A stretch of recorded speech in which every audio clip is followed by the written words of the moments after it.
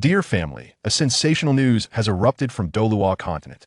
Bibi Dong discovered a baby, Jiangling, beneath a tree, who possesses the innate memory of Hong Mao's martial arts. Subsequently, Hulaina awakened her martial soul into a demon fox, and Qian Xuanji was eliminated, leading Bibi Dong to ascend as the Pope. At the tender age of 6, Jiangling awakened his martial soul, which turned out to be the long rainbow sword, endowed with innate full soul power. Upon entering the academy, he even outsmarted a rogue for his senior sister. What will follow? Certainly no problem. I guarantee the task will be completed. Family, who understands? I feel like I'm about to burst. Let me tell you, Douluo continent has recently made headlines. A rainbow, dazzling and magnificent, suddenly appeared. The story begins outside the martial Soul City during a frigid winter. Bibi Dong, with her stunning beauty and remarkable figure, made a shocking discovery beneath a tree. A baby, Jiangling. This child, wrapped snugly in a thin blanket, slept soundly as if enveloped in warmth. Bibi Dong was astounded. Wow, this child is something special. For years later, Jiangling, this little fellow, practiced swordsmanship with remarkable vigor. The red dragon has emerged. With a shout, he shattered the stones of the yard. After 2 years of training, he had mastered only the third move, feeling somewhat slow in his progress. Having traversed from another world, he came equipped with an extraordinary advantage: Hong Mao's martial arts memory. However, being so young, he could only initially learn lightness skills and mental techniques. One day, Hulaina, his senior sister, came to find him. Little Jiangling, today I awakened my martial soul. Why aren't you there to witness it? Upon hearing this, Jiangling chuckled. I want to go tell me all about it later anyway. Hulaina exploded with indignation. What do you mean he'll tell you? This is a matter of attitude. With that, she delivered a playful punch. Jiangling, unfazed, quickly helped her sit down. Sister, I was just too engrossed in my sword practice. By the way, what martial soul did you awaken? A demon fox with innate soul power at level 9. Hulaina's expression was adorably haughty. Martial soul manifestation. In a flash, she transformed. A fluffy and charming golden foxtail sprouted behind her. Jiangling couldn't resist and reached out to touch it. Hulaina instantly reverted to her original state, blushing fiercely. I just awakened my soul power isn't sufficient to maintain it continuously. Months later, Hulaina brought news. Qian Xuanji was eliminated by Tang Hao. Is today the day of vengeance for my teacher? Jiangling felt an overwhelming surge of excitement.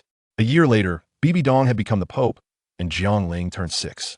Today marked his martial soul awakening. Little Ling, come on. We're going to see the teacher. He claimed your awakening will surely surpass mine. I refuse to believe it. Hulaina rushed in fervently. As Jiangling stepped outside, she collided with him. Hulaina stumbled, and Jiangling swiftly caught her at the waist. However, due to their height difference, Hulaina pressed against him. Her face turned crimson as she quickly pushed him away. Sister, are you all right? Why is your face so red? I'm fine. It's just a bit warm outside. Upon arriving at the papal hall, Bibi Dong sat regally upon her throne, exuding an air of authority. Zhu Douluo and Ge Douluo, the two formidable generals, stood beside her. Teacher, Hulaina exclaimed, rushing forward to embrace Bibi Dong's waist. Jiangling also wished to embrace her, but as a 20-year-old soul, he felt too shy to indulge in such affection. Bibi Dong approached him, gently ruffling his hair. Today, I am here to assist you with your martial soul awakening. Do not be anxious. Yes, I understand. I will certainly be stronger than senior sister. Jiangling replied with a confident smile. With a decisive tap of her staff, Bibi Dong activated the awakening array. Golden light enveloped Jiangling. The true chi of the flying rainbow within him began to stir, surging into his right hand. As the golden light faded, a sword materialized in Jiangling's grasp. The hilt was crimson, and the blade gleamed white as snow, resembling a radiant rainbow. A weapon, martial soul? Zhu and Gue exchanged surprised glances. Jiangling gripped the sword, eager to unleash a set of long rainbow sword techniques. As his soul power erupted, the long sword transformed, becoming as crimson as blood, raising the temperature within the papal hall. Rainbow splendor.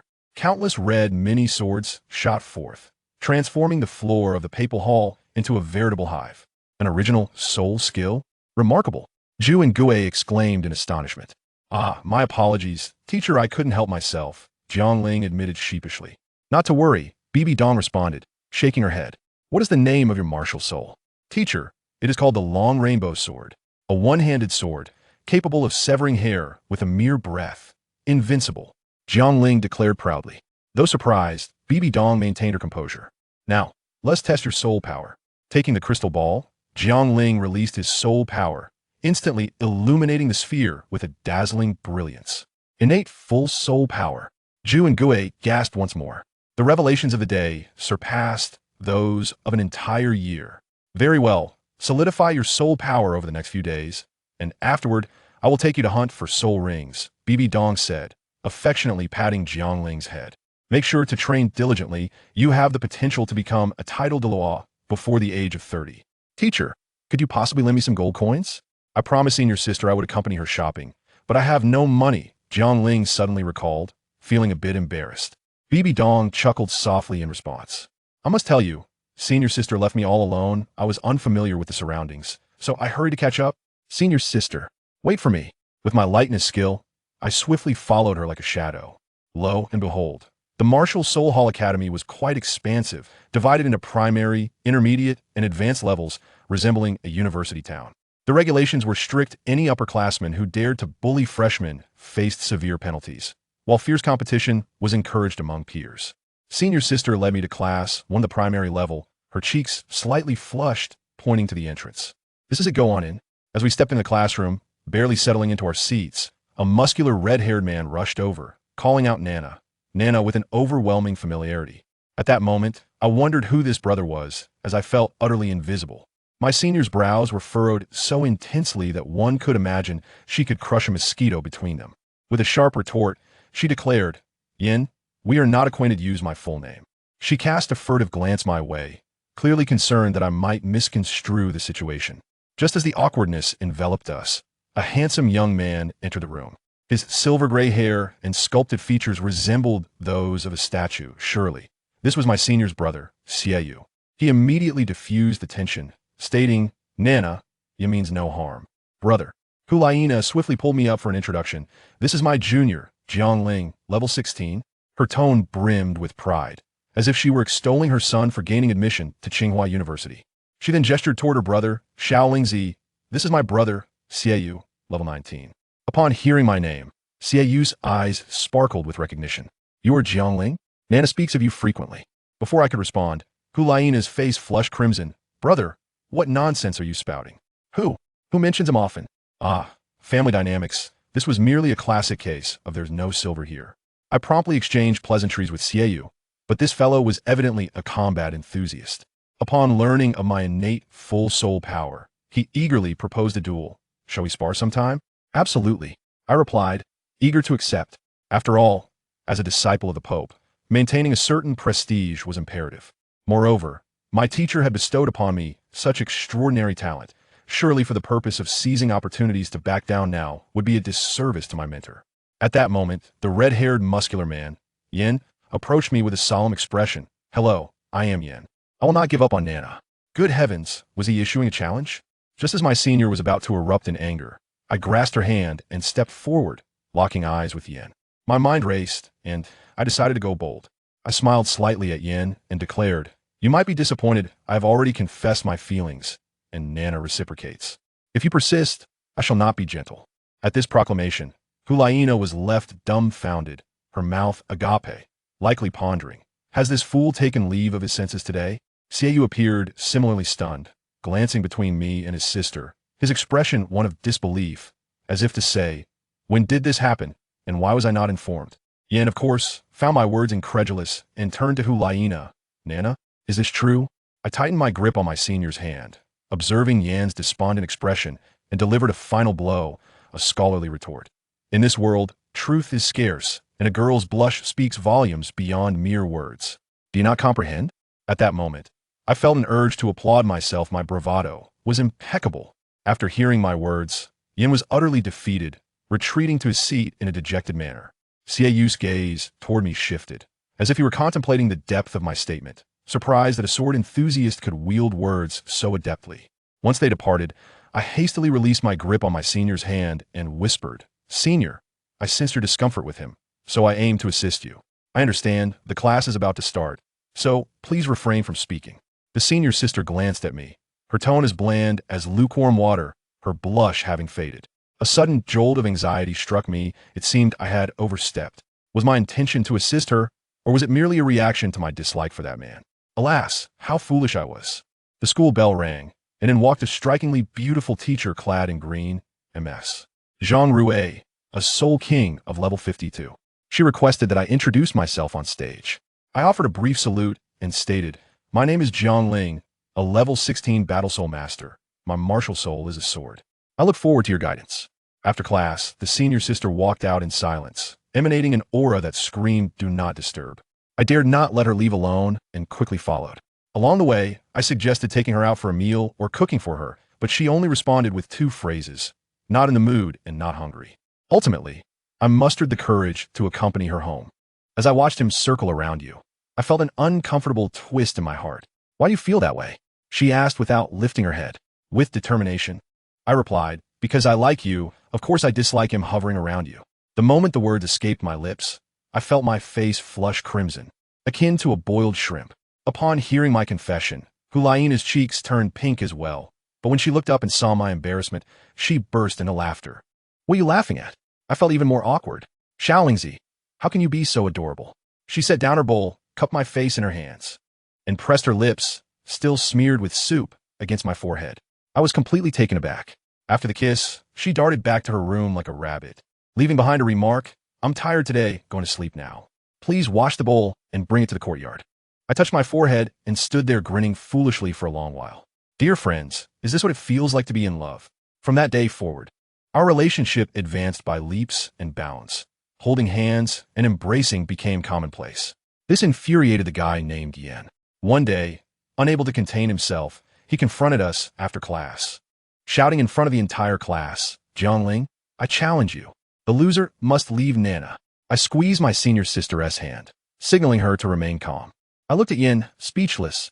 "Are you out of your mind? Nana is already my girlfriend. Why should I duel you? Just say whether you accept or not. You can't even defeat me, so you don't deserve Nana." I scoffed. "How dare you call her name so casually? Fine, I will fight you. But the wager is not Nana. I respect her because I like her. Change the terms. No need. Just one match. Let Nana see who is truly worthy of her. If you win, I will keep my distance from you. All right, let us get this over with." I was too lazy to engage in further banter. Here, he was taken aback. "Hurry up. I'm in a rush. I still need to have lunch with Nana." I cast him a disdainful glance. Arrogant. Martial spirit manifestation. Yin was thoroughly provoked, unleashing his ancient martial spirit, the Flame Lord, radiating an impressive aura, already at level 20. My senior sister leaned in and whispered, "Xiaolingzi, go for it. There's a reward if you win." Energized by her words, I faced Yin without activating my martial spirit. He charged with his first soul skill, Hellish Lava Rush. I gathered my energy, standing firm, and countered with the Sunlight 9 Provinces Palm technique from the long RainbowSword technique. The clash of our strikes instantly elevated the classroom's temperature, sending desks flying. Yin was sent hurtling backward like a kite with its string cut, while I remained unmoved. A swift defeat, do you understand? A complete annihilation. My senior sister was astonished. "Xiaolingzi, you've been hiding your strength. What level are you at?" "I just broke through to level 18 a couple of days ago." Yin, struggling to rise, leaned on his arm, displaying a semblance of bravery. "I lost. I will honor my promise." Following this incident, the campus gossip spiraled out of control, with rumors claiming I had broken Yan's arm and that I fought him at every encounter. I transformed from the Pope's favored disciple into a campus bully. My senior sister was overwhelmed by these rumors, covering her face with a blanket, lamenting that her reputation was ruined. Naturally, this caught the attention of the higher-ups. The elders of the Pope's Hall and the Elder Hall recognized that I was no mere decoration as the Pope's disciple. 8 years swiftly passed, as if time had accelerated. During these years, my daily routine revolved around sword practice and accompanying my senior sister, raising my soul power to level 40.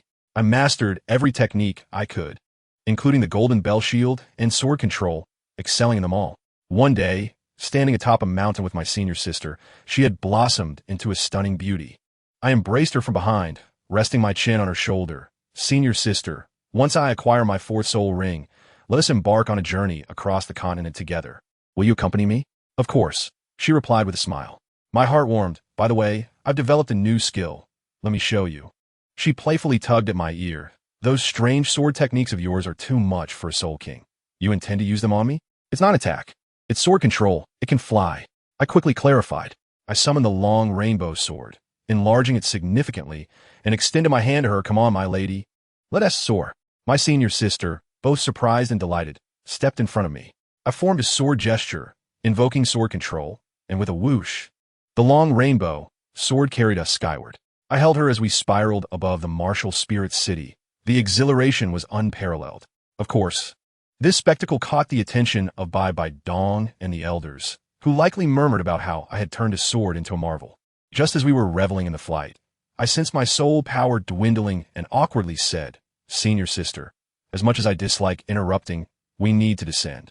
My soul power is running low. I must admit, it is a taboo for men to mention such limitations, and although I was referring to sword control, the atmosphere became subtly awkward. That evening, we dined with our teacher, during which I formally requested permission to go on an expedition. To my astonishment, the teacher abruptly countered, "Linger can go, but Nana cannot accompany you." My senior sister was immediately incensed. "Teacher, why not? When you two are together, is it training or a leisurely outing? With me supervising at the Martial Spirit Hall, you managed to stay diligent. Out there, you would cause an uproar." I was taken aback by how well she understood us. Ultimately, the teacher set a 3-year agreement. She promised that if my senior sister reached Soul King and I attained level 55 within 3 years, she would personally oversee our wedding. Goodness, wasn't that akin to setting a marriage KPI for us? After dinner, I strolled with my senior sister under the moonlight, and she was still fuming over the teacher's conditions. I teased her, "What else with the rush to marry me?" Her face flushed, and with a swift motion, she wrapped her arm around my waist, executing a perfect spin. I gasped. This maneuver was undoubtedly a woman's innate talent, universally effective.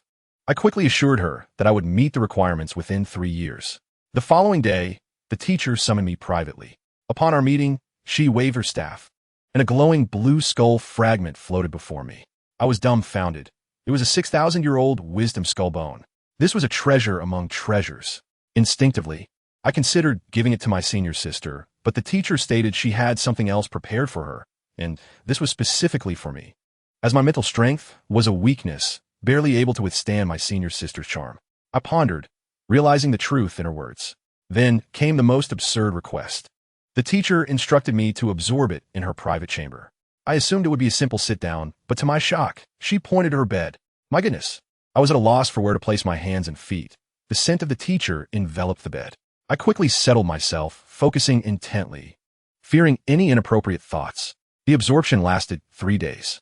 When I finally awoke, my senior sister was beside me, already asleep against the bedpost, while the teacher sat on the other side. I carefully lifted my senior sister, gently placing her on the bed and covering her with a blanket before following the teacher outside. As soon as we stood still, the teacher spoke up. "The eye technique? Is it capable of inflicting both mental and physical damage? Quite intriguing. I must say, Jiangling's flair for the dramatic can be quite exasperating. Here's the situation. After absorbing the soul bone, his mental strength skyrocketed 100-fold, and he acquired a soul skill called the Broken Illusion Eye. This skill is remarkable. It not only pierces through various illusions, but can also unleash beams of divine light, inflicting dual damage on foes." Upon hearing this, Bai Bai Dong insisted on testing its power. She directed Jiangling to unleash the Broken Illusion Eye at full force against her. Jiangling, obedient as ever, felt his eyes redden, and 2 beams of crimson light surged toward Bai Bai Dong. What happened next? Bai Bai Dong, the distinguished master, effortlessly raised her hand, shattering the crimson light, and commented, "Both mental and physical attacks are formidable. You should be able to withstand the soul shock of a 10,000-year soul beast." Jiangling, taken aback, exclaimed, "What? How did you know I intended to absorb a 10,000-year soul ring, master?" Bai Bai Dong shot him a glance, saying, "Humph. You dared to absorb a 900-year ring on your first attempt. Are you not aiming for the heavens now? The soul shock from a 10,000-year soul ring is no trivial matter. However, with your currently surging mental strength, you will likely encounter no real danger." She then inquired, "By the way, this skull is reputed to be a wisdom skull. Have you experienced any other changes in your body?" Jiangling scratched his head and replied, "Of course. My thoughts are now much quicker. Those perplexities I faced during cultivation have become clear to me, like a fog lifting." Bai Bai Dong nodded in satisfaction. "Good." With a wave of her hand, she continued, "All right, Lin, you may head back now. Your master is tired. Tomorrow, Yuan will take you to hunt souls. After saying this, she added, perhaps a bit reluctantly, I shall not see you off. Jiangling, quite adept at reading the room, dashed forward and embraced Bai Dong. Oh my, I rate this gesture a perfect score. He felt the warmth of her figure in his embrace and insisted, this is purely a teacher-student bond. There is nothing romantic about it. Bai Dong stiffened momentarily before relaxing, gently patting Jiangling's back. Be cautious during your journey. Do not trust everything blindly. Jiangling obediently replied, yes, master. I will remember, but I will miss you all. The two lingered affectionately for a while before Jiangling reluctantly departed with Hulaina. The scene shifted, showing Jiangling carrying the still-sleeping Hulaina home, and the abundance of affection was overwhelming. After settling his sister in, Jiangling transitioned into the role of a caring man, pondering that she must be hungry upon waking. Thus, he rolled up his sleeves and got to work. It was not until 8 in the evening that Hulaina finally stirred awake. Where am I? In my own home? Jiangling's voice immediately reached her ears. Sister, you are awake. Come eat. The meal is ready. Hulaina joyfully rushed over, grasping Jiangling's arm, eagerly asking, Xiaoling, have you completed your absorption? Are you all right? Jiangling, in a playful mood, feigned sadness. No worries. You. Hulaina, noticing his act, stepped on his foot. Ouch. I was wrong, sister. Don't be angry. Look at what I prepared for you. You must be hungry. Hurry and taste it. Jiangling led Hulaina to the dining table. After his last attempt at cooking resulted in a simple bowl of noodle soup, Jiangling had dedicated himself to improving his culinary skills. Gurgle. As she gazed at the table filled with appetizing dishes, Hulaina's stomach protested audibly. Blushing, she picked up her chopsticks and began to eat. Jiangling, attentively serving her food, admired her adorable demeanor. Despite her stomach growling, Hulaina's appetite remained modest. Sister, I will set off for the Stardow Forest tomorrow. Hulaina paused mid-bite, falling silent. The two, usually so chatty, found themselves at a loss for words at this moment of parting. Observing Hulaina intently eating her rice, Jiangling recalled a popular saying from 2025. When couples fall into an awkward silence or argue, they should simply kiss without saying a word. Resolving to put this into practice, Jiangling suddenly placed his hands on Hulaina's shoulders. What are you doing? Hulaina, startled by his movement, dropped her bowl onto the table, resembling a frightened little rabbit.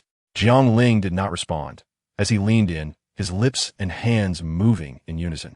Before long, Hulaina found herself weakened, gradually leaning against the bed under Jiangling's gentle hold. Caught up in the moment, Hulaina began to reciprocate Jiangling's advances.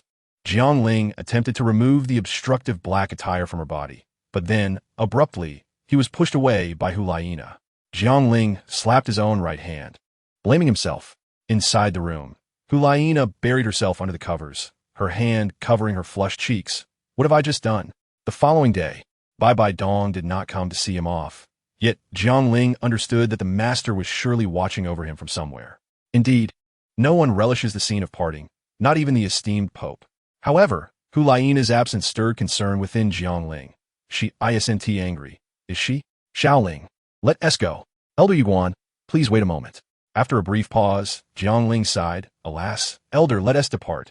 It seems sister will not be coming. Xiaoling, please wait.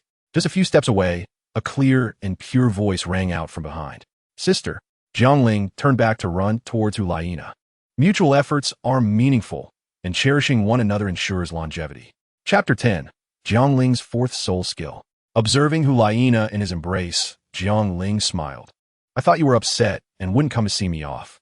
I am indeed angry. You went too far yesterday, Hulaina retorted, her brows furrowed in irritation. Yet her slightly flushed cheeks lent her a captivating charm. Jiangling held Hulaina tightly, proclaiming, wait for me for 3 years. After 3 years, you shall be my wife. I am leaving. Jiangling gently kissed her forehead. Travel safely, Hulaina shyly replied. As you command, my dear wife. Jiangling replied with utmost seriousness. Ultimately, Jiangling had to temporarily depart from the Spirit Hall, where he had lived for 14 years. Outside Spirit City, he turned back for a moment to gaze at the place he had called home. What? Are you reluctant to leave? Yuan remarked, his voice surprisingly softer than that of many women. Not exactly. It's just that after living here for so long, it feels a bit strange to leave all of a sudden, Jiangling chuckled. Go venture into the continent. That is where true talent is found. If my guess is correct, Nana will soon embark on her own journey as well. Perhaps you will cross paths on the continent, Yu Guan said, patting Jiangling's shoulder. Yes, Elder, let us proceed to the Stardow Forest. Stardow Forest, the lair of the Qi by Guangshi. The Qi by Guangshi was the target for Jiangling's fourth soul ring. His first 3 soul rings enhanced his own capabilities. The first increased speed, the second augmented strength, and the third fortified defense. For the fourth soul ring, Jiangling aimed to acquire an offensive skill. The Qi by Guangshi was a formidable creature. Typically, a 1,000-year lion could contend with a 10,000-year soul beast. It was a fire attribute beast, and historical records indicated that the soul ring skills absorbed from such creatures were often powerful group attacks. This was precisely why Jiangling chose it, as he currently lacked wide-ranging offensive capabilities. He hoped that this lion would be of an adequate age. The two had been searching in the Stardow Forest for over 10 days, since the Qi by Guangshi was rare. Finding one of the appropriate age proved exceedingly difficult. Xiaoling, wait here. I will check ahead. As soon as the words left her mouth, Yu Guan's soul power surged, and in an instant, she vanished from sight. If this one does not suffice, we shall seek another soul beast. The Shenhui Mo Lang is also a good option. Jiangling sat on a nearby stone, recuperating while contemplating. Suddenly, a massive soul beast was thrown down. The dust it stirred engulfing Jiangling. Cough, cough, cough. I say, Elder Yu Guan, were you aiming to hit me? Jiangling said, his expression darkening. I got a bit overexcited. After searching for so long, I finally found a suitable one, approximately 11,000 years old, Yu Guan said, looking a bit embarrassed at Jiangling's disheveled state. Oh, really? Jiangling's eyes brightened as he summoned the Changhong Jian to deal with it. Wait, Xiaoling, let's retreat a bit. We are too close to the center. As Bibi Dong remarked, Jiangling's absorption of this soul ring was indeed fraught with peril, yet ultimately harmless. The spiritual tremors of a 10,000-year soul beast inadvertently aided Jiangling in solidifying his surging mental power. With a deep exhalation, Jiangling expelled the foul air from his chest, and the black soul ring suddenly descended. Elder Yu Guan, shall we test my fourth soul skill? Jiangling rose and smiled at the guardian beside him. What? Are you eager to give it a try? Come forth, Yu Guan replied, observing Jiangling's confidence. Although he recognized that this soul skill was likely extraordinary, as a title Douluo, he regarded the power of a mere soul sect's fourth soul skill with disdain. Elder Yu Guan, be cautious. My fourth soul skill, Savage Heavenly Firefall, Jiangling declared, brandishing his Changhong sword and thrusting it into the earth. A fiery red, semicircular barrier materialized around Yu Guan. Yu Guan focused his soul power and struck the barrier with a punch, which merely sent ripples of crimson light across its surface. Quite sturdy. Yu Guan refrained from attacking further, curious to see what other tricks Jiangling had up his sleeve. Xiaoling, this fourth soul skill of yours is not merely for confining enemies, is it? Of course not, Elder Yu Guan. Just watch, Jiangling replied. Above the barrier, countless fiery meteors began to descend upon Yu Guan. The sixth soul skill, Defensive Disc. In the face of the multitude of fiery meteors, Yu Guan immediately unleashed his sixth soul skill. 5 minutes later, seeing that his meteors could not breach Yu Guan's defense, Jiangling decided not to waste any more soul power. Your fourth soul skill can only last this long. If it persisted a little longer, my defensive disc would have shattered, Yu Guan observed as the attack waned, retracting his martial spirit. No, Elder, my fourth soul skill has no time limit. As long as I have sufficient soul power, it can last indefinitely and even expand the barrier's range, though the soul power consumption would increase significantly, Jiangling explained. Such a formidable soul skill? Yu Guan exclaimed in astonishment. My skill requires time to release the meteors, but the barrier can be deployed almost instantaneously, serving both to confine foes and provide defense. Moreover, its hardness can withstand a full-force strike from a soul master 30 levels higher than me, Jiangling clarified. The downside is the excessive consumption of soul power. Jiangling grimaced, having expended 2/3 of his soul power, maintaining the fourth soul skill for merely 5 minutes and with a limited range. It is worth noting that Jiangling's soul power had reached its pinnacle, the 5th level, significantly amplified through the Fei Hong Heart method, equating to 25 times that of an ordinary soul sect. A typical soul sect master would likely be unable to unleash such a soul skill. Extraordinary soul skills often come with inherent flaws, and given the substantial soul power consumption, this was not regarded as a flaw, particularly since he was merely at level 40. Yu Guan felt an overwhelming urge to reprimand this fortunate young man who, despite possessing such a remarkable soul skill, displayed a sense of entitlement. Elder Yuegwan, I have already advanced to level 42, Jiang Ling exclaimed. Is this the realm of prodigies? Yuegwan felt a blow to his self-esteem. However, he maintained the demeanor befitting an elder, not bad, truly worthy of being a disciple of His Holiness the Pope. It is getting late, we should depart. We will first rest at the martial spirit main hall. I must report back to His Holiness the Pope afterward, and your trials are about to commence. Yuegwan patted Jiang Ling's shoulder, a fleeting golden light glimmering. Jiang Ling's expression shifted subtly, but he remained composed. Very well, I also have some preparations to make. So I shall rest at the martial spirit main hall for 2 days. At the martial spirit main hall, Bishop Chiaomike assigned 2 Soul Douluo to covertly protect the young man accompanying me. His identity is quite noble, and should anything untoward occur, I cannot bear the responsibility. Yuegwan instructed from his seat of authority. Yes, Your Holiness, Chiaomike responded, startled and solemn. In another room at the martial spirit main hall, Jiang Ling practiced internal cultivation, observing the light point on his shoulder. A tracking technique? I'm sorry, Master, but only through the trials of life and death can one gain the power to protect you. He channeled his heart method, gradually eroding the light point. Chapter 11. Xingluo, forget it, Chiaomike. You should personally protect him. We have known each other for many years, and I do not trust anyone else. Yuegwan contemplated before stating. Who exactly is this Jiang Ling? To see even a titled Douluo act with such caution, Chiaomike inquired. He may very well become the next pope, Yuegwan whispered. This was, of course, Yuegwan's conjecture, yet it was not without basis. Though Bibi Dong had 2 disciples, who Laiina's talents paled in comparison to Jiang Ling's. After all, he was one of the few who had witnessed Jiang Ling's growth. Now, let this matter remain confidential. I have placed a mark on Jiang Ling, and I will now impart to you the method to sense this mark, Yuegwan added, clearing his throat. Your Holiness, there is no need for that. As an 88th level Soul Douluo, it is a trivial matter for me to follow a soul sect, Chiaomike replied, feeling underestimated. Despite the opponent being a titled Douluo, he too possessed his own dignity as a Soul Douluo. It is not that I underestimate you. Rather, this young man is extraordinarily cunning, without employing certain measures. Even I would not dare to make guarantees, Yuegwan remarked, having lived long enough to understand Chiaomike's thoughts. Very well, this matter is settled. Yuegwan placed his finger to his forehead. The mark has vanished? Yuegwan's expression changed. This is not good. He immediately unleashed his soul power, rushing toward Jiang Ling's room. Your Holiness, Chiaomike followed suit, perplexed by Yuegwan's unusual behavior. Outside the city, a red figure soared rapidly southeast on a sword. In the guest room of the martial spirit main hall, Yuegwan stared at a letter and a note. Elder Yuegwan, this trial is my own affair. If I remain under your protective wing, no matter how great my talent, I will never become a true powerhouse. I understand you're merely following orders, so I've left a letter for my master. Upon your return, please deliver it to her. She will not blame you. Elder, I implore you, let me go. Yuegwan sensed the mark he had left and confirmed its disappearance, sighing. What a peculiar individual. Your Holiness, what has transpired? Chiaomike inquired, arriving late. Jiang Ling has stealthily slipped away. What?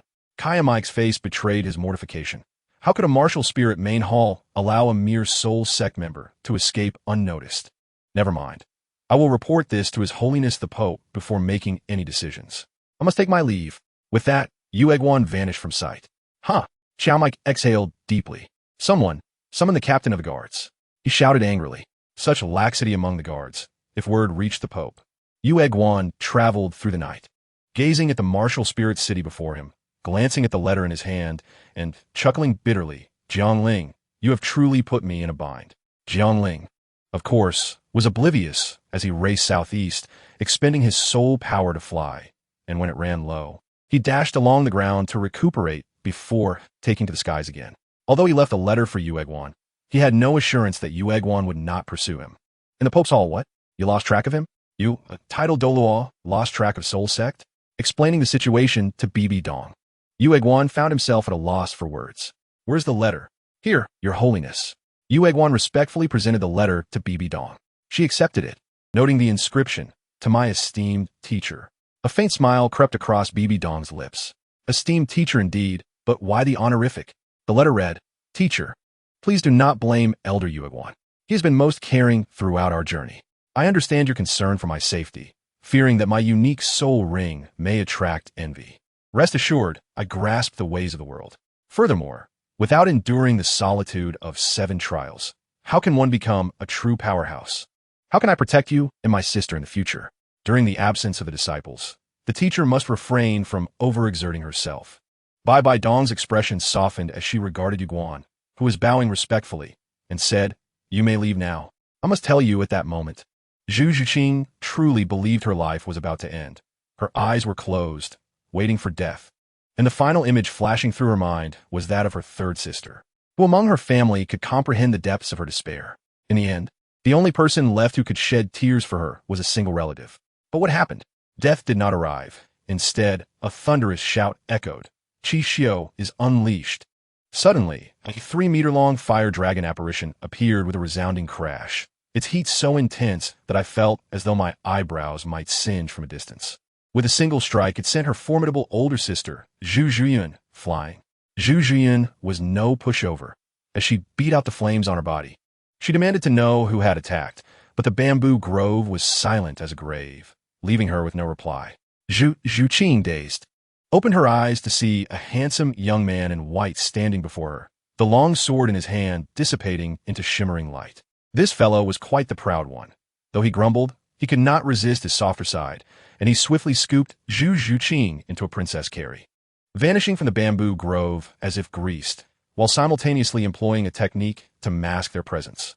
Thankfully, he was quick, for at the very moment they disappeared, a middle-aged magnate lying in a manner abruptly opened his eyes, perplexed.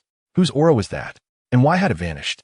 Just as he finished speaking, he too disappeared from his recliner, clearly in pursuit. My friend Jiang Ling, cradling Zhu Zhuqing, maneuvered through the city with nimble dexterity, primarily focused on evading detection. The little cat in his arms gradually awakened, weakly asking, "Who are you?" The moment she relaxed, the pain from her wounds caused her to grimace. Jiang Ling, ever cheeky, responded, a kind-hearted handsome man. Just as Zhu Zhuqing was about to inquire further, her eyes rolled back, and she fainted from the pain. Realizing the urgency, Jiang Ling quickened his pace, heading straight for the hotel. Upon returning to the room, Jiang Ling, as if performing a magic trick, retrieved an array of healing medicines from his storage jade pendant. I must commend his senior sister, Laina, who had forcibly taken her pendant before departure, cramming it full of clothes, money, various elixirs, and provisions akin to a pocket of Doryman. However, a dilemma arose as he gazed at Zhu Zhuqing, unconscious on the bed, her body marred with numerous wounds, on her thigh, abdomen, chest, and back. While her fitted combat attire was striking, applying medicine proved to be a challenge for Jiang Ling. Observing the pained expression on Zhu Zhuqing's face, he steeled himself. Saving her was paramount. With a decisive motion, he tore away her trousers and removed her upper garment, leaving only her fitted attire. This rough action exacerbated her wounds, causing Zhu Zhuqing to moan even in her unconscious state. Jiang Ling, momentarily taken aback by her stunning figure, nearly lost his composure, quickly closing his eyes and muttering a mantra of modesty. After a frantic half-hour of attending to her wounds, during which various physical contacts occurred, his heart raced uncontrollably. Finally, after administering the restorative elixirs, this tumultuous yet intimate treatment came to an end. Meanwhile, Zhu Zhuyan, having been blasted away by a single sword strike, did not return home, but instead endured the pain to seek out her fiancé, Davis, in the palace. Upon recounting the events, Davis, exuding an air of indifference, stated, "If someone is protecting her, let her live. After all, that useless Dai Mubai has fled, and she cannot stir up any trouble." Zhu Zhiyun, however, would not relent, gritting her teeth. "No, if she does not die, I cannot sleep." That night, some are unable to find rest. For instance, Jiang Ling, sitting on a stool, struggled to sleep. Every time he closed his eyes, he envisioned Zhu Zhuqing's delicate figure. Similarly, the magnate in the manor, having searched in vain, was consumed by confusion. The next day, Zhu Zhuqing awakened. As her eyes fluttered open, confusion washed over her, and as she attempted to rise, the pain from her wounds reminded her of the gravity of her situation. Lifting the covers, she discovered to her shock that she was clad only in her fitted garments, clearly having been tended to by someone else. She turned sharply to find Jiang Ling asleep at the table, and tears streamed down her face. Stirred by her movements, Jiang Ling awoke to see her tear-streaked cheeks and hastily explained, "You were gravely injured yesterday. I had to remove your clothing to apply the medicine. Fortunately, Zhu Zhuqing was reasonable. She wiped her tears and, with a hint of a childlike tone but a cold demeanor, replied, I understand. Thank you for saving me. This stark contrast was utterly charming. Jiangling breathed a sigh of relief, fearing she might react negatively to his actions, just as he contemplated boasting about his gallant rescue. Zhu Zhuqing's stomach growled audibly. Her face flushed crimson to the roots of her neck. Jiangling, ever perceptive, immediately suggested, I happen to be hungry as well. I shall fetch us some food. With that, he slipped away. Once he left, Zhu Zhuqing mustered her strength to rise and donned her tattered battle attire. In her eyes, even this ragged outfit was preferable to being bare. Just as she finished dressing, Jiangling returned, carrying a tray of food. Their eyes met, and the atmosphere became palpably awkward. I must say, wearing that torn outfit was less dignified than being unclothed. The visual impact in broad daylight was overwhelmingly strong. Zhu Zhuqing quickly covered her exposed areas, her voice trembling. You turn around first. Jiangling, realizing the situation, promptly turned his back, retrieving a set of his own clothing from the jade pendant and offering it to her. My apologies. I completely forgot about this. Please wear my clothes. Once Zhu Zhuqing changed, their relationship softened. Jiangling urged her to eat first while he stepped out to buy her more garments. While Jiangling was away, Zhu Zhuqing sat alone, eating, tears cascading down her cheeks once more. She had not anticipated that a stranger could show her more kindness than all her blood relatives combined, leaving her feeling both touched and sorrowful. Meanwhile, my friend Jiangling had quite the adventure while purchasing clothes. In the clothing store, when asked whom he was buying for, he casually replied, for my younger sister. When inquired about her size, he was at a loss. He gestured to the female shop assistant. She is about your height, and her chest is approximately 3 times yours. The assistant's face darkened instantly, forcing a strained professional smile, likely cursing him 1,000 times in her mind. But Jiangling was not done. He continued, her backside is more pronounced, and her legs are longer, roughly this much. A masterclass in precision, indeed, to boost her sales. The shop assistant endured his remarks. Jiangling not only purchased outerwear, but also insisted that they prepare a complete set of undergarments in various sizes according to his specifications. After completing his purchases, he left the store under the assistant's resentful gaze. Passing by a treasure pavilion, he ventured inside, seeking a disguise mask. To his surprise, he found one, and in addition, he discovered a piece of a wooden plaque emanating spiritual energy. Just as he grasped it, a flamboyant young man named Lan Xingchen appeared, also desiring the plaque. Jiangling spun a tale, claiming he intended to gift it to an elder, successfully deceiving Lan Xingchen. Once he left, Jiangling was unaware that he had been followed, as Lan Xingchen sought to uncover whether he knew the plaque's secret. Meanwhile, Jiangling donned his newly purchased mask, transforming from a handsome young man into an utterly unremarkable passerby, even changing his hair color. The shopkeeper, pleased with his purchase, gifted him the flawed wooden plaque. He hurried back, anxious about Zhu Zhuqing's well-being. Upon returning to the hotel, he opened the door to find Zhu Zhuqing meditating in cultivation. This girl exuded determination. Jiangling presented her with the clothing he had purchased, specifically advising her that wearing a skirt would be gentler on her wounds. Observing his intent to leave, Zhu Zhuqing felt a warm flutter in her heart and unexpectedly invited him to stay, saying, You can remain here. I will just draw the curtain. Taken aback, Jiangling obediently returned to his chair, facing away from the bed. However, the rustling sounds of her changing clothes stirred his senses, and ultimately, he had no choice but to block out his hearing. When Zhu Zhuqing emerged in a delicate light green gown, she exuded elegance and grace. She softly called out Gongzi, and Jiangling, upon unlocking his ear recognition and turning around, was momentarily taken aback. The two finally exchanged their names formally. Jiangling revealed that his true name was Jiangling, while his alias was Jiangluer.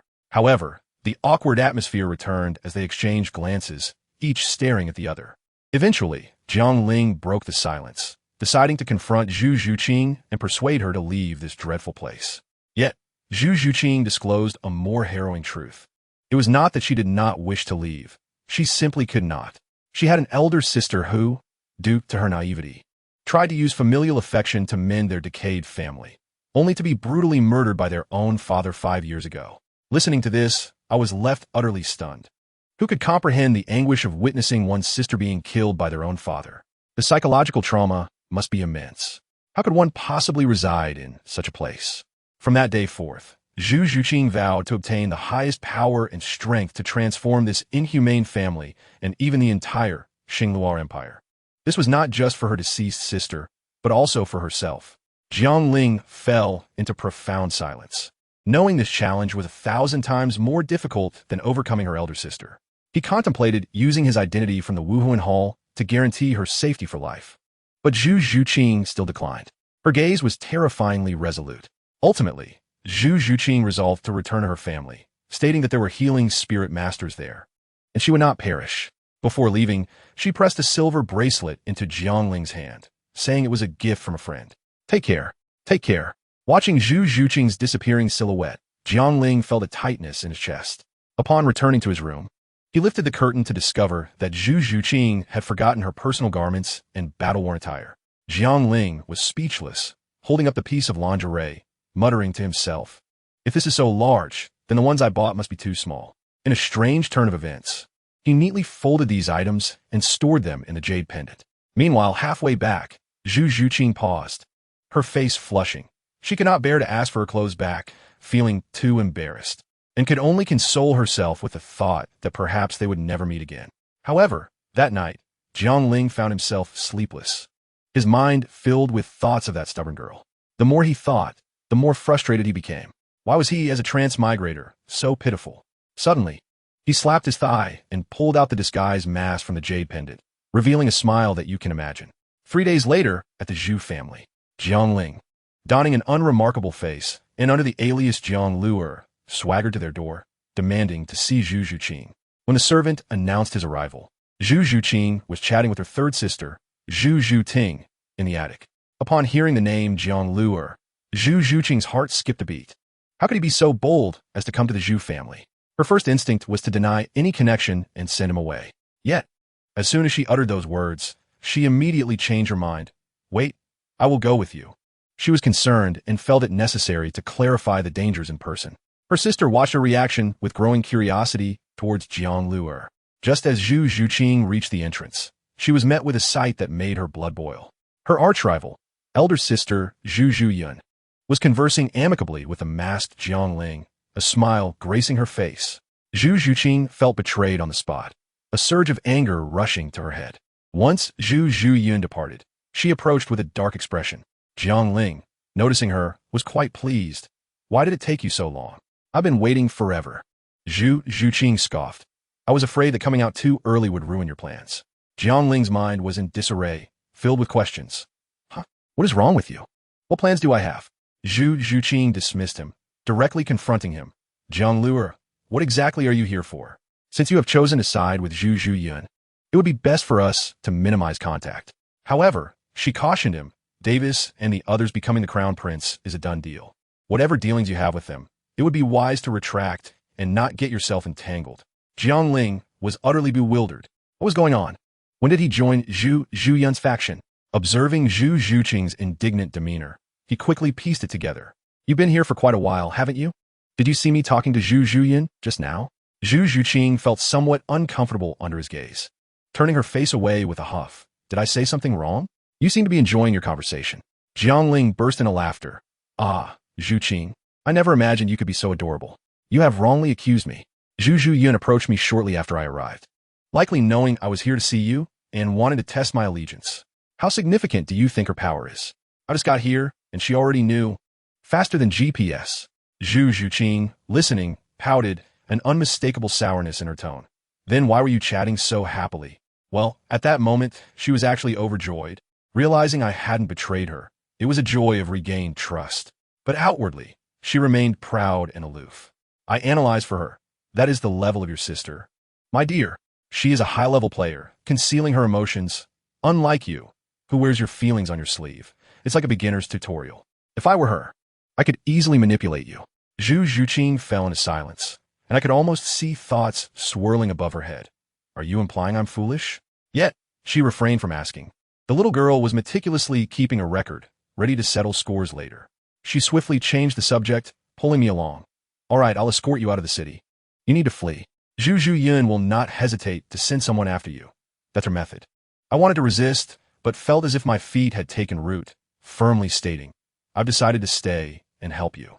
Jiangling of the Wuhuan Hall cannot interfere in imperial affairs. What does it matter to Jiang Luo? With a new face, who would recognize me? Zhu Zhuqing halted, lowering her head, her voice barely above a whisper. You really don't need to take this risk for me. In a moment of impulse, I replied, I came out to experience life. What is the point of training if there's no danger? Who could understand this declaration from a straightforward man? In the future, such a statement would be ridiculed online.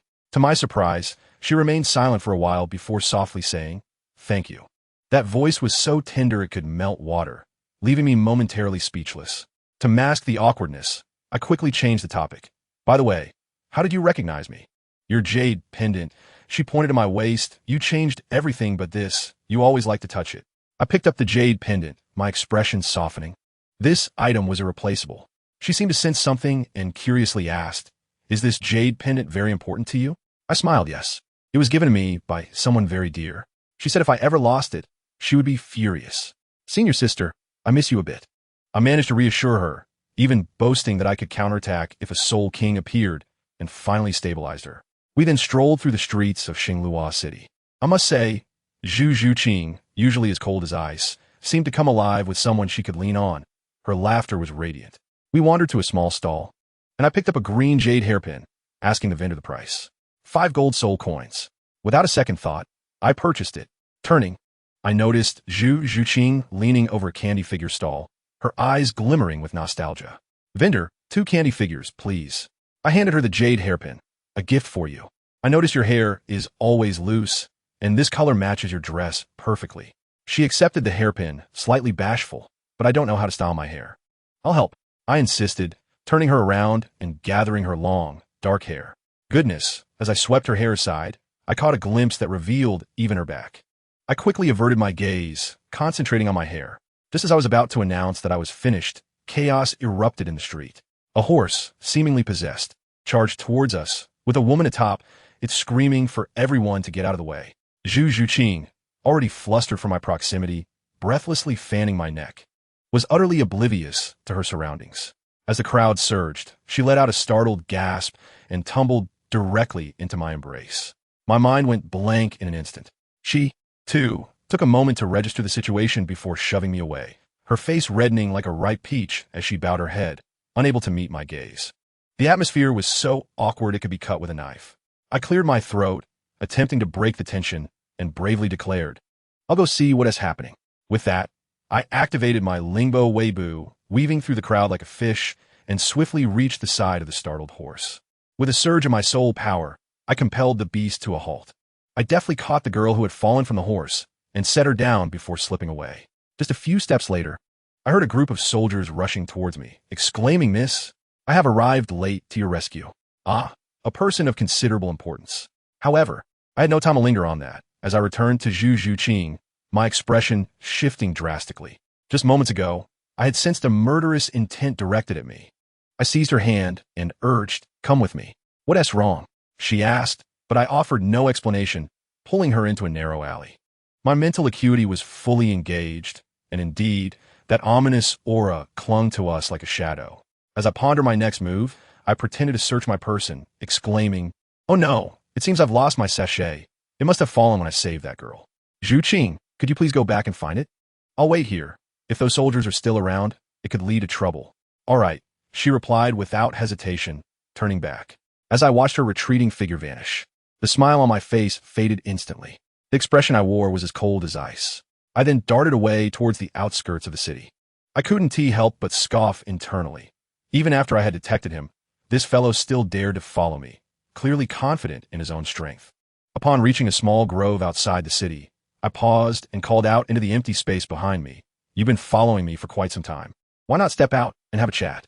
A burly man leapt down from a tree, his presence radiating an air of menace, unmistakably a harbinger of death. You've chosen a nice spot, serene and picturesque, perfect for your grave, he mocked. I chuckled. You were sent by Zhu Zhuyin, weren't you? I can't think of anyone else who would be so impatient. The man slammed his large blade into the ground. Enough with the small talk. The dead have no right to ask why. At least allow me to die with clarity. It will be beneficial for my next life to know whom to seek vengeance against. I extended my right hand, and my Changhong sword materialized in my grasp. My name is Yang Jin, and my martial spirit is the iron broadsword. Remember it in your next life. With that, I reveal my soul rings, 6 in total. Yellow, yellow. Purple, purple, black, black. Level 68 Soul Emperor. I had already seen through him with my broken illusion eyes and felt no anxiety. I showcased my own soul rings. Yellow, purple, purple, black, 4 in total. Yang Jin's eyes widened in disbelief. This is impossible. How can your second ring be a millennium old? And your fourth ring be a 10,000-year ring? I ignited the tip of my sword with crimson flames. In this world, nothing is impossible. What does it matter if your soul rings are impressive? You're merely a soul zone. I revel in extinguishing genius. Yang Jin sneered, launching into his 5th soul skill. Meteor Slash. I assure you, the scene was chaotic with blades glinting like rain, thick enough that not even a fly could pass through. I invoked the 7 Suns' divine art, Golden Bell Shield. Planting my sword into the ground, I clasped my hands together, summoning a massive, crimson bell that enveloped me. Clang, clang, clang. The flashing blades struck the bell, and the dust it stirred enveloped me completely. However, I knew this shield wouldn't hold for long. Amidst the haze, I activated 3 buffs in quick succession. The first boosting my attack, the second enhancing my strength, and the third fortifying my defense. My form transformed into a fire dragon, sword in hand, as I burst forth from the smoke. Changhong, sword technique, flying dragon in the sky. Yang Jin was taken aback by my ferocity and hastily attempted to block my attack. With a resounding crash, he was launched backward, crashing through several trees. Yet, I was not unscathed. My hands were painfully jarred, and cuts marred my body from his earlier blade's energy. Though shallow, they made me appear quite ragged. I was acutely aware that this fellow was physically strong. I couldn't engage him directly. Yang Jin emerged from the wreckage, frenziedly slashing at me. Yet, his technique was riddled with openings in my eyes. I activated my Lingbo Weibo to its fullest, darting through his blade's arcs. After several exchanges, I had inflicted 3 sword wounds upon him. His anxiety deepened with each encounter, and after a powerful strike forced me back, he gasped. Your swordsmanship and agility are indeed impressive, but are you truly unharmed by my attacks? I paused, glancing down to see blood seeping from the areas that had narrowly avoided his strikes. His blade's energy had left its mark. I couldn't evade this. Yang Jin, noticing my realization, laughed heartily. Your greatest weakness is that your soul power and physical strength are far inferior to mine. Today, you shall meet your end. As he spoke, his left hand swept across his blade, instantly turning it crimson. His 6th soul skill shattered mountains and rivers. In that moment, I felt as though the sky was collapsing. Trees and stones within a dozen meters were reduced to dust. The pressure bore down upon me, threatening to flatten me. But whom have I ever feared? My soul power surged, my eyes turning crimson with battle fervor. Bring it on. You wish to unleash your ultimate move? I concentrated all my strength into one strike. Changhong, sword technique. Long rainbow, piercing the sun. If his attack was like a colossal hand blocking out the sky, then my strike was an arrow capable of piercing the sun. Boom! The blade's energy bore down upon me, my bones creaking under the strain. Yet I refused to kneel, propping myself up with my sword. You think I would kneel? Not even my teacher, a titled Douluo, could compel me. Just as I felt I could no longer hold out, my sword energy sliced through his blade's force, piercing directly through his chest. In that fleeting moment, victory was decided. Yang Jin gazed down at the gaping wound in his chest, his eyes dimming as he leaned on his sword, collapsing to the ground. How could this be? As he fell, the oppressive weight lifted instantly. I coughed up a mouthful of blood. My insides felt shattered. Yet, I paid no heed to my own condition and approached him, sword in hand, determined to seize my chance. Why do you lie there? A mere soul zone. He lay on the ground, unable to maintain his martial spirit. I swept my sword across, coldly stating, why must there always be reasons? Do you think everyone is like you, a mediocre talent? His fury ignited, and he spat out another mouthful of blood, drawing his final breath. Only then did I feel a sense of relief, hastily sitting cross-legged to recuperate. This battle had been perilous, but thankfully, I emerged victorious. I hadn't even utilized my 4th soul skill, relying solely on my swordsmanship and the first 3 soul skills to triumph over a soul emperor. Once I regained my composure, darkness began to envelop the sky. I thought to myself, oh no, that girl Zhu Qing must be worried sick. I rifled through Yang Jin's belongings, dealt with the corpse, and hurried back to the city. At the meeting point, I found Zhu Zhuqing sitting alone, curled up with her knees drawn to her chest, her head buried in her arms, her shoulders trembling. She must have returned only to discover my deception and, unable to find me, assumed I was in trouble. This foolish girl had frantically searched for me, and upon failing to find me, her emotions spiraled out of control. As I approached to call her name, she suddenly coughed up blood and slumped into my arms. I quickly checked her pulse and noted her blood-red pupils. She was experiencing a backlash. Without hesitation, I scooped her up and rushed to the inn. Back in my room, I laid her down on the bed. Her internal energies were in disarray, and I needed to purge the stagnant blood. However, extracting the stagnant blood required applying pressure to the Tanzhong acupoint, which, as you all know, lies between the breasts. I hesitated momentarily, pondering how to proceed.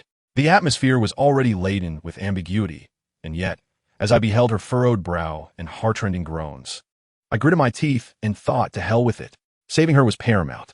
I slowly placed my hand upon her. In that moment, I felt more anxious than when battling the Soul Emperor, my hand trembling uncontrollably. Focus. I bit my tongue, forcing myself to calm down, and gradually channeled my long rainbow chi into her body. For an entire hour, I was drenched in sweat, my face pale. Healing her required utmost concentration. I feared that a moment's negligence could lead to her demise. Once I had settled her comfortably under the covers, utterly exhausted, I slumped into a chair and fell asleep. Just as I drifted off, I noticed Zhu Zhuqing's eyes flutter open. She propped herself up, gazing at me with a complicated expression, her cheeks flushed. Goodness, she had been awake all along. She had feigned sleep to avoid awkwardness. What a cunning maneuver. The following morning, upon awakening, I discovered an additional blanket atop me, confirming she had indeed regained consciousness. Are you all right? I inquired. She sat cross-legged on the bed, her demeanor once again cool and composed. Yes, I'm completely fine, she replied. Yet, I remained unconvinced. Allow me to check you once more. Her face paled at my words, and she hastily objected. No need. I assure you, I am perfectly well. She must have thought I intended to press on her chest again. However, I insisted, and reluctantly, she returned to her seated position on the bed, her eyes tightly shut, as if resigned to my examination. This time, I wised up and positioned myself behind her, placing my hands on her back, allowing my chi to circulate throughout her body. As soon as the chi flowed, her body relaxed, and she unexpectedly let out a peculiar moan. My eyes twitched. What on earth was she doing? Realizing her own reaction, her face turned crimson, as if she wished to vanish into the ground. After confirming her well-being, I inquired about the events of the previous day. In an unexpected turn, she seized my hand, leaning forward in a manner reminiscent of a domineering queen teasing a young pup. Did you deliberately divert my attention yesterday? Did Zhu Zhuyan's people attack you? Her commanding presence momentarily stunned me, and I took a moment to process the oddity of our position. Once we both descended from the bed, I recounted the incident involving Yang Jin and presented his possessions. Upon recognizing them, Zhu Zhuqing was left speechless. In an instant, she lunged into my embrace, clutching me tightly. I could feel her trembling. I understood that Yang Jin had been the final straw for her elder sister, a thorn in her heart. Now, that thorn had been removed. As her emotions stabilized, she shared the harsh competitive rules of her family. In essence, it involved raising a gu, with only the survivor permitted to wed the crown prince of the Xingluo Empire. Her sister had lost and perished. Now, it was her turn against Zhu Zhuyan. With Zhu Zhuyan backed by the future Emperor Davis, her influence was vast while she stood alone. After listening, I approached her, resting my hands on her shoulders, gazing into her eyes as I said, "From now on, you shall not be alone. We will fight this battle together." She nodded earnestly, tears nearly spilling from her eyes. To lighten the mood, I asked, "All right then, let us assess our combat strength. It's just the two of us, right?" She glanced at me and nodded. "All right, that's manageable." I then began to assign tasks. Your immediate goal is to quickly level up to 20 and acquire your second soul ring. I will handle that soul sage under Zhu Zhuyan. Zhu Zhuqing suddenly interrupted, her expression one of disbelief. Wait a moment, you're only level 44? I was at a loss for words. At 14, level 44. Does that seem low? No. I mean, you're level 44, and yet you defeated Yang Jin, who is level 68. She appeared utterly bewildered, having assumed I was at least a soul king. I could only shrug. I have some hidden cards. I can fight above my level. But can you defeat a soul sage? She pressed. Not exactly, I replied bluntly. Do you think soul sages are as common as cabbages? Observing her growing concern, I reassured her, have no fear. I will find allies capable of dealing with a soul sage. For now, focus on your own well-being. Seeing her clumsily wanting to express concern, yet unsure how, I couldn't help but chuckle. After parting ways with her, I turned my attention to my pressing matters. Remarkably, I had only been in Xingluo City for a few days, yet I found myself being followed, an unwelcome shadow.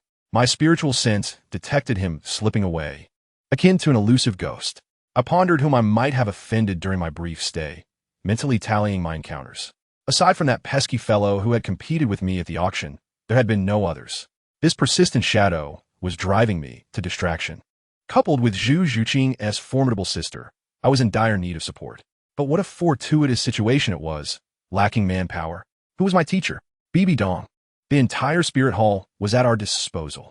I found a secluded corner, donned a nondescript face, and wandered around the city several times to ensure I was not being followed before heading straight to the spirit hall in the city center. The grandeur of the building was awe-inspiring. I recalled how I had once gone to great lengths to shake off my teacher's protective envoy, only to now return in search of assistance, my face burning with embarrassment. However, there was no choice. Lacking strength necessitated seeking help to establish a presence first. Once inside, I wasted no time. I produced an item and slammed it onto the table. The Pope's order. The attendant, upon seeing it, nearly buckled at the knees, hastily ushering me into a private room. Moments later, a platinum bishop named Marcin arrived, looking quite spry for his age.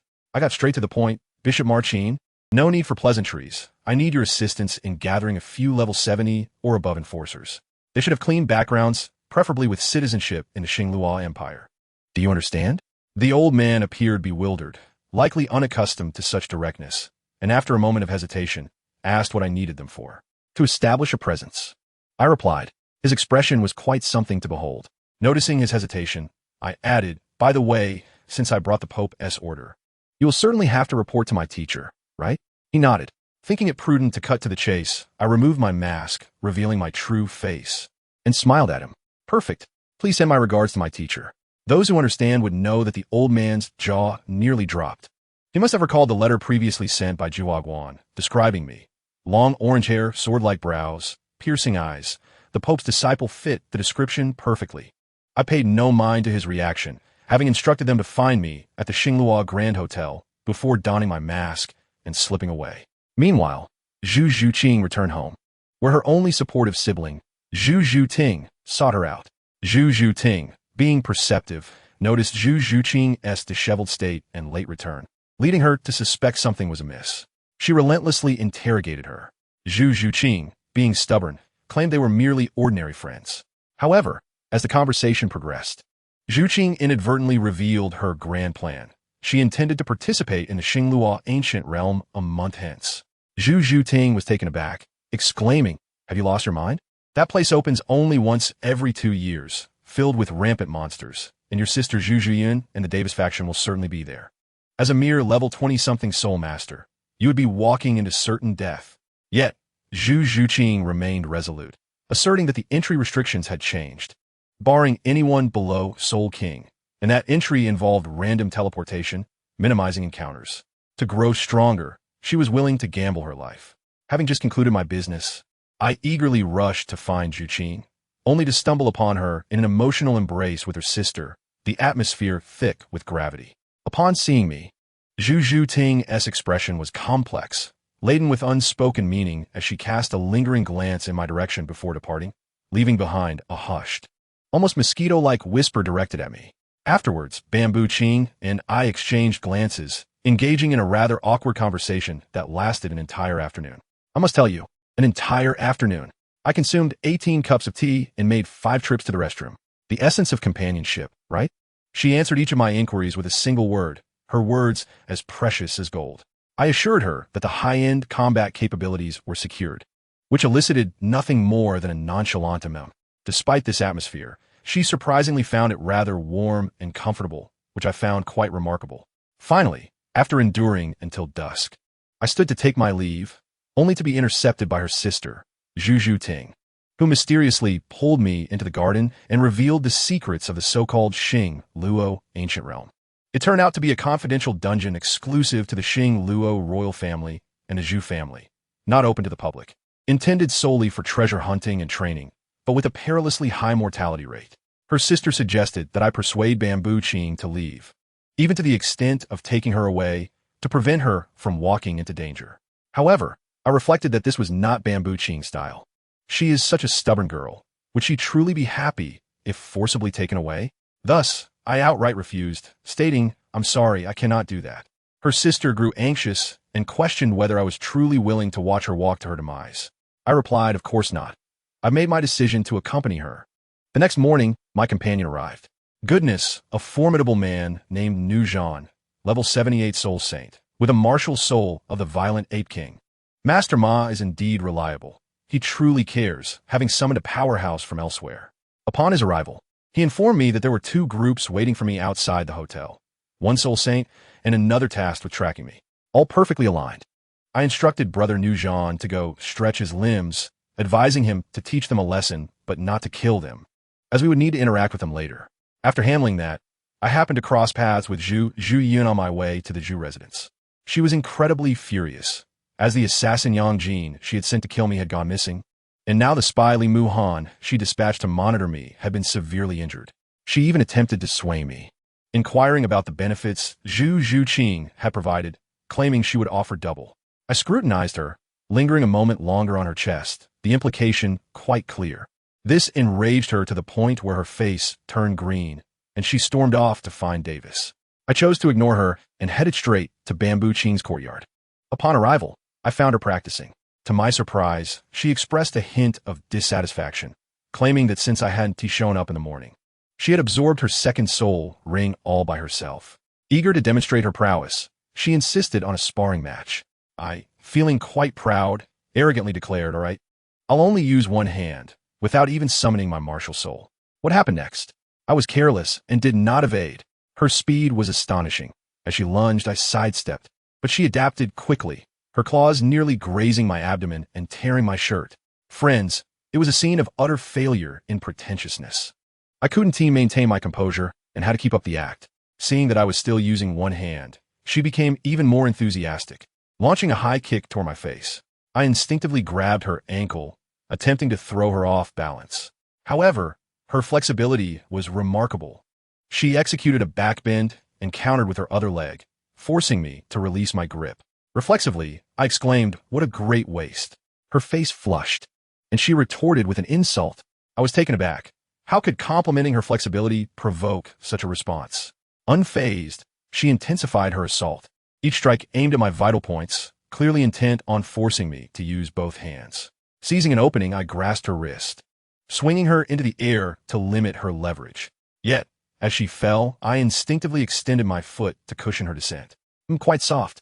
Her face turned crimson as she quickly broke free and regained her footing. I felt somewhat awkward and cleared my throat, attempting to critique her. "Your tactics are commendable, but your eagerness to attack leaves you overly exposed." To my surprise, she remained unconvinced, claiming she hadn't even utilized her soul skills yet. Goodness, such stubbornness. She unleashed her ultimate technique, the spectral puncture followed by the spectral claws, hundreds of claw shadows raining down upon me. I dared not underestimate her this time. I clasped my hands together, summoning a protective barrier. This foolish girl, seeing me withstand her onslaught, attempted to retract her attack. The result? She suffered a backlash of soul energy and fainted on the spot. I hurriedly caught her, my hands feeling. Ahem.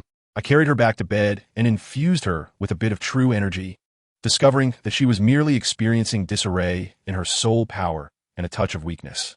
Gazing at her pale face, I felt both amused and pained. She was such a kind-hearted yet obstinate girl. She slept soundly until the afternoon. Upon awakening, our eyes met, creating a rather charged atmosphere. I quickly sought an excuse to prepare a bowl of porridge for her. Watching her sip delicately, I realized I could not delay any longer. I directly asked Bamboo Ching, "We are companions, are we not? If there is anything, do not keep it hidden from me." Upon hearing this, her eyes turned red, and she finally divulged the perilous situation regarding the ancient realm, stammering that she found it too dangerous and did not wish to implicate me. She explained, "The Luo ancient realm is a separate world with a complex environment. Even a soul, Douluo, has perished there. Brother Jiang, your talent is exceptional. There is no need for you to risk such life-threatening dangers for me." I replied, "Little girl, you're overthinking this. What am I out here for? To hone my skills. Of course, I shall venture into the most perilous places. This Luo ancient realm sounds thrilling and is perfectly suited to my expertise. Furthermore, assisting you in the process would be a win-win situation, truly beneficial for both of us. Why not embrace it? She fell silent, but her small eyes clearly perceived my intentions. Fearing she might continue her protests, I reached out and ruffled her long hair, chuckling. All right, it's settled. Starting tomorrow, I will teach you my techniques, and I shall be your mentor. So you must listen to me. With that, I slipped away, leaving her in a state of contemplation. Upon exiting the Zhu residence, I was taken aback. Brother Nu, my soul saint-level bodyguard, stood like a gatekeeper at the entrance, having waited for me the entire afternoon. Friends, who understands? Having a soul saint who could serve as an ancestor of a family, guarding the door for me? If this news got out, I would surely be bundled up and beaten. I inquired why he and T found a place to rest, and he replied that he had been training nearby all afternoon and insisted that protecting me was his duty, requiring him to be ever present. I thought, fine. You're skilled and dedicated. Let us go have a meal first. As I walked away, Zhu Zhuqing's sister slipped into her room, apparently informing her of my presence, wanting me as an external ally. The sisters chatted for the entire night, and I was told my name had been mentioned quite frequently. Meanwhile, my dear Nana, far away, was surrounded by a table of green vegetables, muttering about me and sensing that I might be in trouble. Ah, the terrifying intuition of women. In the subsequent half-month, I entered a rigorous training regimen, sparring daily with Brother Nu, resulting in me questioning my very existence. I was perplexed and asked him, Brother Nu, facing someone as tough as you, I can hardly break through your defenses. What should I do? He responded with utmost seriousness, Young master, your talent is remarkable. With diligent training, your level will surely increase. At that moment, I felt an overwhelming urge to give him a thorough electronic service. ISNT that just stating the obvious? Finally, the day arrived for entering the ancient realm. The Zhu family members, especially her sister, Zhu Zhuyun, regarded me with eyes that seemed to want to consume me whole. As for me, I simply returned her a bright, sunny smile, maintaining a balanced mindset. Her father, a level 89 titled Douluo in reserve, personally led the expedition.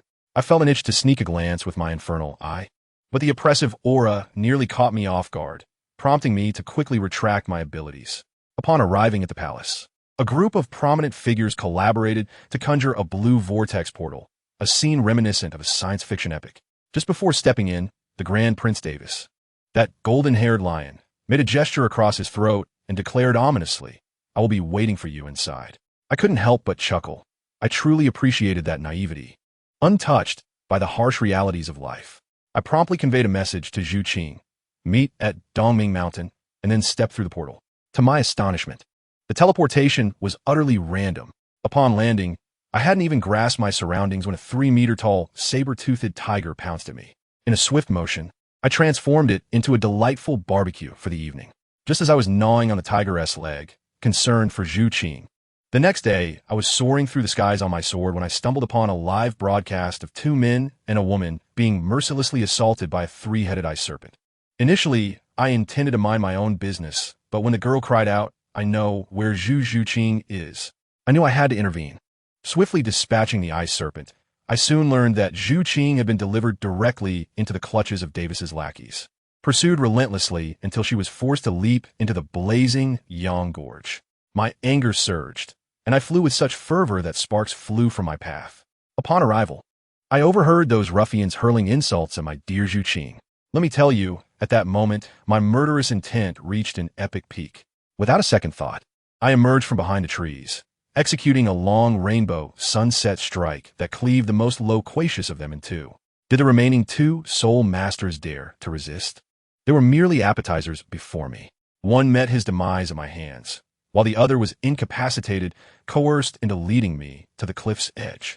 Gazing into the unfathomable abyss, I sent him plummeting to join his brother below. However, out of mercy for his relatively clean mouth, I refrained from scattering his ashes. Without a moment's hesitation, I leaped into the abyss, driven by the desire to see the living and the dead. I must tell you, the bottom of that chasm was akin to a natural incinerator. The temperature was absurdly high. The fellow I had kicked down ignited mid-descent.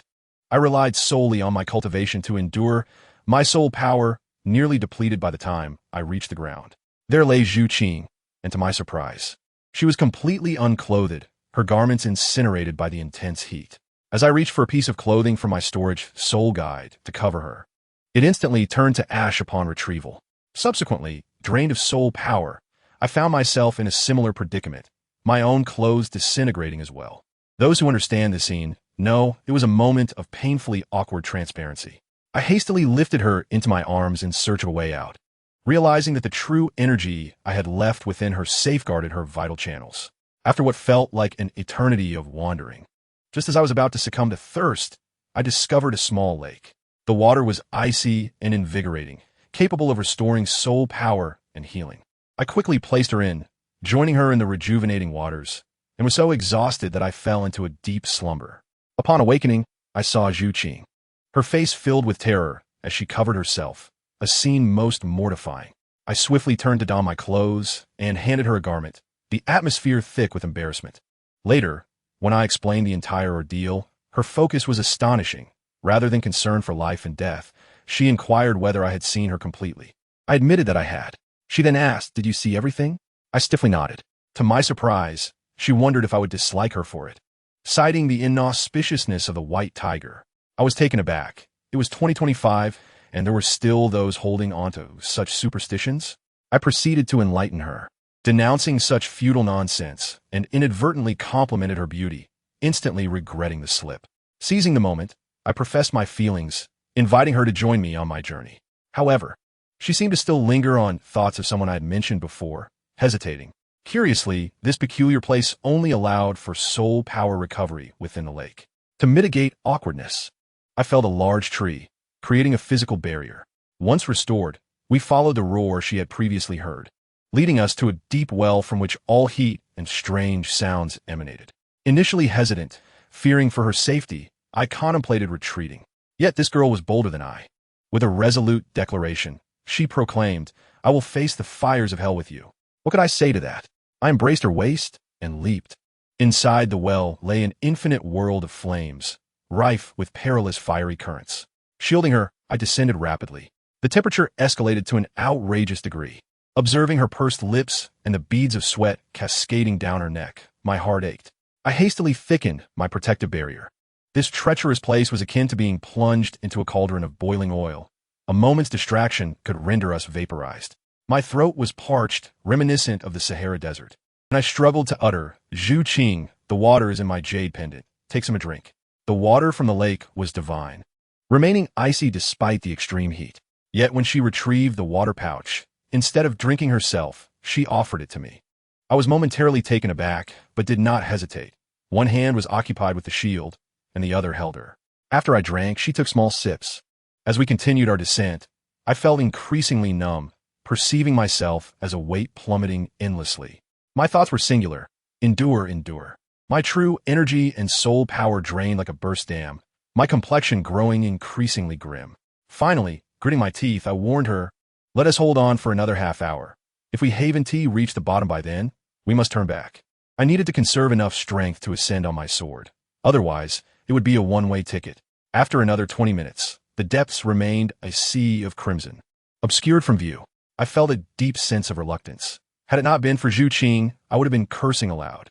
Just as I prepared to call for her to return, she suddenly exclaimed, "Brother Jiang, look below. There's a change."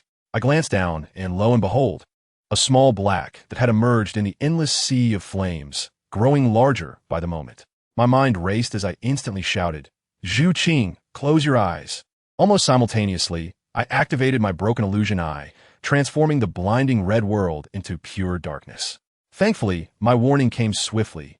Otherwise, the abrupt change in light would have surely blinded her.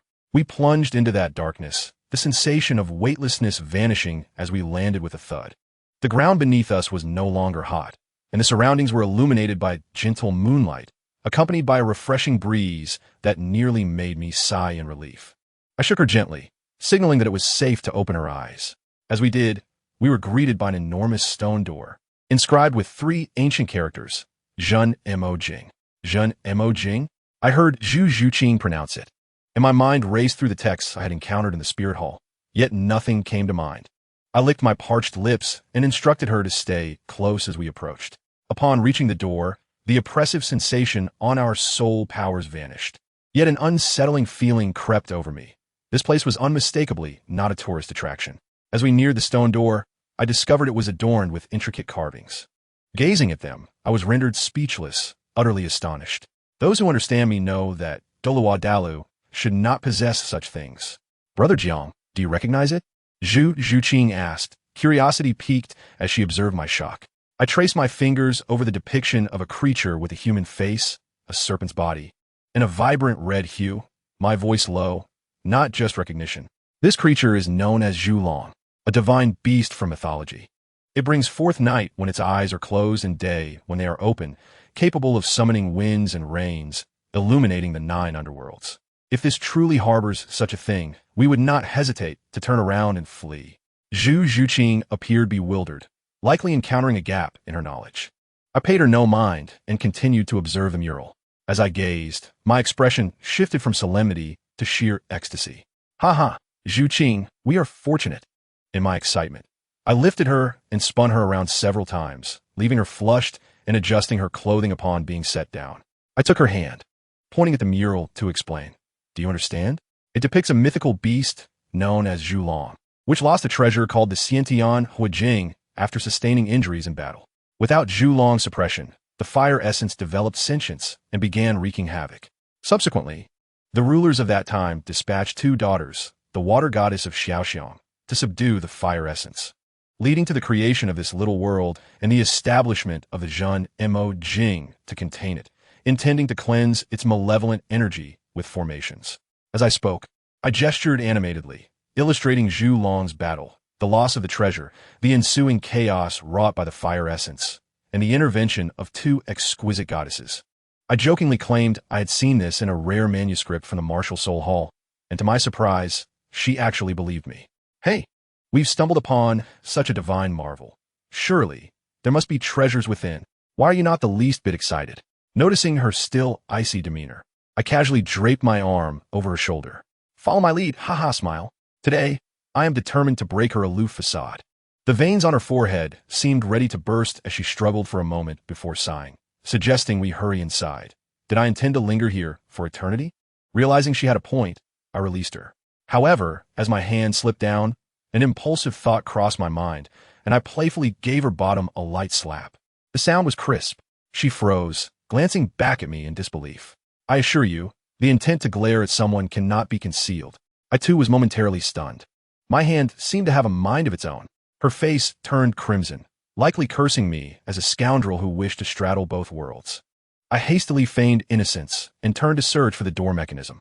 With a click, I pressed a protruding stone, and the massive stone door rumbled open. I stepped back to Zhu Zhuqing's side, gazing at the grand hall revealed beyond, my heart racing with anticipation. As we stepped into the hall, the previously dark space was suddenly illuminated. At the center stood a circular platform topped with a blue canopy, beneath which lay a pulsating red orb. Above the canopy hung a vibrant green bamboo. The floor and walls of the hall were intricately inscribed with numerous formation runes. I surmised this was the purification array and casually tossed a piece of clothing from my jade pendant into it as a test. To my astonishment, as the garment ascended, a spear of condensed water shot up from the ground, piercing it instantly. The speed was so swift that my eyelids fluttered. I certainly would not have evaded it. Once the formation was activated, the red light within the canopy began to roil, astonishingly transforming into an adorable little kitten, entirely fiery red with flame-like patterns, mewing at us. Is this truly the Xiantian Huijing? Zhu Zhuqing was taken aback. I too was speechless. Such a small creature could wreak havoc upon the world? What a jest. The little fire kitten, upon noticing us, became exuberant, bouncing around inside the canopy before pointing at the bamboo overhead while mewing. Tentatively, I asked, "Do you wish for me to retrieve that bamboo for you?" Its little head bobbed vigorously in affirmation. I shrugged, but this formation is too formidable. I would be skewered if I entered. To my surprise, the little kitten raised its front paw and patted its chest. Then its body transformed back into a ball of flames, exploding forth and destabilizing the entire hall's formation. It was actually using its own power to resist the array. Seeing an opportunity, I was about to draw my sword when hesitation gripped me. What if the mural's warnings were true? If I released it, what if it unleashed a massacre? Yet, to abandon this chance felt unbearable. Just as I wavered, Zhu Zhuqing took decisive action. Her second soul skill, Yuming Bai Zhao, launched directly at the bamboo. She did not wish to be my burden. Seeing her engage, I cast aside my doubts and activated my own 3 soul skills to empower myself, unleashing my strongest sword strike, Changhong Guanri. Our 2 forces collided with the bamboo, resulting in a resounding crack, and the array beneath us dimmed instantly. Almost simultaneously, the blue canopy atop the platform shattered, and the red light surged towards me. I barely had time to react, and it transformed into a kitten, diving into my embrace, snuggling against me while mewing. I exhaled in relief, and Zhu Zhuqing was drenched in cold sweat. Cautiously, I cradled the little creature, noting its pale red pupils, pure and devoid of any malice. It extended its paw, attempting to touch my forehead, and instinctively, I recoiled. Its ears drooped, revealing a pitiful expression. Zhu Zhuqing, nearby, was utterly charmed, bursting into laughter. So adorable. She reached out to hold the kitten. The kitten also extended its paw toward her, and Zhu Zhuqing obediently pressed her forehead against it. In the next moment, she stood frozen, her face as red as a boiled shrimp. Observing her stunned expression, I inquired about her condition. She stammered, unable to articulate her thoughts. I pondered the situation. What was so perplexing? I took the kitten's other paw and placed it on my own forehead. "Father, do you dislike me?" A soft, melodious voice resonated in my mind. I was taken aback. A cat just called me father. Wait, why do you call me father? Because you and mother saved me. The voice echoed in our minds once again. Zhu Zhuqing held the kitten while I grasped its paw.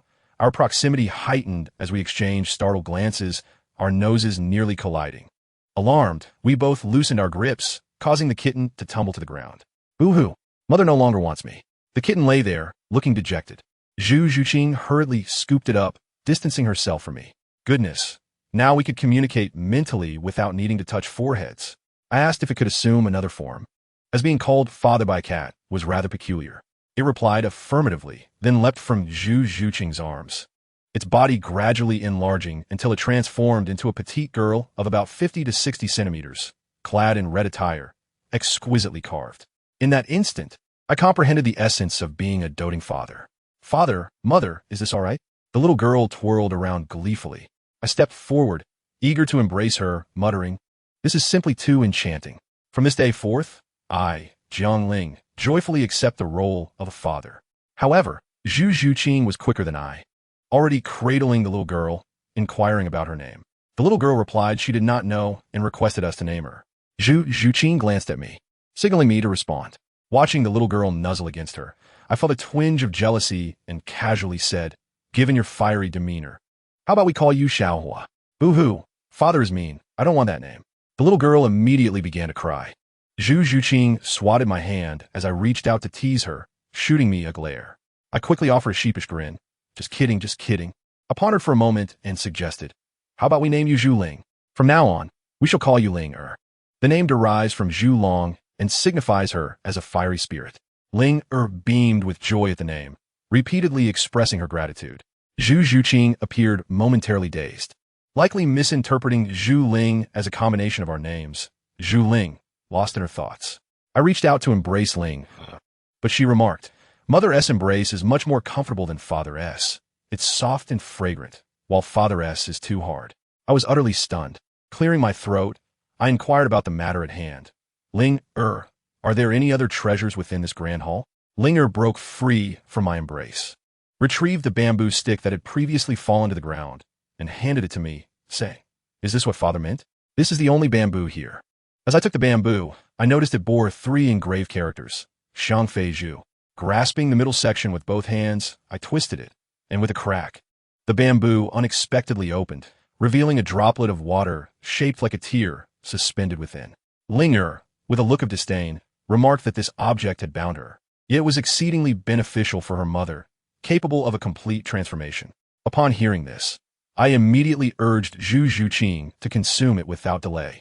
She hesitated, expressing her reluctance, feeling unworthy of such a precious item. However, Ling-er leaped out first, urgently exclaiming, "No, Father cannot use this. Father is of the fire attribute. Using this would lead to his demise." With that, Zhu Zhuqing had no choice but to accept it. She found a place to sit cross-legged, beginning to absorb the essence. While I stood guard, At that moment, Linger suddenly transformed back in her feline form, weakly stating, "Father, I am so hungry and tired." Instinctively, upon hearing her hunger, I glanced at Zhu Zhuqing's chest, causing her to blush. "Why are you looking at me?" "Linger is hungry." I quickly averted my gaze. Realizing there was no nourishment to be found, I offered to fetch beast milk for her outside, but she declined, insisting she wanted what I held in my hands. I raised the Changhong sword, asking this. "Yes," Linger exclaimed, leaping from Zhu Zhuqing's arms and colliding headfirst into the Changhong sword, vanishing in an instant. "Linger!" Both Zhu Zhuqing and I shouted simultaneously. "What happened to father and mother?" Linger's voice echoed from within the sword. "Father, the environment inside the sword is splendid. I will reside here from now on. By the way, I do not want beast milk. I crave flames. The higher the quality, the better." She yawned. "I'm going to sleep. I'm so tired." I gazed at the transformed Changhong sword, its blade now resembling flowing magma, entwined with flames, its power significantly heightened. Goodness, have I inadvertently entered a mode of nurturing my child through the clouds? Linger has become my sword spirit. I explained the situation to Zhu Zhuqing, who then felt at ease and focused on absorbing the divine liquid. As I protected her, I began to restore my soul power, which unexpectedly surged to level 45. Meanwhile, Zhu Zhuqing's upgrade was astonishing, soaring from level 20 to 28, and then breaking through the 30-level barrier. A true dream of 10 levels in one go. When she awakened, her eyes sparkled as if holding a vast ocean within. The moment she opened her eyes and found me staring at her, her face flushed with color. She expressed feeling extraordinarily well, her old injuries healed, and her martial spirit reshaped, declaring she could easily defeat her sister Zhu Zhuyan. Suddenly, she leaped into my embrace, tears streaming down her face, revealing that she had entered this realm with a desire for death, and it was I who had given her hope. I comforted her, wiping away her tears, smiling as I said, "Smile, it looks delightful. Your elder brother Jiang will cherish such a courageous you." She gazed at me, her face lighting up with a smile before she closed her eyes, rose on her tiptoes, and kissed me. I was left in a daze, my mind blank. When I regained my senses, one thought consumed me. Damn, how outrageous. I completely forgot to extend my tongue. After the kiss, she fell silent, turning her head away, leaving me with a beautiful view of her nape. My heart was filled with frustration as I reluctantly took to the skies on my sword, carrying her. The journey back was considerably easier. The Changhong sword, now imbued with Linger's essence, was less fearful of fire, and Zhu Zhuqing, having absorbed the power of water, felt much more comfortable. Before long, we reached the ground. The temperature at the wellhead had returned to normal. I took one last look at the Jamal well and said, "Let us go. We should find someone to inquire how many days we've been here." "All right." Zhu Zhuqing replied obediently, her tone noticeably gentler. She pulled out a map and studied it, stating that following the path would lead to the center of this world. Yunqi GD, where there is a teleportation array. Her sister and the others should be there as well. Upon hearing I would no longer have to climb that infernal cliff, I was overjoyed. She shot me a glance, perhaps pondering whether I found her heavy. Along the way, we passed a lake where we had once stood naked before each other. To my astonishment, such a vast lake was now completely dry, devoid of a single drop of water. Zhu Zhuqing gazed at the parched lake bed in disbelief. I explained that this was likely the work of a formation.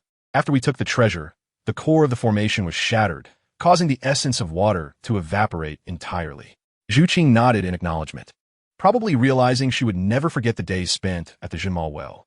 We did not linger long, trudging onward for another 2 days until we finally arrived at our destination, Yunqi GD. To my dismay, we encountered a group of people upon our arrival. The leader, a burly figure with golden hair, opened his mouth, and a foul odor wafted toward us. "Oh, is this not my dear sister-in-law? After hiding for 20 days, you finally decided to emerge?" My heart sank. It was none other than Davis, the brother of Zhu Zhuqing's unworthy fiancée. Beside him stood Zhu Zhuyan, followed by 8 lackeys. Curiously, among them were 3 familiar faces, the very trio I had rescued from beneath the icy 3-headed serpent's claws. Upon seeing us, their eyes nearly bulged out, bewildered by the absence of the 3 soul sect members who had pursued Zhu Zhuqing.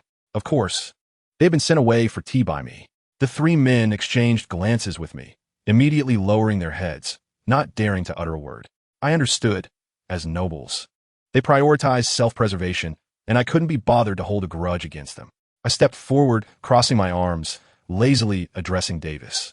I say, this is not a case of enemies crossing paths. You are not worthy of that. You are merely a jumping clown. As for hiding, you are mistaken. One of his lackeys jumped out, pointing at me. You dare? Davis raised his hand to stop him, glaring at me with a face as dark as a pot's bottom. Kid, do you know my status? And your position? How dare you insult me as a clown? Do you realize the cost of your words? He had intended to humiliate Zhu Zhuqing, but was incensed that I, his perceived bodyguard, had stolen the spotlight. I couldn't help but chuckle. Cost? I enjoy doing what I like. At this moment, I particularly wish to smack you. Just as the words left my mouth, the Changhong sword appeared in my hand, and a red sword aura sliced through the air. The eager lackey jumped out again. How dare you attack the crown prince? Martial soul manifestation, Xuanjia shield. I thought to myself, fine, I'll grant you this opportunity. With a swift motion, I unleashed another sword aura, arriving first and shattering his feeble shield with a loud crack. The flames of the sword aura ignited his arm. My hand. Your Highness, save me. The man shrieked, frantically trying to pat out the flames, which only intensified. Zhu Zhuqing stood beside, astonished, having recognized that the flames were Lingos. Davis's eyelids twitched. He was ruthless enough, channeling his soul power into a blade that swiftly severed his lackey's arm. The severed limb fell to the ground and instantly turned to ash. Davis glared at me, saying, your methods are quite poisonous. You aim for a person's arm right from the start. I leaned my sword against the ground, chuckling. That's rich coming from you. His arm was severed by you, not me. Not my problem. All right, then allow me to experience your skills. Davis laughed in anger, unleashing his second soul skill, White Tiger's fierce light wave. A beam of golden light surged toward me. I scoffed, a mere parlor trick. With a flick of my wrist, I activated the Seven Suns' divine art, forming a golden barrier around me. The light beam struck the barrier, failing to move it an inch.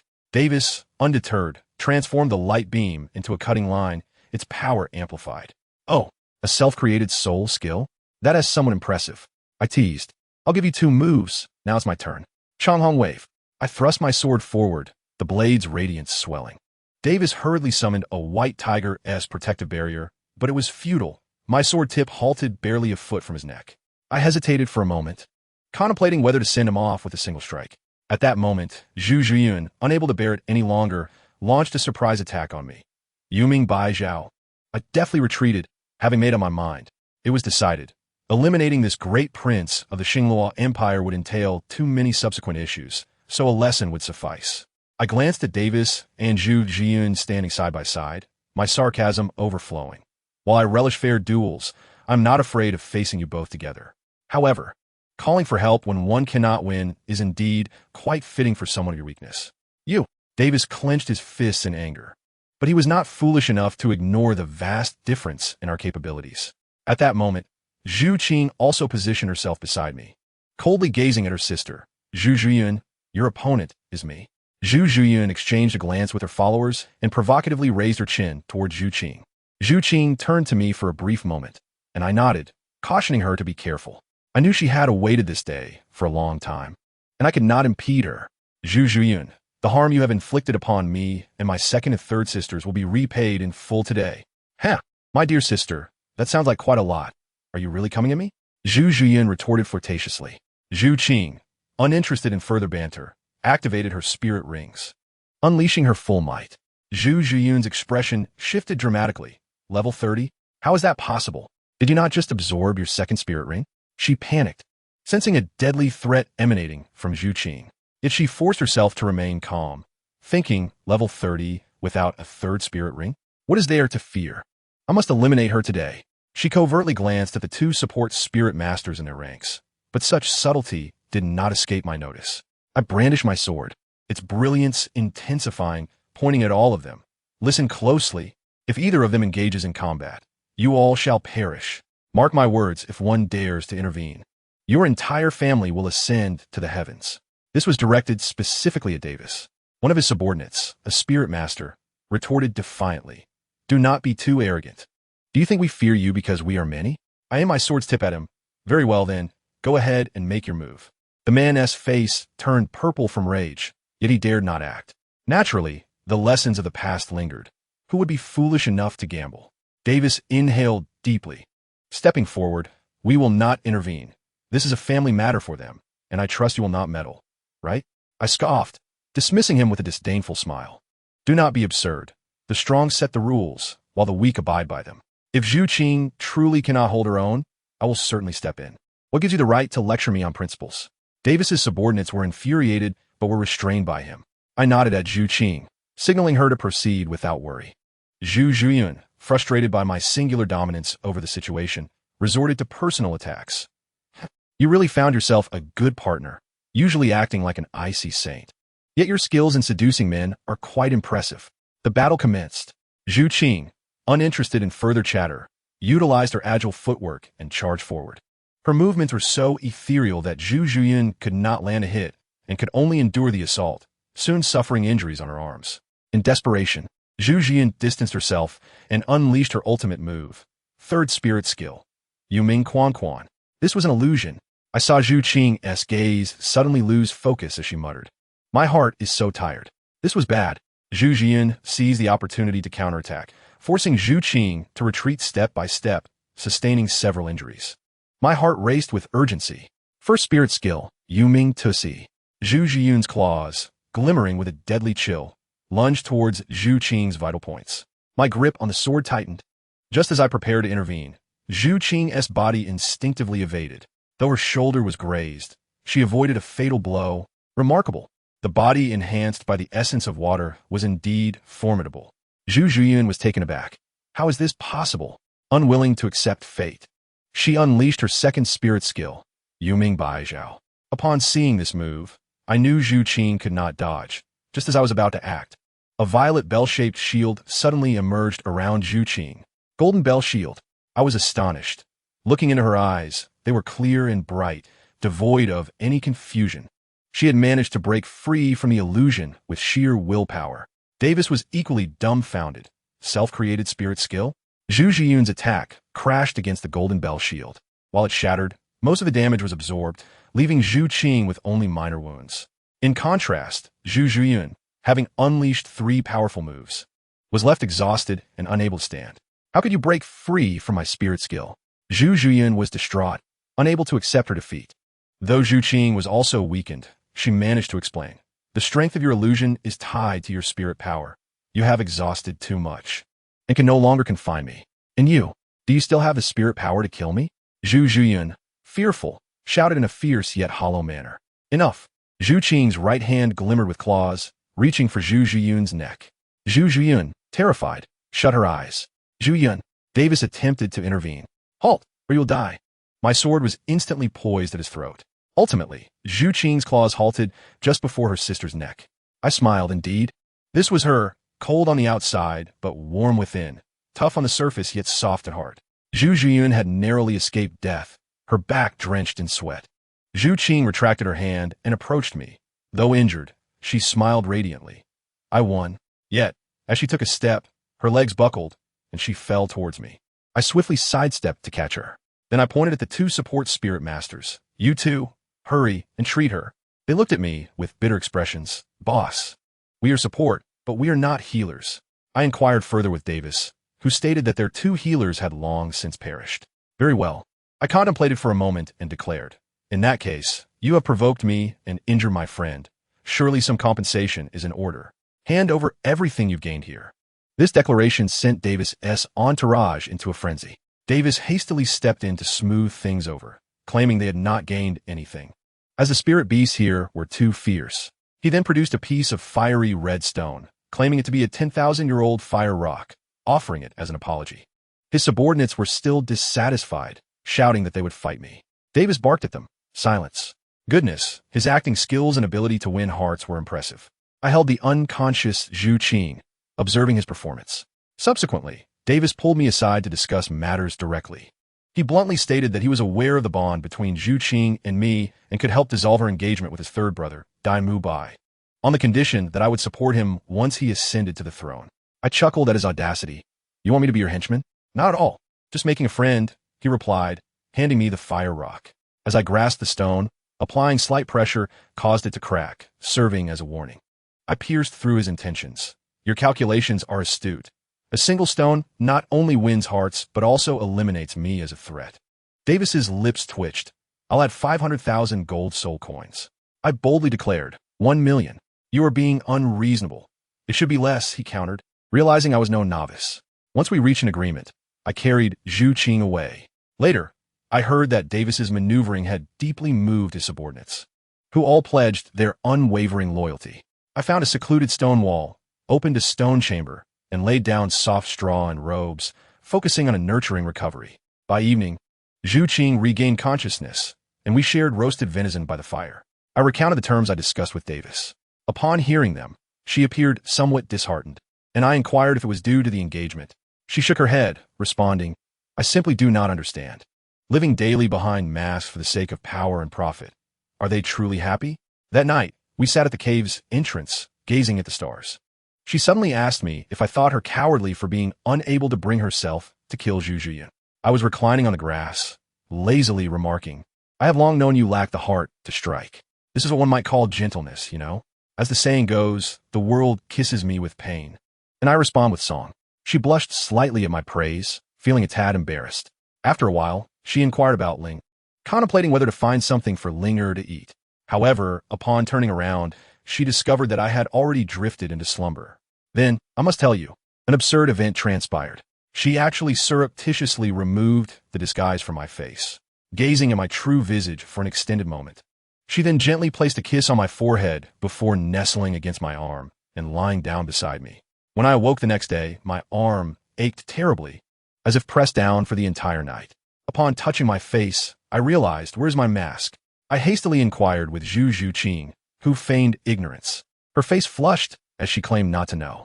I did not ponder it further. Perhaps I had inadvertently rubbed it off during sleep.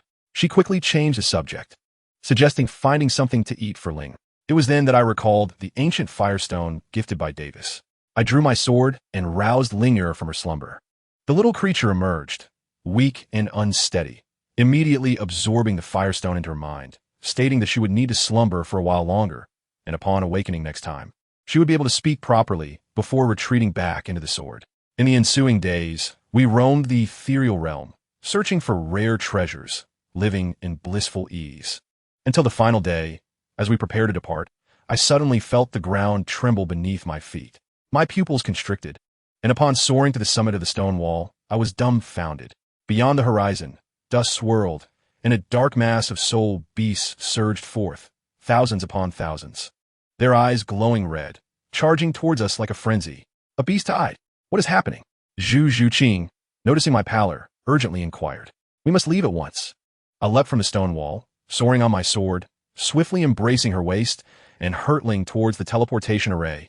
By the time we arrived at the teleportation array in a frenzy, Davis and his companions were already present, each wearing expressions akin to having seen a ghost.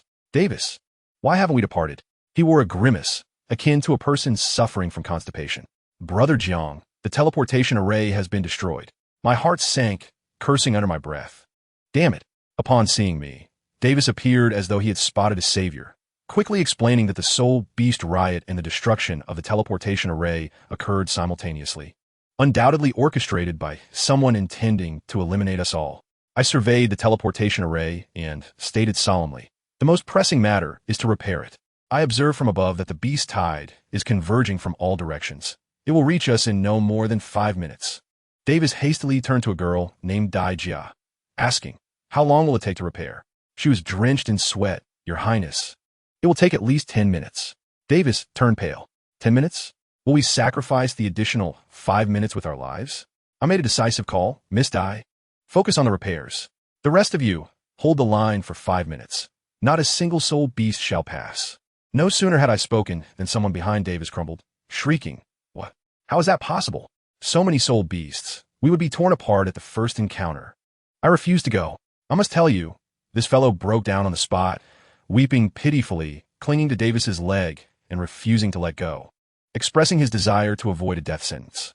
Davis was equally bewildered, for sending his comrades into the fray felt no different from delivering them to slaughter.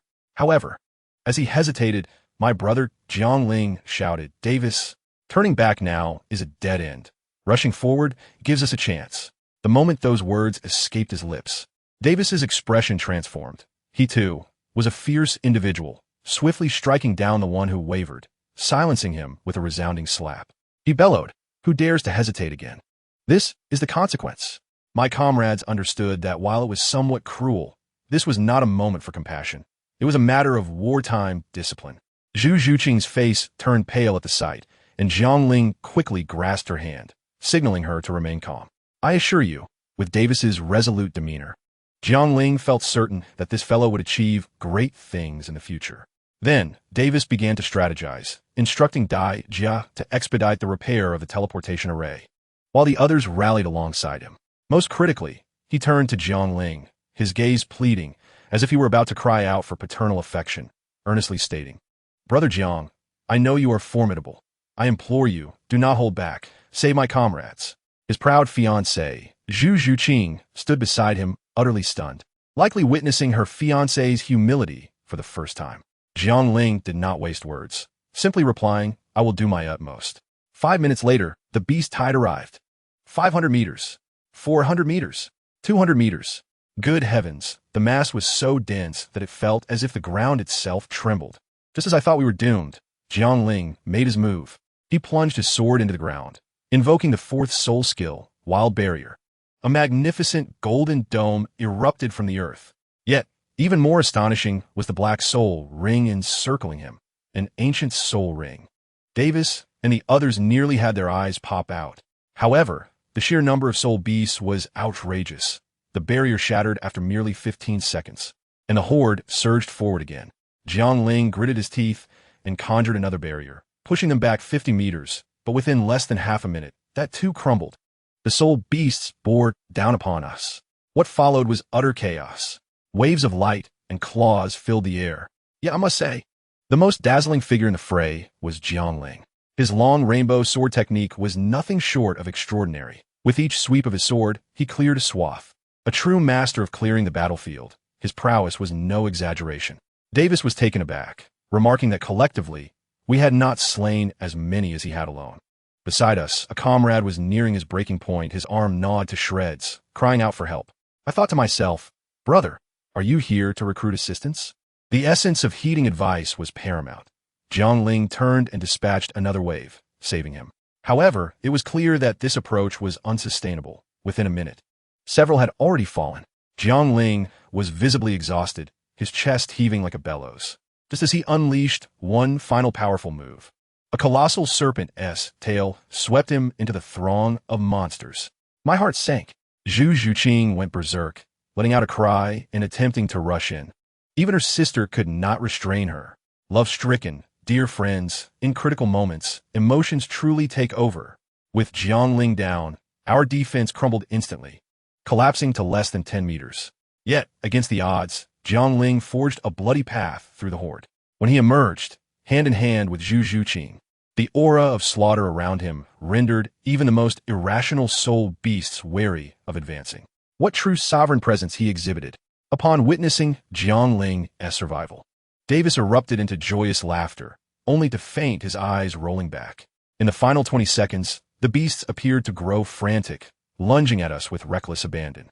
Jiang Ling shielded Zhu Zhuqing beneath him, bracing himself with his back, then summoned one last golden dome, fiercely protecting the teleportation array. I watched helplessly as the barrier cracked and shattered, and in that very moment, the teleportation array illuminated. We had successfully made our escape. As we landed, we found ourselves in the royal palace of the Xingluo Empire, amidst chaotic scenes of healing. A nobleman clad in blue, upon seeing our survival, smirked and stealthily slipped away. Clearly not of good intent. 5 days later, Jiang Ling had fully recovered from his injuries and even leveled up. Davis sought us out, appearing much more subdued, profusely apologizing and offering 2 million gold soul coins. He then began to weave grand tales, proclaiming, brother, join me, and when I ascend to the throne, you shall be second only to me. Of course, Jiang Ling refused outright. Once Davis departed, my brother seemed transformed, gazing blankly at a small vial, likely the very item that had incited the frenzy of the soul beasts. However, he did not ponder for long before turning to seek out Zhu Zhuqing. Just then, his bodyguard, the formidable Uncle Nujan, approached him and revealed that the young lady had already arrived and was waiting in the garden. Let me tell you, Uncle Nujan was the unsung hero of the day, observing Jiang Ling and Zhu Zhuqing engaging in awkward small talk. one praising the beauty of the day, while the other responded with half-hearted agreement. He was clearly distressed and scratching his head atop the roof. And guess what he did? He discreetly nudged Zhu Zhuqing with his soul power. Poof! She was propelled right into Jiangling's embrace. Such divine intervention. Jiangling, being a clever lad, promptly seized the opportunity to whisk her back to his room, claiming that the wind outside was too strong. I must say, Uncle Nujan's maneuver was truly ahead of its time. However, it wasn't long before their conversation fell apart. Jiangling wished for Zhu Zhuqing to accompany him, but she inquired about his fiancée and how he would introduce her. Jiangling fell into a deep silence. Alas, who could possibly answer such a life-and-death question? Zhu Zhuqing, overwhelmed with emotion, fled in tears. Uncle Nujan, witnessing the situation, thought to himself, "Goodness, have I made the young lady cry?" His thought process was rather peculiar, as he assumed that my brother had forced himself upon her. That evening, seeing Jiangling drowning his sorrows in alcohol, he decided right then and there to find him 10 or 8 beautiful ladies the following day to mend his heart. The next day, when my brother opened his eyes, he was utterly bewildered. In the bed by the bedside lay 8 beautiful women, disheveled. Startled, he sprang up from the bed and rushed out to confront Uncle Nujan. The latter appeared completely innocent, stating, "Young master, these were all chosen based on Zhu Zhuqing standards. They're quite similar." My brother was so infuriated that he nearly choked on his own breath, shouting, "That is love. Do you understand love?" To make matters worse, this situation reached the ears of the Pope at the Wuhuan Temple. When Pope Bibi Dong learned that her most treasured disciple's fiancé had gone out to experience the world and suffered a heartbreak only to surround himself with 8 women, she exploded with fury. She immediately dispatched the formidable Zhu Douluo to investigate the matter. I can only imagine the expression on Yueguan's face. Surely he thought, "Jiangling. Oh, Jiangling, you're truly asking for it." I tell you, Zhu Douluo must have felt like he was on the brink of despair. A dignified title Douluo, originally a figure of prestige for the Wuhuan Temple, had now become Jiangling's full-time babysitter, tasked not only with managing his career, but also cleaning up his romantic messes. It was a situation that would bring tears to the eyes of anyone who heard of it. Meanwhile, our protagonist Jiangling was also restless in Xinglua City. He realized that hiding was not a viable option. Evading the issue would only lead to his own demise. Thus, he resolved to confront Zhu Zhuqing that very night, determined to clarify his feelings regardless of the outcome.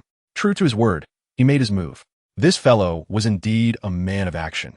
Under the cover of darkness, he stealthily approached Zhu Zhuqing's door. Just as he was about to push the door open for a dramatic entrance, he overheard someone speaking inside. It was Zhu Zhuqing's third sister, Zhu Zhuting.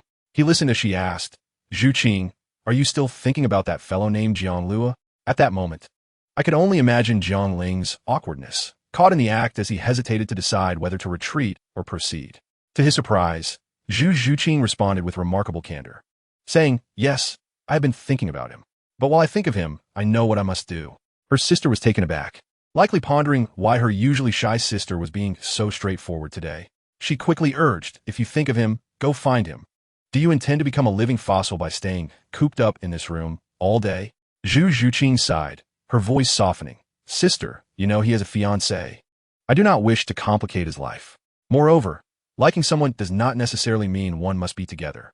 Upon hearing this, my heart ached for the understanding young lady who was far too considerate. After a brief pause, she continued, "I can sense that he possesses extraordinary talent and will undoubtedly become a remarkable figure in the future. I hope that when that time comes, I will have the strength to stand by him and not always hide behind him." Her sister, realizing the gravity of the situation, began to dispense her own brand of tough love. "Silly sister, well-behaved girls receive no affection. Only those who know how to act charmingly get the sweet rewards. I have never met his fiancée, but with your looks and figure, if you are willing to make a move, opportunities abound. Just take him." Zhu Zhuqing's face flushed, and she exclaimed, "Sister, what are you talking about? How could I ever steal someone else's man?" Her sister, seeing that her words had no effect, decided to escalate her approach. "While you are here preserving your purity for him, he may not even remember you. A few days ago, I received news that on the very day you were rejected, several beautiful women entered his courtyard and did not emerge until the sun was high the next day. What do you think they were doing inside? Such a flirtatious man is not worth your time." Outside the door, Jiangling's blood pressure surged, and he cursed Uncle Nujan 1,000 times. "Nujan, you truly are an exceptional steward. But this move of yours is downright criminal. Zhu Zhuqing immediately retorted, impossible. While he may be a bit flirtatious at times, he would never do such a thing. Her sister scoffed. Don't believe it?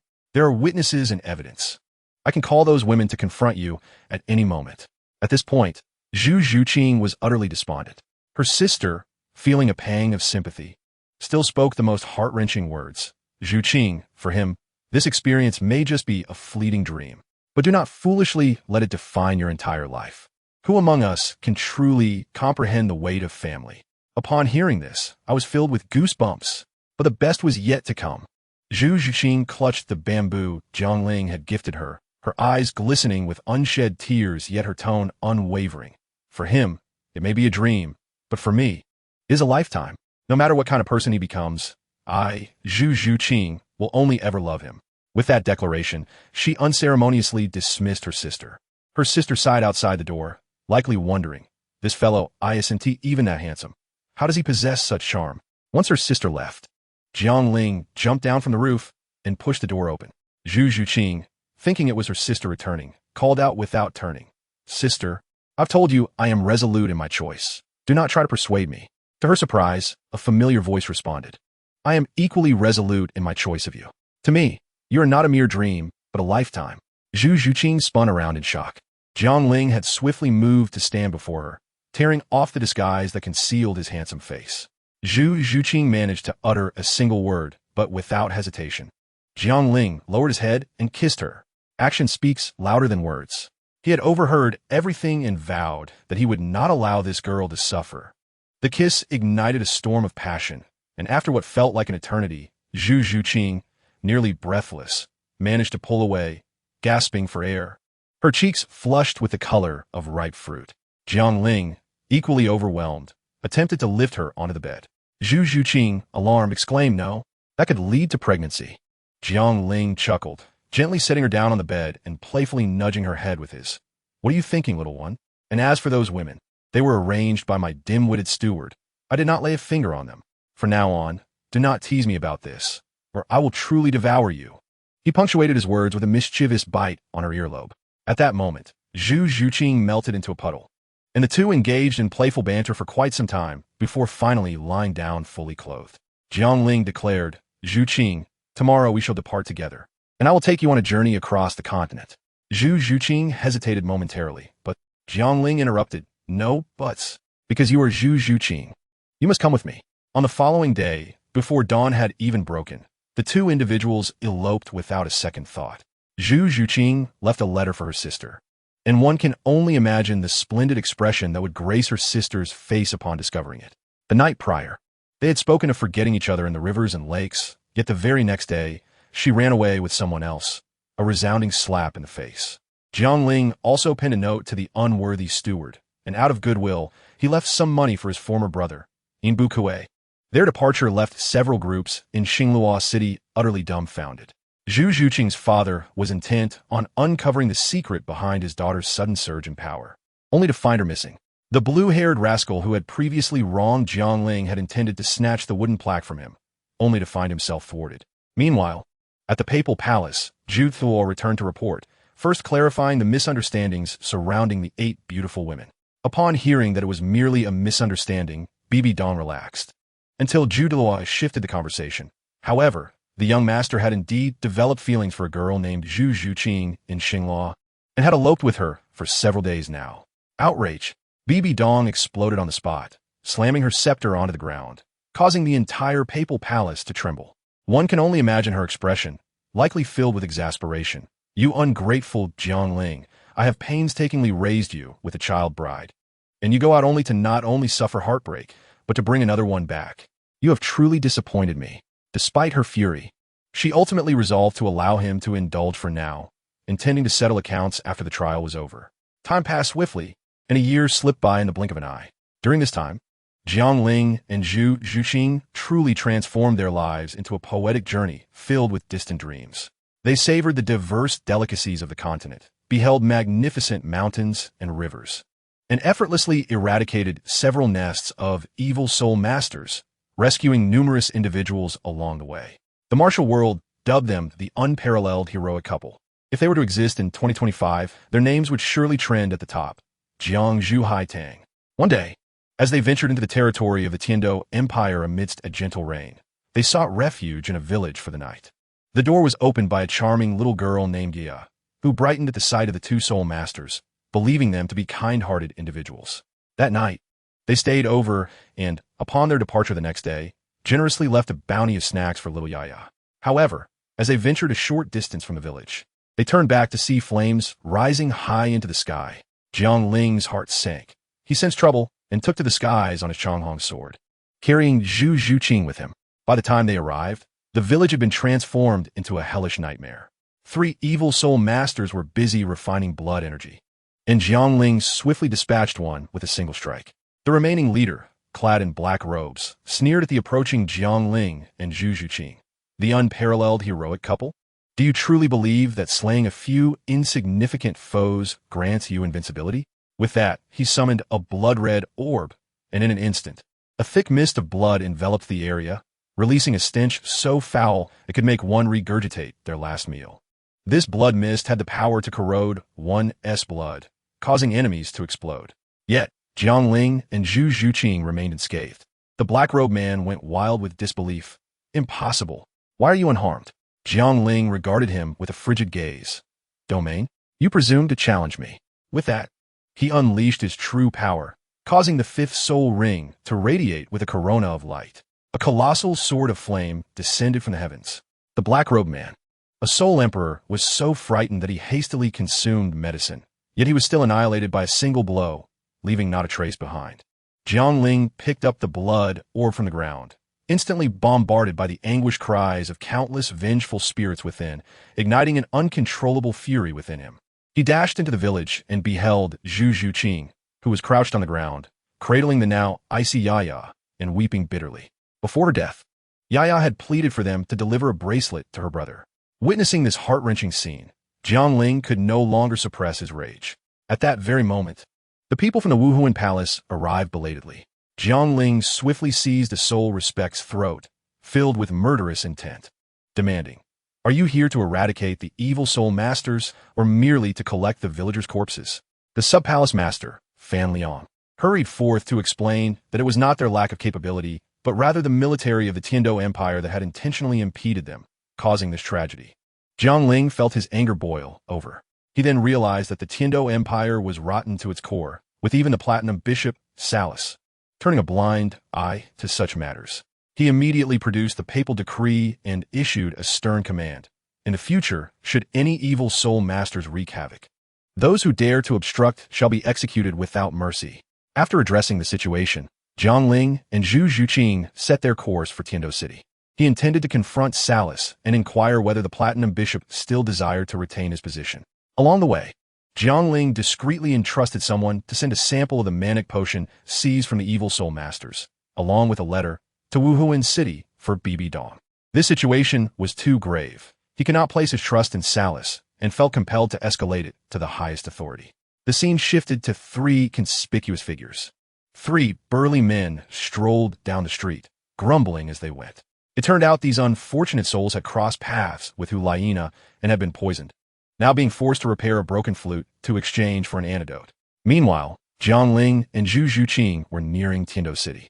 Jiang Ling grasped Zhu Zhuqing's hand and dashed through the streets, exclaiming, "Let us go. After such a long journey, we must treat ourselves to a grand feast." Zhu Zhuqing, being pulled along, felt a mix of amusement and exasperation. Slow down. Just as she was about to retort that he should slow down, she looked up and was taken aback to see 3 towering figures blocking their path. I must say, their physiques resembled those of champions just released from a gym.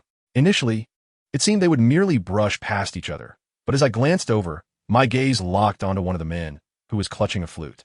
I recognized that flute without a doubt. It belonged to my senior sister, Hulaina. My steps halted, and I released Zhuqing's hand, striding towards them. This is just how I am. Usually lighthearted, but when it comes to matters regarding my senior sister, my demeanor instantly shifts to one of cold seriousness. "Hey there." My voice low, I asked, "Where did you get that flute?" The leader, named Gigi, replied impatiently, "Who are you to ask?" My temper flared. I took a step closer. Though I was slightly shorter, I had to assert my presence. "I'll ask again, where did it come from?" The man was flustered by my inquiry. What is it to you? Of course, it was stolen. My pupils constricted in shock. A rush of blood surged to my head. And what of its owner? He had the audacity to smirk. Oh, she was killed. At that moment, my mind exploded. Killed? The mere utterance of those words snapped the last thread of my rationality. I didn't even bother to summon my martial spirit. I charged forward and sent Gigi flying with a single punch. I'll obliterate you. That singular thought consumed me. Zhu Zhuqing, realizing the gravity of the situation, wasted no time in summoning her martial spirit to assist me by intercepting one of them. Those who understand know that she was only in her 30s, while they were 3 soul kings, yet there was not a trace of fear in her eyes. She understood the reason behind my frenzy.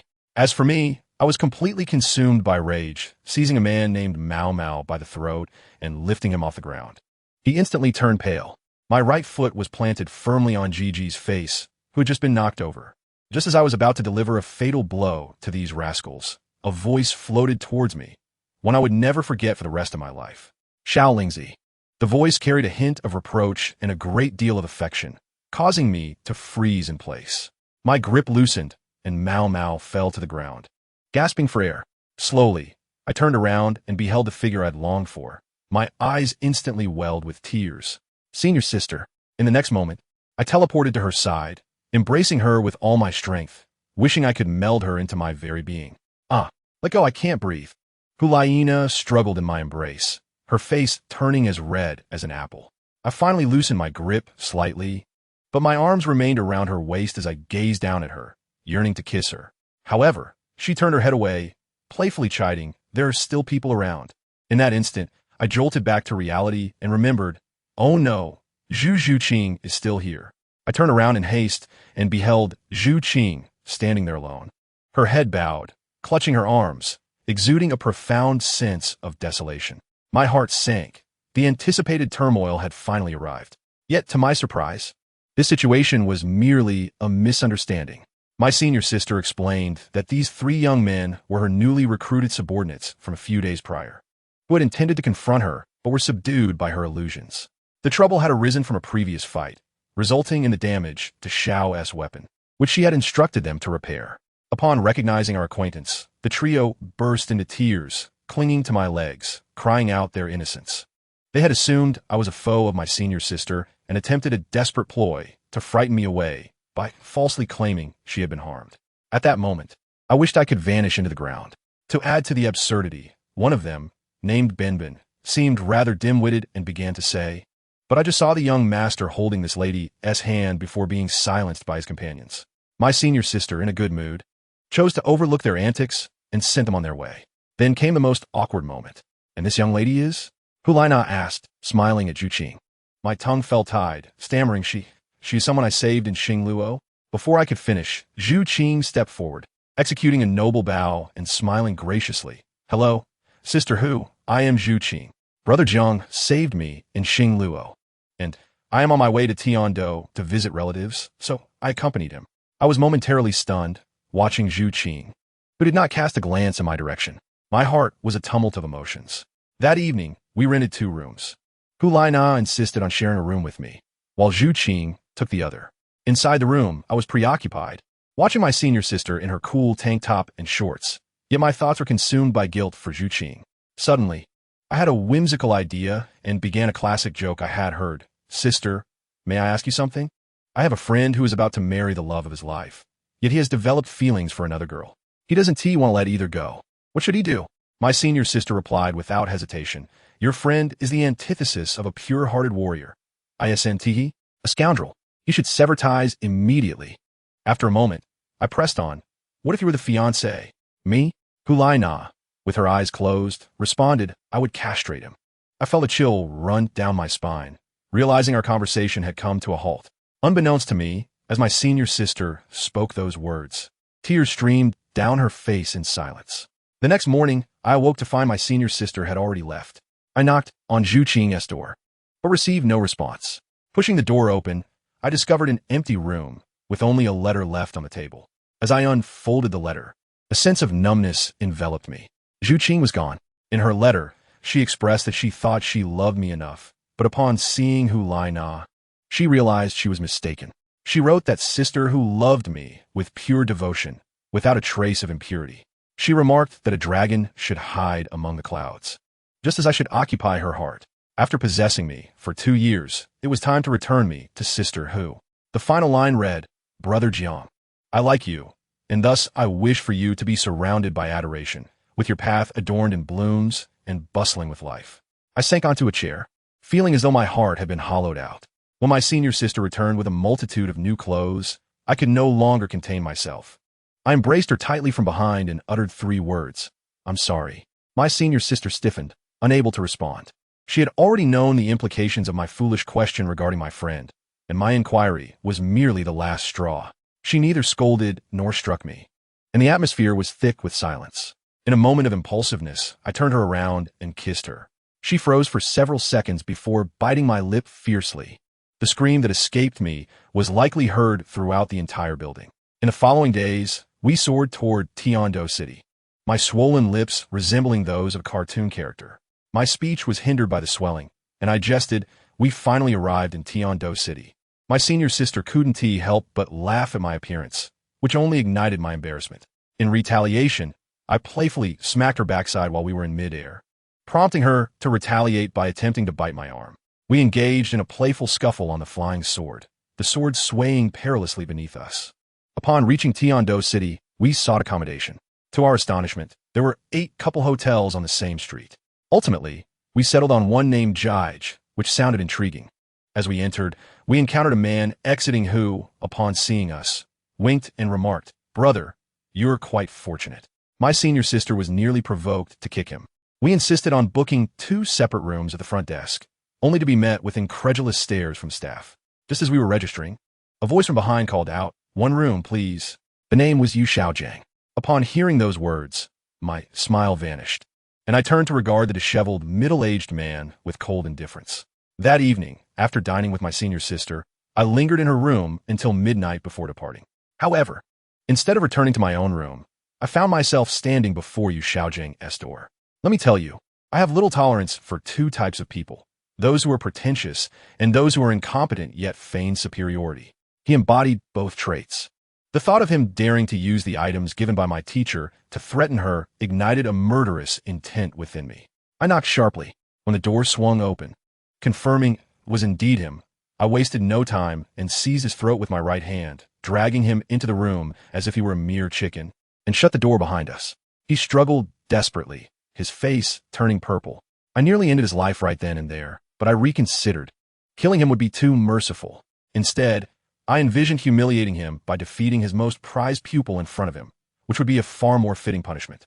I released him, coldly stating, "Hand over the Pope's order."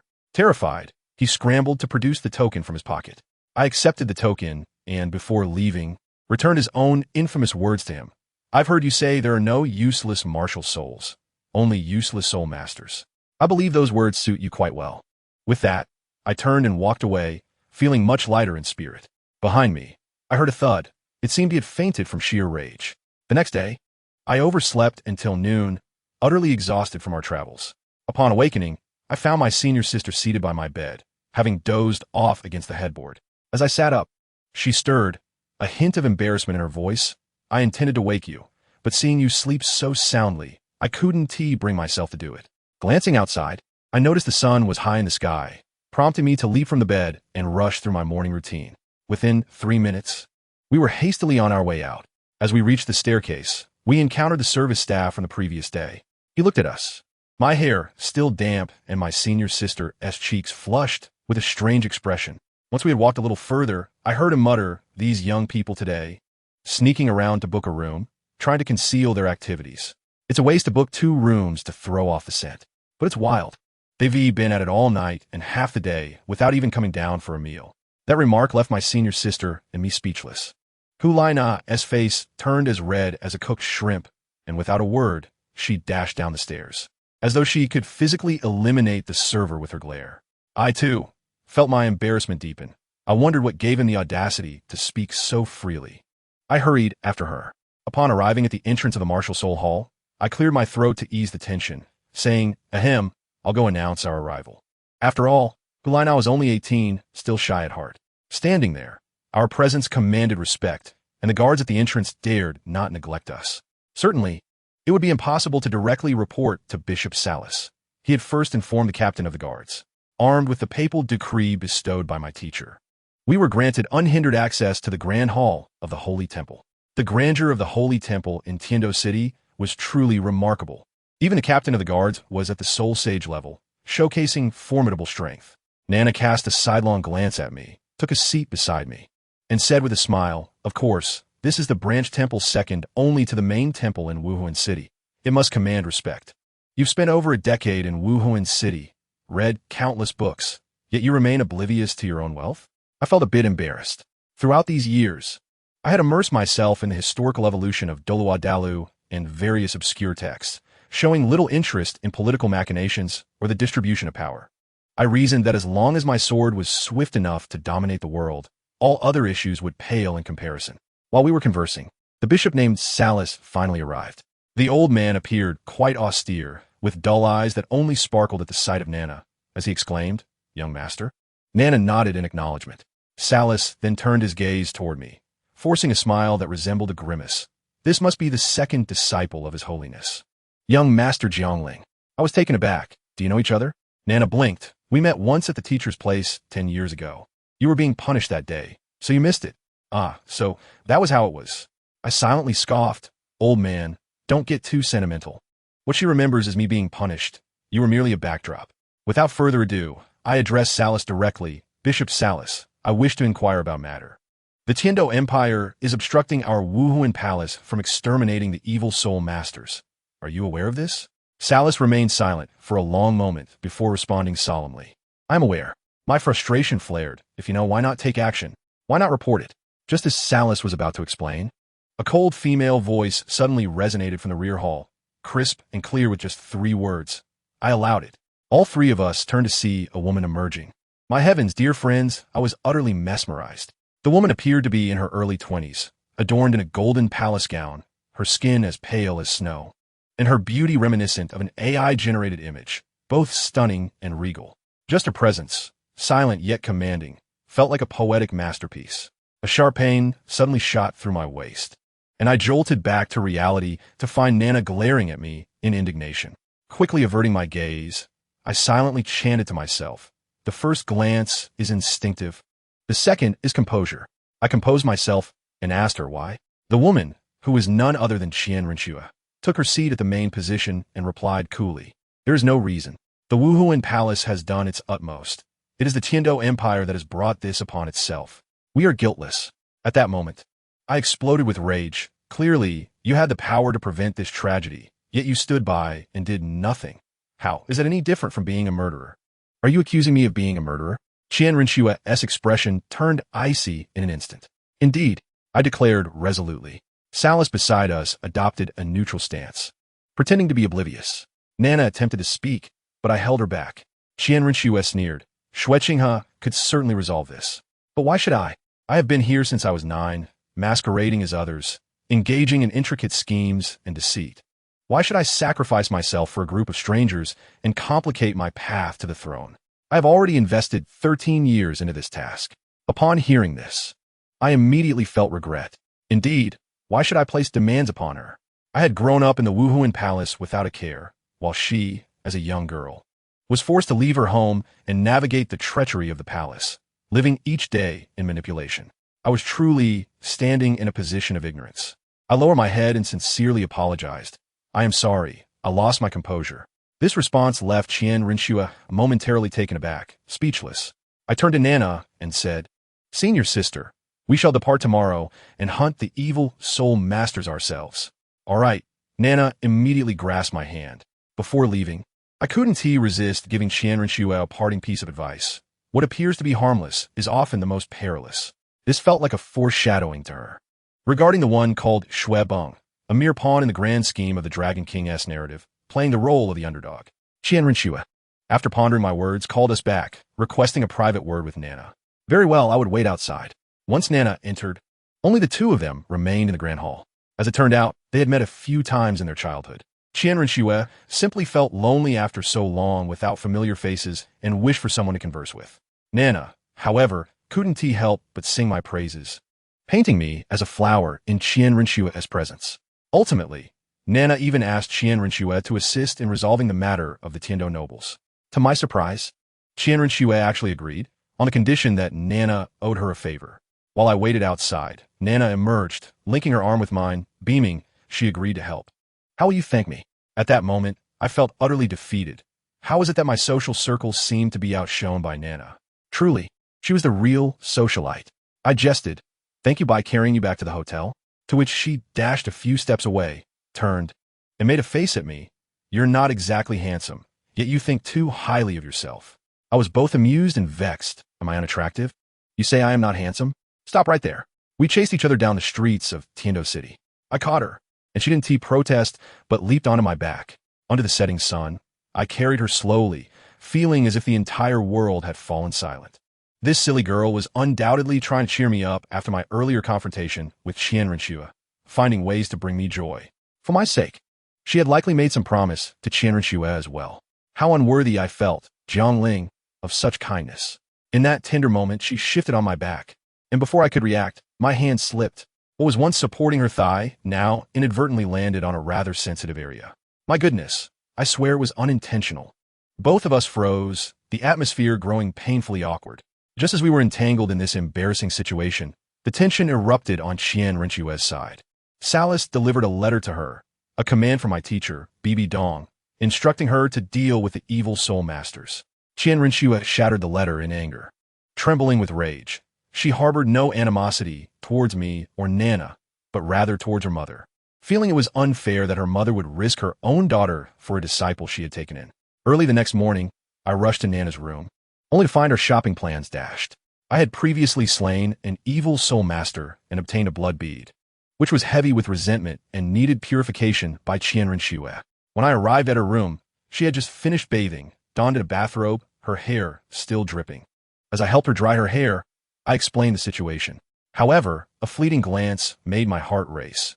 Dear friends, she was practically in a state of undress. Who could withstand such a sight? I quickly averted my gaze, sensing that lingering any longer would lead to trouble. Nana, blissfully unaware, stretched lazily, and as I caught a glimpse of her figure, I hastily made an excuse to leave. Just before departing, this little enchantress licked my face, and I internally screamed, "Woman, you are a vixen." After disguising myself, I first ventured to the Wuhuan temple, only to find it was a wasted trip. Salas informed me that Qian Rinxue had gone to the palace. Reluctantly, I made my way to the palace, spending 40 gold soul coins to gain entry, my heart aching at the expense. In the prince's study, I encountered Qian Rinxue, now disguised as Xue Qinghe. Once the servant departed, I removed my mask and presented the blood bead. The moment it was revealed, the atmosphere grew chillingly eerie, as if we had stepped into a haunted house. Qian Rinxue cursed the circumstances, declaring it was truly deserving of divine retribution, and agreed to assist in its purification. However, the energy was overwhelming. Halfway through, Qian Rinxue faltered, her face paling and sweat pouring down as if it were raining. She insisted we could not stop, for pausing would result in backlash. I panicked and suddenly thought, her martial soul is an angel while mine is fire. Could I not transfer my soul power to her? She too felt it was worth a try. I hastily placed my palm upon her back, channeling my soul energy into her. Her body relaxed, and she couldn't help but let out a soft gasp. I swore my intentions were purely to transfer energy, yet her reaction made me feel like a villain. She sensed the awkwardness and coldly urged me to concentrate. Dear sister, it was you who called for it. After an additional half hour, the orb was finally purified. As Qian Rinxue withdrew her soul energy, she went limp, leaning back. I quickly supported her and urged her to sit and rest. Observing her pale and frail appearance, I felt a pang of guilt, as if I owed her a debt of gratitude. Once she regained some strength, I looked at her, not knowing what compelled me, and blurted out, "Thank you, sister." Qian Rinxue was taken aback. "What did you just call me?" I replied, "My teacher is your mother. Calling you sister is only natural." I smiled. Although she insisted that we were unrelated, I could sense her icy demeanor softening slightly at my genuine smile. Eventually, she turned away and coldly said, "Suit yourself." She resumed her guise as Xue Qinghe and escorted me out of the palace, careful to avoid raising suspicions. As we walked, I reminded her to be cautious of potential avalanches and the two individuals, Prince Xuexing and the other. Just as we reached the palace gates, a middle-aged man in official attire hurried past us, his head lowered, resembling a mere lackey. As he pretended to bow while passing us, a dagger slipped from his sleeve and lunged toward Qian Renshue's heart. The movement was too swift. Moreover, the dagger possessed some peculiar quality. As my soul energy was severed upon contact, Qian Renshue had just depleted her soul energy and could not evade. In that fleeting moment, my mind went blank. My sole thought was to protect her at all costs. Without hesitation, I grasped the sharp dagger with my bare hand. Blood streamed down my palm, and the assassin appeared dumbfounded, attempting to withdraw the dagger, but my grip held it fast, rendering him immobile. Let me tell you, that scene was utterly bewildering. However, the assassin reacted quickly. Realizing he could not extract the dagger, he attempted to flee. His movements were as elusive as a specter, and I retaliated with a swift strike to his face, leaving only a few shallow cuts. At that moment, the palace guards finally reacted, shouting about an assassin and rushing outside. I remained still. After all, what if this scoundrel had accomplices lying in wait? If I left, Qian Renshue would be in danger once more. Are you all right? I pulled the dagger from my palm, wincing in pain, but I first turned to Qian Renshue. Goodness, this weapon was far too sharp. If it had gone any deeper, my right hand would have been irreparably damaged. To my surprise, an expression of concern appeared on her usually frosty face as she seized my arm and dragged me back into the palace. You need to tend to your injuries immediately. Sister, it's truly nothing. Look, I can heal myself, I insisted, trying to demonstrate my exceptional self-healing ability, a gift from my first soul skill. I opened my palm and summoned flames. The wound began to close at a pace nearly imperceptible to the naked eye, painfully slow and reserved. The air fell silent. At that moment, I thought, what good is this skill? It's slower than a band-aid. Let's go. Qian Renshue furrowed her brow, dismissing my protests, and pulled me into the crown prince's residence. Soon, an elderly healing soul master arrived to attend to my wound while Qian Renshue stood by the window, lost in thought, her expression inscrutable. After the elderly master advised me to refrain from using my right hand for a few days and respectfully took his leave, I approached her. What are you thinking? I inquired. She turned to me, her gaze complex. With your strength, that assassin never stood a chance of harming me. You could have eliminated him before he even struck, couldn't you? I hesitated for a moment, responding honestly, I suppose so. But it all happened too quickly. My mind went blank, and my instincts kicked in. My first reaction was to protect you. As I spoke, I handed her the peculiar dagger, attributing my injury to it. For it seemed to be a soul-guiding device that had bypassed my soul energy defenses. Otherwise, my hand wouldn't have been so badly hurt. Qian Renshue accepted the dagger, but her thoughts were evidently elsewhere. She stared at me, her eyes revealing something I couldn't comprehend, yet left me deeply moved. After a lengthy silence, she finally uttered, "Thank you, Jiangling." "Why thank me? You are my sister, after all," I replied cheerfully, taking the opportunity to further ingratiate myself. Besides, had it not been for me, the assassin would never have had the chance. If I hadn't protected you, who would? With the atmosphere shifting, I decided to press my advantage. Sister Shui, I must return now. Given that I bravely sustained injuries for your sake, could I possibly receive a token for easier access in the future? Qian Renshue snapped back to reality. Oh yes. She produced a pure gold token and handed it to me, stating it was her personal token, granting me unrestricted entry to the palace in the future. What a remarkable stroke of fortune. With the token in hand, I hastily made my exit. If I lingered any longer, my senior sister Hulaina would surely unleash her jealousy, inundating the entire hotel. Sure enough, upon returning to the Jeking Hotel, I opened the door to Hulaina's room and found her sitting by the window, exuding an aura that felt 2 meters tall. A nearby flower pot had been utterly ravaged by her wrath. I cautiously approached, intending to embrace her from behind, but she seemed to have eyes in the back of her head, dodging with a slight turn of her head. "Oh, you're back quite early," she remarked, her tone dripping with sarcasm, the words quite early laced with venom. "Why didn't you dine with your Qian Renshue before returning?" Let me tell you, never reason with an envious woman. As I attempted to explain the difficulty in purifying the blood orb, she cut me off. "Oh, right. Clearly, logic was futile.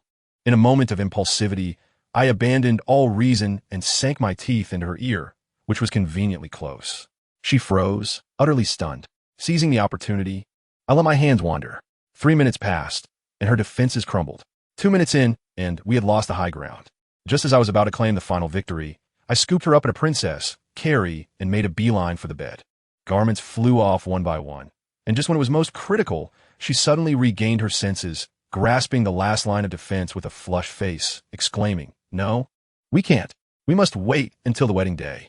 I felt utterly aggrieved, propping myself above her, pitifully pleading, "But I feel so uncomfortable right now." She was pinned beneath me, and finally, with no other recourse, she grit her teeth and said, "If you change the method, I will agree." My eyes lit up instantly. A tempest of passion ensued. By the time we finally settled down, it was well past 10 o'clock at night. With my energy depleted and hunger gnawing at me, I called for food. To my surprise, guess who delivered it? That same young waiter from before. He glanced at me, disheveled and emerging from a female guest's quarters. His expression a tapestry of complexity. As he handed me the meal, he could no longer contain himself and earnestly patted my shoulder. "Little brother, heed my advice. Moderation is key. This kind of all-night affair is detrimental to your health." At that moment, I wished I could find a crevice to disappear into. Was there no one else in this hotel? Why did it have to be him every time? The following morning, I awoke to find my sister entangled around me like an octopus, and I felt a familiar stirring. Just as thoughts began to form, she stirred awake, instantly sensing my intentions, and admonished, "Xiao Lingzi, don't even think about it. Get up." Feigning discomfort, I rubbed against her. "Discomfort is no excuse. First, brush your teeth." She scolded, cradling my face with disdain. "Do you even remember where your mouth was yesterday? You expect to kiss me again? Not a chance. Brush my teeth." A brilliant idea struck me, and I leaped from the bed, scooping her up. "Let us go, we'll shower together."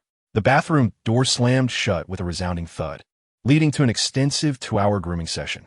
When I finally emerged at noon to fetch my lunch, the young waiter's gaze had shifted from pity to a hint of admiration. As I was enjoying my meal, a knock at the door interrupted me. It was the same young man, delivering a letter. "Whose letter is it?" Hulaina asked, her mouth full, her words muffled. Upon opening it, I discovered it was from Bishop Salas. There was news regarding Yaya's brother. I took a sip of kanji, my brow furrowing at the mention of a place called Shrek Academy in the kingdom of Barak, Soto City. Shrek Academy? Hulaina inquired with a puzzled expression, having never heard of it. "Is there a problem with the academy?" I thought to myself, realizing the gravity of the situation. After all, was that not the domain of Tang San?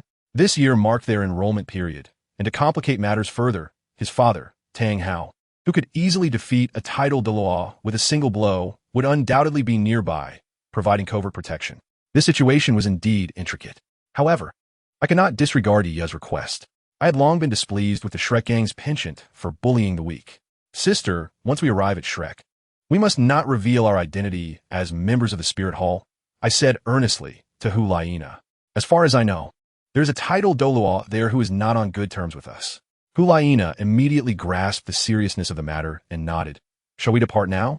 I rubbed my aching lower back and cleared my throat. "Let us wait until tomorrow." Hulaina understood instantly, her cheeks flushing as she playfully scolded me. Lecture. In the afternoon, I found an excuse to slip out and bid farewell to Qianrenxue, and that evening, I shamelessly climbed into my sister's bed. The next day, we soared into the sky on our swords, leaving Tiando City behind. After our departure, Qianrenxue seemed to sense something, gazing towards the direction we had gone, murmuring to herself. Meanwhile, in a shadowy cave, a mysterious organization led by a blue-haired figure was plotting a grand conspiracy, seemingly with their sights set on me. Concurrently, in the bustling streets of Soto City, 2 stunning girls captured everyone's attention, one tall and aloof, the other veiled and radiating a gentle loneliness. They were Zhu Zhuqing and Yi Lingling. Yi Lingling inquired about the jade hairpin atop Zhu Zhuqing's head, prompting Zhu Zhuqing to recall the person who gifted it to her, and an enchanting smile unconsciously graced her lips.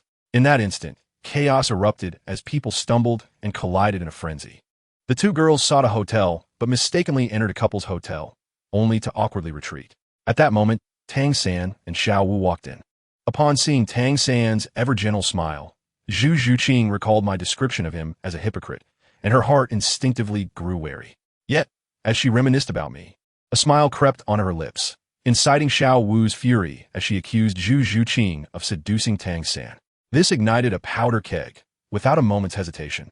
Zhu Zhuqing unleashed her spirit ring, teleporting directly behind Xiao Wu with such speed that even Tang San was taken aback. Just as a confrontation seemed imminent, Tang San hastily intervened, and Zhu Zhuqing, disinterested in further conflict, took hold of Yi Lingling and left. As they departed, Dai Mubai swaggered in with two lovely girls.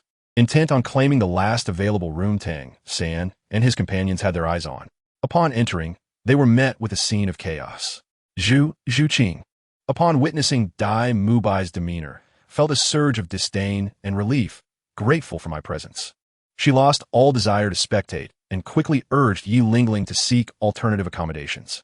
Meanwhile, I was soaring through the skies with Ulaina, explaining that we needed to make a detour to the Sunset Forest to retrieve a treasure that would allow her spirit to evolve into a nine-tailed sky fox. I had already written to our teacher, requesting a spirit Daw expert to assist us. If you can truly accomplish this, I shall grant any wish you desire. Ulaina clearly expressed her skepticism. You said it. My eyes sparkled with excitement, only to be met with a wave of discomfort as my lower back protested. Amidst our playful banter, Soto City came into view. On the other side, Zhu Qing and Yi Lingling finally discovered a seemingly normal hotel, the Laysan Hotel, where, fortuitously, the last two rooms were available, allowing them to settle in. Just as they did, another group arrived at the gates of Soto City. To my astonishment, it was my sister Ulaina and Jiangling. Jiangling appeared utterly drained, having exhausted himself with prolonged sword flight, nearly depleting his soul power. And he leaned heavily on my sister for support. His complexion was pale, akin to someone who had been painted with a layer of putty, and he constantly held his waist.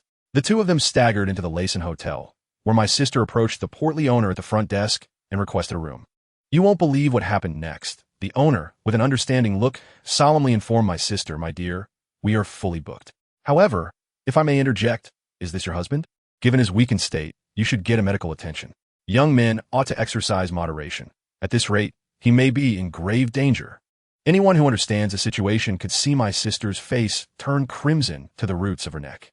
She wished to explain, but upon glancing at Jiangling, who appeared half-conscious and clutching his waist, she decided against it, realizing it would only worsen the misunderstanding.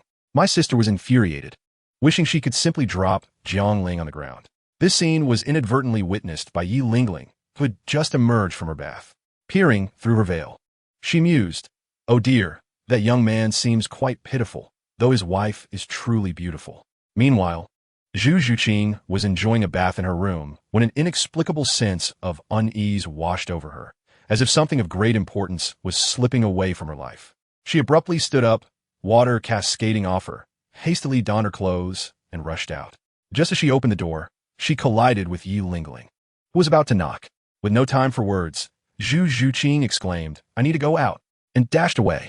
Unfortunately, fate played its hand, as Jiangling and Ulaina had just turned the corner when Zhu Qing burst forth from the hotel entrance. She scanned the area, but saw nothing, her heart feeling empty. Similarly, Jiangling sensed a void within him, glancing back only to find an empty street. The two were destined to perfectly miss each other. Later, they found a place to rest for the night, and the following day set off for the legendary Shrek Academy. I must tell you, that place was quite remote, situated in a village, and it took considerable effort to locate it. A long queue formed at the village entrance, with over 100 people waiting. Jiangling quickly spotted Ning Rongrong, Xiao Wu, and the seemingly unremarkable Tang San among the crowd. They chose not to join the line, but instead lingered nearby, where Ulaina picked up an enrollment pamphlet from the ground. To her astonishment, it bore the image of a peculiar green monster, proclaiming it to be Shrek Academy. As she read further, her eyes widened in disbelief.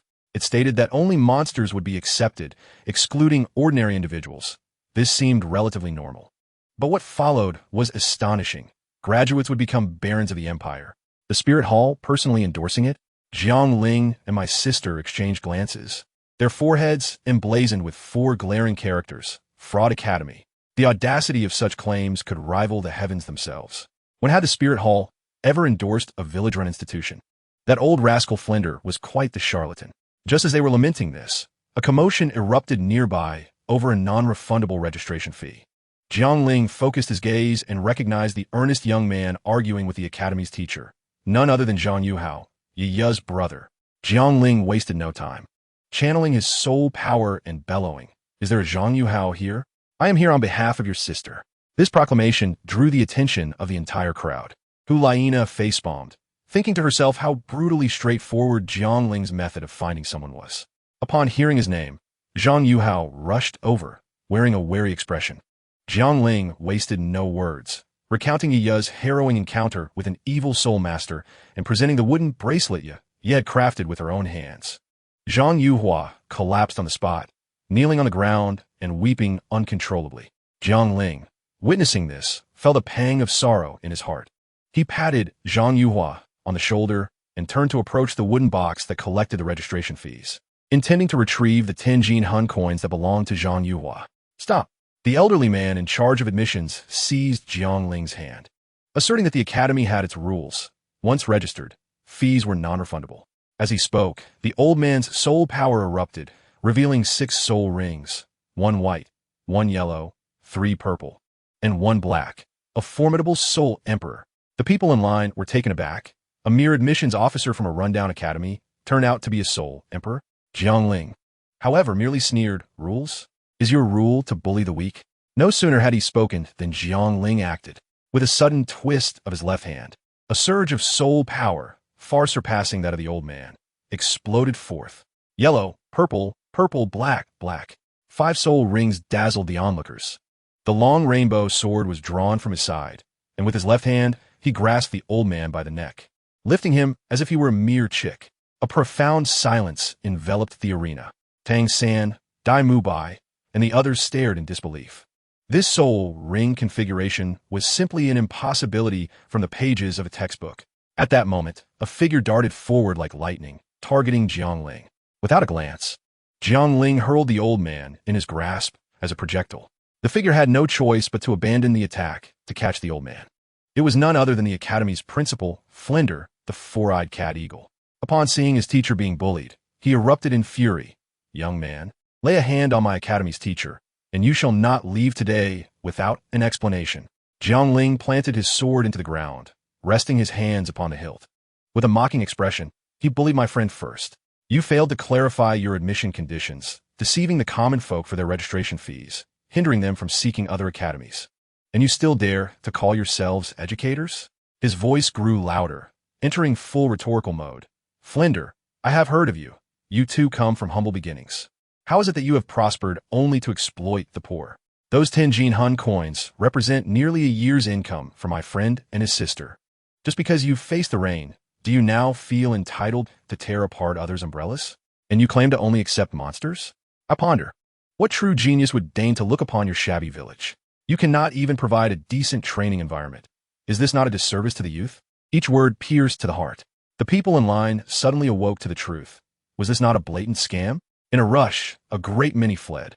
Flinder's face turned a sickly green as he pointed at Dai Mubai, shouting, "You say we cannot teach?" Dai Mubai, at 15 years of age, possesses a 37th level battle spirit. Jiangling cast a sidelong glance at Dai Mubai and chuckled. A white tiger martial spirit, a top-tier martial spirit, and yet at 15. Only at 37 levels? Is that impressive? Just look at his unsteady stance, his weak footing, and his pallid complexion. Clearly, he has been drained by indulgence. A veritable master of time management. Surely, he has spent more time on women than on cultivation. Is this your teaching method? Truly unique. Ning Rongrong burst into laughter, while Dai Mubai's face turned the color of liver. Flinder, thoroughly provoked, unleashed his martial spirit, enormous wings unfurling from his back, as 7 soul rings, 2 yellow, 3 purple, and 2 black, descended, the oppressive aura of a soul sage enveloping the arena. Impudent brat, strength is the true currency of conversation. Today, I shall act in place of your elders to teach you a lesson. Jiangling felt the pressure intensify, yet his eyes gleamed with combat fervor. He executed the Lingbo Weibu and appeared behind Flinder in an instant, launching an assault. Sword 19, chi passing through the rainbow. Flinder did not evade. A flash of yellow light enveloped him, sending Jiangling flying. The might of a soul sage was indeed terrifying. Flinder's speed surged, and he struck with the eagle strike. Jiangling summoned the golden bell shield, but it shattered instantly, propelling him several meters away, blood trickling from the corner of his mouth. "Shaoling," his senior sister exclaimed in panic.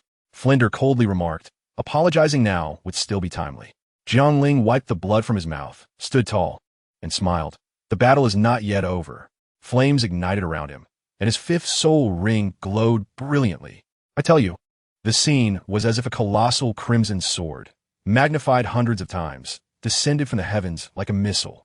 Flinder's expression shifted. He realized this attack would be difficult to withstand and hastily employed his sixth soul skill to brace himself. With a resounding boom, dust filled the air. Although Flinder appeared disheveled, he was not gravely injured. Not bad, young lad, but this is where it ends. Jiangling sneered. This is merely the beginning. He cast the long rainbow sword into the air, his hands spreading apart as the sword split into four shadows, then propelled himself skyward, the sword's momentum wildly ascending. Fire. Dance. Whirlwind. The momentum of this strike posed a dire threat even to Flinder. He knew he could not evade. With a furious roar, he activated his seventh soul skill, Martial Spirit True Body. Instantly transforming into a massive owl, he charged directly into the oncoming Crimson Sword Storm. Daimu Bai and the others were left dumbfounded. A Soul King had compelled a Soul Sage to unleash his Martial Spirit True Body in desperation. In the next moment, the outcome was decided. The enormous owl, bloodied and battered, plummeted from the sky, reverting to Flinder's form, his aura diminished. Meanwhile, Jiangling had the tip of the long rainbow sword firmly pressed against his neck. Arrogance requires capability, and I happen to possess it. Jiangling sheathed his sword, approached the wooden box, retrieved only the 10 Jinhun coins belonging to Zhang Yuhua, and tossed the entire box to the stunned Ning Rongrong beside him. My lady, kindly distribute the remaining funds to the villagers. With that, he turned and departed, exuding an air of nonchalance. At that moment, Zhao Wujing, the unmoving king, arrived. Upon seeing Flinder severely injured, he sought to intervene. However, Flinder stopped him, allowing Jiangling to leave. He understood that continuing the fight would completely tarnish Shrek's reputation. Jiangling summoned the long rainbow sword and, accompanied by his senior sister and Zhang Yuhua, soared into the sky, vanishing in an instant. As they flew, his senior sister was elated, but suddenly felt something wet on her face. Upon touching it, she realized with a start that it was blood. She whirled around to see Jiangling bleeding from all 7 orifices, his body trembling, clearly having suffered backlash from forcibly executing a powerful technique. Senior sister, do not make a fuss. We must leave, Jiangling managed to say before laboriously flying a considerable distance. Once on the ground, he coughed up blood and collapsed unconscious. 7 days swiftly passed. In a villa belonging to the Wuhuan Palace branch in Soto City, Jiangling lay in bed, pale and unresponsive. Hulaina kept vigil by his side, her eyes bloodshot as she fed him porridge. The healing soul master Meng Yun, dispatched by the Wuhuan Palace, stated that Jiangling's injuries had long since healed, yet he remained unconscious. After a restless night, she concluded the young master's body was unharmed, but his spirit had sustained a grievous blow. A spiritual injury? Hulaina paused, recalling Jiangling's earlier words about a title Douluo harboring a grudge against the Wuhuan Palace near Shrek. A title Douluo. It must be that hidden figure, the 6th one. Who had struck? Only a title Douluo could silently deliver such a devastating mental blow to Jiangling. Hulaina's gaze turned icy. There were no medications here to treat mental injuries. She made a swift decision, commanding Meng Yun, immediately return and have Chief Fufan prepare a carriage, water, and food. The sooner, the better. We must return to Wuhuan City. As Meng Yun departed, I tell you, the room fell into a suffocating silence.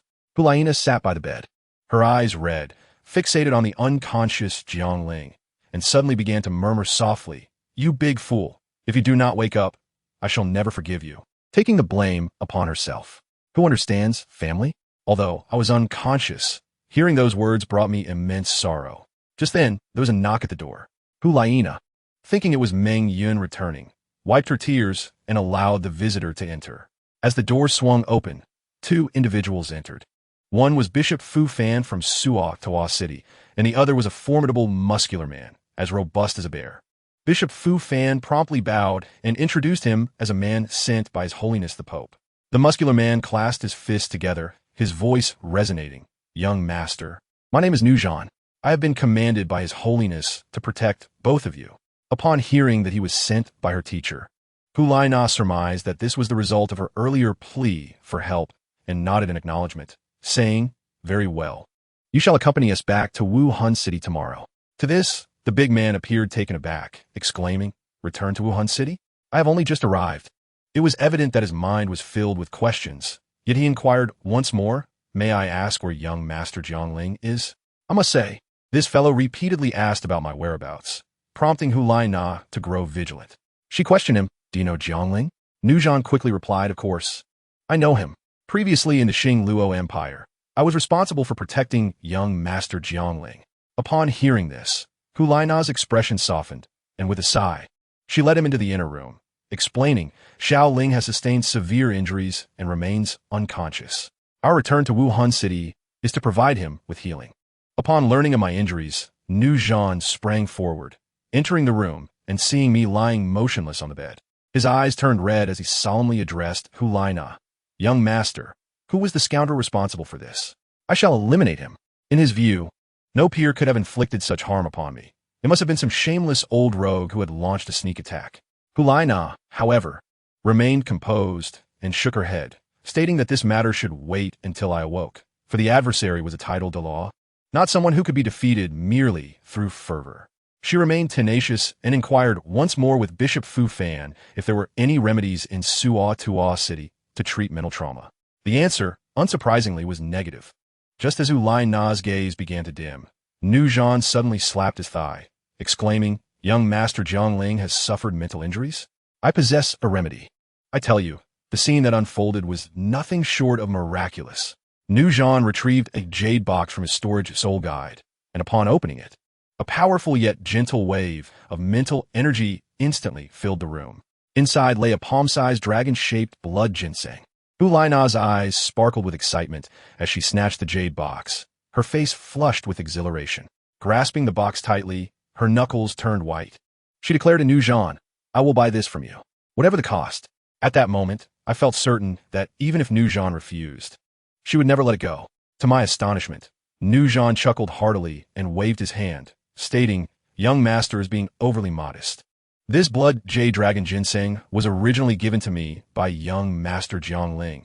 It is merely returning to its rightful owner. Quickly, we must treat young Master S wounds." I recalled that this item was something I had procured in the Luo ancient realm, which I had deliberately saved for Nuzhan as compensation for the salary he lost while helping me. Hu Lai Na, upon hearing this, paused momentarily, then solemnly bowed to Nuzhan, expressing her gratitude. The subsequent hours were spent in urgent treatment, with Meng Yin returning to assist me in absorbing the blood jade dragon ginseng. They toiled for most of the day, growing weary before finally retreating to rest. Only Hu Lai Na and Nuzhan remained by my side. As I gradually regained color in my previously pale face, Hu Lai Na finally breathed a sigh of relief. Nuzhan, observing alongside, likely felt an array of emotions and spoke to my elder sister, encouraging her not to worry excessively. Later, Hu Lai Na, wishing to gain more insight into my situation, smiled and invited Nuzhan to sit down, addressing him politely as Uncle Nu, saying that her junior brother held him in high regard and that he was a senior to her. I must tell you, my elder sister's mind is as sharp as a tack. As they sat down to sip tea, Hu Lai Na casually inquired, "Uncle Nu, I heard that my junior brother has a confidant in Luo named Zhu Zhuqing. Are you aware of this?" Nuzhan nearly spat out his tea, stammering that he knew. No, he didn't know, until, under Hu Lai Na's unwavering gaze, he ultimately conceded that he had merely heard whispers. Hu Lai Na began to probe further, asserting that as an elder sister, it was her duty to safeguard her junior brother's romantic affairs, questioning what would happen if the other party had dubious origins and ulterior motives. This honest man, Nuzhan, grew anxious, hastily defending Zhu Zhuqing, insisting that she was certainly not that kind of person. The following morning, I finally awoke. I tell you, as soon as I opened my eyes, the first thing I wanted to do was scold someone. "Tang Hao, you old rascal." I had come to realize that the incident at the city gate was not a backlash of soul power, but rather the explosion of the mental impact left within me by that old schemer, Tang Hao. Had it not been for my fusion with the mental headbone, I would have been a mere ghost by now. As I slightly turned my head, I saw Hu Lai Na dozing at the bedside, utterly exhausted. A wave of guilt washed over me, and I reached out to grasp her hand. She had undoubtedly cared for me day and night over the past few days, and her hand felt cold and slightly rough. However, my touch startled her awake. She blinked, seemingly confirming whether this was a dream, and then burst into tears, clutching my head tightly in her embrace. The sensation was intoxicatingly soft, albeit somewhat difficult to breathe. After a long while, she finally released me and, with utmost seriousness, admonished me never to take such risks again. What could I say? I could only nod like a chick pecking at rice, affirming, I will heed my elder sister's words. Upon realizing I was awake, she announced her intention to prepare food for me and mentioned that a friend had arrived. Just then, the door swung open, and Nujan's large face popped in. We both exclaimed simultaneously. He called, Young Master, while I called, Uncle Nu. He inquired, What brings you here? And I asked, Are you finally awake? Ultimately, I allowed him to speak first. He informed me that he was sent by my teacher and that he had already broken through to the 82nd level of Douluo. Excitement surged through me, and I asked whether he could defeat Douluo. He replied that in a one-on-one battle, he had a 40% chance of winning, but if escape were necessary. He was completely confident. I felt reassured, contemplating future negotiations with Douluo. Even if they fell through, I would have a backup plan. As we continued our conversation, I requested that he refrain from calling me young master, opting instead for Jiangling or Shaoling, as it was becoming rather chaotic. However, Nujan hesitated for a moment before suddenly lowering his voice and, with a mysterious expression, said, Shaoling, there is something I must tell you. Upon seeing his expression, a sense of foreboding gripped me.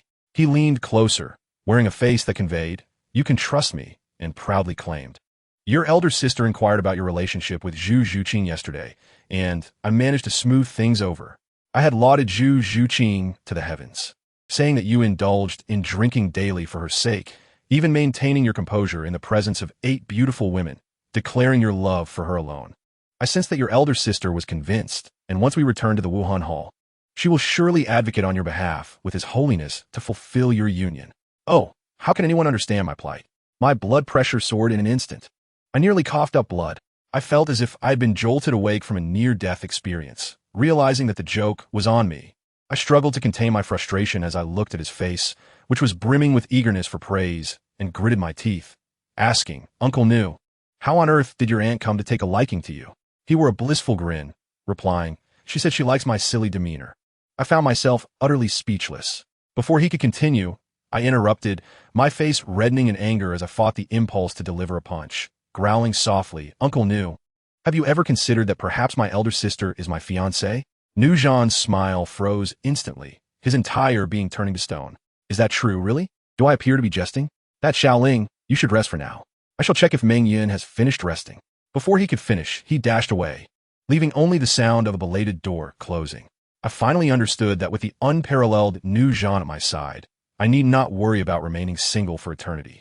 After a while, the door creaked open again, revealing Hulaina, who entered with food in hand and inquired whether I prefer to eat in bed or at the table. How could I dare to remain reclining? I hastily scrambled up, but having lain down for too long, my legs buckled beneath me, causing me to stumble forward. A fragrant breeze enveloped me as my senior sister swiftly caught me, her tone laced with mild reproach, yet predominantly filled with concern. During the meal, I felt as though I were sitting on pins and needles, dreading any mention of Zhu Zhuqing. To my surprise, she remained silent, quietly enjoying her meal while occasionally serving me dishes. The more she acted this way, the more uneasy I felt. After finishing our meal, she broached the subject of Yiya's brother, mentioning that he had returned to his hometown to pay respects to his sister and had left a note stating that his life now belonged to me. We conferred briefly and decided that once his memorial was completed, we would arrange for him to travel to Wuhan City. Observing that I had finished eating, she reached to collect the bowls and chopsticks, but I quickly stopped her, saying, Senior sister, let the servants handle that. You should rest. You have dark circles under your eyes. She replied that there were no servants in the courtyard to ensure my peace while I recuperated. Realizing that she had been tending to me herself all these days made my heart ache. I immediately took her by the hand and led her to the bedside, gently pressing her down onto the bed, covering her with the quilt, urging her to sleep. She expressed concern that I might make Nuzin, this sole master, do menial tasks, fearing it would offend him. I smiled and reassured her that we were on good terms and that it would be fine. Then, leaning down, I placed a soft kiss on her forehead. She was utterly exhausted, drifting off to sleep almost instantaneously. As I carried the bowls and chopsticks out, I inadvertently bumped into Nuzin, who was lurking sneakily at the door. To my astonishment, he had been eavesdropping. Upon spotting me, he grinned and took the dishes from my hands, giving me a thumbs up and whispering, Shaoling, I am truly in awe of you today. Your skills in charming girls are remarkable. It's like the flag at home remains upright while the colorful banners flutter outside. My face darkened in response. What colorful banners? I inhaled deeply and implored him, Nuzu, I beg you, Please refrain from prying into my affairs in the future, and do not spread rumors, all right? If you continue to assist me, while my senior sister may be safe, I would be in dire trouble with my teacher. 5 days later, I had nearly recovered from my injuries, and the three of us set off in a horse-drawn carriage toward the sunset forest. You may wonder why we didn't fly on swords. It's simple. 3 people would be too cramped and exhausting, and most importantly, how could I take advantage of my senior sister while flying? Inside the carriage, I shamelessly rested my head on Hulaina's lap as she sat cross-legged. I must say, her knee was the epitome of comfort. She tenderly brushed my hair while expressing concern over my recovery. I grasped her hand, bringing it to my nose to inhale her fragrance, assuring her that with Nuzin around, I wouldn't need to lift a finger. I also shared my new plan with her, which involved returning to Wuhuan City to study an extraordinary sword formation. As I spoke, I took out the assassin's dagger capable of slicing through soul power, along with a piece of Gingjin I had procured from the Xinghua secret realm. I explained to her that by combining these 2 elements with the sword formations found in the Wuhuan Temple's library, we could undoubtedly forge a flying sword battalion capable of defeating enemies beyond our level. Upon hearing this, Hulaina's eyes sparkled with excitement, deeming the idea feasible. Of course, I fabricated a story about the Gingjin, claiming I had found it in a small treasure trove. Her gaze clearly communicated, "Keep going," yet she refrained from pressing further. Seizing the opportunity, I asked her to supervise me when the time came. She pretended to be annoyed, accusing me of trying to slack off, and we engaged in playful banter within the carriage. As we joyfully journeyed toward the sunset forest, Yu Xiaojing returned to Shrek Academy. Upon hearing from Flandra about my ruckus at Shrek, his face turned a ghastly shade of green. Before long, a disheveled, middle-aged man, looking worn and haggard, appeared in his room like a ghost. It was Tang Hao. Upon seeing his ally arrive, Yu Xiaojing immediately began to complain, embellishing the tale that I not only stole his Pope's decree, but was also a disciple of Bibi Dong, possessing talents that surpassed Tang Hao's and Tang San's combined, thus posing a significant threat to Tang San and even threatening his life. Truly, this master was adept at shifting blame and wielding others as weapons. He sought to use Tang Hao to eliminate me. However, Tang Hao, after listening, merely replied with indifference, "You need not worry about this matter. I left a spiritual attack within his body. That person should already be dead." Yu Xiaojing attempted to argue what if, but a single glance from Tang Hao silenced him entirely. Though he claimed not to be concerned, Tang Hao decided to confirm the situation in Soto City. It was laughable. He could never have imagined that at that very moment, I was reclining on my senior sister's lap. Happily consuming grapes, she fed me. As we rushed toward the sunset forest, once the carriage halted, I attempted a failed somersault, only for my senior sister to pull me up from her lap. The moment I stepped out, a brisk chill swept through, causing me to shiver. I swiftly retrieved a coat from my dimensional pouch and gracefully draped it over my senior sister. Our uncle Nuzin was remarkably efficient. After securing the horses, he asked, "Young master, shall we head directly to the center?" I replied, "Of course, we shall strike straight at the heart." With an unstoppable momentum, Nuzin unleashed his aura as a soul master, causing the smaller soul beasts to scurry away like frightened mice. However, after advancing a short distance, Nuzin abruptly halted, his expression serious, as he warned that there was poison ahead. At this, I chuckled, replying, "That's settled then. The lair of the old poison master must be nearby." My senior sister tried to dissuade me, but I boldly reached my hand into the green, toxic mist. I must say, upon contact with my Changhong True Qi, the poison evaporated as quickly as snow meeting boiling water. Having barely taken a few steps inside, a thunderous voice boomed, "Who dares to trespass on my territory?" No sooner had the words left his mouth than a green-haired elder appeared before us, as if he had teleported. Recognizing him, I exclaimed, "Ah, it's the poison Douluo, Dugabo." His appearance was rather unique, and he scrutinized us, his gaze akin to that of a chef appraising a dish. I cut straight to the chase, saying, "Senior, let us not be hasty. I wish to discuss a business opportunity." He laughed heartily, retorting that a mere young lad like me had nothing of value to offer. I thought to myself that I would have to present him with something substantial to garner his respect. Clearing my throat, I boldly exposed his ailments, stating, "Isn't it true that on rainy days, your ribs tingle and itch, and that at midnight, you feel prickling sensations from the top of your head to the soles of your feet?" With each revelation, his face turned progressively greener, and the murderous intent emanating from him was nearly palpable. Hastily, I brandished the Pope's decree given to me by my teacher, BB Dong. At this, he lost all ire, his gaze shifting from one of disdain to one of intrigue, as if he were evaluating a dish of substance. I further added, I can also cure the poison afflicting your granddaughter. Instantly, he was taken aback, inquiring what terms I desired. I could almost see him calculating whether to join the Wuhuan temple. With a slight smile, I replied, Senior, I merely wish to gather some herbs from your backyard. Douluo was utterly bewildered, his expression reflecting disbelief at my modest request. Following him into his treasure trove, I was awestruck by the sight before me. It was a dazzling array of celestial herbs, glistening and vibrant, making my mouth water.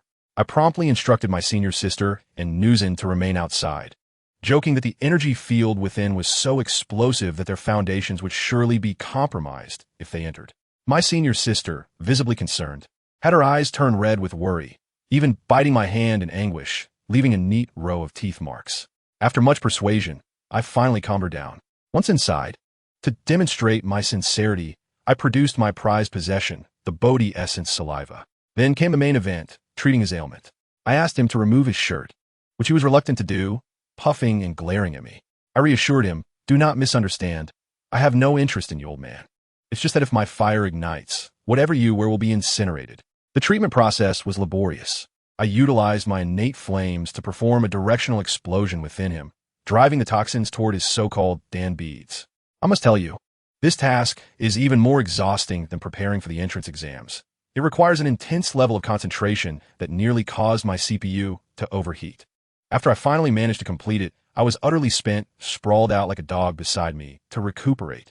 Meanwhile, this old man, with a flash of golden light, directly broke through on the spot, advancing 2 levels in a single leap.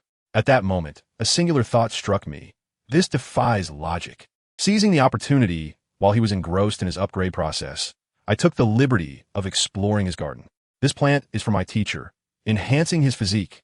That one is for my senior sister, to facilitate the evolution of her martial soul. And this one is for myself, to strengthen my Puwangji Tong. It was simply astonishing. I focused on a singular timeline and gathered all the celestial herbs I could pocket. Douluo also awoke. Goodness, he appeared invigorated, and his gaze towards me had changed. He clasped his fists and said, Shaoling, from now on, you are my brother from another mother. If you need anything, just say the word. Uncle Nu entered just in time to witness this scene, looking utterly dumbfounded, probably pondering what kind of magnetic personality I possessed that appealed to all ages and genders. Before departing, Douluo even gifted me a VIP access card, allowing me to visit his garden at will. Once I exited the poisonous formation, my senior sister approached, eager to gossip, teasing me about whether Douluo was wearing my clothes. I chuckled and playfully patted her on the rear, urging her not to think too much of it. However, as night fell, we had yet to leave the forest, forcing us to set up camp. I mysteriously produced the enchanting Qi Luo Yu Jin Xiang and said, Senior sister, consume this, and your little fox will evolve into a 9-tailed celestial fox. I also reminded her not to forget our agreement. Her face flushed, and while she claimed to have forgotten, her body eagerly began to absorb the herb. I then found Uncle Nu, handing him the magical Chirong Tongtianju, saying, Uncle Nu, this is for you. Consuming it will help you cultivate an indestructible body. Uncle Nu was taken aback. Perhaps he did not recognize other things. But this was undoubtedly the martial soul of the elder from the Chrysanthemum clan. How could he not know? I hurriedly instructed him to keep it safe and warned him not to let Elder Yu know it was from me, lest he seek vengeance. Uncle Nu was deeply moved and immediately performed a grand gesture, respectfully exclaiming, Yes, young master. Having settled matters with Uncle Nu, Nana and I quickly sat cross-legged, ready to feast. I began with the Wang Chuan Chiu Shui Lu, consuming it in one gulp.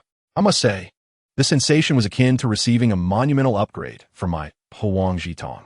My head was enveloped in a layer of red golden light, which ultimately surged into my eyes. Good heavens, when I opened my eyes again, they glowed as fiercely as 2 heated iron rods, with what seemed like magma swirling within. Absolutely stunning. As I finished, Nana commenced her transformation as well.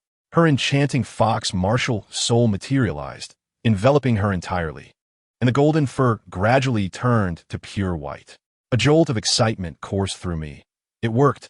I quickly urged Uncle Nu to absorb the essence while I stood guard. As a soul Douluo, Uncle Nu's absorption speed was astonishing. Within an hour, He had completed the process, and his soul power surged by 2 levels. Yet, what mattered most was the comprehensive enhancement of his physical capabilities. As midnight approached, the main event unfolded.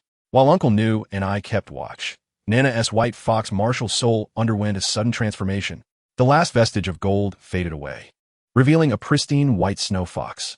Then, Nana's form began to dissipate, merging seamlessly into the fox's body. The white fox, treading upon the air, ascended step by step into the heavens and gazed up at the moon. Uncle Nu was momentarily stunned, stammering, "Is this the true form of her martial soul?" I shook my head, recalling ancient texts that flashed through my mind, and exclaimed, "No, this is the fox immortal paying homage to the moon." No sooner had I spoken than the white fox opened its mouth, and, with a soft puff, expelled a brilliant golden orb that soared towards the moon. Then, with a swift inhale, the orb fell back, caught deftly in its mouth. Thus, the cycle of swallowing and releasing the essence of the sun and moon continued. I was astounded. Indeed, there was a golden Dan. The spectacle was of an extraordinary magnitude, akin to a transcendent visual assault. The moonlight seemed to go mad, drawn into a colossal vortex surrounding us, plunging the surroundings into utter darkness. This continued until dawn approached, when, from behind the fox, 1, 2, and eventually 9 fluffy tails sprouted. The evolution was complete. What followed was nothing short of absurd. The 9-tailed celestial fox descended from the sky, its form gradually becoming translucent, revealing a human shape. First, there were feet, smooth and flawless as if sculpted from jade. I was momentarily taken aback. Where were the shoes? In the blink of an eye, her calves appeared as well. Realizing the situation, I quickly rummaged through my soul guide device, pulling out a black robe and thrusting it into Uncle Nu's hands, urging, "Cover your head. Turn away. Do not gaze upon this." With that, I dashed beneath Nana, my 4th soul ring illuminating as I conjured a protective barrier, enveloping us in an opaque crimson dome. Inside the barrier, I finally breathed a sigh of relief, watching as Nana descended gracefully from the air, her fox form gradually receding, returning to her upper body and legs. I contemplated whether I should turn away in respect, yet feared she might fall without anyone to catch her. Besides, how could I not witness the transformation of my future wife? It was only natural. Just as I finished that thought and looked up, I was rendered speechless. I leaped forward and caught her in my arms. Who among my family would understand? The evolved Nana, her aura and beauty had soared to celestial heights. Most astonishingly, she was completely bare, yet retained those 9 snowy, fluffy tails, each over a meter in length. Was this not the epitome of a beastly maiden? Who could resist such alluring tails? My mind buzzed, nearly short-circuiting. Reluctantly, I retrieved a garment to drape over her, yet the subtle allure she exuded made it impossible to concentrate. Unable to resist, I reached out to caress one of the tails, pondering if it might be an external soul bone. The texture was incredibly soft. "What are you doing?" A shy female voice suddenly whispered in my ear. My mind was still processing, and instinctively, I responded, touching her tail. "Seeing your sister, you're awake." Only then did I realize, and in my excitement, I tightened my embrace. Nana, already bashful, turned crimson upon being hugged, struggling to say, "Xiaoling, please let me go." I promptly released her and inquired about her feelings. She insisted, "You turn around first. I need a change." "What is the issue? We are practically engaged." "I want to see." "No way, I'm too shy. I'll show you at home." Her eyes twinkled as she smiled at me, a hint of pink light flickering within. My mind momentarily blanked, as if commanded, and I found myself turning away. By the time I regained my senses, Nana was fully dressed. I wanted to slap myself for being so foolish. We discussed her new abilities.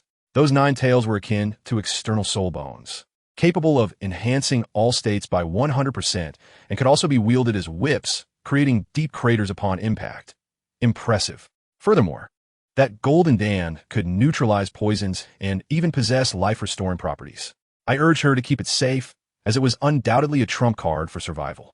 While we were conversing, Nana suddenly leaned in and placed a kiss on my lips, saying, "Xiaoling, thank you." I took her hand, smiling. "We're we to each other." But I added playfully, "Now that you're so powerful, you won't bully me after we marry, will you?" She flashed a mischievous smile. "That depends on your performance. If you upset me, I'll enchant you and make you kneel on durians."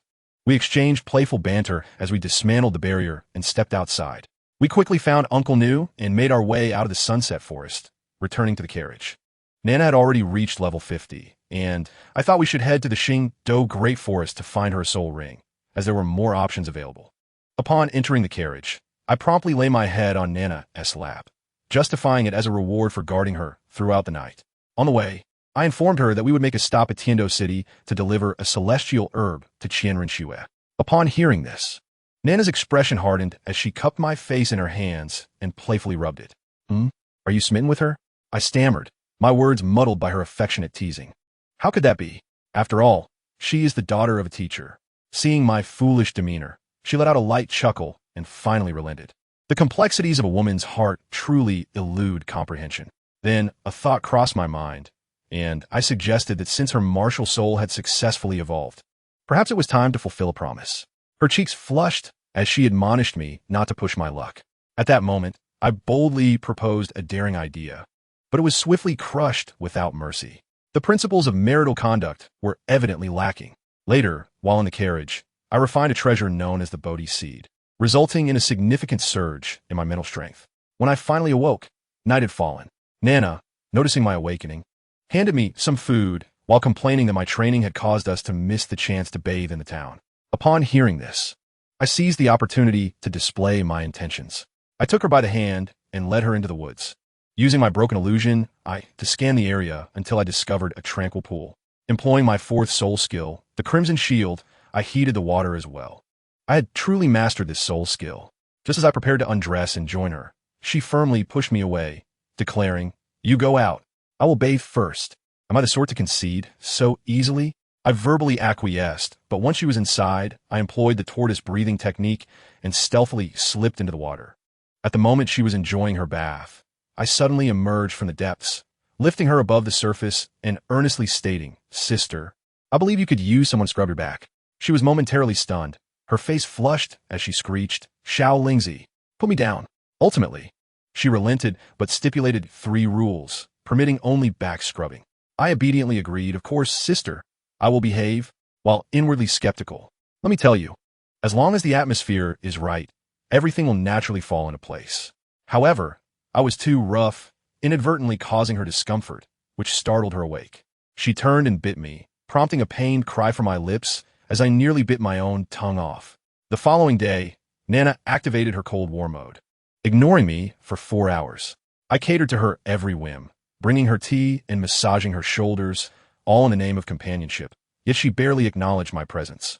Feeling defeated, I sought counsel from Uncle Nu on how to appease a wife, only for him to proudly declare, "I never anger my wife."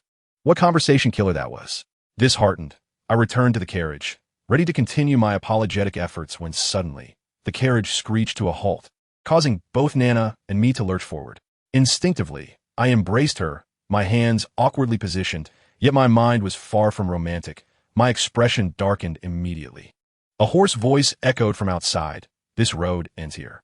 I bolted out of the carriage to find a towering, muscular man clad in gray, wielding a massive hammer, standing resolutely in the middle of the path. Through clenched teeth, I muttered 4 words, "Hao Ian Hammer, Tang Hao." His 9 soul rings blazed to life, a cacophony of yellow, purple, black, and red. The oppressive pressure nearly suffocated us. I quickly attempted to stall for time, taunting him, "So you Haven-T perished. A dignified Hao Qiando bullying the weak. What about your dignity?" He remained unfazed, simply stating, "Return the Pope's order to me." Upon hearing this, I realized the connection to you, Xiao Jiang. That hypocrite again. I retorted vehemently, "You allowed your son to be taught by such a person?" Expecting him to resolve the twin martial souls issue? Dream on. Tang Hao was visibly taken aback, his murderous intent fixating on me. Realizing the gravity of the situation, I urgently communicated with Uncle Nu, "Uncle, take sister and flee." But Tang Hao had already lunged forward. The colossal Hao Qian hammer descended upon us with devastating force. As Nana and I braced ourselves for the impact, Uncle Nu roared, channeling his soul power and charging forward, true form of the Ape King. "Xiaoling, Nana, run." The opportunity was fleeting. My eyes brimmed with urgency as I seized Nana's hand, unleashing my sword technique at full capacity, fleeing without a backward glance. The earth-shattering crash reverberated behind us as I grit my teeth, blood seeping from my gums. "Tang Hao, one day, I shall slay you." Nana clutched my hand tightly, understanding the significance of Uncle Nu to me. However, We escaped far when that hoarse voice echoed once more. I told you, you cannot leave. An even larger hammer descended from the heavens, crashing down upon us and sending us plummeting from the flying sword. I used my body as a cushion for Nana, landing in a daze. As I gazed at the approaching Tang Hao, regret washed over me. I should have dealt with you, Xiaojiang, decisively. Nana remained silent, simply holding my hand tightly. I gripped my Changhong sword again, pointing it at Tang Hao and shouted, "Let us fight," with a casual swing of his hammer. Tang Hao shattered my sword strike effortlessly. Nana's 9 tails charged forth to withstand his blow, and together we exerted every ounce of strength just to deflect that single strike. Tang Hao, surprised, recognized Nana's 9-tailed, celestial fox martial soul, and his gaze turned menacing. Hao Yan's 9 unique techniques. He was deadly serious. In this moment of peril, Nana's eyes glimmered with a vibrant pink light, and her innate skill, charm, activated. Even someone as formidable as Tang Hao momentarily fell into a daze. Now was the time. I unleashed my long-prepared fire dance cyclone. With that, I grasped Nana's hand and turned to flee. Tang Hao, regaining his senses, took the full brunt of my attack, his face paling as he hurled the Hao Yan hammer towards us. In midair, evasion was futile. I hastily wrapped my arms around Nana, bracing for the impact with my back. "Xiaolingzi," Nana cried out, her 9 tails extending fiercely and, astonishingly, deflecting the Hao Yan hammer. The immense recoil propelled our flying sword like an arrow into the distance. Tang Hao, injured by my strike, let out a muffled groan, but ultimately could not pursue us further. Just as I sighed in relief, I sensed something was amiss. Nana felt as limp as a rag doll in my arms. I hurriedly looked down and was horrified to see her face as pale as paper. Panic surged through me. "Sister, what has happened? Are you injured?"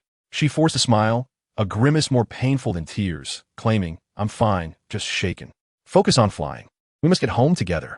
Yet, blood began to blossom from her body, each droplet resembling a flower in bloom. My mind exploded with panic. This was far from fine. She had withstood Tang Hao's hammer, and her insides were shattered, merely held together by sheer will. "Sister," my voice trembled as I thrust the flying sword into the ground, cradling her and diving downwards. In a frenzy, I rummaged through my jade pendant for medicine, murmuring, "Sister, don't fear. I will heal you. You will be all right."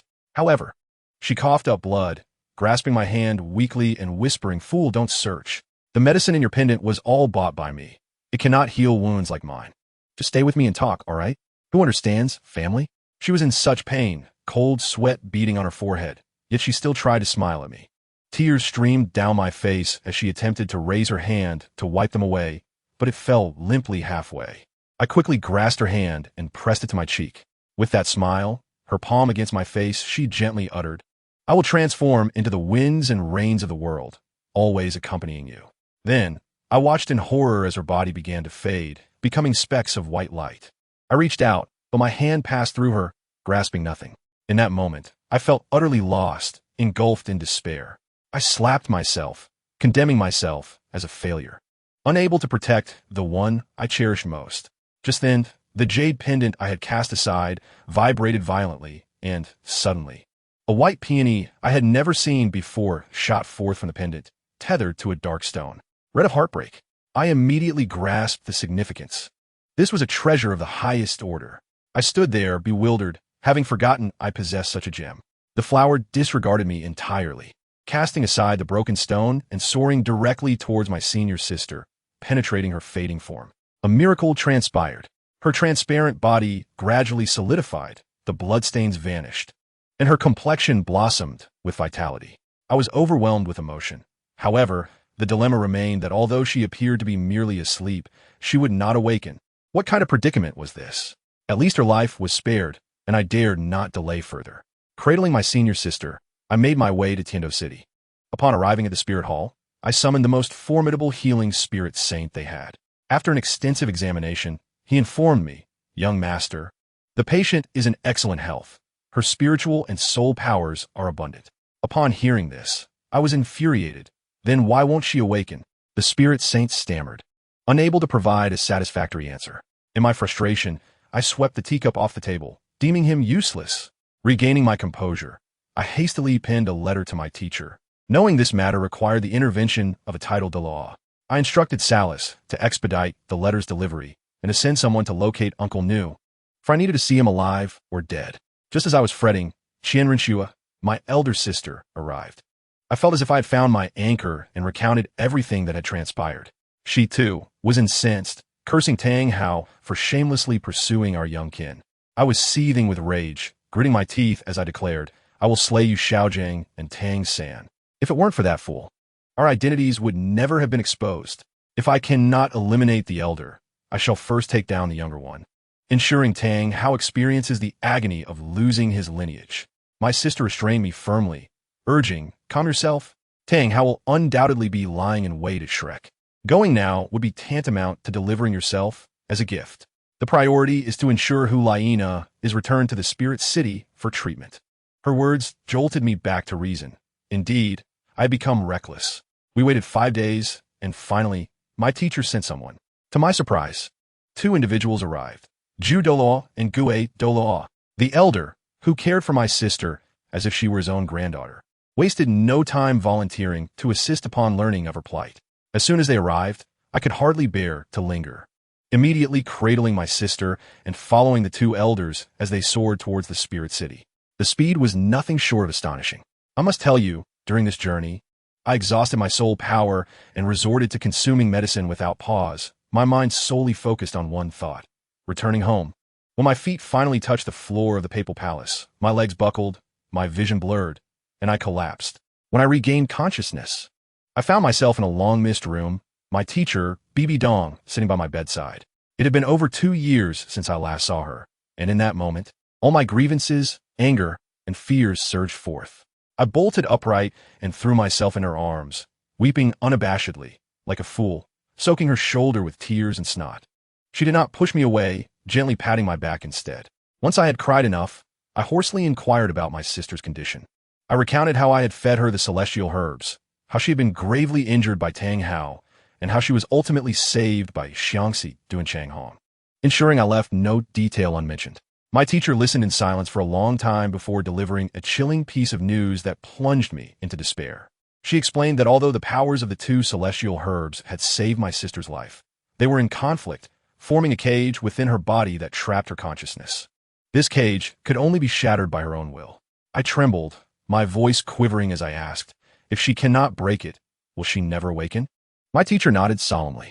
In that instant, I felt as though the sky had collapsed upon me.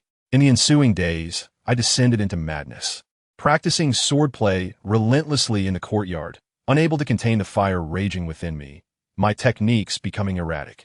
My teacher visited me, advising that my turmoil hindered my training. I knelt before her, pleading for her to allow me to seek vengeance. I told her that there was no need to kill Tang Hao. If Zhu Douluo and Gue Douluo would distract him for a moment, I was confident I could slay Tang San. But my teacher adamantly refused, deeming it too perilous. Especially given Hulaina's condition, I could not be allowed to take further risks. Left with no choice, I knelt at the entrance of the Papal Palace for an entire day and night, yet she remained unmoved. Out of frustration, I contemplated escaping, but was caught and placed under house arrest. From that day forth, aside from practicing swordplay, I spent every moment beside my sister. I carried her to a wicker chair in the courtyard, combed her hair, and spoke to her, yearning for her to awaken with each passing second. I narrated stories, saying, "Once, there was a junior who tirelessly practiced a technique called the White Blade Dream Slash, for his senior sister lay in endless slumber. Only by mastering this technique could he shatter the dream and save her. The junior was unaware that he, too, was trapped within a dream. I also wondered if anyone might hear my incessant murmurs. The following day, Zhu Douluo and Gue Douluo unexpectedly sought me out, announcing that His Holiness the Pope had consented to my departure, permitting them to accompany me. I was momentarily stunned, then overcome with joy. My teacher had, after all, relented. Without hesitation, I was outside the Spirit City within half an hour. This time, my objective was clear: vengeance. We hastened directly to Shrek Academy. Upon arrival, we found nothing but disappointment. The village housed only a few soul emperors and soul saints, while Tang Hao and Tang San were nowhere to be found. A thought struck me. Tang San must have reached soul power level 29 by now, likely breaking through to level 30 to hunt for soul rings in the Stardow Forest. Let us proceed to the Stardow Forest, I urged the 2 elders. Meanwhile, in the Stardow Forest, the Shrek group was indeed present. Flinder and the others had finally captured a millennium-old phoenix-tailed coxcomb snake and were preparing to let Oscar take action.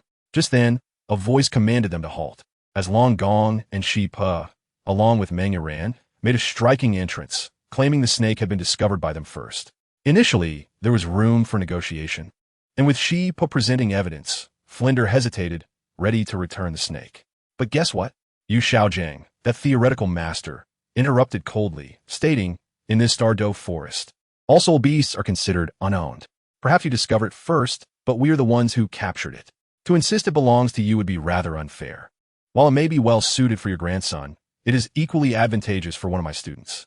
Flinder's expression darkened. They were all quite defiant. And when it came to a fight, would they stand their ground? There were plenty of Millennium Soul beasts.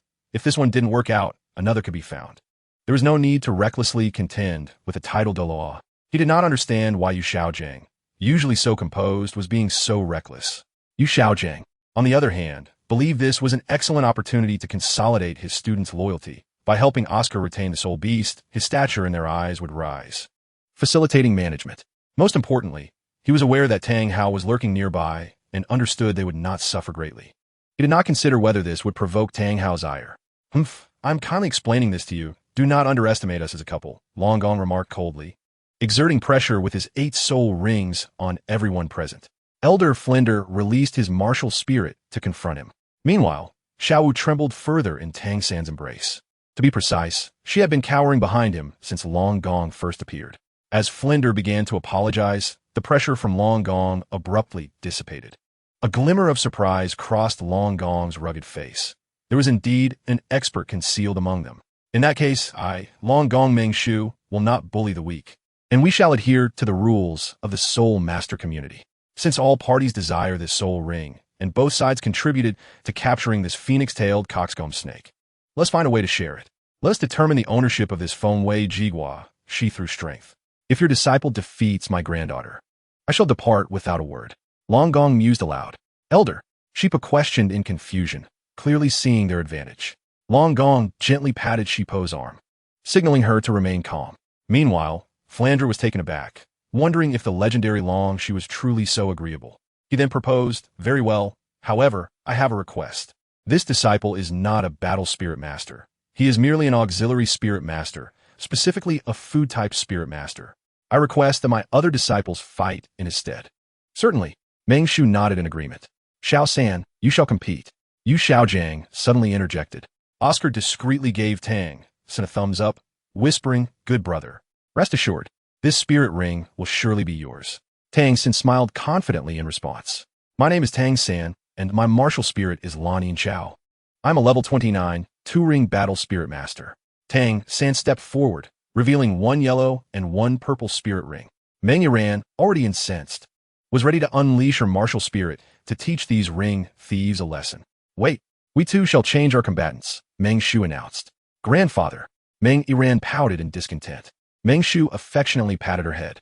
"Zhu Qing, are you willing to assist your sister Yiran in this battle?" Meng Shu inquired. "Of course," Zhu Qing nodded. With Meng Shu's keen eye, he recognized the extraordinary talents of the young adversaries, realizing that they could potentially suffer losses. The ability to cultivate Lan Yin Chao to level 29 certainly indicated some prowess. Though slightly astonished, he remained unfazed. Both Jiang Ling, whom he had encountered, and Zhu Qing beside him, were unparalleled geniuses. How many 12-year-old spirit masters had he ever seen? Tang San's expression darkened as he recognized Zhu Qing, who appeared even younger than himself, as a spirit venerable. "Go, Xiao San," Oscar exclaimed, delighted to see a seemingly younger girl emerge.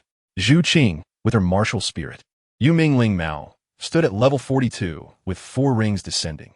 Yellow, yellow, purple, and purple. Her voice remained cold, yet resonated deeply within the hearts of all present. Zhu Qing's cultivation speed was unprecedented in the history of Douluo continent. Having absorbed Xiang Fei Lei, her progress was virtually unimpeded. How could this be? The last time I saw her, she was merely a spirit venerable. In such a short span, while Xiao Wu and I remain at level 29, she has already ascended to spirit venerable. Tang San's expression grew grim, realizing that their so-called monstrous talents appeared laughable before this girl. Oscar's face fell. His spirit ring was lost. Dai Mubai, too, was taken aback, exclaiming, "How is this possible?" When he left Xingluo, Zhu Qing was only at level 19, and now she had surpassed him in just a few years. Your Excellency, Spirit Douluo, is this not too unfair? Yu Xiaojing spoke solemnly. Oh, how is this unfair? You change your fighter, and so do I, and they are of similar age, peers indeed. If you find this unsatisfactory, I, in my magnanimity, will allow you to change once more, Meng Shu replied coldly. Mubai, you shall compete, Flandre instructed. Among the students, only Dai Mubai held the highest rank. Mubai, seeing no response, Flandre called again. Yes, Dean. Dai Mubai stepped forward, remaining silent for a long moment before saying, Zhu Qing, if we are to fight, let's fight. If not, I concede. Zhu Qing glanced at the nearly defeated Feng Wei Jiguashi, not sparing a glance at Dai Mubai, as if he were a stranger. I concede. Dai Mubai clenched his fists and murmured, Dai Laoda. The crowd was puzzled. Did they know each other? Zhu Qing, upon hearing this, disregarded him and returned to Meng Iran and Yi Lingling's side. Zhu Qing, impressive, Meng Iran exclaimed, grabbing Zhu Qing in admiration. Since you concede, hand over the Feng Wei Jiguashi, Meng Shu commanded. Yes, senior. This was indeed an act of self-degradation. Meng Shu did not permit Meng Iran to absorb the spirit, but instead took the spirit beast away. Although uncertain of the intentions of those in the shadows, it was clear their strength was at the spirit doll level, so it was best to retreat. In the shadows, Jiang Ling watched the striking figure depart, longing to reveal his identity, yet he understood that the moment was not right. Xiaoling, that girl is a spirit beast with over 100,000 years of cultivation. Yu Guan, filled with astonishment, remarked. Tang Hao might conceal his aura to deceive Meng Shu, but he could not fool Yu Guan, who was also a title de law. Rest assured, esteemed elders, she will not escape, Jiang Ling assured. Yu Guan nodded. Xiaoling, just now Tang Hao neutralized Meng Shu's soul power. Old Ghost and I have pinpointed his location. Shall we strike now? Yu Guan communicated. Let us wait a moment. Jiang Ling wished to allow Zhu Qing to distance herself from the area. He did not want to involve her in the conflict. Below, the members of Shrek Academy were gathered. Dean, Teacher Zhao, are we truly a monster academy? I feel so ordinary. Oscar lamented. Cough. Xiao Ao, this is merely an exception. Flandre comforted. Dai Lauda, do you know that girl? The chubby one beside Dai Mubai inquired, raising an eyebrow. The others turned to Dai Mubai, eager to learn the identity of such a prodigious girl. Dai Mubai merely lowered his head, ignoring their gazes. All right, it is still early. Let's continue our search for spirit beasts, Flandre announced. Elders act. As Jiangling's words fell, Yu Guan, like an arrow released from its bow, charged towards Tang Hao. In no time, the aura of a tidal Douluo's battle enveloped the area. The members of Shrek were momentarily taken aback. Chapter 84. Kill with Jiangling's strength as a Soul King. It would be somewhat challenging to kill or capture a Grand Soul Master in the presence of two Soul Saints. However, as the ancient saying goes, attack where the enemy must rescue. Now, the 9 members of Shrek stood poised, with Flandre at the forefront, Zhao Wuji at the rear. Ning Rongrong and Oscar in the middle, Dai Mubai and Ma Hongjun on one side, and Xiao Wu and Tang San on the other side. Yu Xiaojiang positioned himself closer to Tang San in the center. Sword 14, Divine Dragons, 9 transformations, 9 strands of sword energy, 3 targeting Ning Rongrong and Oscar, and 6 aimed at Ma Hongjun and Dai Mubai. With Dai Mubai's strength, he could not withstand these 6 strands of sword energy. If Flandre and Zhao Wuji did not intervene, whoever faced those 6 would surely perish. Not to mention Dai Mubai, Ma Hongjun, as Flandre's disciple, would not be left to fend for himself. Given Ning Rongrong's identity as a member of the 7-treasure glazed tile school, Zhao Wuji would certainly step in, almost instantaneously. As the sword energy from Divine Dragons, 9 transformations ignited, Zhao Wuji and Flandre sprang into action. Jiangling's sword technique transformed into Sword Change 22, piercing clouds and breaking fog. He executed a light step that propelled him directly towards Tang San. Everything unfolded rapidly. With Tang San's rank as a Grand Soul Master, he barely managed to respond before the Changhong sword was already upon him. Simultaneously, Jiangling's left hand struck towards Xiao Wu's nape. Xianyu hand. Tang San, too, was ruthless. As death loomed, he reached for the Changhong sword with both hands. Unfortunately, the innate fire swirling around the sword was beyond what Xianyu hand could withstand.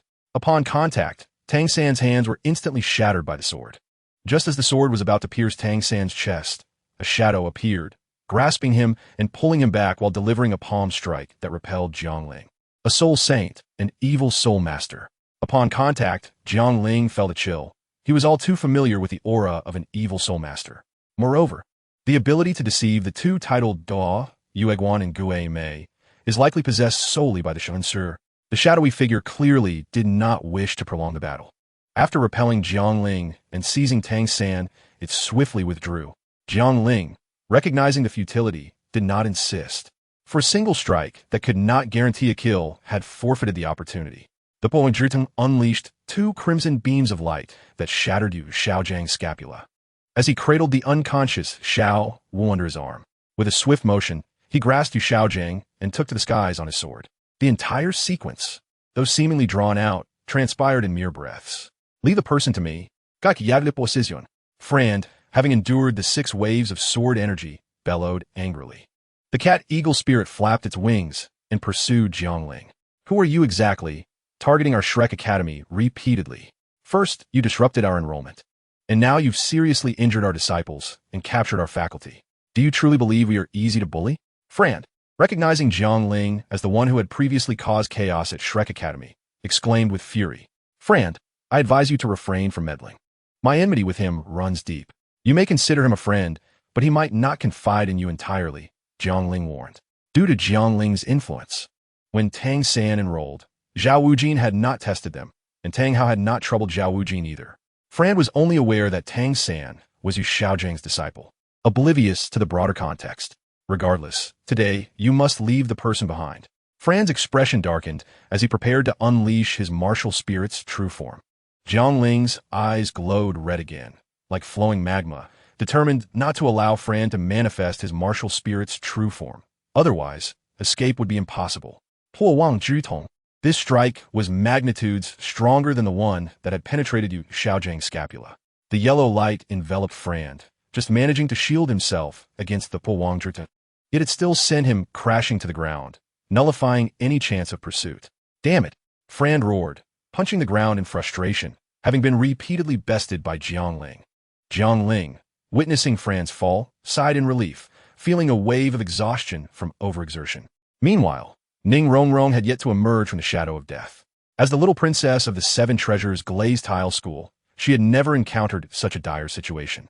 Before long, Frand returned, his countenance grim as he surveyed the shaken crowd. Frand, Zhao Wujin spoke up. Frand waved his hand wearily, saying, "Let us return to the academy." Meanwhile, Tang San, whose hands had been rendered useless by Jiang Ling, had succumbed to unconsciousness, his form enveloped in a shadowy figure as it retreated. In another corner, the battle between the titled Douluo had reached a fever pitch. Tang Hao, renowned as the Haoqian Douluo, fought valiantly against the 96-level ghost Douluo and a 95-level Yueguan. Alongside a 96-level peak Douluo wielding the Panlong staff, maintaining an equal footing. Initially, Yueguan and Gue Mei were put on the back foot, even their 2-level stagnant domain breached, startling them both. Fortunately, the arrival of Qianjun Douluo allowed for a balanced confrontation. Stand Azida, Tang Hao commanded with a stern expression. The trio aimed to attack more than defend, intending to stall him, which raised Tang Hao's concerns for Tang San. However, reassured by the presence of Zhao Wujin and Frand, he felt slightly more at ease. Old Ghost, how long has it been? Yueguan inquired, still recovering from the blow he had taken from Tang Hao. Almost a quarter of an hour. Just hold on a bit longer. Tang Hao noticed that the 3 showed no intention of yielding, and without further ado, he swung the Haoyan hammer. Great Sumera hammer. Just as the 4 prepared to clash again, the ground trembled violently. A colossal soul beast resembling a cross between a monkey and a gorilla burst forth, its eyes gleaming like lanterns and its body enveloped in darkness. Each part of its physique was fortified with muscles more formidable than granite, protruding like small hills, its size akin to a mountain. This was a Titan great ape, a 100,000-year soul beast. The Titan great ape regarded the group with a wary gaze, its white breath billowing heavily. It sensed Xiao Wu's aura, yet it had vanished. Such a soul beast of this caliber should reside in the central zone. How could it appear at the outskirts of Xingdou? Yueguan pondered. Gue Mei shook her head, while Qianjun Douluo, who had remained silent, tightened his grip on the Panlong staff, realizing that Tang Hao was a formidable adversary. And now, with the arrival of the Titan great ape, their predicament was dire. Not wishing to delay, Tang Hao seized the moment as Yue Guan and his companions momentarily diverted their attention to the Titan Great Ape. Channeling the Hao Yian 9 extremes, he unleashed the Great Sumeru Hammer. Without waiting for the outcome, he propelled himself toward Shrek's contingent. Retreat. As the smoke cleared, Qianjun Douluo wiped the blood from his lips, casting a glance at the ever-watchful Titan Great Ape. On the other side, Jiangling located a secure spot, unceremoniously depositing the unconscious Xiao Wu on the ground. He intended to take her back to the Wuhuan Temple, where she would serve as a soul ring for the second martial spirit of his teacher. He then turned his attention to Yu Xiaojiang, who had fainted from the pain of his shattered scapula. With a flick of his finger, he unleashed sword energy, piercing through Yu Xiaojiang's knee. The previously unconscious Yu Xiaojiang jolted awake, his face contorted in agony as he gazed at Jiangling in terror, as if confronting a demon from hell. You are awake. I will ask, and you will answer. No questions allowed. First, did you inform Tang Hao of my identity in the Wuhuan Temple? Jiangling stated, sitting on a nearby stone. Yu Xiaojiang cowered, hesitating to respond. Jiangling, growing impatient, manifested the crimson sword energy once more. I said it was I who told Tang Hao. Yu Xiaojiang quickly replied.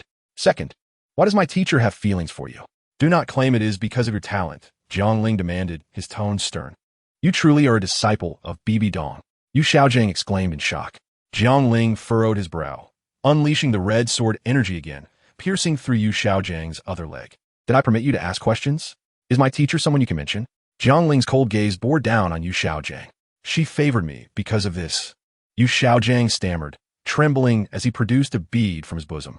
His body, riddled with wounds, throbbed with pain and a burning sensation, making it nearly unbearable. What is this? Jiangling inquired, taking the bead. The bead was two-colored, one half black and the other red, and under Jiangling's formidable spiritual awareness, he discerned a powerful illusion within. I do not know what this is. I obtained it by chance, when soaked in water and given to a woman to drink. As long as I possess this bead, no matter what I do, she will perceive me as perfect, Yu Xiaojiang explained. Jiangling's expression darkened at this revelation. He pressed his foot against Yu Xiaojiang's chest, his gaze fierce as he demanded, Have you ever done anything excessive to my teacher with this? And no, this bead only enhances her fondness for me. It does not control her thoughts, Yu Xiaojiang stammered in haste. Did you approach my teacher because of her identity as the saintess of Wuhuan Temple? Yes. I intended to leverage her status to promote my theories, seeking universal recognition. Yu Xiaojiang confessed, his facade of benevolence stripped away, revealing a frenzied demeanor. Jiangling frowned at this revelation, applying pressure with his foot, causing Yu Xiaojiang to cough blood. Behave yourself. So, it follows that Lu Erlong was also pursued by you using this method. Jiangling stated. You know this too? Yu Xiaojiang, awakened by Jiangling's pressure, asked in astonishment. Yes. At that time, I, Lu Erlong, and Flanders journeyed across the continent, and I found myself enamored with her. However, my soul power was feeble, and initially, she was infatuated with Flanders. Unwilling to accept this, I resorted to this artifact. Unexpectedly, Yu Xiaojiang, upon seeing Jiangling, furrowed his brow and promptly spoke. To my astonishment, Lu Erlong turned out to be your sister, and on the day of the grand wedding, she was humiliated by your second uncle. Jiangling retorted mockingly. Jiangling was somewhat speechless. Despite wielding such an extraordinary artifact, Yu Xiaojiang repeatedly faced defeat. Indeed, a rotten orange is still a rotten orange. How many women have you harmed with this object? Jiangling said coldly. It's gone. After this, the bead has become useless. I have experimented many times, and it fails to function, Yu Xiaojiang hurriedly replied. In that case, you might as well die, Jiangling remarked flatly as he pocketed the peculiar bead. No, spare me. I beg you, spare. As Jiangling summoned the innate fire in his hand, he struck Yu Xiaojiang's crown, turning him to ashes in an instant. Chapter 85. After the battle, Jiangling glanced at the ashes on the ground, and with a flick of his hand, the wind scattered them like dust. Now that you are awake, cease the pretense. Jiangling turned to the motionless Xiao Wu lying on the ground, observing her lack of response. He chuckled lightly and approached her. With the second soul skill, enchantment, and the first soul skill, bow, and arrow, as Jiangling drew near Xiao Wu, he was unfazed by her sudden attack. In the moment she struck, Jiangling had already grasped her throat, lifting her effortlessly and then tossing her against the stone wall. Jiangling's penchant for choking opponents during combat increasingly resembled the actions of a character from his previous life, anime. "Where's my brother? What have you done to him?" asked Xiao Wu, her face pale as she leaned against the stone wall, slowly rising. During the black-clad man's rescue of Tang San, Xiao had already been knocked unconscious by Jiangling. "Why, as a soul beast, have you come to the human realm? Isn't it better to reign in the Star Do Great Forest? You know I'm a soul beast." Xiao Wu's expression changed drastically at his words.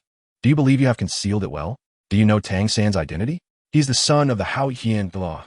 Your identity has long been exposed, and you have been kept alive solely for the purpose of becoming Tang San's soul ring once he grows stronger," Zhang Ling stated as he seated himself upon a stone. As the two elders, Yu Egwan and Gue Mei, had yet to arrive, Zhang Ling found it amusing to entertain himself with this rabbit to pass the time. "This is impossible.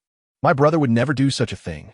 Xiao Wu's complexion turned white, but she still protested, relying on her bond with Tang San. 100,000-year soul ring.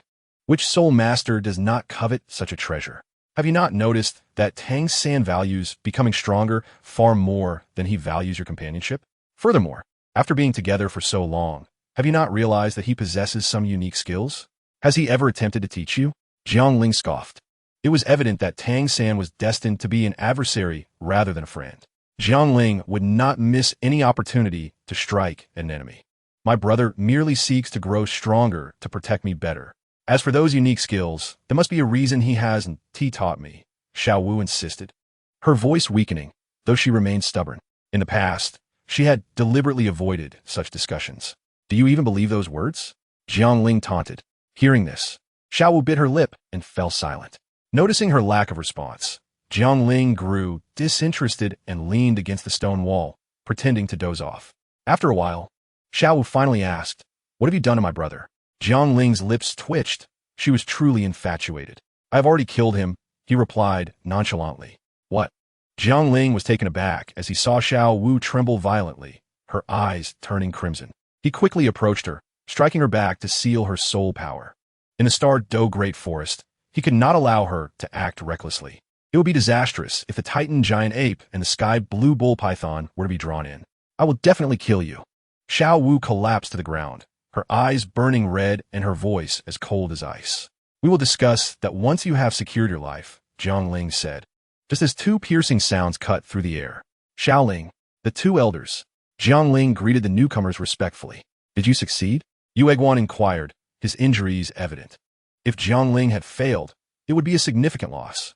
"I have incapacitated Tang San, but he was rescued by an evil soul master, and the soul beast was captured," Jiang Ling replied after a moment of contemplation, omitting the incident involving Yu Xiaojiang. Xiao Wu's eyes brightened as she lay on the ground. "Little San is not dead. Elders, are you injured?" Although Jiang Ling knew Tang Hao was powerful, he did not expect Yu Egwan and Gue made a struggle so much just to hold him off for a quarter of an hour. Tang Hao's strength has indeed grown unexpectedly. Had the 6 offerings not intervened, an old ghost might have met our end, Yu Egwan said, still feeling a lingering fear.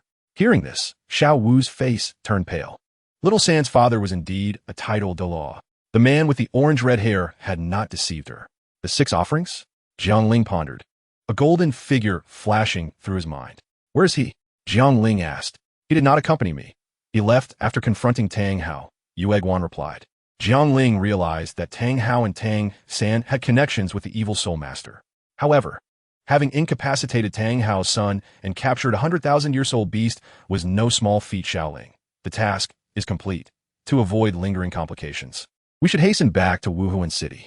There is also a 100,000-year Titan giant ape spotted on the outskirts of the Star Do Great Forest, Yu Egwan suggested. Xiao Wu's eyes sharpened at the mention. Jiang Ling remained silent for a moment before speaking. "Elder Yu Egwan, Elder Gue Mei, you may return to Wuhuan Palace and deliver this soul to my teacher. I have other matters to attend to and will follow shortly." Although Jiang Ling knew Hu Laina was still unconscious, he could not afford to delay any longer.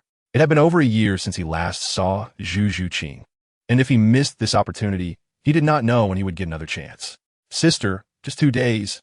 I will return afterward." "No, it is far too dangerous to leave you here alone. If Tang Hao discovers you," Yu Egwan rejected without hesitation. "Elders, do not worry." Jiang Ling donned a disguise and activated the turtle breathing technique, causing his soul power to vanish instantaneously. Even if he brushed past Tang Hao on the street, the latter would likely perceive him as an ordinary person. This way, the two elders can rest assured. Yue Guan and Gue may exchange a sigh, saying, "You have always been resolute. We know we cannot dissuade you. Regardless, stay safe." "Thank you." Jiangling bowed respectfully. Yue Guan and Gue Mei nodded. Seizing Xiao Wu from the ground, Yue Guan addressed Jiangling, "Return swiftly, for we cannot withstand the wrath of His Holiness the Pope." As they departed, Jiangling wasted no time and hastened towards Suatuwa City. He was unafraid of provoking Tang Hao. As long as the Haotian sect and Wuhuan Palace had not completely severed ties, Tang Hao would not act recklessly. Unless he no longer cared about the Haotian sect and unleashed a massacre upon the Wuhuan sub-palaces. Such actions would lead to both Tang Hao's demise and the ruin of the Haotian sect. If a sect's disciple committed a transgression, expulsion would suffice without implicating the entire sect. Otherwise, chaos would reign. Outside Suatuwa City, at Shrek Academy, Flanders returned to his room, exhausted. Sinking into a wrought-tan chair with his eyes shut, resting his forehead on his hand. After years of running the academy, there had been casualties, but he had never felt so weary, even contemplating the closure of Shrek Academy. Flanders sensed that he was somewhat out of the loop regarding certain matters. Why does the youth with orange-red hair target Shrek? What does his final statement mean? How did Yu Xiaojiang provoke this individual? Who exactly is Tang San? And why does this person seek to eliminate him? Moreover, why has he taken away Xiao Wu? And who is the dark-clad figure shrouded in malevolence that appears later? Flinder gently massaged his temples. The answers to these questions remained elusive, as no one would provide them. After 2 confrontations, he still did not know the enemy's name, identity, or motives for battle. He was even uncertain about his own allies' identities. Flinder had fought twice, and anyone would feel their composure fray in such circumstances. Upon returning to the academy, he dispatched Zhao Wujia, Li Yusong, Lu Qibin, and other battle soul masters to seek Jiangling's whereabouts, though he harbored little hope. And what of Tang San? Suddenly, a voice, resonant with both age and authority, echoed in the room. Tang Hao had returned to the academy, having searched thoroughly, only to find that Tang San and Xiao Wu were missing, and Yu Xiaojiang was nowhere to be found. Flinder regarded the figure that had suddenly appeared with no hint of surprise, not even rising from his seat. "Where is Tang San?" Tang Hao repeated. "Who are you?" Flinder inquired, fully aware that the individual before him possessed far greater strength. Yet at this moment, he felt no fear. Indeed, anger began to surface. "I am Tang Hao." Tang Hao's brow furrowed slightly, having noticed the ire in Flinder's eyes. "Tang Hao, the Haotian Douluo, is Tang San your son?" Flinder, upon hearing this, appeared momentarily dazed, but still did not rise. "Now it is my turn to ask you, where is Tang San?" Tang Hao's concern for his son intensified his imposing presence, causing Flinder's bones to creak under the pressure. Once the soul power dissipated, Tang Hao spoke again. "Now we can converse properly." Flinder wiped the blood from his lips, a sense of humiliation washing over him, yet he felt powerless. "We were ambushed. Tang San was injured and taken away by a man in black," Flinder confessed, clutching his chest. "A man in black? What man in black?" "I do not know. He was completely shrouded in a black cloak, but he emitted an aura reminiscent of an evil soul master," Flinder responded. Tang Hao exhaled in relief. Being taken was salvageable, and the fact that the individual chose to rescue Tang San indicated he would not be harmed in the immediate future. He believed that with Tang San's intelligence, he would survive, at least until Tang Hao could find him. And Xiao Wu and Yu Xiaojiang? They were taken by a youth with orange-red hair. Were you attacked by him? You and Zhao Wujia, 2 soul saints, could not stop a soul king? Pathetic. Tang Hao exclaimed angrily, having initially assumed that the assailant was a soul saint or a soul Douluo with special hidden abilities, only to find that it was merely a soul king. Flinder grasped the implication of Tang Hao's words and inquired solemnly, "Do you know him? Who is he? What transpired between you? And what role did Xiao Gang play in this?" You are not worthy to question me. Given your disrespect, consider this a lesson," Tang Hao scoffed, striding out. He intended to retrieve Xiao Wu. 100,000-year soul beast must not fall into BB Dong's hands. The weight of Tang Hao's disdain reverberated through Flinder, causing him to expel a mouthful of blood uncontrollably. How infuriating! Meanwhile, Ning Rongrong also sent word to the 7 Treasure Glazed Tile School. She longed to return, as she found nothing but monotony in her current surroundings. Originally, she had Xiao Wu, a fellow girl, for company, but now she was alone, facing the lecherous gazes daily. It was simply dull.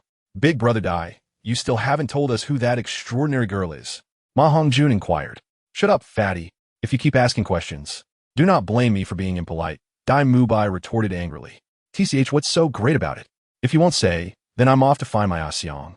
Ma Hongjun declared, turning to leave the village. Oh, how could this happen? Oscar sighed, muttering to himself. On the first day of school, Ma Hongjun had a falling out with Tang San and Xiao Wu, and after Xiaojang arrived with strict demands, his dissatisfaction only grew. Dai Mubai's relationship with Tang San was not that of friends, and given Xiao Wu's disdain for his lifestyle, they rarely interacted. Rather than endure disdainful glances, it was better to keep a distance and seek out his twin in Soto City. Among the six, only Oscar played the role of a peacemaker. However, he too had lost his focus, having failed the hunting trial and barely escaped death. Who are you? Why did you save me? Tang San asked the shadowy figure before him, his expression dark. His hands were crippled, and half of his Tang sex skills were rendered useless. This was more distressing than death itself. You do not need to know who I am. My actions were not to save you, but because you may have use to my master, hence my intervention, the shadow replied. With my hands gone, what use could I possibly be? Tang San replied with a bitter smile. If my master deems you useful, he will naturally grant you a pair of hands, the shadow stated indifferently. What did you say? Tang San exclaimed in astonishment. In Soto City, an unremarkable young man strolled through the bustling streets. This was Jiangling, now disguised to prevent his identity from being revealed again. For this search, he did not rely on the spirit hall, instead choosing to seek information from the beggars within Soto City. To gather news, he headed to an inn, as beggars were the best sources of information. Jiangling found the beggar leader, and within half a day, he had acquired news of Zhu Zhuqing's whereabouts. Jiangling gazed at the inn before him and stepped inside. Excuse me, I would like to inquire about someone. Could you tell me which room Zhu Zhuqing is in? Jiangling discreetly slipped a bag of gold soul coins to the attendant. Ah, let me check for you. Young master, the attendant replied, his expression shifting upon receiving the money. Young master, she is in room Tianling 09. Then please arrange for me to have the room closest to hers. Unfortunately, all the adjacent rooms are occupied. Only the one across the hall remains, the attendant replied apologetically. That will suffice. Please ensure discretion. Of course, young master, it's all set. May I ask, are you this young lady's? The attendant hesitated, aware that breaching customer confidentiality was a serious offense. If anything went awry, he could not bear the consequences. However, the sum Jiangling provided was too generous. I am her fiancé, wishing to give her a surprise. If she learns of it beforehand, it would spoil the plan, Jiangling smiled. Oh, I understand. The attendant replied with a knowing smile. Here you go. The attendant secretly handed Jiangling a small vial. This is a remedy from my hometown. I have tested it personally. It will last through the night. I do not share this with just anyone, the attendant whispered. Jiangling was being cautious, intent on meeting Zhu Zhuqing without attracting unwanted attention, especially from a formidable Gai Shilong. Chapter 86. Reunion as Jiangling arrived. He had already inquired and learned that Zhu Zhuqing and her companions had left in the morning and had yet to return. He settled into a chair by the window. The sun, having traversed its glorious path, began to descend into the horizon. Only the final rays of twilight remained, painting the sky in hues of crimson, while the peach-colored clouds aimlessly drifted. This scene reminded Jiangling of the events he shared with Zhu Zhuqing in the Star Luo ancient realm, where the unfortunate Zhu Zhuqing had encountered enemies upon entering the ancient domain and was forced to leap into the Liang Gorge. The gorge, too, bore a crimson hue, but compared to the warmth of the present moment, its temperature was terrifying. It was at the bottom of the gorge that Jiangling discovered the unconscious Zhu Zhuqing, and they endured several days of arduous survival and ambiguous moments together. Time has flown by, and it has been nearly 2 years since the events of Xinglua Gujing. Gazing absent-mindedly out the window, Jiangling's thoughts drifted once more to the Spirit Hall in Tiando City. On that day, after an argument with Qianren Xue, he left the hall under the setting sun, carrying his elder sister across several streets. He had promised to accompany her on a shopping trip the following day, yet he regrettably failed to keep his word. Jiangling shook his head, dispelling these thoughts from his mind with a gentle sigh. The twilight deepened, and the night enveloped the last remnants of daylight. Zhuqing and Lingling, I truly wish I could stay longer with you. However, tomorrow, I must depart with my grandparents. You two must come and visit me when you have the chance. Let those arrogant classmates of mine witness what true talent looks like. At the street outside the hotel, Meng Iran spoke with reluctance as she held onto the two girls. We certainly will, Iran Jia. Zhu Qing replied, her tone unusually soft. The veiled girl beside her also nodded slightly. By the way, remember to bring Lu Ergu along. I have yet to properly repay him for his life-saving kindness the last time, Meng Iran added, her cheeks slightly flushed. Upon hearing Jiangling's name, Zhu Qing's eyes momentarily glazed over. It had indeed been a long while. We will definitely come. All right, Iran, let Zhu Qing and Lingling head inside. We should return to the hotel as well, Meng Shu said from behind Meng Iran. Thank you both for assisting Zhu Qing in obtaining her spirit ring today. Zhu Qing expressed her gratitude to the formidable Meng Shu. Despite her cold demeanor, she did not neglect the necessary courtesies. No need for such formality. If you and Lingling don't mind, feel free to address me as Grandpa, Meng Shu replied with a smile, appreciating the bond with Zhu Qing as a favorable choice for their family. Thank you, Grandpa Meng, Zhu Qing responded. Well then, it is getting late. We should take our leave, Meng Shu said with a smile. Jiangling quietly observed from the window, his gaze entirely fixated on Zhu Qing. He absorbed none of the conversation around him. Zhu Qing, is that Jiang Lu Er the name of the one you hold dear? Watching the formidable Meng Shu depart, Yi Lingling nudged Zhu Qing and asked, Lingling, when did you become so inquisitive? Zhu Qing teased in response. I have no interest in others, but for you, it is different. I am curious to see what kind of person has captured your heart, Yi Lingling retorted defiantly. As they conversed, they stepped into the hotel. With Zhu Qing's figure fading from view, Jiangling returned to his senses and closed the window. Zhu Qing resumed her training in her room, as was her routine. She had no other hobbies. Previously, when with Jiangling, she would take leisurely walks and engage in conversation. After their separation, she reverted to her taciturn nature, diligently training. For it not only strengthened her, but also provided an escape from thoughts of Jiangling Zhu Qing. While immersed in her meditative practice, Zhu Qing suddenly heard her name being called. The voice was familiar, echoing in her dreams. The tone and inflection were unmistakable. Yet, she was not asleep this time. Had she imagined it? Slowly, she opened her eyes to see a figure illuminated by the light, her expression momentarily dazed. Zhu Qing. She rose, a radiant smile gracing her face, though her eyes sparkled with unshed tears. Jiangling gazed at Zhu Qing with tenderness, akin to a gentle sea breeze whispering wishes amidst the mountains and seas. Zhu Qing's enchanting eyes sparkled like stars, capturing an eternity in a glance. They stood merely 3 meters apart.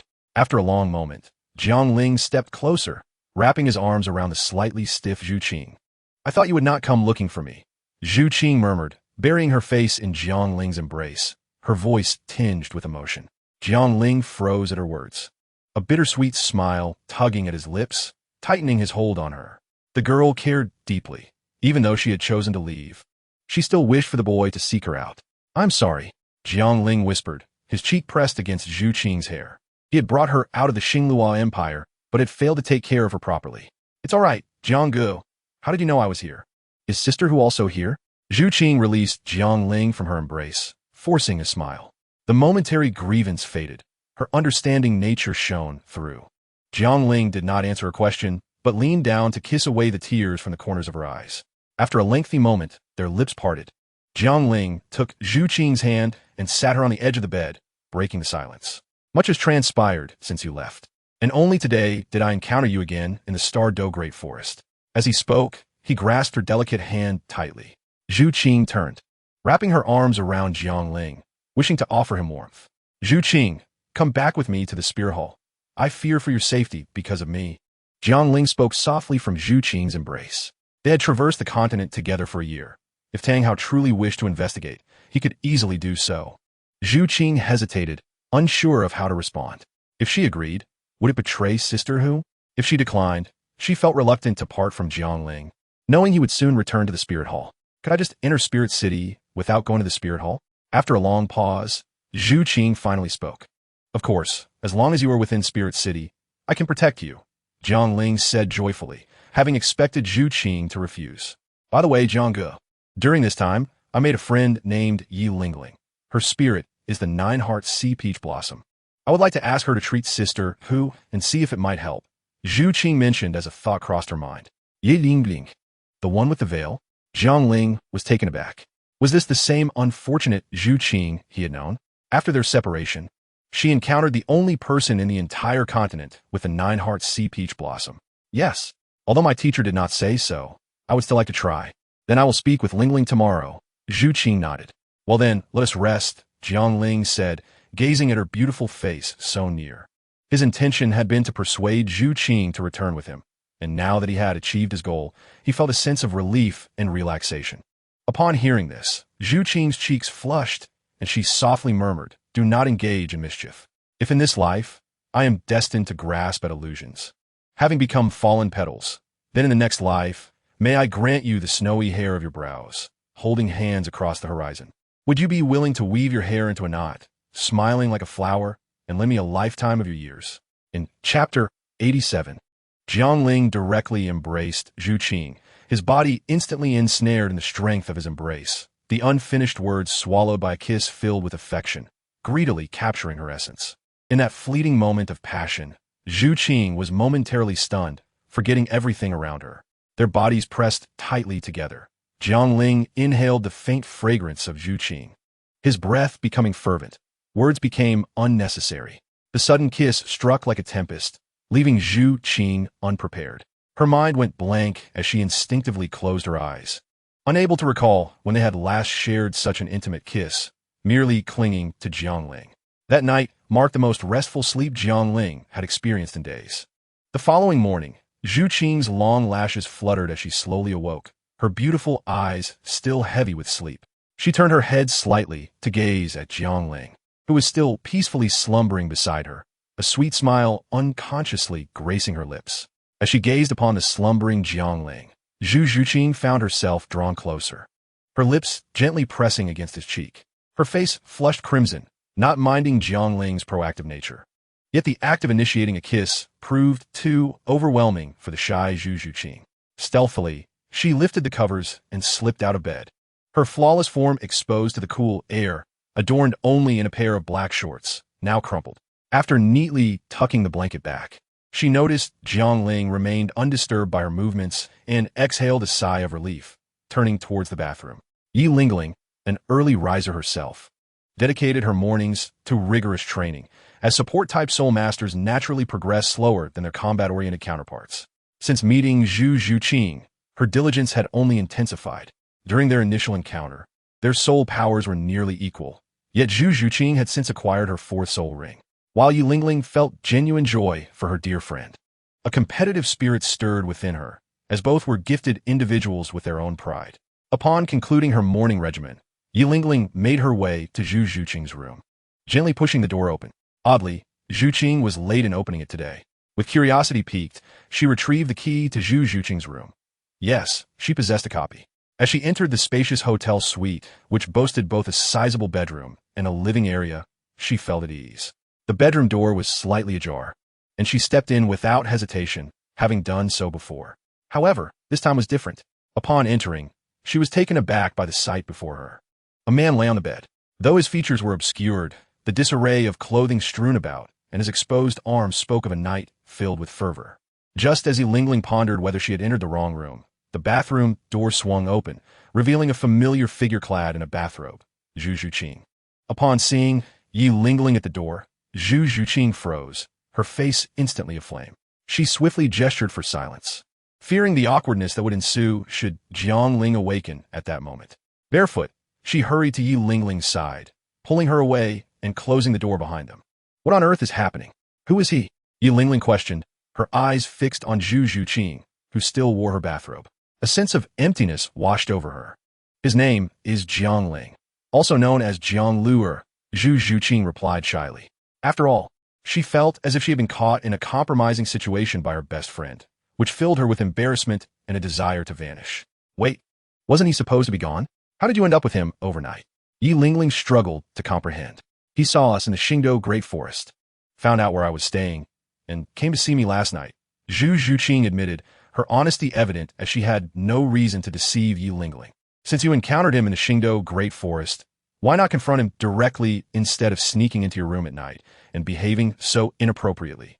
Yi Lingling's frustration grew, recalling the chaotic scene she had just witnessed. As her understanding of Jiang Ling shifted from curiosity to disdain, she now viewed him as a man seeking to exploit Zhu Zhuqing's naivety. Ling, you misunderstand. It's not what you think, Zhu Zhuqing quickly interjected, sensing Yi Lingling's ire. Misunderstand? You were in that situation. You're only 13, and he dares to approach you. Yi Lingling pointed towards the bedroom, her gaze darting towards Zhu Zhuqing's bathrobe. Her implication clear. Zhu Zhuqing struggled to find the right words to clarify. Claiming nothing had happened would be futile. Yi Lingling would not believe her. It was almost impossible to explain that they had merely exchanged gentle kisses and touches. Trust me, Lingling, it's not as you perceive, Zhu Zhuqing finally managed to assert, her cheeks still aflame. Observing her stubborn best friend, Yi Lingling sighed inwardly, realizing Zhu Zhuqing had fallen under a spell. To Yi Lingling, Zhu Zhuqing's reserved nature and lack of social exposure made her susceptible to flattery from boys. Don't worry, I will ensure you do not suffer any more heartache. I will help you see his true nature, Yi Lingling vowed. First, put on some clothes. We can discuss everything else later, she reminded, eyeing Zhu Zhuqing's exposed skin. Right? Okay, Zhu Zhuqing replied, relieved that Yi Lingling was no longer pressing for answers. Yet, as she glanced at her attire, her cheeks flushed once more, realizing her bathrobe barely covered her. As she retrieved clothes from her storage soul tool, she turned to return to the bedroom. What are you doing? You can't just change in there, Yi Lingling exclaimed, grabbing Zhu Zhuqing's arm in frustration. Why not? He is a man. He can look, but I can't. Zhu Zhuqing retorted, her tone firm. Change here, Yi Lingling insisted. Fine, Zhu Zhuqing conceded, feeling a bit defeated. Could you please turn around?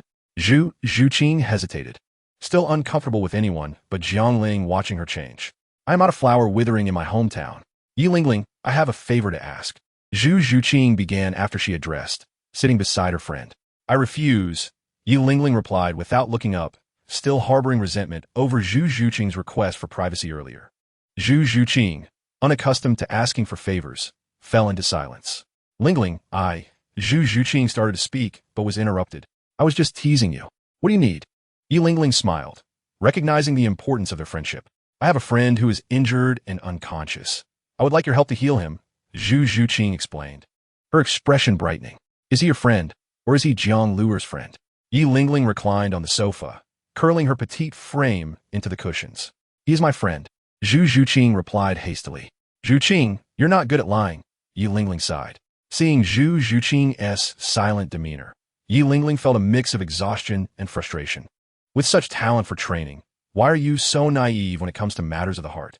Fine, I will help, but I cannot guarantee success. Yi Lingling finally agreed. Thank you, Lingling, Zhu Zhuqing whispered, a grateful smile crossing her face. Yi Lingling smiled in return, cherishing the moment, though it was bittersweet. As it was the first time Zhu Zhuqing referred to her as sister, albeit for someone else. As Zhu Zhuqing and Yi Lingling chatted in the living room, Jiang Ling woke up. Noticing the emptiness beside him, he sat up and donned a fresh outfit from his jade pendant. Unbeknownst to him, several red marks adorned his neck, remnants of the previous night's fervor.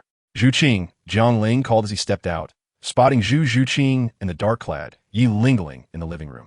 Jiang Ling revealed a self-assured, radiant smile and nodded. At this moment, Yi Lingling was not wearing a veil, seated beside Zhu Zhuqing, her slender figure and exquisite features exuding an air of elegance. However, her gaze towards Jiang Ling bore a hint of hostility and confusion. When Yi Lingling's eyes fell upon the red marks on Jiang Ling's neck, her expression shifted, a flush of pink creeping onto her cheeks.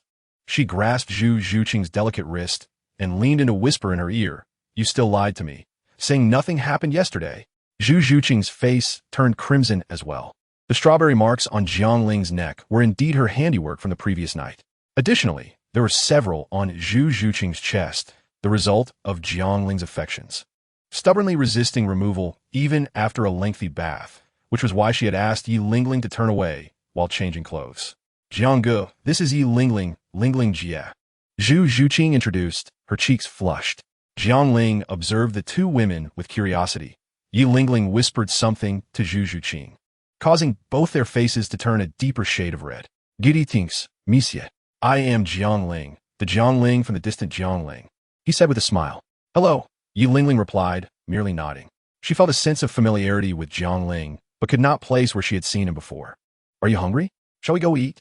Jiang Ling suggested, intending to discuss the matter of seeking Yi Lingling's aid for Hulaina during their meal. Regardless of the outcome, he needed to leave by tomorrow at the latest, unaware that Zhu Zhuqing had already informed her. Very well, let us go, Lingling Jia, Zhu Zhuqing said, pulling Yi Lingling along. Jiang Ling turned and walked ahead. Yi Lingling observed Jiang Ling's back, feeling an increasing sense of familiarity, especially with his striking orange-red hair. Upon reaching the entrance, Jiang Ling retrieved a disguise mask, transforming his appearance and aura instantly. What is this? Yi Lingling inmuted, puzzled. Due to certain circumstances, I cannot reveal my true face, Jiang Ling explained. Yi Lingling fell silent, her assessment of him now including the phrase cunningly concealed. The Lyson Hotel, where Zhu Zhuqing and Yi Lingling were staying, provided food, albeit of mediocre quality. Jiang Ling led them to the finest establishment in Suatua City, requesting a private room. Generally, such hotels had good soundproofing, yet Jiang Ling discreetly ensured no one could overhear them. After a night of busy endeavors, Jiang Ling was famished. As the dishes arrived, he began to eat, serving Zhu Zhuqing generously. Yi Lingling watched from the side, noticing Zhu Zhuqing's flushed face, but observing that she still managed to eat heartily. Zhu Zhuqing's increased appetite further convinced Yi Lingling of the events of the previous night. Otherwise, how could her stamina have been so depleted? Jiang Ling ate quickly, yet his movements were not crude. In fact, they were remarkably graceful, which surprised Yi Lingling. Viewed in this light, he resembled a refined gentleman. Yet she couldn't shake the notion that beneath his polished exterior lay unsavory character. After all, how could one engage in such acts with a 13-year-old girl? True love would surely wait until at least 16. Miss Yi, I have a request. I seek your assistance in treating a patient. Regardless of whether you can heal them, I will offer a significant reward, Jiang Ling said after a moment of silence. Zhuqing has already mentioned it to me. I will do my utmost. Yi Lingling nodded in agreement.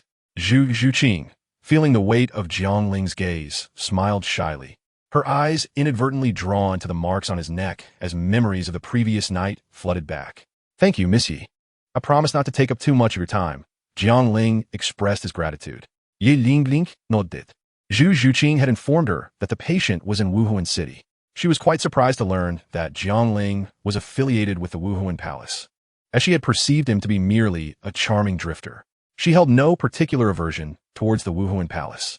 Speaking of which, I once sought lodging at the hotel you were staying in, but it was fully booked at the time, Jiang Ling casually remarked. Yi Lingling's mind conjured a memory of that night. In the lobby of the Lyson Hotel, she had seen a stunning woman half embracing a man. Though she had not seen his face, only his hair color and silhouette. She recalled the conversation between the hotel owner and the couple. Miss, I advise you to take your husband to the doctor soon. Such matters can wait, but if they continue, I fear for your husband's life. The hotel owner's words echoed in her mind. No wonder Jiang Ling seemed so familiar. It is you. Have you not already married? Yi Lingling exclaimed in anger. Just as she prepared to confront Jiang Ling, Zhu Zhuqing grasped her hand and led her back to the hotel, recognizing that arguing in public was rather unbecoming. Jiang Ling, somewhat speechless, realized he had forgotten to ask Zhuqing when she had come to Suatua City. In a Lyson Hotel, Yi Lingling's room, Zhu Zhuqing asked, Why are you holding me back? Don't you realize Jiang Ling has a wife? I witnessed it myself on the very night we stayed at the hotel. He and his wife sought lodging there as well. This man is clearly deceiving your affections. Yi Lingling glared at Zhu Zhuqing, who was still defending Jiang Ling, her frustration palpable. I am aware of this matter, Zhu Zhuqing replied with a hint of exasperation, unwilling to delve into the complexities of their relationship. Well, that's good. But what will happen if you leave him? You know, Yi Lingling struggled to comprehend. So, you are the mistress? Yi Lingling's words hung unspoken as her right hand pressed against Zhu Zhuqing's forehead. What are you doing? I need to check if you have a fever. Or if your mind has been fried, Yi Lingling retorted, her voice laced with disdain. It must be Jiang Ling, who, despite already having a wife, still pursues you. The saying golden exterior, rotten interior fits him perfectly. Yi Lingling was convinced that this situation was not Zhu Zhuqing's fault. It must have been Jiang Ling's lecherous advances that ensnared her friend. Lingling Jia, our situation is somewhat complicated, but I assure you Jiang Ge is not the man you think he is. He is truly the kindest person to me in this world. Zhu Zhuqing, Genti Imranjit Yi Lingling, her voice soft. Zhu Zhuqing found it both amusing and heartwarming that Yi Lingling defended her, attributing all the blame to Jiang Ling. After all, Apart from Jiang Ling and her third sister, Yi Lingling was the only friend who genuinely cared for her. However, Zhu Zhuqing did not feel disheartened. She felt fortunate to possess more than many others. Yi Lingling sighed softly, gently patting Zhu Zhuqing's back. In her eyes, Zhu Zhuqing was merely blinded by love, only seeing the good in Jiang Ling. Could you share with me what has transpired between you two? Yi Lingling inquired. Zhu Zhuqing, upon hearing this, was reminded of the myriad experiences she had shared with Jiang Ling and found herself at a loss for where to begin. When had she started to harbor feelings for him? Was it during his unwavering determination to help her? Was it when he took her shopping and styled her hair? Or was it during their candid exchange in the Xinglua ancient realm? Perhaps she had felt a spark from their very first encounter. Lost in memories, Zhu Zhuqing fell silent, leading Yi Lingling to further conclude that Zhu Zhuqing had indeed been deceived by this lecherous man. All right, I will not press further. But I must know who you are treating, Yi Lingling said, releasing Zhu Zhuqing from her embrace. Her voice brought Zhu Zhuqing back from a reverie. Upon hearing Yi Lingling inquire about the identity of the unconscious individual, I found myself momentarily at a loss for words. Do not deceive me. It is Hulaina. And who is Hulaina? She is Jiang Ling's senior sister. And what else? Noting the evasive glances of Zhu Zhuqing, Yi Lingling instinctively sensed that Zhuqing was concealing something from her. She is also Jiang Ling's fiancée, thus the wife you speak of. After uttering these words, Zhu Zhuqing turned her head aside, avoiding Yi Lingling's gaze, fully aware of the implications. The room fell into a silence that lasted 3 seconds. Zhuqing, are you all right? He asked you to find me to rescue your rival, and you agreed? Yi Lingling's tone rose slightly. Yi Lingling felt utterly flustered, caught up in a melodramatic scenario that she never anticipated. Sister Lingling, Hujie is a very kind person, and I consider her a friend.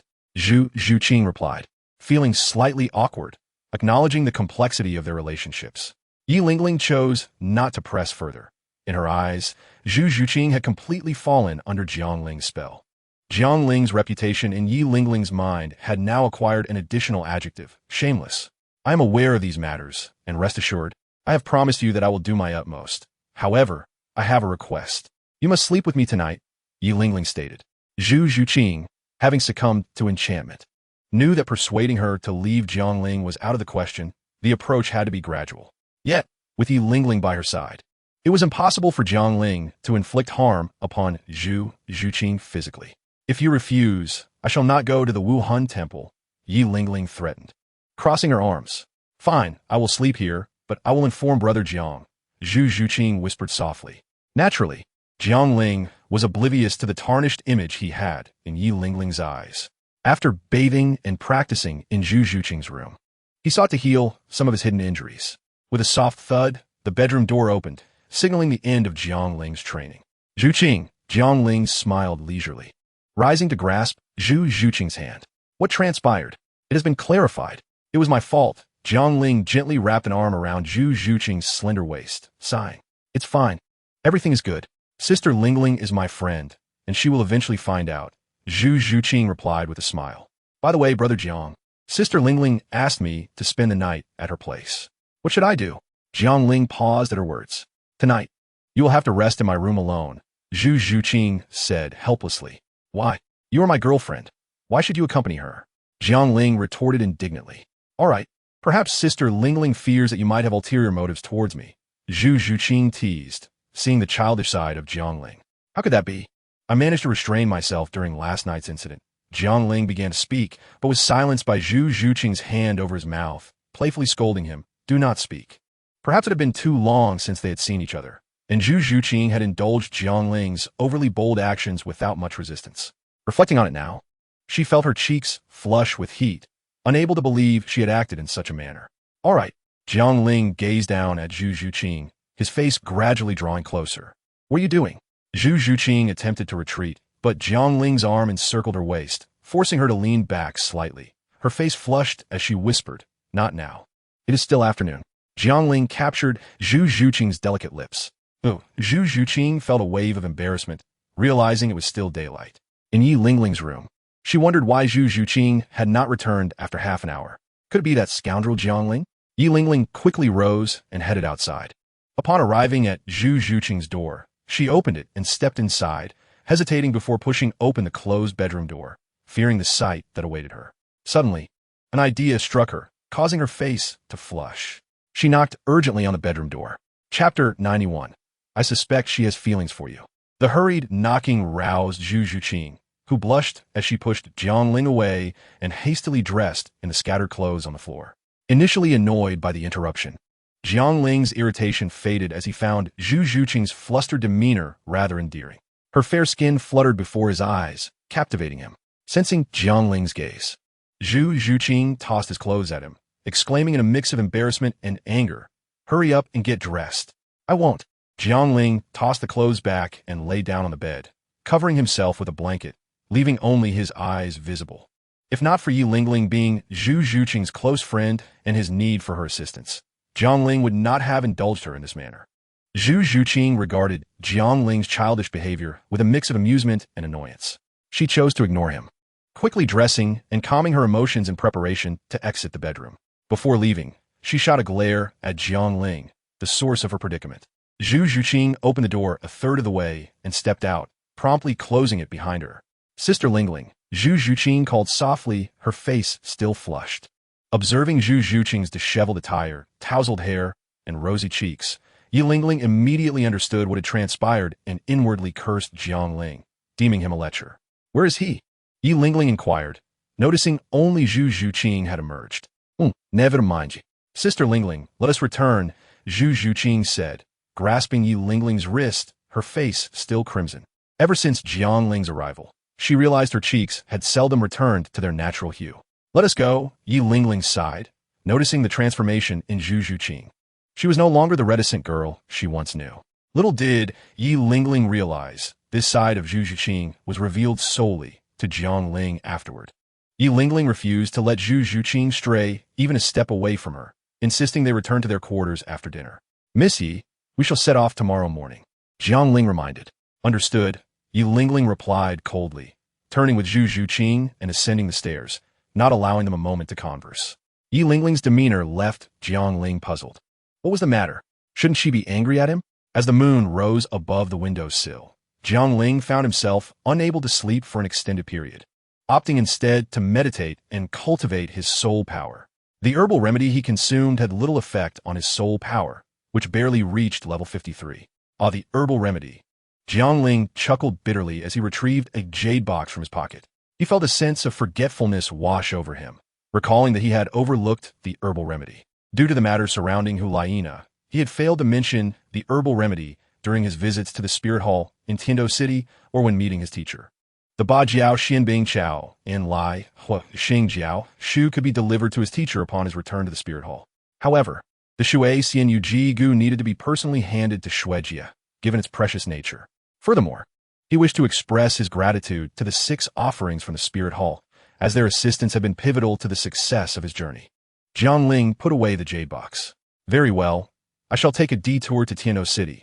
Flying on my sword shall not consume too much time," Jiang Ling murmured to himself. The next day, outside Suatawa City, without hiring a carriage, how shall we proceed? Yi Lingling, somewhat fatigued, observed the barren surroundings and mocked Jiang Ling, glancing at Yi Lingling, who seemed to be in a foul mood from the early hours, chose to remain silent. "I am magnanimous and do not hold grudges." However, Jiang Ling was puzzled. He remembered the original narrative depicting Yi Lingling as a taciturn and mute girl. This was hardly the same person. Jiang Ling was unaware that Yi Lingling's ire today stemmed from her clandestine observation of a lingering crimson mark upon Zhu Zhuqing's bosom from the previous day. The awkwardness of the situation had left Yi Lingling blushing throughout the night, deprived of sleep. Changhong's sword. Jiang Ling was the first to step forward, while Zhu Zhuqing, familiar with the routine, positioned herself behind him, wrapping her arms around his waist. "Sister Lingling, Brother Ling's martial soul can fly. Hold on to me from behind." "Ah, very well," Yi Lingling replied, feeling a pang of jealousy at the intimate embrace between Zhu Zhuqing and Jiang Ling. She wished to separate them, yet what would follow? She certainly could not embrace Jiang Ling herself. It would be preferable for her to perish than to hold onto this scoundrel. Once Yi Lingling stepped onto the sword, Jiang Ling declared, "Hold on tightly. We shall depart." Unbeknownst to Jiang Ling, Zhu Zhuqing had altered her form of address for him. This change had been a thought-out decision on Zhu Zhuqing's part. Initially, addressing him as Brother Jiang was acceptable, but as their relationship deepened, it felt overly distant, particularly after learning that Hulaina affectionately referred to Jiangling as Xiaolingzi. She felt compelled to adopt a more endearing term. Even Meng Yiran's calling Jiangling Lu indicated a closeness that made her envious. Being younger than Jiangling, she couldn't refer to him as Xiaolingzi and didn't want to emulate Meng Yiran. She had considered calling him Lingu, but the words wouldn't come. Thus, she settled on Linger Gu as a compromise. Jiangling, oblivious to the tender musings of the girl behind him, remained focused on his swordplay. Yet, the more he pondered, the more he sensed something amiss with Yi Lingling. While he acknowledged her fixation on him, her excessive closeness to Zhu Zhuqing, his girlfriend, struck him as peculiar. Yi Lingling had exhibited signs of fatigue, having shared a bed with Zhu Zhuqing the previous night, and she even possessed a key to Zhu Zhuqing's room. The more he contemplated, the darker his expression became. It was not mere vanity, with his handsome features akin to distant mountains and jade. He could easily have been a prince, even without martial prowess. Yet Yi Lingling seemed to loathe him. Could it be that Yi Lingling harbored feelings for women? The thought took root in Jiangling's mind. They continued their journey until dusk, at which point they set up camp in the forest, lighting a fire and sprinkling some insect repellent powder before preparing their evening meal. Zhuqing, have you eaten? Let us rest for the night, Yi Lingling inquired of Zhu Zhuqing. Jiangling felt a jolt of annoyance at the lack of solitude they were afforded. He set about erecting the tent, inviting Zhu Zhuqing to assist him. But Yi Lingling opposed this, insisting they gather firewood together. How could they rest immediately after dining?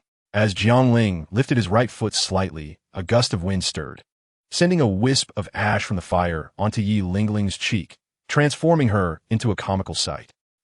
Yi Lingling exclaimed, and, as she touched her face, she only succeeded in smearing it further. Miss Yi, there's a stream nearby. You should go wash up, Jiangling urged. Hearing this, Yi Lingling quickly stood and took a few steps before turning back. Zhuqing, come with me. Jiangling was taken aback, desperately signaling to Zhu Zhuqing. Sister Lingling, I need to use the restroom. You go ahead. I'll catch up with you shortly, Zhu Zhuqing said. Very well, Yi Lingling replied impatiently, eager to cleanse herself. Before Zhu Zhuqing could speak, Jiangling stood and, with a serious demeanor, addressed her. Zhuqing, I suspect Yi Lingling may have feelings for girls, particularly you. Zhu Zhuqing was momentarily taken aback by Jiangling's assertion. Huh? Zhuqing, have you not noticed how clingy Yi Lingling is? She insists on your company for everything. And given my looks, her disdain toward me is hardly a normal reaction for a young woman. Jiangling earnestly pointed out. Brother Ling, you misunderstand. Yi Lingling is perfectly fine.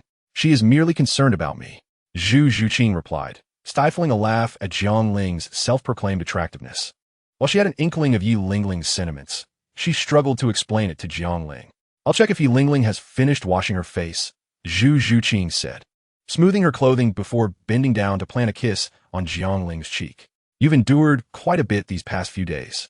With that, she hastily departed toward the stream. Jiangling touched his cheek where she had kissed him, muttering in resignation. Is this meant to be consolation? Since Zhu Zhuqing claimed Yi Lingling was not interested, he chose to believe her judgment. At the stream, Zhu Zhuqing took a moment to compose herself after the stolen kiss, allowing the blush on her cheeks to fade before approaching Yi Lingling. Sister Lingling, the journey was tedious and monotonous, yet with the speed of a sword, they could significantly mitigate the tedium. By the time Jiangling arrived at Tiano City, it was already afternoon.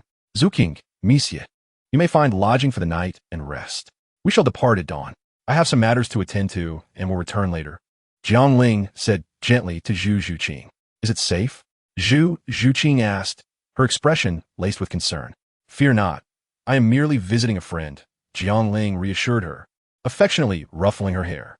Yi Lingling furrowed her brow at this, but ultimately suppressed the urge to swat Jiangling's hand away. After giving his instructions, Jiangling turned to leave. Stop staring. He's already gone. It's not as if we can't see him again.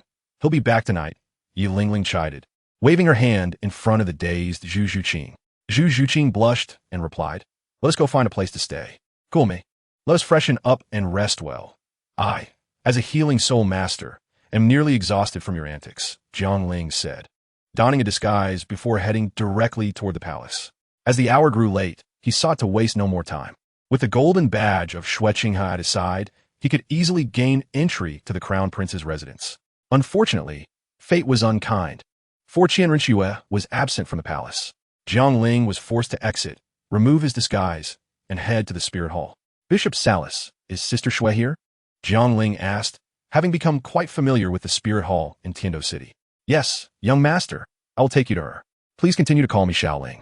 Jiang Ling inquired in a low voice. Has there been any news regarding Nu Zhan? We have located him and returned him to the spirit city. I sent you a message. Did you not receive it? Salas queried. You found him? Jiang Ling's expression brightened. I've been away from the spirit hall for the past few days. How is Nu Zhan's condition? Jiang Ling inquired anxiously. When we found him, he was gravely injured. A typical soul would have perished from such wounds. Yet Nu Zhan's body was sustained by a mysterious force, albeit severely broken. We did everything possible to save him, but we could not restore him to his former self. He was sent to Spirit City 3 days ago, Salas explained.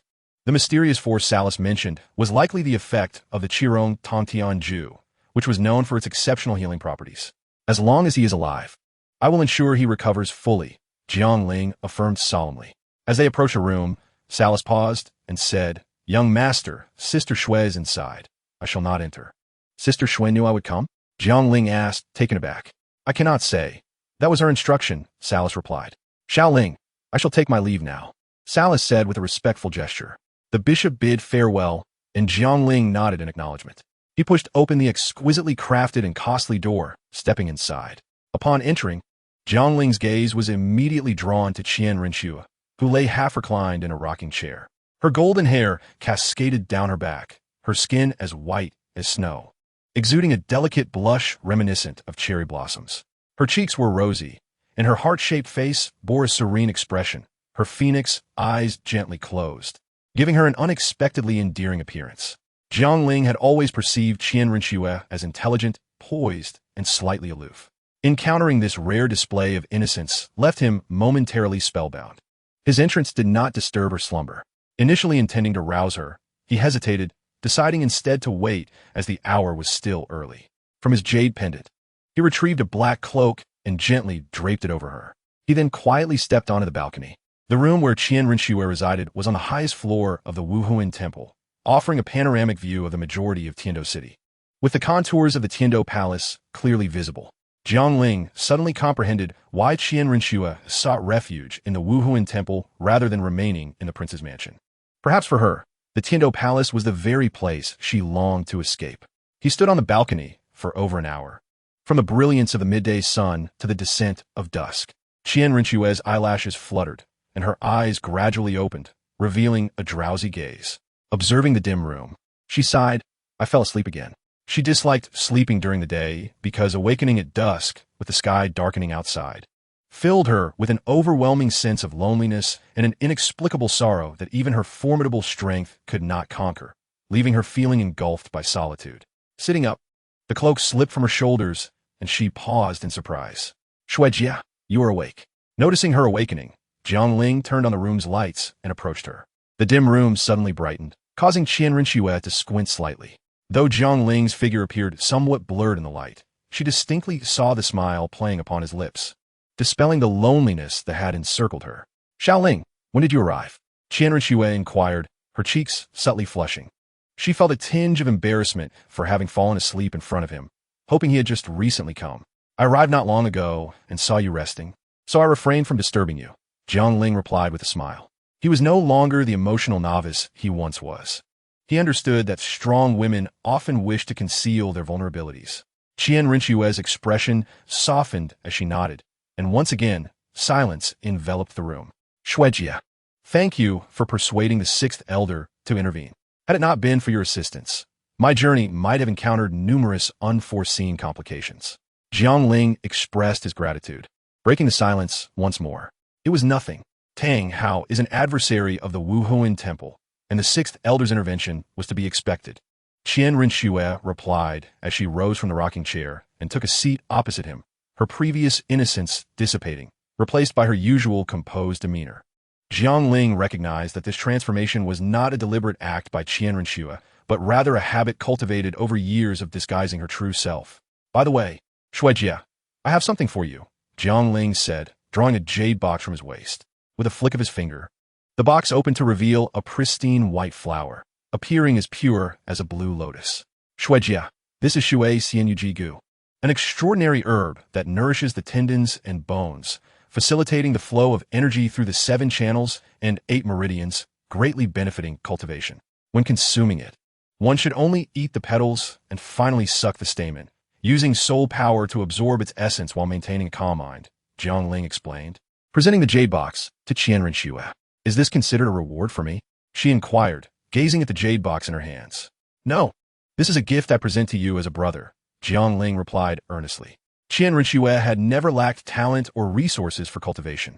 What she truly desired was emotional connection. Jiangling believed that if he framed this as gratitude for her assistance, she would undoubtedly refuse, as her motivations were not driven by the desire for compensation. Qianren Xue was taken aback by his words, then broke into a radiant smile, saying, "Sister accepts." This marked the first time Qianren Xue responded to Jiangling calling her sister. Besides her grandfather, he was the only one she referred to as a younger brother, albeit one she had not chosen herself. In the north, there is a beauty unparalleled and independent. One glance can captivate a city, a second can enthrall a nation. The sudden smile blooming on Qianren Xue's face enchanted Jiangling's sister. Do you find yourself beautiful? She asked, noticing his captivated expression. Beautiful indeed. Ah, Duiye. It seems I have lost my composure. Jiangling quickly apologized, clasping his fists in a gesture of contrition. He had not anticipated that the usually serious Qianren Xue could possess such allure. Qianren Xue smiled subtly at his reaction, reflecting that he was still but a youth. Shuejia, it is getting late. I must take my leave. I shall set out for the Wuhuan temple tomorrow, so I will not bid you farewell, Jiangling remarked, glancing at the now darkened window. Why not rest here? Why go outside to stay? Qianren Xue asked, observing the single bed in the room. Certainly not in my room. What are you suggesting? I meant the Wuhuan temple, she clarified, lightly waving her right hand, a gentle soul force coalescing to tap Jiangling's forehead in reprimand. I will still go outside, as 2 friends are accompanying me back to the Wuhuan temple. Is that so? Then be careful on your journey. Qianren Xue nodded in agreement. Then, Shuejia, I shall take my leave, Jiangling said as he rose. Qianren Xue watched Jiangling's departing figure before lowering her gaze to the celestial herb in her hand. She stood, returned to the rocking chair, retrieved the black cloak, and returned to her bed, plucking the petals of the Shui Xianyujigu one by one and placing them in her mouth.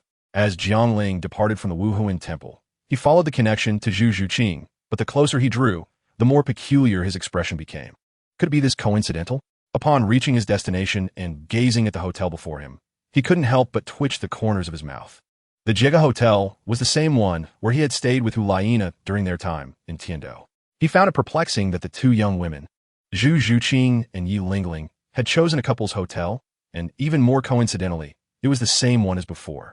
Jiangling stepped inside, rapping lightly on the table in front of the sleeping attendant and inquiring, "Excuse me, have 2 young ladies checked into 2 rooms here? One named Yi Lingling and the other Zhu Zhuqing?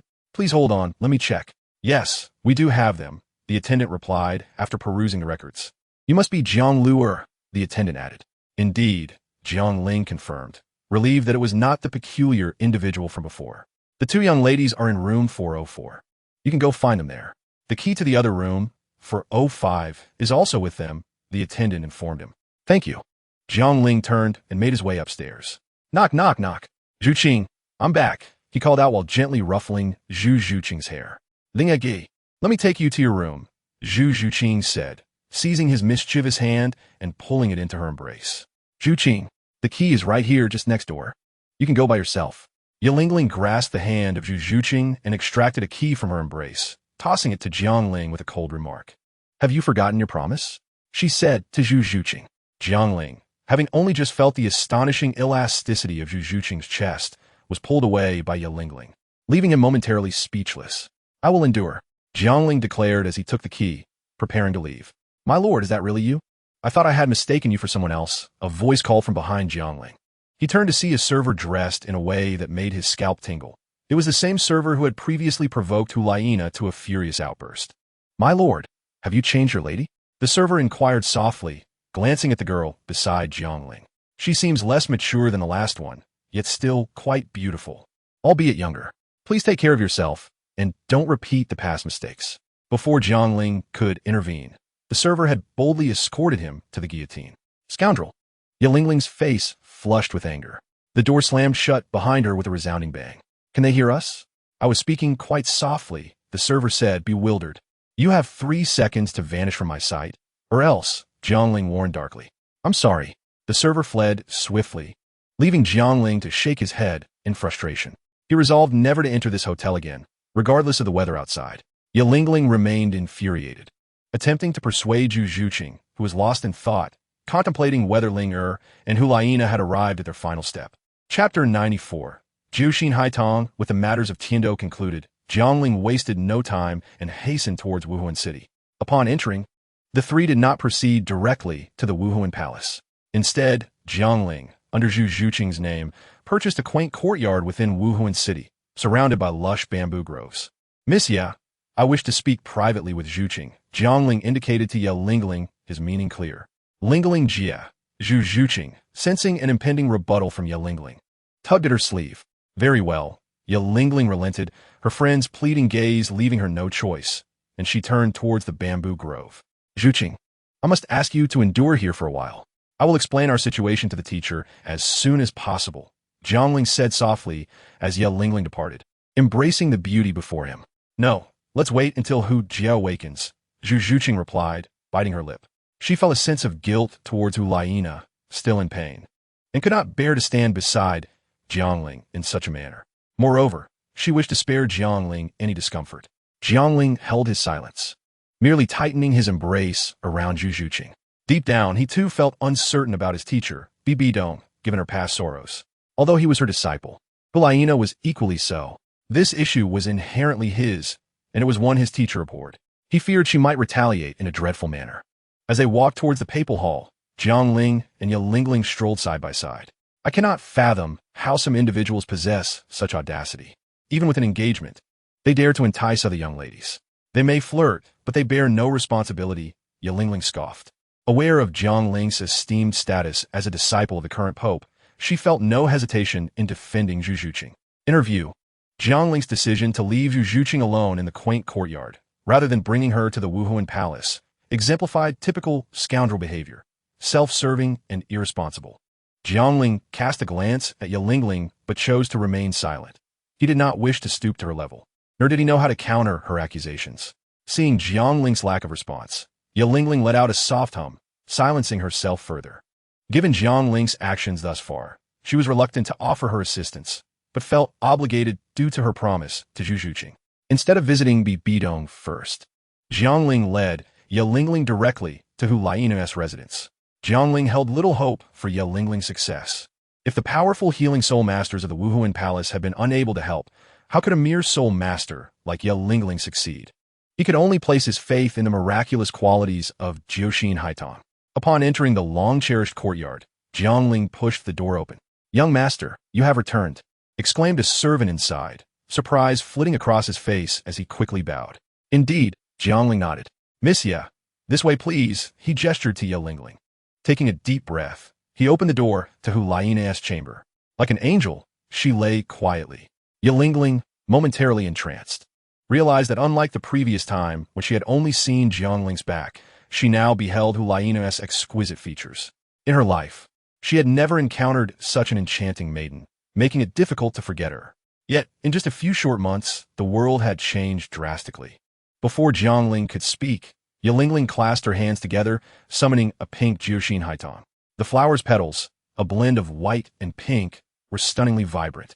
As the leaves and stems cascaded gently from her hands, they danced lightly in the breeze, reminiscent of a modest lady whose flowing hair obscured her face.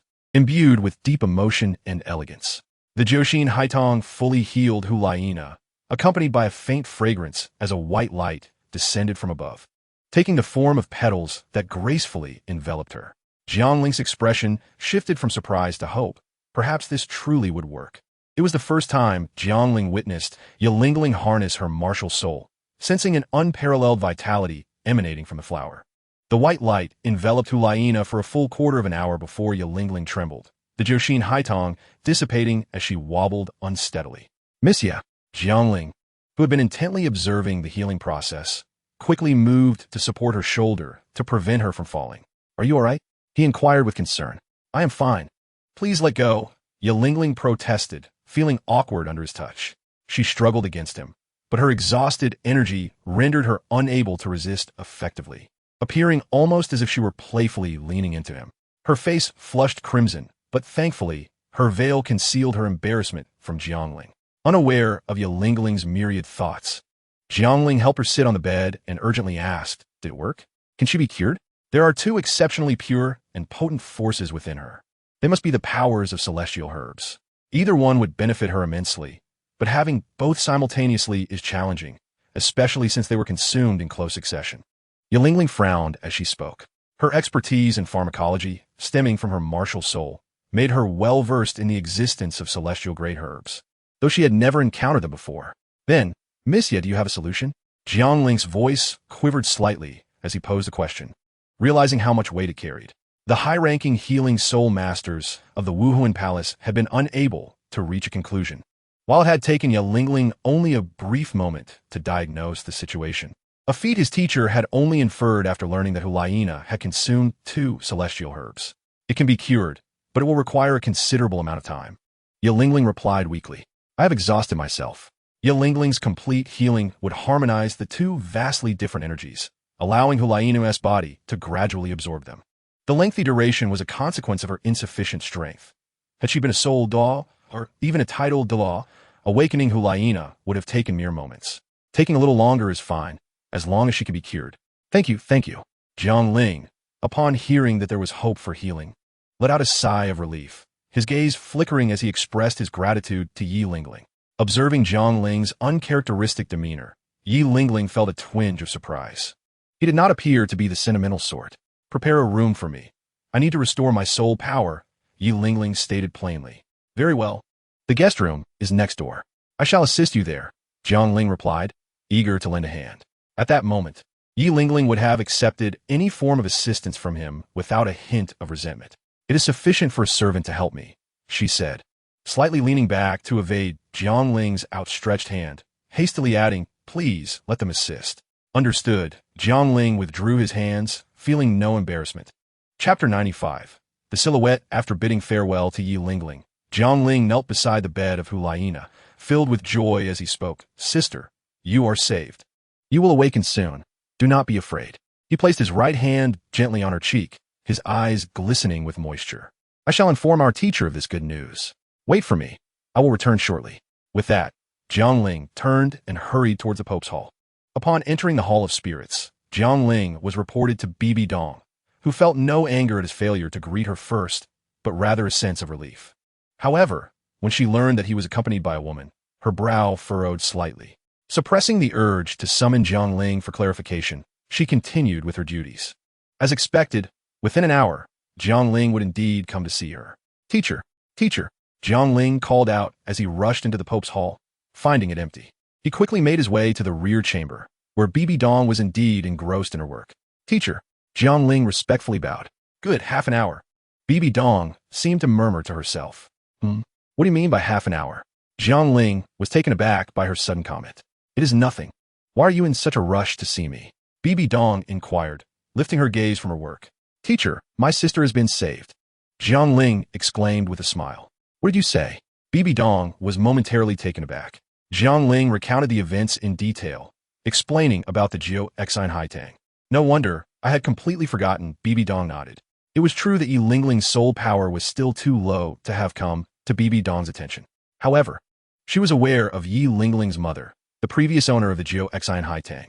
"Come, let us see Nana," Bibi Dong declared. "All right." Jiangling nodded in agreement. On the way, Jiangling asked, "Teacher, has that 100,000-year humanoid soul beast soul ring been absorbed?" Naturally, he was referring to Xiao Wu.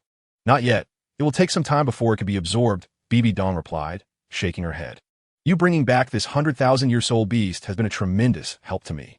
Jiangling felt a flush of shyness at Bibi Dong's praise. "Is the delay in absorption due to the burden of this soul ring on your body because of your second martial soul?" Jiangling inquired. Bibi Dong seemed slightly surprised at Jiangling's question, but nodded in acknowledgement.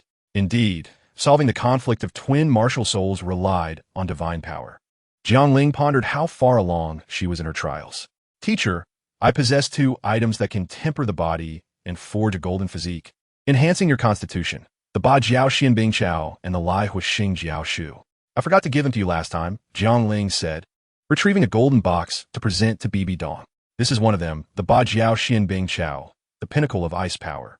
Teacher, allow me to assist you in consuming these 2 herbs, Jiang Ling offered. As Bibi Dong opened the golden box, an intensely frigid aura spread forth. She summoned her soul power to contain the cold, yet she could still feel the temperature drop within a 5-meter radius. You should consume these yourself.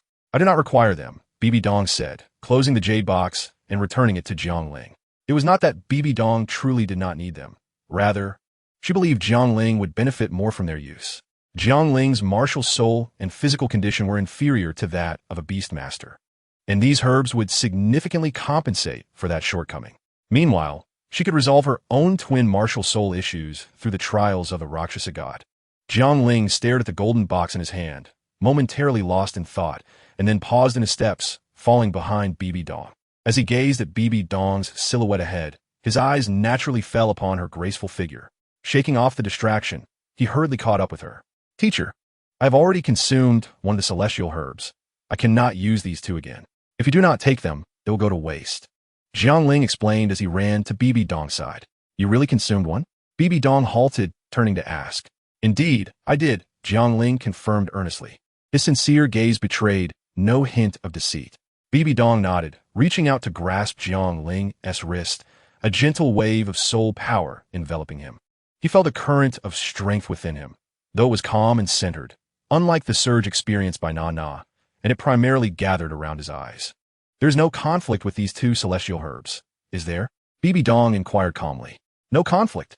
Celestial herbs cannot be consumed excessively. Only the Ba Jiao Xian Bing Chao and the Lai Hu Xing Jiao Shu can be taken together in the waters of the dual elemental springs. Jiang Ling insisted, trying to sound firm. Bibi Dong leaned closer to Jiang Ling, gazing into his eyes from a mere 10 centimeters apart. Jiang Ling's gaze flickered. With a slight curve of her lips, Bibi Dong said, You are lying. Do not underestimate my knowledge. I have browsed through the tomes in the library. Her voice was melodious. Bibi Dong felt a surge of joy at Jiang Ling's desperate attempts to deceive her about consuming the herbs. The rarity of these herbs was on par with a 100,000-year soul ring or soul bone. Jiang Ling was willing to forego their use for himself to provide her, allowing a glimmer of hope to shine through her impending descent into darkness. Perhaps the reason she had not succumbed to darkness was because Na and Jiang Ling had always been by her side. As these thoughts crossed her mind, Bibi Dong unconsciously extended her hand to caress Jiang Ling's cheek. Jiang Ling swallowed hard, feeling a dryness in his throat. Teacher's lips moved, as if she were saying something. Yet he felt deafened, hearing nothing. Gazing at her enticing lips and perfect teeth, Jiang Ling could not help but recall her silhouette from earlier. Could it be that I? Bibi Dong smiled subtly, her lips curving upwards as she ruffled Jiang Ling's hair. With her motion, a fragrant aroma wafted into Jiang Ling's senses. Bibi Dong's affectionate gesture brought him back to reality. Watching her walk ahead, Jiang Ling muttered to himself, Why does it feel like teacher's allure is even more captivating than sister's? He quickly shook his head, dispelling the irreverent thoughts from his mind. Following Bibi Dong, he dared not glance at her silhouette again. Regaining his composure, Jiang Ling contemplated how to persuade his teacher to consume the celestial herbs. That was the priority. Before long, the two arrived at Hulaina's courtyard. Bibi Dong approached Hulaina, grasping her hand and meticulously sensing the changes in her body. Chapter 96. It wasn't intentional. The two forces had indeed diminished slightly, though only marginally. This was likely related to the healer's strength. Bibi Dong rose and said, Where's that friend of yours? I wish to meet her. Oh, she is next door, recovering her soul power after exerting herself to heal my sister, Jiang Ling explained. If this treatment continues, how long will it take for my sister to awaken? After a moment of silence, Jiang Ling inquired, It will likely take about 2 years. Very well, in that case, please take good care of Na, and do not neglect your cultivation. In a few days, I shall assess the results of your training. Also, be sure to treat the Jiuxin Haidang's soul master with the utmost hospitality. Ensure she remains to assist Na with her treatment, and do your best to fulfill any of her requests. Having given these instructions, Bibi Dong prepared to depart. Wait, teacher, Jiang Ling called out, hastily approaching her as she reached the door. Is there anything else? Bibi Dong turned, looking at Jiang Ling with curiosity.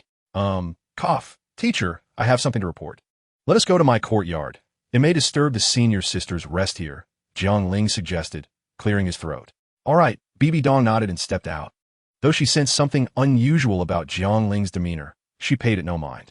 Once Bibi Dong's figure disappeared from view, Jiang Ling let out a quiet sigh of relief and quickly followed her. He had a plan to persuade Bibi Dong to consume the Bajiao Zuanbinko and Liehua Xingjiao Shu. When he left, his room was always tidied up daily, remaining pristine and orderly. Bibi Dong entered the room and seated herself in a chair. Jiang Ling couldn't help but think to himself, teacher certainly prefers to sit rather than stand. He closed the door behind him and sat across from Bibi Dong, who regarded him with a puzzled expression, sensing something was amiss. Teacher, do you know what happens when the Bajiao Zuanbinko and Liehua Xingjiao Shu meet? Jiang Ling asked, producing a golden and silver jade box from his jade pendant. Ice and fire are opposing forces, both being celestial herbs. I believe their extreme powers would neutralize each other. Bibi Dong replied, unsure of Jiang Ling's intentions. Did he still intend for her to consume them? But who could force her against her will? Indeed, once these two celestial herbs intersect, they will suppress each other's energies. However, after 10 breaths, their effects will completely dissipate. Thus, the best time to consume them is within those 10 breaths, Jiang Ling stated with a smile. As soon as he finished speaking, Jiang Ling opened the jade box, and the clash of cold and heat lasted only a moment before settling into tranquility, the red light and white mist intertwining peacefully. Teacher, if you do not consume them, these herbs will become useless, Jiang Ling urged, pushing the celestial herbs towards Bibi Dong. With a sigh, Bibi Dong observed Jiang Ling, realizing her disciple was sometimes quite clever, yet at other times adorably foolish. Jiang Ling was momentarily taken aback by her sigh. Had something gone awry? In that instant, Bibi Dong waved her right hand, and the two celestial herbs soared into the air, heading straight for Jiang Ling. Oh no, I forgot. Teacher is a title Douluo. Jiang Ling exclaimed in shock, attempting to escape, but his body was held in place by a surge of soul power. The only thing he could do was grit his teeth. Open your mouth, Bibi Dong urged, her brow furrowed. When she saw Jiang Ling's lack of response, she reached for his mouth in an attempt to pry it open. Seeing Bibi Dong's delicate hand approaching his mouth, Jiang Ling instinctively bit down, licking her smooth palm. Startled, Bibi Dong quickly withdrew her hand, her soul power momentarily faltering, causing the celestial herbs to fall. A blush crept across her cheeks. If Yuan Gui Mei were to witness this, it would surely astonish him for a century. They had never seen the dignified and noble Bibi Dong blush before. Bibi Dong could hardly believe Jiang Ling had the audacity to act in such a manner and stared at him in disbelief. 2 breaths later, Jiang Ling's face was flushed, yet he remained remarkably calm. Seizing the moment while Bibi Dong was still in shock, his right hand reached out to grasp the herbs that had not yet fallen and shoved them into Bibi Dong's mouth, who was left momentarily agape in shock. Instinctively, she tried to shield her face, but Jiang Ling had already seized her hand. Unfortunately, the physical prowess of a title Douluo far surpassed Jiang Ling's, causing him to be pulled forward onto one knee, his face pressing against something soft. Fortunately, Jiang Ling's interference slowed Bibi Dong down just enough, and at the last moment, he managed to push the celestial herbs into her mouth. They melted instantly, transforming into liquid that flowed down her throat. Bibi Dong, oblivious to this, looked down at Jiang Ling nestled in her arms, her mind blank. Had she just been licked? And now this? Rebellious disciple. Bibi Dong exclaimed in a mix of anger and embarrassment. With a surge of soul power, she sent Jiang Ling crashing against the wall. Bibi Dong intended to reprimand her disobedient disciple further, but suddenly she felt a wave of heat and cold clashing within her body. Jiang Ling, rising from the ground, recognized that the effects of the 2 celestial herbs were taking hold. Ignoring his pain, he retrieved the yin-yang erki bottle and hurriedly said, Teacher, absorb the effects from here. Do not resist with your soul power. The yin-yang erki bottle contained the water from the ice and fire 2 yin-ai. Bibi Dong understood that this was not the time for punishment and wasted no time, jumping into the bottle as Jiang Ling had instructed. Watching her disappear, Jiang Ling rubbed his chest, feeling the residual pain from the impact of her soul power. This is it. Once teacher finishes absorbing, I don't know how she will deal with me. He sighed with a wry smile. Unable to resist, he licked his lips, the lingering sweetness still fresh in his senses. Strangely, it felt rather pleasant. Startled by his own thoughts, Jiang Ling quickly slapped his cheeks, shaking himself back to reality and refraining from further contemplation. He decided to remain by the yin-yang Urki bottle, waiting for Bibi Dong to conclude her absorption. As night descended and darkness enveloped Wuhuan City, Jiangling's courtyard remained brightly lit. He had finished his cultivation, while Bibi Dong was still busy absorbing the effects of the celestial herbs. For refining her golden body required considerable time. Meanwhile, Tang San, whose hands Jiangling had rendered useless, accompanied Liang Shan to a cave. "Do not speak carelessly. Just follow my lead or else." Liang Shan's hoarse voice echoed outside the cave, warning the youth beside him. Chapter 97. Skin like beautiful porcelain. Liang Shan entered the cavern, navigating several twists and turns before opening the final door. Inside, the cave was unexpectedly bright, with a waterfall cascading from an unknown source, splashing into a pond below. Silver moonlight filtered in from above, casting a melancholic and ethereal glow upon the water. In the center of the pond, there was a meditation platform intricately carved with the head of an unidentifiable beast, exuding an unsettling aura. Sitting cross-legged atop the platform was an extraordinarily handsome and otherworldly youth, Lan Xingchen. Should Jiangling encounter Lan Xingchen again, he might not recognize him. The current Lan Xingchen was filled with an air of malevolence, completely devoid of the gentle elegance Jiangling had first seen in the dilapidated treasure vault. "Master," Liang Shan knelt on one knee, speaking respectfully. "What is it?" The youth kept his eyes closed, his voice as cold as ice. "Master, I have been tasked with locating Jiang Luer and seizing the wooden token. I traced him to Suotawa City, but unfortunately, I was a step too late.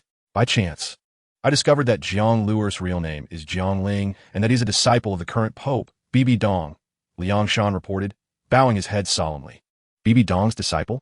No wonder," Lan Xingchen remarked, slowly opening his eyes, his expression unreadable. "And then?" he inquired. "I continue my pursuit, but Jiangling has a soul Douluo expert by his side, making it impossible for me to find an opportunity to strike," Liang Shan replied. Subsequently, the Haotian de Latang House suddenly appeared and, for reasons unknown, assassinated a soul Douluo master, gravely injuring Jiangling and Hulaina, yet ultimately managed to escape. I feared being discovered by Tang Hao and dared not approach too closely. By the time I pursued Jiangling again, he had already entered Tiando City ahead of me. "Oh, so you returned empty-handed?" Lan Xingchen inquired, directing his gaze towards Liang Shan, at which point a pressure befitting a soul abruptly locked onto Liang Shan, causing him to kneel before the overwhelming force. "Returning to the master, although my subordinates did not capture Jiangling, they have brought back Tang Hao's son, Tang San," Liang Shan reported, a sheen of cold sweat emerging on his forehead. Jiangling, having been ambushed by Tang Hao, was naturally unwilling to relent and brought along 2 titled Douluo for revenge. My subordinates intervened just as Jiangling was about to slay Tang San. "The enemy of my enemy is my friend. Perhaps we can use this opportunity to forge an alliance with Tang Hao," Liang Shan proposed. As soon as the words left his lips, the pressure dissipated, allowing Liang Shan to exhale in relief, drenched in cold sweat, while also astonished by Lan Xingchen's swift rise in power. "Is that the young man outside? While we cannot discuss cooperation yet, the sudden reappearance of a long-vanished Haotian Douluo suggests a forthcoming change in the winds. This may very well be our opportunity," Lan Xingchen remarked, revealing a bloodthirsty smile. "Bring him in," Lan Xingchen commanded. "Yes," Liang Shan respectfully retreated. "Once I attain the title of titled law, my subordinates, limited to merely Liang Shan and a few soul sages and soul emperors, will hardly suffice." The re-emergence of the long-lost Haotian Douluo is indeed a promising development, Lan Xingchen mused, gazing outward as if penetrating through layers of rock to behold Tang San, clad in blue robes, outside the cave. Tang San wrestled with inner turmoil. He had surmised that his rescuer might be an evil soul master, and his instincts urged him to flee. Yet, looking at his own hands, he felt a sense of unwillingness. "I cannot leave. I must remain here, heal my hands, and exact revenge on him. Xiao Wu is still in his possession."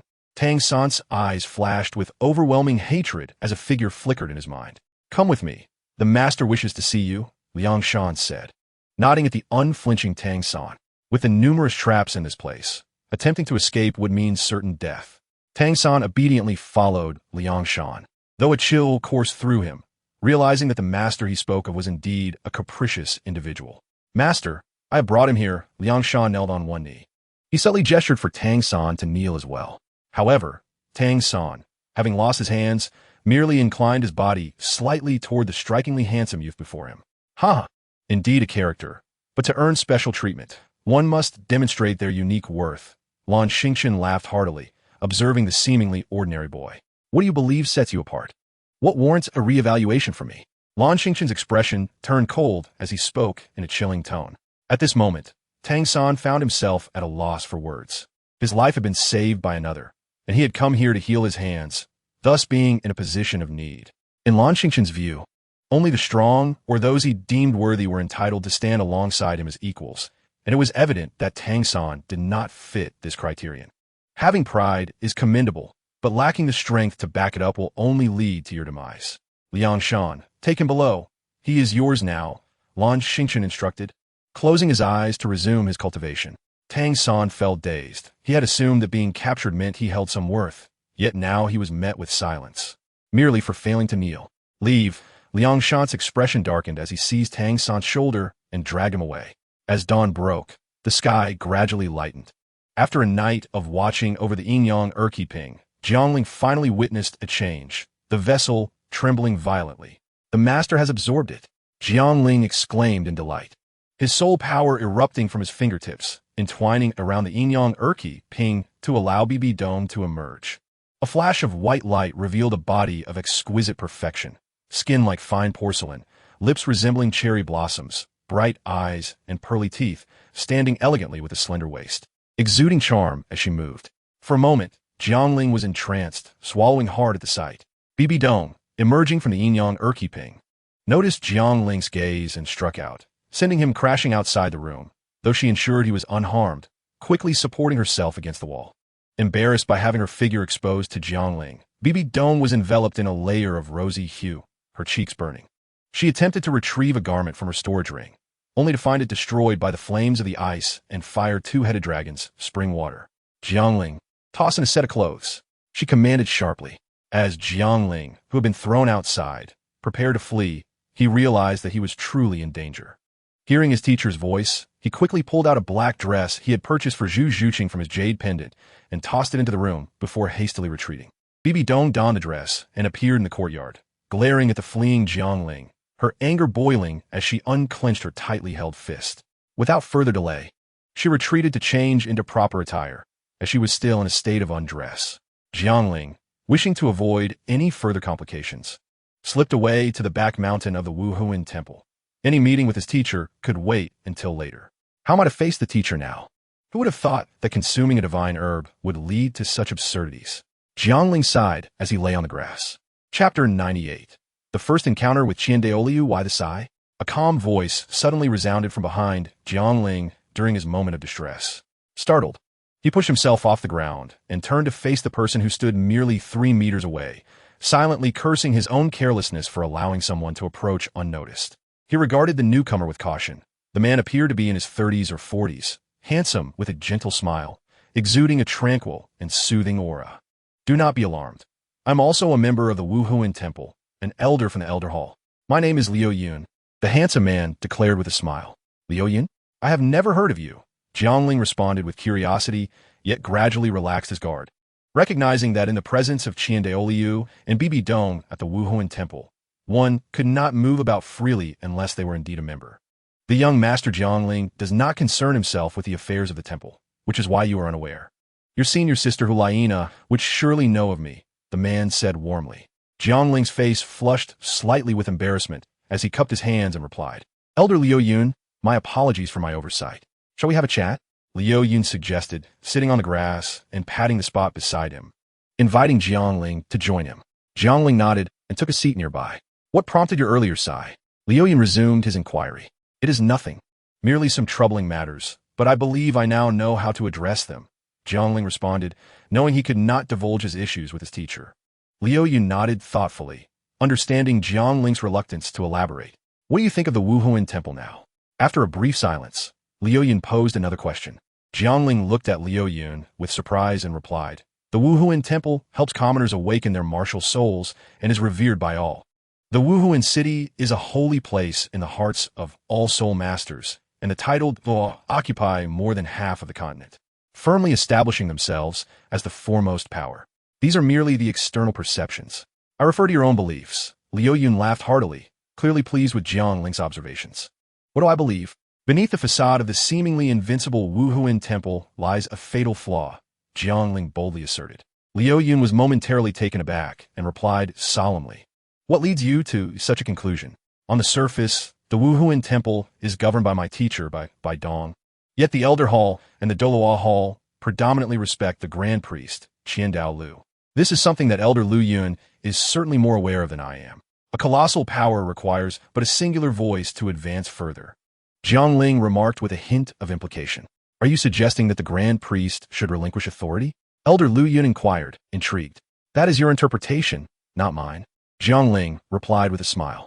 Elder Liu Yun, upon hearing this, could not help but chuckle softly, commenting, You clearly intend that, but refuse to articulate it outright.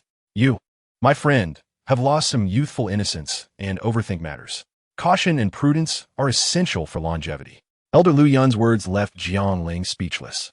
If even the Pope's disciple must tread carefully, how are those beneath them to survive? Who do you believe will be the next Pope?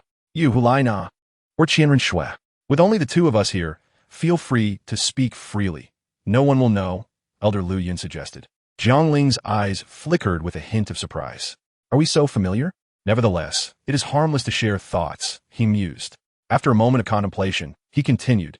The position of the next pope will certainly not be mine. It is far too exhausting and troublesome. As for whether it will be my senior sister or Shui Jie, I cannot say. Either would suffice. Jiang Ling reclined on the grass, a gesture of relaxation amidst the discussions, while others strive desperately to ascend. You seem to disdain the effort and hassle, Elder Liu Yun remarked with a sigh. Each has their own aspirations, Jiang Ling replied nonchalantly. By the way, are you quite close to Qianren Shui? Elder Liu Yun asked, seemingly casually. Shui Jie? Yes, we are quite familiar. I consider her my sister. Jiang Ling nodded in affirmation. She agreed to that? Elder Liu Yun probed further. Indeed, otherwise, how could I call her Shui Jie? Jiang Ling replied with his eyes closed. However, I believe my senior sister has a greater chance of succeeding the Pope, he added. Oh, what leads you to that conclusion? She is deeply favored by our teacher, possesses exceptional talent, and merely needs to accomplish a few significant deeds for the Wuhuan Temple.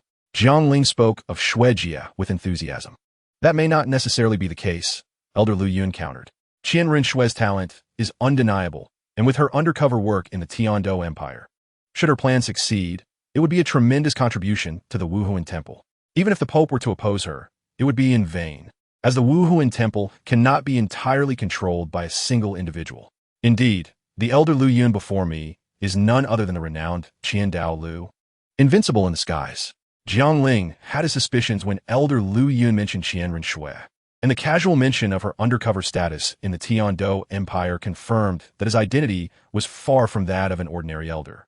Saras assists Qianren Shui in her endeavors, and the Zhuge Douluo is by Dong's confidant. It is understandable for them to be aware of these matters, but others should not be privy to such details.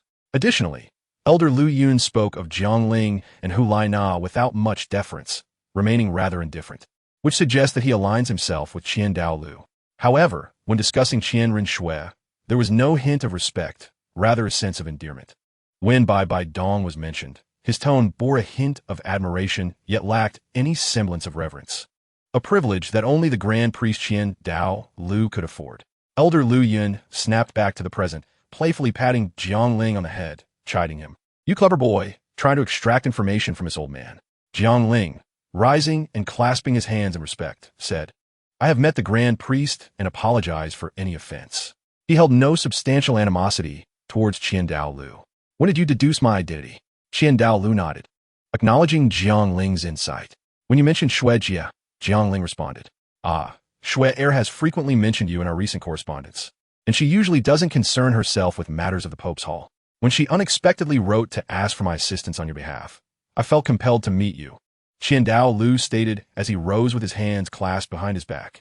I have learned of this from Shui Jie. Thank you for your assistance, Grand Priest. Jiang Ling expressed his gratitude. Shui would not have shared these matters with you. You must have deduced it yourself. You need not be so reserved in my presence. Qian Dao Lu remarked with a dismissive glance at Jiang Ling. Indeed, Jiang Ling had initially thought that Qian Dao Lu, being over 100 years old, would be a rigid elder, but was surprised to find him youthful in spirit and rather easygoing. After all, if Lu were truly like other elders, his teacher would not have survived to this day, nor would Shui Jie be so reliant on him, Jiangling reflected. Shui has endured much hardship. Since she considers you a brother, please treat her as you would a dear sister and refrain from causing her harm. Lu's tone turned grave. Rest assured, Grand Priest, I practice my swordsmanship solely to protect those I cherish, whether now or in the future. As long as I draw breath, I shall not allow any harm to befall them, Jiangling vowed, only to be interrupted by Lu, who cautioned Jiangling, do not make promises about things beyond your control. The Grand Priest's words left Jiangling momentarily stunned. Was he referring to the matter concerning his senior sister's injury? Youthful arrogance often leads one to believe that all things are achievable. Yet as time passes, one realizes the limitations of human effort. I do not seek for you to ensure her safety for eternity. I merely hope that you will have the opportunity to spend more time with her. Having said this, Lu made no further delay, patting Jiangling on the shoulder before turning to leave. Golden Crocodile, do you think if I were to transfer the powers of the Douluo Hall and Elder Hall to Bai Dong, it could elevate the Wuhuan Temple further? Lu suddenly posed a question. I cannot say, but I know the young lady would certainly not agree, replied the elder behind Lu. Indeed, Shui would definitely oppose it. For her sake, I must retain this power, Lu said with a smile. Chapter 99. Tenderness bestowed upon passers-by. A sharp blade directed at Jiangling. After Lu departed, Jiangling stood in place for a considerable time. Recently, he had indeed become somewhat lax. Since leaving the Wuhuan Temple to wander, his sword had taken on a different essence. The former Jiangling was pure enough, and his sword was equally pure. But it was a purity untouched by experience, a blade of innocence. 3 years of travel amidst the tumult of life had painted that blank canvas with myriad colors. Jiangling's swordsmanship had grown increasingly refined, yet his heart had grown dimmer. Seated in a meditative posture, the Changhong sword materialized abruptly, hovering before Jiangling. What is a sword? A sword bears 2 edges, capable of wounding both others and oneself. A sword signifies a ruler, yet it also embodies solitude. With a 3-foot blade, one ought to roam the world freely. A mere man's fury can spill blood across 5 paces. A disagreement may lead to the unsheathing of the sword. And once the sword is drawn, lives may be claimed. A swordsman is defined by the sword, by the heart, and by oneself. Yet what is my sword? Jiangling pondered. The Changhong sword seemed to sense its master's emotions and began to tremble violently. In a moment of clarity, Jiangling envisioned his senior sister, Zhu Qing, his teacher, and Shui Jie, among others. My sword exists to safeguard, to protect loved ones, family, and dear friends. Why wield a sword? To guard you all. Jiangling's voice resonated as he grasped the Changhong sword suspended in midair, executing a swift stroke. No whispers of wind, no rumble of thunder, no clash of metal. Only the resounding sword energy surged forth like mighty rivers. Far and wide, it resembled a long rainbow crossing the sky, and up close, it appeared as a conflagration of flames layered upon one another. The sword's name, protection. In that moment, Jiangling's heart was illuminated, and his sword intent soared to the heavens. With a single stroke, the world transformed. In the heights of the Pope's Hall, Bai Dong beheld that sword strike with delight, though more so with astonishment, whispering, "Little Ling." Her eyes then seemed to convey a resolution. From afar, Lu observed the radiance of the sword, his pupils constricting in disbelief as he exclaimed, "Domain." He has actually grasped the threshold of the domain. As the master of the killing god domain, Lu understood the significance of that single strike and recognized how arduous it is to comprehend a domain. Even he, standing at the pinnacle of Douluo continent, had not achieved such understanding. Truly a prodigious talent, Lu sighed. Lu remains unaware that Jiangling's understanding of the sword path is merely a result of a casual remark he made. Would he pose a threat to the young lady? He expresses his concerns. He is loyal to the Wuhuan Temple, but even more so to the Qian family. Do not mention this matter again. To take action against a junior is not to be considered, let alone executed, Lu admonishes with a frown. Jiangling, oblivious to the scrutiny of the powerful figures lurking in the shadows, is currently immersed in comprehending his own swordsmanship. Previously, he believed that the sword was merely an instrument of attack, requiring the severance of emotions and the willingness to sacrifice everything to wield the strongest sword. Now, He perceives that a swordsman must possess a certain conviction and understand the purpose behind practicing and wielding the sword in order to achieve true strength. It is not until the afternoon that Jiang Ling departs from the location, returning to Hu Laiina's courtyard. "Release me, I must see Jiang Ling," Lady Yi demands. "Miss, the young master is not here," replies a voice as Jiang Ling approaches the courtyard, overhearing the commotion within. What is the meaning of this? How can you treat Lady Yi with such disrespect? Jiang Ling enters, reprimanding the guards of the Wuhuan temple who have gathered. "Jiang Ling, you finally decided to show yourself. Is this the attitude you adopt when seeking assistance? Not only do you send someone to follow me, but you also refuse to allow me to leave the Wuhuan temple." Yi Lingling confronts him angrily upon seeing him. Jiang Ling's expression darkens at her words as he turns to the guards and sternly inquires, "What is the meaning of this? Who permitted you to treat my esteemed guest in such a manner? Young master, please forgive us. We are under the orders of the great emperor to secretly protect Lady Yi," the guards hastily explain, bowing in deference to Jiang Ling's anger. Such sweet words. Yet it is nothing but surveillance, Yi Lingling retorts coldly from the side. Realizing the situation, Jiang Ling understands that his teacher must have insisted on monitoring Yi Lingling's movements after she sought out someone capable of treating her senior sister. It follows that the guards intervened because she intended to leave the Wuhuan temple. Regardless of the reasons, it does not justify your intrusion upon Lady Yi. Now, apologize to her and depart. She is entitled to absolute freedom here, Jiang Ling asserts to the guards. "Lady Yi, we sincerely apologize for our transgressions." The guards exchange glances before bowing in unison. "Leave at once. I do not wish to see you again," Yi Lingling states firmly, not truly angry at the guards, knowing they were merely following orders. Rather, she is frustrated with Jiang Ling for his absence throughout the day, leaving her alone without any familiar company. "Hurry and leave," Jiang Ling commands the hesitant guards. "Young master, but the emperor's orders. I shall explain the matter to my teacher." "Now be gone," Jiang Ling replies, somewhat irritated. "Yes." The guards, relieved, quickly retreat. "Such pretentiousness. Were you all this time?" Yi Lingling scoffs. Jiang Ling, bemused, reflects on the guard's reasonable behavior towards her, while she addresses him with such harshness. Is there no sense of justice left? He wonders. "I had a sudden matter to attend to and lost track of time. I apologize for my oversight," Jiang Ling expresses regretfully. "Take this," he says, retrieving a token from his waist and presenting it to Yi Lingling. "What is this?" She inquires as she accepts it. "The emperor's decree. With this, you may enter and exit the Wuhuan temple at will, although there are certain areas you should avoid," Jiang Ling explains. Stunned, Yi Lingling recognizes the significance of the decree, having read extensively since childhood, and is taken aback by Jiang Ling's generosity. "No, I have already decided to leave," she replies, returning the token to him. Jiang Ling is momentarily taken aback, puzzled by her reasoning. "Why? You would have access to superior training resources here, which would not hinder your progress." "It is not about training. I simply do not wish to stay here. Your senior sister's ailment will take at least 2 years to heal with my current abilities, and I cannot remain here for that long. If you wish for me to continue treating her, you may come to Tiandou, and I will do my utmost," Yi Lingling responds. Jiang Ling smiles wryly. Knowing that taking his senior sister to Tiandou would be far too perilous and might endanger Yi Lingling as well, Tang Hao looms over him like a sword of Damocles. And after failing to capture Tang San, Jiang Ling considers using the Blue-Silver Emperor to threaten Tang Hao. Yet, the blue-silver grass is all too common, and he has no way of discovering where Ain has been buried. It seems he must devise a plan to eliminate Tang Hao and eradicate future threats. However, for now, his priority is to persuade Yi Lingling to stay. "I am willing to offer this as compensation, hoping you will choose to remain," Jiang Ling declares. Producing a jade box. Opening it reveals an exquisite 8-petal orchid, the coveted Xian Chao Ba Ban Xian Lan.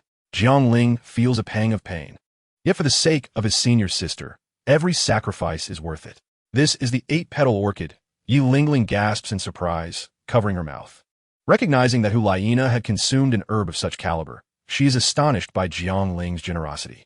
"You clearly understand the significance of this herb, and I hope you will stay to continue treating my senior sister," Jiang Ling implores sincerely, extending the jade box.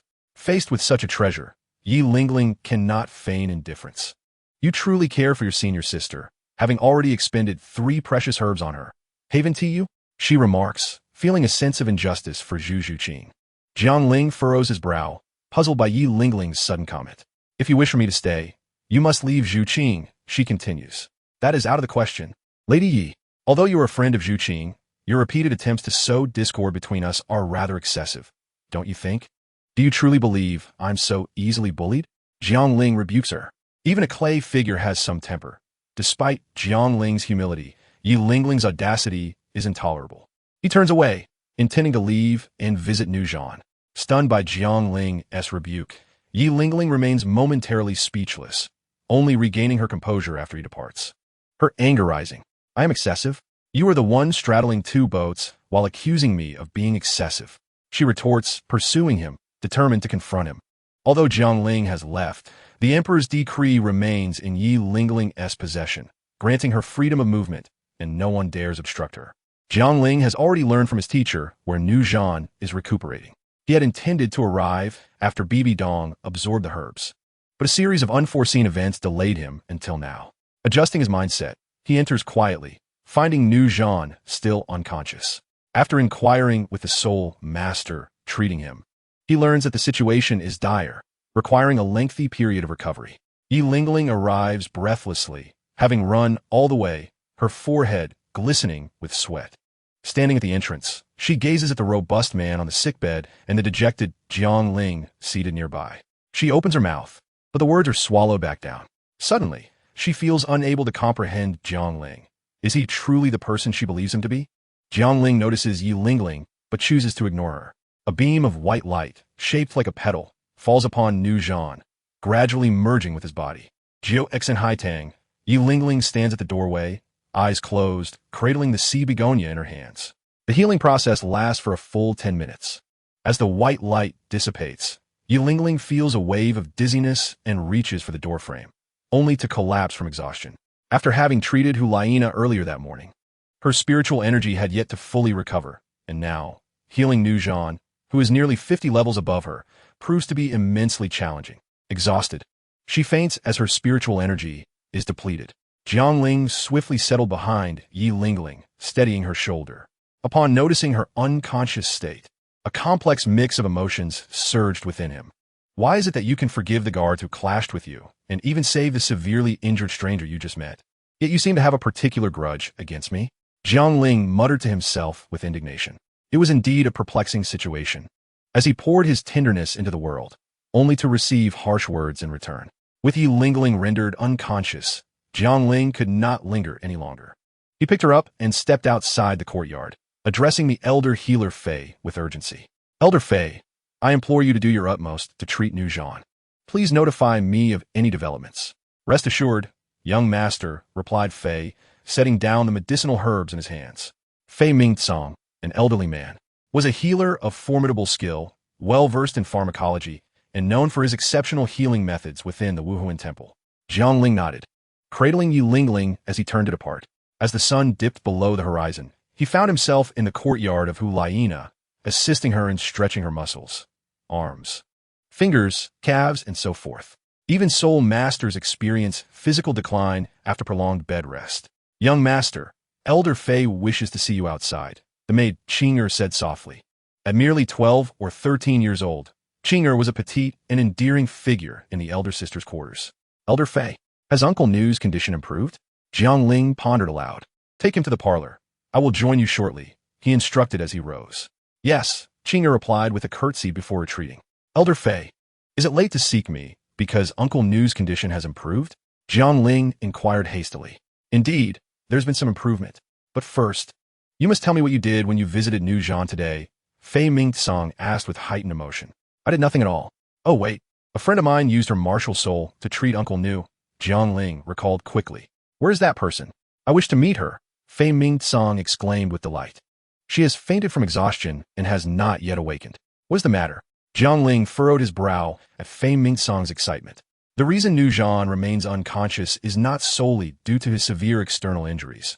The most critical issue lies with his heart, which was struck by a blunt object, nearly shattering it. After medication and the healer's efforts, his condition has stabilized, but at present, his heart is like a flickering candle in the wind, barely maintaining its state. However, upon my recent examination, I discovered that his heart's vitality has significantly improved, as if it had been rejuvenated. Though still far from normal, It is a remarkable difference from yesterday. Young master, if we can heal Nu Zhan's heart injury, I am confident I can restore him to his former self. Fei Mingtsong proclaimed with enthusiasm. Hearing this, Jiang Ling's heart quickened. Truly, the Jiuxin Haidang was a marvel among martial souls. Once again, he found himself indebted to Yi Lingling. Elder Fei, please return for now. Once she awakens, I will bring my friend to treat Uncle Nu, he assured. Very well. I shall take my leave, Fei Mingtsong replied. I will see you out. After escorting Fei Mingtsong away, Jiang Ling stood outside Yi Lingling's room, pacing back and forth. How should I enter naturally? After all, I have just been harsh with her, he lamented. Good evening, young master. Just as Jiang Ling was uncertain how to step through the door, Qing spoke softly. Her head bowed. What is it, Qing? Jiang Ling inquired, noticing the food container she held. This is dinner for Miss Yi, Qing replied sweetly. Oh, let me take it. Jiang Ling's eyes brightened as he reached for the container. No, young master, it is fine for me to deliver it, Qing quickly protested. I insist. You should rest. I will take it, Jiang Ling insisted, snatching the container and headed toward Yi Lingling's room. Ahem, is Missy awake? He coughed lightly and knocked on the door. Chapter 100. The Weeping Maiden. Yi Lingling sat on the bed, hugging her knees, having awakened just as the sun set. As her eyes adjusted to the dimness of the quiet room, an inexplicable wave of sadness and loneliness enveloped her heart, prompting memories of her painful past to resurface. The Qibao Yuli sect and Jiuxin Haidang were both renowned as the most powerful auxiliary martial souls on the continent, each possessing unique abilities, yet facing vastly different fates. The Qibao Yuli Tower serves as a family inheritance martial soul, allowing direct descendants to awaken it, leading to the family's prosperity and its position as the second-ranked sect on the continent. In contrast, Jiuxin Haidang was a lineage that could only be passed down through one person, and the price of its unparalleled healing abilities was that only two Jiuxin Haidang soul masters could exist simultaneously in the world.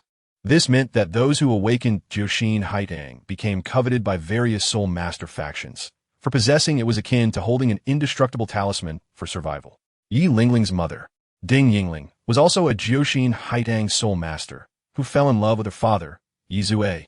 Yi Zue was the young master of the Yi family, and his father was a formidable soul, Douluo. Yet, he could not protect Ding Yingling.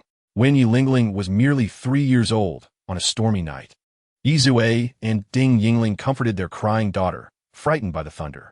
That very night, over 20 masked men infiltrated the Yi family, killing everyone they encountered. The patriarch of the Yi family also perished amidst the onslaught of the black-clad assailants, resulting in the annihilation of over 300 family members in a single night. By dawn, the Yi family's estate had become a graveyard. Whether it was by design or mere oversight, Ding Yingling and Yi Lingling, who had hidden in the cellar, managed to escape. As they emerged from the cellar, the scene before them etched itself deeply into Yi Lingling's memory. Her mother, in utter despair, weeping uncontrollably, and she, too, held her mother tightly as they both cried. It took them 7 days to bury their relatives, father and grandfather. However, the tragedy of the Yi family's annihilation did not stir much commotion across the continent, for on the eve of their massacre, the current pope of the Wuhuan Temple, Qian Xuanji, had unexpectedly passed away, overshadowing the events at the Yi family. When the turmoil surrounding the Wuhuan Temple subsided, the Yi family's tragedy became mere fodder for gossip. Kind-hearted individuals expressed their condolences, while malicious souls mocked the Yi family for provoking the wrong people. In the days that followed, Ding Yingling sought refuge with various sects, only to be met with either rejection or sudden reversals after being taken in. She and Yi Lingling lived under false identities, constantly in hiding. Yet they were inevitably discovered time and again. When Yi Lingling was 4 years old, their hiding place was once again compromised. Just as a blade was about to pierce Ding Yingling's body, they were rescued by the Blue Lightning Tyrant Dragon Clan, and Ding Yingling subsequently joined their ranks. Within the Blue Lightning Tyrant Dragon Clan, Ding Yingling remained by Yi Lingling's side. When Yi Lingling turned 6, she awakened her martial soul, Jiuxin Haidang. That night, as Ding Yingling gazed at the begonia flower in her daughter's hand, her expression turned dazed and sorrowful, tears streaming silently down her cheeks. Ding Yingling held Yi Lingling tightly throughout the night. Yet at that time, Yi Lingling could not understand why her mother wept.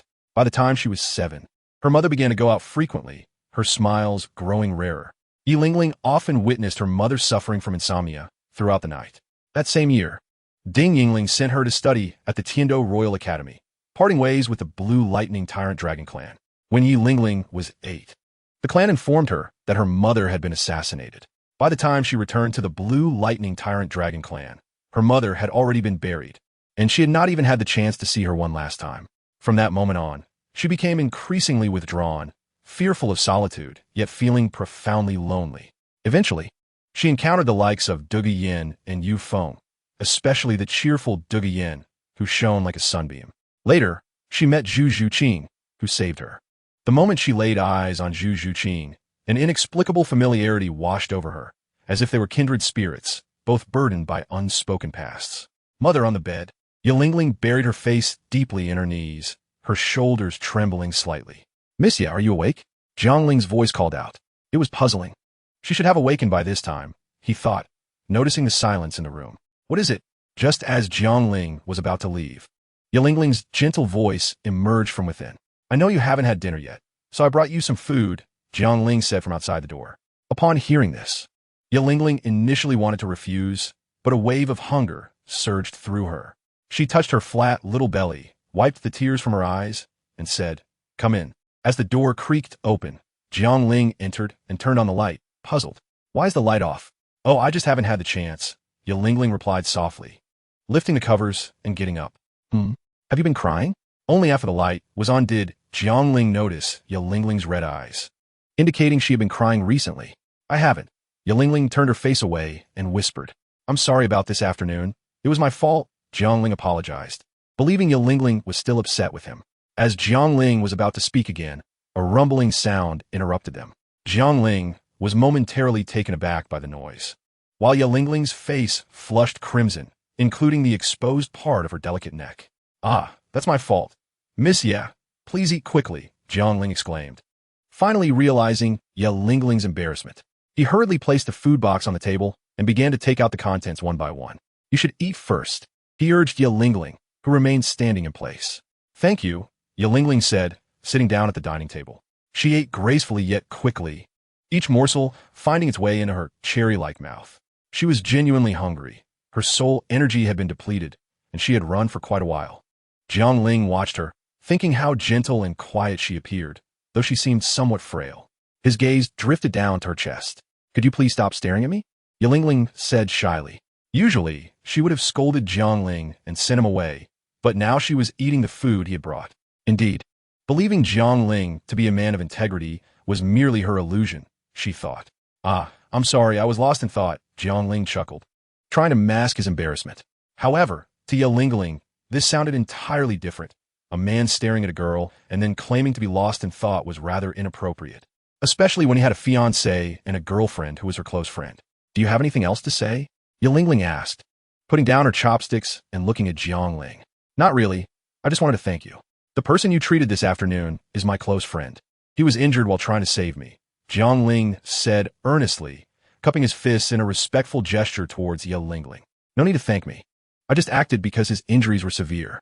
It has nothing to do with you," Yi Lingling replied, lowering her head to continue eating. Noticing Yi Lingling's intent to dismiss him, Jiang Ling opened his mouth but ultimately held his tongue. She owed him nothing. It was he who was indebted to her. Regardless, Jiang Ling would forever cherish Yi Lingling's kindness. "Miss Ye, please continue your meal. I shall take my leave now," he said as he rose. "I want to go to Qingsui Seiyuan tomorrow," Yi Lingling suddenly stated, her head lowered as Jiang Ling prepared to leave. "All right, I'll accompany you," Jiang Ling replied, nodding. "I'll ask Qing'er to tidy up the food box, and you should rest early." With that, he exited the room, closing the door behind him. Once Jiang Ling left, Yi Lingling let out a sigh of relief. Being watched while eating was quite awkward. After finishing her meal, she didn't wait for Qing'er to come and clean up, but instead placed her dishes back into the food box herself.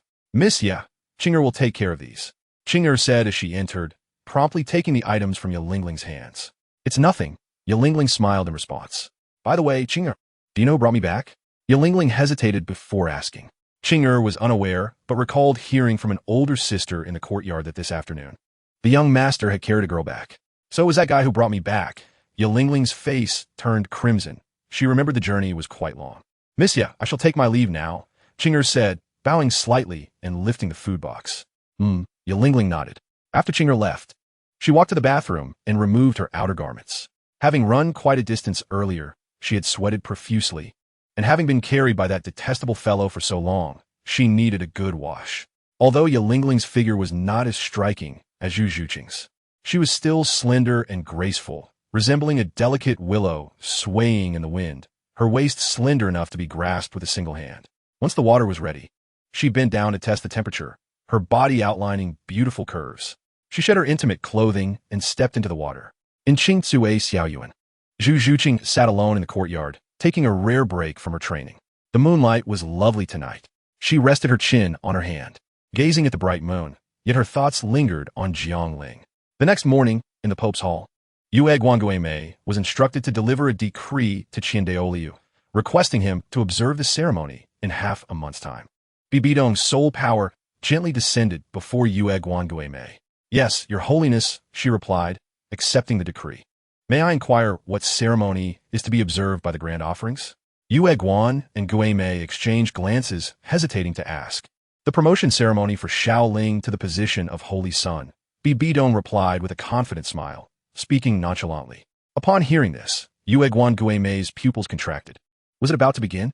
We shall proceed at once, they both stated in unison, then exited the Pope's hall. Jiangling was a man of his word. Having promised to take Yilingling to see Zhu Qing, he knocked on her door bright and early. Knock, knock, knock. Miss Ye, it's time to set off. I'm coming. Yilingling replied, a hint of fatigue in her voice. Although she had napped yesterday afternoon, she still felt drowsy after her bath. Such was the plight of a support soul master. Her physique was but slightly stronger than an ordinary person. Sleeping was no issue, but last night was different. She had dreamt a rather intimate dream, and the object of her affections in that dream was none other than Jiangling. How could this happen, she pondered, when she so loathed him? After waking up in shock, she spent the latter half of the night unable to fall asleep, grappling with disbelief at dreaming about Jiangling and feeling embarrassed for Zhu Qing. A beautiful woman once said, when you harbor deep animosity, it becomes difficult to disentangle. The same could be said for dislike. Did you not sleep well last night? Jiangling observed, surprised at Yilingling's panda-like eyes. Yilingling found it hard to meet Jiangling's gaze, nodding flusteredly as she replied, I will first treat your senior sister before looking for Zhu Qing. Thank you for your efforts, Jiangling said with a slight nod. Yilingling nodded again, lowering her head as she walked toward Hulaine's room, with Jiangling following closely beside her. Once today's treatment was complete, Jiangling led Yilingling out of the Wuhuan temple. With Jiangling accompanying her, naturally, no one dared to obstruct them. In Qingzue Xiaoyuan, Yilingling opened the courtyard door and stepped inside, having previously asked Zhu Qing for a key before leaving. Zhu Qing. Yilingling gently pushed open the door to Zhu Zhuqing's bedroom and softly called out, Lingling Jie. Zhu Zhuqing, who had been practicing on her bed, slowly opened her eyes and, upon seeing her visitor, expressed her delight. She hurriedly rose to stand beside Yilingling. It's been a few days since we last met. Did you miss me? Yilingling lightly embraced Zhu Zhuqing and teased, of course, I missed you. Zhu Zhuqing responded softly, though her gaze wandered, seemingly searching for someone. Yilingling naturally noticed this and chose not to mention Jiangling. After a long hesitation, Zhu Zhuqing, her cheeks slightly flushed, asked, Where's Ling go? Has he not come? Oh, you claim to miss me, but it seems you truly yearn for that Jiangling. Yilingling sighed as she released Zhu Zhuqing and sat down beside her. I do not. Zhu Zhuqing tightly clasped her clothing, slightly turning her head away as she quietly protested. All right, Jiangling is here. He merely want to fetch some daily necessities. He knows your cold demeanor and that you dislike going out, being a homebody. There are some things you might not think to buy. Noticing Zhu Zhuqing's shyness, Yilingling refrained from teasing her further and explained. Just as she finished speaking, Yilingling was momentarily taken aback. Why was she defending him? Zhu Zhuqing was blissfully unaware of Yilingling's sudden change in sentiment upon hearing that Jiangling had arrived. Within the worship hall, Bai Bai Dong proclaimed her intention to establish Jiangling as the Holy Son. What do you all think? The decree from Bai Bai Dong fluttered between Qiandaoliu's hands. And you, Genie? Qiandaoliu inquired of the elderly man beneath his left hand. I oppose, Jean E declared with an unyielding expression, his face betraying no emotion. In his heart, he believed the next successor to the Pope should be Qian Renshue. The others exchanged glances but remained silent. All had cultivated to the level of title Douluo and were not foolish.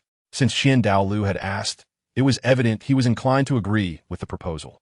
Jiangling's talent is formidable. I have no reason to reject Bai Dong's suggestion. Douluo clenched his fist, and the decree in his palm transformed into a streak of light. He seemed to have anticipated this outcome, exhibiting no surprise, merely sighing inwardly. By the way, Lingling Jie, has Hu Laiana's injury healed? Zhu Zhuqing inquired nervously. Yi Lingling responded with a bitter smile, shaking her head. It cannot be healed in the short term. With my current strength, it will take at least 2 years to awaken her. But I cannot stay here for 2 years. Hu Laiana was a member of a combat team from the Tiando Royal Academy, originally remaining in Sotoa City to await Dugi Yin and others. Training at the Sotoa Great Soul Arena to gain practical experience in preparation for the Continental Advanced Soul Master Competition a year from now.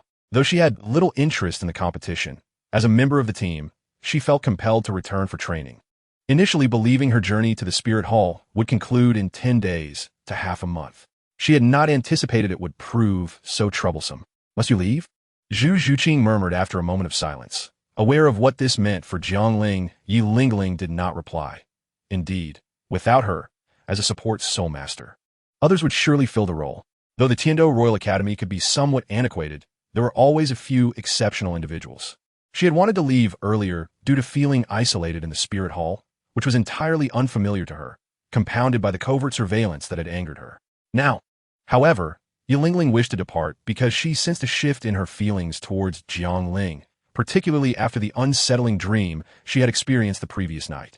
Her intuition warned her that the decision to stay or go would significantly influence her life. Lingling Jie, though it may be selfish, I still wish to ask you to stay. Zhu Zhuqing respectfully bowed to Yi Lingling, speaking earnestly. Yi Lingling was taken aback. She understood Zhu Zhuqing's stubborn nature. What is so special about that fellow that you would go to such lengths? Yi Lingling exclaimed in frustration, recalling the dream from the previous night. Zhu Zhuqing, sensing her hesitation, took a seat across from Yi Lingling and, after a moment's deliberation, spoke softly.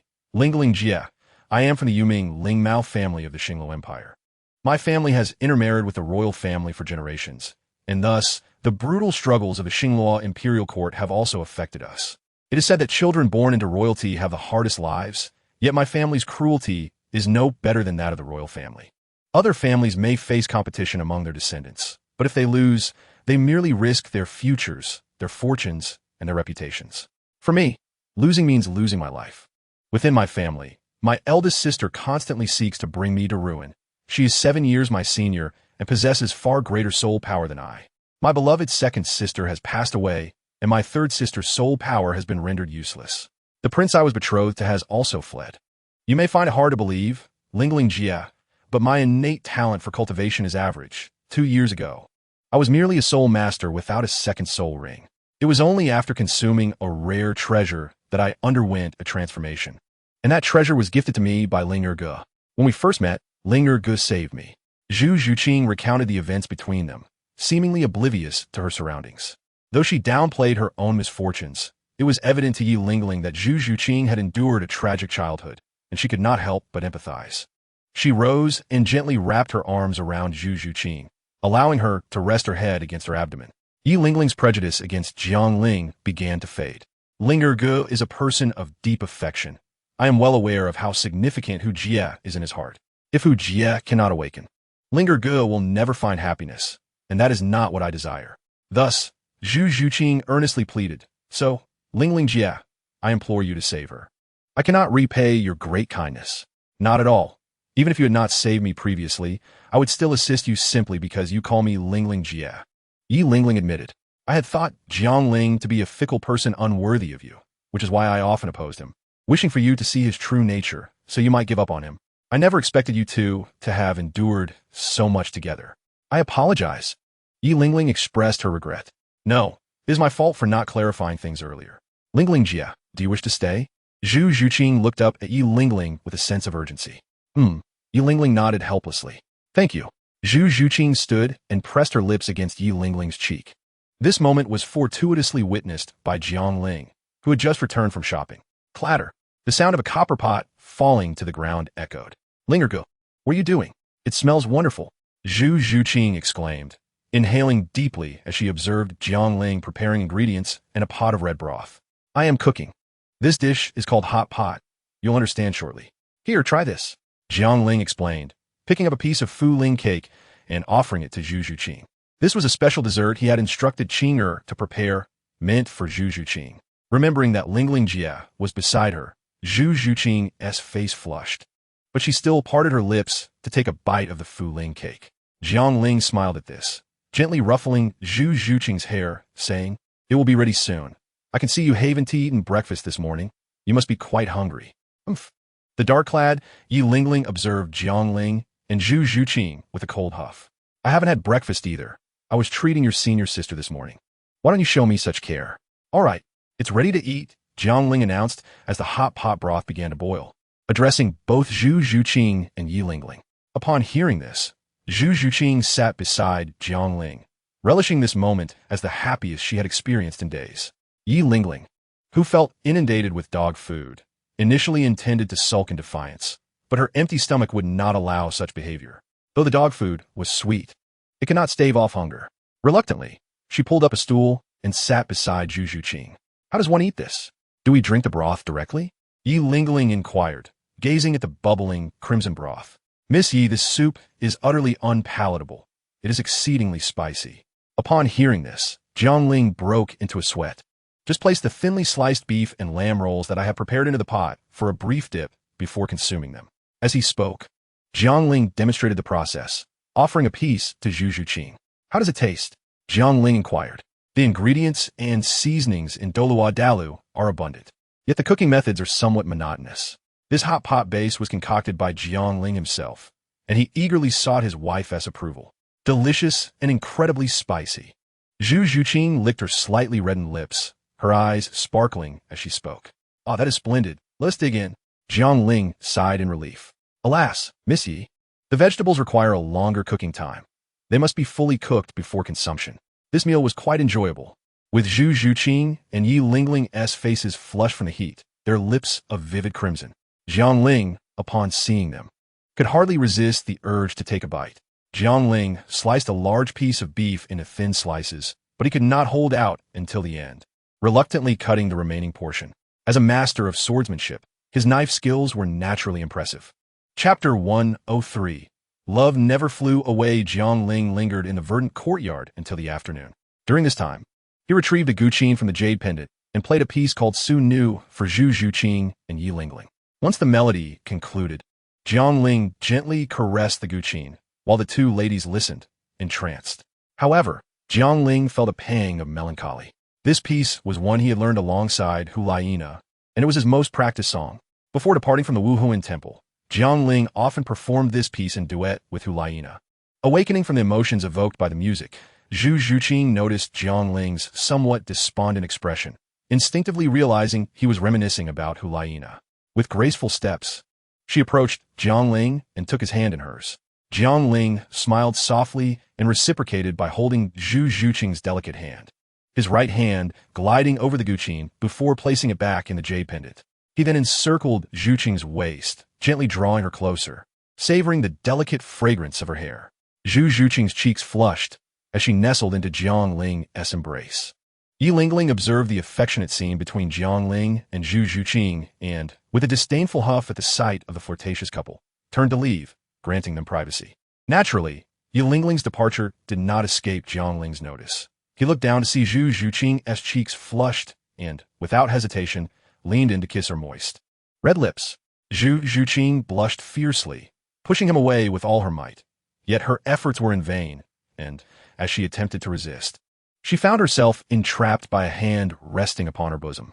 Her strength waned instantly, leading her to collapse into Jiang Ling's embrace, her lips parting involuntarily, yielding to his advances. Inside, the image of Zhu Zhuqing and Jiang Ling entwined replayed in Yi Lingling's mind, accompanied by the dream she had experienced. A whirlwind of emotions surged within her heart, a blend of sweetness and bitterness, yet her prejudice against Jiang Ling gradually dissipated.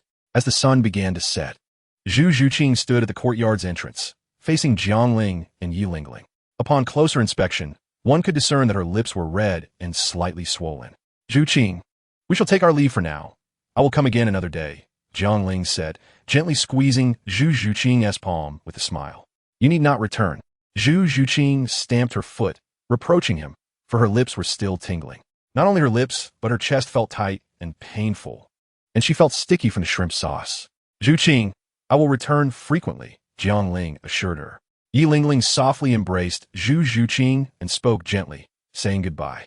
Zhu Zhuqing watched the two depart until they turned the corner and vanished from sight, before returning to her room to freshen up. Alas, I promised Zhuqing I would stay to treat your sister. This has nothing to do with you. On the way back to the Wuhuan temple, Yi Lingling clasped her hands in front of her, gliding gracefully behind Jiangling, and spoke. Jiangling paused, taken aback by her words. He had not anticipated that the most troubling issue regarding the elixir would be resolved by visiting Zhuqing. He abruptly halted, causing Yi Lingling to nearly bump into him. Just as she was about to speak, Jiangling remarked, Thank you, Miss Yi. Rest assured, the promised reward will remain unchanged. Who cares for your reward? Upon hearing Jiangling's words, Yi Lingling felt no joy. Instead, she became somewhat irate, stepping past him. Did I say something wrong? Jiangling mused, perplexed. This woman, with a narrow mind and a fiery temper, is like a firecracker, ready to explode at the slightest provocation. Quiet as a maiden, yet wild as a rabbit. This was Jiangling's assessment of Yi Lingling's character. Chapter 104. Love never flew away, to hurry along. Do you not wish to treat your gravely injured friend? Yi Lingling turned to look back at Jiangling, her voice urging him sweetly. I am coming. Jiangling's eyes brightened at her words as he hastily replied. Sharp-tongued, yet soft-hearted, Jiangling added with a hint of humor. Old Master Fei, have you taken a break? Jiangling and Yi Lingling entered the treatment area for New Zhan. Young master, your friend has awakened? It is rather late, yet Fei Mingcong is still researching medicinal herbs. Yi Lingling, who followed Jiangling, was momentarily taken aback by Fei Mingcong's words. What does he mean by awakened? Jiangling is concocting tales behind my back. Unbeknownst to Jiangling, who was oblivious to Yi Lingling's thoughts, he pointed toward her and replied, Old Master Fei, this is my friend, the Nine-Heart Sea Butterfly Soul Master. Jiangling failed to notice that when he mentioned the Nine-Heart Sea Butterfly, Yi Lingling's expression was not one of pride, but rather profound desolation. The Nine-Heart Sea Butterfly, no wonder it can revive a heart that was nearly still. Truly, it deserves its reputation as the most extraordinary martial soul on the continent, Fei Mingcong exclaimed, gazing at Yi Lingling with excitement. Let us commence the treatment. Yi Lingling clearly did not wish to linger on the topic of her martial soul, speaking in a somewhat cold tone. As the treatment began, the Nine-Heart Sea Butterfly opened the eyes of Fei Mingcong, a seasoned healing soul saint. Even she had never encountered a Nine-Heart Sea Butterfly soul master before. 10 minutes later, Jiangling emerged, carrying the unconscious Yi Lingling in his arms. The disparity in soul power between Yi Lingling and Nu Zhan was too great. To achieve any healing effect, Yi Lingling had to exert herself fully, resulting in her current state. Yi Lingling was quite light. Jiangling estimated her weight to be around 80 to 90 pounds. The moon had risen, casting its silvery light upon Yi Lingling, who was clad in a black dress.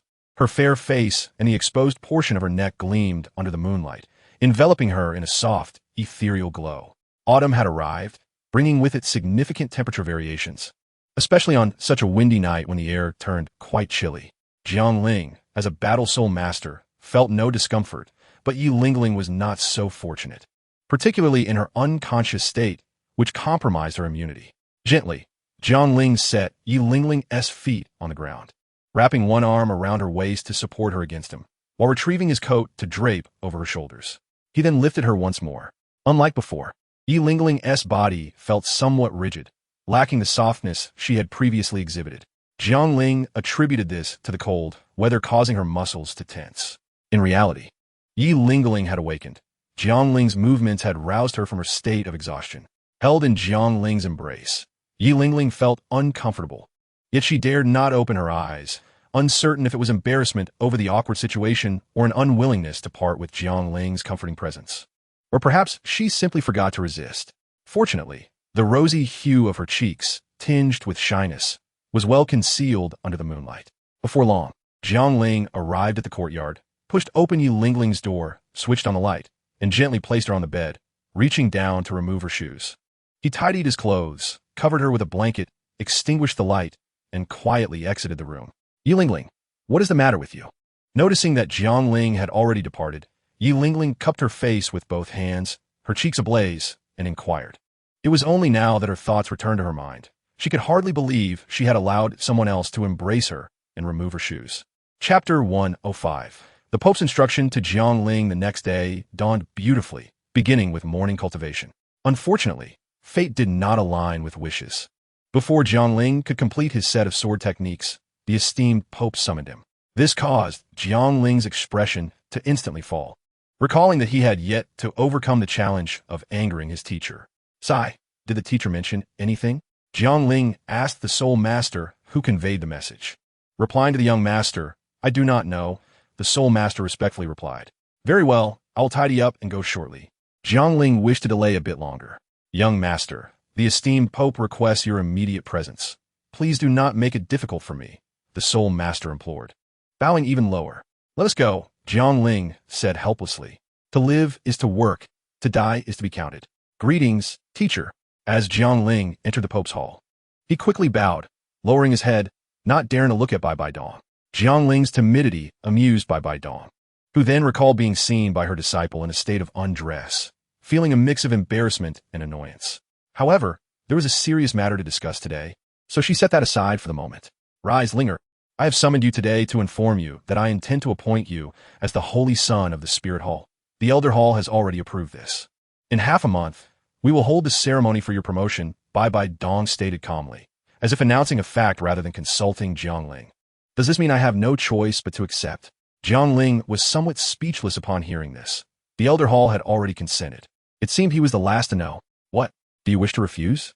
Bai Dong shot a cold glance at Jiang Ling. No, how could I dare? Oh no, I am very pleased. Jiang Ling scratched his head, his expression awkwardly smiling. His teacher had always been strict with him, and now, having committed a guilty act, Jiang Ling found himself utterly subdued by Bai Dong's imposing presence, left with no choice but to submit. Bai Dong directed him eastward, and he would not veer west. Commanded to chase a dog, he would not pursue a chicken. After all, it was merely becoming the Holy Son, not ascending to the papacy. What surprised him was that Douluo would actually agree. Observing Jiang Ling's awkward demeanor, Bai Dong couldn't help but smile slightly. By the way, teacher, I intend to use Xiao Wu, the 10,000-year-old softbone rabbit, as a prize in the upcoming elite competition among the high-level Soul Master Academies across the continent.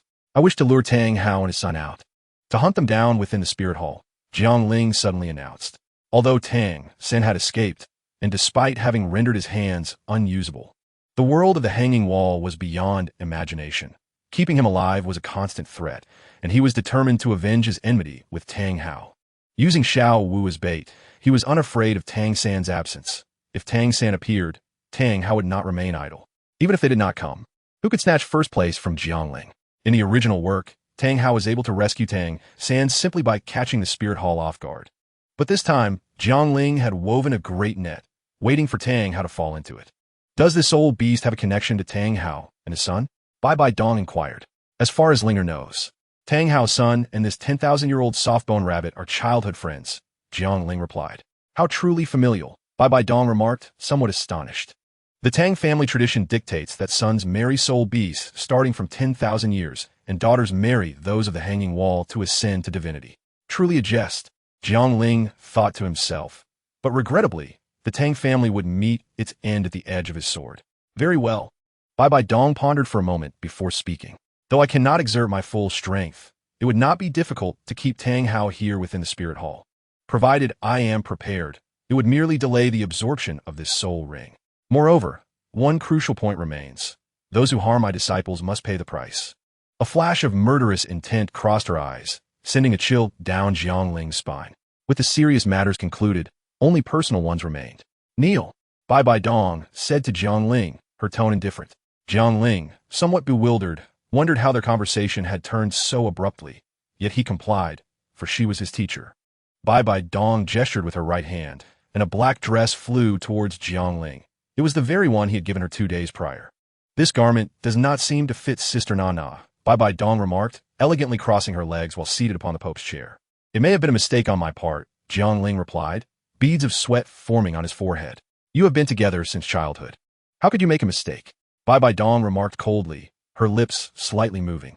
In response to my teacher, this dress is indeed not Sister Nana's. Rather, it belongs to a girl Linger met in the Luo Empire, Jiang Ling said, biting his lip. Is it that girl from within the city? Bai Bai Dong casually remarked. Yes, huh? Jiang Ling suddenly raised his head. Teacher, please do not look at me like that. I did not send anyone to follow you. I merely arranged for someone to protect Yi Lingling in secret. I knew where you took her yesterday, Bai Bai Dong explained, sensing Jiang Ling's incredulous and angry gaze. Her heart momentarily fluttering. Jiang Ling couldn't help but smile bitterly. There truly were hidden talents around his teacher, as even with his current spiritual strength, he had not detected them. Teacher, this matter is Linger's fault. Please do not blame Zhu Qing. Jiang Ling bowed to Bai Bai Dong, earnestly pleading. I do not concern myself with your personal matters, but one thing is certain. Do not let Nana feel sad. Bai Bai Dong's gaze flickered as she spoke. Of course, how could I ever allow sister to be upset? Jiang Ling breathed a sigh of relief. Thinking that Bai Bai Dong had not exploded in rage due to Zhu Qing's presence, he prepared to rise. Kneel. Who said you could get up? Bai Bai Dong reprimanded sharply. Teacher, Jiang Ling's half-raised knees returned to the ground, feeling somewhat wronged. You kneel because you have disobeyed my orders and shown disrespect to me. Bai Bai Dong's tone softened slightly as she spoke the latter part. I have my methods for dealing with twin martial souls. Why did you not listen to me and consume those 2 fairy grasses yourself? Bai Bai Dong stated solemnly. The fairy grasses would greatly enhance her constitution, yet the better the effects, the more regretful she felt. Jiang Ling's extraordinary talent set him apart, and Bai Bai Dong harbored great hopes that he could surpass her own abilities. If teacher could truly resolve the issue of the twin martial souls, why do you still endure such pain? Had I not seen it by chance, you might never have disclosed it to me, and sister, Jiang Ling spoke gravely. From a moment Bai Bai Dong began to impose soul rings on her second martial soul, the soul-devouring Spider Queen. Her body had to endure immense pressure, though she managed to mitigate the strain through other means, and with the aid of the Rakshasa God examination, she had avoided death. Enduring some pain was inevitable. It seemed that only by inheriting a divine position could this be resolved. It is merely a bit of pain. It will not harm the essence. Bai Bai Dong stood, turning her back. She had not anticipated that Jiang Ling would discover this. Perhaps teacher does not care, but I cannot bear it. I do not wish for you to suffer, Jiang Ling insisted stubbornly. Chapter 106. Teacher, let the past be carried away by the wind. But I am unwilling. Bai Bai Dong felt a tremor in her heart upon hearing Jiang Ling's words. She bit her crimson lips, her right hand, as white as jade, clenched slightly before her abdomen. Regrettably, Bai Bai Dong's back was turned to Jiang Ling, and he did not notice these subtle actions. Enough. What has happened has happened. I will not pursue this further. However, this must not happen again. Do not act on your own accord in the future. Bai Bai Dong turned to face him, her expression restored to its usual regal calmness. You may rise, she said gently, her tone softening. Thank you, teacher. Jiang Ling, upon hearing the words, smiled faintly and thought to himself that he would dare again next time. Master is also weary. You may return for now, said Bai Bai Dong as she resumed her seat upon the throne. Jiang Ling remained rooted in place, hesitating whether to reveal the matter regarding Yu Xiaogang. In truth, keeping it hidden seemed preferable. Yu Xiaogang was deceased and would never again appear before the teacher. Why should he reopen the wound in her heart? Yet, the teacher deserved to know the truth that had been concealed from her, to understand that Yu Xiaogang was unworthy. Perhaps there would be a fleeting moment of pain, but thereafter she would no longer suffer over this worthless individual. Linger, do you have something to say? Bai Bai Dong observed Jiang Ling's inaction and, with a subtle curve of her lips, gently inquired. Master, Linger has one matter that has been kept from you, Jiang Ling replied, tightening and then releasing his hands as he spoke solemnly. Ultimately, he resolved to disclose the truth. Oh, what is it? Bai Bai Dong looked at Jiang Ling with curiosity, wondering what could trouble her disciple so. I killed Yu Xiaogang. This statement struck like thunder on a clear day, plunging the entire papal hall into an eerie silence, where even the sound of a falling needle could be heard. What did you say? Bai Bai Dong, regaining her composure, exclaimed in anger. The overwhelming aura of a pique de law enveloped the papal hall, causing Jiang Ling to kneel upon one knee, the ground beneath him fracturing in response to the pressure. With a cough, Jiang Ling expelled a mouthful of blood, the vivid crimson staining the floor and rousing Bai Bai Dong from her fury.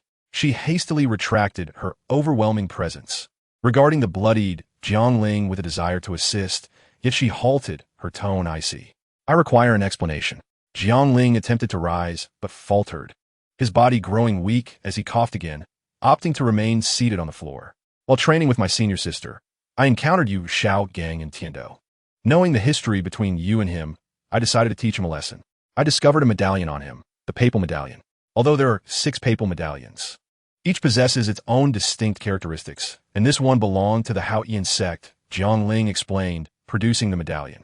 Bai Dong's hand instinctively reached for the medallion, and upon inspecting it, she confirmed it indeed belonged to the Haotian sect. What does this have to do with his death? She queried, her mind in disarray, momentarily forgetting to ask how Jiangling knew of her connection with Yu Xiaogang. This was precisely what Jiangling had hoped for. He was uncertain how to articulate his knowledge, as few were aware of this matter. Yu Xiaogang learned of my identity as her disciple. He was Tang San's mentor, and Tang Hao would undoubtedly seek vengeance against me and my senior sister Yu Xiaogang's instigation. My intention when I left the Spirit Hall was to eliminate Yu Xiaogang, Jiangling continued.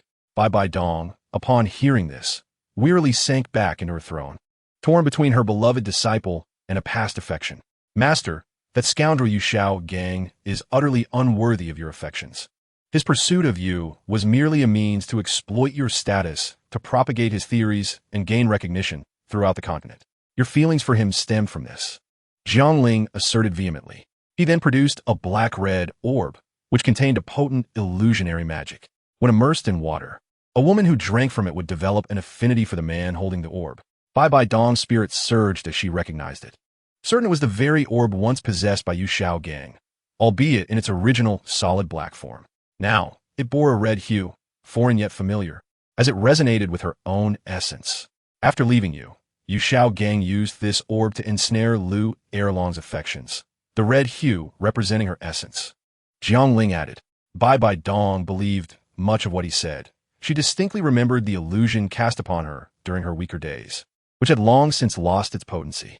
However, the memories of that dark and lonely time persisted vividly in her mind. To her shock, the recollections that had sustained her through 2 months of solitude were merely the result of his cunning machinations and base intentions.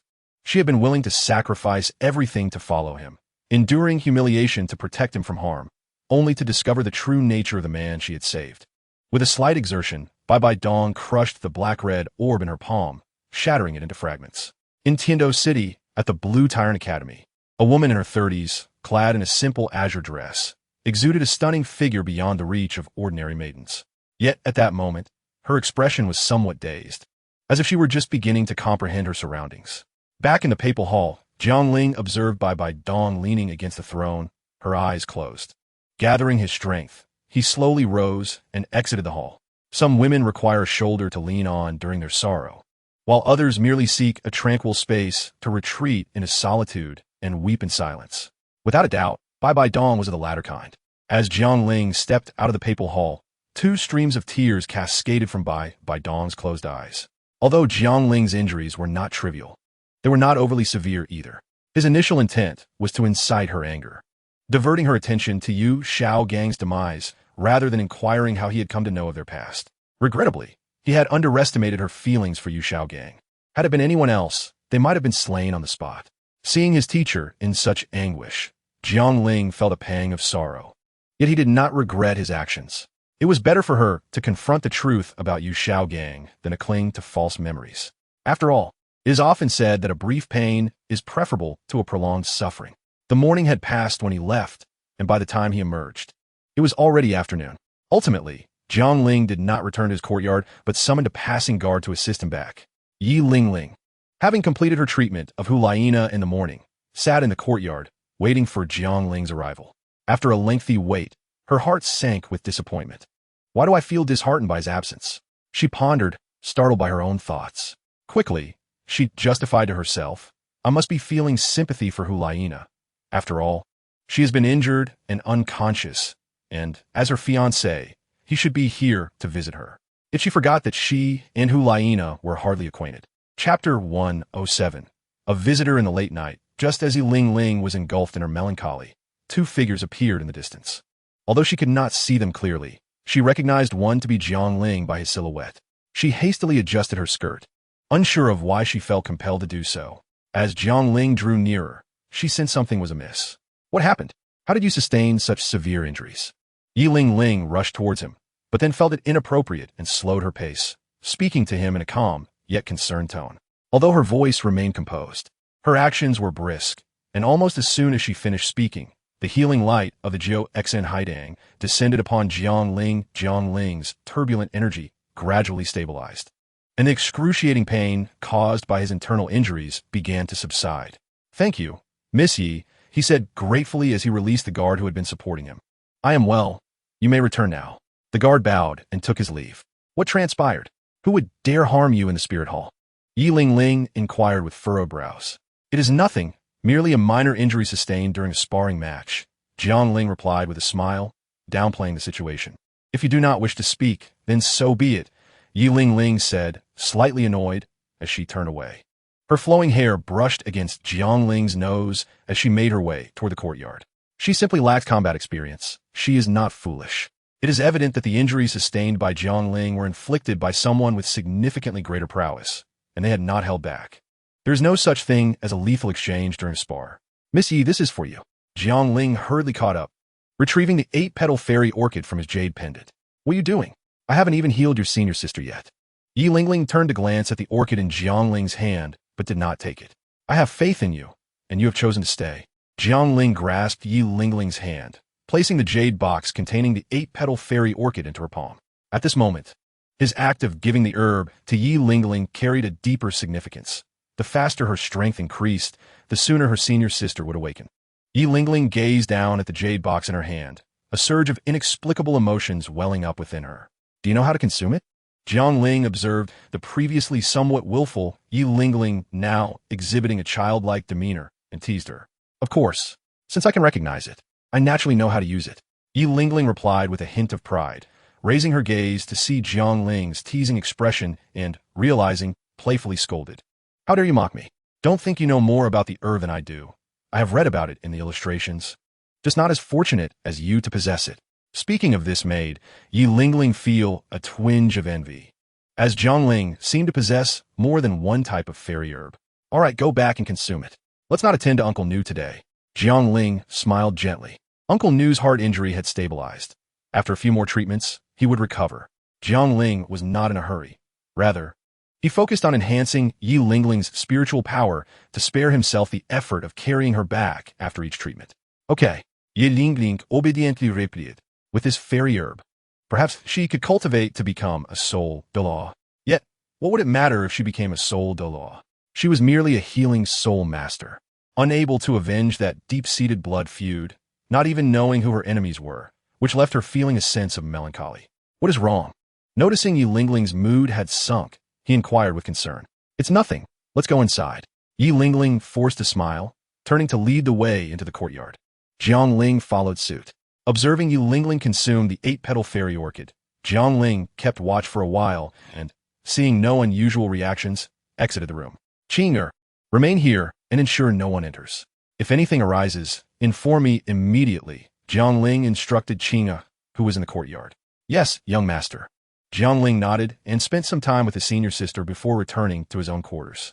If possible, he hoped to personally eliminate Tang Hao within a year. Jiang Ling retrieved a piece of metal the size of a human head and a dagger, lost in thought. "Once Uncle Nu awakens, I will leave this task to him." With a wave of his hand, the items vanished. Changhong's sword. Jiang Ling sat cross-legged, placing the sword before him, and closed his eyes to deeply contemplate the true essence of the sword path. Since that day on the back mountain, when he achieved enlightenment, striking down the heavens with a single sword, he had been unable to replicate that fierce strike, no matter what he did. Hours passed, and evening fell. Afterward, he checked on Ling again. Judging by his estimation, it would likely be until noon the next day before she could fully absorb the herb. In the hall of the Pope, Bibi Dong had remained seated from day to night in the imposing and luxurious papal chair. Slowly, she opened her eyes, her enchanting gaze now somewhat vacant, devoid of sorrow and pain. She was no longer the kind-hearted, delicate girl she had been over 20 years ago. That Bibi Dong had perished 24 years ago. The woman before you was the Pope of the Spirit Hall, the mentor of Hulayina and Jiangling Shaoling. A flicker of color returned to Bibi Dong's vacant eyes as her gaze fell upon the glaring bloodstain in the cracked floor. Even in the darkness, she could see it clearly, and her heart fluttered with unease. In a fleeting moment, Bibi Dong was already at Jiangling's residence. Without hesitation, she entered his bedroom.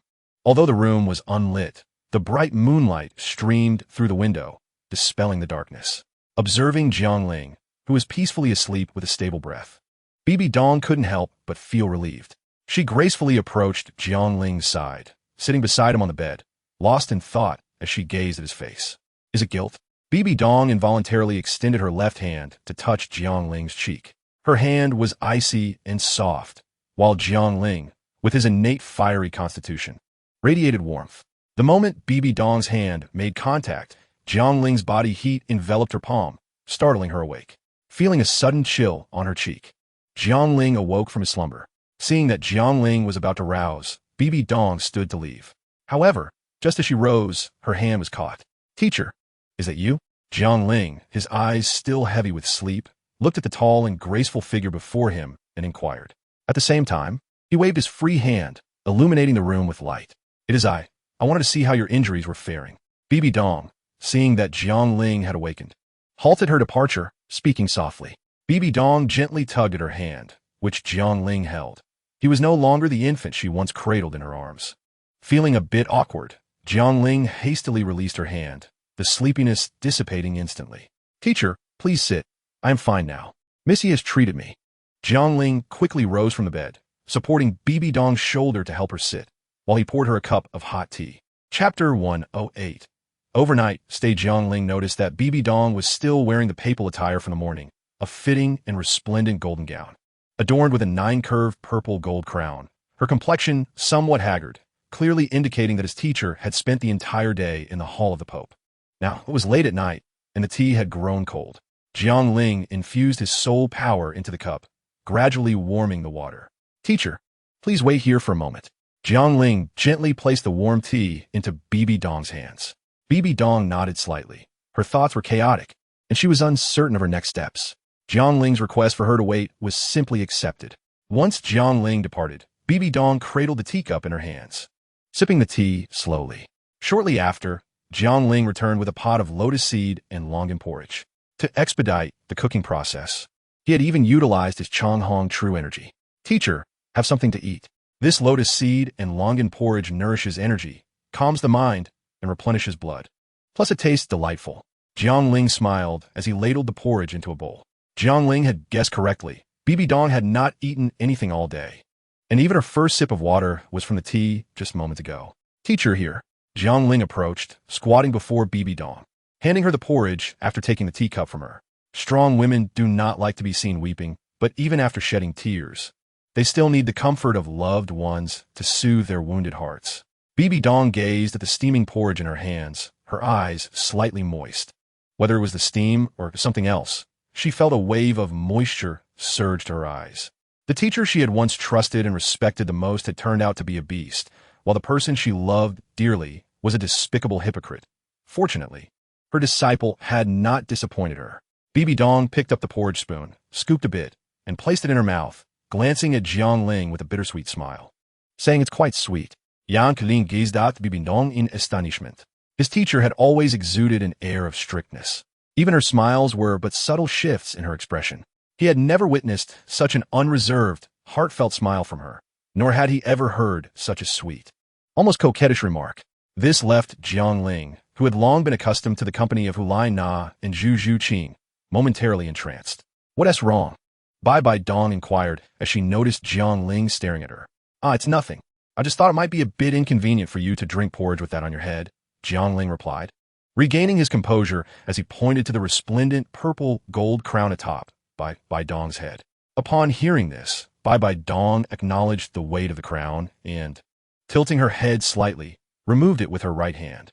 Freed from its constraint, her long, lustrous hair cascaded down to her waist. She tossed the crown onto the bed and returned her attention to the bowl of porridge. Wait a moment, Jiangling said as he rose. He approached Bibi Dong, who, in an effort to prevent him from inadvertently spilling the porridge, cradled the bowl close to her chest. Though unsure of Jiangling's intentions, she did not stop him. Jiangling retrieved a purple jade hairpin from his bosom, gathered by Dong's dark, flowing hair, and fashioned it into an elegant bun, securing it with the jade pin. There, that's much better, Jiangling remarked, examining his handiwork with satisfaction. May I continue? Bibi Dong asked, her expression serious, as she looked up at Jiang Ling. However, to him, she appeared adorably naive. Of course, Jiang Ling replied with a smile. Bai Dong sat on the bed, taking small sips of porridge, while Jiang Ling sat on a nearby stool and observed her. Lingia, you seem to have quite a collection of feminine items, Bai Dong suddenly remarked after swallowing a mouthful of food. Jiang Ling, who was momentarily lost in the beauty of the scene before him, felt a bit embarrassed at her observation. He understood she was referring to the skirt and the jade hairpin. I need more, Bai Dong stated, seemingly uninterested in pressing Jiang Ling about his feminine possessions. As she handed him the bowl. Oh, all right, Jiang Ling said, taking the bowl without further inquiry. Bai Dong was evidently quite hungry, having consumed nearly 3 bowls of lotus seed and longan porridge. Teacher, shall I prepare some more? Jiang Ling asked, glancing at the nearly empty pot. No need. I'm full, Bai Dong replied, her cheeks slightly flushed as she realized she had eaten a bit too much. Now that I see you are well, I shall take my leave, Bai Dong said, rising and placing the bowl steadily on the table, while also gathering her purple gold crown. Jiang Ling gazed out at the night sky, noting that it was already past midnight. It's late. Teacher, why not stay here for the night? I can sleep in the outer room and lay out a new blanket. However, Bai Dong began, but Jiang Ling interrupted her. No buts. Please rest now. Jiang Ling lifted the porridge bowl, preparing to exit the room, but paused at the door to look back at Bai Dong. Teacher, no matter what happens, both I and senior sister will always be by your side. You will never be alone. It is indeed late.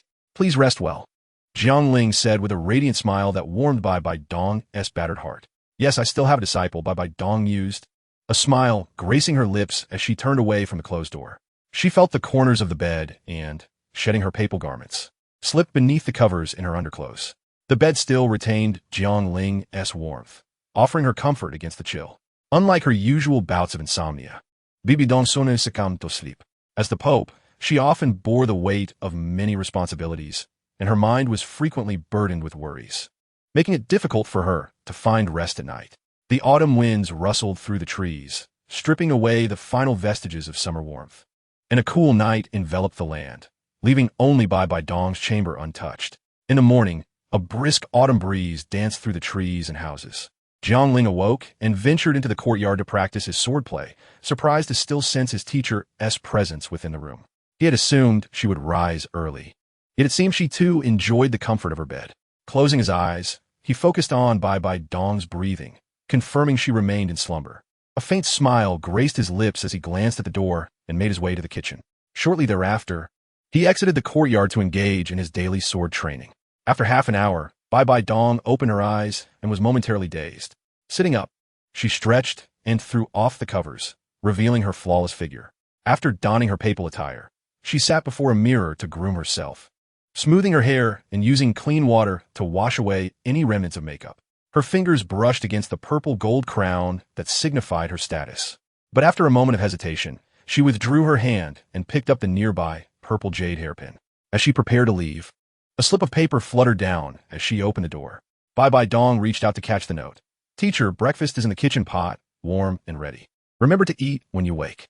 Bai Dong smiled faintly, tucking the note away as she headed to the kitchen. Chapter 109. I trust the person behind me. When Jiang Ling returned from his sword training, the courtyard was empty. Upon entering the room, he found remnants of breakfast, leftover porridge, sweet and sour ribs, and a few bites of steamed bread. He patted his stomach, realizing he had skipped breakfast and felt quite hungry after a morning of training. Sitting down, he picked up chopsticks and began to eat. The food, though slightly cooled, still tasted delightful, and Jiang Ling was confident in his culinary skills. Nothing could pierce the heart like the blade of a sword, except perhaps my cooking.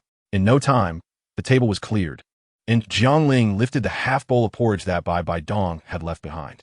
Channeling his soul power, he soon produced steam from the bowl and drank it all in one gulp.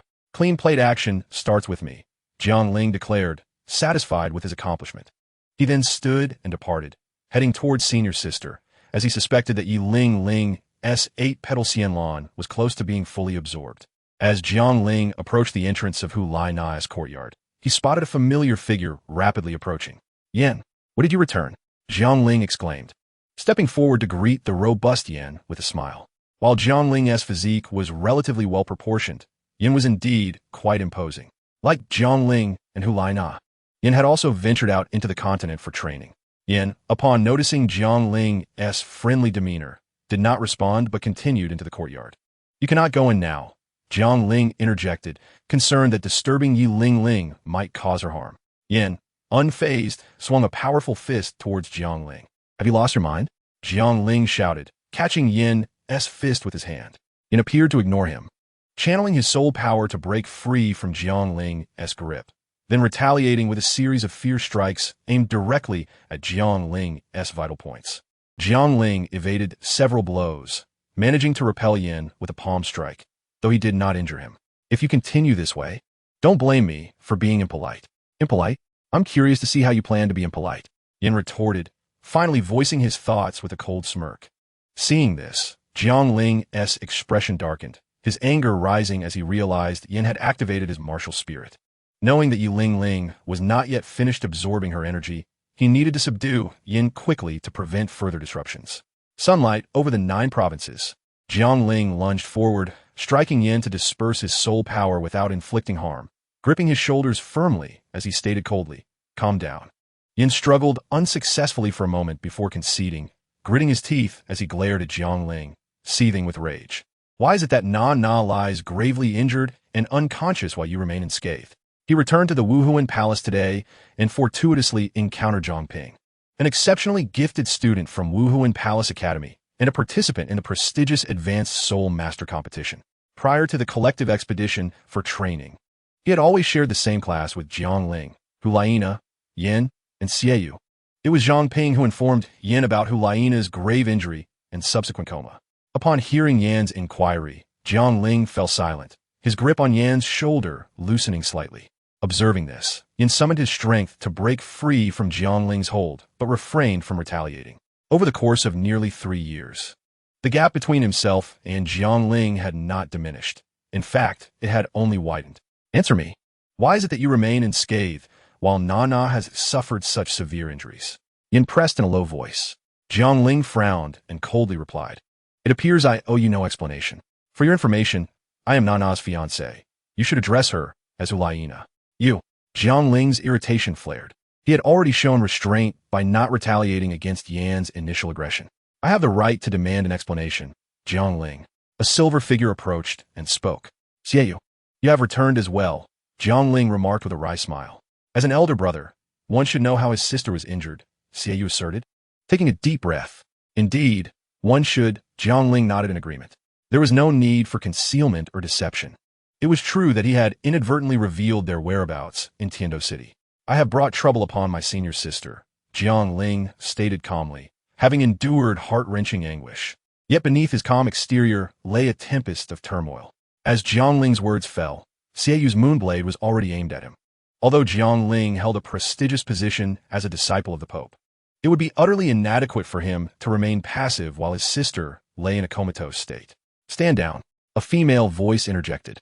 In the blink of an eye, Yi Ling stood before Jiang Ling, gazing steadily at the glimmering moonblade. "Who are you?" Xieyu demanded icily, eyeing the seemingly frail maiden. "You, Jiang Ling, are playing the part of a secretive suitor," she retorted. "I am Yi Ling, summoned by your esteemed Pope to treat Hulaina's injuries." "Thank you, Miss Yi, for tending to my sister. However, please step aside. I have matters to settle with Jiang Ling," Xieyu said, visibly skeptical of the young girl's credibility, but unwilling to offend her. "I do not know what transpired between you, but the Jiang Ling I know, the one standing behind me, has shown unwavering care for Hulaina after her injury. I believe his involvement in her injuries is non-existent," Yi Ling stated firmly. "He has admitted it himself," Xieyu countered. Yi Ling, feeling anxious, turned to Jiang Ling, urging him to clarify. "Miss Yi, this matter does not concern you," Jiang Ling interjected. He was indifferent towards Yin, but felt guilt towards Xieyu, for Hulaina was his only sister, who had fallen unconscious while trying to save him. "You are infuriating me," Yi Ling exclaimed, stamping her foot in frustration. "Miss Yi, please step aside," Yin spoke up, taking the initiative. Yi Ling felt cornered.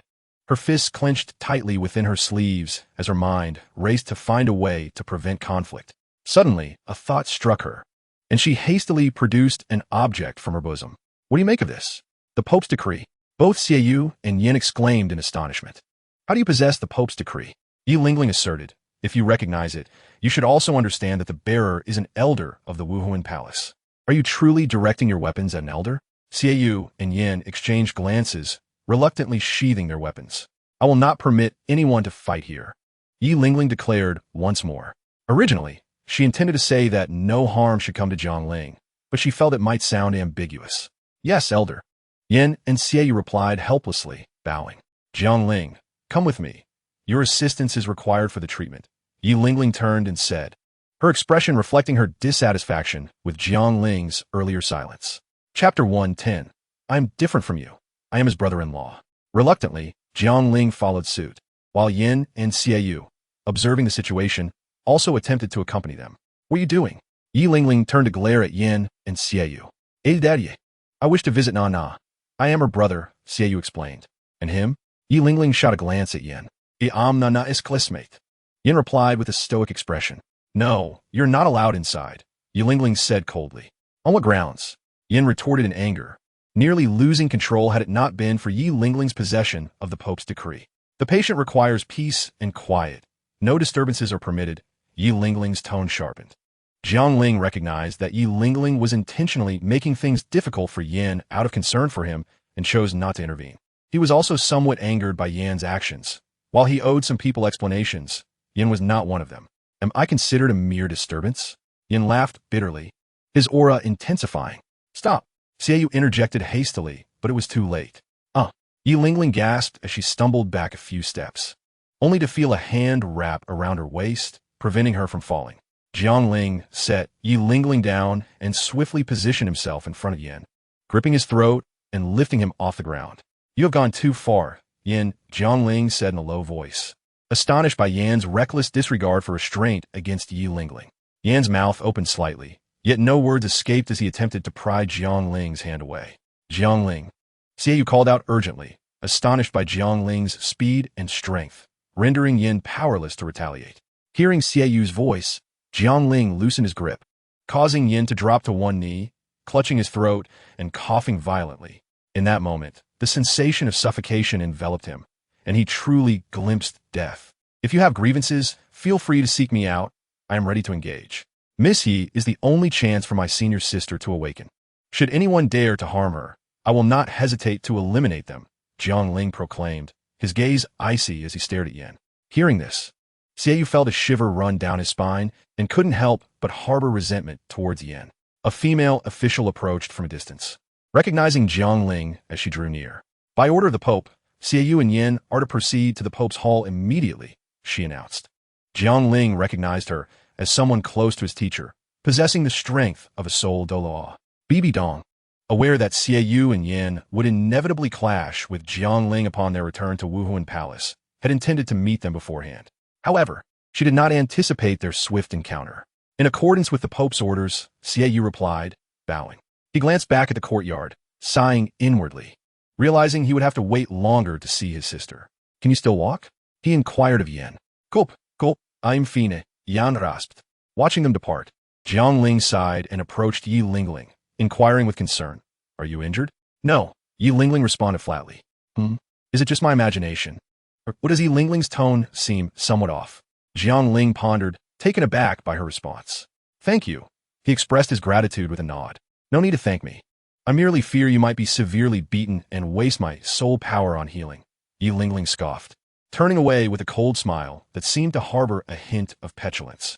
Having saved her and then taught Yin a lesson, Yi Lingling felt a sense of hidden delight. However, Jiangling's subsequent words left her feeling utterly indignant, as if she had rescued an ungrateful wolf in sheep's clothing. This fellow is truly detestable. Despite my unwavering assistance, he regards me merely as the sole hope for healing Hulina. Yi Lingling felt an immense anger bubbling within her, her jade fingers clenched tightly within her sleeves, turning pale. Jiangling observed Yi Lingling's vexation, feeling somewhat bewildered, yet chose not to ponder further, as this was not the first instance of her inexplicable ire. He had grown accustomed to it. Your Holiness, Xiaoyu Yin pays respects. They greeted upon entering the Pope's chamber. Rise. You have met Jiangling and Nana, Bibi Dong stated indifferently. In response to your Holiness, I have met Jiangling, but not Nana, Xiaoyu replied, appearing rather tense, unwilling to meet Bibi Dong's gaze. It was understandable. Not everyone had the privilege of frequent encounters with Bibi Dong like Jiang Ling. As Hulina's brother, Xie Yue had only met the Pope on a handful of occasions. Have you engaged in combat? Bibi Dong inquired. Xie Yue found himself at a loss for words. To claim they had not fought would be untrue, as he had nearly pressed his moon blade against Jiang Ling's neck. Yet to assert they had indeed battled would also be inaccurate, for he had not struck. And Yin had been swiftly subdued, leaving him without the opportunity to act. Enough.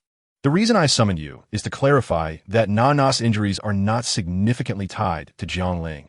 They were inflicted by Tang Hao. The arch-nemesis of the Spirit Hall, Bibi Dong stated, noting Xie Yue's hesitation and choosing not to press further, directly addressing the matter at hand. She did not believe that Xie Yue and Yin possessed the strength to rival Jiang Ling Tang Hao. The Hao Yin Douluo Tang Hao. Both Yin and Xie Yue exclaimed in astonishment. If that is the case, why does Jiang Ling accept blame for Nana's predicament? Yin questioned, perplexed. Xie Yue furrowed his brow at this inquiry. Although he too harbored the same doubt, they could not dare to question the Pope's response. He wished to caution his friend, yet felt constrained within the Pope's chamber. Nana was injured while rescuing Shaoling. His statement likely stems from guilt and regret towards Xie Yue, Bibi Dong remarked, not blaming Yin, but turning her gaze towards Xie Yue. Very well, I have conveyed the matter to you. Do not instigate further disputes. Furthermore, Yeling Ling, residing in Nana's courtyard, is a sole master tending to her recovery. You are to treat her with utmost respect. You may leave now. Bibi Dong's tone grew stern, laced with authority. Understood, Your Holiness. We take our leave. Xie Yue and Yin bowed and exited the Pope's chamber. Once outside, they both exhaled deeply. The Pope's oppressive presence, too formidable. Xie Yue, let us hasten to visit Nana, Yin suggested. I may go, but you cannot.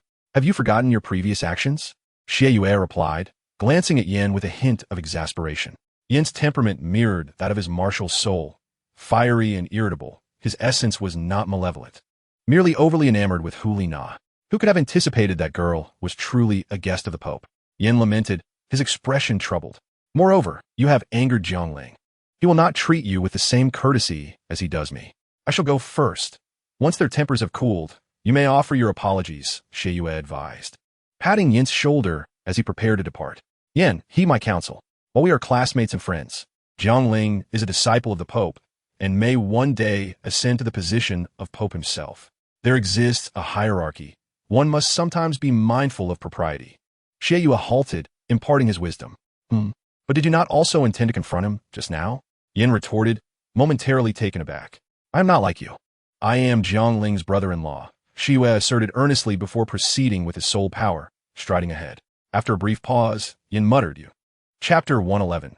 Light sweat and thin garments miss ya. I observe that your soul power has reached level 40. Once stabilized, I shall accompany you to acquire your fourth ring.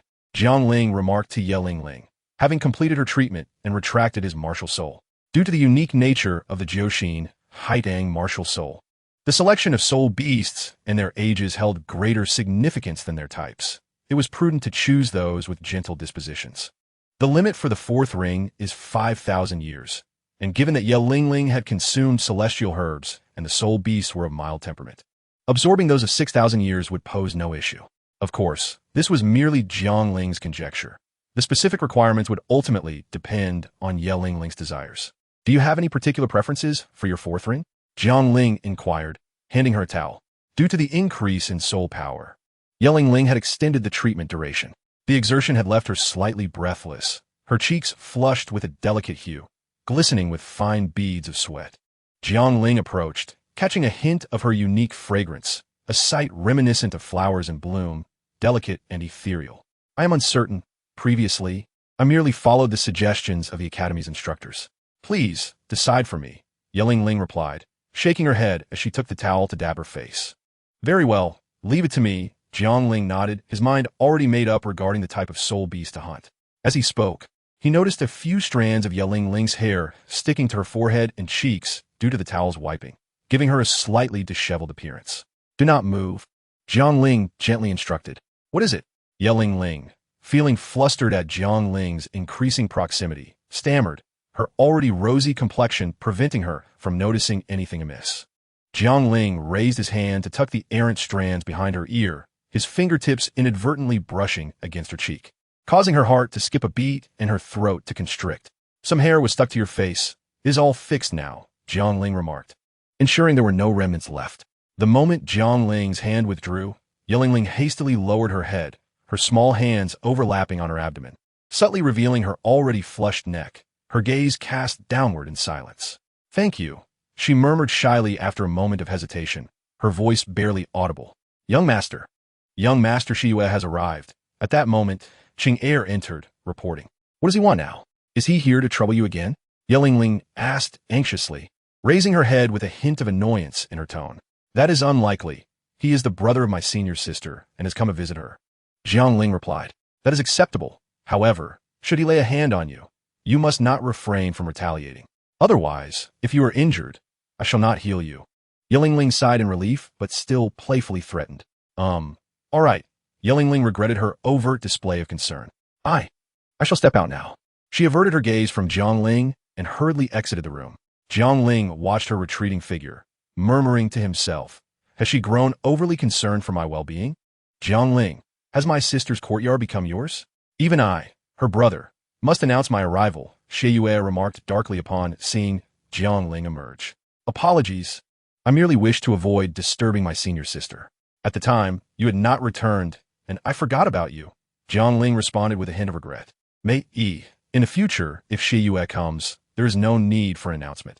He may enter directly, but ensure that Yin does not accompany him.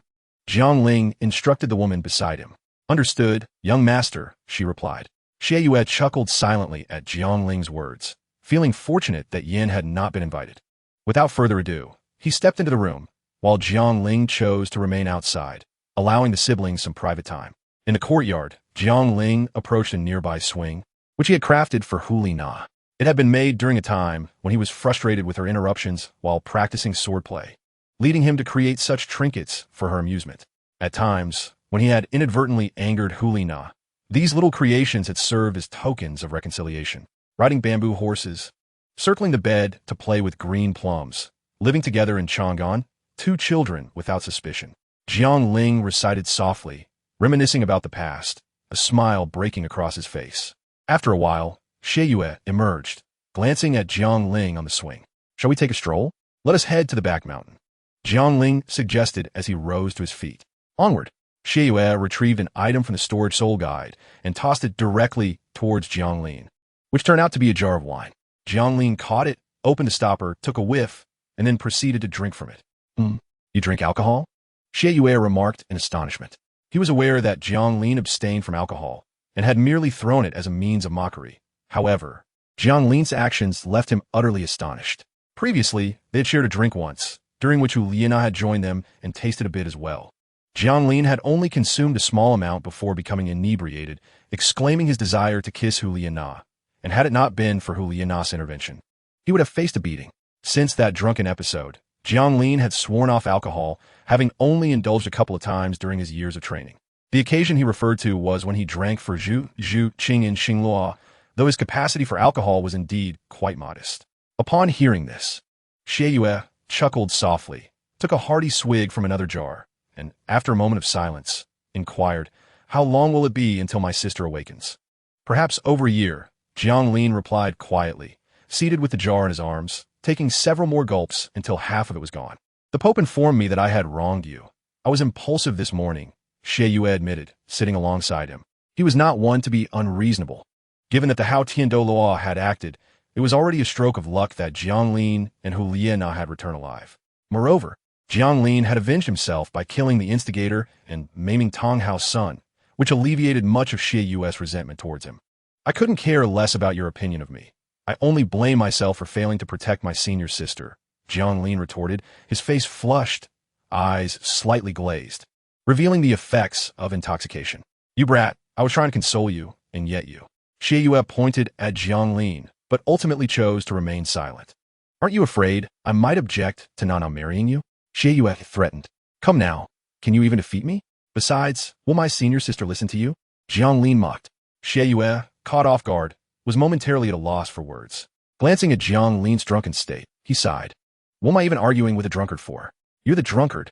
5 minutes later, Shiyue was carrying Jiangling forward. They had only just left the courtyard half an hour prior. Honestly, if you can't drink, then don't. Why pretend? Seeing you drink so quickly, I thought you had significantly improved your tolerance after 3 years of training, Xie Yue mused, tempted to abandon the fellow there. Chapter 112. Bathing and changing clothes for free. Initially intent on returning Jianglin to his sister's courtyard, Xie Yue reconsidered and instead brought him to his own residence. Jianglin's courtyard was devoid of servants, and after tossing him onto the bed, Xie Yue planned to leave immediately. You can stay here by yourself. We are all soul masters, so there's little chance of you succumbing to alcohol poisoning. Consider this a fitting punishment for mocking me, he thought, crossing his arms as he stood by, before chuckling softly and departing, closing the door behind him. Once outside, Xie Yue contemplated visiting his sister, but hesitated, fearing he might disturb her, ultimately deciding against it. When Yelin emerged from her bath in fresh attire, she found no sign of Jianglin or Xie Yue and inquired with Aunt Mei, only to learn they had gone out.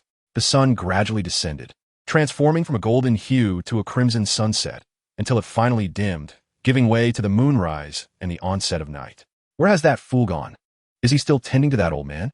Yelin murmured, gazing out the window with her sparkling eyes, a hint of worry in her voice. Surely, he hasn't resorted to violence, she thought, her delicate hands instinctively clenching her dress. After a moment's reflection, Yelin resolved to check the neighboring courtyard, grabbing a nearby lantern before leaving her room. The night felt particularly dark, with the moon obscured by thick clouds, causing her heart to race as she hurried towards Jianglin's courtyard. It was pitch black, with the gate slightly ajar. Yelin hesitantly pushed it open, the creaking sound echoing ominously in her heart. She quickly slipped inside, shut the door behind her, her fingers trembling slightly, her body quaking with unease. Not daring to linger, she dashed into Jianglin's bedroom, turned on the light, and her pale face reflected the anxiety palpable in the air. Yelin had a fear of darkness. If she were to voice it, Jianglin would surely scoff. How could this spoiled girl be afraid of the dark? Yet the truth was, she was indeed terrified of the dark, especially when walking alone at night. A fear likely rooted in her character and the traumatic experience of burying family members with her mother for 7 consecutive days and nights during her childhood. Having faced the dark, one of 2 outcomes typically arose. Either one became stronger or succumbed to fear. Yelin was evidently the latter, her childhood shadows instilling a dread of solitude in the night. The room brightened, and she gradually calmed her racing heart, only to notice that the entire space was filled with the stench of alcohol, causing her to scrunch her nose in distaste and cover her mouth and nose. As she moved past the screen, she spotted Jianglin sprawled on the bed, uncovered and still wearing his shoes, igniting a swell of anger within her. I worry so much about you, and here you are, drunkenly sleeping like a log. Yelin pursed her lips in annoyance, ready to turn and fetch someone to care for Jianglin. Her hand hovered over the doorknob, but a wave of anxiety washed over her. She lacked the courage to traverse the night once more. Resigned, she turned back, seated herself on a nearby stool, gradually acclimating to the lingering scent of alcohol, her hand lowering from her face. Jianglin's sleeping position was quite unbecoming, lying diagonally on the bed, the covers largely bunched beneath him, his feet dangling over the edge, one even touching the floor. After much hesitation, Yelin approached, casting a few glances at Jianglin, her cheeks tinged pink. Drunken fool, she muttered, squatting down to help him remove his long boots. Jianglin remained in deep slumber, uncooperative with his bent feet, making the boots exceedingly difficult to remove. After considerable effort, Yelin finally managed to get both off. Disdainfully tossing the boots aside, she lifted Jianglin's calves onto the bed, releasing a sigh of relief. As she tucked a stray hair behind her ear, her body stiffened, staring at her hand before bringing it to her nose, her expression crumbling. Yelin, you are such a fool. Frustrated, she glanced at Jianglin, her anger simmering as she rubbed her hand against his clothing, which alleviated the smell somewhat. Yelin gazed at Jianglin's handsome face, a sly smile creeping across her lips. Consider yourself fortunate today, for I came out to find you. Otherwise, you would have frozen all night. She spoke to Jianglin, moving closer to pull the covers up over him. After a while, feeling a bit warm, her waist and legs growing weary, she found it increasingly difficult to manage. After all, as a healing soul master, her physical strength was not vastly superior to that of an ordinary person, although Jianglin did not appear muscular. His years of martial training endowed him with a physique unmatched by most. I refuse to believe this, Yelin exclaimed, her face flushed as she gritted her teeth. Climbing onto the bed after removing her shoes, she reasoned that while she could not pull the covers from outside, perhaps she could manage from within. Summoning all her strength, the blankets were comparatively easier to tug. With a final heave, she pulled the covers out, panting slightly, her composure lost as she sat in the far corner of the bed. After resting for a moment, she intended to cover Jiang with the blankets, believing they would resolve everything. "Oh, you!" Lin gasped, startled as Jiang suddenly opened his eyes and grasped her hand. "Hey, you little vixen, why are you plotting against me?" Jiang mumbled, his eyes bleary from intoxication as he fixated on Lin. How have I wronged you? I merely covered you with a blanket out of pity, yet you fail to recognize the kindness in my heart," Yi Lingling exclaimed in anger. "Huh, you speak falsehoods again. I am but a celestial being descended to earth, and how could I fear such trivial cold? Clearly, it is you, this seductive vixen, who seeks to harm me. This blanket must surely be your enchanted artifact. Watch as I destroy it." Jiang seized the quilt, flung it aside, and, gripping Yi Lingling's delicate wrist, pulled her down beside him. "Ouch, that hurts! You scoundrel!" Yi Lingling felt as though her wrist were caught in a vice, a wave of pain washing over her. "Oomph! Is that painful? The true terror lies ahead. This is the price of your wickedness." Yi Lingling am bereft of tears. For now it dawns upon me that Jiang remains inebriated. "Oh no, stop!" Yi Lingling gasped, hastily shutting her eyes. Jiang rolled over and pressed down upon her. Just as Yi Lingling anticipated that Jiang might unleash his primal instincts, silence fell. Hesitantly, she opened her eyes, only to find Jiang had drifted back into a deep slumber. She exhaled a sigh of relief, though her face flushed crimson. At that moment, Yi Lingling was pinned down, Jiang cheek resting against her neck, the warmth of his breath palpable against her skin. Chapter 113. Hee, my dear wife. Jiang breath tickled Yi Lingling's neck, prompting her to attempt to push him away, but her left hand was firmly held by him, while her right was pressed down beneath him. She could only tilt her head slightly to the side for a modicum of comfort. "No, I cannot allow this rogue to continue pressing down on me. Regardless of whether I can endure the night, if Jiang awakens tomorrow, I shall be utterly humiliated." Yi Lingling bit her lip, contemplating the weight of his body upon her, feeling a growing ache in her chest. She yearned to bite Jiang awake, fearing that upon waking, he would revert to his earlier state, one from which she could not resist. Would that not be akin to a lamb walking into a den of tigers? Lost in thought, she could not devise an escape. "Scoundrel! I should never have sought you out. My wrist aches, my chest is sore, my neck itches," and the thought of being pinned down for an entire night brought tears to Yi Lingling's eyes, her expression one of grievance. Yet, no matter how she felt, Jiang remained oblivious. After nearly half an hour had passed without a hint of him waking, Yi Lingling stifled her sobs, her eyes slightly swollen. "I must save myself." Yi Lingling glared at the slumbering Jiang, gritting her teeth. She desperately wriggled her body, slowly inching to the side. Despite the barrier of her clothing, the sensation of friction was all too vivid in her mind. Yi Lingling pressed her lips together, suppressing her embarrassment, fearing that any pause would rob her of the courage to move. Alas, even with her steadfast resolve, fatigue inevitably set in. After a brief respite, she could hear the rapid thump of her heart, yet her chest refused to rise. Her already modest bosom felt even flatter. As her breathing steadied, she dared not shift, acutely aware of a sensation rising between her legs. Yi Lingling felt herself on the brink of madness. After encouraging herself repeatedly, she tightly closed her eyes, disregarding that sensation. And with all her might, she finally freed herself from Jiang grasp. She swiftly extracted her nearly numb arm and hurriedly attempted to liberate her wrist from his firm hold. Once fully liberated, Yi Lingling leapt from the bed, not even pausing to don her shoes, determined not to approach the bed again. "Phew, I am finally free." Yi Lingling, heart racing, patted her flattened chest. Jiang seemed to shift uncomfortably due to her departure, rolling over once more, causing Yi Lingling to retreat a couple of steps. Seeing he remained asleep, she felt a wave of relief wash over her, only to be struck by a sudden thirst. She poured herself a few sips of the now-cool tea. The refreshing liquid roused her senses, and she realized that she could no longer linger. Casting a glance at the blanket on the floor, she hesitated before picking it up, though she dared not approach the bed, tossing it from a distance of 2 meters. "Whatever it can cover, let fate decide," she murmured.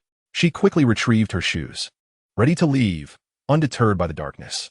Water, I want water, Jiang Ling mumbled in his sleep. Upon hearing this, Yi Lingling's expression stiffened. Her fists clenched as she turned away.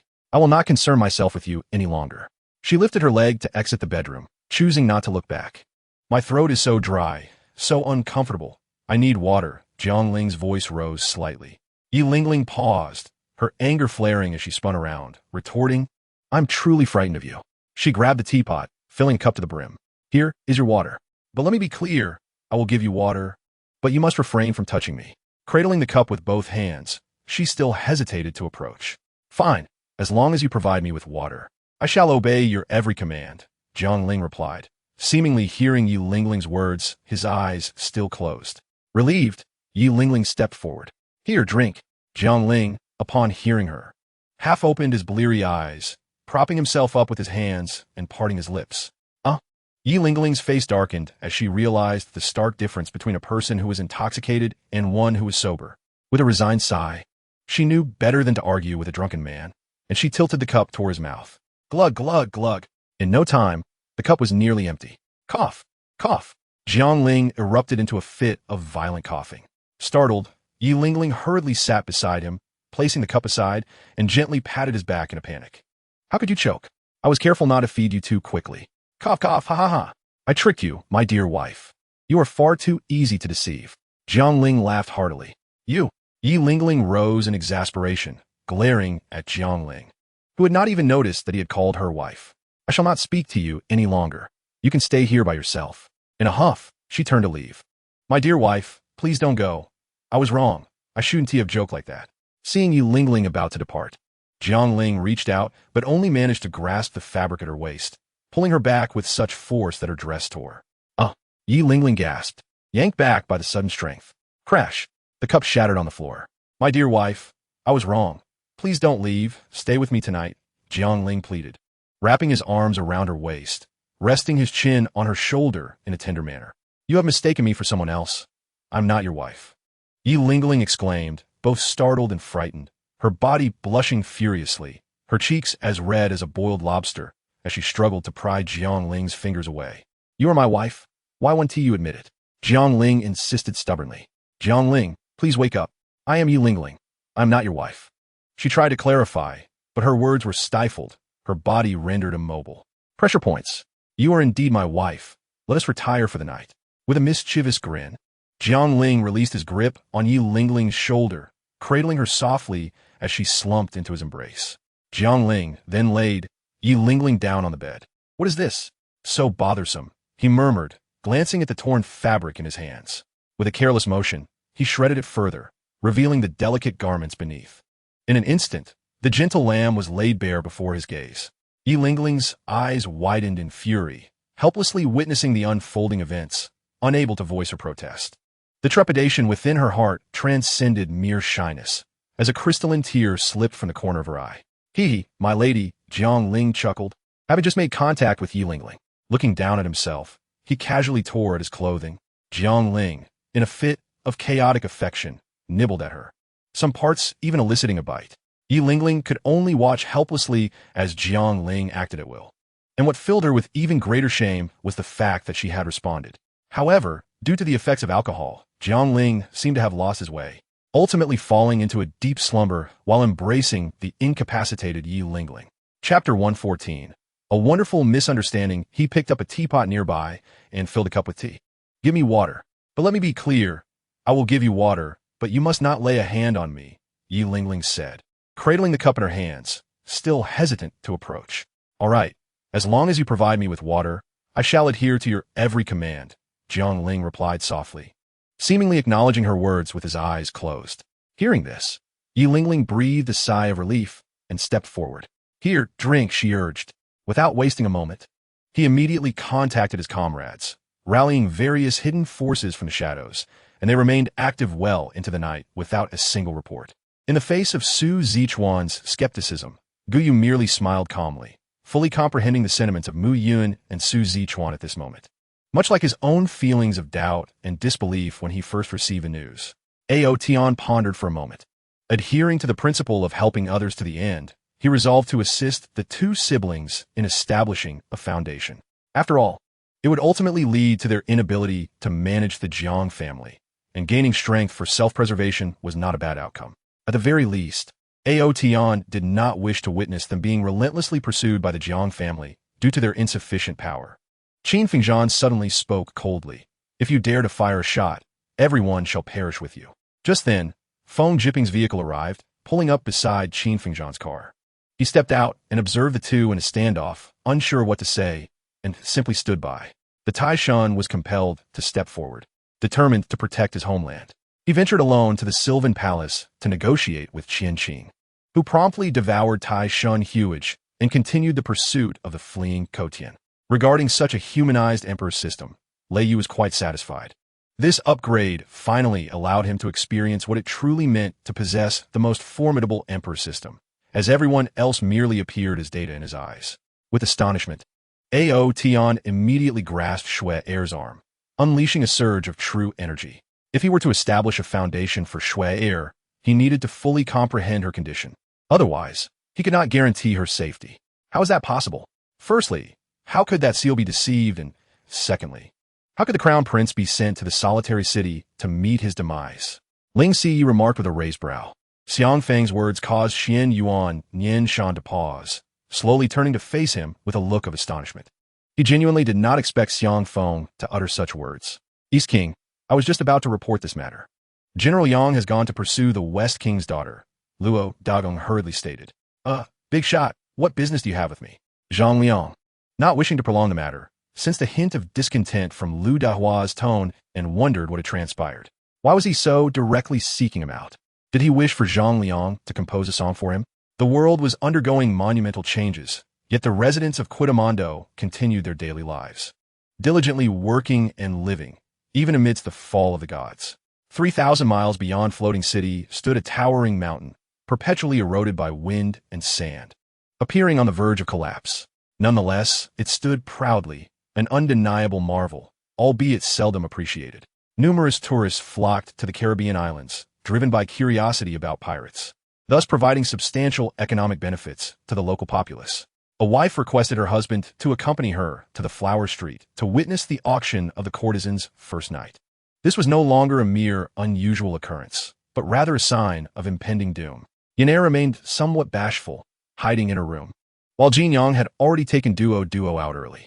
Ma Inkue wielded a formidable saber, its blade gleaming coldly as he swiftly felled 6 or 7 green camp soldiers, his 200 bodyguards surrounding him, shielding him from the Qing army's onslaught. Chapter 115. A desire for the stars. Jiang Ling arrived at Xieyu's residence and forcefully kicked open the door. Knock. I'm smashing the door down. He shouted. Xieyu, come out. Jiang Ling bellowed. What madness is this so early in the morning? Xieyu exclaimed, startled by the sudden noise. He had just returned the previous day, having neither eaten nor rested, having met with the Pope, shared a drink with Jiang Ling, and discussed Hu Lai Na's situation with Yin until late into the night, only to be interrupted in the early morning by Jiang Ling's door-smashing antics. Sleep, you big-headed ghost. What transpired after I got drunk yesterday? Jiang Ling advanced, gripping Xieyu's collar as he questioned him. What could have happened? I carried you back to your home, Xieyu replied, brushing Jiang Ling's hand away. After drinking so heavily, I genuinely thought you had grown stronger, he added, glancing at Jiang Ling's disheveled appearance. What happened after you brought me back? Jiang Ling inquired again. I left immediately. What happened?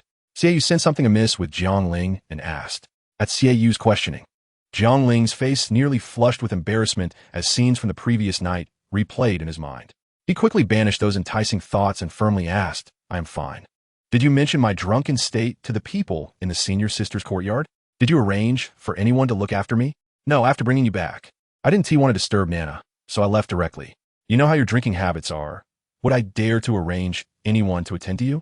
Xieyu replied, casting a disapproving glance at Jiang Ling as memories of Jiang Ling drunkenly teasing his sister resurfaced. Why do you ask? Did something happen last night? Xieyu queried suspiciously. It's nothing. You're overthinking it, Jiang Ling coldly replied before turning to leave. Hey, you broke my door? It needs to be fixed. Xieyu shouted at Jiang Ling's retreating figure.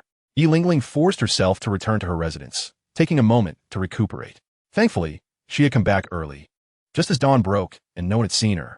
Once she regained some strength, she made her way to the bathroom, determined to wash away any trace Jiang Ling had left on her body. Any lingering fondness Yi Lingling had for Jiang Ling was utterly shattered by the events of last night, leaving her with nothing but disdain and fear. Why won't it wash away?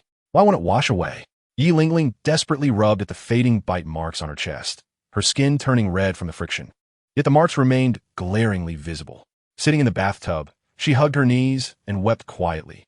Jiang Ling returned to his residence, freshened up, and, not daring to visit the senior sister's quarters, opted instead to practice swordplay in the woods until the sun began to set. Ah, Qing Er, come here, come here, Jiang Ling whispered from behind the doorframe, watching Qing Er as she tidied up the courtyard. Young Masterling, are you calling me? What is it? Qing Er asked, puzzled by Jiang Ling's sneaky demeanor at the door. Shoo! Jiang Ling quickly gestured for silence, beckoning her closer. Young master, Qing Er approached, lowering her head and speaking softly. I want to ask you if Yi Gunyang exhibited any unusual behavior today. Jiang Ling inquired in a hushed tone. Yi Gunyang? Unusual? Well, has he really gone out much? The food I brought her seemed to be barely touched, and she appears to be in a rather low mood. Oh, and she seems to have been bathing the whole time. Every time I went, she was in the bathroom. Qing Er gently touched her little head, contemplating for a moment before speaking. Jiang Ling's expression darkened upon hearing this. He had been bathing and wondered if he had offended the young lady. He then felt a wave of discouragement wash over him. By the way, Qing Er, did Miss Yi provide treatment for senior sister today? Jiang Ling recalled an important matter and hurriedly inquired. If he inadvertently vented his frustration on senior sister, it would be disastrous. Yes, but it was later than usual. In the afternoon, Qing Er quickly responded. Phew, that's good to hear. Jiang Ling sighed in relief. Qing Er, I may need to enter seclusion for a few days and won't be able to visit often. You must take good care of senior sister and also look after Miss Yi. Understand? Jiang Ling instructed the adorable girl before him. Understood. Qing promises to complete the task. Qing Er replied with a serious expression. All right, let's head back. Jiang Ling cast a deep glance at the room where Yi Lingling's lights had already been lit, thinking it wise to avoid the storm for now. Once Miss Yi calmed down, perhaps he could carry out that particular task. The next day at the Pope's Hall, what brings you here today? Bai Dong asked casually while attending to some matters. Teacher, I wish to leave for a trip to Wuhuan City to capture a soul beast. Yi Lingling has reached level 40 and requires a suitable soul beast. Acquiring the fourth ring will also assist in treating senior sister, Jiang Ling stated. Such a task could easily be assigned to a soul saint or a battle de law. The Saint Sun ceremony is currently being prepared. It would be best for you to stay here and focus on your preparations, Bai Dong replied, looking up at Jiang Ling with a gentle smile. No need, teacher. There's nothing much to prepare. I will capture the soul beast myself. By the way, I will take Xie with me. Isn't he also at level 50 now? This will help him obtain his fifth ring and serve as my training, Jiang Ling quickly added while gazing at Bai Dong. Are you hiding something from me? Why are you so determined to leave the Wuhuan Hall? Bai Dong furrowed her brows, puzzled. There's nothing to hide. How could I conceal anything from my dearest Pope? Jiang Ling replied, feeling a bit guilty as he approached Bai Dong and gently massaged her shoulders. Upon feeling his touch, Bai Dong was momentarily startled, but soon relaxed, closing her eyes to enjoy Jiang Ling's massage. All right, I won't ask any further. I promise you can go, but you must return before the ceremony begins, Bai Dong said with a hint of helplessness, though she had no concerns about Jiang Ling's strength. Thank you, teacher. Rest assured, I will return on time, Jiang Ling exclaimed joyfully, wrapping his arms around Bai Dong's neck in gratitude. The pen in Bai Dong's hand suddenly fell. Then I shall take my leave, Jiang Ling said, departing. Once he was far away, Bai Dong regained her composure, shook her head with a chuckle, and picked up the fallen pen to continue her work. After exiting the Pope's Hall, Jiang Ling felt a wave of relief wash over him. There was no need to deliberately avoid anyone anymore. Leaving for a while would allow both parties to cool down. Jiang Ling was uncertain how to face Yi Lingling. After all, the teasing this time had crossed a serious line. Xie, I was just about to find you. Let's head to the Star Do Great Forest together tomorrow. Jiang Ling set upon encountering Xie on his way back. Not going, Xie replied bluntly. This is an order from the Pope. Are you daring to defy me while I help you obtain your fifth ring? Jiang Ling threatened. I need to visit my sister. Are you coming or not? Xie countered. I have something else to attend to, so I will pass for now. See you tomorrow. Jiang Ling quickly declined and turned to leave. Chapter 116. Nightblade Lion Tiger. That direction leads to the back mountain. Are you heading there for something? Xie observed Jiang Ling's retreating figure with an odd expression, but soon dismissed it and continued to visit his sister. Jiangling, indeed, went to the back mountain. But he had no particular agenda. He simply wished to avoid any awkwardness. Initially intending to visit Zhu Zhuqin, he felt unworthy as it was akin to infidelity, especially considering she was his wife's close friend. Thus, he opted to practice his swordsmanship in the back mountain instead, practicing swordplay amidst the thick fallen leaves of the forest. The leaves swirled and danced with the movement of his blade, crunching beneath his feet. The chilly autumn breeze swept through the trees, causing the leaves to rustle with his every step. The sun rose and set peacefully, and the day slipped away unnoticed. The following morning at the entrance of the Wuhuan Hall, "Xieyu, you are late. We are ready to depart," Jiangling remarked as he tossed the reins of the horse to Xieyu. The horse was no ordinary steed, but a snow-white dragon-scaled horse, possessing a thin trace of dragon blood. It was incredibly swift and had remarkable endurance, far surpassing that of ordinary military horses. Dragon-scaled horses were rare and difficult to tame, typically owned only by certain factions or nobility. However, despite their excellence, they could not compare to Jiangling's speed on his sword. "Departing? Aren't we waiting for anyone?" Xieyu asked, taking the reins without paying heed to Jiangling's complaints. "Everyone is here. What are we waiting for?" Jiangling replied casually. "You must be joking. I'm going to obtain my 5th ring. You wouldn't want to send me after a 1,000-year-soul beast, would you?" Xieyu expressed his exasperation. It was understandable for Xieyu to feel this way. 10,000-year-soul beasts could contend with soul kings, and those typically resided deeper within the Star Do Great Forest. Engaging in battle there, without a quick resolution, could easily attract other soul beasts. At that point, they would be inadequate to fend them off. Unaware that Jiangling possessed the strength to confront a soul saint. "Don't believe me? How about a bet? If I help you hunt down a suitable soul ring, you must promise me one thing," Jiangling suggested, placing a hand on Xieyu's shoulder. "And if you fail?" Xieyu shot him a skeptical glance. "Then I will also promise you one thing," Jiangling replied. "Deal." Xieyu agreed readily, mounting his horse. "I will accompany you for a few days." Xieyu was intrigued by Jiangling's offer. Being a disciple of the Pope, his status was already quite high, and soon he would be promoted to the Saint's Son. Upon first hearing the news, Xieyu was taken aback, for the elevation of the Saint's Son was an announcement that Jiangling was poised to become the next Pope. Although he felt no regret for his sister missing out on the Pope's position, he was genuinely happy for Jiangling, who Laiana's talent had never matched Jiangling's. And now it was uncertain. Their good relationship was significant, especially since Jiangling had affections for his sister, binding them as family. However, Yin was distraught upon hearing this news. Jiangling's status as a Pope disciple already made him feel overwhelmed, and now, with the title of Saint's Son, he felt utterly powerless against Jiangling's influence. Jiangling watched Xieyu, who was brimming with confidence, chuckling softly as he mounted his horse.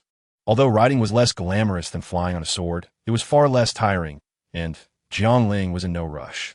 Ambling along the way was quite enjoyable. The Wuhuan city was not far from the Star Do Great Forest, and even with Jiangling deliberately slowing the pace of the horse, they arrived near the forest by nightfall. "I don't understand why you moved so slowly. With the speed of a dragon-scaled horse, we could have arrived in half a day. You made us waste an entire day." Xieyu frowned, sensing something was off about Jiangling. "Just taking a moment to appreciate the scenery. Don't let your goals blind you to the beauty around you. Experiencing nature is also a form of strengthening," Jiangling earnestly advised, not wanting their journey to conclude so quickly. "Let's leave the dragon-scaled horse here at the Wuhuan sub-hall for the night and enter the forest tomorrow," Jiangling proposed. Xieyu reluctantly agreed, as it was too late to enter now. The arrival of two esteemed figures, Jiangling and Xieyu, left the staff at the small sub-hall in a state of shock, causing them to lose a night's sleep. The following day, Jiangling dawdled until noon, only to be dragged into the Qingdou forest by Xieyu. "What's the matter with you?" Xieyu could not help but feel exasperated. It is already challenging enough to locate soul beasts, and Jiangling had squandered an entire morning. Were it not for Jiangling's status, Xieyu would have considered taking action, although he was uncertain if he could prevail. "You were late yesterday, and I'm not fully awake today. It's quite normal." Jiangling yawned nonchalantly. Whether it was Jiangling's misfortune or Xieyu's serendipity, upon entering the inner area of Qingdou, they encountered a 13,000-year-old night blade lion tiger, perfectly suited for Xieyu. "Ah, this is precisely what I want. It's your turn now," Xieyu jested, nudging Jiangling with his shoulder before stepping aside and leaning against a tree with crossed arms. "Aren't you going to take action?" Jiangling asked in astonishment at Xieyu's demeanor. As a mere soul master, facing it would be quite a stretch for me. I shall remain here to support you. Xie replied, waving his hand dismissively. Despite these words, if Jiangling truly found himself at a disadvantage, Xie would not hesitate to intervene. Gazing at the formidable, menacing creature before him, Jiangling's expression darkened, not out of fear, but out of frustration.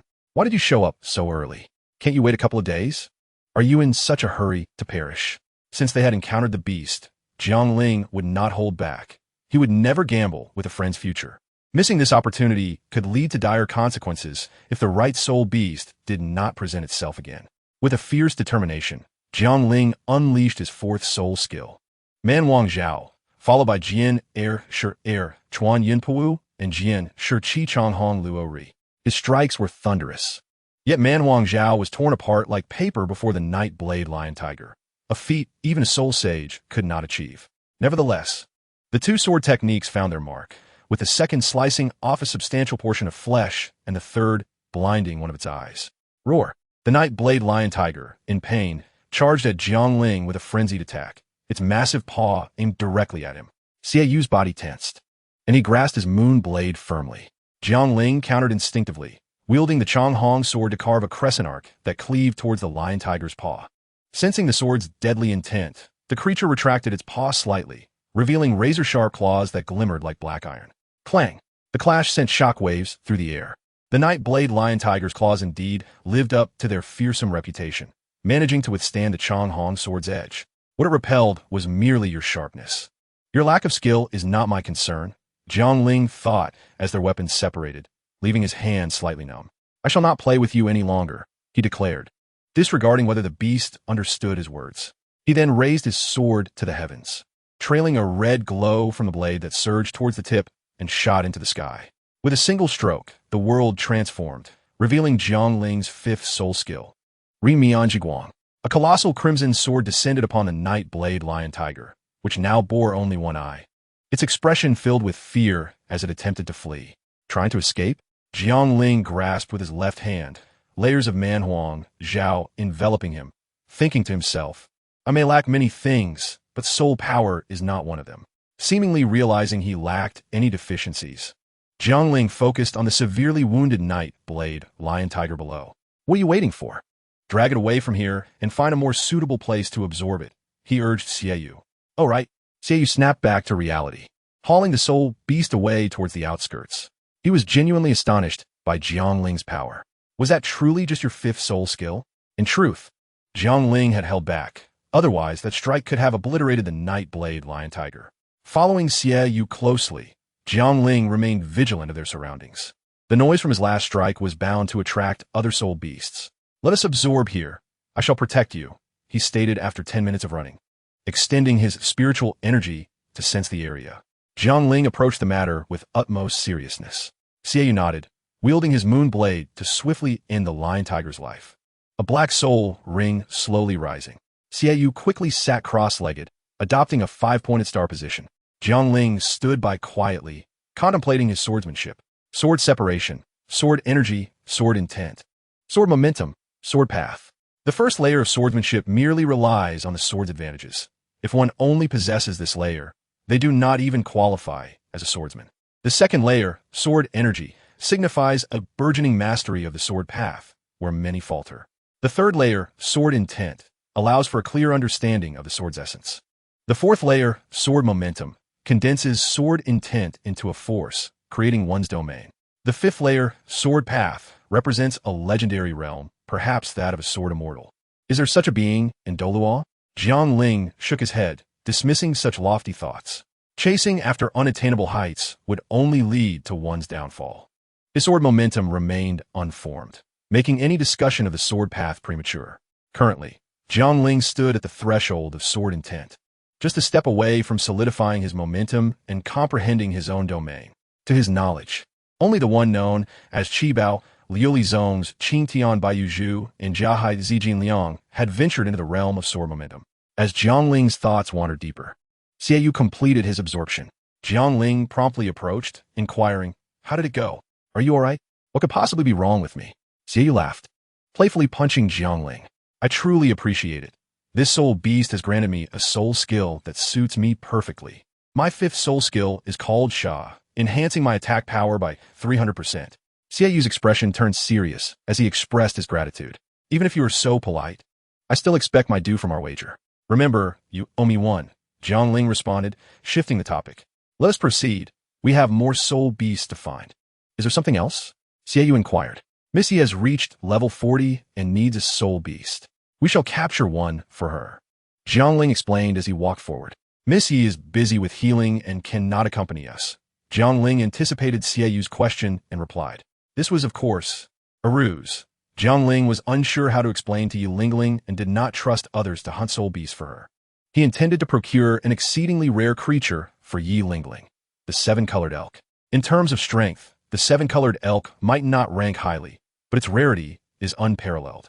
Its gentle nature and healing abilities align perfectly with Yi Lingling's 9-heart begonia. Logically, such a defenseless soul beast should have gone extinct long ago, yet astonishingly, they not only survived, but were also rumored to inhabit the Rainbow Spring within the inner circle of Xingdou. Naturally, this was merely a possibility. The 7-colored elk was Jiangling's first choice. Should fortune not favor him, he would have to settle for a lesser option. After half an hour of travel, Jiangling and Xieyou finally arrived near the Rainbow Spring, surrounded by a grove of ginkgo trees, which glittered brilliantly in the sunlight. What a veritable paradise, Xieyou remarked with a hint of admiration. Indeed, but alas, it is you who shares this beauty with me, Jiangling quipped. Alas you, Xieyou began. But Jiangling interrupted, handing him a tent and urging, set up the tent, but do it at a distance so as not to startle the 7-colored elk. We shall wait here for 7 days. If we do not succeed, we will seek other soul beasts. Jiangling's promotion to Shengzi is imminent. Yet Bai Dong has granted him merely 10 days of leave, and with 7 days already passed, it appears that Jiangling is fated to miss this opportunity. Yi Lingling, too, seems devoid of such fortune. Waiting 70 days would yield the same result. The elusive Chitsai Milu relies heavily on fate. On the first day, nothing of note occurred. Jiangling caught a few fish and roasted them for sustenance. On the second day, again, no significant events transpired, but Xieyou managed to catch a wild boar, which they consumed entirely. On the third day, 2 ancient soul beasts inadvertently wandered into their vicinity, leading to a brief skirmish before they departed. By the 4th day, a peculiar creature appeared at the Rainbow Spring, an animal with antlers resembling a deer, a tail like a donkey, hooves akin to those of a cow, and a face reminiscent of a horse, yet overall it bore the semblance of no known creature. Through diligence, Jiangling's heart soared with elation as he beheld the distant Chitsai Milu. He recalled from a soul beast compendium that the age of a Chitsai Milu could be discerned by the length of its antlers. Upon closer inspection, he estimated this particular specimen to be between 5,000 and 6,000 years old, which was ideal. Xieyou, fixated on the soul beast ahead, had already summoned his moonblade. Stay here, Jiangling commanded, aware that while the Milu had low combat prowess, its reflexes and speed were extraordinarily swift. A single missed strike would likely make it elusive within the vast starry forest. The distance was too great, exceeding the reach of his 4th soul skill. So he activated the concealment technique and cautiously approached. The Milu, inherently vigilant, took a few sips of water before scanning its surroundings, allowing Jiangling to draw nearer. A red semicircular shield enveloped the Chitsai Milu, causing it to panic and charge erratically. Alas, it was no night blade lion tiger. At last, they had captured it. Xieyou breathed a sigh of relief as he stepped from the foliage. The Milu regarded the two with a semblance of anthropomorphic pleading. Jiangling sighed inwardly, acknowledging its intelligence, yet he retrieved his Qinquan bag and secured the creature within. The Qinquan bag, akin to the Yin Yang Qi vessel, is a storage soul tool capable of containing living beings, though Jiangling seldom utilized it, preferring the modest jade pendant he had carried since awakening his martial soul 11 years prior. It had been a gift from a girl with a smile reminiscent of a little fox who had imparted a memorable warning. Do not lose it. If you do, I shall hold you accountable. On the return journey, Jiangling and Xieyou rode side by side on their longland horses at a leisurely pace. As per Jiangling's request, under the pretense of cultivating an atmosphere of serenity, Xieyou, once we return to the Wuhuan Hall, please deliver the soul to Miss Yi. Jiangling stated, his demeanor outwardly calm despite an underlying anxiety. Why not simply hand it to her when you pass by your residence? Why trouble me? Xiaoyu furrowed his brow, sensing that Jiang Ling was deliberately avoiding his sister's quarters. Upon our return, I must report our journey to the master. Would you prefer to meet my teacher? I shall handle the soul beast, Jiang Ling countered. Hand me the Chinquan bag, Xiaoyu replied with a serious countenance, acknowledging the imposing presence of the Pope. Remember to injure it before giving it to Miss Yi, to avoid harming her. Jiang Ling instructed as he passed the Chinquan bag to Xiaoyu. Even though this old beast was not adept in combat, it was still beyond Yi Lingling's capabilities, and prudence was paramount. I am aware, Xiaoyu replied, taking the bag and spurring his horse towards Wuhuan City, dismissing Jiang Ling from his thoughts. Hey, don't forget to return the Chinquan bag to me, Jiang Ling called out, pursuing Xiaoyu. By the time they arrived at the Wuhuan Hall, evening had fallen. Xiaoyu proceeded to Hu Laiana's courtyard, while Jiang Ling made his way directly to the Pope's palace.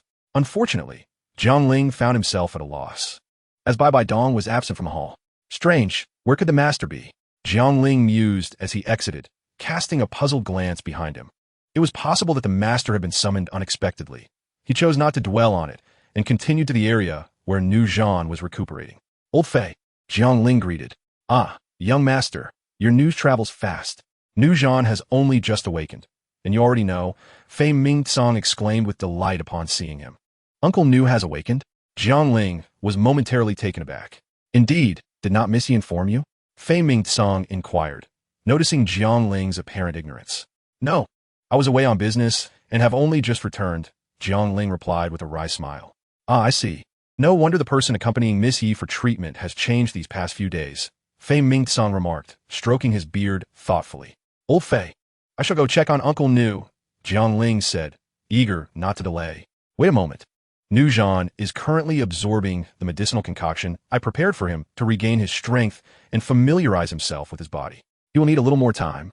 Fei Mingtsong interjected hastily, revealing that Nu Zhan's external injuries had already mostly healed, and with the aid of the potion, he would regain 70% of his strength upon awakening, with the remaining 30% expected to recover within a year. Despite his impatience, Jiang Ling understood the importance of Nu Zhan's recovery and refrained from rushing in. Has Uncle Nu's cardiac injury healed? Jiang Ling inquired. It has nearly recovered to 90%. With one more treatment, he should be fine. Thanks to Miss Yi and the Nine Hearts Si Tang, it is truly miraculous, Fei Mingtsong expressed with heartfelt appreciation. Jiang Ling sighed internally. He felt increasingly indebted to Yi Lingling. Choosing not to speak further, he sat quietly beside Fei Mingtsong, awaiting Nu Zhan's awakening. By the way, I informed Miss Yi yesterday that Nu Zhan might awaken today, and she mentioned that she would administer another treatment today. Why has she not arrived? Fei Mingtsong mused aloud, glancing toward the entrance. Upon hearing this, Jiang Ling's heart tightened. If Miss Yi was coming, should he stay or leave? She was likely occupied with absorbing her fourth spirit ring and might not be able to come today. With Nu Zhan nearing awakening, Jiang Ling was reluctant to depart. As Jiang Ling anticipated, at that very moment, Yi Lingling was indeed engaged in the process of absorbing her fourth spirit ring.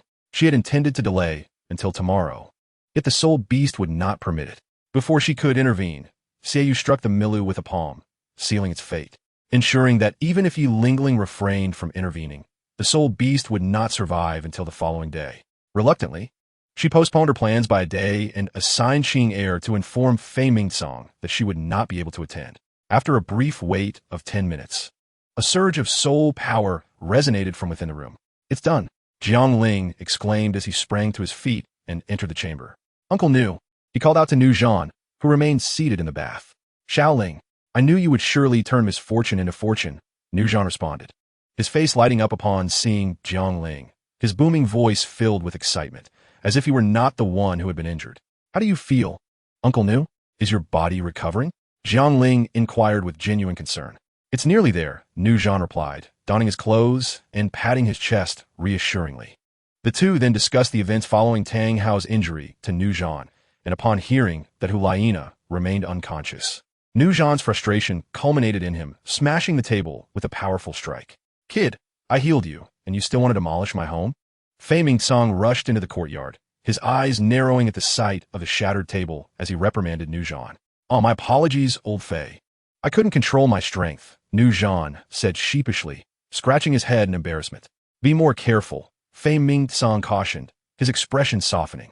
After Fei Ming-sung exited the room, Nujan's demeanor darkened once more. That Tang Hao is truly unworthy of being a senior of the continent. I must avenge Nana, Nujan declared vehemently. I shall seek the Pope to plead my case, he announced, slapping his thigh and rising to his feet. What do you mean by pleading? Jiang Ling interjected, sensing the growing tension. I was commanded by the Pope to protect you and Nana. My failure to do so warrants punishment, Nujan stated, bowing towards the direction of the Pope's palace, his voice heavy with resolve. This matter is not your fault. No one anticipated that Tang Hao would take action. The teacher will not blame you, Jiang Ling reassured. Noticing that Nujan still wore an expression of guilt, Jiang Ling continued, Uncle Nu, I have a task for you. If successful, we will have the opportunity to avenge ourselves against Tang Hao a year. What task? Nujan inquired eagerly upon hearing the prospect of revenge. Jiang Ling produced a head-sized piece of gungjin, a large fragment of extraterrestrial meteorite iron, and a set of blueprints detailing 36 distinct swords, each annotated with intricate forging techniques. The extraterrestrial meteorite iron was a request Jiang Ling had made to Bai Bai Dong. Uncle Nu, once your injuries heal, please take these items to Gongxin City and find a finest blacksmith to see if these swords can be forged, Jiang Ling stated.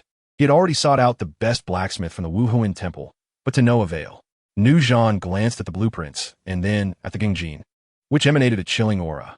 Good, he responded with resolute conviction, not questioning the reasoning behind it. I will depart promptly. These swords are exceedingly complex, and if they can be forged, it will require considerable time. Nujan concluded, carefully storing the items before extending his hand towards Jiang Ling. What are you doing? I have no money. The cost of forging these items will undoubtedly be substantial, Nujan replied, a hint of embarrassment in his voice, as he had already given his wages to his wife. Setting aside the hardness of the extraterrestrial meteorite iron, the gungjin he had just handled was far superior. And with the complexity of the blueprints, the cost of a skilled craftsman would be quite high. Jiang Ling was well aware of this. There are 5 million gold soul coins in this card, Jiang Ling said as he produced it. Very well, Nujan accepted it. Little Ling, you haven't let go yet, Nujan reminded, noticing that Jiang Ling still held onto the card. Oh, is that so? I lost focus for a moment, Jiang Ling replied, feeling somewhat embarrassed as he released his grip. Jiang Ling's heart ached. Sister, I hope you won't blame me. This 5 million is merely a token of betrothal from you to me. Indeed, this card was taken from Hulai Na. Chapter 119. Long live the pure love war god. Get lost, Tauren. Jiang Ling watched as Nujan tucked away the 5 million gold soul coins, sighing internally and saying softly, in 7 days, it will be my ceremony for ascending to the position of Saint Sun. Uncle Nu, please stay a few more days before heading to Gongxin City. Saint Sun? Nujan was momentarily taken aback, having been in a coma for quite some time. He was still unaware of many developments. Nujan, paying respects to the Saint Sun, exclaimed as he regained his composure and prepared to bow. Oh, Uncle Nu, what are you doing? Whether I am the Pope's disciple or the Saint's son, I am still just me. We are friends, after all, Jiang Ling quickly interjected, supporting Nujan and pretending to be displeased. Very well then, little Ling, congratulations to you. The look of difficulty that had flashed across Nujan's face quickly gave way to ease. That is more like it, Jiang Ling replied with a smile. Uncle Nu, it's truly wonderful that you are alive. Jiang Ling enveloped Nujan in a warm embrace, his eyes slightly red, though no one noticed. Nujan was slightly dazed. He did not understand the expression TM, but he could sense Jiang Ling's emotions and gently patted his shoulder. It's getting late. I should return. Jiang Ling whispered as he released his hold and turned to leave, ensuring Nujan did not see the redness in his eyes. Did the Saint Sun just cry? Nujan murmured to himself, watching as Jiang Ling disappeared in the distance. As Jiang Ling hurried towards his residence, he fortuitously encountered Qing Er. Qing Er, why are you here instead of with sister? Jiang Ling inquired. Ah, young master. Qing Er finally recognized Jiang Ling and hurriedly bowed. Young master, Missy asked me to convey a message to Elder Fei that she cannot attend the treatment tonight. How is Missy doing? Jiang Ling nodded and asked. She is absorbing a soul ring. When I left, she had not yet finished, Qing Er explained, a hint of envy crossing her face. Although she had awakened her martial soul, her talent was not exceptional. I understand. You may go about your business, Jiang Ling said, gently ruffling the young girl's hair. Yes, young master, Qing Er replied, her cheeks flushing as she bowed and spoke softly. Jiang Ling then wasted no time, soon arriving at his sister's courtyard. After hesitating for a moment, he pushed the door open, having not seen his sister for several days. In the courtyard, besides Qing Er, there was another maid, and then there was Aunt May. As Jiang Ling entered, the other young maid was already asleep, her head resting on the stone table. He approached and gently roused her, saying, "Go back to your room and sleep."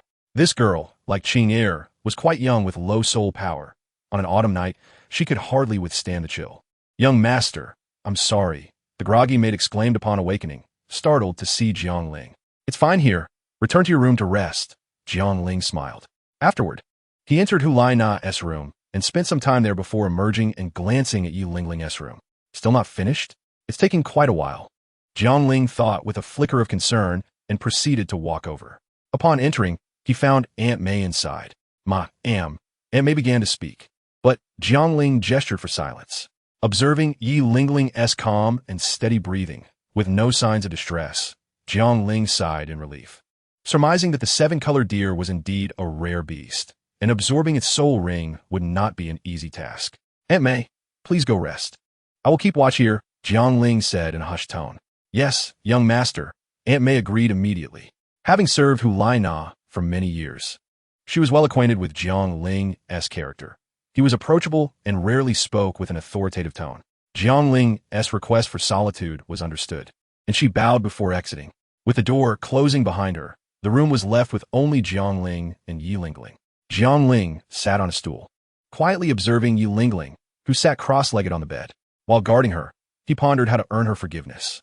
After much internal conflict, he could not devise a suitable approach. Spotting some paper and a pen nearby, he decided that perhaps leaving a letter would suffice. "Miss Yi, I apologize. I drank too much that night and lost my composure. Rest assured, I will take responsibility," Jiang Ling scribbled, but upon reviewing it, he felt it was inappropriate, considering he already had a girlfriend. Wasn't he that rather callous? Furthermore, she may not even like him or expect him to take responsibility. But what if she were to become pregnant? "I certainly cannot abandon her. If I cannot take responsibility, and if Yi Lingling were to marry another, would I not become the laughingstock? How could I endure that? I am the pure love war god. Away with the Tauren." With this thought, Jiang Ling promptly tore the paper to shreds and wrote anew. "Yi Lingling, I wish to marry you. But why does that feel like an invitation for trouble? Especially when there is no foundation of feelings between us. Tear it up. Miss Yi, I acknowledge my mistake that night. Do as you will. Punish me as you see fit.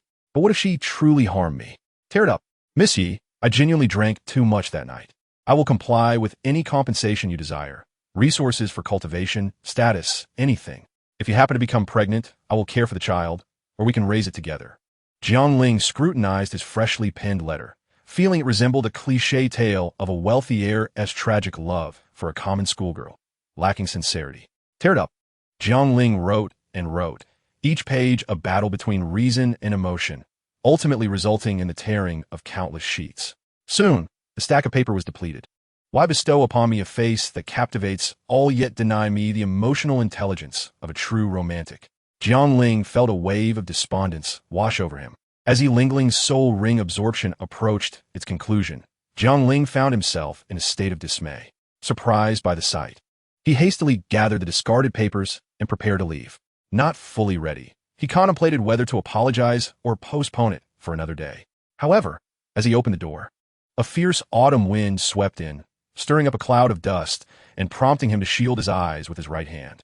Meanwhile, his left hand, clutching a stack of papers, allowed one of them to be blown inside, landing beneath the vanity. Unaware of this, Jiang Ling quickly closed the door and headed toward his courtyard. Almost at the very moment he stepped outside, Yi Lingling awoke. To her astonishment, she mused to herself about how perfectly suited this soul beast was for her. She then retrieved a fragrant pouch, a golden and purple bag belonging to Jiang Ling, gripping it tightly and snorting disdainfully. Observing the pile of discarded papers in his left hand, Jiang Ling conjured a flame that incinerated them, the ashes scattering with the autumn breeze. He then pushed the door open again, unaware that behind the door lay a thread of soul power, skillfully crafted, which vanished without a trace as he opened it.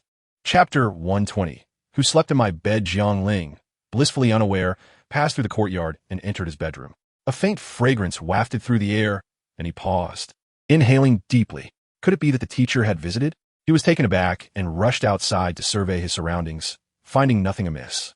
Perhaps he was simply being overly sensitive. Why would the teacher come to visit him? With a bemused shake of his head, he re-entered the house.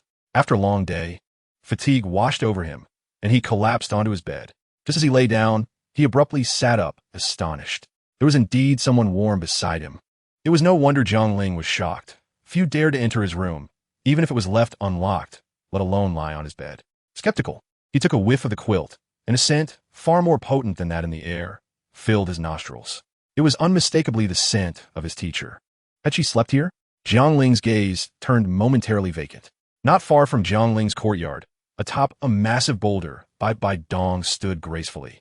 Clad in a delicately flowing lavender nightgown that was short in the front and long in the back, revealing her pristine legs. The interplay of purple and white emanated purity and allure, mystery and nobility. Yet, a hint of helplessness flickered between her brows. How could she have returned so soon?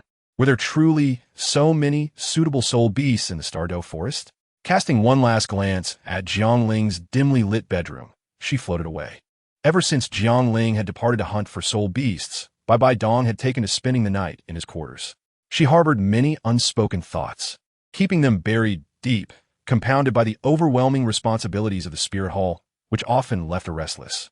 Just a few days prior, after spending a night at Jiang Ling's, she had slept soundly until late morning, believing she had finally come to terms with Yu Xiaojing's matter, only to find that her insomnia persisted.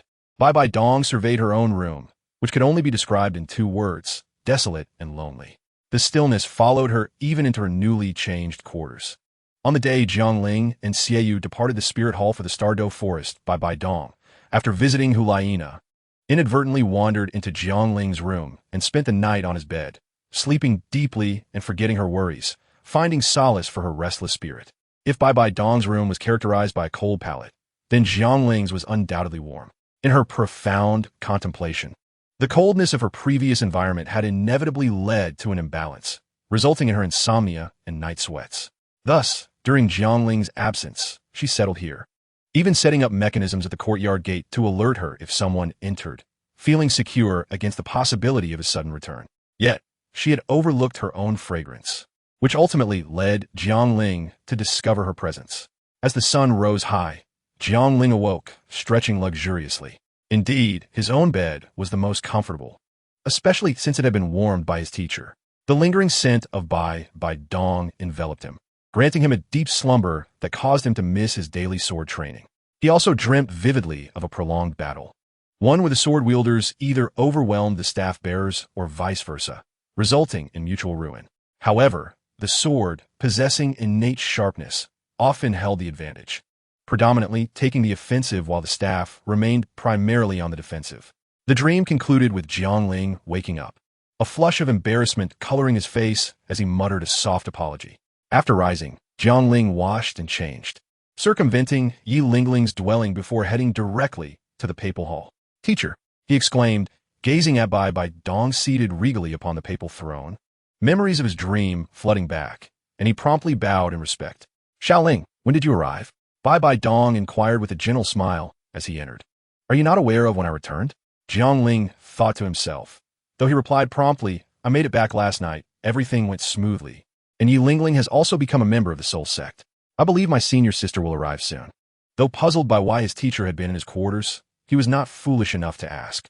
Bai Dong nodded slightly at his words, offering quiet approval. "Very well. Teacher, there's one more matter. Nu Zhan has awakened, and the disciple wishes to request that you do not punish him." Jiang Ling understood his teacher's character. Even though the one who acted was Tang Hao, whose strength far exceeded Nu Zhan's, the latter could not escape the blame for inadequate protection.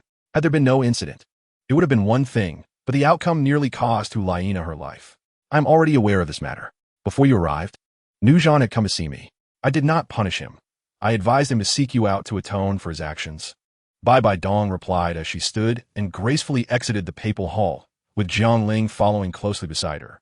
"Thank you, teacher," Jiang Ling expressed joyfully, embracing Bai Dong's arm as she reached his side. His confidence was gradually growing. "Such a miscreant," Bai Dong chuckled softly, gently tapping Jiang Ling's forehead with a hint of affection. "Your ceremony for ascending to the position of Saint Sun is just a few days away. Remain diligently at the Spirit Hall during this time. This ceremony has not invited anyone from outside the Spirit Hall. Even the heads of the various main halls have not been summoned back, yet the elders will be in attendance. While it may not be the most grandiose event, the standards will certainly be the highest. Bye-bye Dong paused just outside the papal hall's grand doors, regarding Jiangling with a soft smile. I refrain from inviting outsiders to witness the ceremony to protect you. You are indeed powerful, but being young, the transcendent status of the spirit hall incites envy in many. The world is vast, and there are always a few reckless individuals who disregard their sex for the sake of a gamble. I shall heed your guidance, teacher. Bye-bye Dong's smile deepened. You are the most gifted individual I have encountered. Dedicate yourself to your training, in my eyes. Becoming a titled Douluo will not be your final destination. At the very least, you should aspire to attain divinity. Jiangling initially felt a flush of embarrassment at her praise, but as her expectations settled in, he adopted a more serious demeanor. The admiration from Bye-bye Dong was unexpected, leaving him slightly bashful, yet the weight of her hopes compelled him to take her words to heart. Jiangling is no longer the naive child he once was. As his horizons expand, he perceives his own insignificance more acutely. The path to divinity is fraught with challenges, and all he can do is diligently practice his swordsmanship, striving to attain a level of mastery that could potentially overturn the very heavens. Jiangling accompanied his mentor for a considerable time, engaging in extensive conversation and sharing a meal together. He observed that his teacher had become more loquacious and considerably gentler, perhaps having unraveled some inner turmoil. After parting ways with Bye-bye Dong, Jiangling made a beeline for Xiaoyu, as his Chinquan bag remained in Xiaoyu's possession. He felt an urgent need to retrieve it. Having already suffered a loss of 5 million, he could not bear the thought of losing his Chinquan bag as well. Upon arriving at Xiaoyu's residence, he was greeted by the sound of a heated argument from within. Xiaoyu, what did you discuss with Jiangling and that girl named Yi? Why is Aunt May still preventing me from visiting Nana? A gruff voice questioned, laced with dissatisfaction. Yen? Jiangling furrowed his brow at the mention of the name. I truly have no power in this matter, Yen. She refuses to forgive you. Furthermore, I've already informed you that my sister's condition is stable. There's no need for you to worry. Besides, my sister is betrothed to Jiangling. If you continue to harass her, one day he might just decide to give you a thrashing.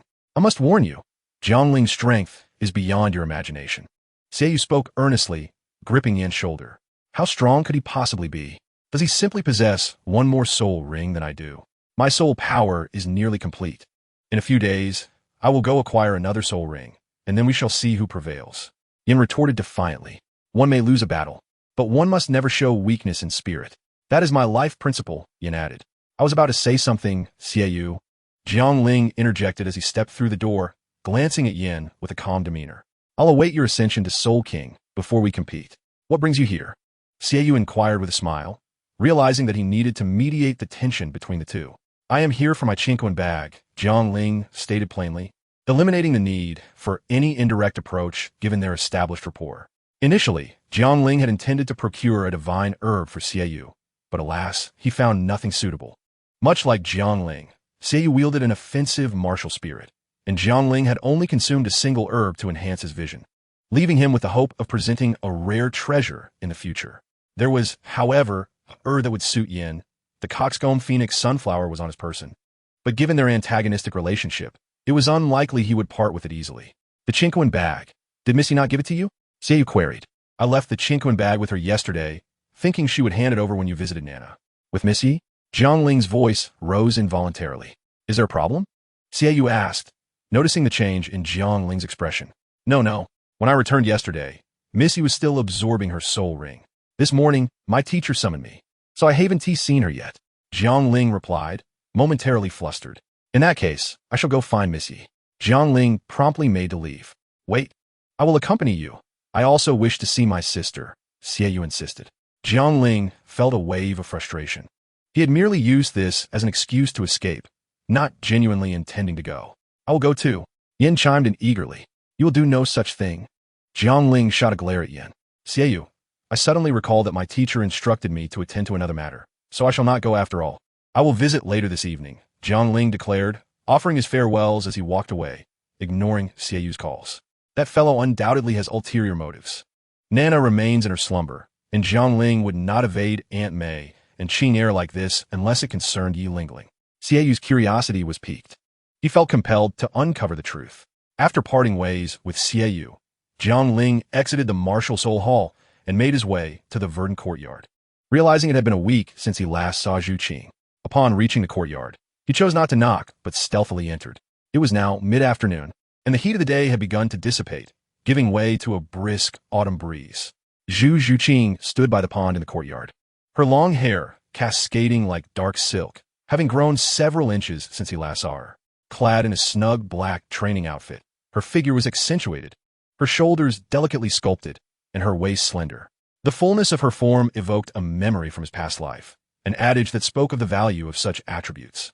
Undoubtedly, Zhu Qing embodied the very essence of that saying.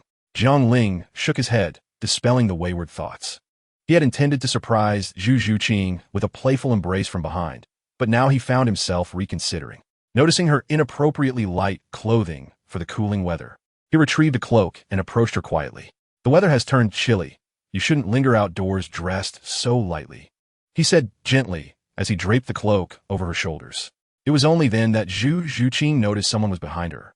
Upon realizing it was Jiangling, her face lit up with joy as she grasped the cloak and softly replied, "I was practicing and broke a sweat, so I came here to watch the fish for a while." "When did you arrive?" Zhu Qing inquired, her eyes fixed on him. "I've been here for a while." "Admiring your silhouette," Jiangling replied as he wrapped his arm around her waist and stood beside her with a smile. "Admiring my silhouette?" Zhu Qing asked, her brow furrowed in confusion. "Indeed, I once heard the elders say that women with well-rounded figures are likely to bear many children. I was pondering how many you might bear for me in the future," he teased, a playful smile gracing his lips. Zhu Qing's face flushed crimson at his words, and with indignation, she exclaimed, "You wishful thinker, I shall bear none for you." With that, she attempted to escape his embrace, darting towards the house. Yet, Jiangling tightened his grip, stating, all right, I shall cease my jesting. I have matters to discuss with you today." Upon hearing this, Zhu Qing stopped struggling and nestled into Jiangling's embrace, awaiting his words. "In a few days, I will be crowned the holy son of the martial soul hall, and there will be a ceremony. I would like to take you to witness it. It will provide you with a welcome diversion, for you have not ventured outside in quite some time," he explained, his tone carrying a hint of reproach towards her seclusion. "There is nothing lacking here. I simply dislike going out," Zhu Qing replied, her cheeks still flushed, though her true sentiment was the discomfort of venturing out alone. "Do you think that if I invite you to witness my ascension as holy son, my teacher might discover it?" Zhu Qing's heart raced, her grip on the cloak tightening. "Silly girl, my teacher is already aware. Last time we were here, one of her attendants saw us." Jiangling tapped her lightly on the head. "And what did your teacher say?" Zhu Qing inquired, her voice laced with anxiety as she disregarded Jiangling's playful gesture. She was eager to learn by Dong's opinion of her. "Alas, my teacher." Jiangling's expression dimmed. "What did the Pope say?" Zhu Qing pressed, her heart quickening and her throat tightening as she continued to inquire. "My teacher said," Jiangling began, noting how close Zhu Qing was to tears. And he ceased his teasing, gently caressing her head with a smile. "She said she would not interfere with my decisions and that I should handle it myself." Zhu Qing was momentarily taken aback by his words, then playfully punched Jiangling's chest, though her strength was negligible. It was more an expression of affection than a true reprimand. Zhu Qing exclaimed in irritation, "I shall ignore you for mocking me," despite the anger etched on her face. Her heart brimmed with joy. The Pope's declaration of non-interference in Jiangling's decisions tacitly acknowledged her existence. Had the Pope opposed her, she would have been at a loss for how to cope. "To atone for my earlier misstep, do change your attire swiftly. I shall take you out for a delightful excursion," Jiangling gently urged, grasping Zhu Qing's hand. "Now, is it not a tad too late?" Zhu Qing glanced at the sky, knowing dusk would descend within the hour. "It is not late at all. There exists a city where the night is most lively. Come, change your clothes," Jiangling insisted, playfully patting her rear to hasten her. Feeling the sudden assault on her private area, Zhu Qing's face flushed crimson. She bit her lip and dashed in her room to change. Jiangling smiled at her retreating form, raising her hand to admire its elasticity. When Zhu Qing emerged, clad in a flowing gown interwoven with moonlight white and soft pink, Jiangling was taken aback by her beauty. Previously, Zhu Qing's attire had been quite modest, either sporting practical outfits or garments purchased by Jiangling. Now, however, she wore a gown adorned with silver trim at the hem and sleeves, intricate with pale yellow floral patterns.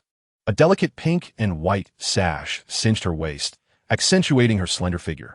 A pale pink jade hairpin graced her hair, transforming her from her usual cold demeanor into a captivating lady of grace. Her skin, as tender as a water lily, glistened, and her bright eyes sparkled like clear streams, while her lips, a luscious red, left Jiangling utterly enchanted. "Shall we depart?" Zhu Zhuqing asked shyly, noticing Jiangling's dazed expression. Internally, she rejoiced, realizing the truth in the saying that a woman adorns herself for the one she cherishes. "Yes, let us go," Jiangling replied, unfazed by any embarrassment, as she took Zhu Zhuqing's hand. "Zhuqing, with such an enchanting appearance, I foresee a tumultuous night ahead. Many may approach to flirt with you. It appears I shall play the role of your guardian tonight." Jiangling jested as they strolled through the streets of Wuhuan City. "Only after we leave the city can we take to the skies," Zhu Zhuqing remarked. "I care not for them.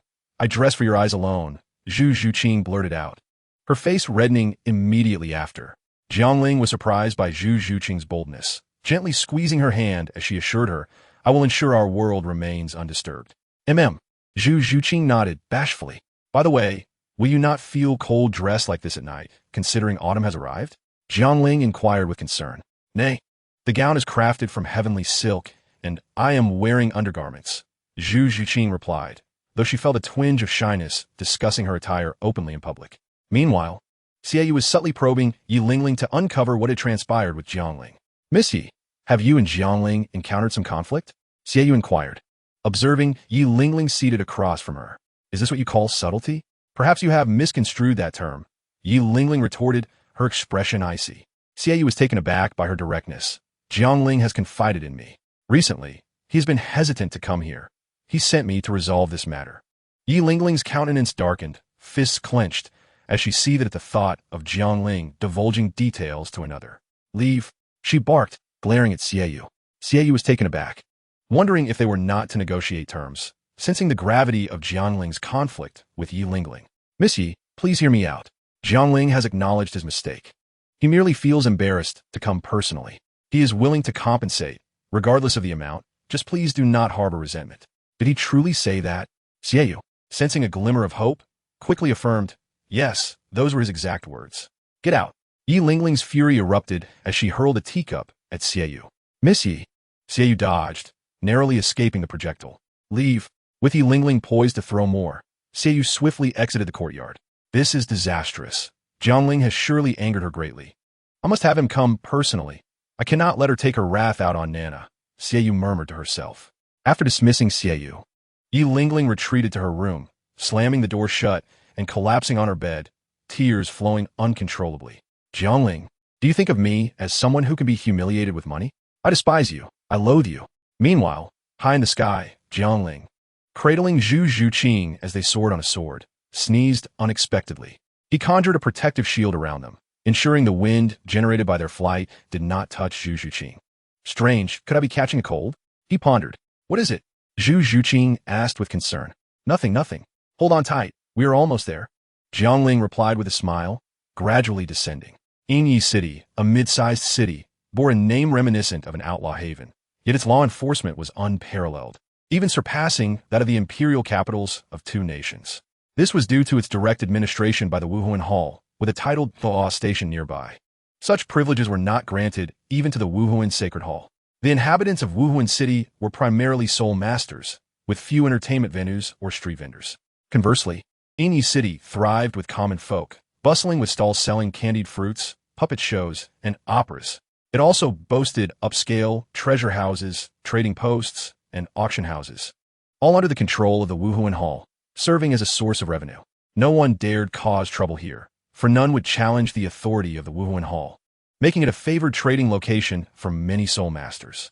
As Jiangling led Zhu Zhuqing toward the city gates, he regaled her with tales of Innate City. Innate City is known by many names: the city of entertainment, the city of trade, and more. Why is it called Innate City, when all those activities can occur during the day? Zhu Zhuqing inquired, puzzled. Because within the city stands an ancient tree, modestly 10 meters tall, yet broad enough for a dozen people to embrace. By day, it resembles an ordinary tree. However, at night, it transforms, its entire form gleaming white like jade, emanating a soft glow. This enchanting spectacle, known as the Jade Tree, draws countless visitors, making the nightlife far more vibrant than the day. Thus, the true essence of Innate City is revealed at night, and it was built around the wonders of the Jade Tree, Jiangling explained. Jade Tree, Zhu Zhuqing murmured softly. Would you like to see it? We shall go together shortly, Jiangling said, noticing Zhu Zhuqing's yearning expression. Yes. Zhu Zhuqing smiled shyly, releasing Jiangling's hand to wrap her arms around his arm, too bashful to meet his gaze. Jiangling raised an eyebrow, a smile gracing his lips, as his eyes fell upon Zhu Zhuqing's flushed neck. Before long, the two entered the city. The bustling vibrancy of the urban landscape struck Zhu Zhuqing, a reclusive maiden, with astonishment as she slightly parted her lips. Having seldom encountered such a crowded scene, her solitary disposition made her feel overwhelmed. Moreover, given her status, her experiences in Xinghua City were confined to elite establishments, while here, the multitude of vendors and stalls was beyond counting. She recognized only the familiar candied hawthorn and a few other items, while the rest were utterly foreign to her. Jiangling, having visited before, appeared unperturbed and instead expressed a keen interest in playing with Zhu Zhuqing's flowing hair. Zhuqing, let's first have a meal. Only after we dine can we muster the energy to explore. It is not yet the peak of the festivities, he suggested, gently tugging at her, captivated by the scene. All right, Zhu Zhuqing replied, her eyes sparkling with excitement. Jiangling did not take her to indulge in extravagant delicacies, as that would consume too much time. Instead, he led her to a modest noodle shop, aiming merely to satiate their immediate hunger, knowing they would likely purchase numerous snacks later while exploring. Upon entering the noodle shop, Zhu Zhuqing's striking beauty drew the attention of many patrons. Most diners were common folk, and upon seeing her lavish attire and the air of a refined lady about her, they, along with Jiangling, who exuded an ethereal charm, recognized her as someone beyond their reach and dared not approach.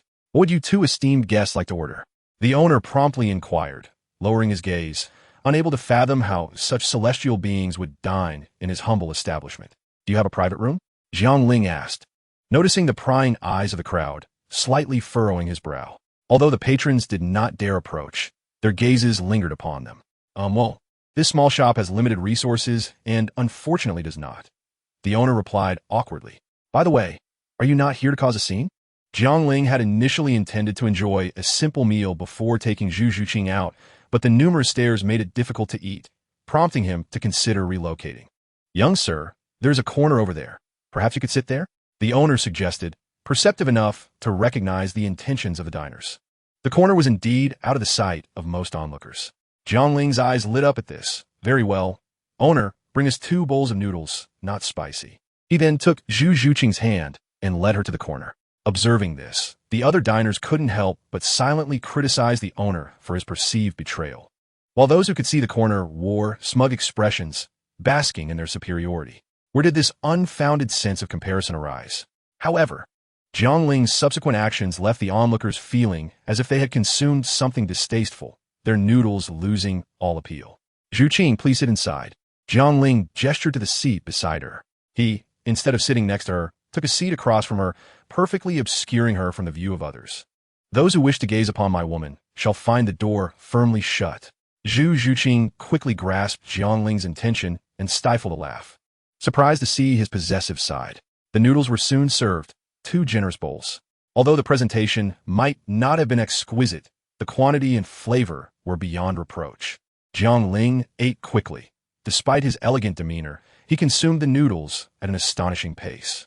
By the time Jiangling finished, Zhu Zhuqing had barely eaten a third of her meal, and beads of perspiration adorned her forehead.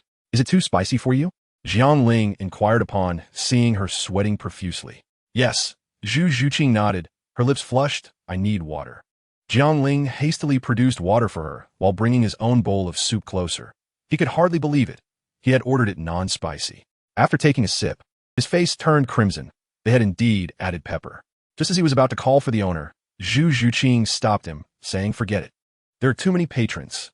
The owner must be overwhelmed. Let's go see the Yushu instead. She was more eager to explore the intriguing sights outside than to linger over noodles. All right, let us depart. Jiangling acquiesced, seeing her enthusiasm. Owner, the money is on the table, he called out, eliciting a reluctant glance from the owner, who could not help but admire Zhu Zhuqing's beauty. which could indeed be described as a national calamity. It was not merely his lecherous gaze, but Zhu Zhuqing's presence had drawn a multitude of diners, all moving their stools outside just to catch a glimpse of her.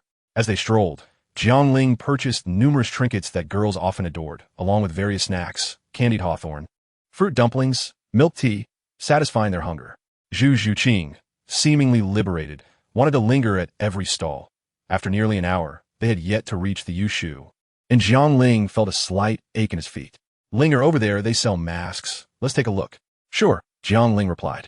Ah, young lady, are you interested in purchasing a mask? The vendor cheerfully inquired. Yes, Zhu Zhuqing responded eagerly. Jiangling observed the myriad of masks, some half masks, some full, depicting grotesque creatures, while others were elegant and graceful. To Jiangling's astonishment, Zhu Zhuqing selected 2 half masks, one rugged and the other a floral design. She handed the floral mask to Jiangling with a mischievous smile, saying, "You should wear this." "As you wish, my lady," Jiangling replied, resigned.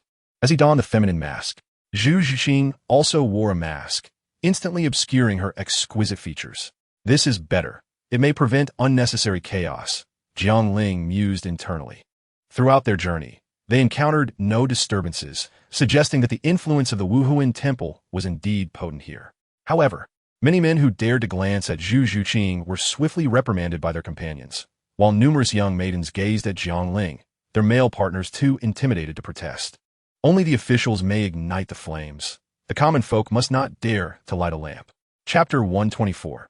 The little girl, a gust of wind swept by, causing Zhu Zhuqing to shiver involuntarily. "Are you cold?" "Fortunately, I was prepared," Jiangling chuckled, recalling how she had previously claimed it was not chilly. He retrieved the red hooded cloak he had purchased earlier and carefully draped it over her shoulders. "Thank you," Zhu Zhuqing replied joyfully, perhaps caught up in the excitement of the day, with her attention diverted by the engaging sights around them. She felt less shy about their closeness in the midst of the crowd. Jiangling, charmed by her adorable demeanor, couldn't resist playfully pinching her delicate nose. With Zhu Zhuqing now clad in the cloak, which concealed her alluring figure, the number of gazes directed at them diminished significantly. "Ah, riddle guessing. Riddles are being guessed. And there are gifts for correct answers." A shout from a nearby stall drew Zhu Zhuqing's attention. "Riddles? Linger, let us go over there." Zhu Zhuqing's face lit up as she took Jiangling's hand and raced toward the riddle stall. "Zhuqing, slow down." Jiangling, holding her small hand with one hand and balancing Zhu Zhuqing's half-eaten candied hawthorn and other knickknacks with the other, felt like a beleaguered boyfriend accompanying his girlfriend on a shopping spree. "Ah, dear young lady, would you care to guess a riddle?" The stall owner asked with a smile as he looked at Zhu Zhuqing and Jiangling. "Yes, yes." Zhu Zhuqing nodded eagerly. A little girl, sitting in the center of the water, dressed in a pink coat, releasing a fragrant aroma. "Young lady, if you guess correctly, there will be a gift," the stall owner added mysteriously. Upon hearing this, Zhu Zhuqing pondered the lines of the riddle in her mind. Although Jiangling could not see her expression, he could surmise that she was likely furrowing her brows in concentration. So he quietly asked, "I already know the answer. Would you like me to tell you?" "No, I want to guess it myself," Zhu Zhuqing retorted immediately. Zhu Zhuqing pondered for a moment, but still found herself at a loss. Gently shaking her arm, she implored, "Linger, go. Could you offer me some hints?" Her tone was soft and delicate, clearly reflecting her earlier refusal of Jiangling's assistance and her current embarrassment at her inability to guess. The term girl could refer to a person, or it might even denote flowers and plants. Jiangling, unable to resist the charm of a girl's playful demeanor, especially one as ethereal as Zhu Zhuqing, was quick to provide a hint. Indeed, this girl was distinct from others. The stall owner concurred. "Flowers and plants." Zhu Zhuqing exclaimed softly as she contemplated. After a while, she still failed to arrive at the answer, her cheeks flushing a deep crimson, although the mask she wore concealed most of it. "Linger, go. Perhaps you should just tell me the answer," Zhu Zhuqing whispered close to Jiangling's ear. "What's the matter, little fool? Still can't figure it out? I've changed my mind. If you kiss me, I'll help you out," Jiangling teased, leaning in to whisper to Zhu Zhuqing as well. His breath brushed against her ear, causing it to redden visibly, and coupled with his words, her shyness intensified. "So, have you two guessed it yet?" The stall owner interjected, unable to bear the sight of the young couple lost in their private world instead of focusing on the riddle. Zhu Zhuqing gazed at Jiangling with pleading eyes while he smiled knowingly, pretending not to notice. In truth, if Zhu Zhuqing had persisted, Jiang Ling would have relented. Humph. You are taking advantage of me, Zhu Zhuqing said in frustration, rising on her toes to meet Jiang Ling's lips, lightly biting his lower lip. Ouch you! Jiang Ling exclaimed, rubbing his lips which bore the faint imprints of her teeth, but thankfully no blood. Humph. You didn't specify how to kiss, Zhu Zhuqing teased with a mischievous smile. You indeed, Jiang Ling chuckled, then turned to the stall owner, declaring, it's a lotus flower. Yes, yes, indeed, it is a lotus flower. The stall owner responded with a grin, turning to fetch the prize. Lotus flower, Zhu Zhuqing murmured, connecting the riddle's clues and suddenly experiencing a moment of clarity. Miss, this is a gift for you, the stall owner said, presenting her with a beautifully crafted green lotus lantern. Although the lantern was merely a finely carved crystal ornament and not particularly valuable, its exquisite craftsmanship captivated Zhu Zhuqing, who cherished it dearly. Thank you. Jiang Ling nodded gratefully to the stall owner. No need for thanks. You two take care, and may you have a long and happy life together. The stall owner wished with a slight bow. Thank you for your kind words, Jiang Ling replied with a smile. Zhu Zhuqing, though blushing at the compliment, felt a joy that surpassed even the beauty of the lotus lantern. Perhaps weary of the dazzling array of stalls, or perhaps simply fatigued from the excitement. Zhu Zhuqing felt a bit tired, prompting Jiang Ling to lead her to a tea house to watch a shadow play. The performance recounted a folk tale about a scoundrel named Zhou Shi, who deceived and abused a common girl named Song Yinji, while her sworn sister Zhao Pan'er cleverly devised a plan to rescue her. To Jiang Ling, the story was a cliché that blended joy with sorrow, and he found it rather uninspiring, merely seeking a moment of rest. In contrast, Zhu Zhuqing was utterly engrossed. Zhou, she is truly a beast in human form. So gentle and considerate while courting a girl, yet transforms entirely after marrying, Zhu Zhuqing scoffed. Linger Ge, will you also be like this? I've heard that once men attain what they desire, they cease to cherish it. She quietly inquired of Jiang Ling. At that moment, he was resting his head on the table, and her sudden question caught him off guard. Ah, am I being attacked while lying down? Jiang Ling chuckled. I can't speak for others, but I, Jiang Ling, will never change. My love for you is eternal, he declared with earnestness. Zhu Zhuqing stifled a laugh. I was just teasing you, silly. I merely think Zhao Pan'er resembles Ling Ling Jia, as she also opposed my affection for you. But I am not Song Yinji, and you are certainly not Zhou Shi. Nonetheless, Linger Ge, I appreciate your answer. I'll allow you to misbehave tonight. Zhu Zhuqing whispered playfully, her cheeks flushed. Zhu Zhuqing never doubted Jiang Ling's feelings for her. Mentioning Yi Lingling, Jiang Ling subtly shifted, feeling a twinge of discomfort. What's wrong? Zhu Zhuqing asked, noticing his silence. Oh, it's just that while you think Yi Gunyang resembles Zhao Pan'er, I disagree. Zhao Pan'er is clever and quick-witted, whereas Yi Gunyang is somewhat naive, Jiang Ling remarked, fearful that Zhu Zhuqing might discern something deeper, particularly since she believed he had a poor relationship with Yi Lingling. You mustn't speak ill of Ling Ling Jia. You don't understand, Zhu Zhuqing replied, her voice laden with affection, yet she hesitated, wanting to say more. What is it? Oh, it's nothing. The play has ended. Linger Ge, let us go see the jade tree, Zhu Zhuqing suggested, glancing at the dispersing audience. All right, after the jade tree, we will have seen most of the sights here. Don't forget what you promised earlier, Jiang Ling said with a smile as he rose. I know. Let us hurry, Zhu Zhuqing urged, her face aglow with excitement. Chapter 125. Is this already a breakthrough? They leisurely strolled toward the jade tree, having already approached it closely. Exiting the tea house, they had walked less than half an hour before catching sight of the jade tree's radiant glow through the crowd. However, the throngs of people were overwhelming. It could be described as a sea of humanity. There are so many people. How can we possibly squeeze in? Zhu Zhuqing lamented, gazing at the crowd ahead. It's almost midnight, which is the most beautiful time for the jade tree. It's natural for there to be a crowd.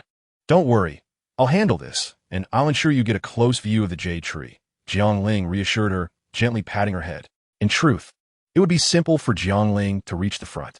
All he needed to do was close his eyes and gesture with his fingers as if wielding a sword to summon the Changhong sword. However, such a feat was unnecessary, as flight was prohibited in the City of the Night, just like in other main cities. Although Jiang Ling, due to his status, could disregard this rule, he deemed it unnecessary to break it. Zhu Zhuqing glanced at the crowd again, aware that among them were certainly soul masters. Not wishing to trouble Jiang Ling, she suggested softly, perhaps we should wait a bit longer until there are fewer people. No need.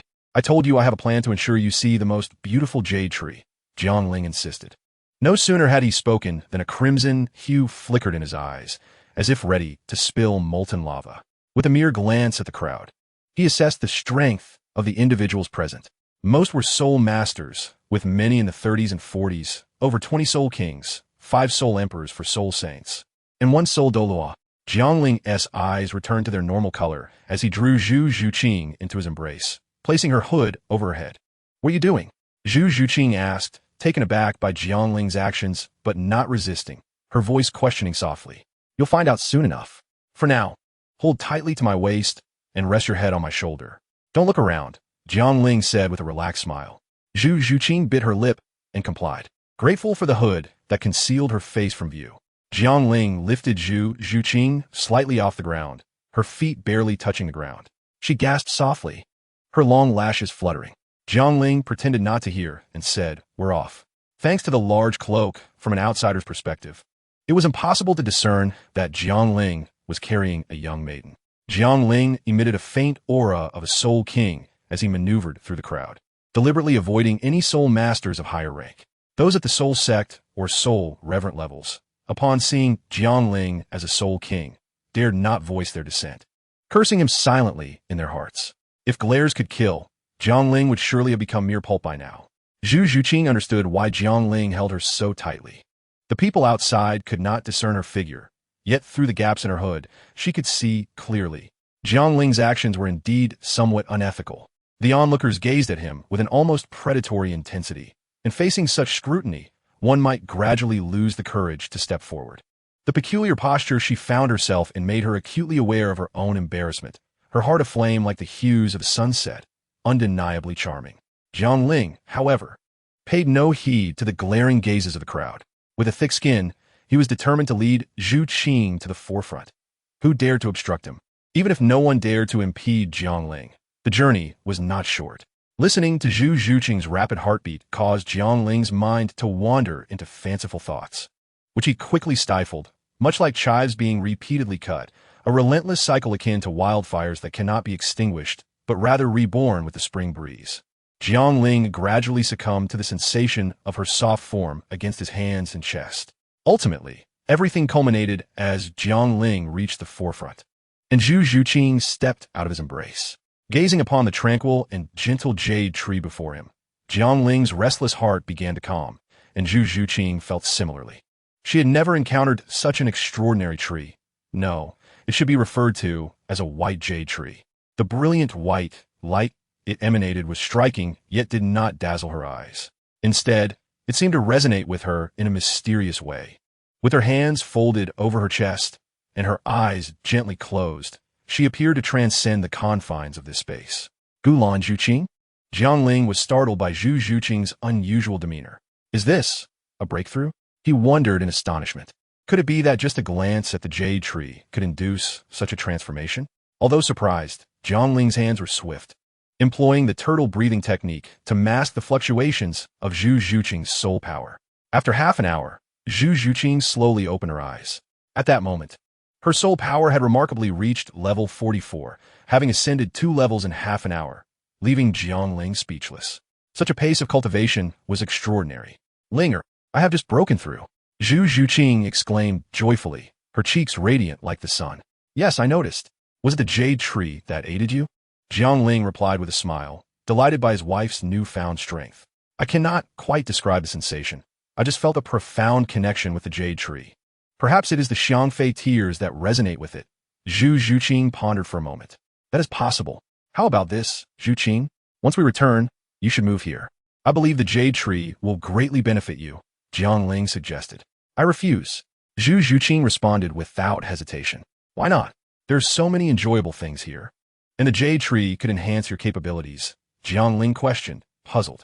"I simply do not want to." Zhu Zhuqing turned away, gripping her dress made of heavenly silk tightly. An awkward silence ensued until Zhu Zhuqing spoke softly. "I want to be closer to you." Jiangling, perceptive as ever, heard her words and chuckled helplessly. "You silly girl. Do you not remember how you once pursued strength? Has that changed now? This place is also quite near to Wuhuan City. What was in the past is past, and what is now is now," Zhu Zhuqing replied stubbornly. She harbored some selfishness. With her rate of cultivation, surpassing Jiang Ling would merely be a matter of time. Yet she did not wish to outshine him. Recently, she had focused more on honing her combat skills rather than her soul power at the Vern Courtyard. All right, I will respect your wishes. Besides, we do not know if the jade tree might have adverse effects or if it might lead to premature growth. I will research it further, and when you reach a bottleneck in your training, we can return together. Jiang Ling gently tousled Zhu Zhuqing's hair. Okay, Zhu Zhuqing sighed in relief.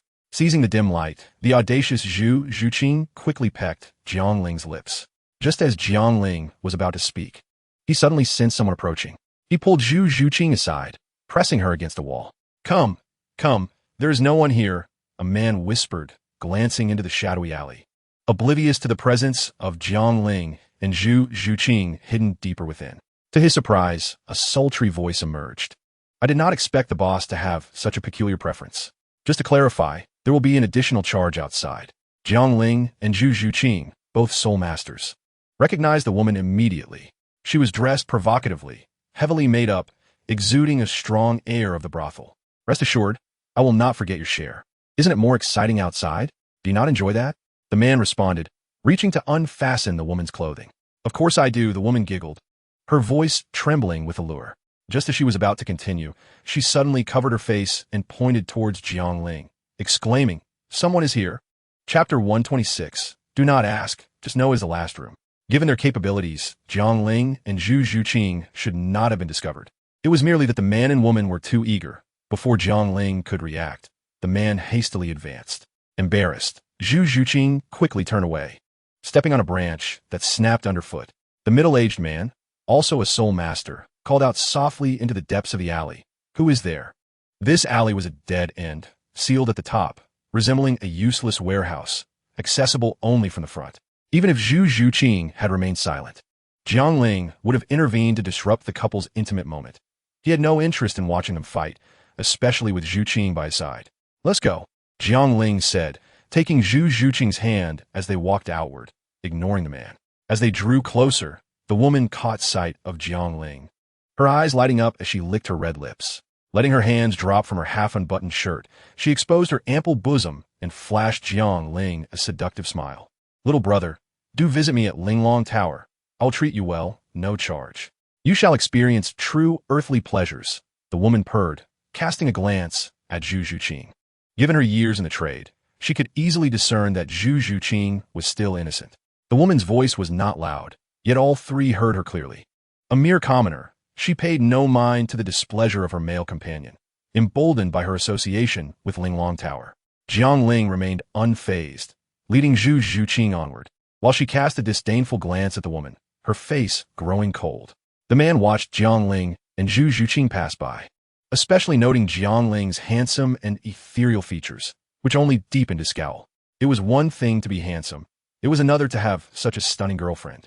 Even more infuriating was seeing the woman he had paid for so utterly captivated. This uncle could bear it no longer. Stop! I command you to halt. The man shouted in anger, reaching out for Zhu Zhuqing. He himself was bewildered as to why his hand would reach for the girl. Perhaps his mind and body had become disconnected. The man was merely a level 20-something soul master. How could he touch Zhu Zhuqing? Just as she was about to retaliate, Jiang Ling had already taken action. Grasping the man's arm, he squeezed painfully, eliciting a cry of anguish. Jiang Ling released the man after a brief admonition, saying, My friend, I mean no disruption to your activities. To clarify, we were here first. You are the one who has intruded upon us. Let this matter end here. Should you persist, do not blame me for being impolite. Zhu Zhuqing, standing beside, felt increasingly uneasy as she listened, her rosy cheeks barely hidden by the moonlight. What did it mean that we arrived first? Although it was indeed true, why did it sound so ambiguous? Yes. I am merely a naive little one who has offended an adult. The man lowered his head, hurriedly apologizing, realizing he had encountered someone formidable. Let us depart. Jiang Ling gently squeezed Zhu Zhuqing's hand and whispered. Once Jiang Ling and Zhu Zhuqing vanished from sight, the man turned back to the woman who was lost in her infatuation, his anger flaring as he yanked her clothing down and pressed her against the wall. The woman's head struck the wall with a sound neither loud nor soft, and in pain, she exclaimed, Are you insane? What are you doing? What am I doing? Damn you. I've already paid, and even if you're backed by Linglong Lu, I fear nothing. The man retorted angrily, tearing off the last remnants of her clothing. 3 minutes later, the woman appeared at the mouth of the alley, casting a glance at the darkened passageway, muttering under her breath, "What a waste."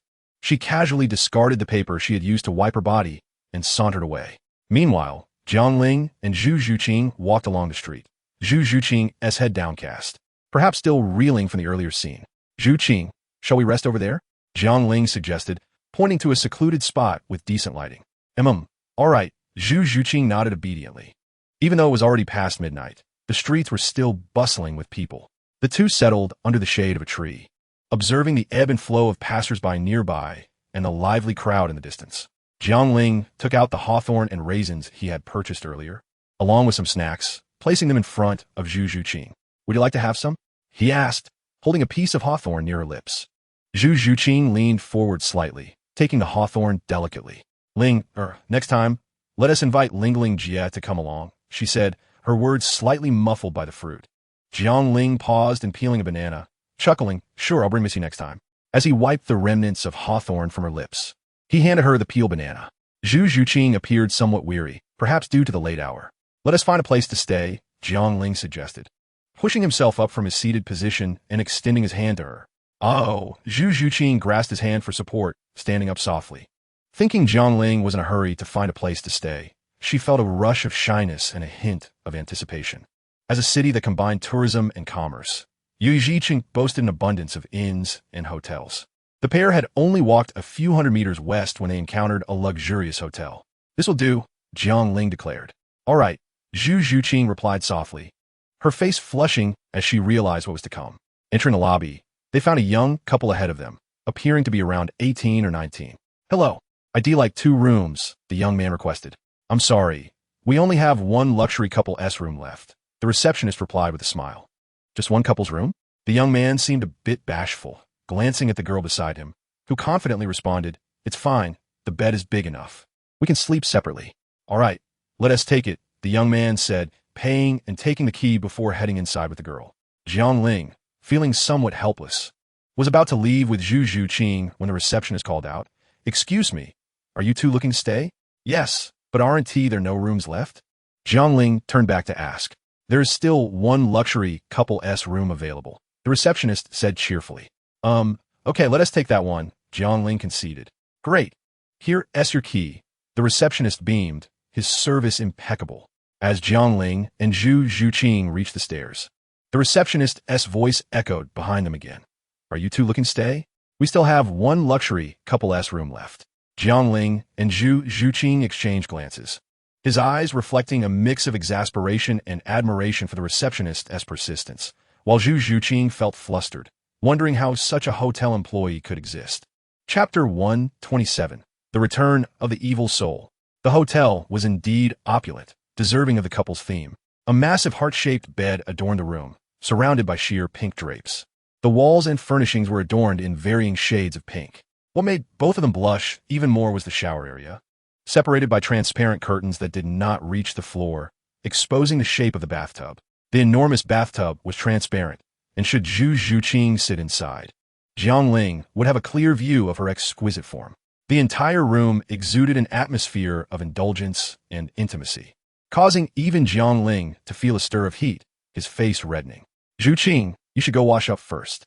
I feel a bit warm and will step out onto the balcony for some fresh air," Jiang Ling suggested, noticing Zhu Zhuqing's discomfort, and he walked toward the balcony. The balcony's design was not as extreme, with curtains that, although sheer, provided some privacy. The balcony was enclosed with transparent glass, ensuring soundproofing. Although they had already crossed many boundaries with each other, it did not mean they were free from shyness, especially with one watching the other bathe. Similar to those who feared darkness, not because of the night itself, but rather the unknown within it, Zhu Zhuqing, bathing in the tub, would inevitably wonder about Jiang Ling's thoughts, leading her to feel even more bashful. As for bathing together, that was likely reserved for moments of deep emotional connection. Zhu Zhuqing, seeing Jiang Ling head toward the balcony, felt a twinge of guilt but soon exhaled a sigh of relief, her tense body beginning to relax. She removed her dress, draping it over a hanger, leaving only her undergarments. After retrieving a purple lingerie set recommended by a shop assistant during her long dress purchase, She clutched it, her cheeks flushing, and entered the nearly transparent bathroom. The hotel's soundproofing was decent, but the room's pink curtains offered little in the way of privacy. Jiang Ling, initially unbothered, found himself stirred by the sounds of water splashing. Tempted to block out the noise, yet reluctant to do so, experiencing a blend of pain and pleasure. Lying lazily on a nearby rattan chair, his gaze inadvertently drifted upward, and he was taken aback. A couple on the balcony was engaged in a quarrel. The woman was slender and beautiful, while the man was rather unremarkable. Jiang Ling could hardly bear to look any longer, preferring to listen to Zhu Zhuqing's bathing sounds instead. Ling'ar, yim dun vosing. Zhu Zhuqing's voice suddenly broke through Jiang Ling's drowsiness, startling him awake. Clad in a bathrobe, she made her way toward the balcony. Jiang Ling, noticing her parting the curtains, turned to see the couple still bickering and couldn't help but mutter, seriously, how long can this go on? He quickly approached the parted curtains, and just as Zhu Zhuqing opened them to step outside, she bumped into Jiang Ling, who was momentarily dazed, causing her cheeks to flush as she lowered her gaze. It remains uncertain whether the hotel intended this or not, but the nightgown could barely contain her bosom and failed to cover her hips. If she decided against wearing it, she would have to resort to her regular attire, which seemed somewhat inappropriate for the occasion. Ultimately, Zhu Zhuqing steeled herself and donned the pink nightgown.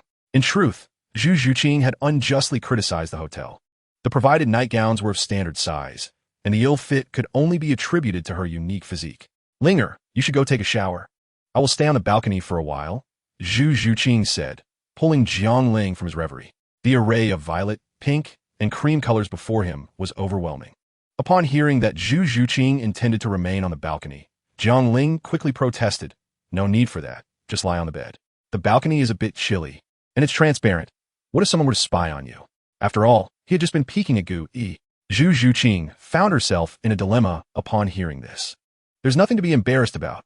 I'm not afraid of you seeing," she retorted. Jiang Ling, noticing her discomfort, teased her and effortlessly scooped her up in a princess carry. This elicited a gasp from Zhu Zhuqing, who hurriedly attempted to adjust her nightgown.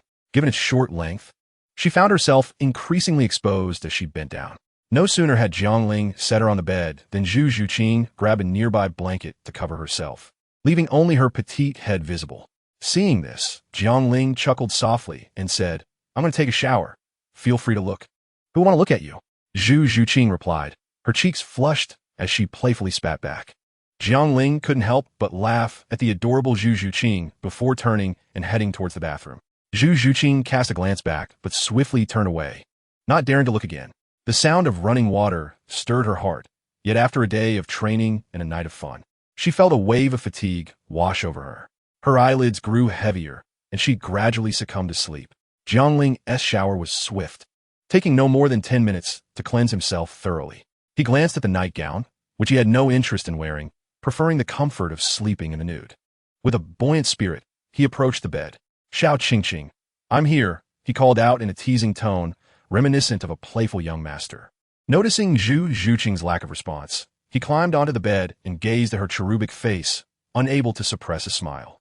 At that moment, Zhu Zhuqing was sound asleep, a sweet smile gracing her lips, likely lost in a beautiful dream. Jiang Ling, filled with affection, gently repositioned her for comfort and tucked her in properly. Once these tasks were completed, he settled into the covers himself, ready to drift off. Just as he lay down, Zhu Zhuqing unconsciously snuggled closer, wrapping her arms around him while remaining in a deep slumber. Jiang Ling couldn't help but chuckle softly before closing his eyes, preparing to sleep. Meanwhile, the battle between Beauty and the Beast also reached its conclusion. Sister, tonight was truly fruitful, gaining the full vigor of a soul king. "I envy you so much," cooed a woman whose body was utterly spent. If Zhu Zhuqing were present, she would recognize her as the seductress who had tried to entice her man. The woman addressed as sister exuded an icy elegance, her figure seemingly delicate yet undeniably lethal. This cold beauty discarded the corpulent man, leaving him sprawled on the floor while she, devoid of clothing, resembled a quivering jelly. She draped a sheer garment over herself and ignored the teasing comments from the other woman as she strode towards the bathroom. The spent woman, unfazed, followed her in and, sitting beside her, lamented, "Sister, if you're going to hunt prey, why must you be so brazen about it? What if someone discovers us? Do not forget that Yi City is under the watch of a titled Douluo. What is there to fear? With so many people in Yi City, a few less will go unnoticed. As long as we don't make a fuss, even the Spirit Hall, with its far-reaching influence, won't be able to catch me. Staying in a hotel is comfortable, and being on the balcony is even more thrilling, the cold beauty replied, a flicker of madness in her eyes. Besides, we became evil soul masters for the sheer pleasure of it. Do you expect me to hide away in some dark, damp alley like you? She scoffed. Sister, I'm simply concerned for your safety. I don't want you to get caught and drag me down with you, the alluring woman retorted, her voice tinged with irritation. Luo Exen, mind your own business. Do not forget I am your elder sister. Without me, you would have perished long ago, the cold beauty shot back, fixing her gaze on Luo Xin. Rising from a bath, droplets of water cascaded down her smooth skin, revealing her enchanting beauty. Luo Hongyu, Luo Xin exclaimed, her anger boiling as she beheld her sister's naked form. Yet, after a moment of hesitation, she sighed. After a brief silence, she changed the subject, saying, I've heard that Lan Xingqian has been promoted to title Douluo and is consolidating the remnants of the holy church that were eradicated by the Spirit Hall. Upon hearing this, Luo Heng's expression stiffened, but she still managed to mock. So what if he consolidates? With those weaklings, does he think he can launch a counterattack against the Spirit Hall? Even if he becomes a super Douluo, what can he change? Evil soul masters are nothing but despised creatures. Ironically, this woman, who was herself an evil soul master, spoke with such disdain for them. Luo Exen, however, remained unfazed. Her voice still enticing as she continued, I don't know what Lan Xingqian intends, but I do know he has sent someone to find us. If we do not comply, we will face relentless pursuit, leading to our demise. So be it. If it comes to that, we'll perish together, Luo Hong declared coldly. Her gaze sharp. Luo Hong. Luo Xn raised her voice, her eyes glimmering with anger. Years of caution had made her adept at navigating various situations, yet before her sister, she repeatedly found her defenses breached. Taking a deep breath, Luo Xn spoke in a low tone, I will handle matters concerning Lan Xingqian. You must proceed with utmost discretion. Additionally, I've heard that he's taken on a new subordinate named Tang Yin. Although he is merely a soul master, his status surpasses that of Liang Shan, who has followed him for years.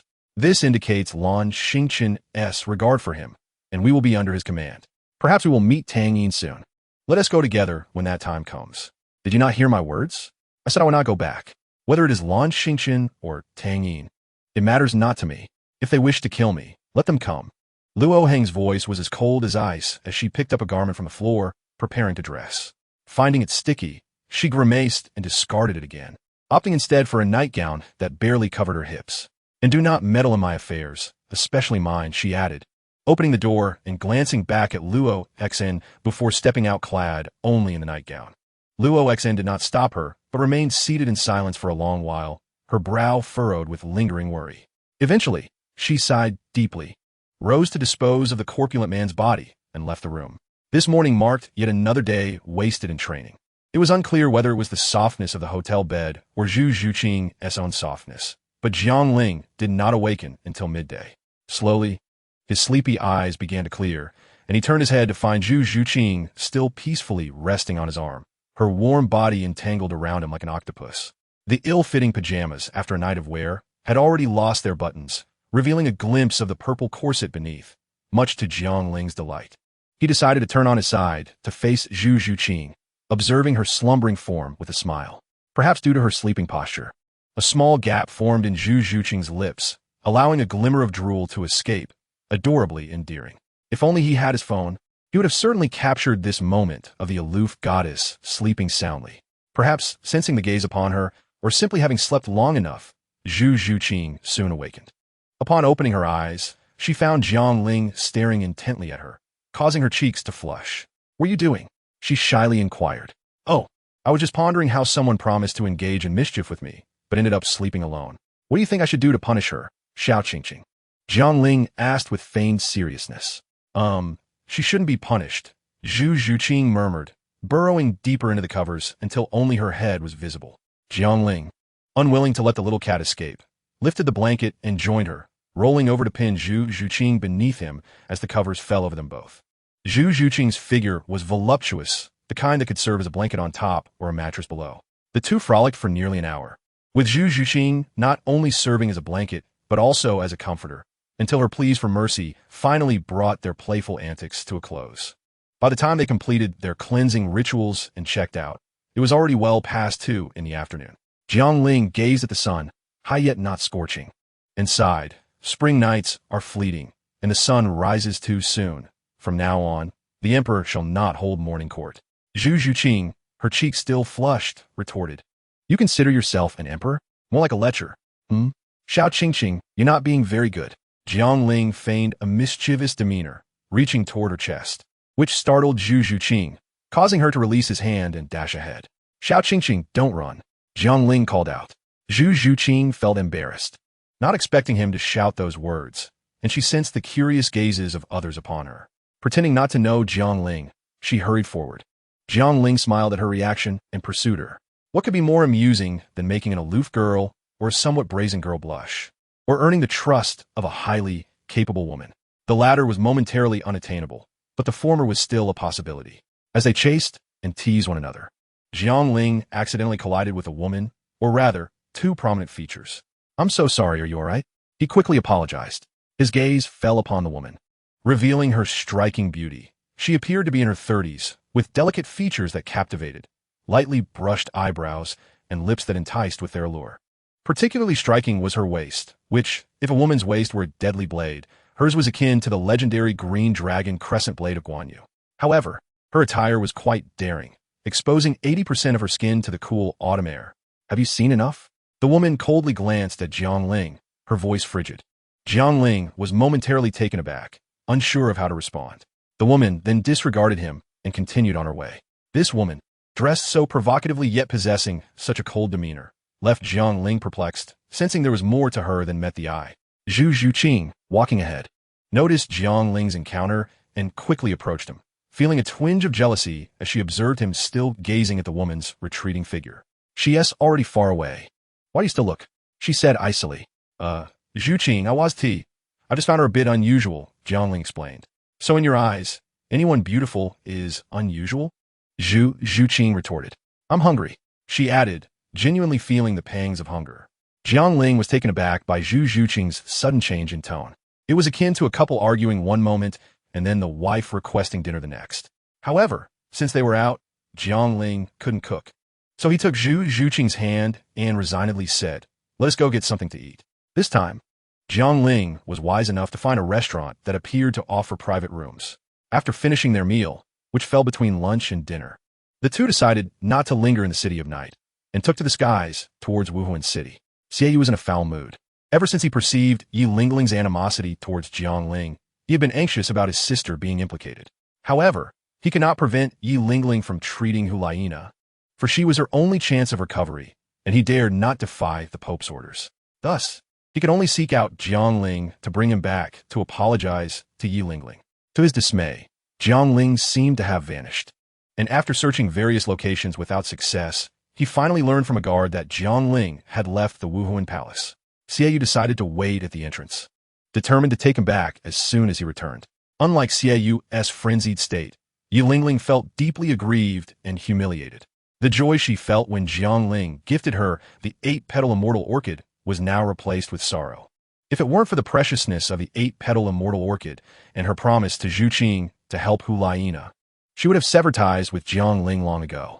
Even now, she was resolute in her decision to return the Pope's decree to Jiangling when he sought her out, making it clear that she would then depart. She did not understand why she felt compelled to personally return the decree to Jiangling. Perhaps she still yearned for an explanation from him, though she was reluctant to admit it. Yi Lingling rose and sat before her vanity, clad in a snow-white short jacket with a flowing red pleated skirt, exuding youthful charm. Yet, the reflection looking back at her appeared weary. Since that night, she had been in a daze, plagued by guilt towards her friend and the embarrassment of being a young woman. After waiting for a long time without Jiangling's arrival, she received a message that he intended to brush her off with money, transforming her shame and guilt into indignation. She felt belittled. For nearly 10 days, she had been devoid of peace, not to mention the appetite to eat, rendering her meals tasteless. Her already delicate frame seemed even more fragile, and her vibrant beauty was tinged with fatigue. It could be said she was burdened with dual sorrows, her charm overshadowed by illness. With tears glistening and her breath shallow, Yi Lingling sighed softly and stood up, wishing to step outside to witness the sunset, hoping to alleviate her troubled heart. As she stood, the sleeve of her garment swept a wooden comb from the vanity to the floor. Noticing, she bent down to retrieve it. Oh! As Yi Lingling grasped the comb, she noticed a torn piece of paper beneath the vanity. Picking it up, she found 7 words scrawled upon it. Yi Lingling, I want to marry you. Her hand trembled, and the paper slipped from her grasp, leaving her momentarily stunned. After a considerable pause, she regained her composure and hurried out the door. Spotting Qing, who was tidying up the courtyard, she quickly asked, have you seen anyone enter my room? Ah, Miss Yi, I haven't seen anyone, Qing replied softly. Yi Lingling's initially hopeful expression dimmed, though a flicker of light briefly shone in her eyes as she inquired, has Jiangling come here in the past few days? Qing, who had not seen Jiangling, replied, the young master has not visited for several days. After pondering for a moment, Qing spoke again. Upon hearing this, Yi Lingling felt a wave of disappointment wash over her, suspecting it might be someone's cruel jest.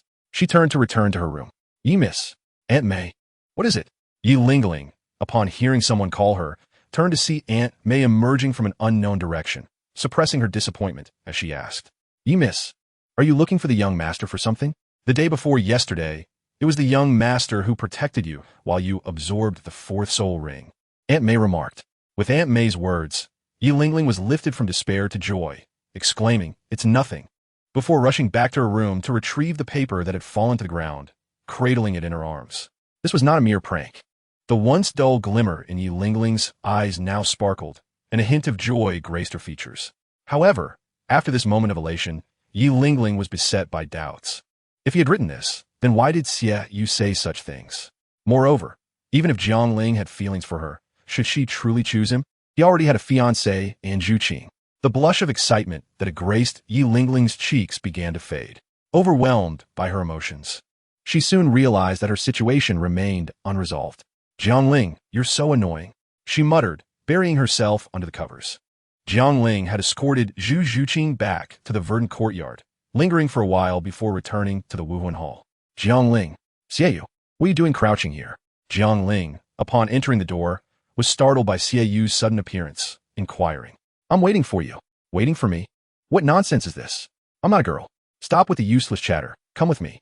Xie Yu's face darkened as he grasped Jiangling's arm, determined to pull him away. Clarify what you need me for so urgently, Jiangling protested as he was half-dragged forward. What do you think? I want to know if you've offended Yi Miss, Xie Yu demanded. I haven't. What are you talking about? Where did you get such false information? Jiangling responded calmly. As the ancient saying goes, one who harbors thunderous thoughts yet wears a tranquil face may be honored as a general. Still pretending. I've sensed something amiss since returning from the soul hunt. I initially thought you had merely angered Yi Miss, but it seems you have seriously offended her. I offered to let Yi Miss set the price for compensation, hoping she would forgive you. However, the moment I mentioned your name, she drove me away. If I hadn't noticed in time, how long did you plan to keep this from me? What if Yi Miss, due to your actions, shifted her ire onto Nana? Even if Yi Miss is kind-hearted and doesn't take her anger out on Nana, would she wholeheartedly treat Nana?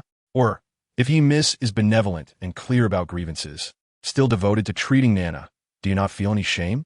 Let us not forget, Nana is your fiancée. Is it not worth temporarily setting aside your pride as a young master to consider a girl as feelings?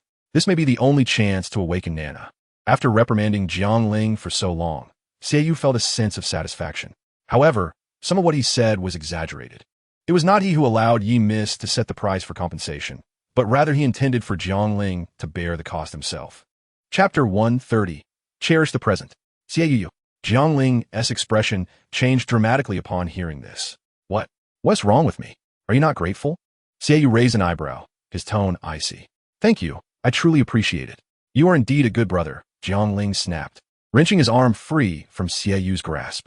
Despite Xie Yu's numerous words, Jiangling held little concern for their content. Although he found Yi Lingling's temperament somewhat peculiar, he knew she would not unfairly blame her senior sister.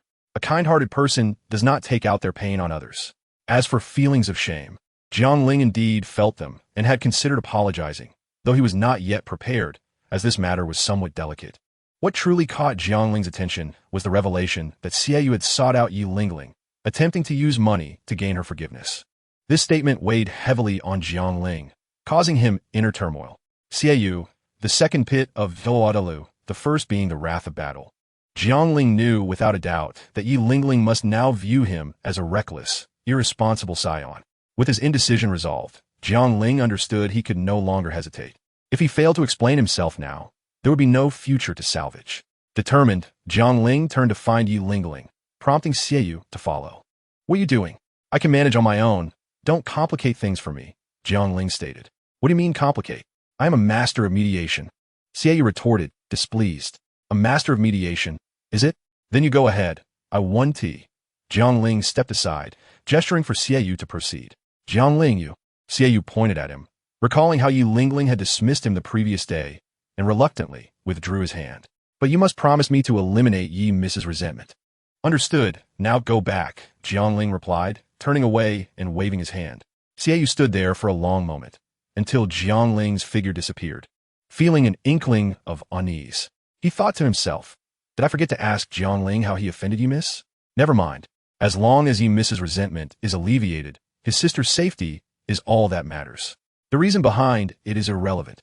He, Xiaoyu, was not one to be overly curious. With this thought, he turned and left, as he had yet to eat dinner. Jiangling hurried back to the courtyard, initially swift, but slowed as he neared the entrance. He remained uncertain of how to face Yi Lingling. He could not claim he did not harbor feelings for her. He certainly did. It was precisely because of his affection that he felt conflicted. Despite Yi Lingling's frequent displays of temperament and her retorts, whether it was her standing before him, a frail healing spirit, to shield him from a moonblade, or the concern in her eyes when he was accidentally injured by his teacher, or even her kindness in treating the wrath of battle, his relationship with Yi Lingling was no longer that of ordinary friends. Yet, his feelings were likely more rooted in gratitude and guilt than in love. Was that fair to her? Moreover, this was only Jiangling's perspective. He had no knowledge of Yi Lingling's thoughts. He feared she might despise him. His reluctance to meet her stemmed from this uncertainty. If Yi Lingling were to express a desire to leave, should he attempt to retain her, and by what right? The destination remained unchanged. Even along a prolonged journey at a slow pace, there would come a day of arrival. When Jiangling stepped into the courtyard, he still had not found the answers he sought. Yet, he knew he could no longer evade the situation and pushed the door open. Upon entering, he immediately spotted Yi Lingling sitting on the bed, lost in thought. Although she wore a short coat, she appeared much thinner than before, her cheeks more haggard, causing him to feel a pang of compassion. In that moment, Jiangling, who had been wavering, suddenly realized his heart's desire. He wanted to keep this girl by his side. Some things, once missed, cannot be reclaimed. Some people, once lost, are difficult to regain. The instant he saw Yi Lingling, Jiangling understood that if they were to pass each other by this time, it would be nearly impossible for him to enter her heart again. Yi Lingling, noticing Jiangling's entrance, hurriedly concealed the paper behind her back, lowering her head and remaining silent. In this scene, Yi Lingling, if adorned in a phoenix crown and bridal attire, would surely resemble a bride, while the newly entered Jiangling is akin to a groom entering the bridal chamber. Yi Lingling's demeanor surprises Jiangling. He had anticipated her to either weep or at the very least offer him a frosty countenance. Contrary to his expectations, she merely cast a fleeting glance at him before lowering her head once more. Jiangling approached, his lips trembling slightly as he managed to utter, "May I sit here?" Yi Lingling remained silent, and he took it as an unspoken consent, settling himself beside her, merely 30 centimeters apart. With her silence, Jiangling found himself at a loss for words, leading to a slight awkwardness. After a prolonged silence, he felt compelled to shatter the stillness. But as he began to speak, Yi Lingling interjected, "You go first." "No, you first," she insisted, her cheeks faintly flushed. Jiangling could not help but smile, softly encouraging. "Please, go ahead. Did you tell Xie Yue about that night?" The mere mention of that evening made Yi Lingling struggle to voice her thoughts, her words barely audible. "No, that must be his own conjecture. Rest assured, Ye Jiao, he likely only inferred that I upset you, without knowing the actual truth," Jiangling quickly replied. Yi Lingling nodded, a weight finally lifted from her heart. The fact that Jiangling had not spoken of it confirmed that Xie Yue's claims were unfounded, and he had not humiliated her with money. Joy bubbled within her, lightening her tone. "What were you about to say earlier?" she asked softly. "I was hesitant on my way here, troubled by past grievances and future uncertainties. I feared you might not forgive me, that we could never return to how we once were. Yet I also worried you might forgive me, and we would indeed return to that past." After a lengthy silence, Jiangling gazed at Yelingling and spoke gently. For a moment, she was bewildered by his words, looking at him in confusion. I do not wish to merely be friends, yet I dread losing you. Yesterday is history, tomorrow a mystery, but today is a divine gift. And I wish to cherish you as one would a precious present. Upon finishing, Jiangling placed his hand on Yelingling's shoulder and leaned down to kiss her. When Jiangling's lips met hers, Yelingling finally comprehended his intent. It seemed he was confessing his feelings. A whirlwind of emotions surged within her, sourness, sweetness, and guilt. Her heart a tumultuous blend of flavors. Her body seemed to forget resistance, slightly parting her lips, allowing Jiangling's tongue to explore. For Jiangling, this marked his first conscious kiss with Yelingling, as he had no recollection of that night, only the aftermath of a tumultuous morning. Yelingling's lips felt cool, perhaps due to her insufficient hydration in recent days, though autumn had only just begun, and the weather, while cooler, was not yet frigid. However, Yelingling had donned a thin, cross-collared short jacket, which, though not quite winter wear, was somewhat cumbersome. After a prolonged struggle, Jiangling managed to loosen it halfway, revealing her delicate shoulders.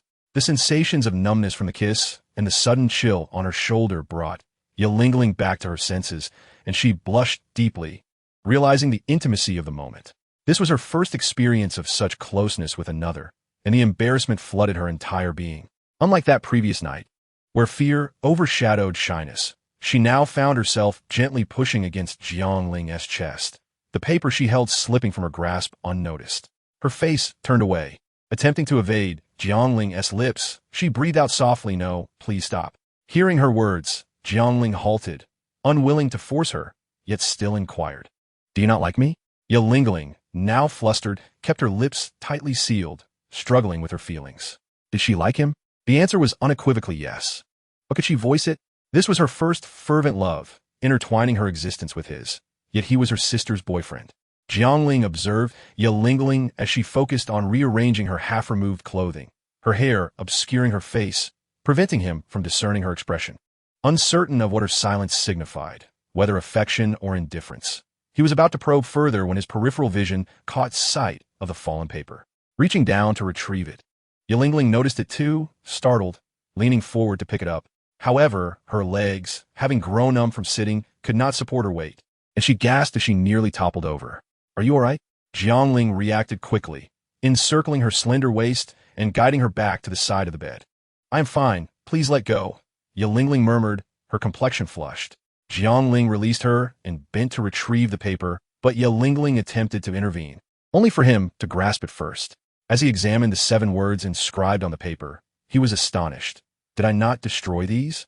How is there still one left? Was it fate? Having penned numerous versions, it was this one, "I want to marry you," that Yelingling had let slip. Jiangling couldn't help but marvel at the intricacies of fate. Simultaneously, he realized that Yelingling must harbor feelings for him.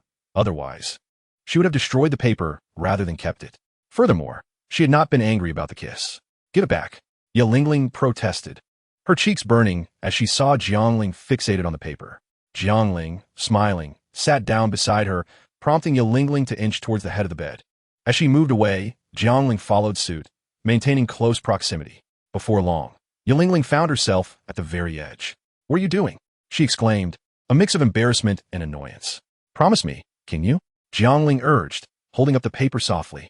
Yelingling gazed at the elegant script, momentarily lost in thought. "I am sorry." Despite her desire to agree, those were the words that escaped her lips, unable to overcome her internal conflict. Jiangling's smile faltered, confusion evident on his face. "Why not? Do not say you do not like me. If you truly did not, you would have destroyed this paper. If you did not like me, why did you not reject my kiss?" Jiangling's gaze was intense as he continued. "You did not refuse just now." "I just did refuse," Yelingling replied weakly.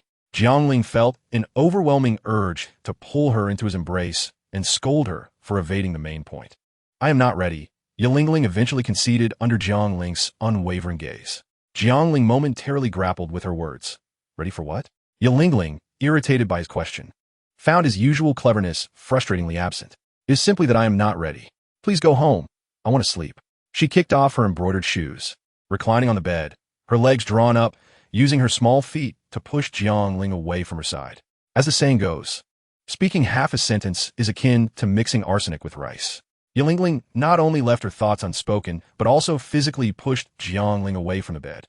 Knowing that she too harbored feelings for him, Jiangling cast aside his reservations and lunged at her. You just said you wouldn't force me. Did I ever say that? Which of your ears heard it? Is this coercion? This is merely playful intimacy.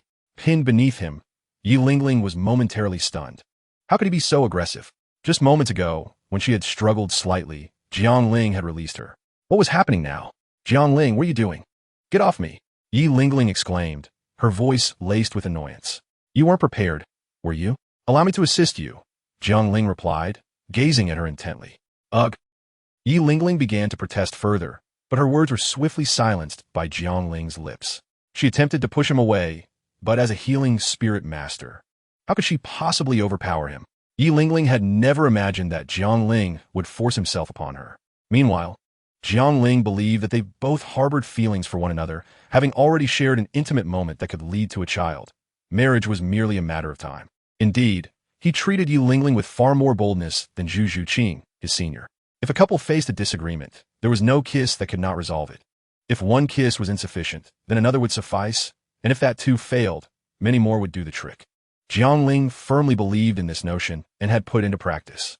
As Jiangling's actions intensified, Yilingling's resistance dwindled, and she even began to respond in kind. The layers of clothing were truly cumbersome. After struggling for what felt like an eternity with her short jacket, Yilingling discovered that beneath her pleated skirt, she wore a pair of fitted long pants that were slightly shorter than the skirt itself. It made sense. Yilingling was sensitive to the cold. So how could she wear only a skirt beneath her short jacket? Jiangling, feeling lazy, summoned a flicker of flame at his fingertips. With a gentle touch, their garments were instantly reduced to nothingness.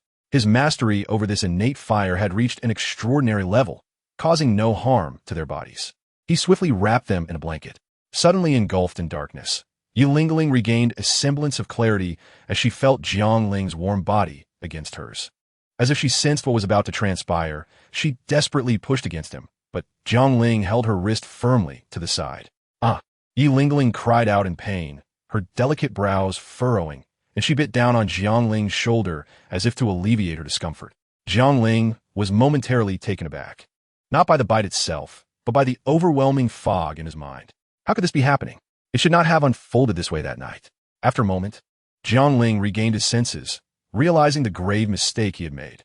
As he attempted to rise, Yilingling clung to him, weeping, "Don't move, it hurts." Chapter 132. The blooming of the begonia under the oppressive force of the Longhong sword's radiance, the 9 hearts begonia dimmed. Ah! Yilingling cried out in agony, her beautiful brows knitting together in distress. She instinctively bit Jiangling's shoulder again, seeking relief from the pain. Jiangling was momentarily stunned, even overlooking the pain in his shoulder, lost in a haze of confusion. What is happening?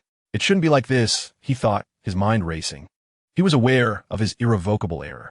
As he attempted to rise once more, Yilingling's cries rendered him motionless with fear. Yes, I didn't know, Jiangling stammered. Yilingling, still biting his shoulder, finally released him, her shoulders trembling as she sobbed softly, resembling a spring blossom drenched in rain. Jiangling, possessing the ability to see through darkness, could discern her features even in the dim light. Tears streamed down her face, and in that moment, he felt as though he had committed an unforgivable crime, drowning in a river of guilt. He held Yilingling tightly, turning her gently to lie on her side in his embrace. Her cheek pressed against his chest, and he could feel the warmth of her tears, each drop striking his heart with pain. Perhaps exhausted from crying, Yilingling gradually fell asleep amidst her sobs, while Jiangling remained acutely aware. He shifted slightly, and in her slumber, Yilingling furrowed her brow before relaxing again. Seeing that she had not awakened, Jiangling sighed in relief, observing the redness around her eyes and the clear trails of tears on her cheeks, feeling a pang of sorrow and guilt. He gently wiped away the remnants of her tears, quietly descended from the bed, covered her with the blanket once more, and donned a fresh set of clothes before stepping out of the room. Instead of returning to his own quarters, he settled on the steps outside. The night was tranquil, punctuated only by the distant chirping of insects, while the moonlight bathed Jiangling in its soft glow. From the jade pendant, he retrieved a neatly folded bedsheet, its center marred by a vivid crimson stain, the very sheet he had stored away just days prior. Jiangling stared at it, lost in thought, desperate to understand what had transpired that night. If nothing had ultimately occurred, from whence did this bloodstain originate? A cool autumn breeze ruffled his clothing, dispersing his tangled thoughts. With a wave of his hand, the sheet vanished. Why dwell on the past? Yi Lingling was now his woman. He had unintentionally hurt her, twice, in fact. Thus, he must devote himself entirely to making amends and protecting her. With this realization, Jiang Ling's spirits lifted, and he stood, intending to return to Yi Lingling's room to rest. But pause at the door. Never mind. She must be exhausted after crying for so long, he murmured, concerned about waking her, before turning back to his own chamber. Time flitted by like an arrow. A century felt but a fleeting moment, let alone a mere night. Jiang Ling rose early as always, but instead of practicing swordplay, he spent some time with his senior sister, massaging her arms, legs, shoulders, and feet, to assist Hu Laina in her physical activity. Jiang Ling had taken the initiative to learn massage techniques. As he gazed out the window, feeling it was nearly time, he made his way to the kitchen. After a short while, "Young master, you are here," greeted Qing'er, who had just awoken, her eyes still heavy with sleep. She rubbed her eyes, and upon confirming it was Jiang Ling, her face flushed as she hurried over to greet him. "Ah, Qing'er, good morning," Jiang Ling replied with a smile, continuing to sort through the red dates. Jiang Ling, already handsome, treated the maids gently. Any young girl who had come into contact with him, like Qing'er, harbored secret affections, while women in their 30s and 40s regarded him as a junior, like Aunt May. Seeing Jiang Ling smile made Qing'er inexplicably happy, banishing any remnants of sleepiness. "What are you selecting, young master?" "Let Qing'er assist," she volunteered, squatting beside him. "All right," Jiang Ling pondered for a moment before nodding. He pushed a large bag of red dates toward her, saying, "Qing'er, from this pile, choose the ones that are deep red, with smooth skin, no wrinkles. And the stems should not have hollows or dark brown powder. They should also have a good bounce. I will leave this to you while I attend to other matters." Qing'er was momentarily bewildered by his criteria, but as she watched Jiang Ling head to the kitchen, she devised her own method, comparing the dates he had just demonstrated to identify the best ones. In truth, all the dates in that bag were exceptional, but among them, there were a few that stood out, and Jiang Ling sought only the finest, for only such ingredients could yield a superior porridge. Jiang Ling returned to the kitchen, selecting the finest glutinous rice and yam. Yesterday, upon encountering Yi Lingling, Jiang Ling immediately noticed her significant weight loss. She seemed to have scarcely eaten lately. Her spleen and stomach were weak, and compounded by the blood she lost yesterday, she appeared to be suffering from insufficient vitality. A warm bowl of red date yam and glutinous rice porridge would be particularly beneficial for her recovery. Once Qing'er delivered the carefully selected red dates, Jiang Ling began to prepare the porridge, boiling it vigorously before simmering it gently. During this time, he busied himself with preparing other dishes in the kitchen. Just as Jiang Ling was engaged in his culinary endeavors, Yi Lingling awakened. Upon waking, a sharp pain beneath her caused her to gasp, her delicate brows knitting together in discomfort. After a moment of daze, she seemed to recall the events of the previous night, hastily throwing back the covers to reveal a crimson stain on the sheets, reminiscent of a blooming flower. The realization that she had been forced upon twice left her feeling desolate. Tears eluded her, perhaps having been spent the night before. Attempting to rise, she retrieved a cotton outfit, but found herself struggling particularly with her trousers. In her moment of despair, the door swung open, and Jiang Ling entered, one hand holding a tray and the other bearing a steaming clay pot. Startled, Yi Lingling quickly covered herself. Jiang Ling closed the door with his foot, placed the food on the table, and smiled as he noted her wakefulness, assuring her that a meal would soon be ready. As he lifted the pot's lid, Yi Lingling retorted, questioning his intentions, her frustration evident as she felt the urge to retaliate by throwing her pillow at him, only for it to fall short. "Believe it or not, I did not intend for either incident to occur, but I shall take responsibility," Jiang Ling said solemnly as he approached with the porridge, retrieving the pillow and placing it back behind her. "Who asked for your responsibility?" Yi Lingling snapped, still in a huff, attempting to hurl the pillow again, only to have Jiang Ling grasp her wrist. "You," she began, but was silenced by Jiang Ling's kiss. The scene was peculiar, with the woman seated on the bed and the man at her side, leaning down to capture her lips while holding a bowl of steaming porridge in one hand and firmly grasping her hand with the other. Yi Lingling was momentarily stunned before biting down on Jiang Ling's lower lip. "You really bit me," he exclaimed in surprise. "Next time, I shall bite your tongue off," she retorted coolly. Jiang Ling was taken aback, responding with disbelief. Is there to be a next time? Yi Lingling's cheeks flushed as she realized her slip of the tongue, angrily declaring, "You big-headed fool," and throwing the pillow again. However, the abrupt motion exacerbated her injuries, unleashing a cascade of ailments that had been lying dormant. Her already frail body, compounded by the blood loss and a night of fasting, succumbed to dizziness, causing the pillow to slip from her grasp as she slumped back in weakness. Alarmed, Jiang Ling swiftly supported her shoulders, allowing her to lean against him. His expression filled with guilt as he regarded her pallid complexion. Jiang Ling, how could you tease her knowing her frail condition and incite her anger? He chastised himself internally, wishing he could slap his own face for his carelessness. After a moment, Yi Lingling began to regain her senses, but remained as weak as a wilting flower. Discovering herself in Jiang Ling's embrace, she attempted to rise, only to find herself utterly drained of strength.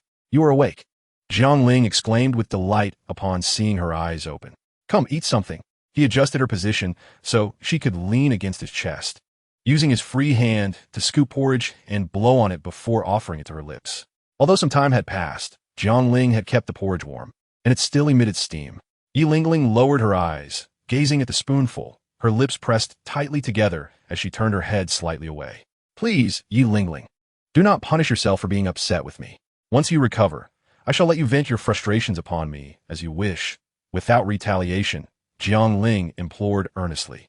At his words, Yi Lingling, whether swayed by his sincerity or driven by hunger, reluctantly parted her lips.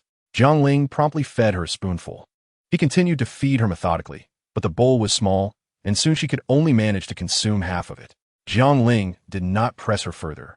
Understanding that her prolonged weakness could not be remedied by a single meal, her condition required nurturing and care.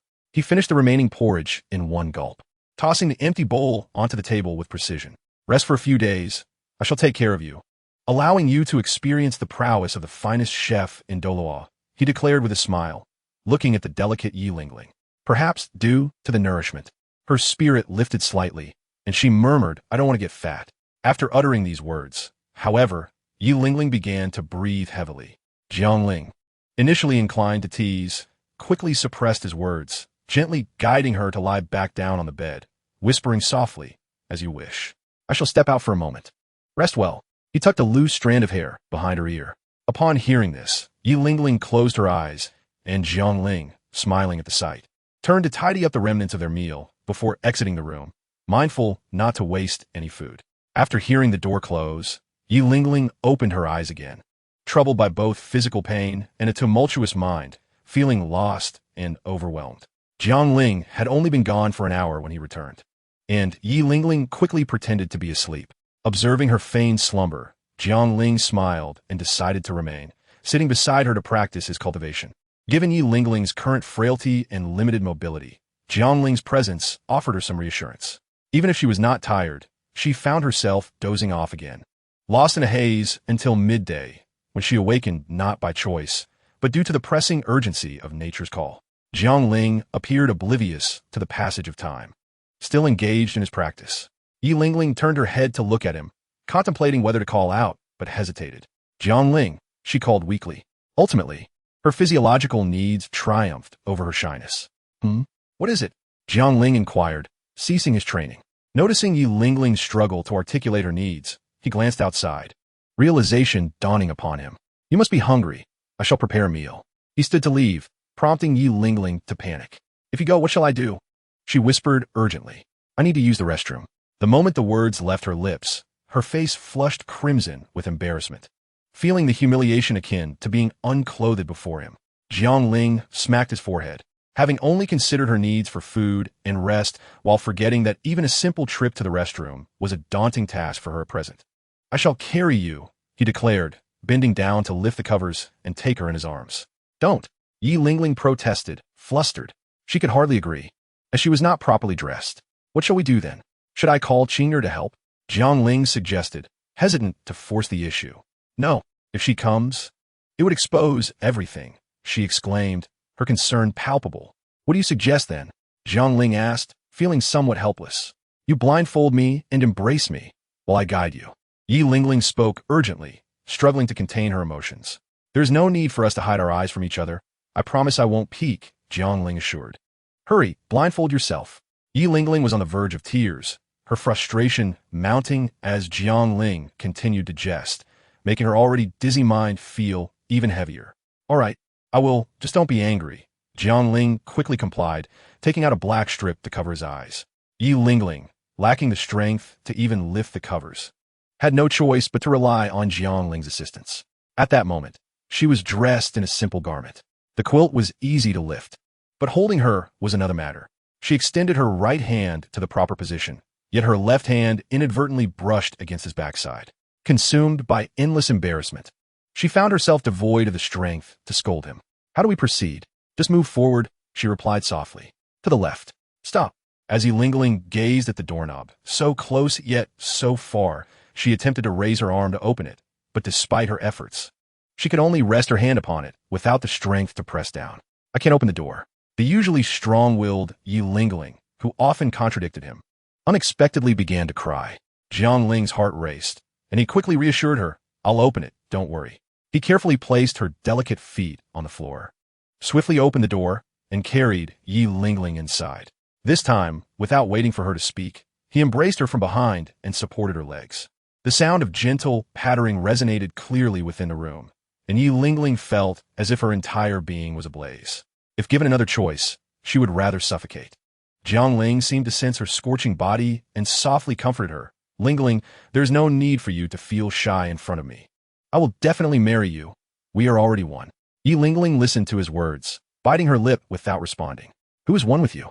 If it weren't for you, I wouldn't be in this situation. How hypocritical. She huffed. The matter of going to the restroom occurred again that evening. But this time, Yi Lingling had regained some strength and managed to put on a dress. However, she still couldn't walk properly, so Jiang Ling carried her to the door, allowing her to go to the restroom independently. With clothes and the door providing some semblance of privacy, Yi Lingling breathed a sigh of relief, no longer feeling as bashful as she did at noon.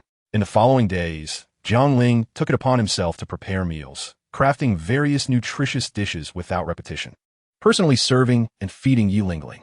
Her complexion improved significantly, and she found herself eating much more than usual. Under Jiang Ling's meticulous care, Yi Lingling's grievances gradually dissipated. The mistakes were made, and all she could do was force herself not to think about Zhu Zhuqing for the sake of her peace of mind. In fact, by the second day, Yi Lingling could somewhat manage to get out of bed, albeit with an awkward gait and unable to stand for too long. On that day, while Jiang Ling was absent, she took the opportunity to hide the blood-stained bedsheet. By the third day, the swelling around her injury had subsided, and her body was nearly back to normal activity, though her complexion remained somewhat pale. That day, Jiang Ling brought food into the room. Lingling, it's time to eat. He called out, You don't need to make me meals every day. I'm almost fully recovered. If you have matters to attend to, please go. Yi Lingling said softly as she approached him, her face bright with joy, revealing her fondness for Jiang Ling's attentiveness. That won't do. You're only just feeling better. I must ensure you reach a weight of 120 pounds, Jiang Ling joked. Don't be ridiculous. I don't want to gain that much weight, Yi Lingling retorted, a vision of a plump girl flashing through her mind, causing her to shudder in displeasure. What's wrong with gaining a little weight? I want to drive a tank too, Jiang Ling chimed in, wrapping his arms around her slender waist from behind, chuckling. Today, Yi Lingling donned a cloud brocade dress adorned with pink begonia embroidery.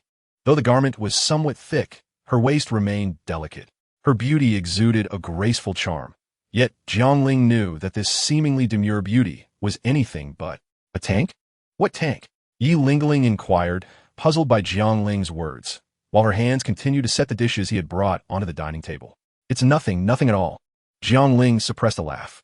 You sly one. I can tell you have something up your sleeve. Are you speaking ill of me? Yi Lingling turned her head, glaring at Jiang Ling. Before he could respond, she broke into a smile, saying, Never mind, today I am in a good mood. I won't hold it against you. Let us eat, she declared, swatting Jiang Ling's hand from her waist. All right then. By the way, Lingling, tomorrow is my ceremony to inherit the position of Saint's son. I will go pick Zhuqing up from the Wuhuan Palace. You should come along, Jiang Ling suddenly said. Yi Lingling paused, her hand faltering as she picked up her food, her chewing slowing as she fell into silence. I will discuss our matters with Zhuqing. You need not worry, Jiang Ling, sensing her unease, reached out to stroke her head in comfort. No, there's no need. I will handle it, Yi Lingling suddenly replied. Lingling, Jiangling still wishes to advise you, he began, but she quickly interrupted. I have made my decision. I owe Zhu Qing an explanation, as well as to Miss Hu. I must clarify things with Zhu Qing, regardless of whether she forgives me or not. With that, she shot him a glare, gritting her teeth. It's all your fault. Jiangling offered an awkward smile. Although Yi Lingling had accepted Jiangling, it did not mean she was free from anger or grievance. Why was it that others experienced the sweetness of love first, followed by a wedding, and only then the consummation, while she had to endure the bitterness of unrequited affection first, only to be forcefully taken? Skipping the romance and ceremony altogether? Young master, the Holy Father wishes to see you. Just as Jiangling, feeling guilty, tried to focus on his meal. A voice called from outside. What could the Holy Father want with you at this hour? Yi Lingling suddenly asked. It's likely about tomorrow's ceremony. I must go now. Jiangling replied hastily, finishing his rice with a muddled tone as he prepared to leave. By the way, Lingling, my teacher has summoned me, and I may be occupied for a while. Please fetch Zhu Qing and bring her here, Jiangling added as he turned to leave. All right, I understand, Yi Lingling nodded. Kiss me. Jiangling suddenly leaned in, requesting a kiss. My mouth is greasy. I won't, Yi Lingling protested, pushing his cheek away with her small hand in disgust. I don't mind the grease, he insisted. I do. Then I shall kiss you, Jiangling declared, swiftly covering her lips with his, wiping away the grease from her mouth. I'm leaving, he said, his footsteps quickening, leaving behind a fleeting shadow as he vanished from the room, seemingly employing his swift footwork technique. By the time Yi Lingling regained her senses, Jiangling had already disappeared, and she wiped her lips, muttering in annoyance, that insufferable fellow. Jiangling hurried along, and before he reached the Holy Father's palace, he encountered Xiaoyu. However, Xiaoyu did not appear to be in good condition. His custom-tailored clothing was torn in several places, and his once fair and handsome face was now covered in dust. What happened to you? Where have you been? They simultaneously exclaimed. I was at Senior's sister's courtyard. By the way, what have you been up to these past few days? And what else with that outfit? Digging a tunnel? Jiangling pointed at Xiaoyu's attire and responded first. You have only just begun digging the tunnel, and yet it is merely for your ceremony tomorrow. We toil endlessly while you remain at home in comfort. Xiaoyu feels an urge to vomit blood. By the way, has Miss Yi forgiven you? Xiaoyu, not wishing to engage in idle chatter with Jiangling, directly inquires about the matter that has been on her mind for several days. She has forgiven me. Is that truly the case? Indeed. Is it really so? Absolutely. Just as Xiaoyu was about to say more, Jiangling interjected, My teacher wishes to see me. I must take my leave. He bypassed Xiaoyu and headed towards the papal hall, uninterested in indulging this individual in a performance of Beijing opera. Upon entering the papal hall, Jiangling addressed the figure of Bibi Dong, who stood with her back turned. Teacher, Lingner has arrived. Bibi Dong turned to face him, her expression softening as she spoke. I summoned you because I have something for you. With a graceful motion of her right hand, a resplendent golden longsword soared towards Jiangling. He caught it effortlessly. The sword was surprisingly light, its blade slender and radiant, emanating an almost blinding brilliance. The hilt and sheath were adorned with 18 golden gemstones, exuding an aura of unparalleled luxury. In short, this sword was a symbol of prestige. This is a power sword I had crafted specifically for you, a representation of your authority as the Holy Son. Remember to wear it tomorrow, Bibi Dong remarked nonchalantly. Jiangling could not help but think how unfortunate it was that if sold, it would fetch at least 10 million gold soul coins, but alas, it was not for sale. Also, this is for you. With another wave of her hand, a set of golden attire flew towards him. This is your formal wear for tomorrow. Upon examining the outfit, Jiangling's face flushed with embarrassment as he internally lamented. Is this really formal wear? Teacher, I can't help but think you have a misunderstanding about what constitutes formal attire. He whispered, Teacher, isn't this a bit too ostentatious? Tomorrow marks your ascension as the Holy Son, your official entry into the core of the Wuhuan Temple's power. Why be low-key? Trust your teacher. Wear it as it is. Bibi Dong replied dismissively. Chapter 135. Social Death. While Bibi Dong was undeniably beautiful, Jiangling could not commend her taste in clothing. The golden sword aside, the tight-fitting battle attire that was entirely golden, coupled with an extravagant red cloak, was utterly bewildering. Jiangling's assessment was blunt. It was garish, utterly lacking in taste. He had no idea which fool designed such an outfit. Teacher, I can't possibly wear this. Please let me change to something else. Jiangling pleaded, his eyes shimmering with desperation as he gazed at Bibi Dong. Absolutely not. This was personally selected for you. Would you truly disregard my good intentions? Bibi Dong's displeasure was evident, though a subtle smile played at the corners of her lips. Had it been 3 years ago, Jiang Ling would have begrudgingly accepted, for Bibi Dong was his teacher. But now, Jiang Ling had evolved and wanted to tell Bibi Dong, "Teacher, times have changed." He tucked the golden sword into his jade pendant while clutching the golden attire tightly, silently approaching his teacher. Bibi Dong remained composed, observing Jiang Ling's approach.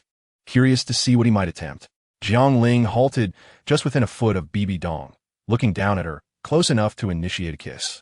Bibi Dong slightly raised her chin, gazing into Jiang Ling's eyes without a hint of anger, her beautiful eyes reflecting a trace of nostalgia.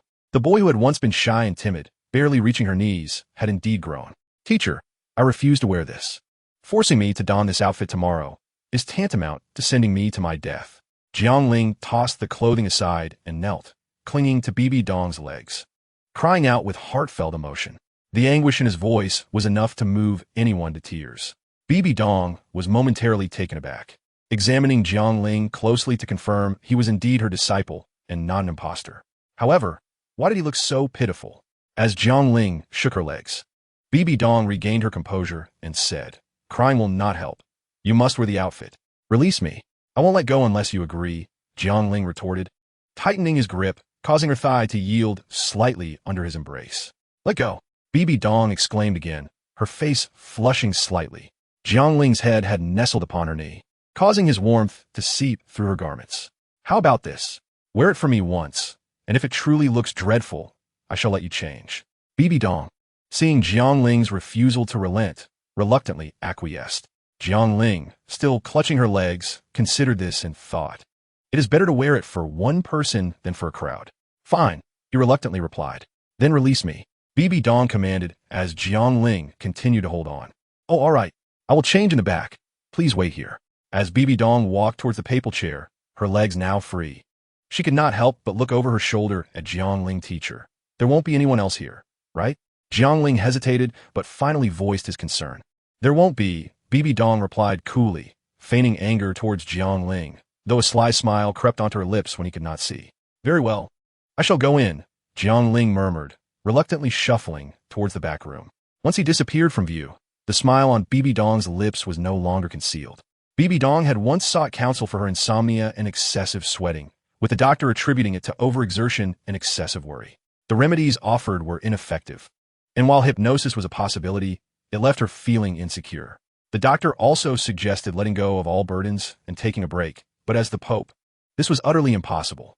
Another suggestion was to think of joyful things and to smile genuinely. Bibi Dong remained silent. She once knew how to do this, but now she was at a loss. Having deemed all options unfeasible, Bibi Dong resigned herself to despair until she stumbled upon the unconventional outfit while selecting formal wear for Jiang Ling. The mere thought of Jiang Ling wearing it made her chuckle aloud, leaving her accompanying guards in stunned silence. Remembering the doctor's advice, she decided to give it a try. After all, Jiang Ling was at the Wuhuan Temple, and she could not sleep in his room. Thus, after selecting the formal wear, she retrieved the tight-fitting battle attire, hoping Jiang Ling would wear it for her. If that failed, perhaps after the ceremony, she could arrange for Jiang Ling to spend some time away. Sitting in the papal chair, propping her chin on her hand, she mused, longing for Jiang Ling's bed, where she felt truly at peace. Meanwhile, Jiang Ling, struggling to change into the outfit, would undoubtedly be enraged if he knew Bibi Dong's thoughts. He would question his teacher, "Am I merely a tool to please you? What worth do I have compared to a bed?" "Teacher," Jiang Ling ventured shyly, emerging softly. He clutched the red cloak in front of him, feeling utterly embarrassed. The outfit was quite tight, emphasizing his form, leading him to suspect it was designed for women. Bibi Dong turned her head to gaze at Jiang Ling, feeling a twinge of disappointment. Uncertain whether it was Jiang Ling's striking looks or the outfit failing to amuse her as she had anticipated, she found that rather than being ridiculous, Jiang Ling appeared somewhat beautiful in it. "Why are you holding the cloak? Let it down so I can see." Bibi Dong pressed on, refusing to relent. "Teacher, it's evident that this outfit does not fit well. Perhaps I should keep the cloak on," Jiang Ling protested, his face turning an unprecedented shade of crimson. "This will not do. Let it down," Bibi Dong insisted. Having exerted such tremendous effort, how could there be no reward? Moreover, I was fortunate enough to have relied on someone else. though I treated it merely as a childlike act of endearment. Very well, I shall let it go. Jiangling displayed a demeanor of gallant resignation, dramatically tossing his cloak back, revealing his front to Bai Bai Dong. Bai Bai Dong stood frozen in place. The more one feels shy, the more one is prone to contemplate improper thoughts, and Jiangling was no exception, gazing at his teacher, whose mouth hung slightly agape in astonishment. Jiangling, unable to restrain himself, moved as if declaring war against Bai Bai Dong. In that moment, Jiangling faced social demise. Bai Bai Dong regained her composure, her face slightly flushed, turning away to avoid looking at Jiangling, striving to maintain a calm tone as she remarked, "This outfit is indeed unsuitable for tomorrow. You should change back." Jiangling felt as if he had been granted a reprieve and hurried back to the inner chamber, finally understanding the feelings of Yi Lingling. Upon seeing Jiangling return to change, Bai Bai Dong quickly rose, pressed her hand against her chest, and departed from the papal hall in haste. By the time Jiangling emerged, the papal hall was devoid of any presence, leaving only the wind to touzle Jiangling's hair. Standing there for a considerable time, Jiangling sighed and made his way toward his courtyard. Not long after Jiangling arrived in the courtyard, a stern-faced woman arrived, delivering a package to him before leaving without uttering a word. Chapter 136. The eve of the ceremony, Jiangling opened the package to discover a brand-new ceremonial outfit, a striking combination of white and gold, adorned with flame embroidery, exuding an air of opulence and elegance, far surpassing the tight-fitting battle attire from earlier. How infuriating! My teacher has played a trick on me. Upon seeing this outfit, Jiangling realized that the previous ensemble was indeed a deliberate jest by his teacher, yet he could not fathom the reasoning behind it. He simply could not comprehend why his teacher would engage in such childish antics. Yi Lingling lingered at the entrance of the verdant courtyard, hesitating to push the door open, her expression betraying her inner turmoil. Inside the courtyard, Zhu Zhuqing cradled her face in her hands, staring vacantly at the pond, resembling a breathtaking painting. The autumn breeze rustled through a nearby grove of bamboo, adding a layer of poetic ambience to the scene. She promised to take me to the ceremony. Why hasn't Tishi arrived yet? Zhu Zhuqing gazed at the still door, a hint of disappointment washing over her as she slumped against the stone table, her ample bosom straining against her attire. Knock, knock, knock. Ling, or brother. Zhu Zhuqing's face lit up with joy as she quickly rose to the door. With a creak, the courtyard door swung open. Lingling, why are you here today? Upon realizing the visitor was not Jiangling, Zhu Zhuqing felt a tinge of disappointment. But her spirits lifted upon seeing Yi Lingling, though she couldn't help but glance behind her for Jiangling. What's wrong? Are you disappointed to see someone other than the person you've been longing for? Yi Lingling teased, noticing Zhu Zhuqing's reaction. Not at all, Zhu Zhuqing replied bashfully, pulling Yi Lingling into the courtyard. After some idle chatter, Yi Lingling pondered how to broach the subject of her relationship with Jiangling. Yet every time the words reached her lips, they became trapped. Lingling, why hasn't he come? Zhu Zhuqing, unable to contain her curiosity, inquired. Oh well, he was supposed to come, but the papal lord summoned him unexpectedly. I was sent to bring you to the Wuhuan Hall. Yi Lingling recalled the purpose of her visit, momentarily suppressing her apologies to respond. Really? Then let us hurry, Zhu Zhuqing exclaimed, standing up and pulling Yi Lingling along eagerly. Indeed, love can truly transform a person, Yi Lingling mused. As Zhu Zhuqing and Yi Lingling made their way toward the Wuhuan Hall, two slender men trailed them from a distance, their gazes fixated particularly on Yi Lingling. Zhu Zhuqing suddenly turned her head, noticing nothing unusual in the street, which left her feeling puzzled. What's the matter? Yi Lingling asked, sensing Zhu Zhuqing's unease. I feel like someone is watching us. Perhaps it's just my imagination, Zhu Zhuqing replied calmly. Lingling, let's continue onward, she suggested as they turned a corner. We're a remarkable girl, able to sense us from such a distance. Her figure and face are both exceptional. If I could spend a night with her, I would have no regrets. One of the slender men leered, his pallid complexion and disheveled appearance betraying a life of excess. The last person who thought like this about Jiangling is now buried beneath 3 meters of grass. At this point, you're still thinking such things? Perhaps you should consider how to explain this to the master. The other slender man retorted darkly. Why worry? We'll find an opportunity to incapacitate Yi Lingling and take her away. I want that girl too. The lecherous man licked his lips. Fool, this is Wuhuan City. People aren't something you can just seize at will. The gloomy man snapped, struggling to contain his frustration. If he were not weaker than his companion, he would have taught him a lesson. What do you propose then? If you hadn't sneaked off, we wouldn't have lost track of her. The lecherous man dismissed. I left after informing you. You agreed. It's your infatuation with the pleasures of the flesh that caused us to lose her. The gloomy man's face flushed with anger.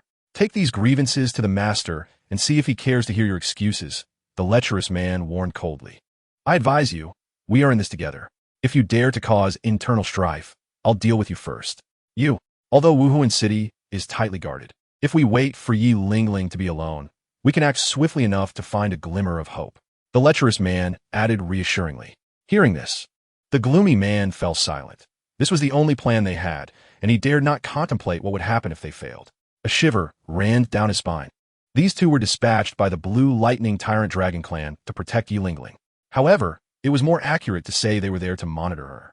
For them, surveilling a support soul master was exceedingly simple. Over time, they inevitably grew complacent. The gloomy man had married in the spring and welcomed a son over a month ago, wishing to see his child. After discussing it with the lecherous man, who readily agreed to keep watch, he left. Little did he know, a headliner had arrived at the Spring Breeze Tower, boasting a figure and assets that were simply irresistible. By the time the gloomy man returned, the lecherous man was nearly lifeless from indulgence, and naturally, Yi Lingling had vanished. They searched for quite some time before uncovering a few clues. Arriving at Wuhuan City nearly a week ago, only to discover Yi Lingling today. Follow closely, observe where they are headed, but do not get too close. That girl in black is a bit peculiar, the lecherous man instructed. Though the gloomy man was angry, he had no choice but to comply. He had resolved to bring Yi Lingling back and request a replacement from the master. A quarter of an hour later, not only was the gloomy man sullen, but the lecherous man's expression also darkened. They had witnessed Yi Lingling enter the Wuhuan Hall alongside the girl in black. What do we do now? The distraught gloomy man grasped the lecherous man's neck, shouting in despair. Wait until she comes out. The lecherous man pushed him away, his own face reflecting displeasure. Wait, we don't have that much time. It won't be long before the master learns of our failure. The gloomy man pressed, glaring at him. What else can you do? Rush in and seize her. The lecherous man snapped impatiently. The gloomy man, defeated, sank down onto the ground. Meanwhile, Yi Lingling and Zhu Zhuqing had entered the Wuhuan Hall. It was Zhu Zhuqing's first visit to the Wuhuan Hall, not the Sacred Hall, Main Hall, or Branch Hall, but the Wuhuan Hall of Wuhuan City, the place where Jiangling had grown up. Zhu Zhuqing couldn't help but curiously survey her surroundings. Yi Lingling hesitated throughout the journey, ultimately lacking the courage to confide in Zhu Zhuqing, continuously implying that the moment was not opportune. However, Zhu Zhuqing, possessing an astute intellect, could easily discern Yi Lingling's repeated hesitations and softly inquired, Sister Lingling, do you have something to discuss with me? Indeed, Yi Lingling had overheard Zhu Zhuqing mention something earlier, and she bit her lip, ready to divulge everything. Alas, fate had other plans. Miss Yi, in the distance, Nu Zhan, who was on his way to find Jiangling, spotted one being the beloved of the young master, and the other his savior, and greeted them cheerfully. Chapter 137.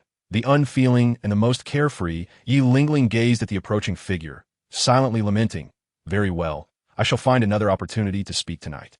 Greetings, esteemed elder. Zhu Zhuqing acknowledged Nu Zhan with a bow, her voice as frigid as ice. In truth, Zhu Zhuqing was not well acquainted with Nu Zhan.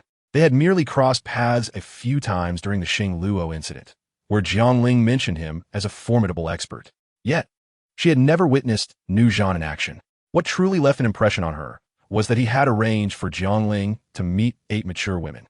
However, since Jiangling had later clarified that nothing untoward had occurred, Zhu Zhuqing harbored no resentment, recognizing her own faults in the matter.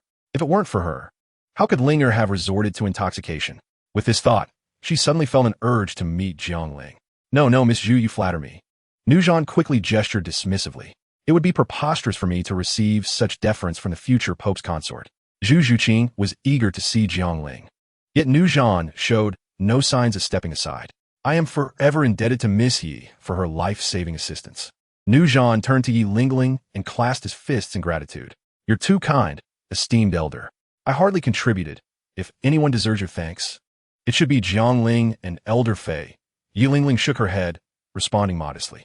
Miss Yi, you are being humble. From now on, You may count on me. Nu Zhan, he declared, not only because Yi Lingling had saved him, but also for rescuing Hu Lai Na. You know each other? Nu Zhan inquired, puzzled by the unexpected connection. Yes, I have known Sister Lingling for quite some time, Zhu Zhuqing replied. Esteemed elder, we have matters to attend to, so we shall take our leave. Are you two also seeking the young master? Would you care to join me? I am heading there as well, Nu Zhan suddenly suggested. The two women exchanged glances and nodded in agreement. For Zhu Zhuqing, the priority was to meet Jiang Ling as soon as possible. Yet shortly thereafter, Nu Zhan regretted his invitation. The once jovial atmosphere grew heavy with tension upon his arrival. Zhu Zhuqing donned a frigid expression, while Yi Lingling appeared troubled, as if burdened by unspoken thoughts. Accompanying Nu Zhan, Zhu Zhuqing, and Yi Lingling felt as if they were on pins and needles. Fortunately, the distance was not great, and Nu Zhan gritted his teeth to endure the silence. Indeed, my level is still too low. Little Ling is adept at managing relationships with multiple women. Speaking of which, is it not too audacious to bring Miss Zhu to the Wuhuan Palace? Nu Zhan mused, his admiration for Jiang Ling growing. Wait a moment. If Miss Zhu is coming, surely Little Ling must be aware. This is bad. Nu Zhan's heart sank. Miss Zhu, he suddenly called out. What is it? Zhu Zhuqing asked, perplexed. I just remembered that I have something else to attend to, so I won't be joining you, Nu Zhan stammered after a moment of hesitation. He initially intended to ask Zhu Zhuqing whether Jiang Ling was aware of her visit, but hesitated, fearing it would imply that the young master was apprehensive about her coming to the Wuhuan Palace, which would surely raise her suspicions. He was no longer the same Nu Zhan. He had become as astute as his martial spirit. Very well, esteemed elder. You may attend to your matters. Zhu Zhuqing nodded, not insisting on his company. Nu Zhan acknowledged her with a nod and walked away. Once he felt Zhu Zhuqing and Yi Lingling had distanced themselves, he swiftly slipped into a nearby thicket, eager to inform Jiang Ling of the situation. In Jiang Ling's courtyard, he stood before the mirror, trying on the ceremonial attire bestowed by his teacher. Indeed, one is adorned by gold, while one's appearance is enhanced by fine garments. Jiang Ling mused, admiring his reflection. With a flick of his wrist, he produced the golden sword from his jade pendant, scrutinizing it in the mirror. Why does it seem like something is missing? He murmured to himself. Xiaoling. Nu Zhan burst through the door without knocking. Sigh, Uncle Nu, can you tell me if I'm missing something? Jiang Ling asked without turning, still fixated on the mirror. Forget that for now. Something significant has occurred, Nu Zhan urgently replied, noticing Jiang Ling's continued preoccupation with his appearance.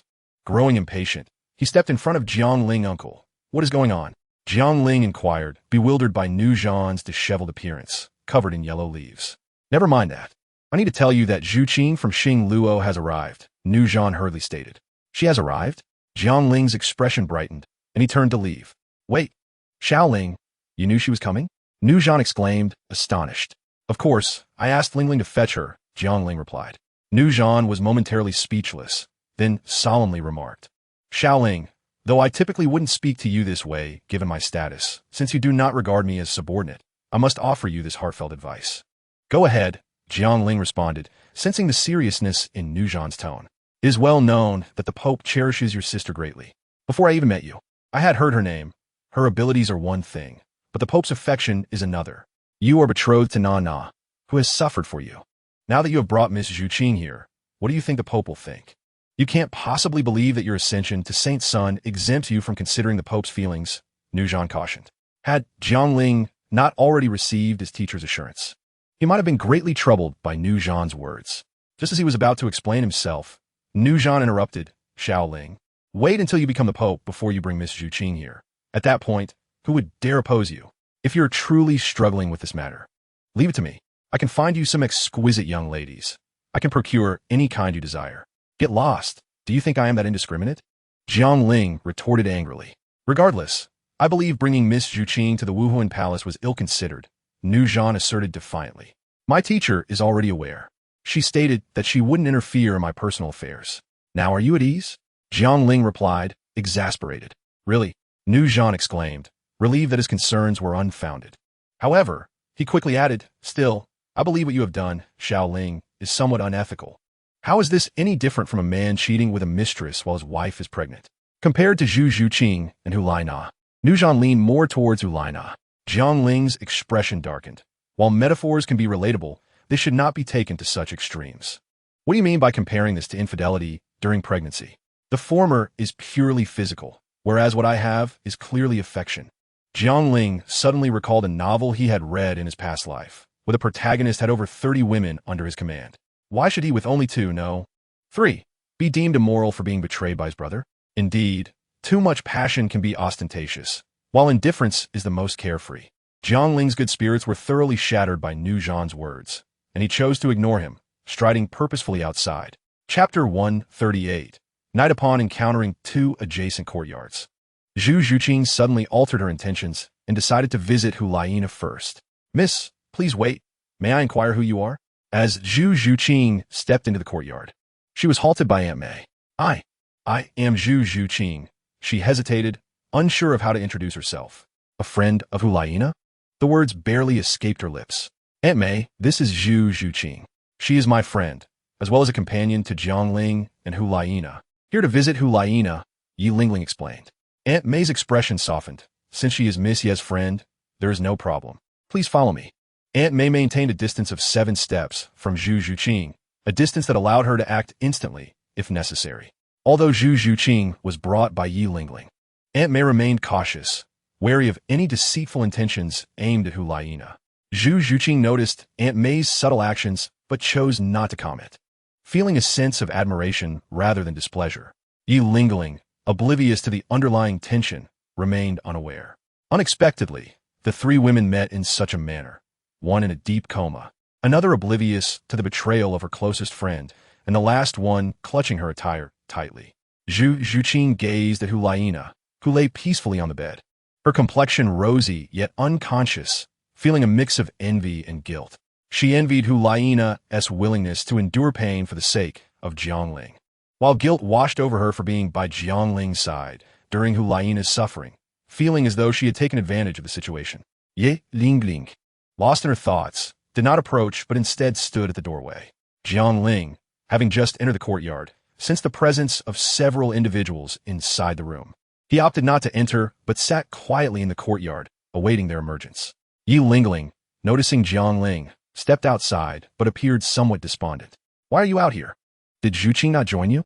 Jiang Ling inquired. I suddenly feel that loving someone is exhausting. You and Zhuqing share mutual feelings. Yet the presence of your senior sister makes it difficult for Zhuqing. Leaving her in turmoil, she expressed. I am uncertain how she would react upon discovering our relationship. Zhuqing is my only friend. I do not wish to hurt her. I do not know what your senior sister is like. But Zhuqing has mentioned that you two have been childhood friends. She must be one of the people who loves you the most in this world, Yi Lingling said, sitting across from Jiang Ling, her words spilling out without thought. What are you saying? Jiang Ling was taken aback by her sudden outburst. Nothing. I just feel that perhaps my feelings for you are not love. They may merely stem from curiosity. What has transpired between us might be nothing more than a series of coincidences, Yi Lingling remarked with a faint smile. What nonsense are you talking? Have you come down with a fever? Jiang Ling reached out to touch her forehead. Jiang Ling, we should break up and return to being ordinary friends. Just like you and Lingling, she declared, brushing his hand away and falling silent for a moment, her voice laced with disappointment. Zhu Zhuqing's earlier gaze at Hulaina lingered in Yi Lingling's mind. She pondered that if Zhuqing were not deeply infatuated with Jiang Ling, she might have already chosen to leave. The more she tried to forget that piercing gaze, the clearer it became, amplifying her feelings of guilt. Yi Lingling's words struck Jiang Ling like a bolt from the blue. My dear lady, what is the matter? We just reconciled a few days ago, he asked helplessly. Are you unable to speak to Zhuqing? I will go and explain, Jiang Ling suggested. Do not go. Why can't you understand? Yi Lingling admonished softly. What do you mean? You clearly want to indulge without taking responsibility. Jiang Ling feigned sorrow. It is I who am suffering. What do you mean by not taking responsibility? You are reveling in this while I bear the burden, Yi Lingling retorted angrily. If you are suffering, then I am willing to take responsibility. Jiang Ling replied with a smile. Listen to me seriously. Do not jest, Yi Lingling said, realizing she had been drawn into Jiang Ling's playful banter. His expression shifting to seriousness, Jiang Ling abruptly cupped Yi Lingling's face and kissed her fiercely, showing no restraint. Yi Lingling felt the sting on her lips but dared not cry out, fearing it would disturb Zhu Zhuqing, and resorted to frantically hitting Jiang Ling's arm. It was only when Yi Lingling felt on the verge of breathlessness that Jiang Ling finally released her. She gasped for air. Rogue, scoundrel, shameless. Her face flushed crimson. Will you continue to scold me? Jiangling feigned a threatening pose, ready to kiss her again. Terrified, Yi Lingling quickly covered her mouth. When you can admit that you do not like me at all, I will let you go. Otherwise, I shall hold you accountable. Jiangling declared with an air of dominance. Now touch your heart and tell me if you can say that. He pressed her further. Jiangling, you are despicable. Yi Lingling exclaimed angrily, pushing him away and retreating to her room. Jiangling sat in stunned silence for a moment before returning to the stone bench, feeling a sense of exhaustion. He understood Yi Lingling's feelings, yet he felt equally tormented, as choosing one would inevitably hurt the other. Once the ceremony is over, I shall seek out a task from my teacher and venture outside for a while. I feel as though I have reached a plateau in my swordsmanship, and there are no opportunities for breakthrough within the spirit hall, Jiangling contemplated. Brother Ling, a melodious voice jolted him back to reality. Zhu Qing. Jiangling instinctively opened his arms. Zhu Qing did not rush into his embrace, but paused before him. Brother Ling, let us maintain our ordinary friend status here. Just as you do with Sister Lingling, she said softly. Very well. Jiangling understood that Zhu Qing's actions were for the sake of her senior sister. Yet an image flashed in his mind, invoking a sense of guilt. Lingling, after all, was already 16. That evening, Jiangling prepared dinner, which Zhu Qing enjoyed thoroughly, as did even the irked Yi Lingling. After dinner, Jiangling did not linger long, for the ceremony was the next day, and a good night's rest was essential. He did not arrange a separate room for Zhu Qing. Instead, she stayed with Yi Lingling. That night, Jiangling and Zhu Qing slept soundly, while Yi Lingling, gazing at Zhu Qing, found herself unable to drift into slumber. Bibi Dong, Jiangling's teacher, was equally restless. She could not sleep, and every time she closed her eyes, she imagined Jiangling in tight-fitting attire, particularly from the front. At midnight, she decided to dress and take a walk. The moonlight, pure and serene, elongated Bibi Dong's silhouette. Wrapped in a cloak, she ventured into the back garden, where the flora glistened under the moonlight, the dew glistening like a curtain of distant dreams. Witnessing such beauty, Bibi Dong's inner turmoil, restlessness, indecision, and confusion melted away in the tranquil moonlight. She sat on a stone bench in the garden and gradually fell asleep. In her dreams, Bibi Dong envisioned Jiangling and Hu Laina united in marriage, blessed with a delightful baby, living harmoniously together. At that time, Jiangling had become the ruler of this land, and she smiled as she playfully interacted with the infant in her arms. Suddenly, the scene shifted, and a woman in her 20s appeared, with skin fair as snow, a straight nose, and slightly delicate phoenix eyes. Yet her exquisite beauty was marred by a visage of hatred.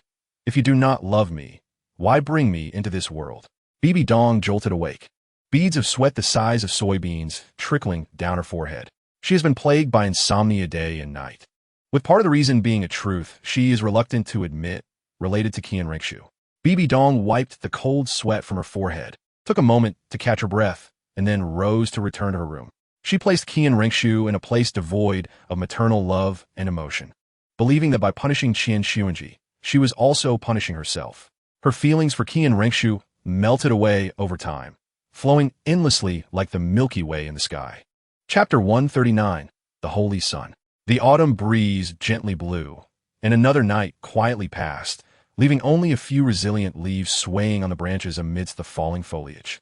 Within the spirit hall, the ponds glistened like strings of green pearls embedded in the ground, their waters clear and beautiful. As dawn broke, Jiangling rose from his slumber. Today marked a significant event in his life. He had thought that such a grand occasion would be the day he donned a wedding outfit. Yet, looking at the ceremonial attire in his hands, he could not help but let out a self-deprecating smile. Today was, after all, akin to a first-time bride being carried in a flower palanquin.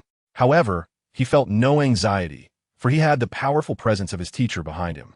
Just as Jiangling was about to change into his attire and head to the papal palace, a knock echoed at the door. He assumed it was Nuazan and casually called for entry. To his surprise, 8 maidens adorned in finery filed in. Bowing as they greeted him, "We pay our respects to the Holy Sun. We have been commanded by His Holiness to assist you with your bathing and dressing."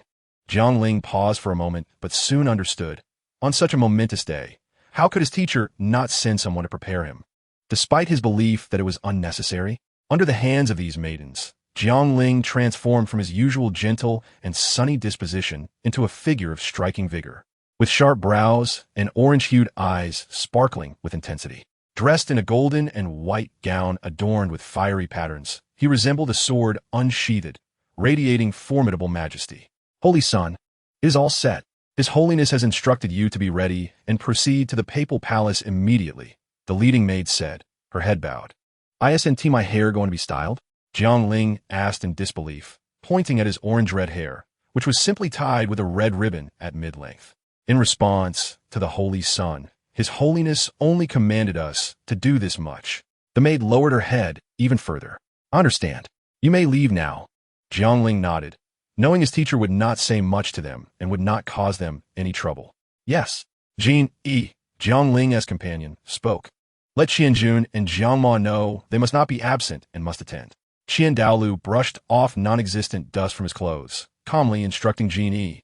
But, if we all go, those below may perceive it as a sign of weakness towards Bibi Dong, which could have significant repercussions for both you and the young lady. Jiang replied, a hint of hesitation crossing his rugged face. Then what of it? If I wish for the spirit hall to advance, we must avoid internal strife. But, Patriarch, Jiang attempted to argue further. Enough. I have my own judgment on this. Let us go. Attending the ceremony is of utmost importance, Qian Douluo interjected, waving his hand dismissively. Yes, Jiang acquiesced, bowing in resignation. Upon entering the papal palace, Jiang Ling found it deserted. He quickly made his way to the inner chamber, where Bibi Dong sat cross-legged on the bed, engaged in meditation.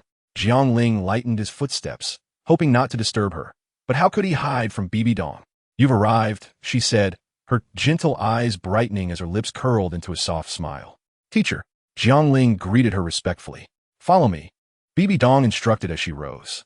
Sit down, she said when they reached the mirror. At that moment, Jiang Ling understood why she had not allowed the maidens to style his hair. She intended to do it herself. Sit, she reiterated softly, her tone leaving no room for refusal. The hair crown is far more significant than the attire. Today, I shall personally adorn you with it. Bibi Dong removed Jiang Ling's hair ribbon and took a wooden comb from the side, gently untangling his hair as she spoke softly. Thank you, teacher. Jiang Ling felt a surge of joy, inhaling the fragrant scent emanating from her, momentarily forgetting the previous day's mischief. Bibi Dong smiled, and with a wave of her hand, a flawless jade crown that matched her attire appeared, securing Jiang Ling's hair. The process of adorning the hair crown did not take long. Let's go, she said, taking Jiang Ling's hand. As they emerged from the back room, Jiang Ling was taken aback. The previously empty papal palace was now filled to the brim with people. Had it not been for Bibi Dong holding his hand, he might have stood there in shock. Before him stood numerous titled Douluos. Even with the prowess of Yueguan, the ghostly 95th level titled Douluo, he merely stood amongst them. Jiang Ling recognized the figure at the forefront, none other than Qian Douluo himself.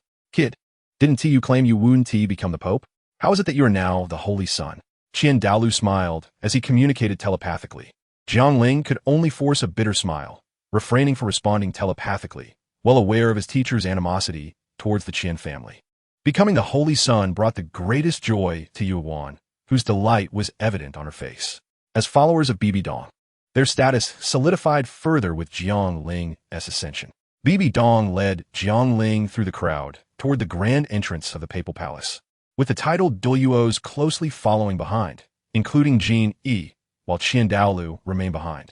Upon exiting the grand doors, Jiang Ling was once again awestruck by the scene before him. Over 3,000 people stood orderly below the high platform. He could hardly recognize anyone at a glance. Coughing, Xiaoyu and Yin were among the crowd, watching Jiang Ling atop the platform. Xiaoyu felt a wave of emotions, while Yin, still defiant, coldly snorted. Eager to challenge Jiang Ling once more now that he had obtained his 5th spirit ring. Nuizan also gazed up with excitement. Yi Lingling and Zhu Zhuqing, not being part of the spirit hall, were situated on a distant high platform, introduced by Mei Yi. Don't be nervous. I'm here. Bibi Dong seemed to sense Jiang Ling's apprehension, gently squeezing his hand and sending a reassuring thought. Jiang Ling felt warmth in his heart, returning the gesture by squeezing her delicate hand to convey that he was fine. Bibi Dong surveyed the crowd below, grasped Jiang Ling's wrist, and raised it high, proclaiming, From this day forth, Jiang Ling shall be the Holy Son of our spirit hall. Her voice, infused with soul power, resonated far and wide, lingering in the air. As the crowd knelt on one knee, they shouted in unison, "We pay our respects to the Holy Sun." Their voices rang out like thunder in the square. The titled Douluos behind Bibi Dong and Jiang Ling also bowed in respect. Jiang Ling drew the golden sword bestowed upon him by his teacher, unsheathing it with a flourish, and the scabbard flew aside, embedding itself in a nearby stone pillar. With a firm stomp of his right foot, he shot upward, the golden sword surrounded by crimson light. "Fire dance whirlwind," Jiang Ling chanted. A massive fire dragon spiraled into the sky before exploding into a shower of fireworks. Suspended in midair, Jiang Ling raised the golden sword high and bellowed, "Spirit Hall! Spirit Hall! Spirit Hall! Spirit Hall!" The crowd echoed his fervent shouts.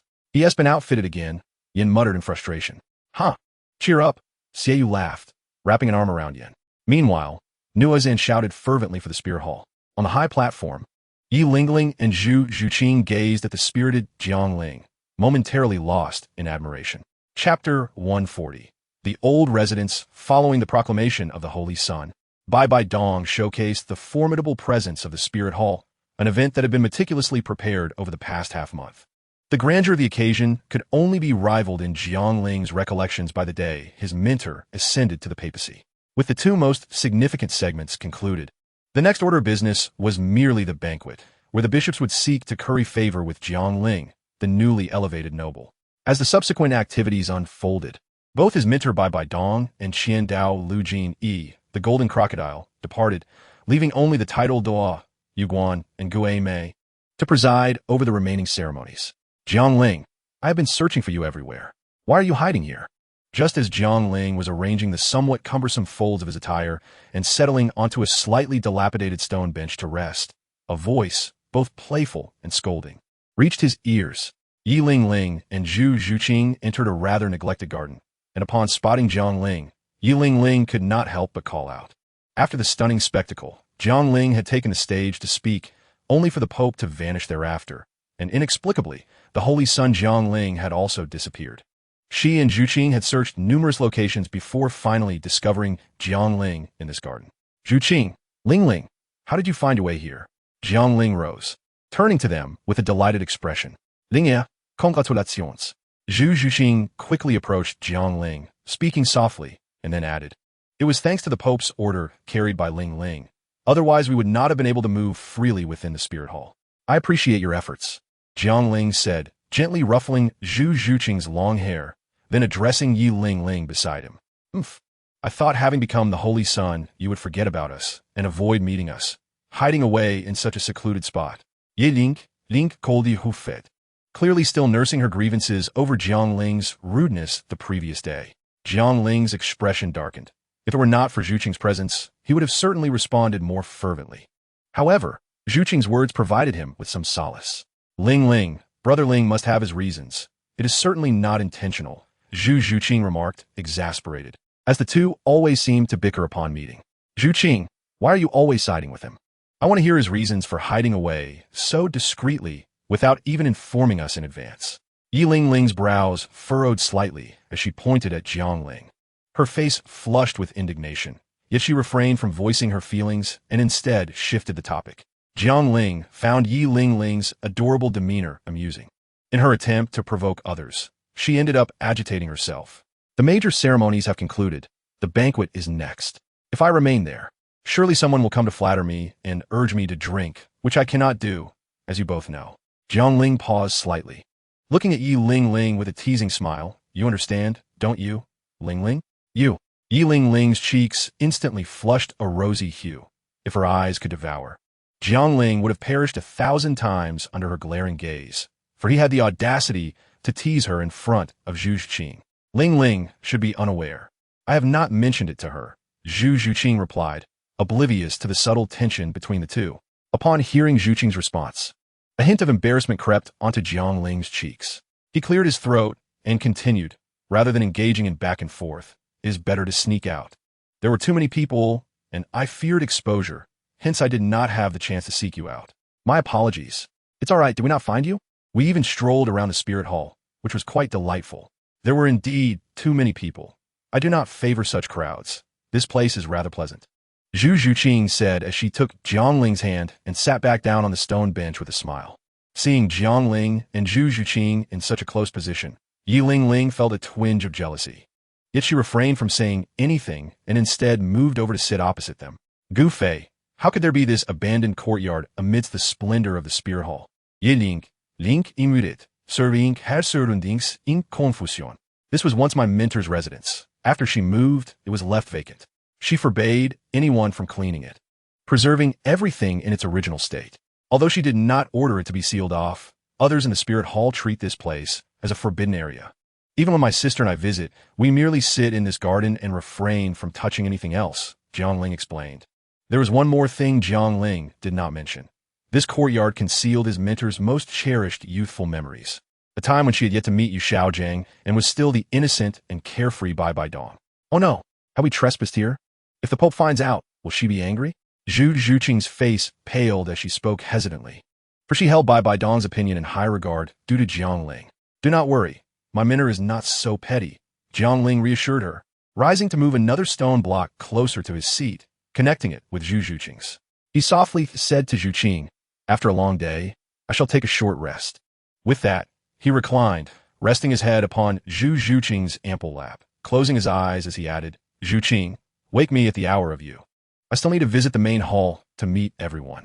He had intended to keep his eyes open while speaking, but the sight before him was too captivating, rendering him unable to see her face clearly.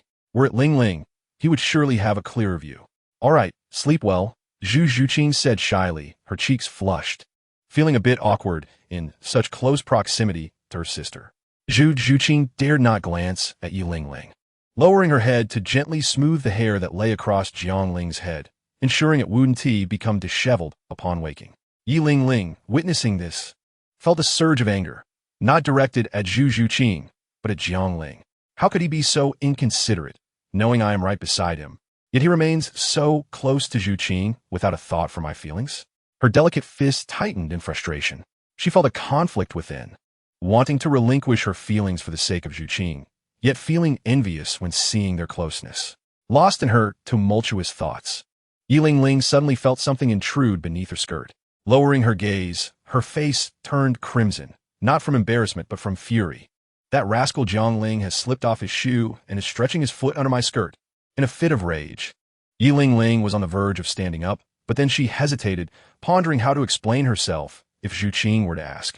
With her anger bottled up, Yi Ling wrapped her hands around Jiang Ling's foot, which rested on her abdomen, and forcefully jabbed it with a hairpin's back end. Jiang Ling, with his eyes tightly shut, felt a sudden jolt. This silly girl is truly fierce. Meanwhile, outside the hall, Yu Guan and Gui Mei were frantically searching for Jiang Ling, nearly losing their minds. The other bishops, soul Douluos, and soul saints within the spirit hall were eager to meet the Holy Son. They could handle one or two, but a multitude of titled Douluos was simply overwhelming. How infuriating! Jiang Ling is utterly disregarding propriety. How can he simply vanish like this? Yin slammed his fist against a wall in exasperation. Regrettably, due to his connections with Xie and Jiang Ling, the task of locating him had been entrusted to the two elders. Yin, I have a place in mind.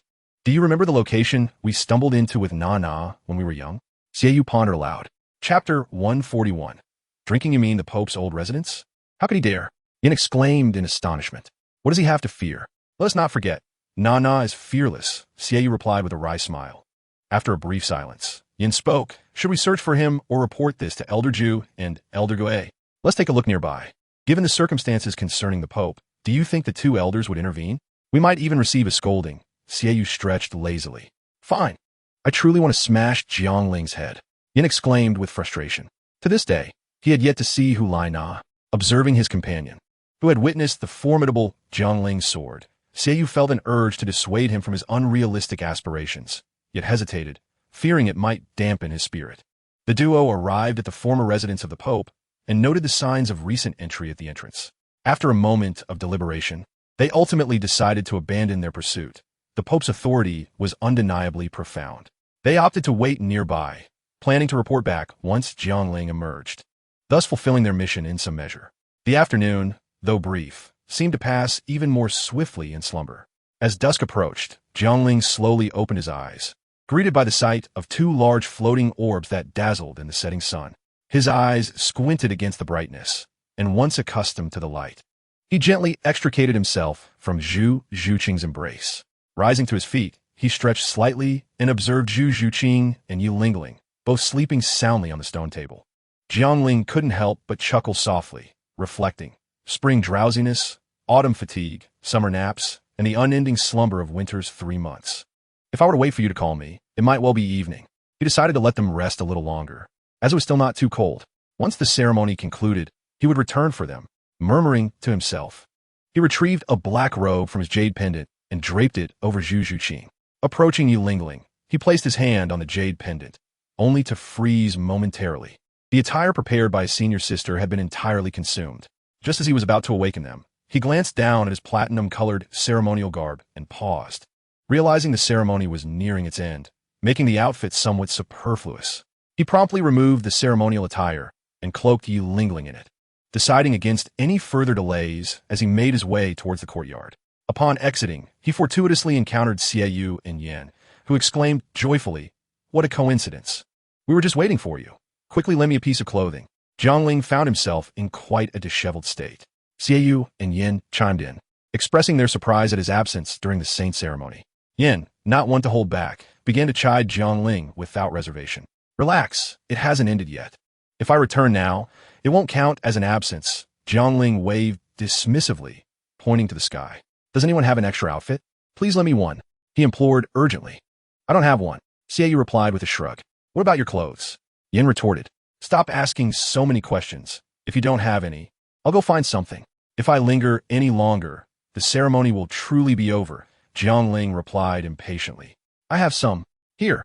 Yin tossed a fiery red outfit to Jiangling. He quickly donned it, grimacing as he assessed, "The fabric is nowhere near as fine as what I wore before. I'll have to make do. And it's a bit tight. Yin, you ought to lose some weight." Yan's forehead twitched at his words. "Of course, the previous outfit was personally prepared by the Pope for you. And I am not overweight. I am robust. Give it back if you're not going to wear it," she insisted, attempting to snatch back the clothing. Xiaoyu intervened, urging, "Enough. Let's hurry. Time is of the essence." With a playful exchange with Yin, Jiangling felt a sense of relief. Upon stepping into the grand hall, Yuguan and Gui Mei stood on either side of the high platform. The crowd below was considerably diminished from the morning. Those present were predominantly soul masters of at least soul sage rank, accompanied by select individuals, including some of Jiangling's former instructors from the Wuhuan Hall Academy. "Old Ghost, do you think those two boys found the saint? Time is running short," Yuguan communicated telepathically. "Why ask me? Who else would know?" Hui Mei replied. Just as Gui Mei finished speaking, Jiangling and his companions arrived late, and the assembly parted to allow them passage. Upon reaching the front, Jiangling nodded to Yuguan and Gui Mei before turning to address the crowd. "We humbly greet the saint." Everyone chorused in unison. "There is no need for such formalities," Jiangling proclaimed loudly. Had it not been for the obligation to attend the ceremony, he would have preferred to stay away. Thankfully, it was nearing its conclusion. "Saint, I would like to offer you a toast."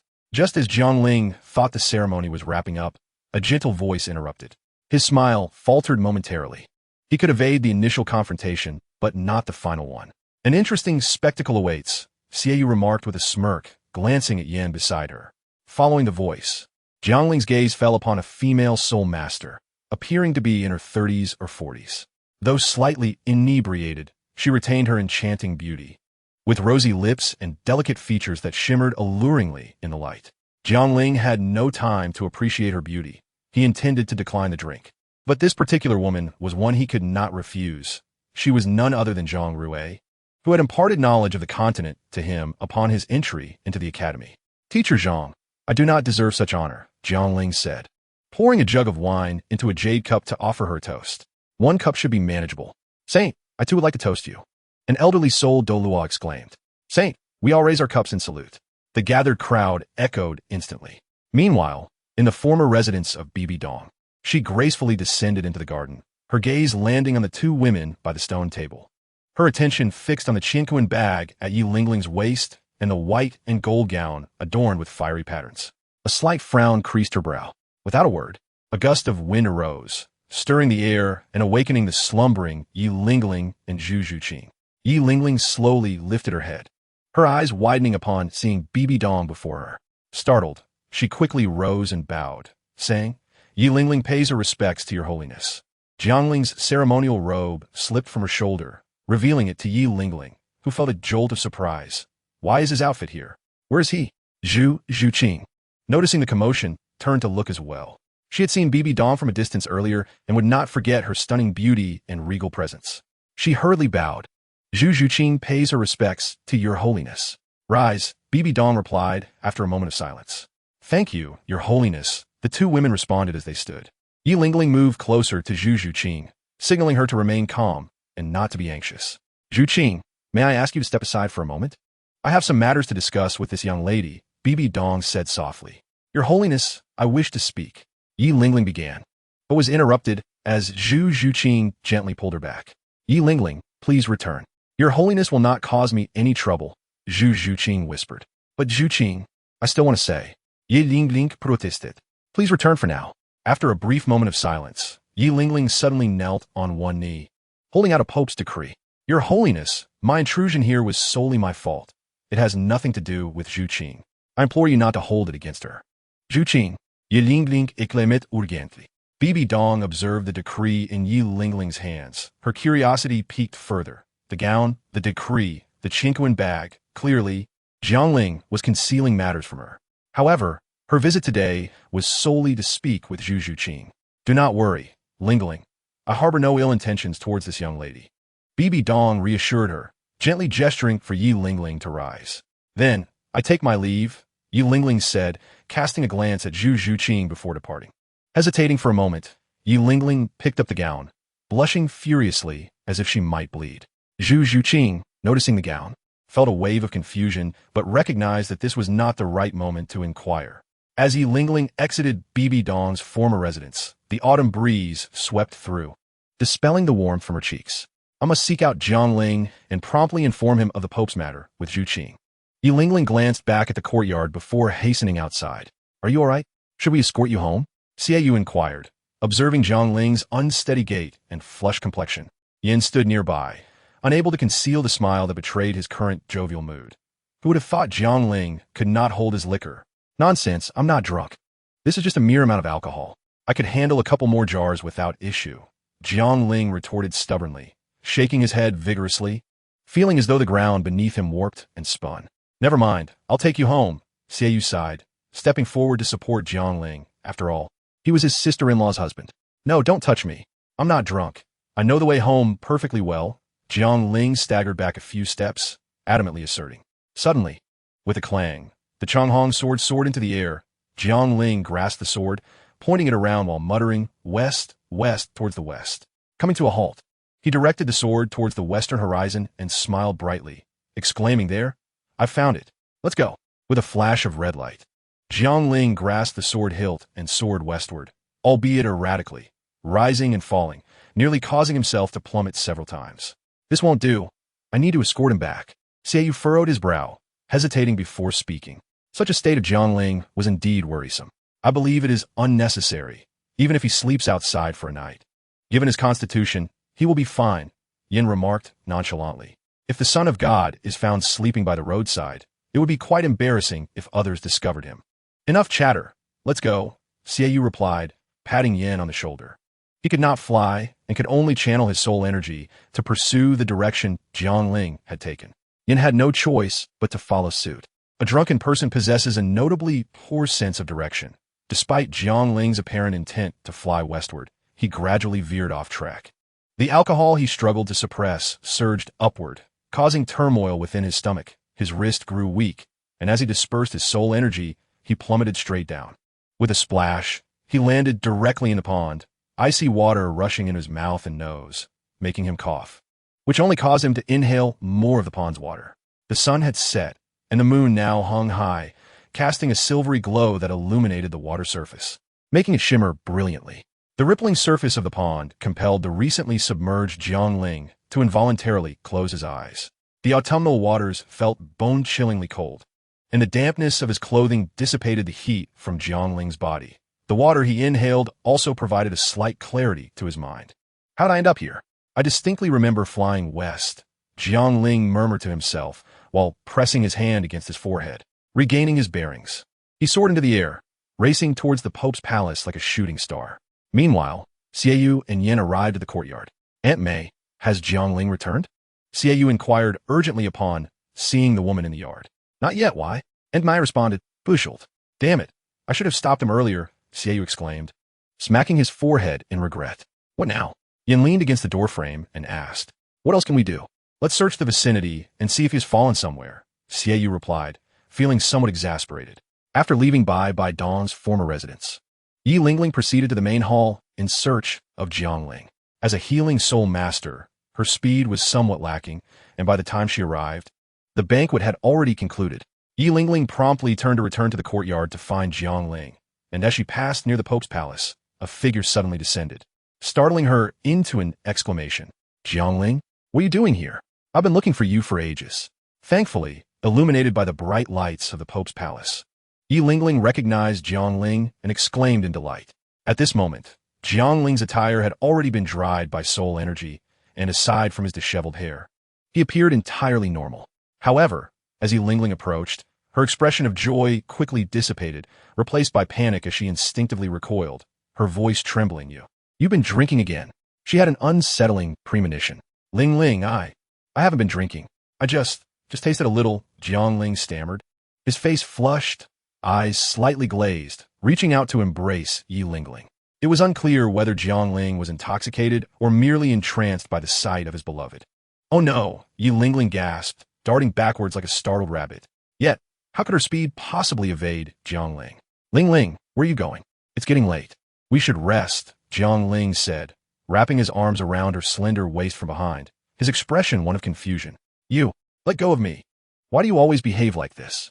Yi Lingling exclaimed, struggling fiercely. She stifled a cry as Jiangling bit down on her earlobe. Where's the bed? Jiangling looked around, seemingly spotting something, and smiled foolishly. Found you. He scooped Yi Lingling into his arms, his steps slightly unsteady as he entered the Pope's palace, bypassing the solemn and sacred Pope's chair towards the inner chamber. Ling, let me help you take off your shoes, Jiangling declared, placing Yi Lingling on the bed and swiftly removing her embroidered white ankle boots. Perhaps due to exertion, he inadvertently tugged off her socks as well, leaving her delicate feet exposed to the air. Get away. Jiangling, I warn you, if you dare to do that again, I will never forgive you for the rest of my life, Yi Lingling threatened, quickly retracting her feet and curling up in the corner of the bed, though her trembling form betrayed her intense anxiety. The intoxicated Jiangling was hardly concerned with Yi Lingling's threats. He reached out and grasped her feet, pulling her closer while he lunged at her. Dearest, stop fussing. Let us rest quickly, Jiangling said, pinning her flailing hands down and gazing at her lovely face. Speaking softly. You. Annoying, Yi Lingling turned her head away, yet Jiangling still found her lips. The initially resistant, Yi Lingling gradually ceased her struggle, resigning herself to the moment. After all, this was not the first time. As their garments dwindled, their breaths grew heavier. Chapter 143. I've had the worst luck for 8 lifetimes. The moonlight tonight was exceptionally bright, like an icy disk, rendering the world as clear as day, further illuminated by the twinkling stars, creating an ethereal and pristine atmosphere. Xiaoyu and Yin searched for Jiangling under the moonlight discreetly. Meanwhile, within the inner chamber of the Pope's palace, the scene was intensely amorous, utterly oblivious to the fact that some were nearly driven mad in their search for him. In Bai Dong's former residence, do not be formal. Please, take a seat. Bai Dong gracefully settled onto a pristine stone bench and began to speak. Thank you, Your Holiness. Zhu Zhuqing expressed her gratitude with a bow, refraining from using overly humble phrases, as she had previously consulted Jiangling on how to approach the Pope. Bai Dong's lips curled into a comforting smile. No need to be anxious. I simply wish to have a casual conversation with you. In truth, Zhu Zhuqing managed to maintain her composure, though it was still evident to Bai Dong. Yes, Zhu Zhuqing replied softly, her cheeks flushing at the words. Your talent is remarkable. At less than 14 years of age, you have already reached the rank of Soul Master, surpassing even Xiao Ling's talent, Bai Dong observed, her gaze lingering on Zhu Zhuqing, who had transformed remarkably after consuming Xiang Fei tears, truly embodying the essence of ethereal beauty. Zhu Qing, originally of mediocre talent, now boasts remarkable achievements, thanks to Ling Xingzi, she murmured softly. While the treasures of heaven and earth play a part, the efficacy also hinges on the individual who consumes them. Bai Dong shook her head slowly and replied, knowing that the girl before her is the beloved of her disciple. How could she refrain from conducting thorough inquiries? Zhu Qing's talent, while not exceptionally high, is undoubtedly matched by her unparalleled diligence. After perusing Zhu Qing's profile, she chose to disregard Nana's words and found herself quite fond of Zhu Qing. The two women continued their conversation for quite a while, with Bai Bai Dong posing questions and Zhu Qing providing answers, inquiring about her experiences with Jiangling and the happenings in Luo City, traversing topics from all corners of the world. Bai Bai Dong's questions appeared casual, devoid of ulterior motives. Yet, each inquiry served as a means for Bai Bai Dong to understand Zhu Qing better, particularly concerning Jiangling. It was essential for her to ascertain whether Zhu Qing harbored any other intentions. Their dialogue lasted a full hour. When I first heard about your relationship with Xiaoling, I was deeply incensed. BV Dong suddenly compassed. Zhu Qing's body tensed, aware that the crucial moment had arrived. She pressed her lips together and listened intently to Bai Bai Dong's ensuing words. For Nana's sake, I should drive you away and separate you two. Bai Bai Dong continued slowly. Your Holiness, Zhu Qing's heart raced. Xiaoling is a person of deep emotions. If I were to do that, he would surely resent me for a lifetime. In Bai Bai Dong's eyes, reminiscent of autumn waters, countless stars seemed to shimmer, profound and tranquil. That will not happen. Your Holiness, he once told me that you are the person he respects and loves the most. Zhu Qing hurriedly explained. Bai Bai Dong smiled gently, her lips curving, and softly replied, perhaps. However, I have resolved not to interfere with Xiaoling's feelings. I shall let him handle it himself. With but one request, he must not allow Nana to suffer any grievances. Bai Bai Dong rose and declared. Furthermore, Zhu Qing, you shall reside in the spirit hall from now on. Do not stay outside any longer. Before her voice faded, Bai Bai Dong had already vanished. Once Bai Bai Dong departed, Zhu Qing found her back drenched in sweat, yet a trace of joy graced her lips. Their prolonged conversation boiled down to two statements. First, subtly informing Zhu Qing that even if she were to enter the door, she must wait behind Hulai Na. Second, Bai Bai Dong did not harbor animosity towards her, but rather a hint of affection. As for who was greater or lesser, Zhu Qing did not concern herself. Her only focus was Jiangling. The source of Zhu Qing's elation stemmed from Bai Bai Dong's lack of disdain for her. She understood the esteemed position Bai Bai Dong held in Jiangling's heart. Thus, she had effectively gained the approval of Jiangling's elder. After taking a moment to gather herself, Zhu Qing departed towards her residence. Though she was unfamiliar with the spirit hall, she remembered the path clearly after traversing it once. Bai Bai Dong, however, did not leave. Instead, she observed Zhu Qing's departure from the shadows. A fine girl indeed. Bai Bai Dong lingered for a while, contemplating whether to return to her dwelling or proceed to the Pope's hall. Ultimately, she decided to return home, granting herself a respite, and perhaps allowing Xiaoling to manage the affairs of the spirit hall in the future. Bai Bai Dong stretched languidly, her graceful figure outlined by her flowing gown, creating perfect curves that appeared languid in the moonlight. In the Pope's hall that night, Jiangling wept for an extended period, while Yi Lingling, too, was uncertain how many times she had retched. The sounds persisted until dawn, gradually fading into silence, merging with the dense night. As the sun rose once more above the horizon, its fiery glow streaming through the window, Jiangling's robust biological clock ensured that, despite the excruciating headache from the hangover, he awoke nonetheless. Upon opening his eyes, the first sight to greet him was Yi Lingling's charming visage, perhaps due to recently experiencing rain's grace. Her cheeks still bore a rosy hue. Jiangling had no time to admire the sleeping beauty before his gaze fell upon the room's layout and decor. This is the Pope's hall, where my teacher rests temporarily. Jiangling abruptly sat up, repeatedly scrutinizing the room's contents, his eyes widening in astonishment. Cursed be it, Jiangling muttered under his breath, hastily rolling out of bed, though his steps wobbled, barely managing to stand firm, a sharp pain radiating from his waist. A bitter smile crept across his face. Even though he could not recall what had transpired the previous day, his body had already conveyed the information to him. This time was truly different from the last. Lingling was indeed at risk of becoming pregnant. Yet now was not the time to dwell on such matters. His teacher could arrive at any moment. He quickly nudged Yi Lingling, exclaiming, Lingling, wake up." Yi Lingling let out a soft moan, slowly opening her eyes. Upon recognizing Jiangling, she hurriedly pulled the blanket to cover her exposed bosom. Just as Yi Lingling was about to reprimand Jiangling, a sharp pain throbbed beneath her, distorting her lovely features. Last night, It seemed Jiang Ling had an endless reserve of energy, and even though Yi Lingling's health had improved somewhat, she was hardly able to withstand such exertion. Lingling, if you wish to scold or strike me, please wait until we leave this place. This is my teacher's office. Jiang Ling implored with a wry smile. What? Yi Lingling's face flushed crimson with anger. Jiang Ling, I must have been cursed for 8 lifetimes to have met you. Turn around, Yi Lingling ordered. As you wish. Yi Lingling, suppressing her bodily aches, donned a short jacket and cotton skirt, but found it impossible to wear her undergarments. All right, however, I cannot walk properly, Yi Lingling stated, her face flushed. No worries. I will carry you, Jiang Ling insisted, not waiting for Yi Lingling's protest, swiftly lifting her up, akin to an ant on a hot pan, feeling a sense of urgency. As he carried Yi Lingling, Jiang Ling's gaze fell upon the disheveled bedclothes, causing his eyelids to twitch involuntarily. Naturally, Yi Lingling noticed as well, her embarrassment intensifying. She buried her head deep into Jiang Ling's chest. Jiang Ling snapped his fingers, and all the items on the bed were absorbed into a jade pendant. Better to let the teacher believe they were lost than to have them discovered. Chapter 144. Confession. Jiang Ling stealthily made his way towards his residence.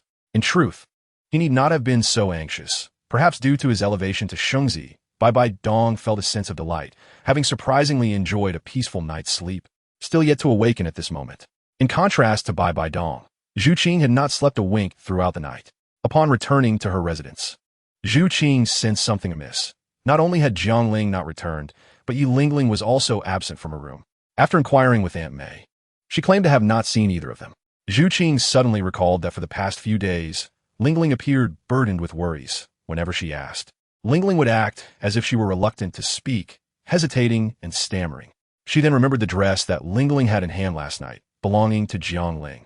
At that moment, Zhu Qing felt that something was awry, muttering to herself, "It cannot be. How could Lingling and Jiang Ling possibly? It is inconceivable." Zhu Qing vigorously shook her head, as though to rid herself of such implausible thoughts. Yet the more she attempted to dismiss them, the more vivid the image of Jiang Ling and Yi Lingling together surfaced in her mind. The autumn breeze wafted into the room, setting the wind chimes hanging by the bedside into motion. The chimes clinked against one another, producing a crisp sound that resonated like water striking cold ice, reminiscent of the tumultuous emotions stirring within Zhu Qing's heart at that moment.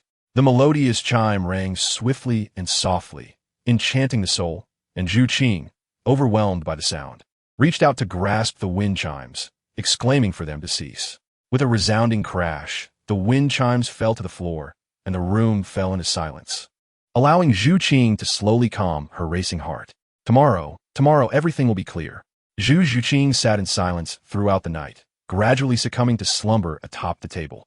Yet, Xiaoyu and Yin remained restless, searching until the early hours of dawn, still unable to locate Jiang Ling. Little did they know that Jiang Ling had returned to the papal hall. Even if they had suspected, they would never dare to venture into the inner quarters. As the night wore on, Xiaoyu intended to continue the search, but was halted by Yan's intervention. Let it be for tonight. We've explored every possible place. Further searching would be futile. Tomorrow, when he sobers up, he will naturally return. We can wait until then. There is no danger in the Wuhan temple. Xiaoyu understood that Jiang Ling would not come to harm. His concern lay with the potential danger to others. After all, Jiang Ling had serious issues when intoxicated. Yet his absence left Xiaoyu feeling helpless, only able to silently pray that nothing adverse would occur. Jiang Ling, we cannot return directly to the courtyard.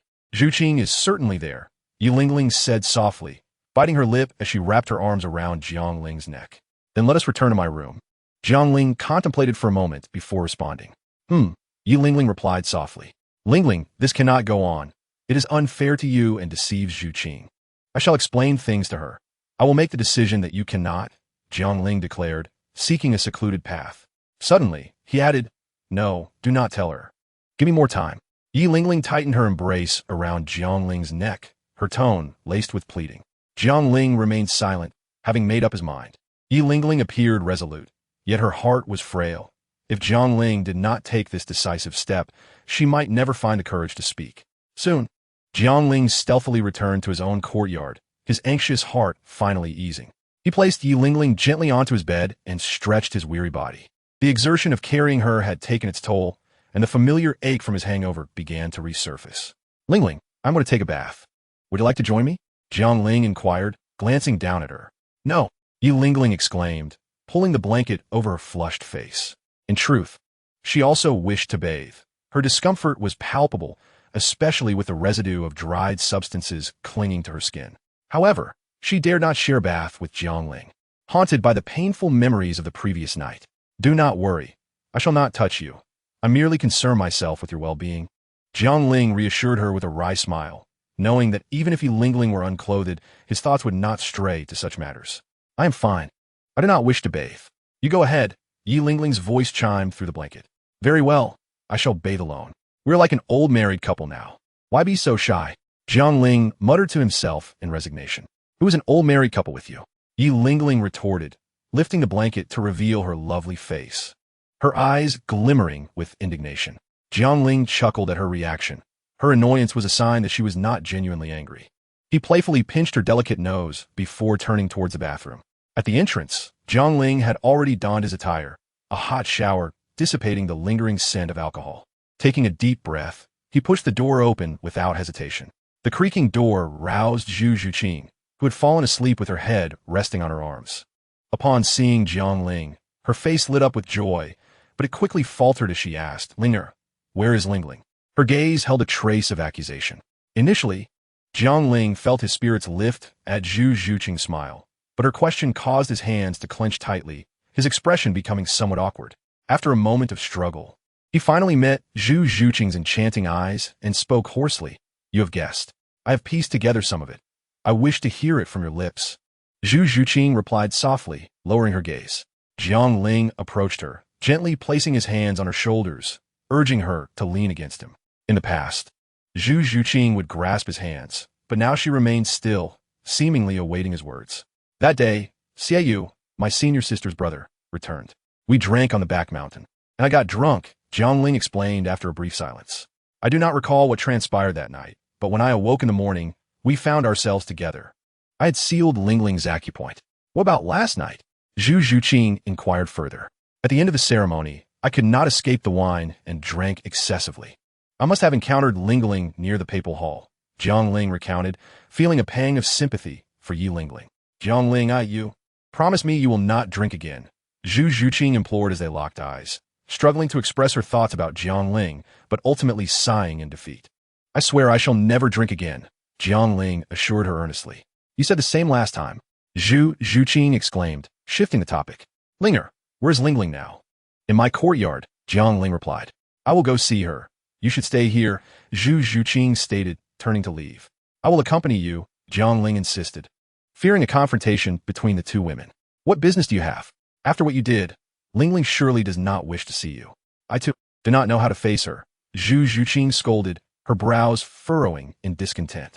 This marked the first time she had raised her voice at Jiang Ling. Chapter 145. Misunderstandings and Plans. Jiang Ling was momentarily taken aback, sensing from Zhu Zhuqing's tone that she seemed to harbor no anger towards Yi Lingling, but rather a sense of guilt. Linger, it is not appropriate for you to go now. I will keep Lingling company. You stay here and wait for me. I will return with news, Zhu Zhuqing reassured him, noticing his stunned expression and softening her tone. Okay, I will wait here, Jiang Ling replied, snapping back to reality. As long as they did not quarrel, he was content. Once Zhu Zhuqing departed, Jiang Ling settled into the long-abandoned swing in the courtyard, his spirits rising like the sun at dawn. Both women felt a sense of guilt towards one another. Although Zhu Zhuqing seemed to believe he had harmed Lingling and felt remorse for her dear friend, the result was the same. He felt relieved that a conflict would not arise. Otherwise, he would be at a loss for how to proceed. He silently hoped that Lingling would not act foolishly. Suddenly, the door to Jiang Ling's bedroom creaked open. Yi Lingling, still lying on the bed, assumed it was Jiang Ling returning to urge her to bathe. Jiang Ling, go away. I told you I did not want to wash, she called out. Lingling, it is I, Zhu Zhuqing, came the gentle voice. Zhuqing. Yi Lingling turned her head abruptly to see the figure clad in flowing garments, with a beauty that could rival snow. Indeed, it was Zhu Zhuqing. In her flustered state, Yi Lingling's face paled, and as she attempted to sit up, the pain beneath her made her frown and bite her lip tightly. Seeing Yi Lingling's distress, Zhu Zhuqing's heart ached with compassion, deepening her sense of guilt. Lingling, do not move, just lie still, Zhu Zhuqing said, hurrying to her side to gently press her shoulders down. Lingling, Jiangling has already told me everything. Upon hearing this, Yi Lingling's already pale face turned ghostly white, and she inwardly cursed Jiangling 100 times over. Zhu Qing, I wanted to apologize to Yi Lingling, she began, but Zhu Qing interrupted her. Lingling, I am sorry. I should not have mentioned that person's name. Zhu Qing hastily apologized, noticing the further pallor of Yi Lingling's cheeks, fearing she had inadvertently upset her. Ah, no, it is fine, Yi Lingling replied, sensing something amiss, but unable to articulate it. Lingling, I know my request is excessive, and I understand that Jiangling has done you wrong, but I still wish to ask for your forgiveness on his behalf, Zhu Qing earnestly expressed. Yi Lingling was suddenly taken aback, her expression somewhat peculiar. Was the he that Zhu Qing referred to Jiangling? Zhu Qing was apologizing to me on behalf of Jiangling?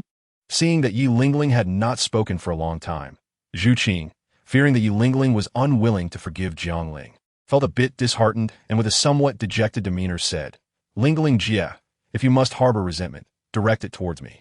It was I who forgot to inform you that his character drastically changes after drinking. I hope you do not vent your anger on him. It is all right, Zhu Qing. I have forgiven him. Do not be saddened. Yi Lingling gently grasped Zhu Qing's delicate hand and spoke softly. Lingling Jia, I am truly sorry. One is someone I cherish, and the other is my dearest friend. I do not wish to lose either, Zhu Qing said, feeling a lump in her throat upon witnessing Yi Lingling's kindness. She bent down to embrace Yi Lingling and whispered, genuinely afraid of losing her. At that moment, Yi Lingling felt a wave of discomfort and embarrassment. Internally cursing Jiangling, I wonder how Jiangling deceived Zhu Qing. This fellow is indeed not a good person. He excels at charming and misleading girls. Just then, the playful Jiangling, swinging on a swing, suddenly sneezed. How strange, am I catching cold too? He pondered. Lingling Jia, you have a faint scent of alcohol about you. Aren't you going to wash up? Zhu Qing inquired as she sat up again. It's somewhat inconvenient. Yi Lingling's face flushed crimson, her voice barely audible. All right then, Lingling Jia, I shall have him apologize to you in person. Zhu Qing hesitated for a moment before speaking. No need, I do not wish to see him right now. Yi Lingling's pretty face bore a hint of anger, which was certainly genuine, were it not for Jiangling. She would not be in such a predicament. Very well, we shall not mention him. Please do not be upset, Lingling Jia. Zhu Qing said anxiously in an attempt to console her. Zhu Qing promptly changed the subject, discussing various unrelated topics, and finally glanced out the window, saying, Lingling Jia, you should rest. I will bring you some food shortly. Zhu Qing, Yi Lingling called out as she noticed Zhu Qing getting up. Could you assist me to the bathroom? Her voice gradually diminished, becoming almost imperceptible, while her face grew even redder. She felt genuinely unwell. If it were Jiangling, she might endure it, but with Zhu Qing, she was unwilling to bear it. After all, they had shared a bed before. All right. Zhu Qing did not suspect anything amiss. She bent down to help Yi Lingling off the bed and walked toward the bathroom. Initially, Zhu Qing thought Yi Lingling lacked the strength for a bath. But upon observing her gait, she quickly realized something was amiss, her face turning a deep shade of red. Even though she rarely cursed, she could not help but mutter an expletive directed at Jiangling in her mind. Curiosity and confusion filled her thoughts. Would it be painful to engage in such activities? Yi Lingling only requested Zhu Qing to assist her into the bathroom and prepare the water. She sat on the edge of the bathtub, struggling to remove the scanty cotton dress she wore, revealing numerous red marks and bruises on her body. Yi Lingling furrowed her brows, enduring the pain as she lifted her leg to enter the bathtub. Simply submerging herself in the water took several exhausting minutes. As the sun rose and set, the days grew shorter while nights lengthened. Even Zhu Qing donned a cotton jacket, and Lingling changed into winter attire. More than a month had passed since Jiangling assumed the position of the Holy Sun. The battle had long since surged towards Gongxin City, taking with it Jiangling's 5 million. During this past month, aside from honing his swordsmanship and comprehending the essence of the sword, Jiangling also took time to assist his master, Bai Bai Dong, with affairs concerning the Spirit Hall. Although he did not intend to take over the Spirit Hall, he was more than willing to alleviate some of his master's burdens. Recently, the suppressed evil spirit masters had shown signs of activity in the extreme north, where the Spirit Hall's control was tenuous. Bai Bai Dong had initially planned to send a soul Douluo to investigate, but Jiangling proactively volunteered. Master, I have encountered a bottleneck in my swordsmanship. I wish to venture out for 3 months and will return before the new year. My sword embodies the essence of fire. Perhaps amidst the extreme cold of the north, I might achieve a breakthrough. Let me undertake this reconnaissance mission in the extreme north, Jiangling spoke softly, gazing at his enchanting and ethereal master. No, the extreme north is fraught with uncertainties, and there are no surplus Douluo available to accompany you. Bai Dong pondered for a moment before decisively refusing. Rest assured, master, the extreme north is sparsely populated. As long as I act discreetly, it will not pose any issues. Jiangling approached Bai Dong, placing his hand gently on her fragrant shoulder and applying a light pressure as he sought to appease her. Bai Dong half closed her eyes, relishing Jiangling's massage, and slowly replied, I will arrange for a Douluo to accompany you. That should suffice. Master, if you refuse again, you can forget about my going. Be sure to squeeze a little in between, Bai Dong stated. Linger will obey. Chapter 146. Following the trail at the entrance of the Spear Hall, 2 figures on horseback stood, seemingly awaiting someone. Both appeared youthful. One had silvery gray short hair with reddish tips, while the other had long, orange-red hair tied back. They were Jiangling and Xiaoyu. Do not appear so glum. The extreme north is truly splendid. It is perpetually blanketed in snow, resembling a realm of silver. The distant mountains and nearby houses are all pure white. Just imagine standing amidst the falling hexagonal snowflakes. Does it not evoke a sense of boundless freedom? As if nothing in the world could restrain you? Jiangling said, one arm draped around Xiaoyu's neck while the other hand spread wide, caressing the sky. His tone slightly tempting. I'm uncertain about the freedom aspect, but the journey will undoubtedly be arduous, Xiaoyu replied, expressionless as she pushed Jiangling's arm away. Let me make it clear. Upon returning this time, our agreement will be concluded, and you are not to use this matter to coerce me in the future. Understood. Do not wear that victimized expression. It makes it seem as though I am forcing you. Smile, Jiangling said with an impudent grin. Xiaoyu frowned, but inwardly she thought, wasn't it indeed coercion? Aren't we leaving yet? She asked, ignoring Jiangling's teasing. We are waiting for someone. My master insists on sending a Douluo with me. Why are they still not here? Their work ethic is lacking, Jiangling responded.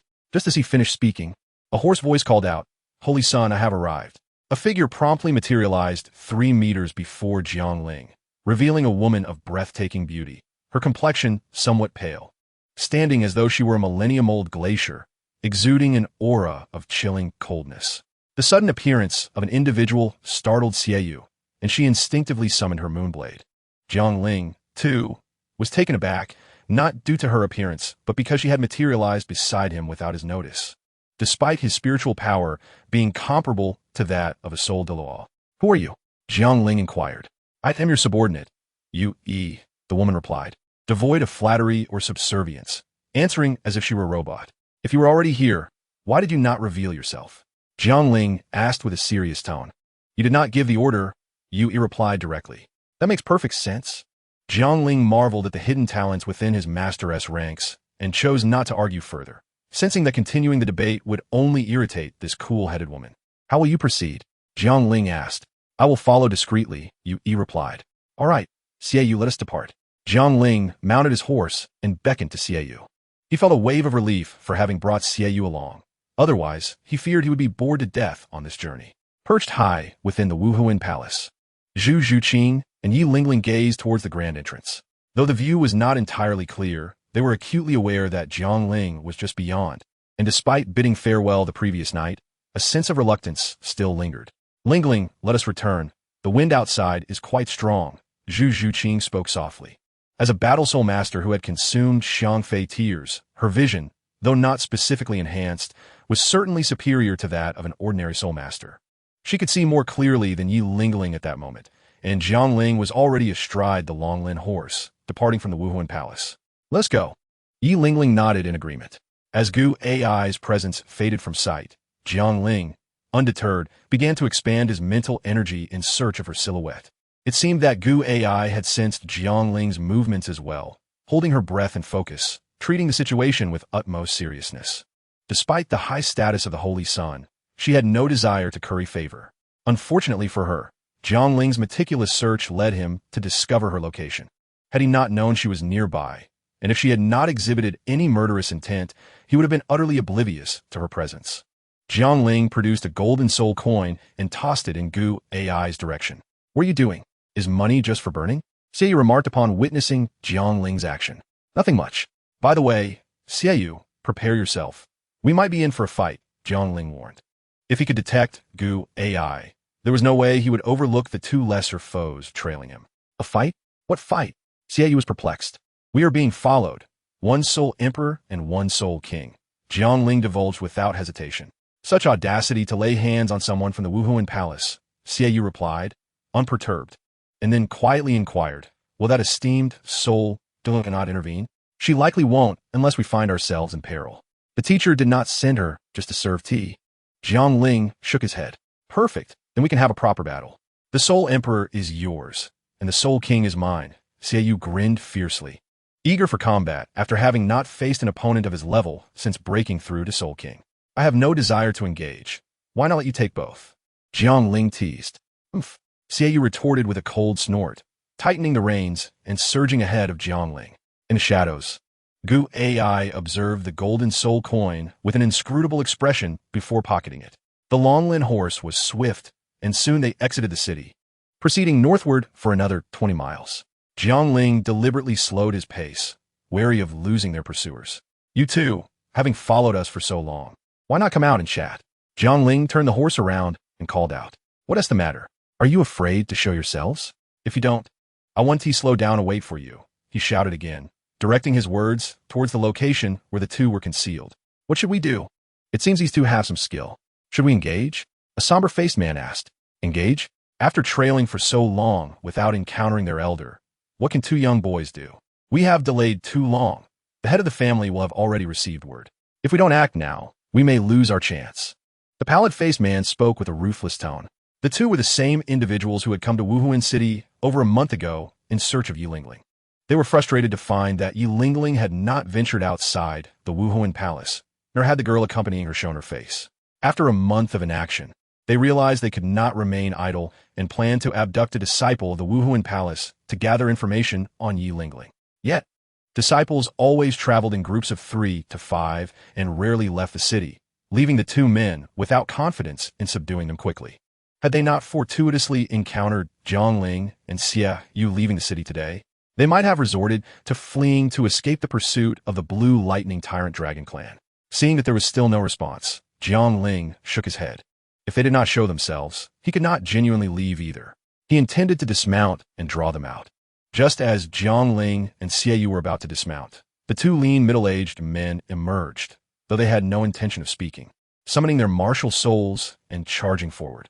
Jiang Ling was astonished to see that both men wielded weapon martial souls. The Soul Emperor wielded a broad sword that was nearly as large as a door, creating a striking contrast to his slender frame. The Soul King brandished a silver spear. Take care of the one with the spear. Is that agreeable? Jiang Ling inquired, crossing his arms and looking at Xiaoyu. No problem, Xiaoyu replied, glancing at the Soul King and estimating his soul power to be around level 57 or 58. Although there was a 5 or 6 level difference in their soul power, he was undaunted and responded resolutely. Very well, then the one with the broadsword is mine, Jiang Ling declared as he stretched his arms. And the Changhong sword appeared in a flourish. Jiang Ling, remember, the opponent is a high-level Soul Emperor. Do not underestimate him, Xiaoyu cautioned, genuinely concerned about Jiang Ling's confidence. Rest assured, Jiang Ling responded, and before he finished speaking, he lunged forward, delivering a downward strike. The clash of their swords ignited like falling stars, scattering sparks in all directions. My friend says you are a Soul Emperor and quite formidable, yet your appearance suggests otherwise. You look more like a glutton, Jiang Ling mocked.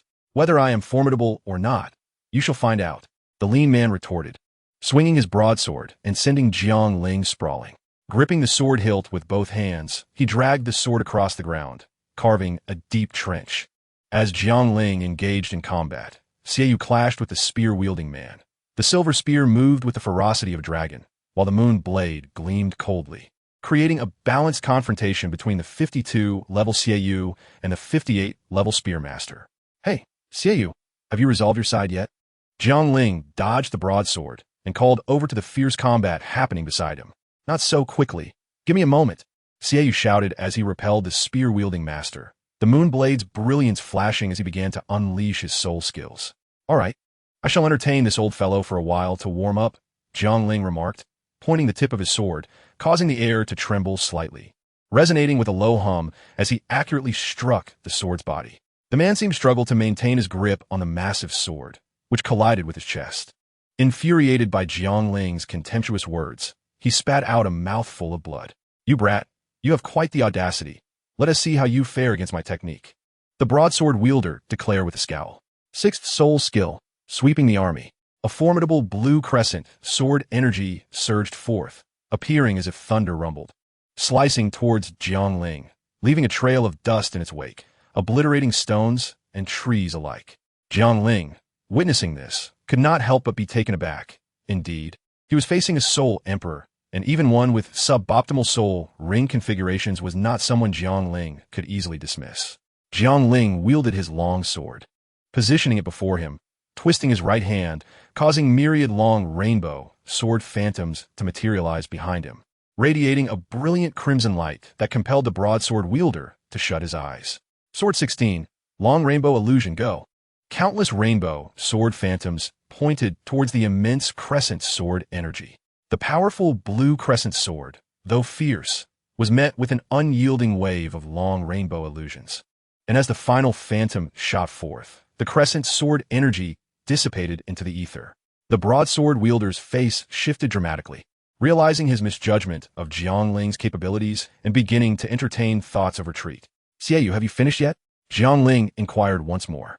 "I still need a bit more time." "Still not done?" "Xiaoyu, you really need to enhance your training," Jiang Ling teased. "I won't wait any longer.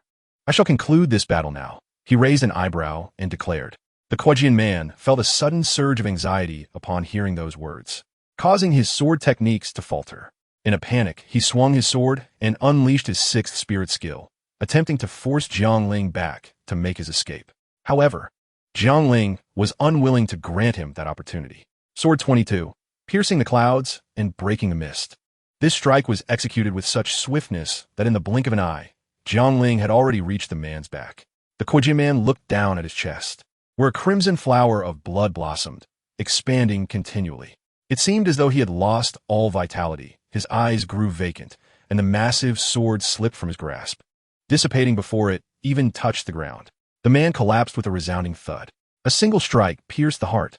22. Half a year ago, Jiang Ling had been capable of defeating top-tier soul saints, and now dispatching a soul emperor with suboptimal spirit ring configurations posed no challenge whatsoever. On the other side, the balance of the fierce battle began to tilt in favor of Xiaoyu. This was the advantage of being a disciple of a prestigious sect. The cultivation environment, the selection of spirit rings, combat techniques, and fundamental skills were vastly superior to those of ordinary soul masters. The spirit ring configuration of the spear-wielding soul master was akin to that of the soul emperor Jiang Ling had slain, neither being optimal. However, the spear master managed to stalemate with Xiaoyu for so long due to his higher spirit power, just as he began to falter against Xiaoyu's relentless attacks. Witnessing the death of the Kuojian man ignited a fierce will to survive within him, causing him to unleash a surge of formidable strength that momentarily suppressed Xiaoyu's crescent blades. Despairing soldiers are difficult to defeat. Jiang Ling refrained from intervening, observing the battle from the sidelines, providing Xiaoyu with valuable combat experience. After a few exchanges of techniques, Xiaoyu seized the opportunity to unleash a spirit skill, severing the spear master's right arm. Despairing soldiers may be difficult to defeat, but they will ultimately fall. "Speak, why have you been following us?" The crescent blade was pressed against the man's neck as Xiaoyu demanded answers. "I have told you, can you spare me?" The man, now pale from the loss of his arm, weakly implored. "You are in no position to negotiate," Xiaoyu retorted, raising his hand, which resulted in a deep gash appearing on the man's neck. "No, I will tell you. I will tell you." At this moment, Jiang Ling approached and inquired, "What is your name?" "I am Lu Wenin, a vassal of the Lan Dianba Wang Long family." The mention of the Lan Dianba Wang Long family caused Jiang Ling's expression to change, as he had little regard for this family, due to Yu Xiaojiang. "Why have you been tracking us?" he asked. "We only wish to capture one or two ordinary disciples of the Spirit Hall to inquire about a girl named Yi Lingling. We did not intend to confront you," Lu Wenin replied, enduring the pain of his severed arm. "Yi Lingling? Why are you seeking information about her?" Jiang Ling's gaze turned icy as he questioned sternly. "We are under the orders of our family head to secretly protect Yi Lingling. We lost track of her some time ago and learned she was here Prompting this desperate measure, Lu Wenyin stammered, betting on the possibility that Yi Lingling was friends with the two before him. However, Jiang Ling had no intention of playing games with this individual. He seized the man's remaining arm and coldly stated, "I want the truth. I am the holy son of the Spirit Hall, and I can easily find out about your other relatives and friends in this world. Surely, you do not wish for them to come harm?" Lu Wenin's face turned ashen. "Speak," Jiang Ling commanded. "It's surveillance. The family head sent us to monitor Yi Lingling." After uttering this confession, it seemed to drain him of all courage. "Why monitor her?" Jiang Ling pressed further. "I do not know. The family head's order was simply to keep an eye on her and report her situation regularly. I have told you all I know. I beg you, spare me." Jiang Ling slowly shook his head. If the target were himself, he might consider letting it go, but the fact that they were targeting someone as defenseless as Yi Lingling was intolerable to him. He struck with a palm to the man's chest, shattering Lu Wenin's heart meridian. Chapter 148. An in between Xie showed no surprise at this turn of events. A benevolent heart must adapt to the nature of individuals. The world is perilous, and human hearts are unpredictable. If they were to release him now, the repercussions of betrayal later would be a burden they would have to bear. This lesson was one he had learned over 3 years of experience. "What do you make of his words?" Xie inquired, sheathing his crescent blade. "I will send a message to my teacher shortly, asking her to investigate this matter and ascertain the role of the Lan Dianba Wang Long family," Jiang Ling softly replied. "And what of Miss Yi? Should we inform her?" Xie quickly asked, for Yi Lingling was now the lifeline of his sister. It may be best not to prevent her from overthinking. In the Spirit Hall, Lingling's safety is assured. "We shall resolve these troubles in secrecy," Jiang Ling responded after a moment of contemplation. He felt a lingering sense of unease. Despite knowing Yi Lingling for so long, she had never mentioned her parents or family. "All right, let's continue our journey. We must return before the new year. And time is of the essence," Jiang Ling said with a smile, patting Xieyu's shoulder before turning towards the Longlin horse. With no choice, Xieyu followed suit. In the shadows, Yu Yi observed the entirety of the battle between the two, while she acknowledged the extraordinary strength of the Holy Sun's disciple. She found his combat approach rather unappealing. A lion may exert all its strength even when hunting a rabbit. In her eyes, Jiang Ling's playfulness with the Soul Emperor was decidedly unwise. However, she refrained from correcting him. Her task was solely to ensure Jiang Ling's safe passage. As she saw the two mount their horses and depart, Yu Yi did not linger, but quietly followed them from the shadows. "Xieyu, after such a long struggle, you finally subdued that Soul King. What does this indicate? You still need more practice?" Jiang Ling teased, galloping alongside Xieyu. "The journey can often be dull, necessitating the pursuit of some amusement."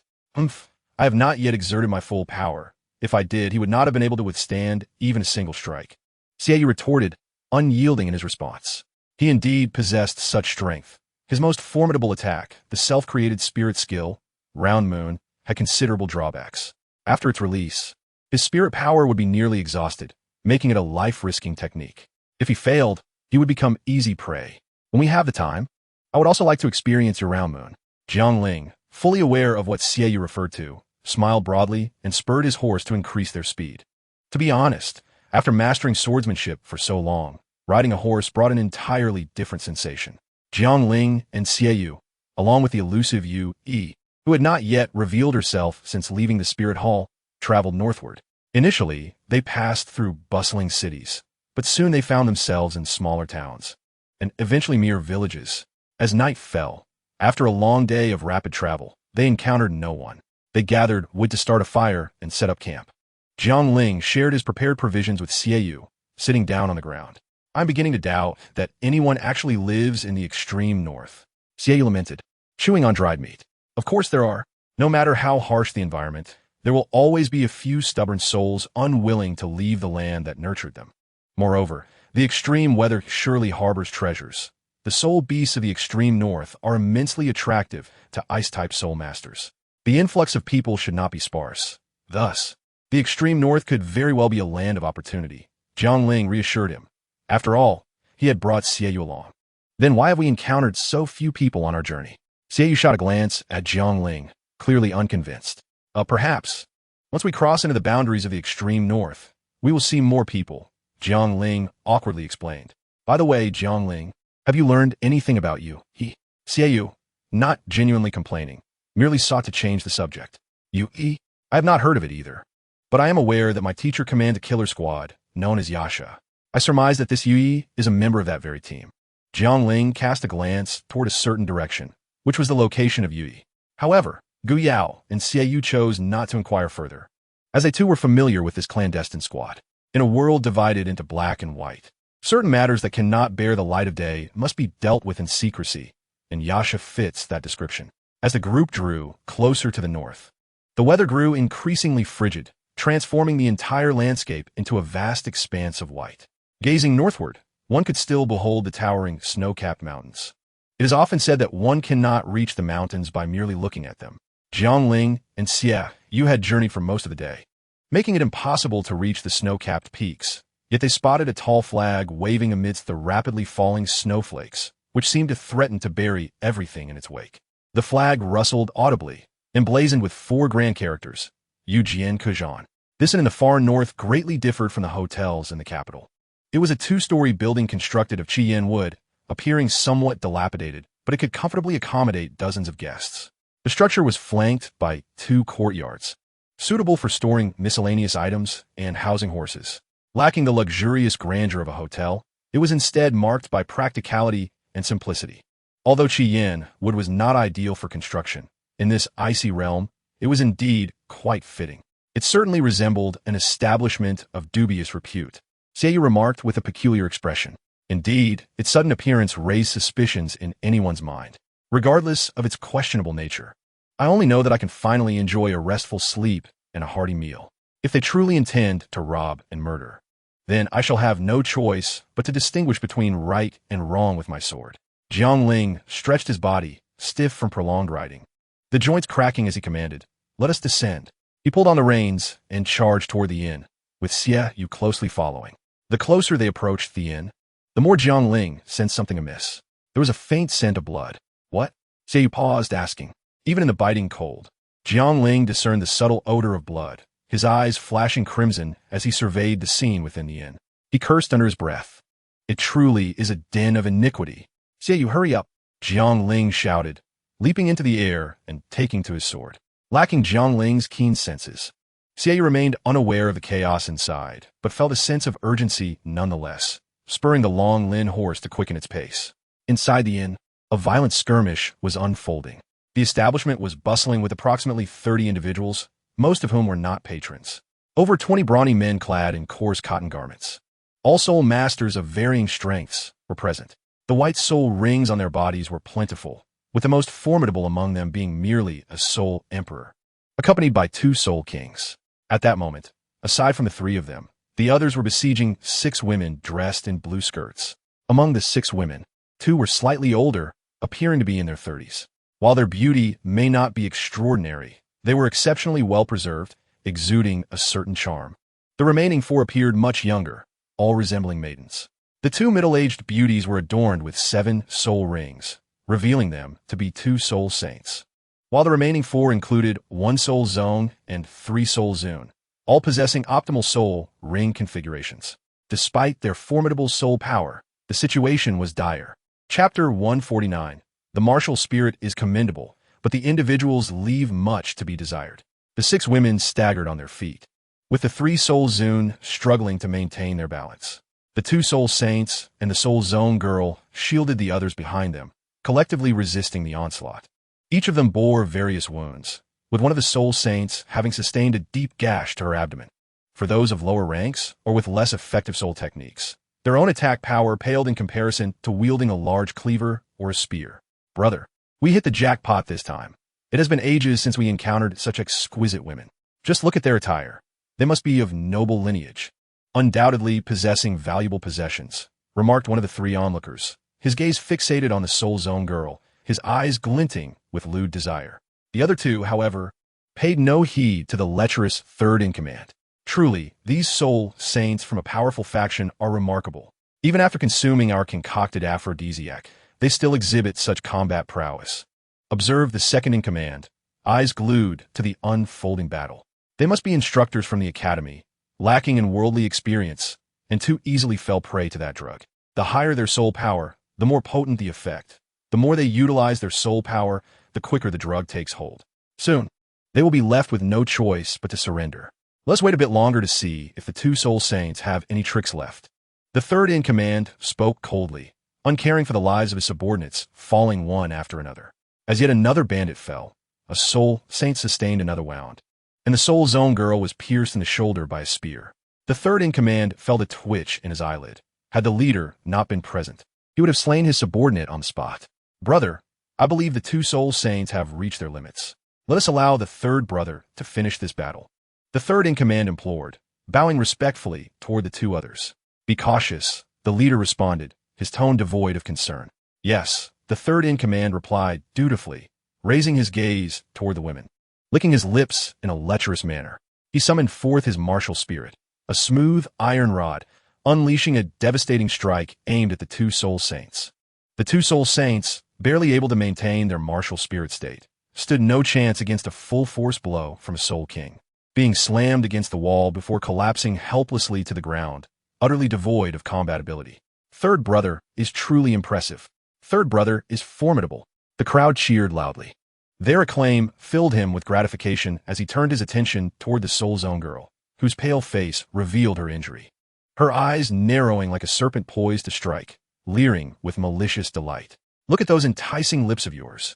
It would be a waste not to have you serenade me, he said, reaching for his belt as the others looked on, unfazed.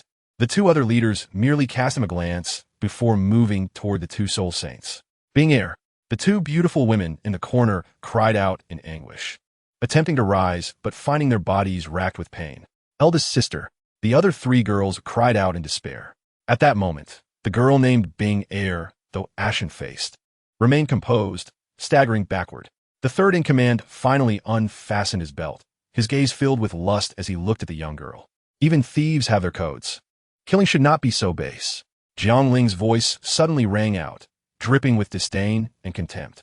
As his words fell, he had already appeared before the girl. Jiang Ling's sudden arrival silenced the entire inn. The two injured beauties, seeing someone come to their aid, initially felt hope, but upon noticing Jiang Ling's youth, their expressions darkened. The two leaders paused, gazing at Jiang Ling, particularly the eldest, whose brow furrowed deeply. He had not even noticed how Jiang Ling had appeared. The girl named Bing Air stared at the young man who had materialized before her, feeling as if the strength had been drained from her body. The dagger she had clutched in her hand slipped from her grasp and clattered to the floor, leaving her powerless to collapse to the ground, silent tears streaming down her cheeks. No matter how composed and steady she appeared, she was merely 16 years old, and fear gripped her heart. If Jiang Ling did not arrive, that dagger would surely end her life. The third master was equally startled, astonished by Jiang Ling's silent appearance before him, quickly followed by anger at having his pleasant moment disturbed. With a swift motion, he retrieved his iron rod once more. His soul power surged violently, unleashing his fifth soul skill, a blinding silver light erupting forth as the rod descended with the force of a great mountain. However, it was merely a facade. Jiang Ling let out a derisive laugh, drawing the Changhong sword from the air, its crimson brilliance flaring intensely. With a precise thrust, he struck the rod, causing the multitude of rod shadows to vanish without a trace. With a flick of his right wrist, the red sword light shot forth, instantly shattering the iron rod and piercing through the third master's chest. A swift annihilation, a commendable martial soul, yet the individual fell short. Jiang Ling dismissed the Changhong sword, gazing down at the lifeless body with a cold sneer. Who are you? The big master inquired, his expression darkening, though he dared not act. This youth had not even unleashed his soul skills, leaving him unable to gauge his true strength. After all, he had survived in this frigid northern land for many years, relying on his ability to discern whom to offend and whom to avoid. Are you all right? Jiang Ling turned to assist the young girl, softly asking, ignoring the big man's question. I am fine, thank you. I implore you to aid my master and sisters, the girl responded, having regained her composure, yet her pallor remained, her voice extremely weak. Jiang Ling remained silent, his gaze fixed on the bloodied wound on her shoulder. He raised his left hand, a swirl of purple flames rising and enveloping the injury. Tendrils of purple fire penetrated her shoulder to heal her, though the process was decidedly sluggish. The tingling sensation in her shoulder prompted the girl to let out a soft sound. 2 minutes later, Jiang Ling's face flushed slightly. This wretched skill, he cursed inwardly. Withdrawing his left hand, he coughed lightly and said, The bleeding has stopped. Apply this potion to the wound. Thank you. The girl took the vial without a second thought, expressing her gratitude. Please, benefactor, save my master and sisters. I, Binger, am willing to toil endlessly to repay your immense kindness. Enduring the pain, she attempted to bow to Jiang Ling, only to be gently stopped by him. Jiang Ling found himself in a difficult situation. He wished to act now, but the girls were too scattered. If he intervened, he could only save part of them, either 2 soul saints or 3 girls. He was waiting for Xie to arrive. Young hero, do not concern yourself with us. I implore you to take Binger away and return her to the Tian Shui Academy. The academy shall reward you handsomely. The middle-aged woman urged, believing Jiang Ling lacked the strength to defeat so many foes. Teacher, Binger cried out, unable to restrain her emotions, her eyes brimming with tears. At that moment, the door swung open, and Xie stepped into the inn. Chapter 150, Martial Soul Fusion, Earth Dog. Xie surveyed the chaotic scene within the inn, her gaze sharpening at the sight of bloodshed, severed limbs, and the nauseating stench emanating from the wooden structure, now heated by the flames. The occupants of the inn turned their attention to Xie, uncertain of her origins. Having witnessed Jiang Ling's prowess, the big master and second master did not underestimate Xieyu's youth. With a glance, they signaled the second master to restrain the 2 incapacitated soul saints. With 5 hostages in their possession, if the 2 newcomers intended to rescue them, he could use this to his advantage. If not, there was still room for negotiation. If it came to blows, he was not afraid. Despite his caution, he was not without strength. The big master narrowed his eyes, adopting a posture ready to attack. Deep in thought, "Hey, who are you?" the big master asked Xie in a low voice. Yet, Xie merely cast a fleeting glance at him before diverting her attention. Seeing Xie, Jiang Ling smiled and reassured the girl, "Rest assured, your master and sisters will be safe." He turned to Xie, subtly moving his lips to convey, "Xie, target those 20 men, and do your utmost to avoid injuring the 3 girls. I will handle the remaining 2. Xie subtly nodded, though she was unaware of the identities of the women. She recognized that the brutish men surrounding them were far from benevolent. "You brats are too arrogant." The big master, having been disregarded twice, could not help but scowl, his demeanor darkening. He seized the nearby middle-aged woman. "Teacher," the girl gasped, her face going pale as she covered her mouth in shock. "Attack!" Xie moved in response. 2 crescent blades flying forth as her first and third soul rings illuminated. She charged into the throng like a tiger among sheep. The bandits' weapons shattered upon colliding with her crescent blades. Within moments, nearly a third of the 20 men lay defeated. And Xie reached the side of the 3 young girls. The remaining assailants, filled with dread, realized they were no match for her and began to retreat in terror. As Xie prepared to strike again, the bandits scattered like frightened birds. Jiang Ling, too, moved with ethereal swiftness, darting towards the bandit leader, leaving behind a trail of afterimages. The Changhong sword flew from his grasp, forcing the second master back, while Jiang Ling found himself beside the big master, seizing his wrist and wrenching it, causing the suspended female soul saint to crash to the ground. The big master reacted swiftly, launching a punch aimed at Jiang Ling's heart. The 2 exchanged blows, locking limbs in a fierce contest. The big master, face tense, unleashed his soul power, attempting to match Jiang Ling's strength. However, Jiang Ling had no desire to engage in a prolonged struggle, especially with the nearby Soul King regaining his senses. With a surge of soul power, Jiang Ling concentrated it into a single point and unleashed it, sending the big master crashing against the wall. "Brother," the second master, breaking free from the Changhong sword, rushed to assist the big master, his expression one of desperation as they were blood brothers. The big master, using the support to rise, felt his energy surge, looking at Jiang Ling with a heavy heart, muttering, "How is this possible? You are merely a soul king. How can you possess such formidable soul power?" "There is nothing impossible.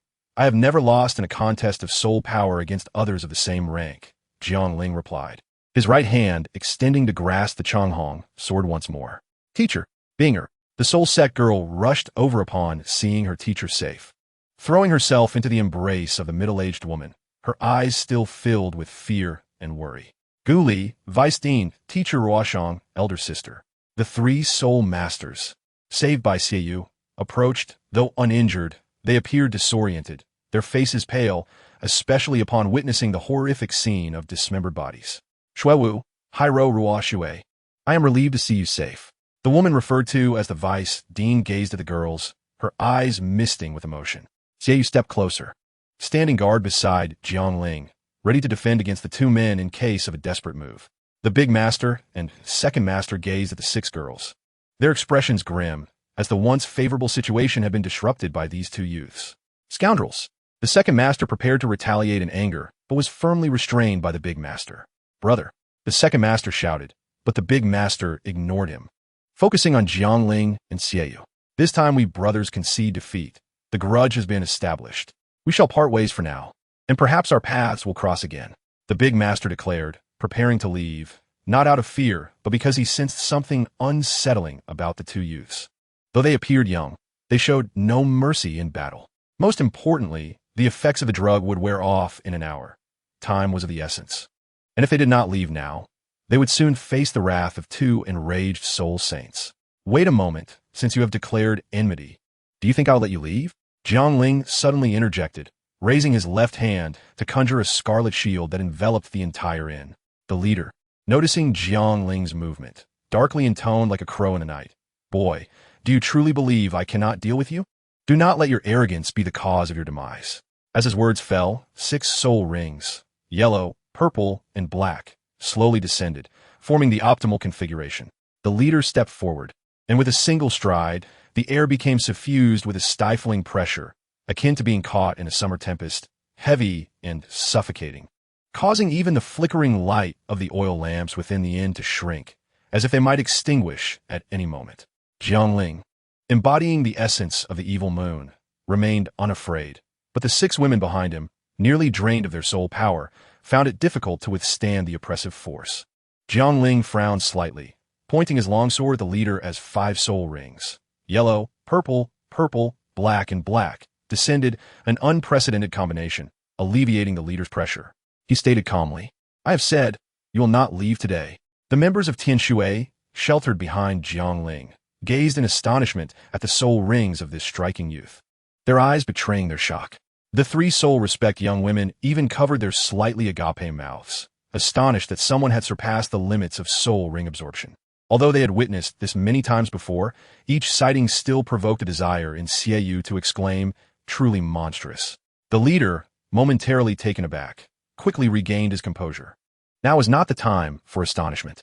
Jiangling's demeanor indicated that a confrontation was inevitable. Since evasion was impossible, he resolved to end the battle swiftly. Second brother. Soul fusion. The leader suddenly shouted, tossing an unknown object into his mouth. Yes, elder brother. The 2 clasped hands, and their martial souls merged, releasing a cloud of earthy yellow mist. As the mist dissipated, their figures vanished, leaving behind a colossal wolf, entirely yellow with black streaks. Though it appeared somewhat comical, resembling a mud dog, its elongated jaws were filled with sharp, white teeth that exuded ferocity. Boy, with no path to heaven and no door to hell.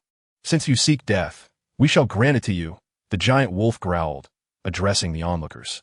Xiaoyu, with a grave expression, tightly gripped his moonblade. Being capable of soul fusion with his sister, he understood that such a technique was far more complex than mere arithmetic, especially when executed by a soul emperor. Jiangling found himself speechless. Even a bandit robbing a dilapidated inn could perform soul fusion. Was it truly so commonplace? Xiaoyu, the shield has been lifted. Take them away. Jiangling declared, sword across his chest, flames of innate fire igniting along the blade as he glanced at Xiaoyu. The power of this enormous earthy wolf could rival a soul sage, rendering Xiaoyu's threat negligible. He needed to confront such a formidable opponent with full force. Without concern for Xiaoyu and the Tianshui group, Jiangling believed he had reached a critical juncture, while he could save others. It was unnecessary to place himself in peril. We can leave easily with our strength, Xiaoyu communicated swiftly. Rest assured, I know what I am doing. A mere mud dog cannot stir up any waves, Jiangling replied. Before Xiaoyu could respond, the earth wolf struck down with a claw. Be careful, Jiangling warned, his left hand flipping to send a gentle wave of soul power, propelling the group out of the attack's range. 7 Suns Divine Art, Golden Bell Shield. With the delay provided by the Golden Bell Shield, Jiangling evaded the wolf's paw and instructed Xiaoyu, take them away. Do not be a hindrance here. Xiaoyu, realizing Jiangling was resolute in saving these individuals, reluctantly bit his lip and shouted to the others, Follow me. Young hero, be cautious, called a girl named Bing. Her eyes filled with concern as she gazed at Jiangling. Having been saved by him, she felt it was her duty to stand by him in danger. Yet, with her teacher and sisters present, all lacking combat capability, remaining would only serve as a burden. The usually calm and composed girl hesitated for a moment before making her choice. Though guilt gnawed at her, reason dictated that this was not the time for recklessness. She firmly memorized the two men's appearances and silently vowed, if misfortune befalls you, I, Shui Binger, shall take vengeance on those two. Shui Binger then struggled to rise, supporting her nearby teacher. Vice Dean, elder sister, teacher Ruo Shuang, is too severely injured to walk. The girl named Ruo Shui sobbed. Ruo Shuang was the sole sage who had sustained abdominal injuries. Although he had taken hemostatic medicine, he had lost too much blood and fallen unconscious. Xieyu, seeing Ruo Shuang in a stupor, bypassed Ruo Shui and scooped Ruo Shuang up, urging, do not delay. Hurry and leave. Once the group exited the inn, Jiangling exhaled a sigh of relief, having tirelessly thwarted the Earth Wolf's attacks against Tianshui.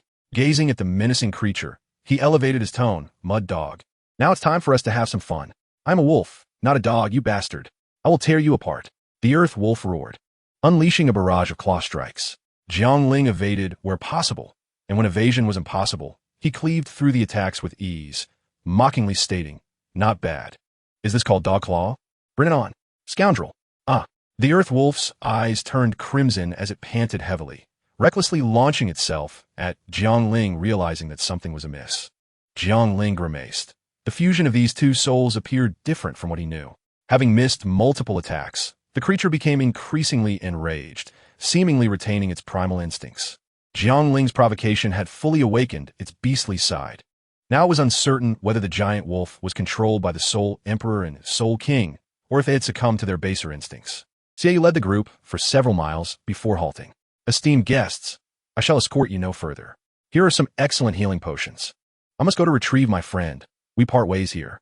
Until we meet again, Xie stated, placing Ruo Shuang down and producing several vials of medicine to hand to the group. Young hero, please wait. The effects of the tranquilizer within us are about to wear off.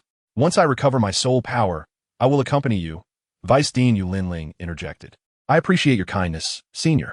Once you recover, please take them away swiftly. Those two cannot contend with my friend. Xieyu declined, turning to depart. Although her tone was brusque, the Tianshui group did not take offense. Their lives had been saved by her, leaving them no grounds for anger. Xieyu's words were not born from a belief in Jiangling's ability to handle the Earth Wolf, but rather from her trust in Yu Yi.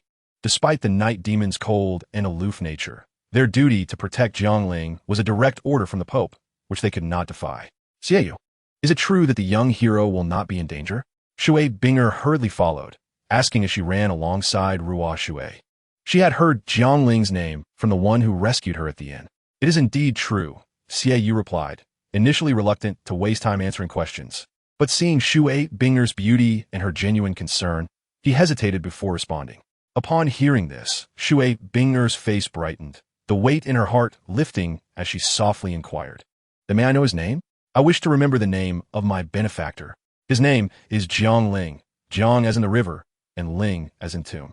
The composed and reserved Shui Binger could not help but want to voice her thoughts upon hearing such a peculiar introduction of a name. Yet she still expressed her gratitude. Xie nodded and was about to depart when Chivalrous, her cheeks slightly flushed with shyness, hurriedly said, Xie I am Chivalrous. Thank you for saving me. Until we meet again. After a moment of inner turmoil, she overcame her embarrassment, driven by her fondness for him. Until we meet again, Xie replied casually, turning to leave. Observing his disinterested response, Ruo felt a pang of disappointment. Shui Binger, standing nearby, found it amusing and comforted her sister by wrapping an arm around her waist. By the way, I see your face is flushed, as if you have a fever. This medicine can treat a cold. Take it. Just as Ruo was feeling disheartened, Xieyu returned, placing a porcelain bottle into her hand, and without delay, he soared towards the inn. Staring blankly at the porcelain bottle, Ruo's cheeks grew even warmer as she murmured, so he is a bit dense. Sister, why are you staring at me?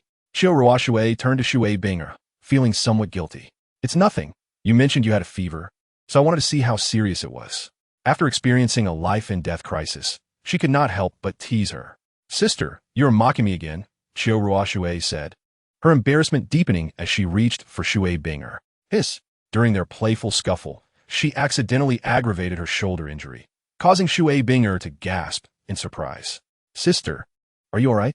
I'm fine. Chapter 152. Avalanche in the Inn.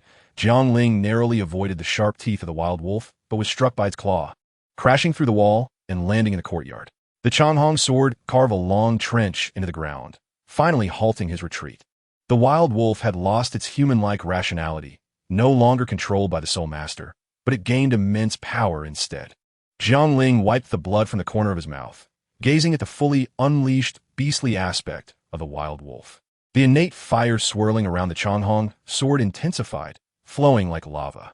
The surrounding temperature rose sharply, melting the snow into water, which quickly evaporated. A beast. You are much easier to deal with than a Soul Master. Violence begets violence. You enjoy brutality, so I shall give you the most violent of responses. The Changhong sword stood before him, trembling violently as the crimson blade illuminated Jiangling with a fiery glow. The azure edge measured only 3 feet, but the sword's aura was immeasurable, shooting forth into the sky. Even the beast could not hide the fear in its bloodthirsty eyes, wishing to flee but finding itself trapped by the sword's aura, which carved deep scars upon its body. Fire Dance Whirlwind. Jiangling grasped the Changhong sword and leaped into the sky, whispering softly. Just as Xie Yu and the others were returning to the inn, they saw a surge of red light rising from the vicinity. Even from a distance, the pervasive sword aura sent chills down Xie Yu's spine. He witnessed the sky being violently sliced apart by the red light, which transformed into a massive vortex swirling down from the heavens. When everything settled, the inn was no longer visible, leaving only a deep pit behind, surrounded by desolation. Even the 2 dragon-scale horses had vanished without a trace. Xie Yu stood there, stunned, his eyes wide with disbelief, as snow slipped from the branches above and landed on his head, yet he remained oblivious to it. Not only Xie Yu, but even Yu Yi, who had been secretly guarding Jiangling, stared in astonishment, murmuring, "Is this truly an attack unleashed by a Soul King? Jiangling, are you alright? Was that attack really from you?" Xie Yu rushed to Jiangling's side, bombarding him with questions. Yet Jiangling stood there, eyes closed and unresponsive. Jiangling? Jiangling? Seeing him silent, Xie Yu worried he might be injured and reached out to shake him. Do not disturb him. He is in a moment of enlightenment. Yu Yi suddenly emerged, gripping Xie Yu's shoulder with a cold tone. Enlightenment? A day later, Xie Yu and Jiangling continued their journey northward on foot. The previous day's sword strike had caused a celestial phenomenon, destroying the inn and their mounts. Fortunately, they had reached the extreme northern territory, not far from their destination.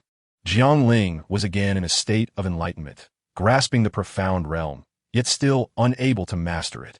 He estimated that his strength was insufficient for control, and that with diligent cultivation, he might attain the Soul Emperor level, at which point the realm might manifest naturally. This expedition had already achieved its purpose, bringing a sense of relief to Jiangling. The absence of snow in the extreme northern region was fortunate when it did fall. It could last for several months, capable of burying one alive. Without their horses, Jiangling dared not use his sword to fly, as the terrain was a vast expanse of white. Ascending into the air could easily lead to losing direction, and the frigid winds and dense snowflakes at high altitudes required considerable soul power to withstand. In such a place where accidents could happen at any moment, every ounce of soul power became exceedingly important. To avoid getting separated from Jiangling, Yui chose to travel alongside him. As they ventured further north, the weather grew increasingly frigid. Jiangling frequently encountered frozen soul beasts, as well as humans. The 3 of them changed into warmer attire, leaving only their eyes exposed while wrapping themselves tightly. This was not merely for warmth against the biting winds mixed with frost and snow, but also to conceal their identities, as soul masters became more prevalent closer to the extreme north. Occasionally, they spotted local homes with wisps of smoke curling up, adding a different hue to the pristine world, prompting smiles from Jiangling and Xie Yu. This signified they could enjoy a hearty meal, sleep soundly, and perhaps even indulge in a warm bath. Jiangling, we are 300 miles away from Hanzhuang City. If we continue on this path, we will encounter a river known as Tongtian He, which we must fly over. Otherwise, we will have to take a detour, adding at least 200 miles to our journey, Xie Yu stated, studying the map intently. How wide is Tong Tianhe? Jiang Ling inquired. At least 100 zhang, Xie Yu replied. No problem, short-distance flight should not result in losing our way. We shall proceed straight, Jiang Ling said, his expression easing. Yu Yi stood by, silently listening to their discussion. Were it not for her conspicuous presence, she could have easily blended into the snowy landscape, demonstrating her skills as an assassin. Then let us continue on our way, Xie Yu declared as she rolled up the map. Jiang Ling nodded, but suddenly felt the ground beneath him tremble. Initially faint, the tremors grew increasingly violent. Jiang Ling's expression changed, and he spoke gravely. An avalanche. The Changhong sword appeared beneath him as he swiftly lifted Xie Yu, while Yu Yi leaped lightly, taking position behind Jiang Ling as the sword surged upwards. In an instant, the very spot where they had been standing was engulfed by the raging snow, erasing all traces of their presence. Had Jiang Ling hesitated for even a moment longer, they would have been buried beneath the snow. He recalled the ice sculptures they had encountered along the way, realizing they were likely victims of the avalanche. In the face of such a natural disaster, even soul masters appeared remarkably insignificant. Xie Yu's face turned pale as she spoke, still shaken by the experience. Jiang Ling observed the white, dragon-like force of the avalanche sweeping across the landscape, consuming everything in its path, and fell into silence. He slowly advanced on his sword as the avalanche began to subside, finally descending. Meanwhile, the group from Tianshui Academy, also heading towards Hanzhuang City, had extremely fortunate timing, avoiding the avalanche and thereby escaping significant losses. A few days ago, after the strength of the people from Tianshui Academy was restored, despite the assurance from Xie Yu, Shui Binger still felt a twinge of concern. She implored her teacher, Yu Lin Ling, to visit the inn once more, allowing some time for Ru Shuang to recuperate. Yu Lin Ling, grateful for Jiang Ling's rescue, readily obliged, leaving Xiu Ruo Shui and Shui Wu to look after Ru Shuang while she took Shui Binger to the inn. Upon arriving at the inn, which had been reduced to rubble, and observing the large crater left behind, Shui Binger was momentarily dazed. What on earth had transpired? It was known that even her teacher could not create such devastation with a single strike, leveling the inn in such a manner. Binger, do not worry. It is possible that after our departure, a powerful figure intervened, Yu Lin Ling remarked, fully aware of her kind-hearted disciple's thoughts. Though she too felt a sense of loss, she offered words of comfort. Thus, this delay allowed the individuals from Tianshui Academy to perfectly evade the avalanche. Chapter 153. Hanzhuang City. The subsequent journey did not encounter any further avalanches. After 3 days of arduous travel, they finally arrived at Hanzhuang City. Jiang Ling's initial impression of Hanzhuang City was one of height, as it almost reached the elevation of the mountains. His second impression was one of grandeur. It was an impressive city. If Luo City and Tiando City were likened to elegant, refined gentlemen of the worldly realm, then Hanzhuang City was akin to a battle-hardened general, still standing proud despite the ravages of time. The city was vast, rivaling the capitals of the two great empires, flanked by 2 mountain ranges. Hanzhuang City rose abruptly, soaring into the clouds, seamlessly connecting the 2 previously unconnected mountain ranges. To the north of Hanzhuang City lay the territory of the Soul Beasts. The Soul Beasts in the extreme northern regions were not to be compared with those in the Stardo Great Forest. Not only were their numbers fewer, but their strength was generally formidable. Yet, it was a coveted place for water and ice attribute soul masters to acquire soul rings. To access this area, one must pass through Hanzhuang City. Attempting to hunt souls in the extreme north without traversing Hanzhuang City would necessitate crossing the mountain ranges on either side, a feat virtually impossible without the strength of a soul sage. Standing beneath the ancient city of Hanzhuang, Jiang Ling gazed up at its time-worn walls and the powerful characters spelling out Hanzhuang City. A surge of gallantry welled within him, and he recalled a line from a poem he often heard in his past life, softly reciting, "In the cold mountains, the path to the clouds is lonely." A lifetime of wild abandon soared against the night sky.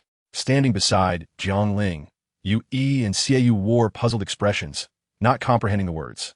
Yet they sensed an air of sophistication, a depth of meaning. Upon entering the city, Yu Yi disappeared once more, and although Jiang Ling felt resigned, he did not intervene. "What shall we do next?" Xie Yu inquired, as he was quite unfamiliar with Hanzhuang City and the extreme northern region. "First, we will visit the Spirit Hall to gather information on the recent activities of the evil soul masters and to better understand the situation in Hanzhuang City," Jiang Ling replied, observing a group of individuals they had just passed. Noting their attire signifying allegiance to other factions, his brow furrowing slightly. Before their journey, Jiang Ling had requested information about Hanshuang City and the extreme northern region from his teacher, Bai Dong. But she only provided details about the elder stationed at the Spirit Hall in Hanshuang City. The rest was left for him to discover, as he would be in command of the Spirit Hall members. The entrance to the Spirit Hall, unlike the opulence Jiang Ling was accustomed to, exuded an aura of antiquity. Halt! The guard at the entrance crossed their spears to block their way. Call your captain over.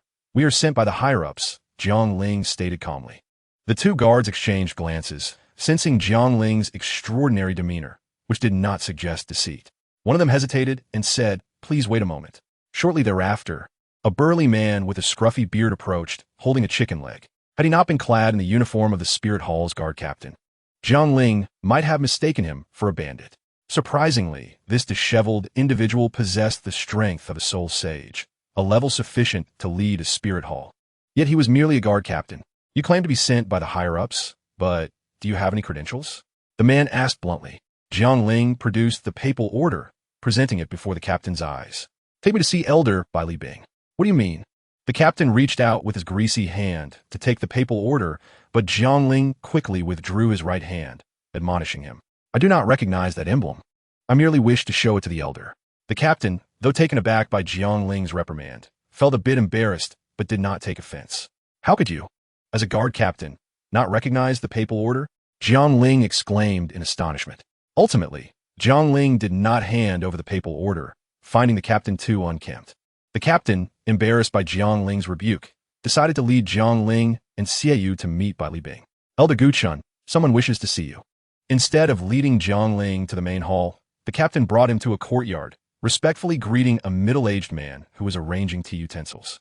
The middle-aged man differed from Jiang Ling's expectations. He appeared scholarly, with a pale complexion and a somewhat frail demeanor. I am Jiang Ling. Jiang Ling raised the papal order and declared, Bai Li Bing, I pay my respects to the Holy Sun. The middle-aged man stood, giving a slight nod before returning to his seat, instructing the captain, Xiao Dai, you may leave for now. Xiao Dai? Xiaoyu's eyes widened in surprise. However, Jiang Ling paid no heed to the captain's name. Bai Li Bing's demeanor puzzled him, despite the Holy Sun's status not being significantly higher than that of an elder. Bai Li Bing's attitude was excessively cold. Had not his teacher made proper arrangements? Bai Li Bing, a spirit master of ice sculpture, level 92 title Douluo, known as Tidal Ice, has been stationed in Hanshuang City for 5 years, Jiang Ling remarked, sitting opposite Bai Li Bing. You are quite well informed, Holy Sun. It seems you have done extensive research on Hanshuang City prior to your arrival. Bai Li Bing responded with a smile, pouring a cup of tea and pushing it toward Jiang Ling. I have not gathered much information. My teacher merely informed me that all members of the Spirit Hall in Hanshuang City would heed my commands, Jiang Ling stated directly, reaching for the cup of tea while keeping his gaze fixed on Bai Li Bing. That is natural. I have received the command of the Papal Lord and shall comply, Bai Li Bing replied, his tone unperturbed by the division of power. Jiang Ling raised an eyebrow, uncertain of Bai Li Bing's true intentions. He inquired then, could you kindly provide me with an overview of the current situation within Hanshuang City and the turmoil caused by the evil soul masters? Well, Holy Sun, first, why not try the tea I personally brewed? You must be tired and hungry after your journey. Let us discuss business later. First, please eat and rest.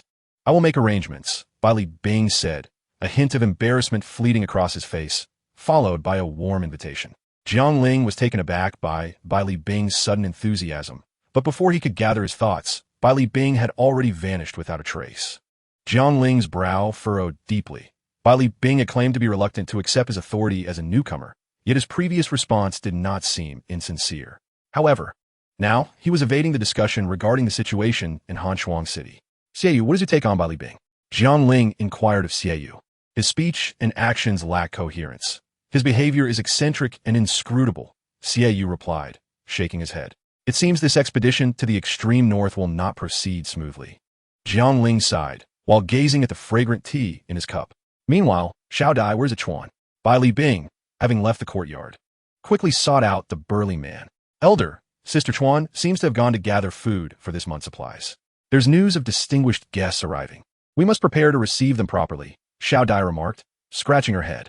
The esteemed guests have already arrived. You must quickly fetch that girl, Bai Li Bing urged.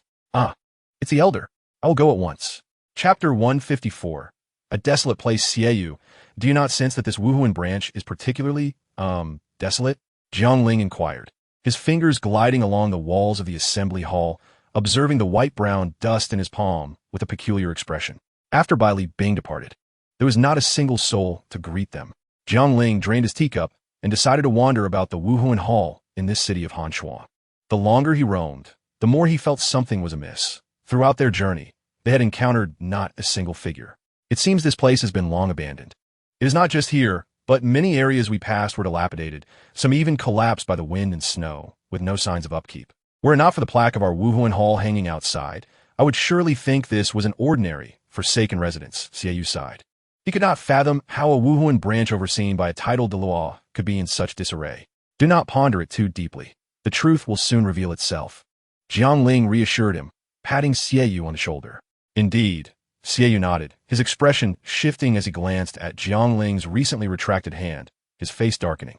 If I am not mistaken, your hand has just brushed against the wall, has it not? As Jiang Ling contemplated how to dismiss the matter, a sudden call from outside sounded like celestial music to his ears. Holy Sun, though the voice called out, the footsteps approached the hall, clearly indicating that they were aware of the two's presence. Someone is seeking us. Let us step outside, Jiang Ling coughed lightly, not waiting for Xieyu's response before moving toward the hall's exit. Upon stepping outside, he was greeted by a young woman in her 20s. Her facial features were soft and inviting. Though not striking at first glance, she possessed a captivating charm, particularly with her gem-like eyes that shone brilliantly against the white landscape. Her complexion was a healthy warm white, neither pale nor dark. You're the Holy Sun, Jiang Ling? I am Bai Li Chuan, and Bai Li Bing is my teacher. It is nearly noon. I have come to invite you both for a meal, she said, hastily approaching and bowing to Jiang Ling. Thank you, Bai Li Gunan. This is Xieyu. Jiang Ling nodded, pulling the still serious Xieyu forward for an introduction. Hello. Bai Li Chuan smiled at Xieyu, who felt compelled to respond to the bright greeting, his previously grim expression softening into a somewhat stiff smile. Jiang Ling, suppressing a chuckle, said Bai Li Gan, please lead the way. We have traveled quite a distance and are indeed a bit hungry. Of course, Holy Sun, please do not stand on ceremony. You may call me Bai Li Chuan or Xiao Chuan, she replied respectfully. Since you are a few years my senior, I shall address you as Chuan Jia, and you need not call me Holy Sun. Simply Jiang Ling or Xiao Ling will suffice. Jiang Ling suggested gently. Really? The Holy Sun will not take offense? Bai Li Chuan's eyes sparkled with surprise.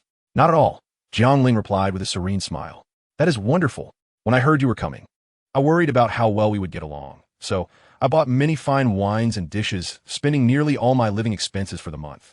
Fearing I might not host properly, Bai Li Chuan said with a relieved smile, placing a hand on Jiang Ling's shoulder, displaying a pained expression. The stark contrast between their reactions momentarily left Jiang Ling and Xieyu in shock. Bai Li Chuan, noticing their expressions, blushed and withdrew her arm, muttering, I'm just naturally this way. The Holy Sun assured me there would be no offense taken. Being in the far north, and as a disciple of the highest authority in this Wuhuan branch, the Wuhuan Hall's management was not merely limited. Its status was akin to that of a regional governor, and given her identity, Bai Li Chuan naturally found it difficult to maintain a demeanor of utmost respect towards someone younger. I harbor no ill will. I simply believe Chuan Jie possesses a genuine spirit, unlike most women. Do you not agree, Xieyu? Jiang Ling quickly interjected. Unlike most women, Xieyu echoed. Thank you for the compliments, you two younger brothers, Bai Li Chuan grinned, revealing two adorable canine teeth.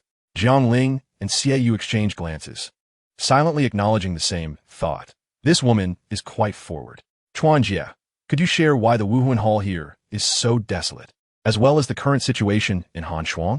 Jiang Ling inquired as they were led to the dining area. Bai Li Chuan, unlike Bai Li Bing, spoke frankly. The far north is not comparable to the central plains. The environment is harsh, and resources are pitifully scarce. Furthermore, it is located far from Wuhuan City, making management difficult.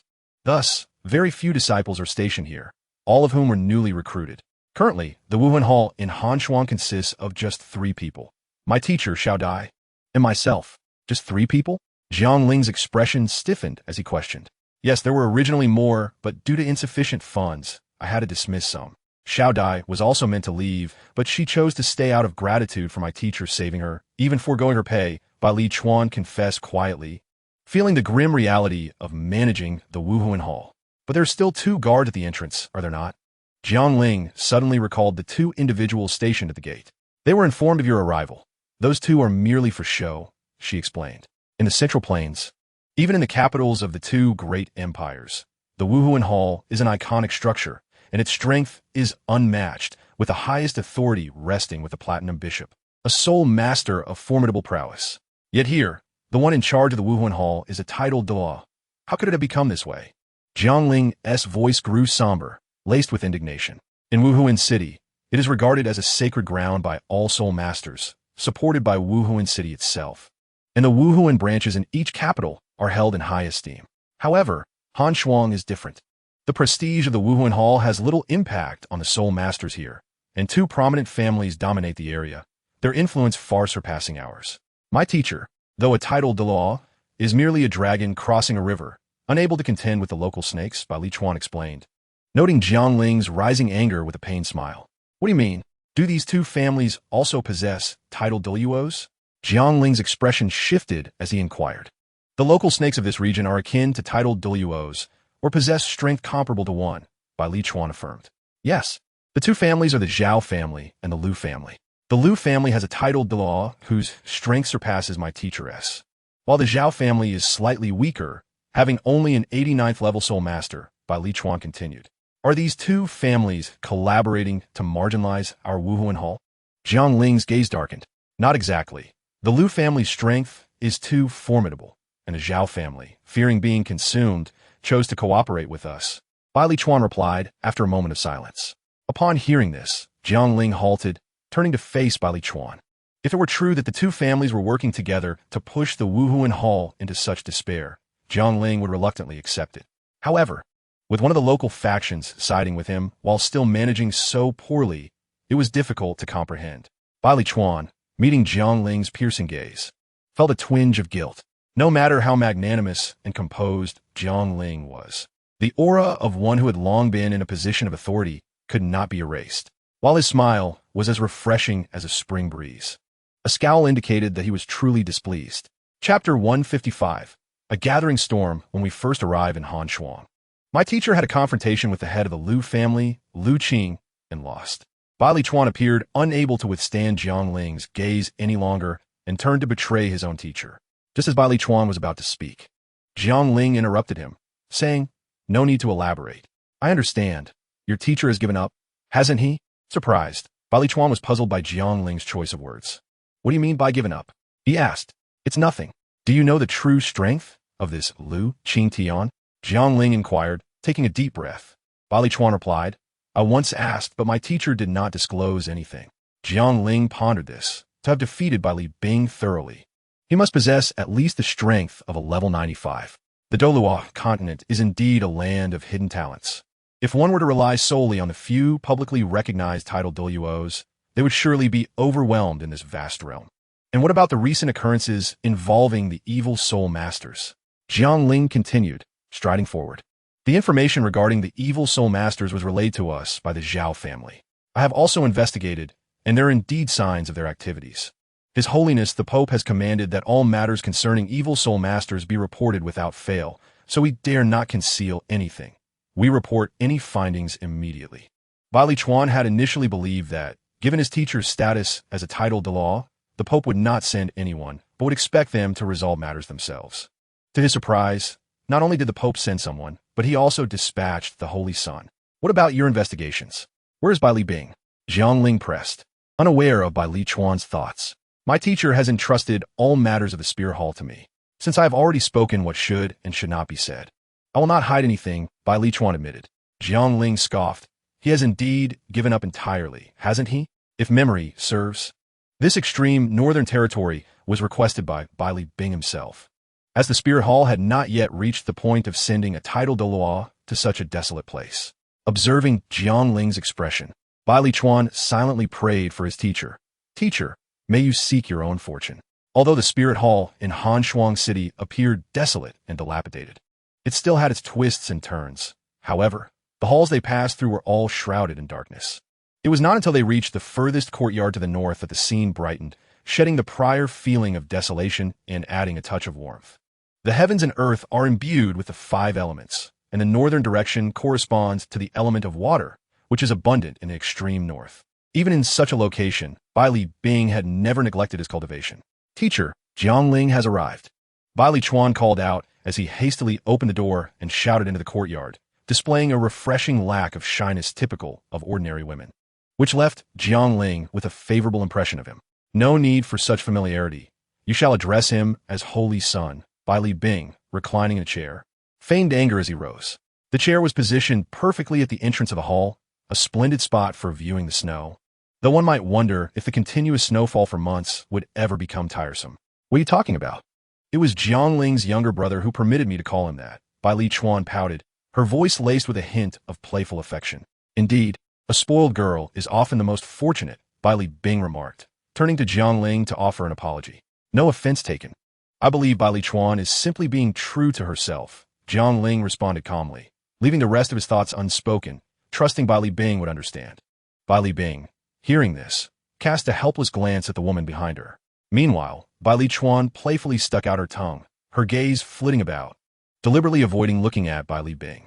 "Holy Son, I have come to understand. Shortly, I will gather some information about Han Shuang City and the Evil Soul Masters and have Chuana deliver it to you. But first, let us dine," Bai Li Bing declared. Bowing slightly to Jiangling nodded, taking a seat inside.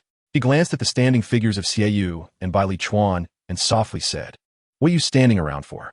Sit down." "Thank you," Jiangling's younger brother, Bai Li Chuan replied, her face lighting up as she took a seat beside him, completely disregarding Bai Li Bing's darkened expression. Upon Bai Li Chuan's seating, Xie Yu followed suit, settling on the opposite side. After days of relentless travel, subsisting on hard and cold rations, the meal laid before them, though not a feast, was a rare treat in this extreme north. Jiangling was taken aback to discover that Bai Li Bing refrained from drinking alcohol, while Bai Li Chuan, the girl, possessed remarkable tolerance for spirits. Thus, an odd scene unfolded where the 2 highest-ranking individuals dined on vegetables, while their companions engaged in the clinking of cups. Just as Bai Li Chuan and Xie Yu were lost in their revelry, a chubby young man with a fair complexion entered. "Who is this?" Jiangling inquired, perplexed. He recalled Bai Li Chuan mentioning that only 3 individuals were officially present here, all of whom he had already met. "Holy Son, this is Sun Dai, the one who came to escort you this morning. I feared his previous appearance might startle you, so I had him cut his hair and shave his beard," Bai Li Bing explained, setting her tea down. For a moment, Jiangling stood dumbfounded, and even Xie Yu, who was drinking, looked astonished, while Bai Li Chuan failed to notice their surprise as she clinked glasses with him. "I have never heard that shaving one's beard could lighten skin. If one were to say he had transformed into a different person, I would believe it," Jiangling thought. "Since you are here, do join us," he said, offering a warm smile. Sun Dai appeared flustered by the attention, casting a nervous glance at Bai Li Bing as if seeking her approval. This reaction surprised Jiangling. After all, he was a soul saint, and even if he needed to seek approval, he should not display such anxiety upon hearing his words. Only after receiving Bai Li Bing's nod did Sun Dai cautiously take a seat beside Bai Li Chuan, gazing at the food on the table with evident desire. In this manner, the personnel of the Han Shuang City Spear Hall were finally gathered. Apart from Jiangling and Xie Yu, who were outsiders, the remaining 3 formed a curious assembly. The one with the most masculine name was a woman, while the 2 with the most feminine names were men. Meanwhile, at the Liu family, a distinguished guest was being received. This guest possessed the cultivation of a soul sect, but was accompanied by a soul, Douluo-level bodyguard. Most striking were his hands, which, despite being at the dining table, were still adorned with pitch-black gloves. Opposite him sat an individual Jiangling did not recognize. But Bai Li Bing certainly did. It was Liu Qingtian, the one who had defeated her. This scene inevitably stirred speculations about the youth's identity. Who was able to converse as an equal with someone of such standing despite his soul sect rank. On another front, the Zhao family was in conference. "Patriarch, the Liu family has been making frequent moves lately. They seem intent on unifying all of Han Shuang City. We need to prepare," a robust man in his 40s said. His brow furrowed. "I'm already aware," he replied slowly, rising once the others had departed and making his way to the backyard. Elsewhere in a theater, a patron sat leisurely watching the performers on stage, dressed in a blue male outfit that made him appear even more exquisite than the women. Should a man with a penchant for delicate beauty witness this, he might very well lose his soul.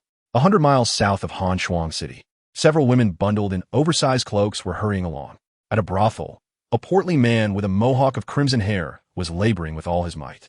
In a tavern, a man of around 50, robustly built with an aquiline nose and wearing thick crystal glasses that gave him shifty appearance, was prying for information. Accompanied by a young man in gray attire whose striking peach blossom eyes and handsome features revealed a curious disposition as he surveyed his surroundings. In that moment, an air of anticipation enveloped Han Shuang City as myriad forces began to stir. Chapter 156. The Poison of Desire. As night fell, Jiang Ling and Xiaoyu settled into their freshly cleaned quarters, perusing the documents Li Chuan had sent over. After a while, Jiang Ling set the papers down with a sigh, stating, "The Liu family's position in Han Shuang City is indeed that of a dominant force. But to fully encompass this vast city, it remains somewhat insufficient." Observing the style of the past few years, whether it was the suppression of Li Bing or the Zhao family, it was all executed with a certain degree of restraint, embodying a gradual approach. However, recently, there's been a significant shift in demeanor, with a relentless grip on the Zhao family, showing no fear of them completely aligning with our Wu Huandian. The timing of this change coincides with the sudden arrival of the Evil Soul Master in Hanshuang City. Are you suggesting that the Liu family has colluded with the Evil Soul Master? Xiaoyu furrowed her brow and replied, "That seems unlikely. No matter how remote the extreme north is, the notorious reputation of the Evil Soul Master is well known. If this were to be exposed, the consequences would be beyond their capacity to bear. If the Liu family were to find themselves in a quagmire, with their existence hanging by a thread, it could be understood. But now, as the foremost family in Hanshuang City, they are powerful and have no need to risk their reputation by collaborating with such a disreputable entity. No, such a possibility certainly exists. Look at this." Jiangling tossed a book to Xiaoyu, which detailed the life of Lu Qing, from his humble beginnings to his rise as the head of the family. Such prowess. And they have even chronicled his life story. Xiaoyu remarked, gazing at the cover inscribed with the title Lu Qing Zhuan. This could not have been compiled by Li Bing. I suspect it was likely put together by the Zhao family. However, it should all be authentic. Li Bing would not dare to deceive me with forgeries, Jiangling replied softly. Following this, the room fell into silence, the only sound being the howling wind and snow outside. Jiangling did not rush her, instead picking up a nearby tome titled Hanshuang City Chronicles, patiently waiting for Xiaoyu to finish perusing the book. Lu Qing, being a son of a concubine, originally had no chance of inheriting the family. Yet he was unwilling to remain merely a debauched youth. He aspired to rise above others, which, in more flattering terms, may be described as lofty ambition, but in less favorable light, could be viewed as rampant ambition. Beneath this ambition lay a series of misfortunes for those with the status and strength to inherit the family headship. They either went missing or met with untimely deaths. While the Liu family remained oblivious to the unfolding events, they eventually realized that the only one left capable of inheriting the family legacy and restoring its former glory was Lu Qing, Xiaoyu concluded. Jiangling, upon hearing this, could not help but recall the stunning woman from Tiando City. The difference between them was stark. Qian Ruinxue was a victim of her own heart, while Lu Qing was a prisoner of circumstance. Ambition is a form of desire, one that grows incrementally. No one is born with the ferocity to conquer vast territories. Lu Qing had endured hardship in his youth, facing ostracism from his siblings, and at that time, his only thoughts were to be well-fed and free from bullying, never imagining he would one day become the master of his clan. Yet, upon awakening his martial spirit and demonstrating extraordinary talent in cultivation, he gradually garnered attention, realizing he possessed the strength to contend for the position of family head, leading to the notion that if he could attain it, why could he not? Once such thoughts arise, the possibility of action becomes tangible, and with action comes the potential for success. Desire is akin to a boulder rolling down a mountain. Once it begins, it cannot be halted. With dominion over vast lands, one yearns to uncover the mysteries of eternal life. Similarly, Lu Qing's current desire is to control all of Hanshuang City. The Evil Soul Master can assist him, and thus he has no reason to refuse. Such individuals are often exceedingly arrogant and prone to gambling. A single loss could lead to their ruin. Jiangling narrowed his sharp eyes and remarked coldly, "Ambition is acceptable, but one must not forsake fundamental morals." There has been a notable increase in inexplicable disappearances recently, including soul masters, which many speculate to be the handiwork of the evil soul master. However, in my view, the Liu family has played a far more significant role in this than the evil soul master. Given the considerable uproar, one cannot believe that an evil soul master could operate without protection. Rather, those who publicly pursue the evil soul master may themselves be the true evil. Xie Yue, illuminated by the lamp, gazed at Jiangling and suddenly realized she could not see through him. Previously, she had perceived him merely as a sword enthusiast lacking in political acumen. But now, witnessing his insightful analysis of human nature and his familiarity with the game of power, she involuntarily asked, "And you? Now that you have become the saint's son, is your next goal to become the pope?" "Impossible. Becoming the pope is out of the question. Not in this lifetime. I even regret becoming the saint's son." Jiangling shuddered, recalling the fear of being controlled by his teacher. Seeing this, Xie Yue smacked her forehead. Realizing it was indeed an illusion, Jiangling was still the same Jiangling, unchanged. As darkness enveloped the sky, Xie Yue returned to her room. While Jiangling approached the window, opening it, he anticipated the cold wind and swirling snow to invade the room, but the expected scene did not occur. As if an invisible barrier shielded against the inclement weather. Under the moonlight, the exterior appeared even brighter than inside Jiangling's abode, though the cold was piercing.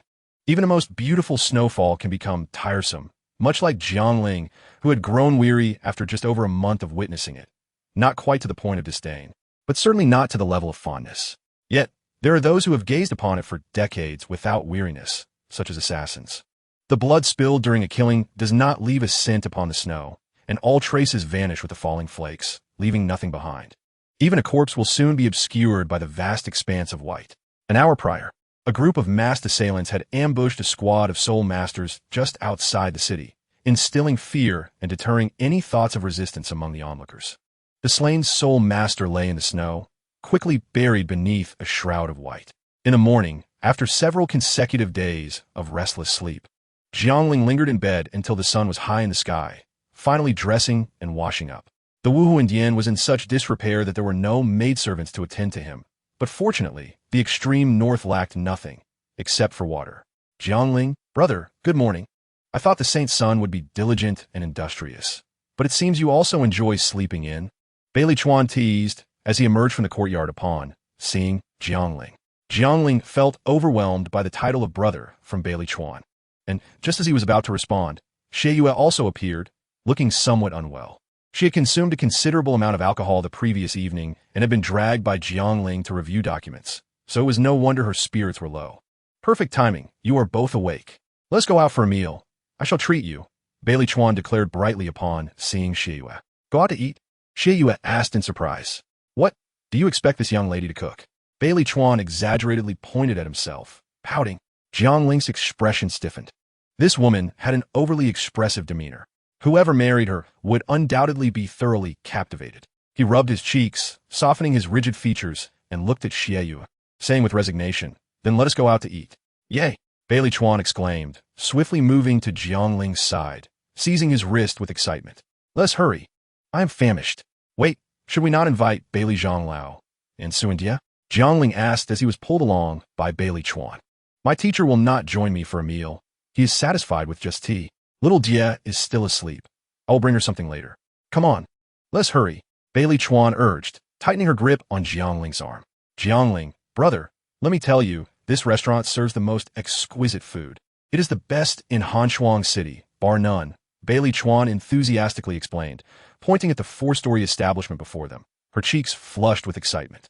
Bailey Chuan, it is just a simple breakfast. There is no need for such extravagance."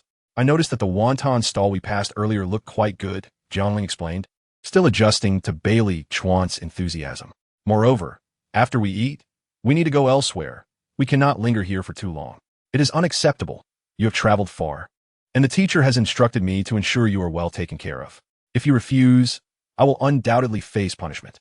Bailey Chuan, feeling a surge of emotion, grasped Jiangling's arm, her voice soft and trembling as if on the verge of tears. An onlooker, unaware of the circumstances, might mistakenly believe that Jiangling had wronged this seemingly delicate and adorable girl. "No, Chuanjie, if that is the case, let us go inside," Jiangling replied, maintaining his composure as he gently withdrew his arm from her tender embrace. Though it was comforting, he had resolved to keep his distance from Bailey Chuan. For the first time, Jiang Ling found women to be rather challenging. He could not see through Bali Chuan, and thus he felt the need to maintain a safe distance. As they entered the main hall, a server approached them promptly. "What would you like to eat?" He inquired. I would like something simple." Jiang Ling began, but was interrupted by Bali Chuan. "Let us have one of everything delicious you have here, and also reserve a private room." The server's eyes sparkled at the prospect of a large order. "No, Chuan Jia, we have things to attend to," Jiang Ling murmured. "Oh, it will be quick." "Jiang Ling, please, or I want to be able to explain to the teacher," Bali Chuan pleaded, clasping her hands together and looking adorably at Jiang Ling. "Fine." He conceded with a hint of exasperation. The three of them entered the designated private room, and after a brief wait, the dishes began to arrive.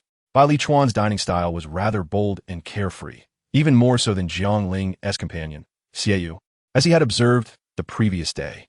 "Come, let us drink," Bali Chuan urged, handing a wine jug to Xiaoyu, knowing well that Jiang Ling abstained from alcohol. "I want tea drink today. We have matters to attend to later," Xiaoyu declined. "It's nothing, just a few sips," Bali Chuan encouraged. "I think I'll pass," Xiaoyu responded, shaking her head. "Oh, you're both hopeless. I'll drink on my own," Bali Chuan remarked, somewhat disappointed. It must be said that Bali Chuan's drinking habits bore little distinction from quenching her thirst with water, which made Jiang Ling feel a twinge of envy. As the sun dipped low in the sky and they finished their meal, most of which had vanished into Bali Chuan's stomach, Jiang Ling gazed out the window, furrowing his brow, and inquired, "Isn't tea time we leave?" "Yes, of course," Bali Chuan replied, finishing the last sip of her drink and wiping her mouth with her sleeve. "Excuse me, sir, the total is 100 gold soul coins. Who will settle the bill?" The server, standing beside them, inquired while casting glances at Jiang Ling and Xiaoyu. Upon seeing this, Jiang Ling paused, glancing at Bali Chuan, his expression darkening. There she was, head bowed, hands nervously twisting her clothing, her dainty foot, adorned in embroidered shoes, rhythmically tapping the table without a sound, resembling a child caught in mischief. In that moment, Jiang Ling realized the truth. The fear of reprimand from the teacher was a mere ruse, while the real issue was her trickery to indulge in a feast. With a stern expression, he retrieved a pouch of gold soul coins and tossed it to the server, turning to Xiaoyu and saying, "Let us go," as he strode out, ignoring Bali Chuan. Xiaoyu followed suit, and Bali Chuan hurried after them. Jiang Ling walked down the street, his demeanor unyielding. He was genuinely angry. Perhaps out of a guilty conscience, the usually lively Bali Chuan lagged behind by several steps, trailing them. "I haven't tea had a good meal in ages. Today happens to be my birthday, and I had no money, so I thought to bring you along." "I didn't expect it to cost so much," Bali Chuan said, rushing ahead to express her grievances. Jiang Ling remained unaffected by her words, striding past her as he realized that this woman was not only whimsical, but also full of deceit. "I know I was wrong. I can always repay you later. Please, don't be so upset," Bali Chuan continued, closely following him. His patience wearing thin, Jiang Ling abruptly halted, causing Bali Chuan to bump into him. "This isn't merely about the 100 gold soul coins. You were aware we had urgent matters, yet you squandered our time in such a frivolous manner. Once we resolve our business, I would gladly treat you to 3 days and nights of feasting at tavern," Jiang Ling asserted coldly. "Really?" Bali Chuan's eyes brightened. "You," Jiang Ling exclaimed, feeling exasperated that his words had fallen on deaf ears. With a flick of his sleeve, he turned to leave, dismissing her entirely. "Oh, don't be angry. What good is strolling about the streets? If you wish to investigate, we must engage with the upper echelons," Bali Chuan insisted, seizing Jiang Ling's arm. "There is a gathering tonight. Young people of some standing in Hanshuang City will be attending, including Lu Qing's son, and I have received an invitation as well. You knew about this gathering beforehand. Why didn't you mention it earlier?" Jiang Ling asked, slightly taken aback. "I had no idea you were in such a hurry. You just arrived yesterday, and today you are already investigating," Bali Chuan replied, feigning innocence. "But no more lies from you in the future," Jiang Ling said, clearing his throat while glancing at Xiaoyu. "So, I don't need to repay that 100 gold soul coins?" Bali Chuan asked hopefully. "No, it's not a matter of money," Jiang Ling replied. "By the way, did you just say today is your birthday? Is that true?" "No lying," Jiang Ling emphasized. It's not true," Bali Chuan stammered, her previous bravado faltering. "You." "Very well," Jiang Ling said, pointing at her. He had initially felt guilty for misunderstanding her and had wished to celebrate her birthday as a form of atonement. But now that guilt had entirely dissipated, Jiang Ling broke free from Bali Chuan's grasp, and walked directly toward the Wuhan temple. Hey, you could consider this an early birthday celebration. Bali Chuan called after him. Where are you going now? She pressed when Jiang Ling remained silent. Home, he replied. But the Wuhan temple is to the north, and you are walking south, she pointed out. I am simply befuddled by your antics, Jiang Ling retorted, turning back to face the amused Bali Chuan. Since there's a gathering of the upper class tonight, we can postpone this shopping trip, Jiang Ling declared, and the trio made their way back to the Wuhan temple. As they approached the entrance, Jiang Ling suddenly remarked, Chuan Jia, didn't you forget to pack some food for Sundai? Oh, I think I did forget. I've eaten most of it. And it wouldn't be suitable to pack now, Bali Chuan said without a trace of shame. Sai, could you please buy 2 more portions? Jiang Ling said, rubbing his temples, feeling utterly exhausted. I would, but I have no money, Bali Chuan replied, displaying her delicate hands in a gesture of helplessness. Take this. As Jiang Ling watched Bali Chuan depart, he seemed to be speaking to Xie, yet also to himself, with this matter resolved. It's time for a change at Wuhan Temple. That evening, Jiang Ling and his companions attended the banquet, which was hosted at the Lu residence. Throughout their journey, both Jiang Ling and Xie remained silent, while Bali Chuan chattered incessantly. As they neared the Lu residence, Bali Chuan suddenly asked Jiang Ling, how old are you this year? And what is your soul power level? Jiang Ling paused, replying vaguely, almost 18. I'm at the Soul King level. Without disclosing his precise soul power, Bali Chuan appeared momentarily taken aback, but then her face lit up with admiration. You are truly impressive, Jiang Ling, she said sincerely. At 28 years of age, she was merely a soul emperor at level 62. Jiang Ling, however, merely smiled at her compliment, as he had grown skeptical of Bali Chuan's words, suspecting she harbored ulterior motives. Upon arriving at the Lu residence, Bali Chuan produced an invitation. The Lu family did not arrange for a guide, so Bali Chuan led Jiang Ling and another companion straight inside, their demeanor suggesting they were no strangers to this place. Although this gathering was intended for the younger generation, individuals in their 40s and 50s still attended, making it a significant event. With half an hour remaining before the gathering commenced, Bali Chuan, given her status, was allotted a guest room to rest. However, her restless nature, coupled with Jiang Ling's intention not to merely attend a banquet, meant they bypassed the guest accommodations and proceeded directly to the Grand Hall. The hall, named Feng Shue, was said to be personally named by Lu Qing. Nevertheless, Jiang Ling could not help but critique the calligraphy. Although it appeared robust, it lacked refinement. Had it not been for the formidable prowess behind it, it would indeed be deemed mediocre. As they entered the Grand Hall, a considerable crowd had already gathered. A veritable tapestry of individuals. Women held portable heaters, which was understandable, but one could not fathom the purpose of a folding fan amidst the heavy snowfall. Within the hall, many formed small groups, engaging in light-hearted conversations that created an invisible divide from the surrounding guests. Jiang Ling found herself in a similar state. Most attendees were close to the Lu family, while the remaining were fence-sitters. Among them was a member of the Li family, a vassal of the Zhao family. For reasons unknown, had also arrived today. Given the current situation, it was unlikely that anyone from the Zhao family would show up. Bali Chuan quietly informed Jiang Ling of the circumstances, recognizing the importance of decorum despite her penchant for mischief. What does it matter? The Zhao and Lu families are currently at odds. The Zhao family's businesses and influence have been suppressed, and their vassals will surely seek new allegiances, Jiang Ling replied nonchalantly. Chuan, while you're observing your surroundings, a voice suddenly arose ahead. Jiang Ling beheld a young gentleman clad in exquisite white attire, wielding an expensive folding fan, approaching with a throng of admirers.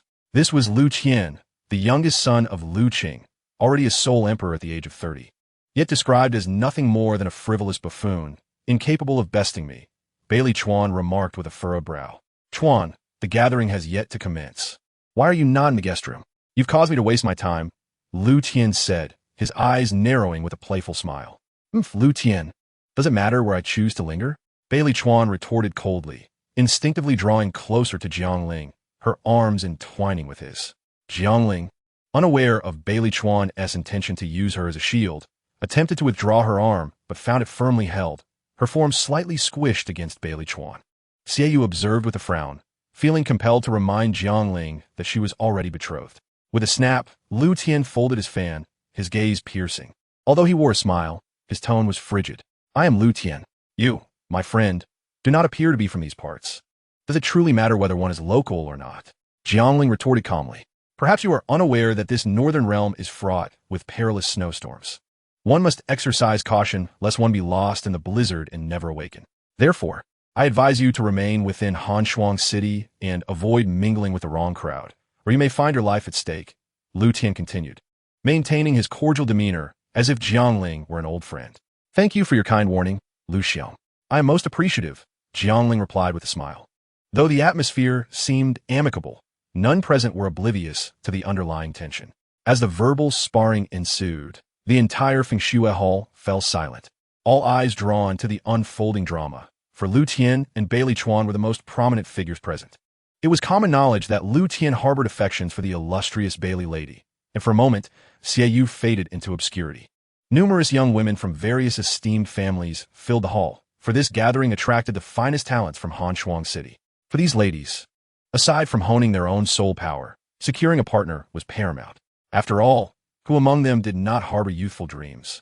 Their conversations often revolved around the notable young men present, including the two currently at odds within the hall, Jiangling and Lu Tian, who had inadvertently stolen the limelight from a gathering. As the young ladies whispered among themselves, they evaluated the two prominent figures. The locals were well acquainted with Lu Tian, extolling his noble lineage and strength, while the younger girls gravitated towards Jiangling, admiring his elegant demeanor and youthful charm, which set him apart from the harshness of Hanshuang City. At that moment, a round-faced girl shyly interjected, "I believe the silver-haired gentleman is superior." The group turned to the blushing girl, who felt her cheeks warm like the setting sun. Following her gaze, the other's eyes sparkled with interest, akin to wolves eyeing their prey.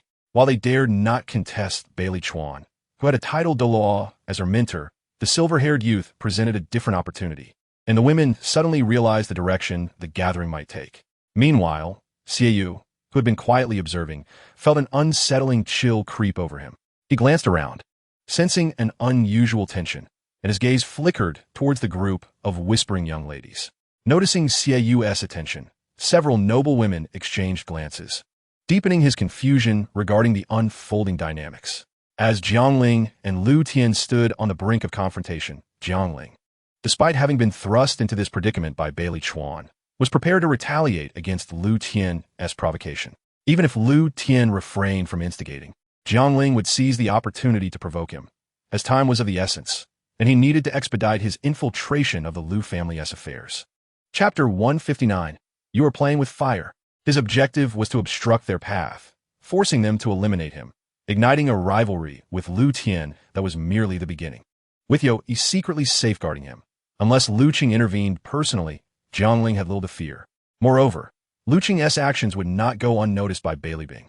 While others in Hanshuang City might be oblivious to the martial soul hall, Lu Qing, having traveled the continent, was acutely aware of the hall as potential to obliterate the entire city, a reality far removed from the desolation of the sea god island. Thus, if the Lu family sought to eliminate Jiangling without provoking the martial soul hall, they could neither act directly nor allow their involvement to be discovered. The most effective course of action would be to employ a rogue soul master to carry out an assassination, whether genuine or a facade orchestrated by the Lu family, achieving Jiangling's desired outcome. Furthermore, Lu Qing's tacit approval of his son's pursuit of Bailey Chuan might serve to cultivate a rapport with Bailey Bing and the martial soul hall.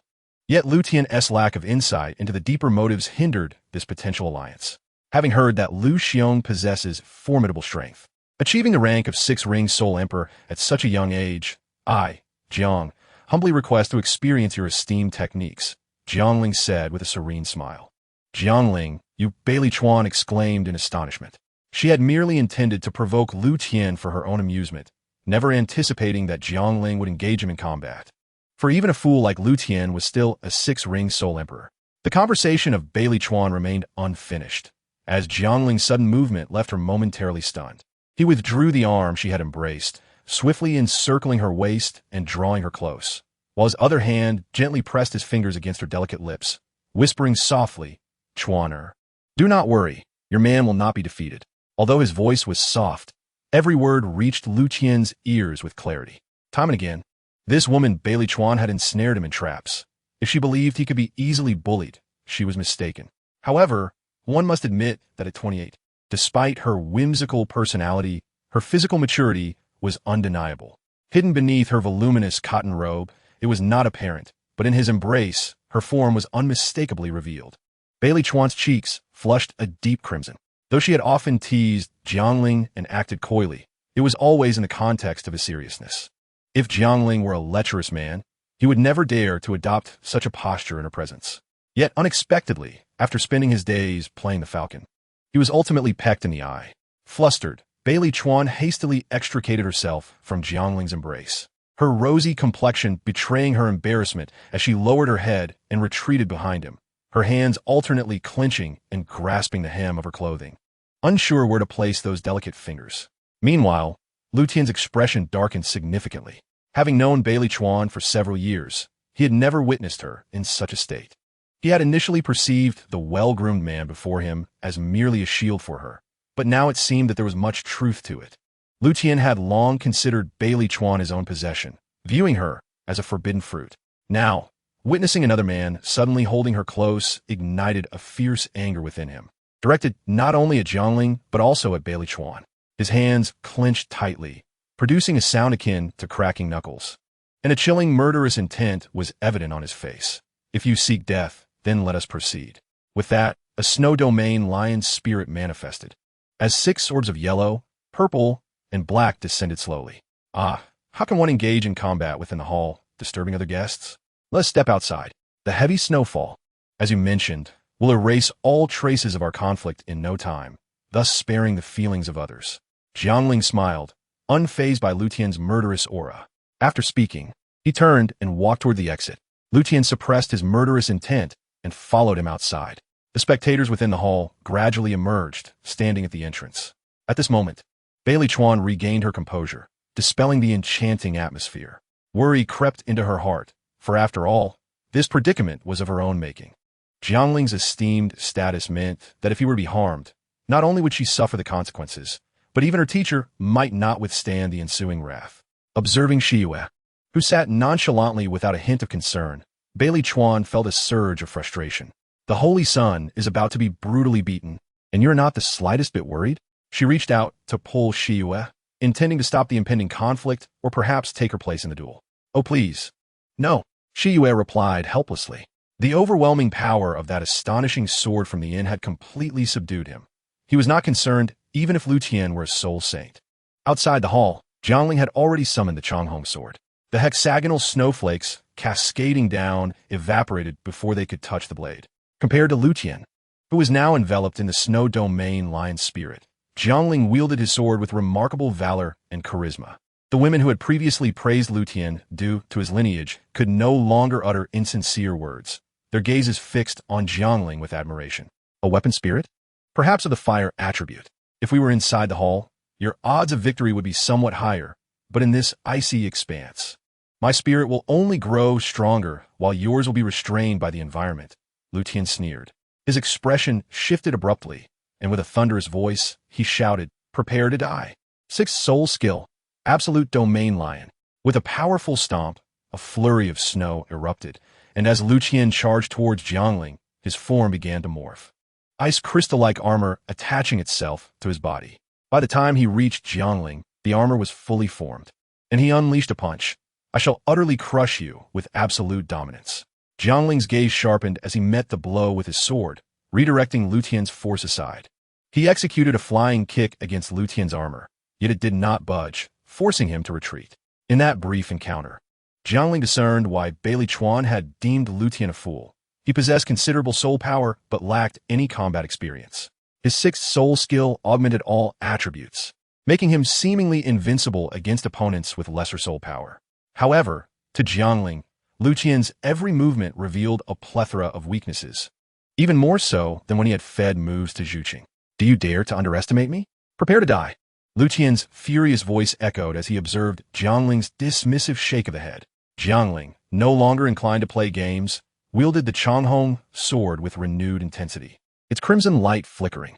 He initiated the 3rd form of the Changhong sword technique, unleashing a torrent of sword energy that surged like a mighty river.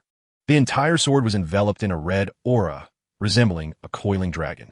3rd sword technique, Crimson Dragon emerges. A 5-zhang-long crimson dragon surged forth, hurtling towards Lu Tian.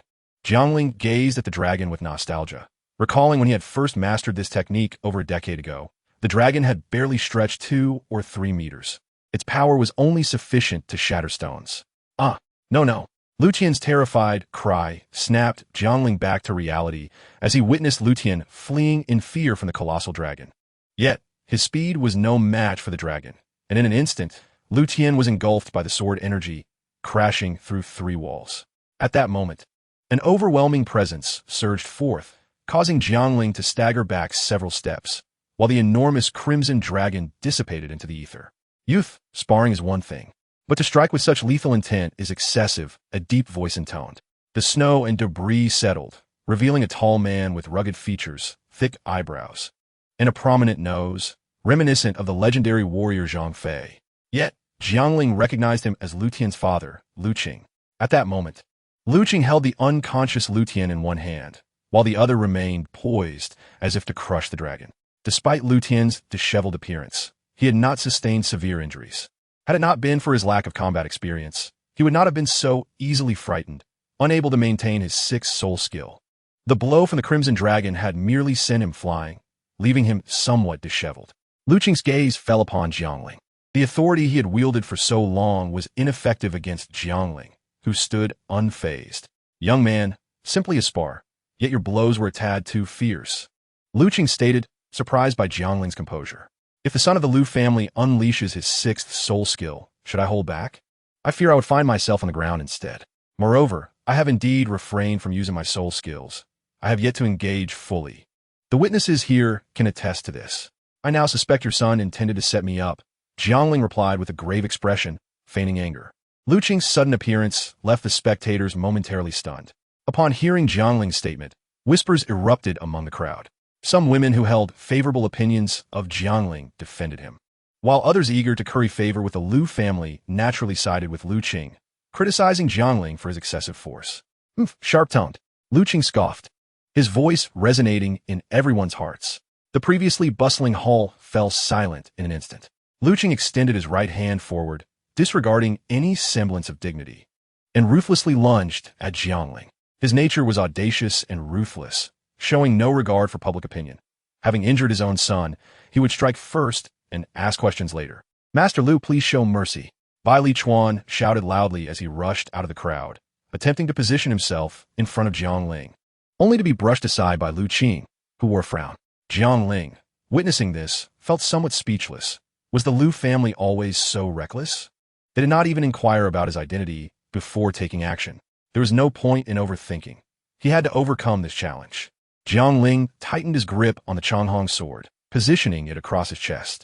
At that moment, the winds of change swept through the air, and the powerful suction emanating from Lu Qing's palm that had enveloped Jiangling suddenly dissipated. A faint smile appeared at the corner of Jiangling's mouth as he dispelled his martial soul. Lu Qing, why do you attack someone from the martial soul hall without cause? A middle-aged man, dressed as a scholar, emerged and asked in a clear voice. Bai Li, is this your new disciple? Lu Qing did not respond to Bai Li Bing's inquiry, but countered with a question instead. I lack the qualifications and identity for that. Upon hearing Lu Qing's evasive reply, Bai Li Bing remained unperturbed and gently stated, What? Lu Qing was taken aback. As an elder of the martial soul hall, Bai Li Bing was not even qualified to take this young man as a disciple. Could it be that? Bai Li Bing's lips moved as he directly communicated through thought, while Lu Qing's expression shifted between black and white. After a long pause, Lu Qing slowly spoke. I understand the situation. It was Lu Tian who instigated trouble first and disrupted your gathering. I apologize for this. Although Lu Qing did not exhibit any genuine signs of apology, his countenance remained tense, and his tone was rigid. The gathered crowd was nonetheless taken aback by his words.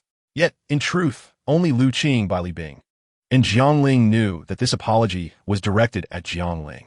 As the head of a family and a titled Douluo, Lu Qing could not genuinely apologize to Jiangling face-to-face.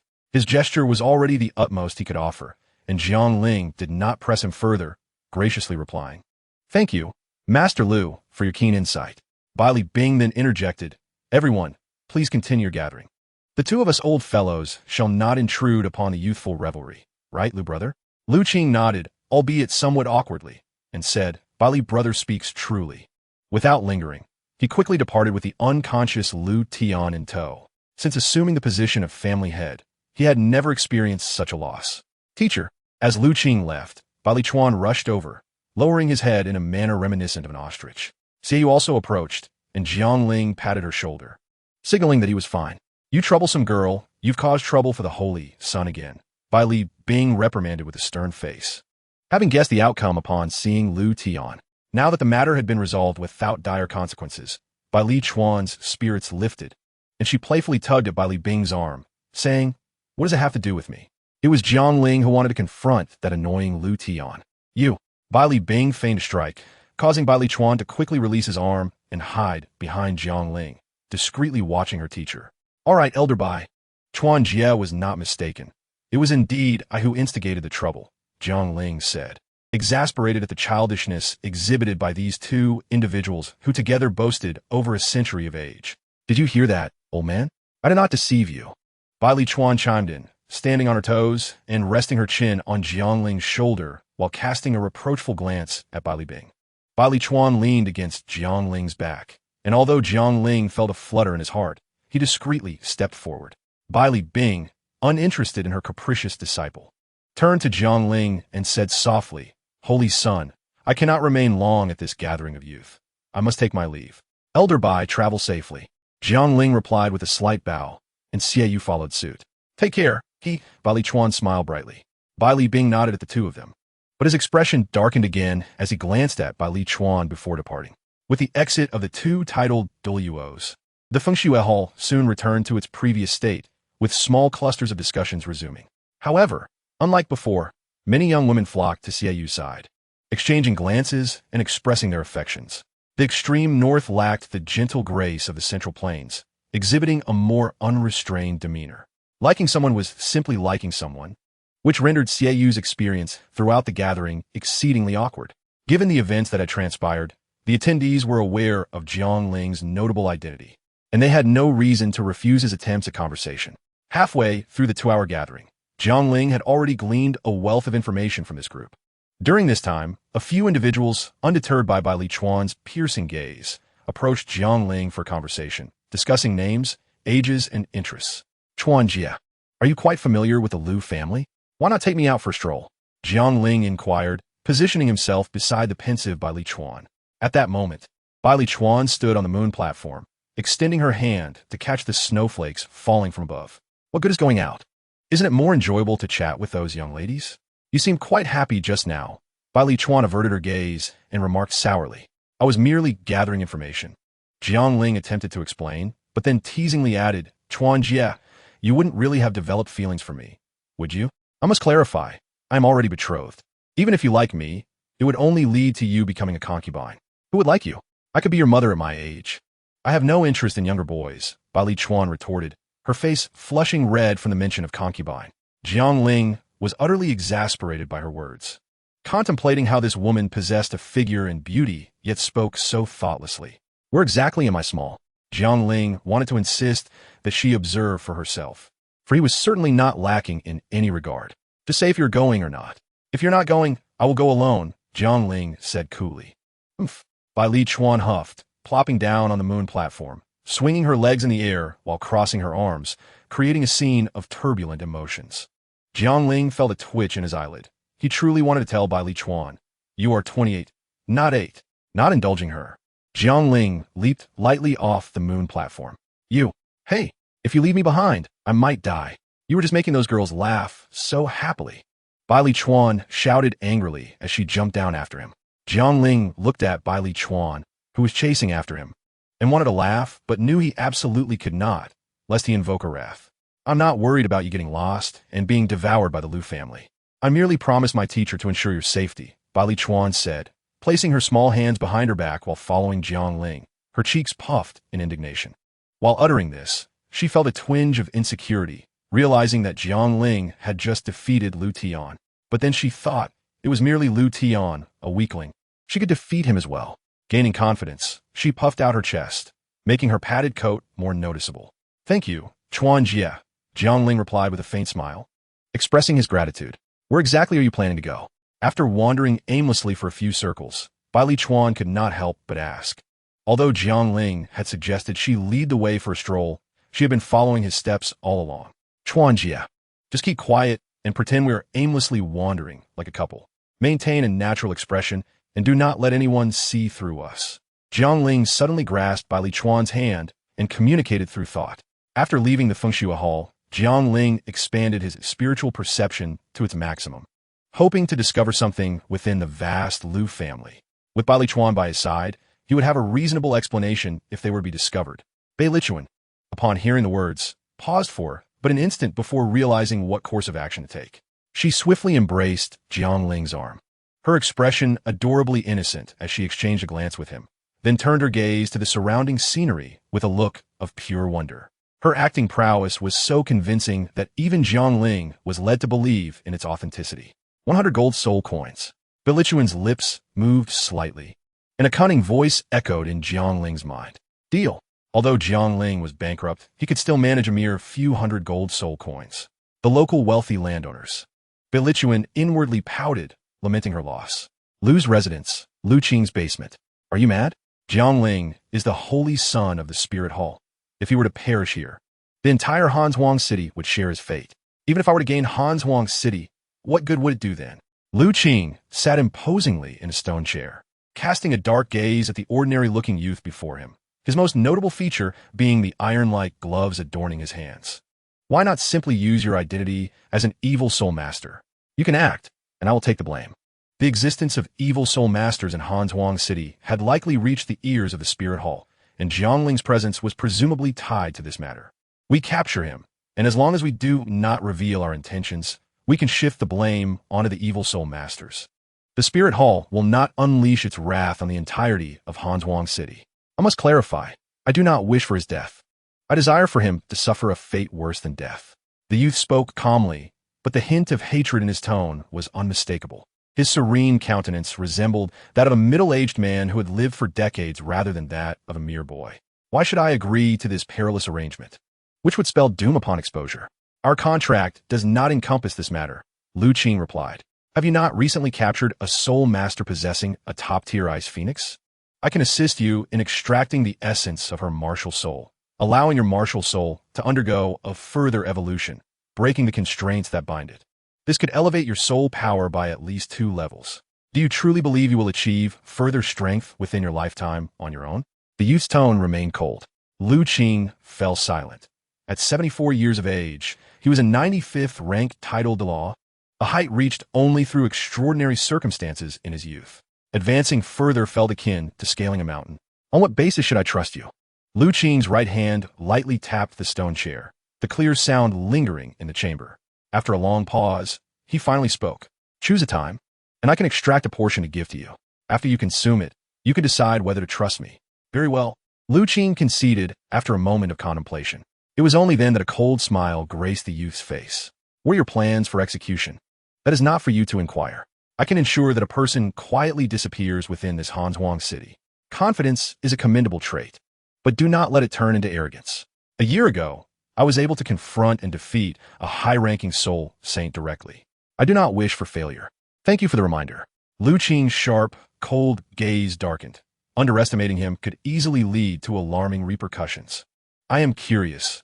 What deep-seated enmity do you harbor against the Holy Sun? Lu Qing asked with a smile. When you decide to absorb the essence of the Ice Phoenix. Inform me, the youth replied, dismissing Lu Qing's question as he instinctively touched his now cold hands before turning to leave. Lu Qing's eyes narrowed. His robust figure surged like a black wind toward the youth. The youth reacted swiftly, releasing his soul power as several vines instantly formed a defensive barrier. Is that the blue-silver grass martial soul? Lu Qing furrowed his brow, then unleashed his soul power, shattering the blue-silver grass and sending the youth flying. Yet Lu Qing did not relent. He did not believe the youth to be as frail as he appeared. The youth swiftly regained his footing, his eyes flickering with a faint purple hue. With a wave of his right hand, a pitch-black hammer suddenly enlarged, striking out with tremendous force. Haotian hammer, twin martial souls. Lu Qing's eyes widened in shock. 30 years prior, when the Haotian sect had not yet closed its doors, he had encountered a disciple of the Haotian sect while traveling the continent. That experience had been perilous. Pursued for a treasure, he had narrowly escaped death. But the vendetta remained unavenged. Bang! In an instant of distraction, the youth's hammer struck Lu Qing, the immense force causing his cloak to billow, but leaving him unharmed. The youth then retreated and questioned, "Is this how you treat a partner? If we are partners, I must know you well. You are fully aware of my identity. Yet I know nothing about you, not even your name. That hardly seems fair." Lu Qing chuckled, unfazed by the blow. "My name is Tang Yin," the youth stated before turning to leave. Lu Qing watched Tang Yin's departing figure, a smile creeping onto his face as he murmured, "Even the once mighty Hao Yin sect has disciples who become evil soul masters." His smile gradually morphed into a wild laugh, forgetting that he too was collaborating with an evil soul master, merely a case of the pot calling the kettle black. Chapter 162. The Arctic Wolf captures Binger. Tang Yin exited the secret chamber, where Liang Shan awaited silently beyond the stone door, following closely behind as they left Lu's residence through the back. On the street, Liang Shan spoke after a moment of silence. "Your actions have exceeded the tasks assigned by our master, who has stated that he would deal with this individual himself." Tang Yin remained silent in response to Liang Shan's inquiry, continuing to walk forward. "I will report this matter to the master," Liang Shan added. Finally halting, Tang Yin replied indifferently, "Do as you wish, but remember, your task is merely to protect me, not to interfere with my rights." Just moments ago, Jiang Ling's confrontation with Lu Tian had drawn Lu Qing's attention. Hidden in the shadows, Tang Yin had witnessed the one who had cast him into the abyss. He had requested Liang Shan, who had just become a soul Douluo, to take action against Lu Qing, but was met with refusal, leading Tang Yin to seek collaboration with Lu Qing instead. The Ice Phoenix soul master captured by Lu Qing was merely at the level of a soul sect. Her martial soul was insufficient to aid Lu Qing in evolving his martial soul, let alone elevate his soul power. Liang Shan bluntly reminded him, "If Lu Qing discovers you have deceived him, not only will the task fail, but you may also lose your life. I care not for the consequences. I must make him regret everything he has done." Tang Yin's expression twisted into a fierce snarl as he glared at Liang Shan, his voice as cold as ice. Seeing this, Liang Shan fell silent. He had said all that needed to be said.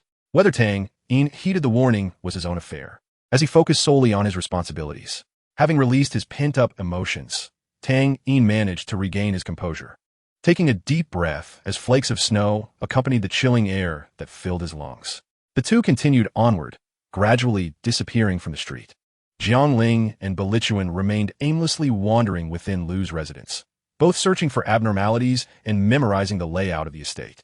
With their formidable spiritual strength, they had thus far managed to evade detection by the guards. "Hey, what's that? Something seems off."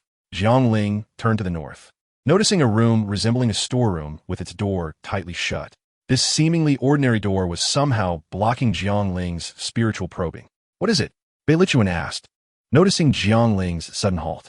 Jiang Ling raised a hand to signal for silence, then activated his Po Wang Ji Tong. As his eyes glowed faintly red, the vision abruptly vanished. "Jiang Shengzi, Bailey Jinu, what are you doing here?" A deep voice resonated behind them. It was Lu Qing, the head of the Lu family. "What a coincidence. This gathering is rather dull, so Bailey Jinu suggested I take a stroll to admire the Lu family's courtyard, said to be the finest in Hanzhuang City. Today, it seems the reputation is well-deserved."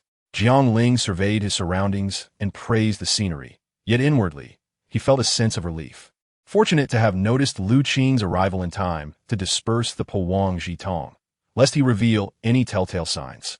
Indeed, such gatherings had grown tiresome over the years. It was far more enjoyable to take a stroll and appreciate the landscape, Ba Li Chuan readily concurred. However, the rigidity of the woman's body in his grasp indicated by Li Chuan's tension. With a composed demeanor, Lu Qing's gaze fell upon Jiang Ling's hand encircling Ba Li Chuan's waist, and he spoke solemnly. "The Lu family possesses numerous recreational spots, primarily in the larger gardens to the south. This area, however, is designated for the breeding of soul beasts, and lingering here is strictly prohibited to avoid any mishaps. Therefore, dear Ba Li niece and His Highness, the Saint's son, should venture elsewhere to enjoy the scenery." "Master." Just as Lu Qing finished speaking, the guard stationed nearby sensed something amiss and hastened over, bowing respectfully. Indeed, Lu Qing nodded and gestured for the guards to withdraw. "Ah, I see now. It is I who am unfamiliar with the rules.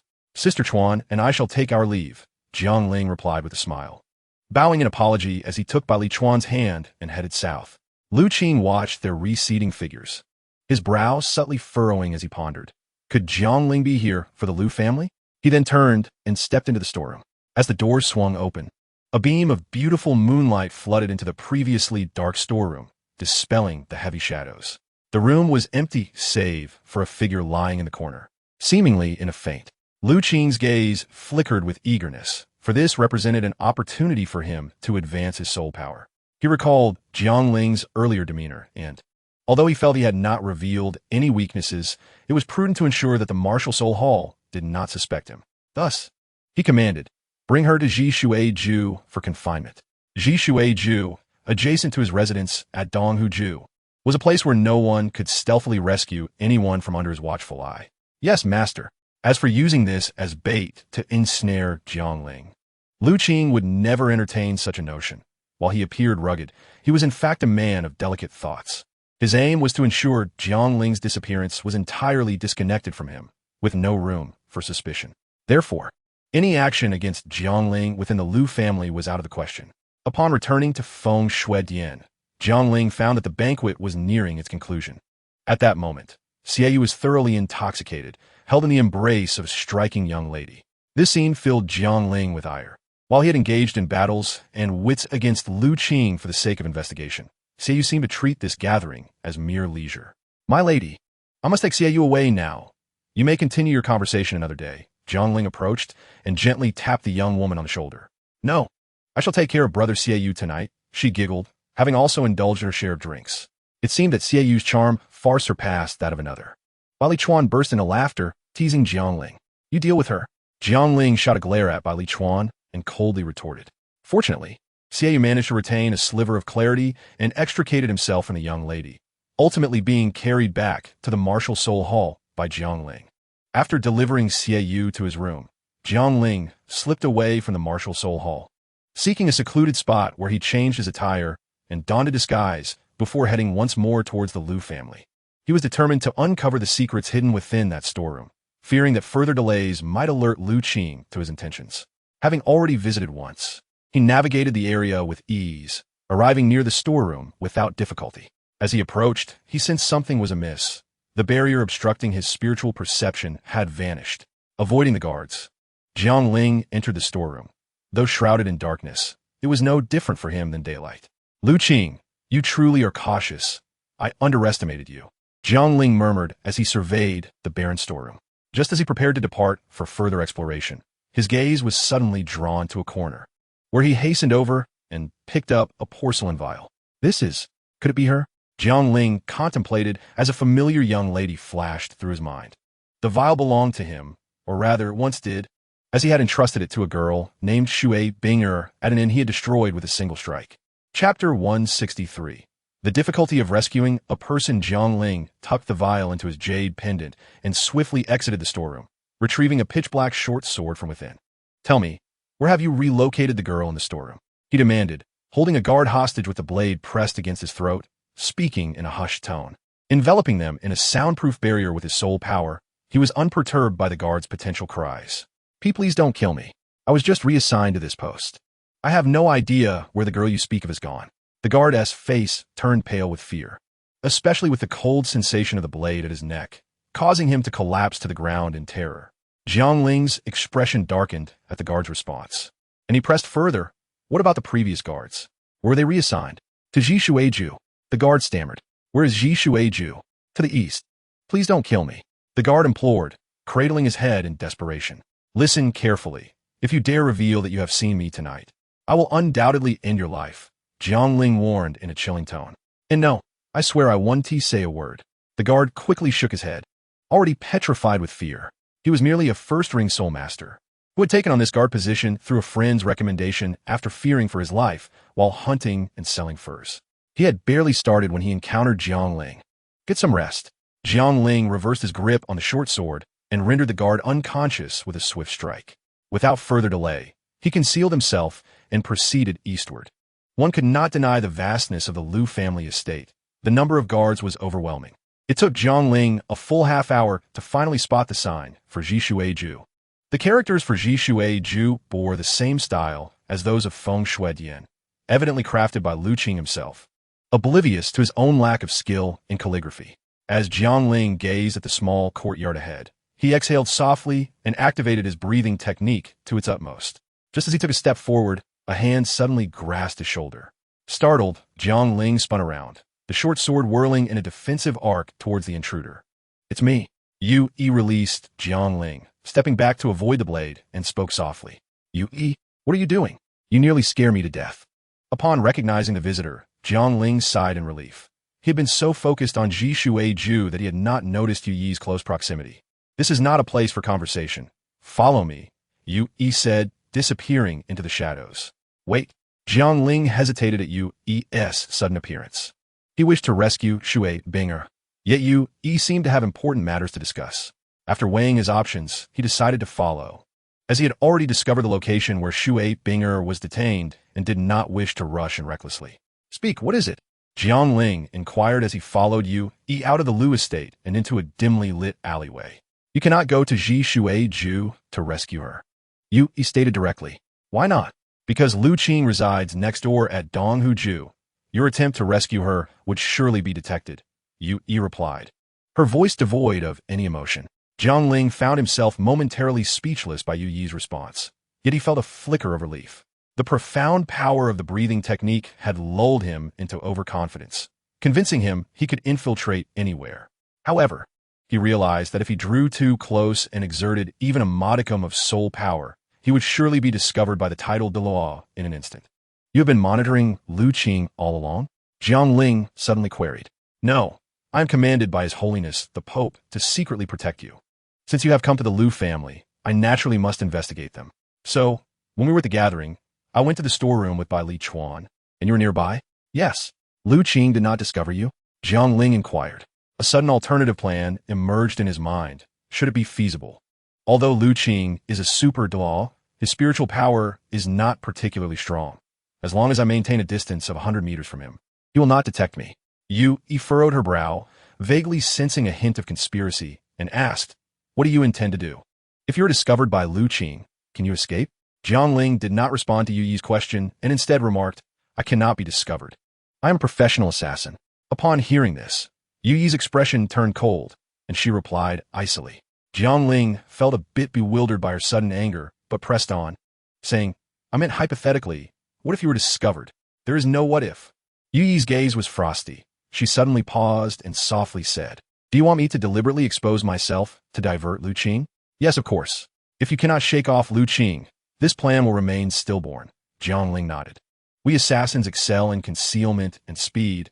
I have a 70% chance of escaping, but I do not believe this method is viable. Besides Lu Qing, the Lu family also has 2 soul Douluo and 9 soul saints. Even if I can divert Lu Qing, you will not be able to rescue that girl." Yu Yi stated coldly, "Rest assured, I will not act recklessly. The biggest fish has already been dealt with. Why fear these small fry? Moreover, we have Bai Li Bing, a titled Douluo on our side. I will be fine," Jiangling replied with a faint smile. "If Bai Li Bing makes a move, Lu Qing will sense that we from the Wuhuan Temple are targeting him. If he feels cornered, none of us will be his match. The best course of action is to have His Holiness send more people, while we remain still," Yu Yi countered, seeing through Jiangling's reasoning and showing no regard for his perspective. "No, the time taken for back and forth is too long. Who knows how many will suffer in the meantime? There are always more solutions than difficulties. Give me a little more time. Allow me to devise a foolproof strategy." Jiangling's expression darkened as he spoke slowly. "Why?" Yu Yi asked after a moment of silence. "What? Why do you wish to save this unfamiliar person?" Yu Yi reiterated. "Lu Qing has moved Shui Binger from the storeroom to his residence, indicating her significance to him. Perhaps she is crucial evidence of Lu Qing's collusion with the evil soul master," Jiangling explained. Yu Yi listened to Jiangling's reasoning but remained non-committal. She found him exceedingly hypocritical. His explanations always sounded so reasonable, yet nothing in the world is entirely justifiable. Like the guard we just captured, he could have been eliminated with a single strike to prevent future troubles, yet he was let go. "What are you doing?" Yu Yi, lost in thought, suddenly grasped Jiangling's right hand, which was extended toward her forehead, demanding an explanation. "Do not move." Seeing Jiangling's clear eyes, Yu Yi gradually loosened her grip. Jiangling's right hand formed a gesture, his middle and index fingers touching her smooth forehead. "This is the Gui Shi method," When in operation, you cannot use soul power, but it will help you better conceal your presence. Jiang Ling spoke softly. Yu Yi curiously felt the effect, although her expression did not change. The dimness in her eyes brightened slightly. Her lips moved as if to express gratitude, but she hesitated to find the right words. Ultimately, she clasped her hands in a fist and vanished into the darkness once more. Jiang Ling sighed, gazing at the night sky that was beginning to brighten, and chose to sit aside, quietly contemplating. Without high-level combat power, it is impossible to subdue Lu Qing. Even if evidence is found, he cannot be eliminated. Jiang Ling felt a headache coming on. Chapter 164. The desire to collaborate in a risky endeavor. As dawn approached, Jiang Ling slowly rose, shaking off the thick layer of ice and snow that had accumulated on him, and made his way toward the Wuhuan temple.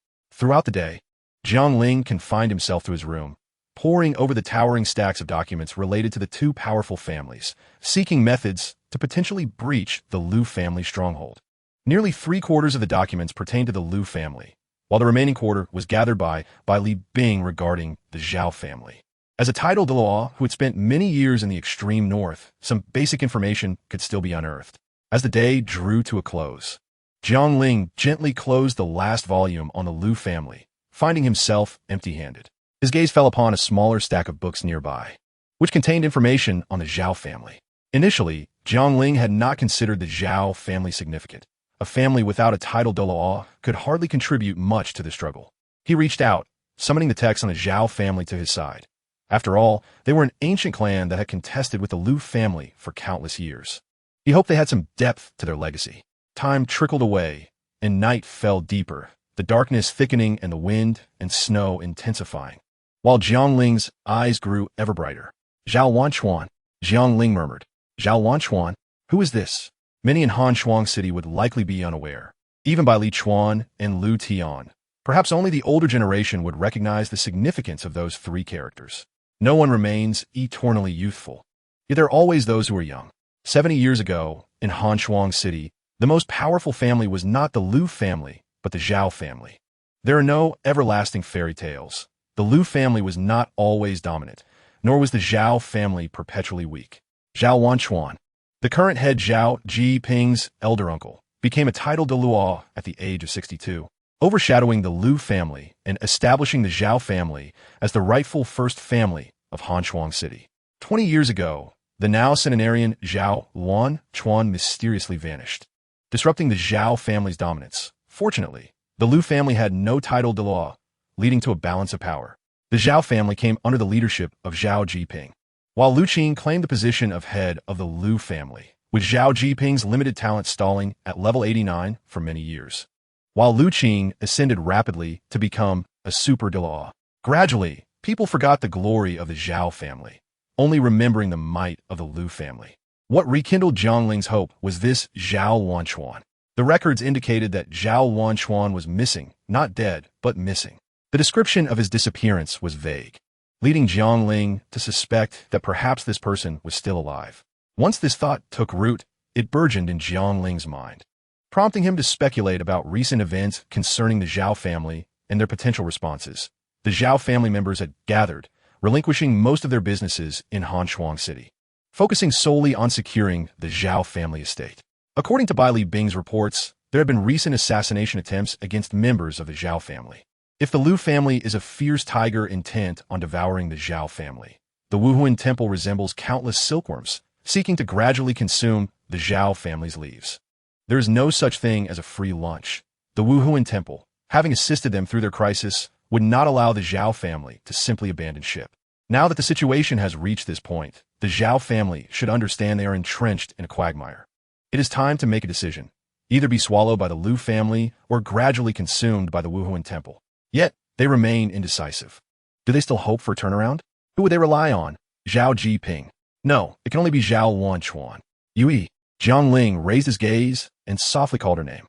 Since teaching her the Gui Shi method yesterday, Jiang Ling could no longer pinpoint her exact location.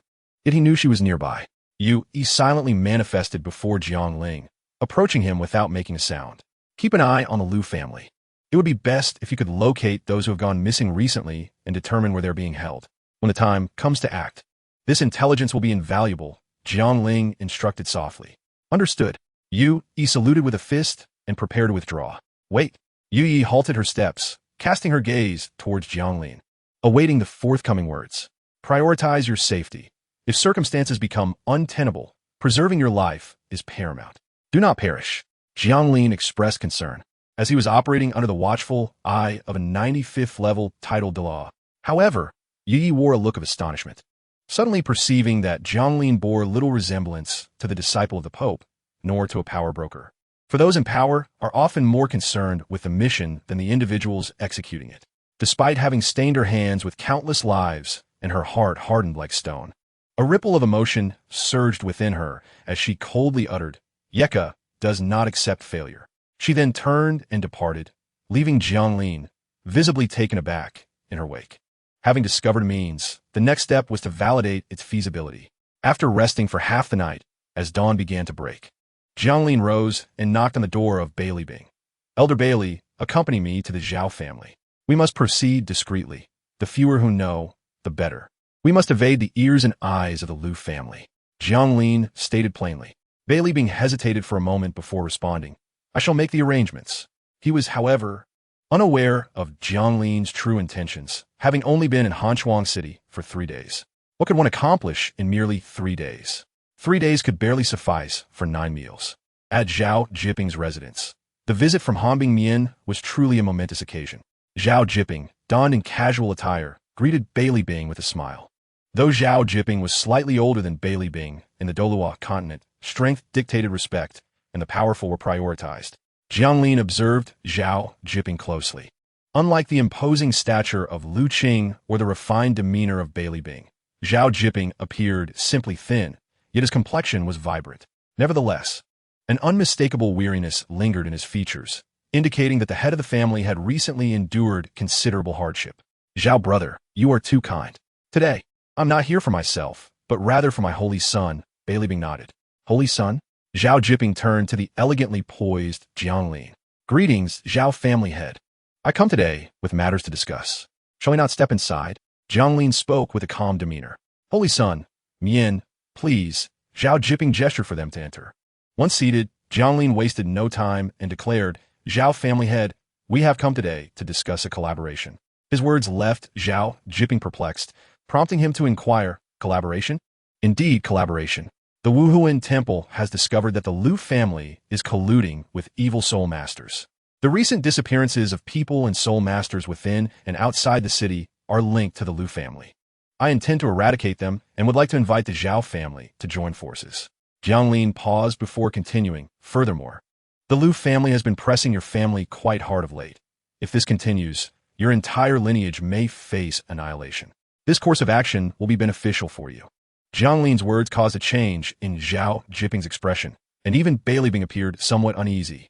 When did we discover the Liu family's collusion with evil soul masters? Zhao Jiping was not surprised by the Liu family's dealings.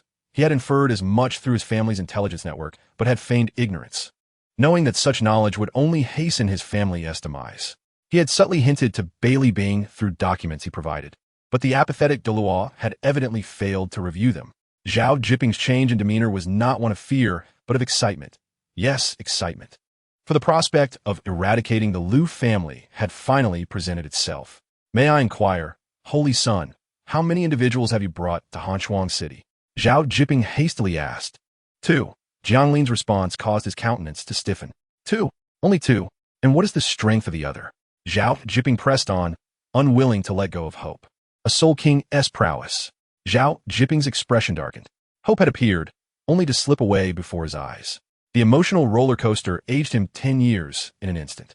Yet, he remembered his role as the head of the family and forced a smile. Holy son, are you jesting? How can we possibly contend with Lu Qing? A 95th level titled Douluo with just ourselves? With just us, we cannot succeed. However, should we enlist the aid of old Master Zhao, the outcome may differ.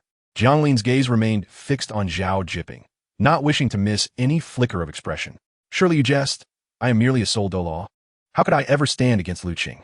Zhao Jiping's forced demeanor momentarily faltered. Bailey Bing observed, puzzled by the exchange between the two. Jianglin, however, noticed a flicker of emotion and softly remarked, I refer to Zhao Wanchuan, old Master Zhao. Zhao Jiping's composed expression shattered. Disbelief etched across his face as he regarded Jianglin. Bailey Bing was equally perplexed. Zhao Wanchuan, I recall that individual.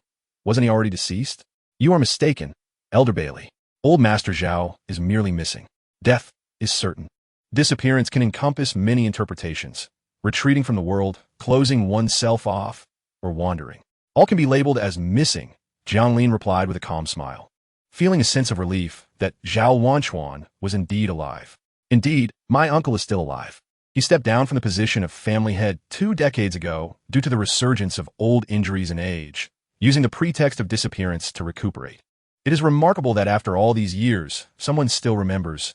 Zhao Jiping sighed, speaking slowly. Old Master Zhao was a 95th level titled Douluo 20 years prior. Even with injuries and age, joining forces with Elder Bailey should suffice against Lu Qing. Of course, if the Zhao family is unwilling to act, I will not compel them. I could simply arrange for others to eliminate the Lu family. But can the Zhao family afford to wait? Jianglin considered that Zhao Jiping might wish to bide his time for an opportune moment and half threatened him. Your Excellency misunderstands. If it were merely Lu Qing, I would proactively reach out to the Wuhuan Temple, even if he did not seek my assistance. However, Lu Qing has allies. Zhao Jiping lamented. His words stirred a tempest within Jianglin. Allies? Surely both of you are aware that members of my family have been successively assassinated. But it is not the work of the Lu family. It is the doing of Baiming Lin Yuan, Zhao Jiping disclosed. Baiming Lin Yuan? Where did he suddenly come from? Jianglin's brow furrowed deeply. He recognized Baiming Xue and turned to Bailey Bing, his gaze seeking clarification. Baiming Lin Yuan is an assassin active in the extreme north, killing for money. However, I recall he was merely a sole Douluo, Bailey Bing elucidated. Your Excellency is correct, but he has since ascended to the rank of title Douluo. Baiming Lin Yuan's father was slain by my uncle, which has led him to seek vengeance against my family, aligning his goals with Lu Qing, creating a complex relationship between them. Zhao Jiping continued. He has threatened me, stating that should I align with the Wuhuan Temple, he would unleash a massacre upon my family. While my uncle may still be alive, he cannot contend against 2 titled Douluo. There is an unspoken truth in Zhao Jiping's silence. His uncle had long suffered from ailments and had little time left. What if I were to assist you in dealing with Baiming Lin Yuan? Jianglin countered. Baiming Lin Yuan is an experienced assassin. Should he attempt to lay an ambush with the aid of Hanbing Mian and my uncle, it may prove difficult to succeed. Moreover, Lu Qing remains vigilant. One must not strike at a snake without ensuring its demise, lest it retaliate. Zhao Jiping cautioned, believing Jianglin intended to set a trap. I have stated that the Wuhuan Temple will independently eliminate him. Jianglin reiterated. Holy Son, Bailey Bing interjected, astonished. Before Zhao Jiping could respond, a powerful voice resonated from outside. If the Holy Son can eliminate that scoundrel Baiming Lin Yuan, I shall do my utmost to resist Lu Qing. The 3 within the room turned to see an elderly man with white hair and beard entering, exuding an imposing presence. Uncle. Zhao Jiping quickly rose. Upon witnessing the scene, the elder's expression softened. Zhao Wanchuan, Senior, Jianglin clasped his hands in greeting. Holy Son, I speak with integrity. If you vanquish Baiming Lin Yuan, I shall risk my life and ensure that the Lu family child descends into the abyss alongside me. Zhao Wanchuan spoke in a calm voice. Hearing this, Jianglin nodded silently and turned to Bailey Bing, saying, Elder Bailey, let us depart. Zhao Jiping watched the 2 retreating figures and turned anxiously to his uncle. Uncle, your health. At that moment, Zhao Wanchuan appeared somewhat drained, waving his hand to indicate he was fine. I'm near my end. If I can die protecting the family, it will be a worthy demise. Uncle. Zhao Jiping was at a loss for words. After leaving the Zhao family, Jianglin sent Bailey Bing back to the Wuhan Hall and walked through the streets of Han Shuangcheng, finally comprehending the adage, behind every mountain lies another, and behind every problem lies yet another problem. Passing by a theater, Jianglin looked up in surprise, but hesitated for a moment before ultimately refraining from entering. In the Lu family SG Shui Ju, I hope you're not deceiving me, Lu Qing said with a half-smile while observing the youth before him. Tang Yin, however, remained exceptionally aloof. Once you have absorbed some of the Ice Phoenix's true essence, you should promptly hand Jianglin over to me. If it proves useful, I shall naturally fulfill my promise. Now let us commence, Lu Qing urged. Tang Yin did not respond and stepped into the room, where a despondent girl suddenly stood up, warily regarding the newcomer. With her long water blue hair appearing somewhat disheveled and her cheeks dirty, Her exquisite features were still discernible. Who else could it be but Shui Bing-er? Who are you? Despite being in an unfamiliar environment, Shui Bing-er forcibly remained calm and coldly inquired, "Will you release your martial soul yourself, or shall I assist in awakening it?" Tang Yin disregarded Shui Bing-er's question, as her identity mattered little to him. Soon she would become a mere corpse. Observing the situation, Shui Bing-er quietly summoned her soul power, though gravely injured and having not eaten for 2 days. Leaving her with scant soul power, she was not a girl to surrender easily. As long as she drew breath, she would resist to the end. Chapter 166. Torture Beyond Endurance. Both were soul sect members. Had Shui Bing-er not been injured, she would have had the strength to fight. However, as Tang Yin's soul power struck her, the methods of the evil soul master were exceptionally sinister. While hidden weapons target the body, the evil soul master's techniques penetrated the soul's depths, even extracting the martial soul's essence with ease. As his soul power infiltrated several of Shui Bing-er's vital points, a piercing, mournful phoenix cry echoed through the skies, while Lu Qing sealed off the entire Jishui Ju, preventing any sound from escaping. Once Tang Yin withdrew his soul power, Shui Bing-er collapsed to the floor, and above her, a water-blue ice phoenix soared. The room's temperature dropped several degrees. Lu Qing gazed at the ice phoenix, his eyes betraying his greed. His martial soul, the snow domain lion, though formidable, paled in comparison to the phoenix. Tang Yin's lips moved slightly as he murmured incantations, his eyes turning pitch black, and 2 streams of dark energy erupted from his palm, binding the circling ice phoenix. You are an evil soul master," Shui Bing-er exclaimed in horror, yearning to resist, but finding her body devoid of strength. Tang Yin frowned subtly. He disliked being called an evil soul master. He then silently recited an incantation to begin extracting the ice phoenix's essence. Clang! Ah! It was both the cry of the phoenix and Shui Bing-er's anguished scream. Shui Bing-er was the ice phoenix, and the ice phoenix was Shui Bing-er. She felt as though countless ants were gnawing at her bones, penetrating her very marrow, a sensation indescribably torturous. Her once delicate and beautiful face contorted in agony, her lips bleeding, while the strength that had waned returned in waves due to the pain.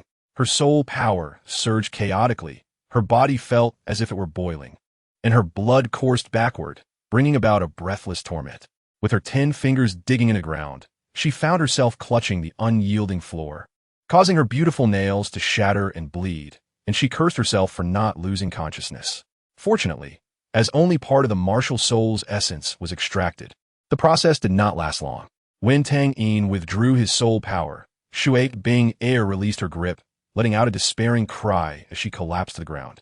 Her breath weak, Tang Yin did not glance at the fallen Shui Bing-er, but instead reached out to catch the thumb-sized ice-blue water droplet he had extracted.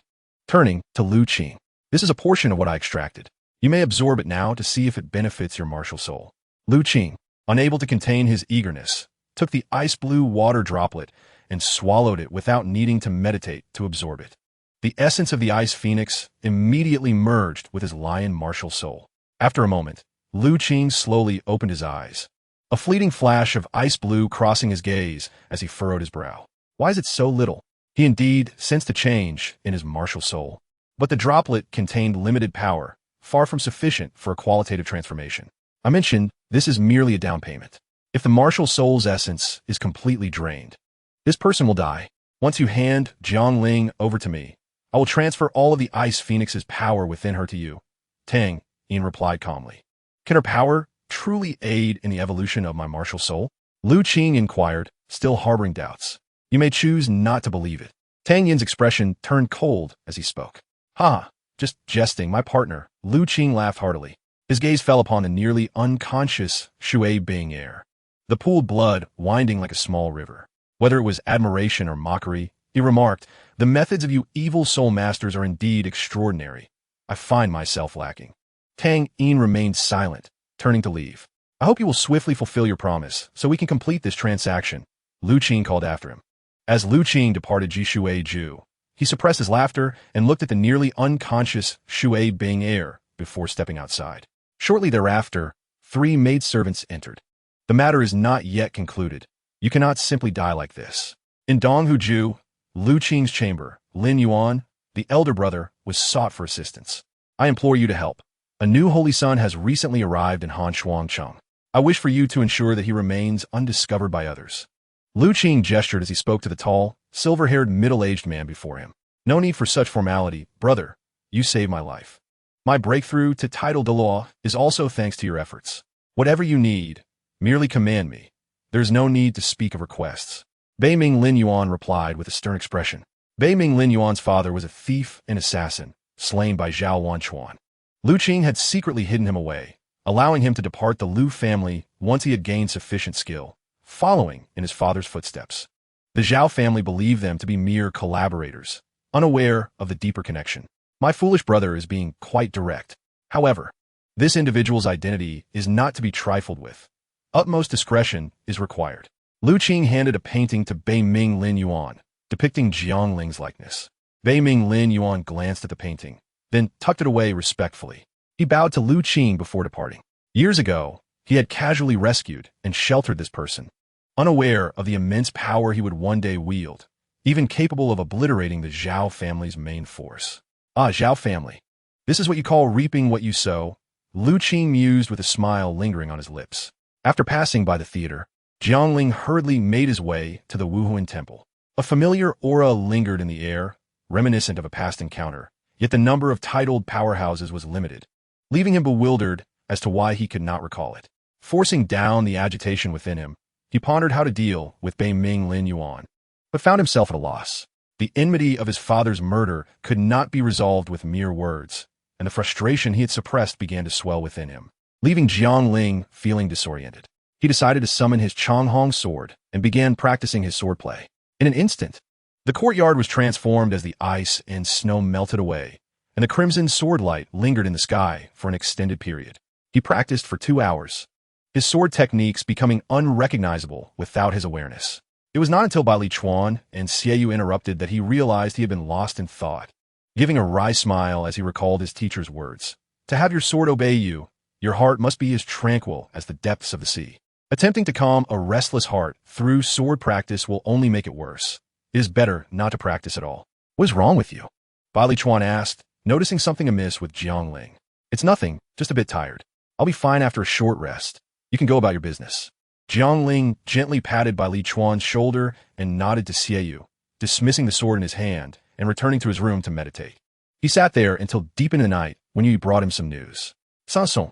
The room was dimly lit, but fortunately, both of them were not ordinary soul masters and could see in the dark. You found out so quickly?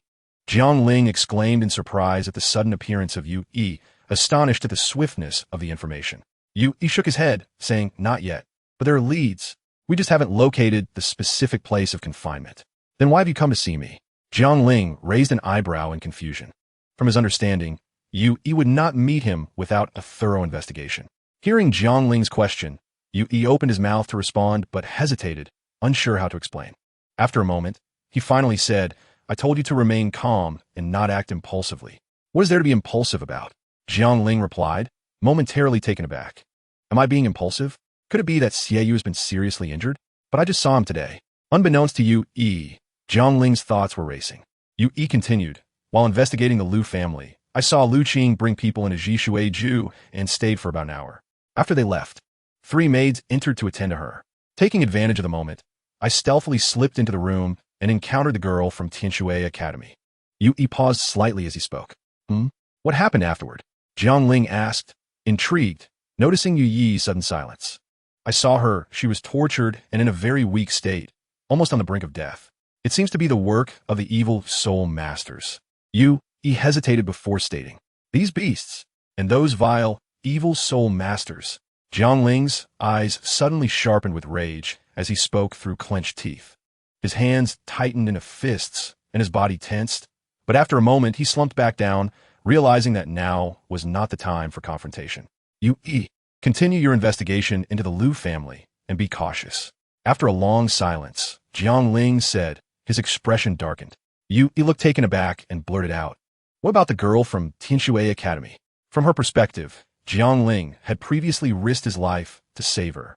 So it was only natural that he would feel a strong attachment and be furious upon hearing this news, leading him to act recklessly to rescue her.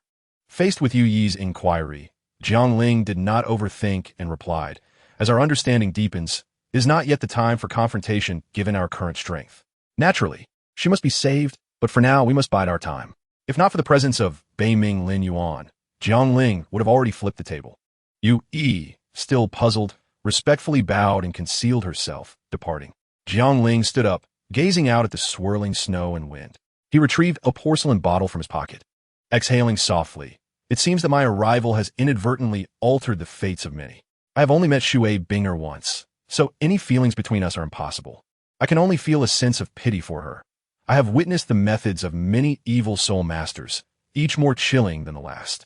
Such a disaster-prone girl. However, Shui Binger's situation also prompted him to make a decision regarding the issue that had troubled him all day. The following day, Jiang Ling stepped into the theater. Although referred to as a theater, it occupied a considerable area, featuring both large and small performance stages. Theater, if truth be told, was something Jiang Ling enjoyed during his leisure time. He heard that a guest had been visiting the opera house for several days, someone exceptionally beautiful, and he was eager to take a look inside. Don't even think about it. That person has booked the entire theater. You must understand that regardless of whether the theater is lively or quiet, the cost to reserve it is exorbitant.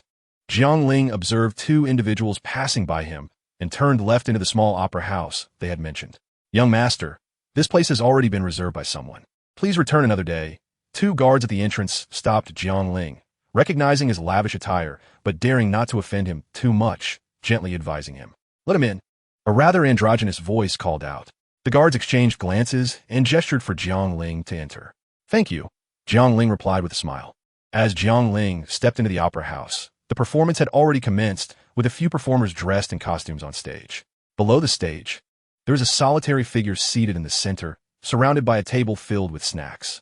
Jiang Ling walked straight over and sat beside the individual. Care for bite? The person turned and pushed the food on the table toward Jiang Ling. Upon seeing the androgynous yet stunning face, Jiang Ling's heart momentarily skipped a beat, and he struggled to conceal his astonishment. After a long pause, he managed to smile and said, Then I must thank you, Lan Xiong. Indeed, Jiang Ling recognized this person, Lan Xingtian, a name that had lingered in his memory since his first journey across the continent 3 years ago. When we first met, you were already beautiful, but now it is hard to discern your gender. Upon my arrival, I was wondering which esteemed person I had encountered, only to find it was an old acquaintance from 3 years ago. Lan Xiong, your progress in strength is truly remarkable. Having reached the title of powerhouse in just 3 years, Jiang Ling remarked, glancing at the stage with a hint of indifference. Just a matter of taking advantage. Lan Xingtian replied with a light smile. Taking advantage? Is it truly that simple? Jiang Ling's smile turned bittersweet as he began to suspect Lan Xingtian's true identity. Jiang Yue? Lan Xingtian seemed to recall something and turned to ask, his eyes sparkling with mischief. Yes, Jiang Luer is also my name, but I have another name, Jiang Ling. I believe you are aware of it, Jiang Ling answered. I still prefer the name Jiang Luer. It has a more poetic flair, Lan Xingtian replied, picking up a piece of pastry and popping it into his mouth. Do you know why I enjoy the opera so much? The performances showcase only the most brilliant moments, usually lacking a beginning or an end, and devoid of so much bitterness and disappointment. Jiang Ling pondered for a moment and replied, Indeed, it is brilliant, although incomplete. It captures the most exciting parts, and I too wish to live my life like an opera. Lan Xingtian's eyes sparkled with enthusiasm. Jiang Ling fell silent, thinking of the evils he had encountered during his 3 years of training on the continent, preparing to rise and leave, only to find himself unable to move. Initially, I only intended to retrieve the wooden token from you, but later, well, not later, actually around 6 months ago, I found myself even more intrigued by you, Lan Xingtian suddenly said. Jiang Ling's expression darkened as he struggled to articulate a response, finally managing to utter, I have no interest in men. Although you are more beautiful than a woman, you remain a man. Lan Xingtian was taken aback for a moment, and once he regained his composure, he cast a cold glance at Jiang Ling and remarked, This young master has not. After calming himself, Lan Xingtian slowly began to speak. Half a year ago, I acquired a subordinate named Tong San. The events in Hanshuang Qing stem from his actions. Has Tong San become an evil soul master? Jiang Ling's heart trembled at this revelation, and he continued, Do you intend to control Hanshuang Qing? Will you disdain? I, Lan Xingtian, also disdain, he declared proudly. This is merely a test for Tong San. His talent and cunning are exceptional and precisely what I require. To be honest, I do not particularly like this person. Then why have you brought me here? To kill me? Jiangling inquired calmly. In a moment of vulnerability, Jiangling surprisingly exhibited tranquility. Of course not. As I mentioned earlier, I find you quite intriguing, Lan Xingchen responded with a smile. So, you wish for me to become an evil soul master as well? Are you mad or am I mad? Since you claim to be interested in me, you should understand that I eliminate every evil soul master I encounter. Jiangling replied coldly. Or do you intend to coerce me with threats to my life?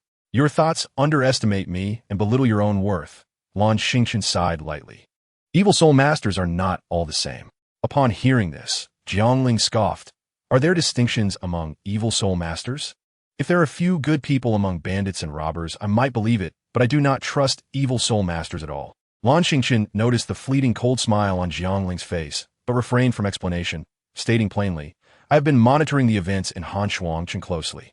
You have indeed surprised me. Within 3 to 4 days, I have unraveled the entirety of the situation, even tracking down that old fellow from the Zhao family. Unfortunately, you only brought one soul Douluo, which cannot alter the outcome. You know I brought a soul, Douluo? Jiangling's gaze sharpened in astonishment. It was worth noting that even by Li Bing, a seasoned Douluo, had failed to detect Yi's presence. My primary focus is on mental strength. Though your guardian concealed himself well, he could not escape my perception, Lan Xingchen explained with a smile. Noticing Jiangling's ensuing silence, Lan Xingchen remained unperturbed and added, I can assist you. This matter was instigated by your side, and now you offer to help me? Jiangling responded with incredulity. This situation was originally to test Tong San. I have witnessed his abilities, but he has also disobeyed my orders. Additionally, I have a strong aversion to Lu Qing. Some people are only fit to be servants, and a servant must be obedient, Lan Xingchen remarked as he seemed particularly fond of sweet treats, reaching for another piece. To label a level 95 titled Douluo as a servant is indeed unprecedented, Jiangling retorted coldly, finding Lan Xingchen's demeanor audacious. An incompetent is an incompetent. So, shall I assist you? Lan Xingchen laughed. I do not engage in dealings with evil soul masters. The Lu family is no challenge for my Wuhuan temple, Jiangling asserted. Lan Xingchen chuckled lightly. I am well aware of that, but how long will it take for your people to arrive? By then, the situation in Hanshuangchen will have already settled. Jiangling fell into silence, and Lan Xingchen continued. Let us arrange a meeting with Baiming Lin Yuan. After a prolonged silence, Jiangling retrieved a wooden tablet from his jade pendant and placed it gently on the table. I dislike being indebted to others, but we remain enemies. I believe you'll become my friend, Lan Xingchen stated confidently. By the way, are you not curious about the secret of this wooden tablet? Jiangling remained silent, his gaze fixed upon him. This tablet is a piece of a directional marker, totaling 4 pieces. It is said to belong to a deity and carries divine status, Lan Xingchen mused. What power or wealth can compare to strength and longevity? Power is merely a tool to achieve these ends. At this moment, the performance concluded, and the actors gradually exited the stage, while another group prepared to take their place. All right, the idle chatter is over. You may leave now. Lan Xingchen waved his hand. Instantly, Jiangling felt the power that had been restraining him dissipate. Without further ado, he rose to depart. By the way, Tong San will stop at nothing to deal with you. I will not intervene in this matter, Lan Xingchen remarked, his gaze still fixed on the stage. Are you not afraid that the person you value will perish in my hands? Jiangling asked. The one I value is you. If you kill Tong San, it will prove I have not misjudged you, Lan Xingchen replied. I possess no special abilities, merely a passion for fine swords. And a penchant for beauty, he added seriously. With a disdainful snort, Jiangling finally voiced his lingering curiosity. How old are you this year? Although I appear youthful, I'm already 30 years old. Does that satisfy you? Lan Xingchen turned to Jiangling with a knowing smile. Though Jiangling maintained a composed exterior, he sighed inwardly, relieved that Lan Xingchen was not his contemporary. If Lan Xingchen were indeed of his age, he would truly be a prodigy. Yet, it also sent a chill down his spine. A titled Douluo at 30. How many innocent lives have been buried beneath that title? 3 minutes later, Jiangling exited the theater and instructed by Li Bing to convey a message to Zhao Jiping, arranging a meeting with Baiming Lin Yuan at midnight, allowing him to choose the location. After sending the message, Jiangling sat alone in the courtyard, letting the snowflakes fall upon him. His heart was still in turmoil. Having witnessed the horrors wrought by evil soul masters, he was uncertain whether collaborating with them was right or wrong, and a wave of unease washed over him.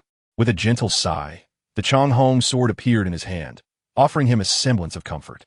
What has been troubling you these past 2 days? You seem burdened with worries. A sweet yet curious voice came from behind Jiangling, accompanied by the appearance of an umbrella shielding him from the falling snow. Nothing, Jiangling replied softly, glancing at Bai Li Chuan beside him. Sister Chuan, I wish to ask you something. If one is compelled to collaborate with a villain, does that count as committing an evil act? If the actions taken are not malicious, it should not count. Bai Li Chuan pondered for a moment before responding. What if it were an utterly irredeemable villain? Then it still would not count. Bai Li Chuan replied with conviction. Upon hearing this, Jiangling's lips curled into a faint smile, finding solace in her words. He had only mentioned a villain without specifying evil soul masters, for he understood that no matter the reason, cooperation with evil soul masters was universally condemned. Thank you, Sister Chuan. I will return to my room now, Jiangling said, embracing Bai Li Chuan. Releasing a breath of exasperation, Jiangling resolved to stop overthinking and instead focus on devising a strategy for the counteroffensive following Bai Minglin Yuan's demise. Within Hanchuangcheng, 5 young women clad in blue skirts walked dejectedly along the streets. One of the younger women, gazing ahead, suddenly brightened her previously sorrowful eyes, exclaiming, Xie big brother. Her clear voice startled those nearby and prompted the silver-haired man ahead to turn around. Are you Chivalrous Xue? Xie asked, after examining the beautiful girl before him for a moment. What has happened to you all? He inquired, puzzled by the disheveled appearance of the 5 women. This is a long story. We did not expect to encounter an acquaintance so soon after entering the city. Yu Linling managed a forced smile as she spoke. If you have nowhere to go for the time being, why not come to my residence to rest? Xie Yue suggested after a moment's contemplation. Looking at Yu Linling and Ru Shuang, both soul saints, he was aware that Jiangling was planning to eliminate the Lu family. But the strength of this Wuhuan branch was abysmally weak. If these 2 soul saints could lend their assistance, it would be a considerable boon. That sounds wonderful, they exclaimed in unison. 不待Yu Linling 回答Chivalrous Xue 切实喜道 Ru Xue 如双伸手拉了下少女，嗔怪道 Ru Shuang 老师 Chivalrous Xue 也自觉自己过于主动与逾矩，脸色微红，如此便多谢谢 Yu 少侠了。Yu Linling 沉吟片刻，感谢道：“前辈客气了。”返回武汉地安途中，谢 Yu 出言问道：“怎么不见病一二姑娘？”此言一出，5人俱是悲伤之色。谢 Yu 见状，心中一惊，自知失言，便道了一声罪，沉默带路。谢 Yu 为表明自己身份，天水众人也未询问，直到谢 Yu 也是下榻在客栈，待看到武汉地安的牌匾，心中才是吃了一惊寒霜。趁武汉店人员稀少，也没有人拦路，谢 Yu 径直带着几人来到张灵屋外。几位稍等。第169章。风雪夜10里杀人，谢 Yu 并未敲门，直接推门而入张灵。我在街上遇到了替暗水水一万的人，并把他们带来了。那2名汉先或许可以帮到我们替暗水水一万的人。张灵不由想到Yu一所汇报的水病1、2的状况，他们6人同时行动的，怎么单单他被抓了？我们出去看看。张灵扔下手中地图，起身说道：“各位，许久不见了，外面风雪大。”不如屋内一叙。张灵看着众人，微笑道：“Yu Linling 见到张灵，眼神露出不可思议，随即又松了口气。刚才初见谢 Yu 时，忘记询问张灵的情况了，此时亲眼见到，不由喜出望外。要知道有间客栈的惨状，他后来是亲眼见到了的，那就多谢张公子了，还要多谢当日2位仗义出手，否则我们几人恐怕就Yu Linling盈盈行了一礼，感谢道。前辈客气了，分内之事罢了，别喊前辈了。看你年龄比我这些弟子大不了多少，要是不嫌弃，称呼我和Ru Shuang为一也行。那张灵就切之不恭了。Ru Shuang 阿姨，Yu一称我为张灵或者萧灵即可。说和Chivalrous Xue。几女见到张灵，则有些黯然神伤，想起那日得救之后，Chivalrous Xue 对谢 Yu 明显的情愫，自然遭到了众女的嘲笑。Chivalrous Xue 不甘示弱，爆破大姐Xue病儿还留着张灵给她的药瓶。那几日刚经历过生死危机的几位少女，心底没有了害怕。讨论的最多的竟然是张灵和谢 Yu。这两个男人。直到客栈之事过去的第4天，恕张灵冒昧，不知在我们分开之后，你们是否又遇到了什么？还有怎么不见病婴儿姑娘？张灵看着5人衣衫破损，脸上也带有那种长时间赶路的风霜之色，显然是刚进城。这令张灵很是不解，怎么会如此之慢？病婴儿他又灵神色哀伤。另外几人也低下了头去。在离汉双城还有1日路程的时候，我们遇到了一小股雪崩。我和 RU 双虽然有伤，但护住弟子也无太大问题。只是在雪崩之后，道路全部被掩埋，病婴儿不慎掉入了雪洞之中。我和 RU 双下去找了很久，可雪窟四通八达，冰冷密布，我们找了很久，依旧一无所获。真的是一无所获吗？只是不愿承认罢了。那些密布锋利的冰冷，连他看了都不寒而栗。不是大姐不慎掉落，是我掉下去的，本该是我。大姐是为了救我。是一旁QRU 水悠悠开口，掩面哭泣到如水与linh轻声低叹 RU 双将 QRU 水轻轻搂在怀里。张灵默然，没想到原因竟是这样，犹豫片刻，还是决定告诉他们，既是需要他们的力量，也省得他们以泪洗面。不必太过伤心。我前2日寻到了病婴儿姑娘的下落，只是落在别人手里，我很快就会展开营救的。张灵取出那日发现的瓷瓶，放到桌子上。这是大姐的瓷瓶。张大姐，我大姐真的还活着？RUO 水猛然抓起那个瓷瓶，看向张灵，目光闪动，颤声道：“虽然张灵想说这瓷瓶是我的，但此时好像有些煞风景。”萧灵此时灵也开口问道：“是的，那事不宜迟，我们现在就去救。”灰蓝短发显得有些帅气的女孩急声说道。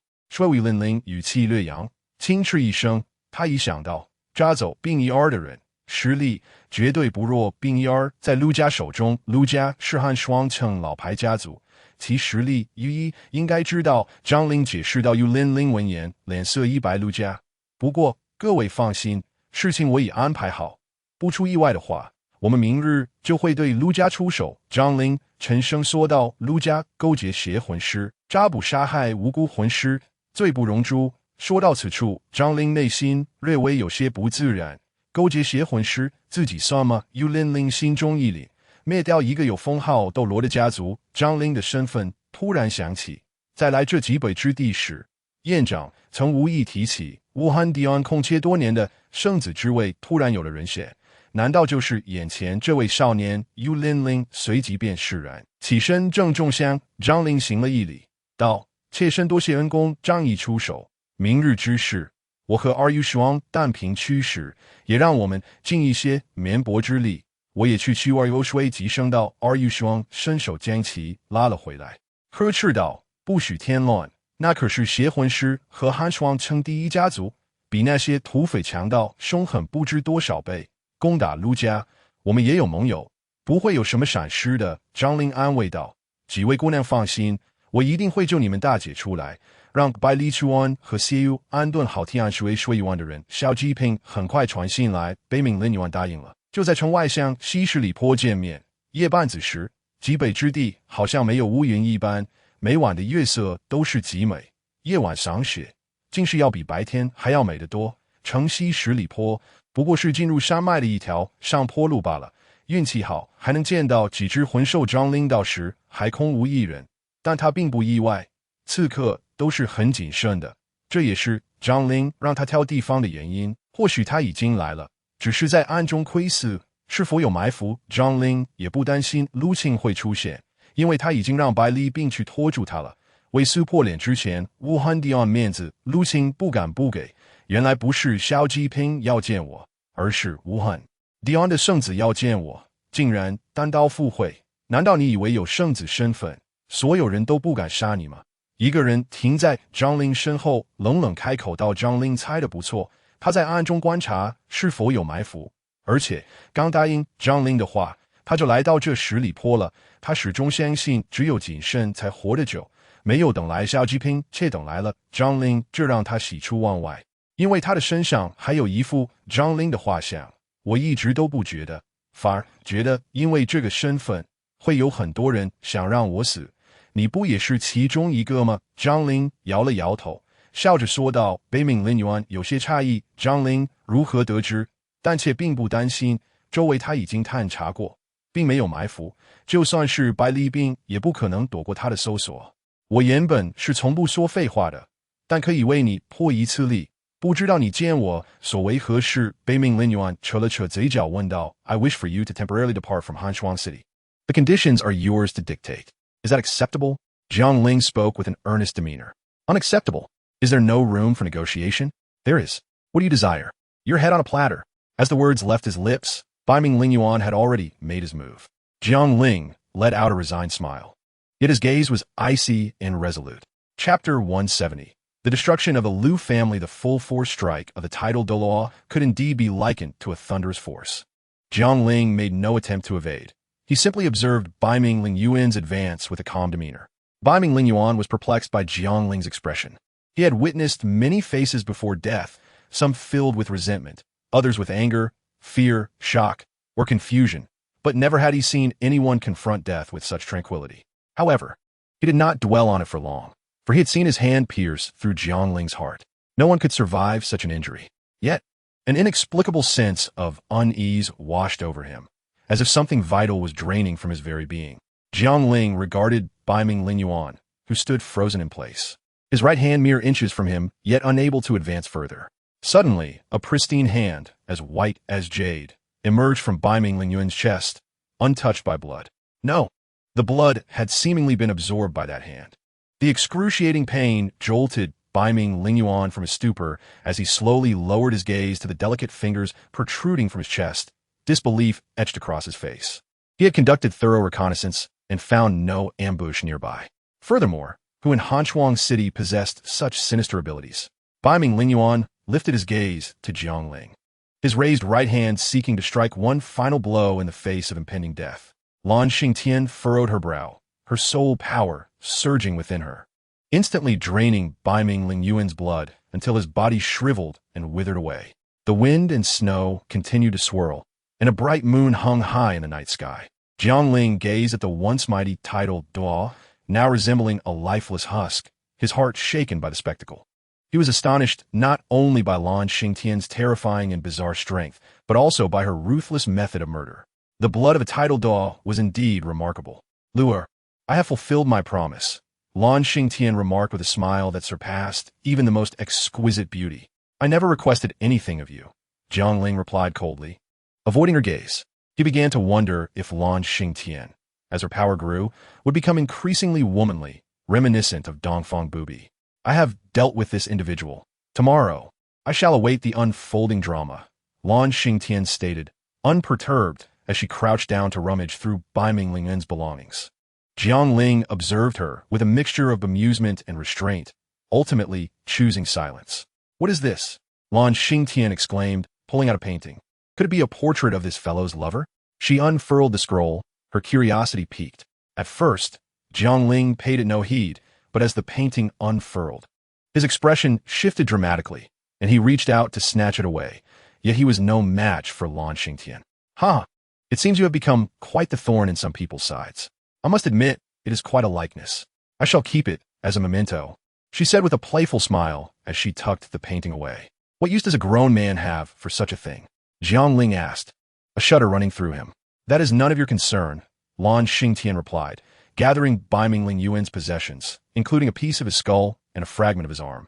Before rising, I shall leave the corpse with you. I am departing.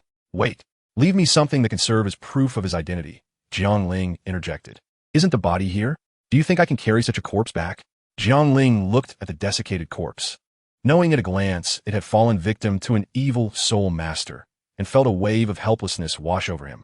Ultimately, Lan Xingtian reluctantly left behind a jade pendant and an emblem representing Lu Qing, indicating that Lu Qing and Bai Ming Lingyuan were not merely allies. However, Jiang Ling chose not to delve deeper. Matters of the dead were devoid of significance. As Jiang Ling watched Lan Xingtian recede into the distance, he conjured a flame in his right hand and cast it upon Bai Ming Lingyuan's corpse, which was instantly reduced to ashes. The eastern wind howled, scattering snowflakes across the ground, as if this person had never existed. As dawn broke, the streets were sparsely populated, while the Zhao family was urgently mobilizing its forces. Elder Zhao Wanchuan held a jade pendant in his hand, standing beside Zhao Jiping, the current head of the family, as a large number of soul masters gathered, all possessing soul power surpassing that of the Soul King. At the Wuhuan Temple, Bai Li Bing was startled by the sudden emergence of Yu Yi, who had been lurking in the shadows without her knowledge for so long. Elder Bai Li, you will join forces with Zhao Wanchuan to eliminate Lu Qing. Yu Yi, take the 2 teachers from Tianshui Academy, as well as Xie Yu, Bai Li Chuan, and Sun Dai, to raid the dungeon and rescue the captured soul masters. Jiang Ling instructed calmly. And you? Will you not join us? Xie Yu inquired, puzzled. I have other matters to attend to. Let us proceed. The Zhao family should be finishing their preparations, Jiang Ling replied with a smile, sensing that the end was near. Yu Yi understood that Jiang Ling intended to head to Jishui residence. Xiao Ling, Bing Ea. Yu Linling spoke softly. Aunt Yu, rest assured. I will ensure her safe return, he assured, and Yu Linling nodded in response. Once everyone dispersed, Yu Yi, lagging a few steps behind, suddenly spoke. I will go to Jishui residence. You should take the others to the dungeon. No. Besides Lu Qing, there are 2 other soul Douluo in the Lu family. The soul masters imprisoned there are crucial evidence of the Lu family's collusion with the evil soul masters. It must be flawless and without a soul Douluo present. I cannot proceed with the rescue. Jiang Ling firmly rejected. Then let those 2 soul saints from Tianshui Academy accompany you, Yu Yi suggested. I can utilize the turtle breathing technique to infiltrate Jishui residence. They cannot. Rest assured, I will wait until Bai Li Bing and Zhao Wanchuan engage Lu Qing before I make my move, seizing the opportunity to rescue her. Be cautious, Yu Yi said, recognizing Jiang Ling's resolve, and she ceased her persuasion, softly bidding farewell as she hurried after Xie Yu and the others. A quarter of an hour later, the skies above the Lu family erupted with a deafening explosion as 3 powerful soul forces clashed. Jiang Ling looked up at the Lu family, exhaling slowly as he suppressed his aura and made his way toward Jishui residence. The Lu family was in disarray, and Jiang Ling took the opportunity to eliminate a few obstacles along his path. Meanwhile, at Donghu residence, a seemingly ordinary youth observed the distant battle between 3 titled Douluo with a grim expression, accompanied by an expressionless man clad in black. Today, Lu Qing had summoned him, claiming Jiang Ling will be captured. Tang Yin was eager to avenge his grievances and rushed over upon receiving the news. However, upon arriving at Donghu residence, he had yet to see Lu Qing before witnessing the fierce battle, realizing that the Lu family's actions had been exposed. This filled him with fury, as it signified the failure of his mission. He wondered how another titled Douluo had emerged in Hanchuang City, though aged and nearing his end. In conjunction with Bai Li Bing, Lu Qing could not withstand the onslaught unless Bai Ming Linyuan appeared. However, since the Zhao family dared to act, Bai Ming Linyuan was likely doomed. A gentleman does not stand beneath a dangerous wall. We should leave, Liang Shan remarked slowly from behind. Leave? Tang Yin spat, filled with resentment. Yet he understood that once Lu Qing was defeated, escaping would be impossible. Bai Li, what is the meaning of this? Are you truly intent on annihilating my Lu family? Lu Qing's expression darkened as he gazed at Bai Li Bing in the sky. His formidable lion spirit manifested, exuding an imposing aura. Your Lu family has colluded with evil soul masters and is guilty beyond redemption.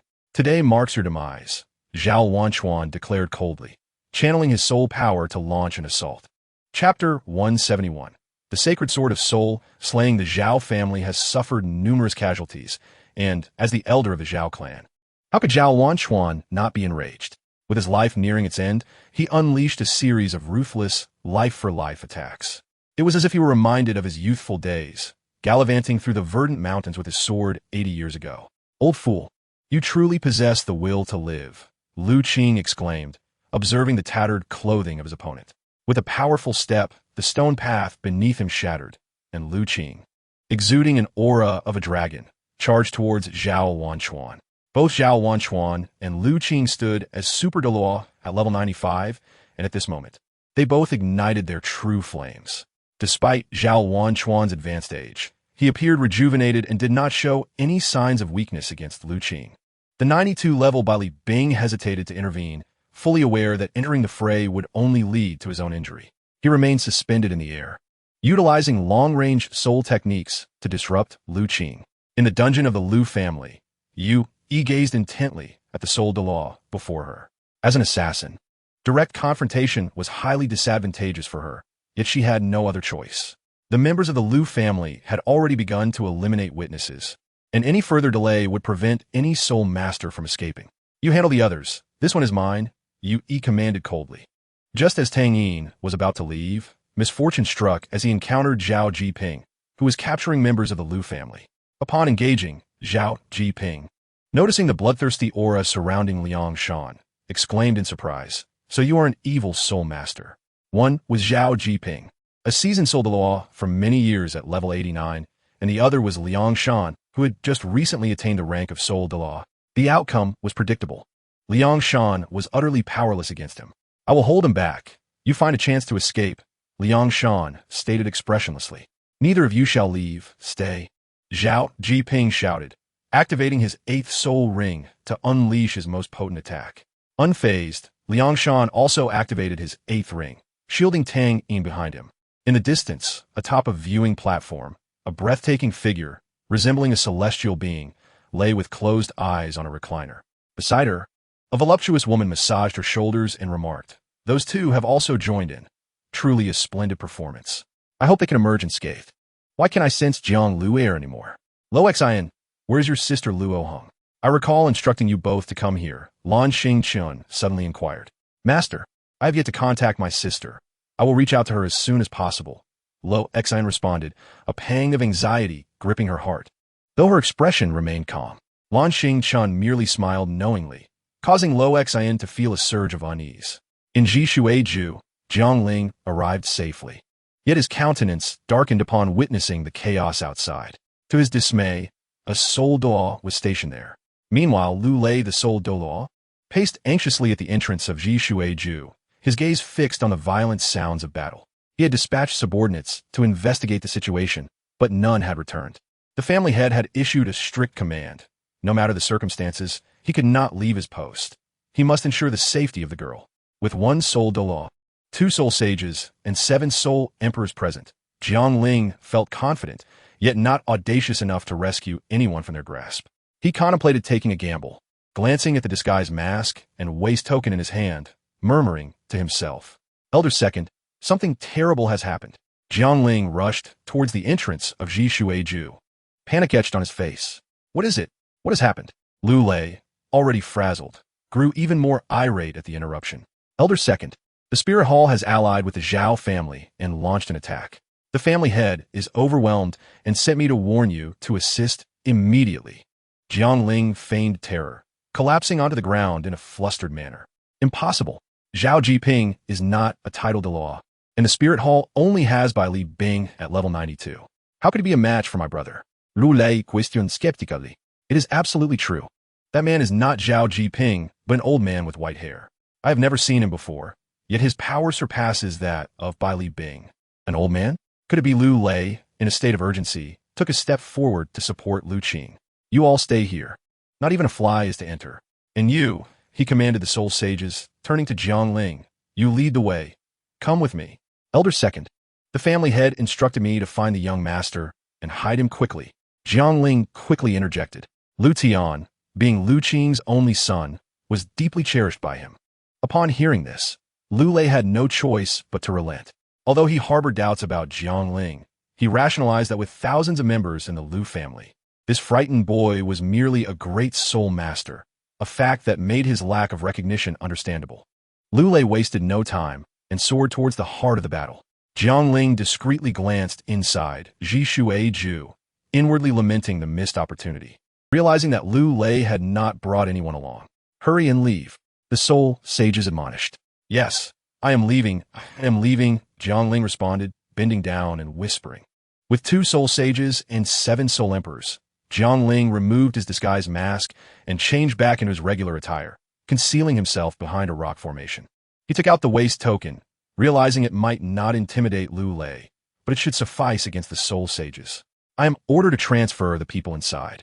"Step aside," Jiang Ling declared coldly, raising the waist token towards the 2 guarding Soul Sages. The 2 exchanged glances, sensing the complexity of the situation, but the waist token appeared genuine. "My lord, we are tasked with guarding this place. No one is allowed to enter. If you want to take someone, please wait for Elder Second to return," One of the soul sages replied respectfully. This is an order from the family head. Do you dare obstruct me? Jiangling's expression darkened as he stepped forward, determined to enter. My lord, please do not make it difficult for us, the two soul sages pleaded, extending their arms to block his path. Arrogant. Jiangling's soul power surged, ready to retaliate. Yet, from the corner of his eye, he spotted a familiar figure emerging from Zhishuiju.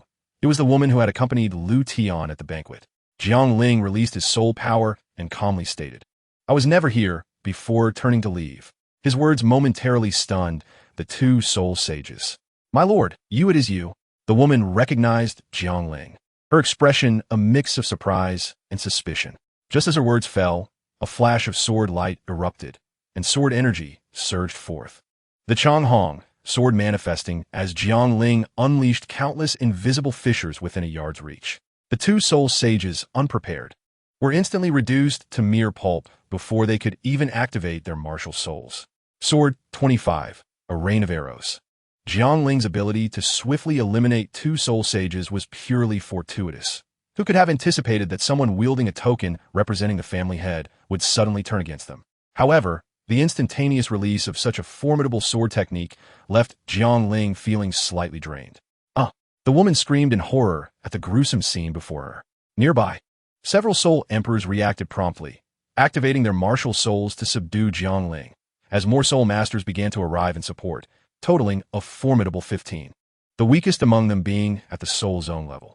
Is Shui Bing Air truly that important to Lu Qing? With the family on the brink of collapse, why are there still so many guarding this place? Jiangling steadied his turbulent soul power, gripping his long sword tightly. Chapter 172. Proud as snow. Beautiful as jade in a one-on-one confrontation, Jiangling felt no fear. However, facing 15 opponents was an entirely different matter. Fortunately, the highest strength present was only at the Soul Emperor level. Jiangling maintained a calm demeanor, opting for defense rather than offense, successfully keeping the various martial souls at bay. But a prolonged defense would inevitably lead to failure.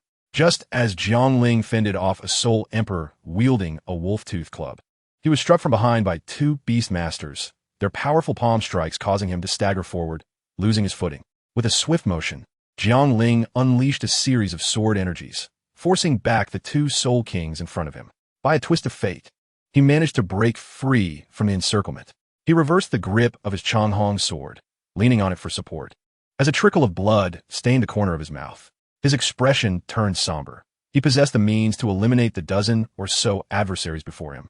Whether through his fifth soul skill, the Daylight Radiance, or the Fire Dance Cyclone, both capable of instantly clearing the foes. However, the sheer ferocity of these techniques made him wary of attracting the attention of the recently departed Lu Lei. Yet, the situation had escalated to a point of no return. Without exerting his full strength, he could not immediately clear the area. Prolonging the confrontation would only serve to worsen his predicament. I shall state this once more. The Lu family will undoubtedly meet its end today. There is still time to flee. The path of cultivation is fraught with challenges. Do not allow the crumbling edifice of the Lu family to crush you to oblivion. Jiangling rose slowly, gripping his sword at an angle, and spoke with a grave tone.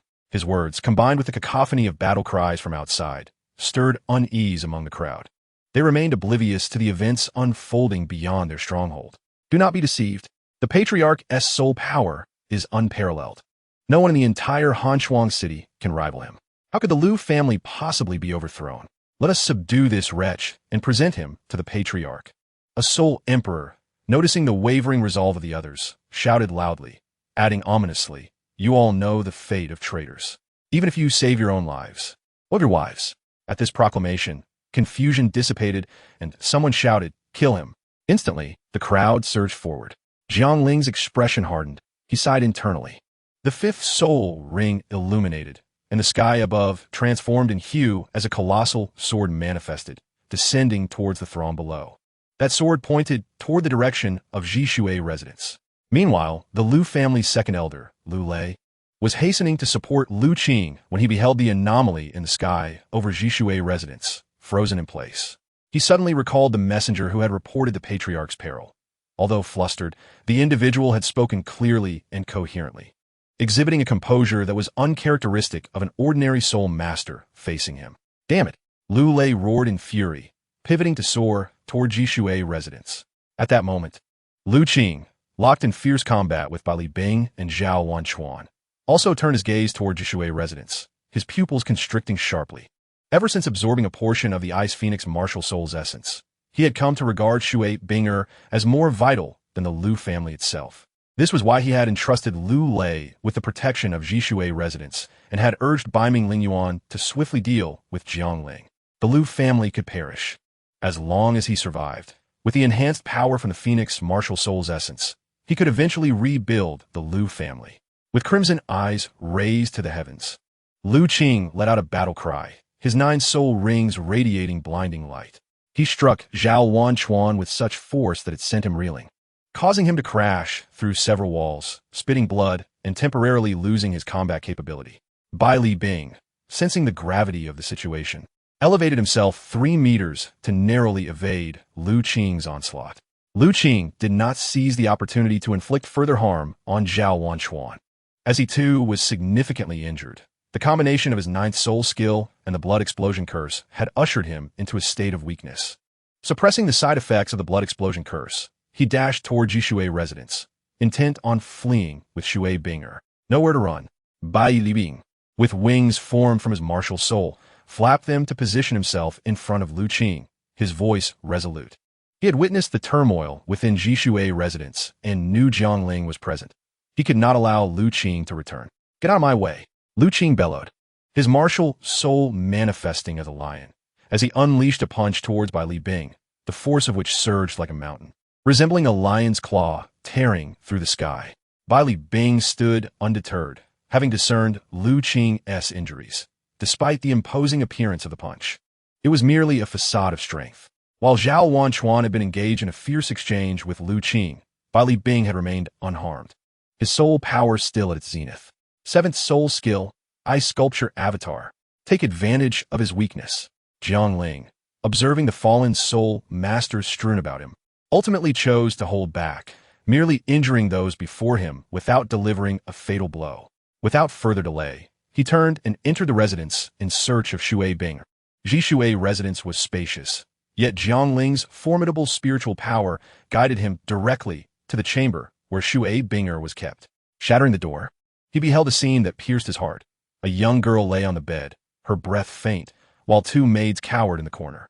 Ignoring the servants, Jiangling approached the bedside, gazing at Shui Binger, whose pallid and haggard visage reflected a dazed expression upon seeing him. Binger, I have come to rescue you. He spoke softly. Benefactor, you must hurry. The evil soul master is near. Shui Binger, jolted back to reality by Jiangling's voice, realized she was not dreaming. A fleeting glimpse of joy was swiftly replaced by profound terror. The excruciating pain in her fingers served as a grim reminder of the malevolent soul master's merciless cruelty, and she feared that this savior, who had once rescued her and her mentor, would endure the same torment. Fear not, Binger. The assailants outside have been dealt with. Can you walk? Jiangling gently inquired, his hand resting on her delicate wrist, his brow furrowed deeply. He had heard from you, about Shui Binger's torment, but had not anticipated the severity of her condition. Her life seemed as fragile as a candle flickering in the wind, on the verge of extinguishing. Examining her injuries, aside from the gunshot wound on her shoulder that he was aware of, her body bore multiple bandages, likely from the injuries sustained when she fell into the snow pit, and her hands were wrapped in cloth, resembling Zongzi. Shui Binger attempted to muster the strength to rise, but Jiangling supported her back, helping her sit up. Do not push yourself. I will carry you, he insisted. Benefactor, I can manage, she protested stubbornly, unwilling to be a burden, yet faltering in her attempt to stand. There's no time to waste. I will carry you. Jiangling, glancing at his blood-stained outer garment, which bore both his own blood and that of his enemies, tore it off and cast it aside, revealing a pristine white shirt beneath. He hoisted Shui Binger onto his back, grabbing the bedsheets and using his soul power to slice them in half, binding her securely to him with a firm knot at his chest. Though Shui Binger was not particularly frail, being carried by Jiangling felt as light as a feather, stirring within him a sense of tenderness. Binger, hold on. Your teacher and sisters are waiting for you, he urged, fearing that the one clinging to life behind him might slip away, thus providing her with a reason to endure. Though she was securely bound to Jiang Ling's back, the fabric separating them could not shield her from the warmth of his heated back. Initially feeling a pang of embarrassment, the mention of her teacher and sisters ignited a flicker of hope within her heart. Chapter 173. The exquisite elegance of Shui Bing'er. This journey to the extreme north had been nothing short of a dream. They had originally come to assist Shui Wu in acquiring her fourth soul ring. The potency of their martial soul fusion technique was immense, and Shui Wu's supportive abilities were formidable. Even if they could not seize the championship title in this Continental Senior Soul Master competition, they could still achieve a commendable rank. To bolster their team's strength, they ventured to this extreme north to procure a suitable soul ring for Shui Wu. However, they first encountered a black market, then were ambushed by mountain bandits. In a bid to save Ruo Shui, she had fallen into the snow pit, narrowly evading and destroying the sharp ice spikes that threatened to impale her. She had exhausted all the healing powders Jiang Ling had provided to staunch her bleeding. When they encountered a merchant convoy escorted by soul masters, they were again assaulted by mysterious forces. Shui Bing'er's thoughts meandered, a parade of faces flashing through her mind. The dean, her teachers Shui Wu, Ruo Shui, Hai Rou, and even the tormentor, the evil soul master, alongside Jiang Ling who had carried her. Suddenly, a gust of cold wind swept through, disrupting her tangled thoughts and pulling her back to reality, where she saw Jiang Ling emerging from Jishui residence. "Are you cold?" Jiang Ling inquired, sensing the involuntary tremors of her body. He enveloped them both in a warm cocoon of soul power. "I am not cold," Shui Bing'er replied, forcing a smile as she spoke softly. "Then let us depart." The Changhong sword shot forth with great speed, and Jiang Ling leaped onto its blade, preparing to dash towards the Wuhuan temple. "You scoundrel, leave him!" A thunderous roar echoed, lightning crackling above Jiang Ling's head as a paw print resembling that of a lion descended with devastating force, obscuring the sky. Jiang Ling's expression darkened, realizing that the sword would inevitably attract the Lu Lei. However, he had not anticipated its arrival would be so swift. With the Changhong sword beneath him, he grasped the golden sword crafted by Bibi Dong, a symbol of his status as the successor to the Saint Sun. While this sword held no other utility, its formidable hardness had withstood the flames of the Fire Dance Whirlwind during the grand ceremony without melting or shattering. Fire Dance Whirlwind. The golden sword unleashed a searing red light, tearing apart the myriad of thunderous shadows in the sky. Jiang Ling dared not delay, soaring skyward on his sword towards the horizon. Yet, Lu Lei relentlessly pursued him, his wings formed of interwoven thunder, matching Jiang Ling's speed with alarming proximity. Lu Lei, a member of the Lu family, was destined to become the next title Douluo. His martial soul underwent a mutation upon awakening, transforming from an ice lion into a thunder lion adorned with streaks of lightning. His fortuitous circumstances had granted him an external soul bone, the Thunder Wings, bestowing upon him a power of flight that even Lu Qing did not possess. "Kid, drop the girl on your back, and I will spare your life," Lu Lei shouted, realizing he could not keep up with Jiang Ling's speed. He recalled Lu Qing's orders from days prior, emphasizing that this girl must not be lost. "Dream on. If you want her, catch up with me first." Jiang Ling's cold voice rang out as he unleashed his soul power, accelerating the Changhong sword further. Shui Bing'er, tightly bound, could not turn to look, but since the enemy was dangerously close. Softly, she urged, "Benefactor, put me down. You should leave first. They still have use for me and won't kill me. You can find a way to rescue me later. There's no way I will abandon you to flee alone. If it comes to that, we shall fight." Jiang Ling's eyes glinted with cold resolve as he spoke flatly. Shui Bing'er wished to say more, but saw that Jiang Ling would no longer heed her. Instead of resentment, she felt a twinge of guilt and an almost imperceptible joy. The guilt stemmed from feeling she was a burden to her benefactor. Yet what was the source of her joy? Lu Lei, seeing Jiang Ling's determination to rescue the girl, felt a pang of anxiety for his brother Lu Qing. With a sudden resolve, he summoned his seventh soul skill, true form of the Thunder Lion. A lion enveloped in crackling lightning and sporting thunderous wings emerged, its speed increasing as it closed the gap between them. At this moment, the battle between Bai Li Bing and Lu Qing had completely reversed. Previously, Bai Li Bing had desperately tried to prevent Lu Qing from returning to Jishuiju. But now it was Lu Qing who fought to stop Bai Li Bing from leaving. The skirmish between Jiang Ling and Lu Lei had also unfolded in their sight. Bai Li Bing recognized Lu Lei, and her concern intensified. The annihilation of the Lu family could be endured, but the Saint's son must not perish. Lu Qing, if the Saint Sun survives, your family can continue. Should he die, not only will you face a gruesome end, but none of your kin shall live either. Bai Li Bing declared with urgency, her gaze fierce. Huh, are you not here to destroy my family? Family legacy? Colluding with evil spirit masters. Murdering the sole masters of Hanchuang City. Do you believe Hanchuang City will still tolerate the Lu family? All of this is your doing. I will bury you with Jiangling. If Jiangling dies, neither will you nor your disciple, nor that little fatty, survive. Lu Qing laughed maniacally, disregarding Bai Li Bing's threats. You seek death. Bai Li Bing's eyes glinted with icy murder, knowing that without dealing with Lu Qing, she could not assist Jiangling. In the dungeon, Yu Yi, battered and bruised, emerged with Xie Yu and the rescued soul masters.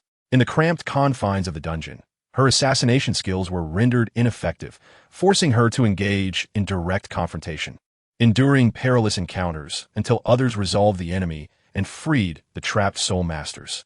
Together with Yulin Ling and Ru Shuang, they dispatched the long-standing Douluo of the Lu family.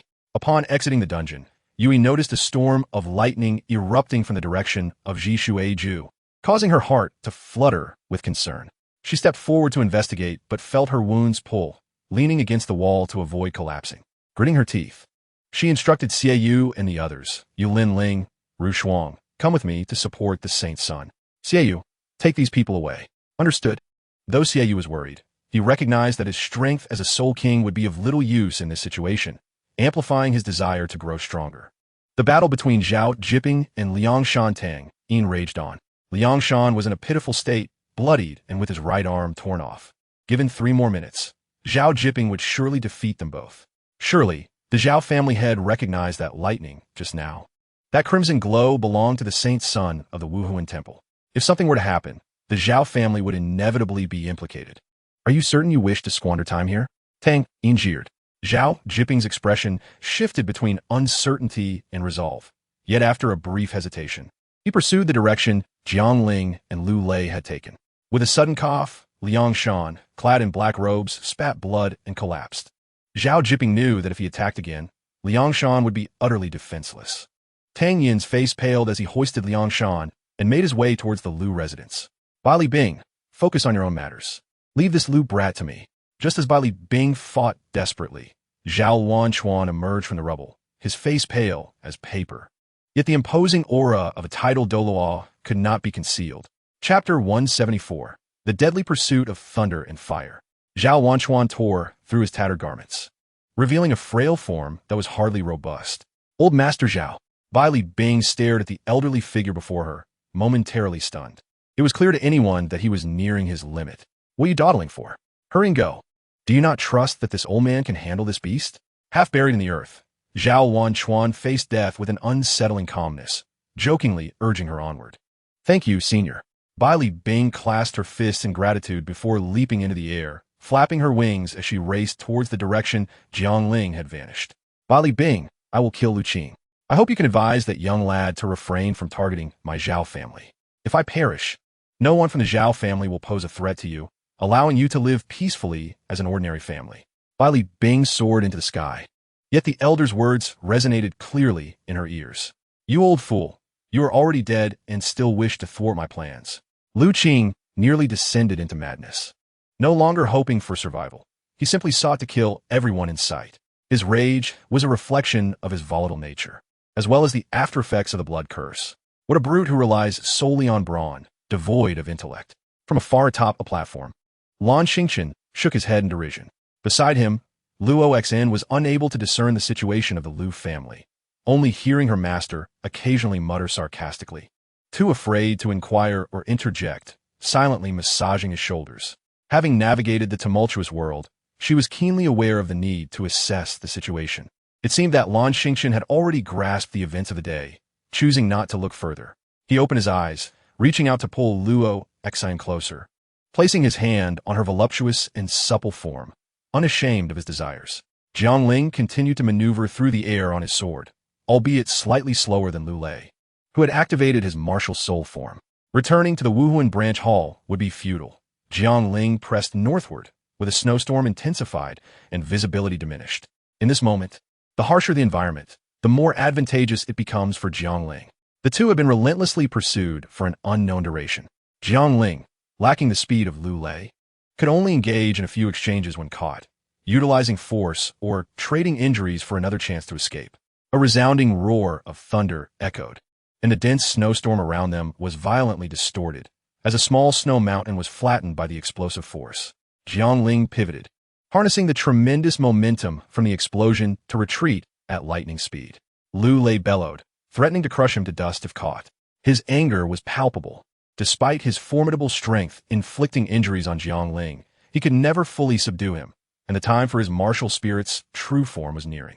Had it been earlier, Jiangling would have retorted, but now he refrained, fearing that speaking would unleash a torrent of blood from his mouth.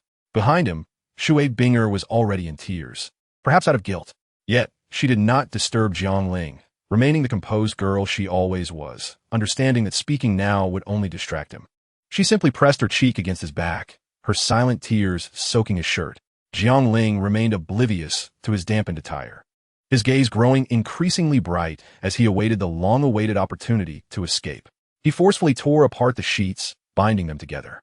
Shui Binger felt an abrupt emptiness as she was separated from the once heated presence. Was this moment truly upon them? Why the sense of disappointment? They were mere acquaintances. Jiangling had already shown more kindness than she deserved. Why did she have to feel disheartened? Perhaps she did not regard him solely as her benefactor. Shui Binger ceased her thoughts as Jiangling, upon severing the bonds, instinctively pulled her into his embrace. "What is the matter?" he inquired, noticing her troubled expression. "Nothing.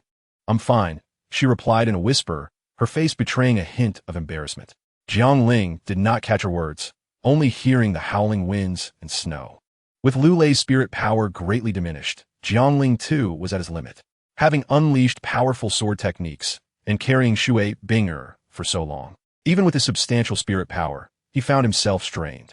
He had already retracted the external spirit power shield, protecting Shui Binger from the storm while he endured the brunt with his body. "We've made it, Binger. We are saved," Jiangling exclaimed, his gaze softening as he looked towards the snow mountain ahead. Shui Binger, though confused, felt his relief and couldn't help but share in his joy, her eyes sparkling with delight.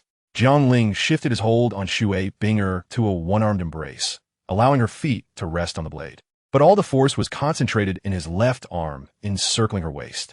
The golden sword, emblematic of his status as the Holy Sun, reappeared in his hand. Taking a deep breath, he summoned his waning spirit power to unleash the fire dance whirlwind, resembling a falling star, which thunderously struck the snow mountain. Behind, Lu Lei was deeply shaken. Even he could not withstand such a strike. Yet, why was Jiangling attacking the snow mountain? Suddenly, a thunderous sound reverberated across the sky. An avalanche. Jiangling turned to Lu Lei, a cold smile gracing his lips, mouthing the word "see you." The speed of the thunderwing increased. Yet, Jiangling descended on his sword, heading straight for the avalanche. Lu Lei halted in shock, realizing Jiangling had lost his mind.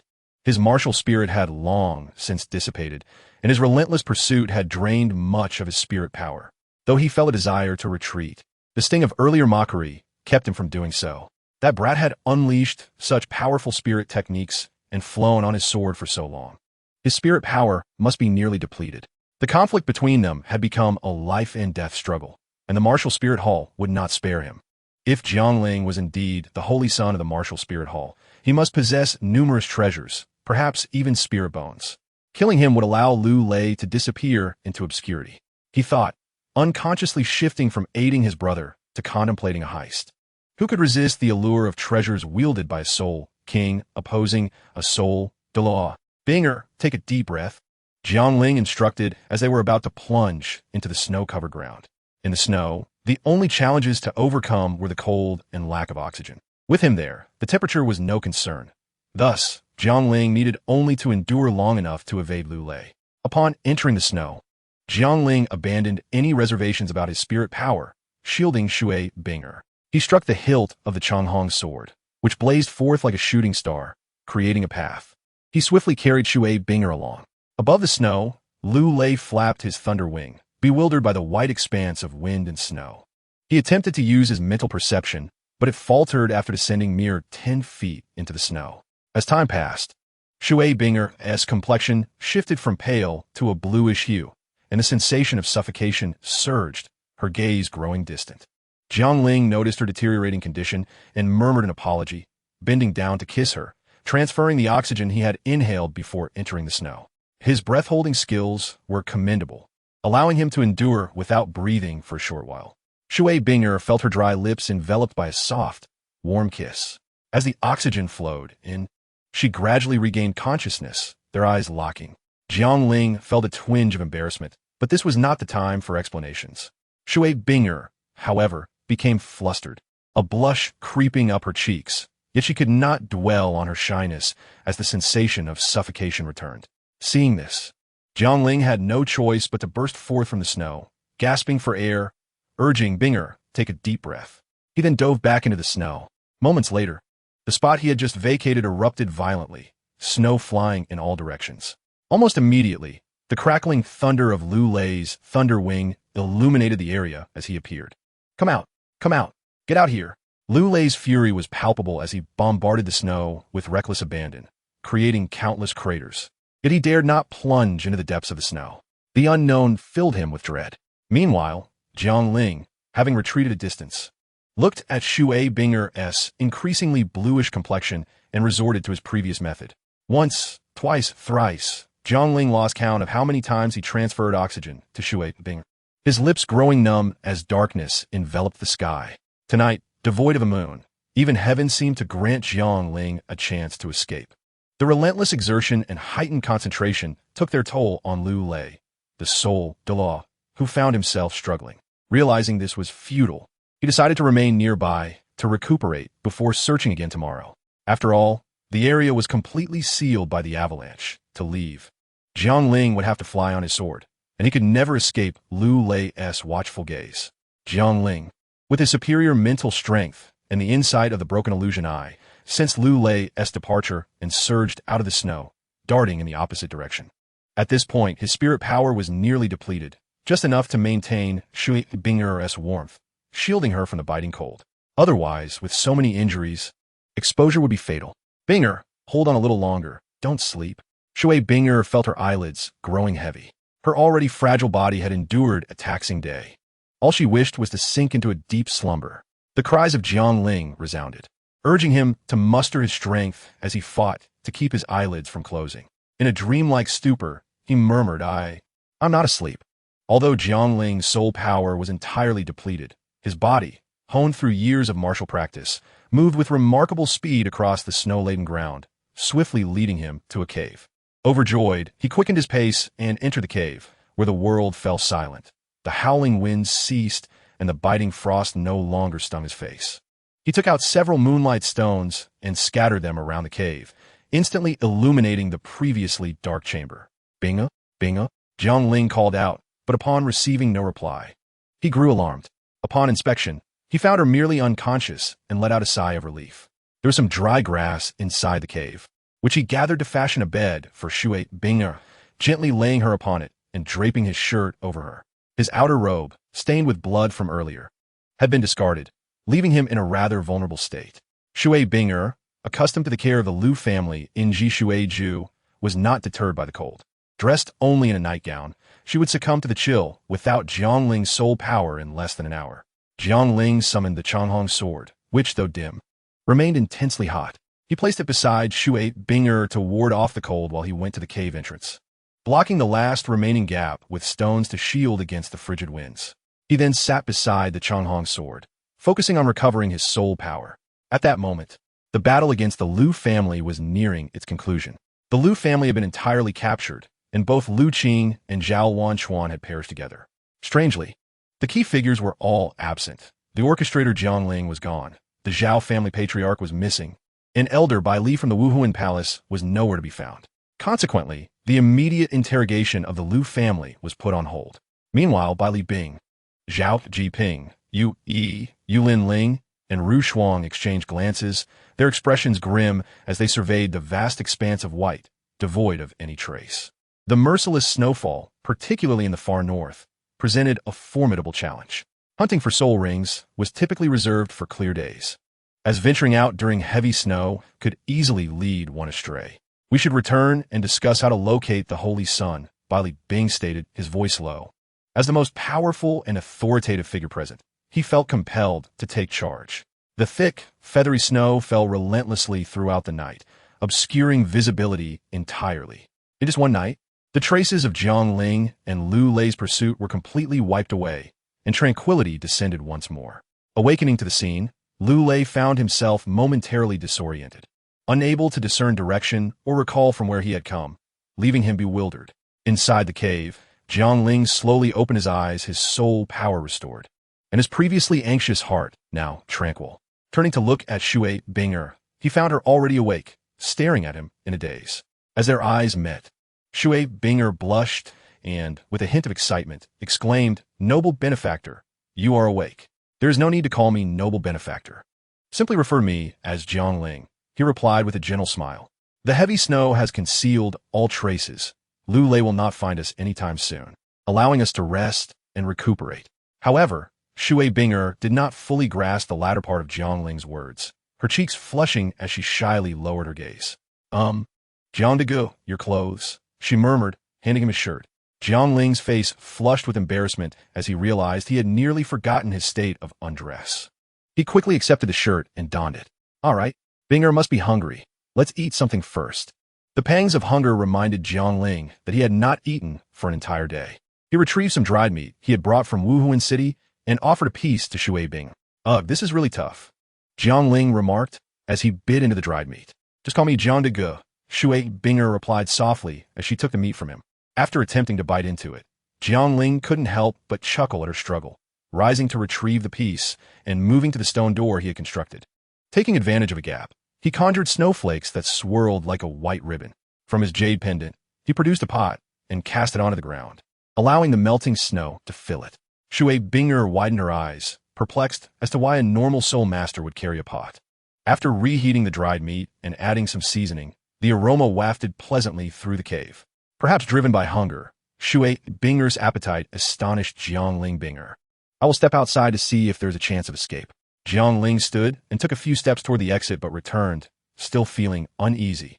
He formed a sword talisman in his right hand and placed it in Shui Binger's palm, instructing her to crush it if anything happened, assuring her he would return immediately. Shui Binger nodded. "Jiang Degu, you need not worry. I will take care of myself." "Jiang Degu, your sword," she reminded him, pointing at the Changhong sword embedded nearby. "I will use this one," he replied, lifting a golden sword. Given their location in the far north, where the sun was completely obscured by the storm, distinguishing directions was impossible. Leaving the Changhong sword behind would allow him to sense his way back to this spot. Before Shui Binger could speak further, Jiang Ling had already concealed his presence and departed, disguising the cave entrance to make it appear unremarkable. Gripping the exquisite golden sword tightly, he left the Changhong sword in the cave, which served not only as a guide for his return, but also held deeper significance. Although nearby branches could provide firewood, ordinary flames would not suffice to fend off the bone-chilling cold. Maintaining warmth in the cave would require the Changhong sword. Outside, the storm raged on, and Jiang Ling's footprints in the snow were quickly erased, alleviating his concern about Lu Lei discovering any traces. After searching for some time, he found the path completely blocked by an avalanche, just as Lu Lei had surmised. To escape, he would have to fly with his sword. Along the way, he spotted Lu Lei, who was still searching for him, and Shui Binger. Jiang Ling felt speechless, thinking to himself, truly relentless. However, he was not worried. The snow valley was not small, and without a few days, Lu Lei would struggle to locate the cave's position. Realizing there was no possibility of escape, Jiang Ling did not linger.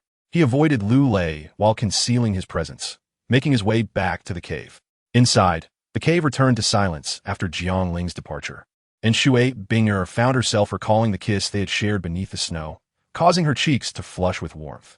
"Fool, what am I thinking? This is a life-and-death situation." Shui Binger chastised herself, as if awakening from a dream, and lightly slapped her flushed cheeks. Yet, despite her verbal admonitions, her thoughts wandered uncontrollably. Seeking distraction, she turned her gaze to the Changhong sword. Is this his martial soul? She pondered, perplexed as to how a martial soul could remain intact for so long away from its master. Unable to resist, she slowly propped herself up against the wall and approached the sword. Though her body felt weak, she managed to rise and walk a few steps beside the Changhong sword. It was not particularly beautiful, but it emanated a soft, red glow, making it appear stunningly exquisite against the icy backdrop. Shui Binger could not resist extending her delicate wrist to touch the sword. At the moment she made contact with the hilt, a gentle warmth enveloped her body. Soothing yet not overwhelming, reminiscent of the cavern itself. In that instant, she suddenly comprehended why Jiangling had chosen to leave this sword behind, opting instead for a weapon forged from mundane iron. It was, after all, for her sake. Just as Shui Binger was lost in her thoughts, Jiangling entered, having moved the stone that blocked the entrance, and he found her standing beside the Changhong sword. "You're gravely injured. Try not to move around too much. It would be best for you to rest," Jiangling said, his brow slightly furrowed as he approached to support her faltering body, guiding her back to a makeshift bed strewn with dried grass. Upon seeing Jiangling's return, Shui Binger felt a surge of joy, her heart fluttering, and she hardly registered the reproach in his tone as she leaned on his arm to walk back. "I just surveyed the surroundings. The avalanche from yesterday saved us, but also trapped us. Lule is still searching for us, but he won't find this place for a while. I will devise a way to divert him in the next couple of days. You need not worry," Jiangling explained the situation outside, reassuring her as he sensed her concern. "I trust you," Shui Binger replied, surprisingly untroubled. After several near-death experiences, she had grown indifferent to the adversities they faced, primarily because she had faith in Jiangling. From the moment they met, it seemed there was nothing he could not resolve. Seeing her unwavering belief in him, Jiangling couldn't help but chuckle inwardly, as he himself felt rather helpless.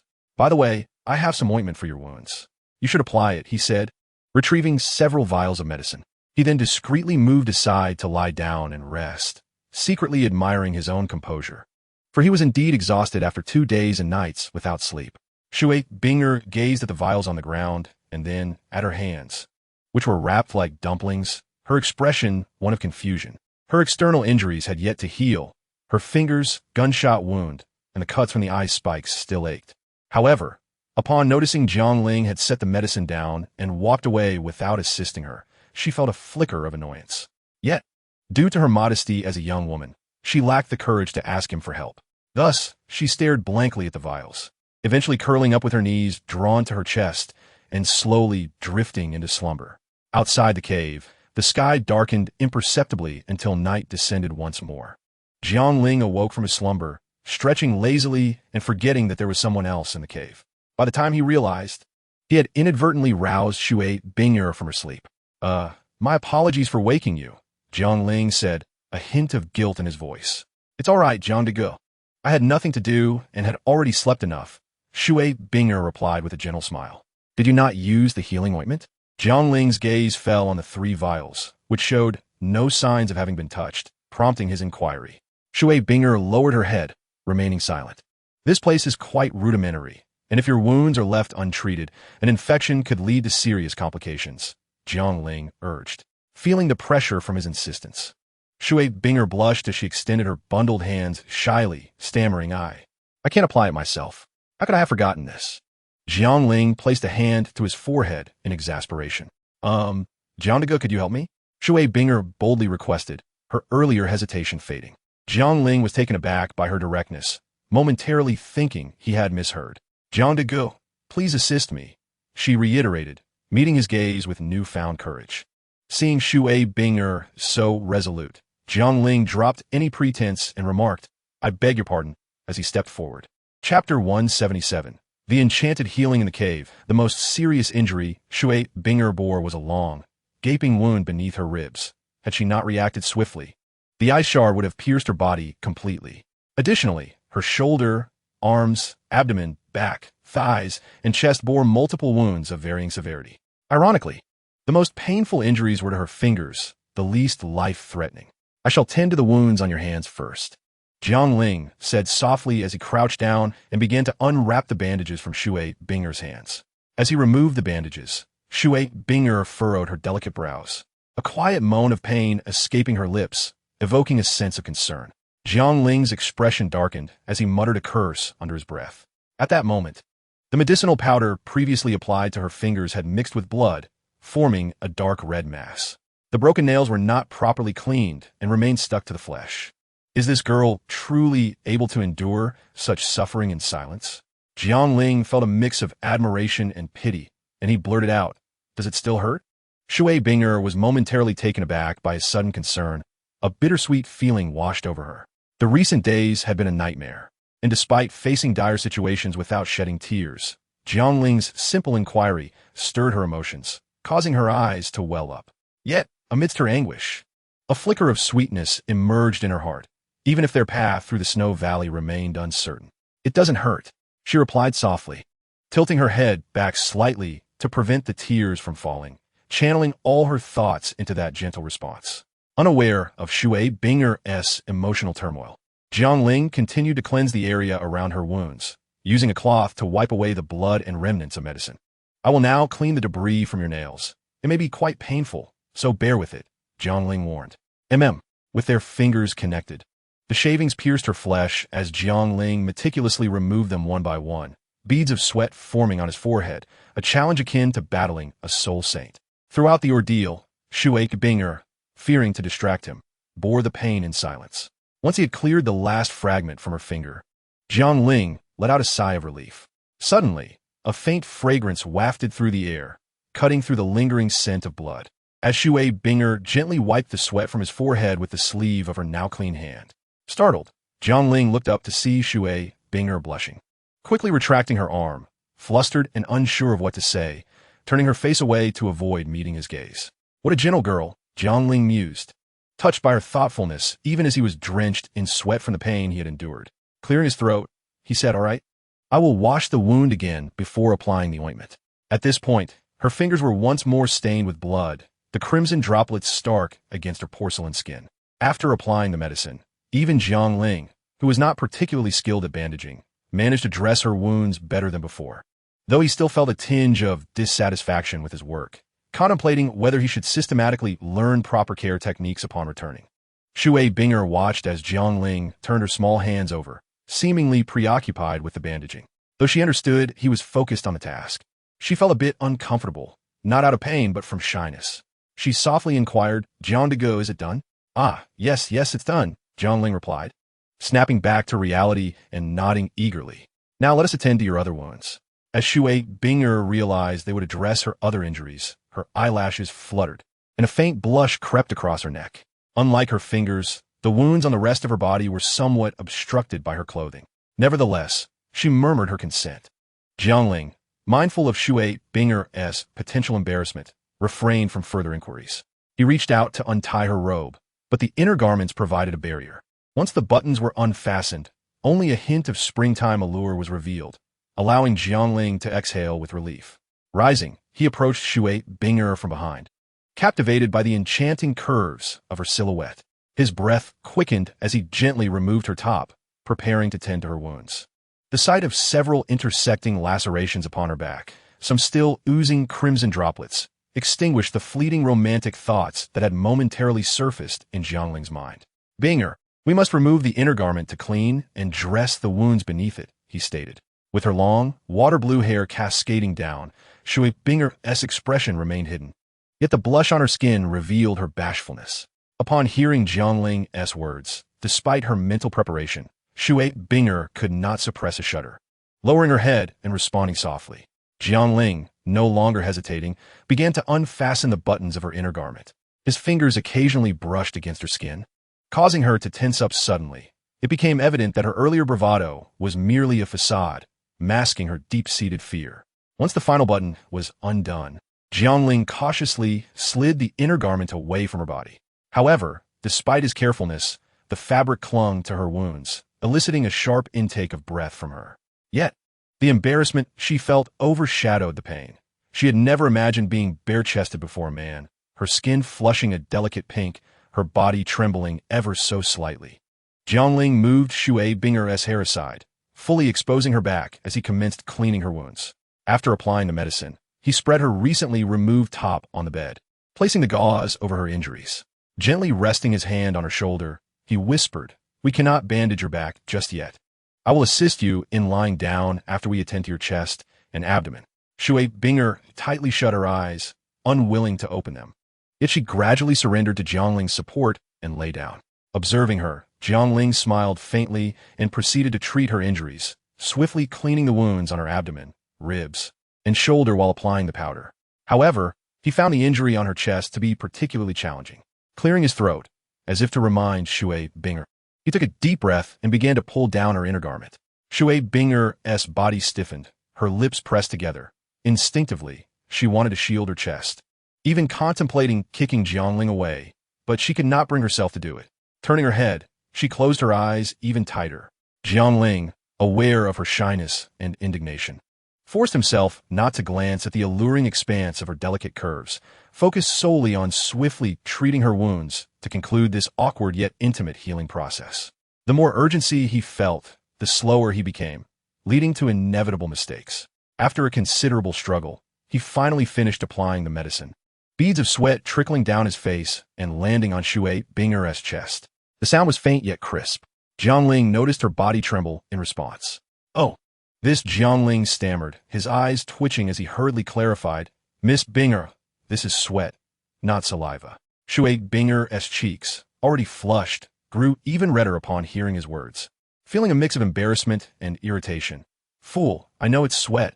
Why do you have to point it out?" "Brother Jiang, I understand. Please just bandage me." Shui Binger implored softly, her voice tinged with a hint of pleading. "Do you truly believe that?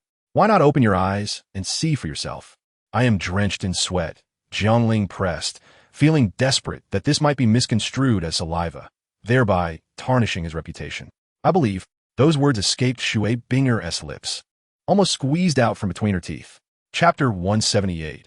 A vacation and a fight for survival. Shui Binger resolutely refused to open her eyes. Jiangling, feeling helpless yet determined, began to bandage her wounds. He helped her sit up and fasten her inner garment before draping her top over her. Only then did Shui Binger's tense demeanor slightly relax, allowing her to finally open her beautiful eyes, though she still dared not meet Jiangling's gaze. Lowering her head instead. The wound on my leg remains untreated," she mentioned.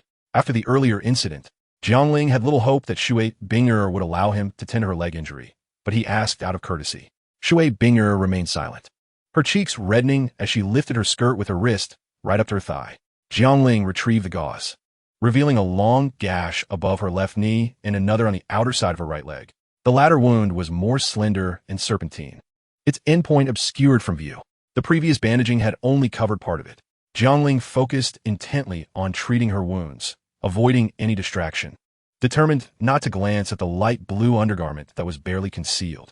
After tending to the left leg wound and evenly applying the medicine, Jiangling meticulously wrapped it up, then turned his attention to the last injury on the right leg. "Binger, perhaps you should lift your skirt a bit higher. This wound isn't fully exposed," he advised, noting the potential for infection due to inadequate treatment. "Brother Jiang, let us leave it at this for now. I can manage it myself once my hands are better." Shui Binger replied softly, her voice thick with reluctance. This was a mental barrier she could not overcome, as the injury extended to her hip, necessitating the removal of her undergarments for treatment. "No, it's already showing signs of infection. If we don't treat it now, it may worsen. And given your current state, an infection could pose a serious threat to your life." Jiangling firmly rejected her plea, reaching to raise her skirt slightly. "Please no." Realizing Jiangling's intent, Shui Binger quickly lifted her head and reached out to stop him, but it was too late. Jiangling now understood why she had been so resistant to treating her leg wounds after he had already addressed her chest. Clearing his throat, he insisted, "My suggestion is still to treat it." Shui Binger bit her lip, her mind torn, taking a deep breath, closing her beautiful eyes, and slowly turning to lie down. Burying her flushed face in her arms, her voice trembling as she murmured, "Brother Jiang, I'm sorry for the trouble." Jiangling felt a bit awkward, for the situation was undeniably delicate. With a resigned shake of his head, he lifted her fallen skirt and carefully lowered her undergarment. The wound stretched from the outer thigh to just above her hip. Jiangling felt at a loss for words. It was no wonder Shui Binger favored one side while sitting or sleeping. Treating the leg wound was manageable, but addressing the hip injury proved to be an awkward endeavor. After nearly an hour of careful treatment, Jiangling finally finished tending to Shui Binger's injuries. Observing the dark night outside, he realized that the ordeal had been quite taxing for her, and he refrained from further disturbance. Considering that Shui Binger had lost considerable blood, Jiangling thought it best to prepare some food. He gathered snow to meld into water and cooked some dried meat. At this moment, Shui Binger felt significantly relieved. The dull ache that had previously plagued her now absent, a testament to Jiangling's healing efforts. Yet, she could not shake off her discontent. After having her lips kissed for an entire afternoon, she felt exposed and vulnerable. Please eat a little to replenish your strength. Your recovery will be quicker, Jiangling urged, having prepared the meat and cutting it into small pieces. Shui Binger lifted her gaze to Jiangling's warm smile, momentarily recalling their intimate healing session, causing her cheeks to flush once again. She hurriedly lowered her head, focusing on the food, extending her hands to accept it. Allow me to feed you. It might be inconvenient for you to do it yourself, Jiangling offered, placing a piece of meat near her lips. Shui Binger felt a tinge of ambiguity. Yet upon glancing at her hands and recalling the disheveled state in which she had dined the previous day, followed by the embarrassment of being exposed today, she could not help but swallow the meat as if it were Jiangling himself. Jiangling had witnessed Shui Binger's graceful demeanor while she savored her meal yesterday. And although her hands appeared somewhat clumsy due to her constraints, it was not at all akin to her current ravenous consumption. Observing the delightful puffing of her cheeks as she indulged in the food, Jiangling's playful spirit ignited, and before she could swallow, he placed another piece of meat at her lips. Without much thought, Shui Binger accepted it, her eyes reflecting a hint of provocation as she emitted a soft hum through her nose, akin to having devoured something that had previously made her shy. Jiangling could not suppress his laughter and offered her yet another piece. However, her petite cherry lips could hardly accommodate such a bounty. By the time she attempted to swallow the third piece, her mouth was stuffed to the brim, rendering her unable to gulp it down. As Shui Binger cast a disapproving glare at Jiangling, her beautiful eyes seemed to convey the sentiment, "It is all your fault." In that moment, both of them momentarily forgot their perilous circumstances, and Shui Binger dismissed the thought of Jiangling being her savior, instead perceiving him as a good friend. She contemplated regurgitating the food, but her upbringing forbade such an act, and she feared it would leave a negative impression on Jiangling. Yet, she found herself in a quandary, unable to swallow any further. Noticing the flush on Shui Binger's face, Jiangling ceased his teasing and handed her a water pouch. Shui Binger quickly accepted it, taking a few sips to wash down the food, the sensation of free breathing returning to her. She looked at Jiangling with a mixture of anger and embarrassment, biting her silver teeth, and with both hands, she playfully slapped the water pouch against his chest, momentarily forgetting her own injuries. Ouch! She cried out in pain as the pouch fell to the ground, her hands instinctively recoiling, but her forward momentum could not be halted, causing her cheeks to draw ever closer to Jiangling's chest. Jiangling's reflexes were quick. He reached out with one hand to steady her shoulder.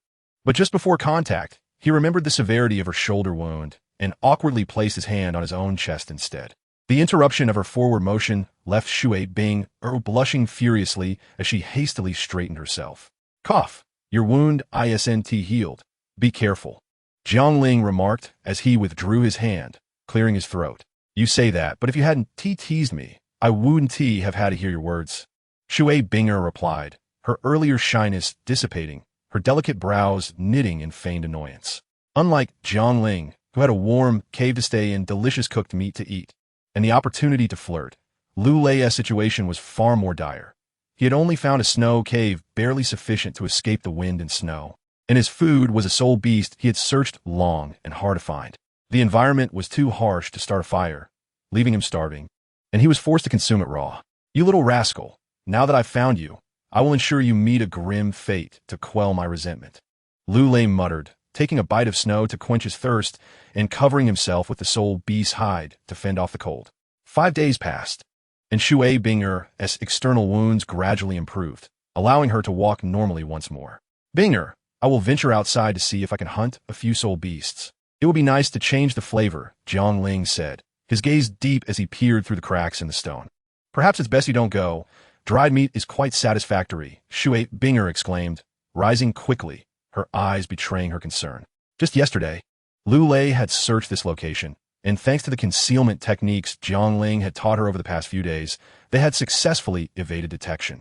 However, now that Jiangling intended to go outside, she could not help but worry about the possibility of encountering Lu Lei. If given the choice, Jiangling would prefer to remain inside. However, their food supply was dwindling, and his desire to change the monotonous diet was merely an excuse to alleviate Shui Binger's anxiety. "Rest assured, I will be cautious," Jiang Ling reassured her, gently patting her arm and smiling to alleviate her worries. Then take the Changhong sword with you. My soul power has recovered somewhat, so I can withstand the cold. Shui Binger insisted as she hurried to retrieve the sword, presenting it to Jiang Ling. Leave the Changhong sword here. I will manage with the golden sword, which is equally formidable. I shall return shortly. Jiang Ling declined, waving his hand as he exited the cave and sealed it with a stone. Shui Binger took a few steps toward the entrance, peering through the cracks at Jiang Ling's retreating figure, her worry palpable as she clutched the Changhong sword. Jiang Ling found Lu Lei's relentless pursuit utterly perplexing. Was there truly such a deep-seated enmity? When he had spotted Lu Lei from a distance yesterday, Jiang Ling had been taken aback, not out of surprise at Lu Lei's tracking ability, but rather astonished by his current state. Ragged clothing, unkempt hair, and remnants of blood on his face and garments, a stark contrast to the formidable soul Douluo he had once been. However, the sight of the soul beast hide draped over Lu Lei reminded Jiang Ling of how to address their food predicament. The remaining provisions would suffice to sustain them for only 2 days if they were to maintain their daily energy requirements. Jiang Ling had resolved that if he did not locate any soul beast today, he would willingly expose himself to find an opportunity to eliminate Lu Lei. Idly waiting was not in his nature. While his strength remained at its peak, he aimed to seize a chance for survival. Another motive for this decision was to conserve food for Shui Binger. If he succeeded, she could await his return, and if he failed, she might still have a few extra days to survive. Lu Lei was determined to confront him head-on, and Jiang Ling did not expect him to retreat. In the end, the truth would reveal itself through action. After searching the valley for an extended period, Jiang Ling pondered whether the avalanche had frightened away the local soul beasts or if the extreme northern region simply had a scarcity of them. Regardless, it seemed that his efforts to procure food would be in vain. Only when night fell did Jiang Ling return to the cave, where he found Shui Binger pacing anxiously at the entrance. Upon seeing him, her face lit up with joy, and she immediately grasped his arm, inquiring, "Jiang Ge, are you all right?" She resembled a dutiful wife awaiting her husband's return. "I'm fine. I simply did not find any soul beasts," Jiang Ling replied, a hint of disappointment in his voice. "That is all right. This is still quite good," Shui Binger reassured him. "Indeed, I shall prepare dinner now," Jiang Ling said, mustering his spirits in an attempt to maintain Shui Binger's positive mood. "All right," she chirped, taking a seat on the stone slab covered with dry grass, propping her chin on her hand as she watched Jiang Ling busily at work, feeling a wave of relief wash over her. Unbeknownst to her, this strong-willed girl had experienced a day where she willingly leaned on another. In the past few days, she had reapplied medicine, but Jiang Ling had refrained from treating her chest and hip wounds. These areas were not particularly severe, and Jiang Ling had acquiesced to Shui Binger's wishes. The efficacy of Jiang Ling's medicine was remarkable.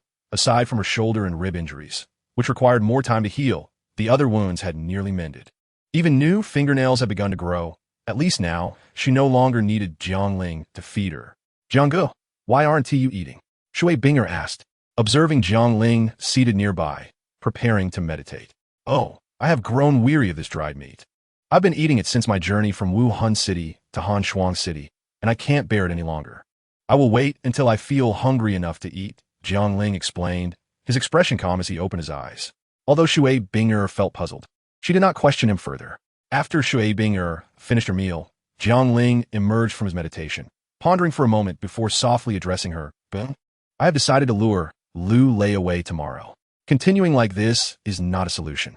I worry that an incident may occur in Hanshuang City, and once I have shaken off Lu Lei, I will return to fetch you." Jiang Ling endeavored to keep his tone neutral, ensuring Shui Binger remained unaware of his true intentions. Shui Binger felt a jolt in her heart at the words spoken. The young girl was inherently sensitive and meticulous, and considering her calm and composed demeanor, she quickly connected the dots to Jiang Ling's recent peculiar actions. Could it be that their food supply was dwindling? She gazed into Jiang Ling's eyes and softly inquired. Jiang Ling's expression stiffened, his eyes flickering momentarily as he opened his mouth to respond. However, Shui Binger interjected, "Do not lie. I can see through your deceit." The tone, the words, why did they seem so hauntingly familiar? Upon realizing that Shui Binger had deduced the situation, Jiang Ling helplessly shrugged his shoulders. "Indeed, there's not much left, and we can reduce our meals. Currently, we eat twice a day. Let us change it to once a day and eat less. If outsiders cannot find us, we can retreat ourselves. Shui Bing'er arose, moved beside Jiangling, her tone resolute. Even if I starve to death, I refuse to let you go out. The ferocity of Lu Lei's might was still vivid in her memory, although Jiangling was strong. He was merely a soul king. You will be handing our lives over to someone else. I'm not accustomed to that. Jiangling smiled, a hint of sarcasm in his expression. One can only strive for survival by relying on oneself. While my strength is still at its peak, I must take risks. Entrusting one's fate to another is the act of the weak. He cast a disdainful glance at Shui Bing'er and added, moreover, without you as a burden, I might well be able to kill him. Shui Bing'er's beautiful eyes widened in shock, the terms burden and weak echoing in her mind, accompanied by Jiangling's earlier cold gaze.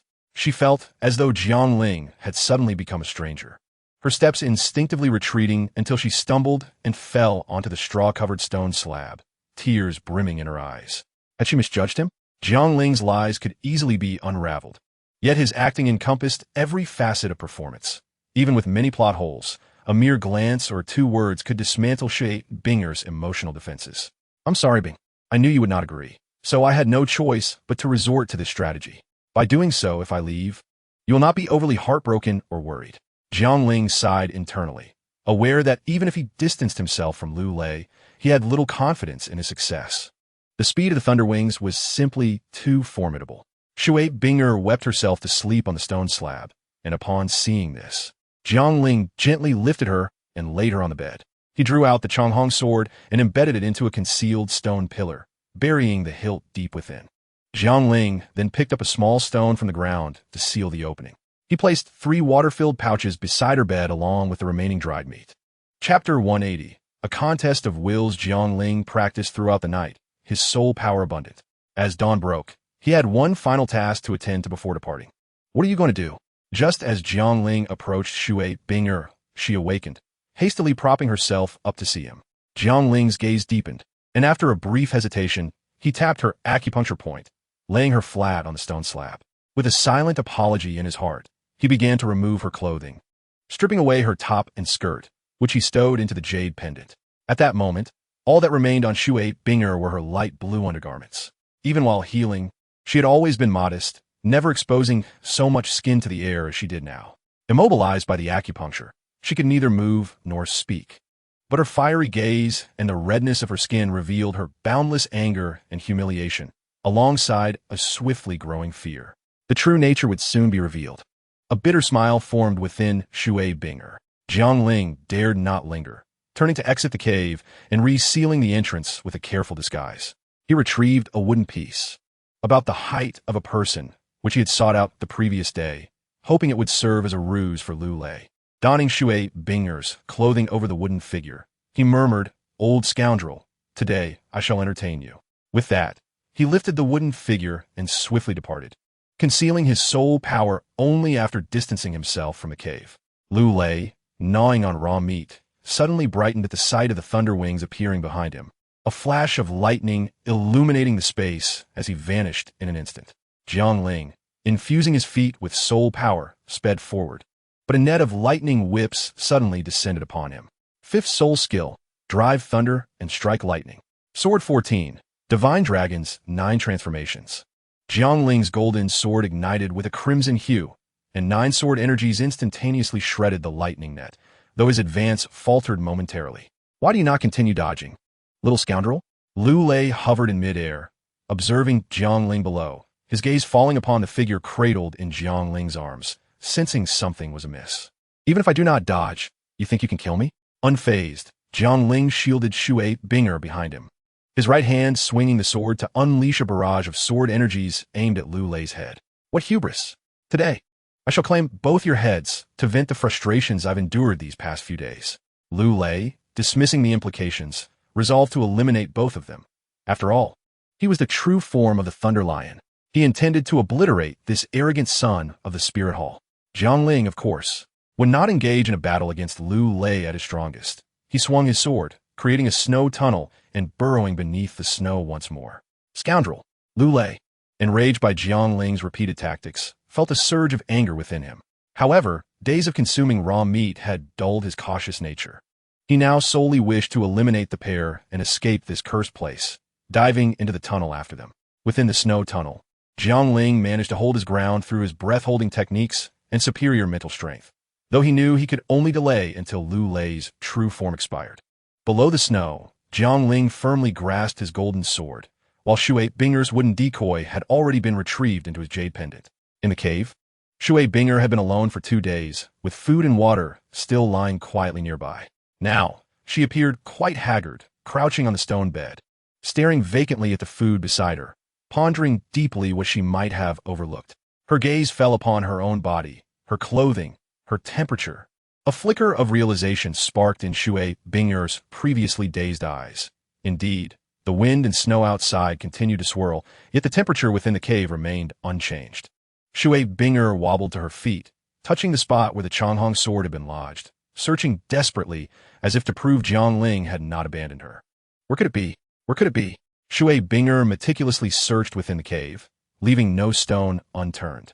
Suddenly, she noticed a faint, delicate crimson light emanating from a stone pillar. Unsteady on her feet, she rushed over, disregarding the fragility of her recently grown nails, and pried the stone away.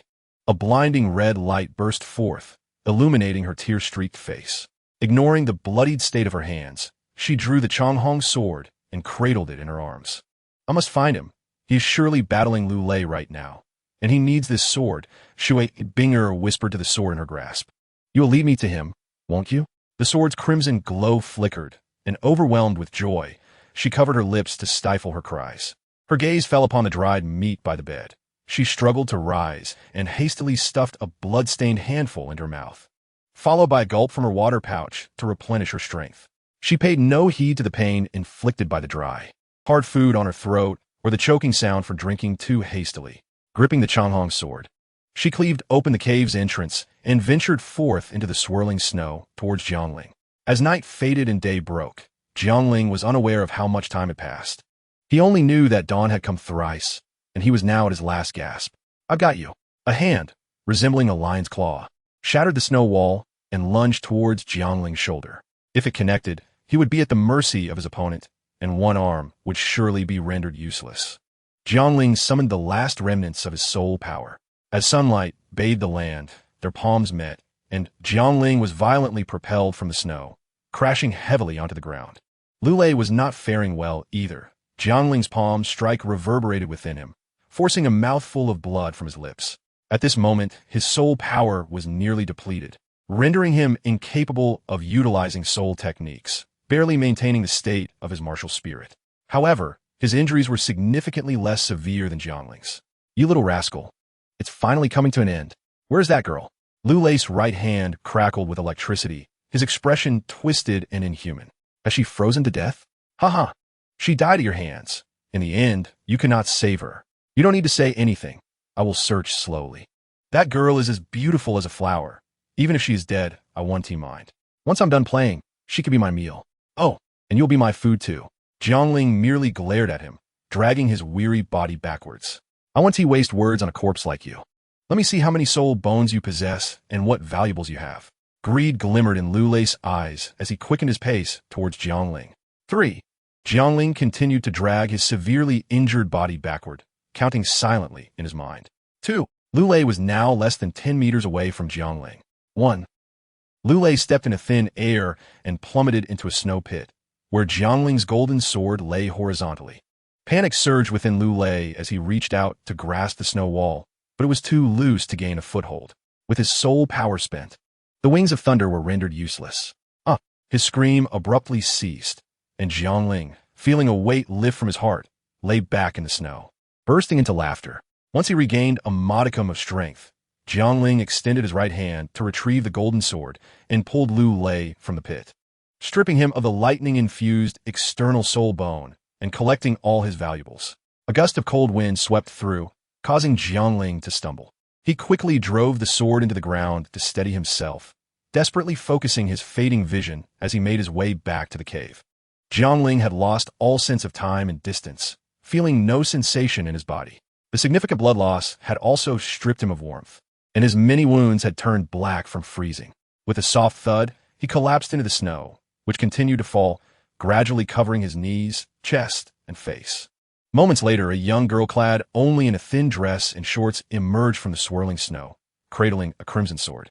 Unfortunately, there were no soul beasts in sight, let alone humans, rendering this beautiful scene unseen. Shui Binger passed by the snow that enveloped Jiangling, but as she took a few steps, a sharp pain struck her chest. She turned back, staring at the pristine snow that appeared identical to its surroundings. It was pure white, yet something beneath it seemed to draw her in, inciting tears she could not hold back. Her feet moved of their own accord as she lunged towards the snow, digging fervently as it piled beneath her fingers, mingling with her tears and blood. Suddenly, she unearthed a corner of clothing. Clearing the surrounding snow revealed a frozen, purplish hand. Jiang Degu!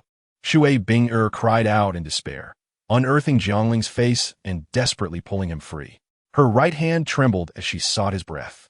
A jolt of fear coursed through her. He was gone. Why did this happen? She murmured, holding his face in her embrace, lost in a haze of despair. In an instant, memories flooded her mind, when Jiangling had shared his energy with her beneath the snow. Shui Binger seemed to grasp at the last straw of hope. She gently laid him down, inhaled deeply, and pressed her lips to his, transferring her breath to him repeatedly, too fearful to pause. Cough. Jiangling coughed softly and miraculously awakened. Jiang Degu, you finally woke up. I thought. Shui Binger, cradling Jiangling in her arms, felt tears fall upon his face, her voice gradually fading. Jiangling's head was heavy and clouded. He could only hear someone weeping, his head nestled in fragrant softness.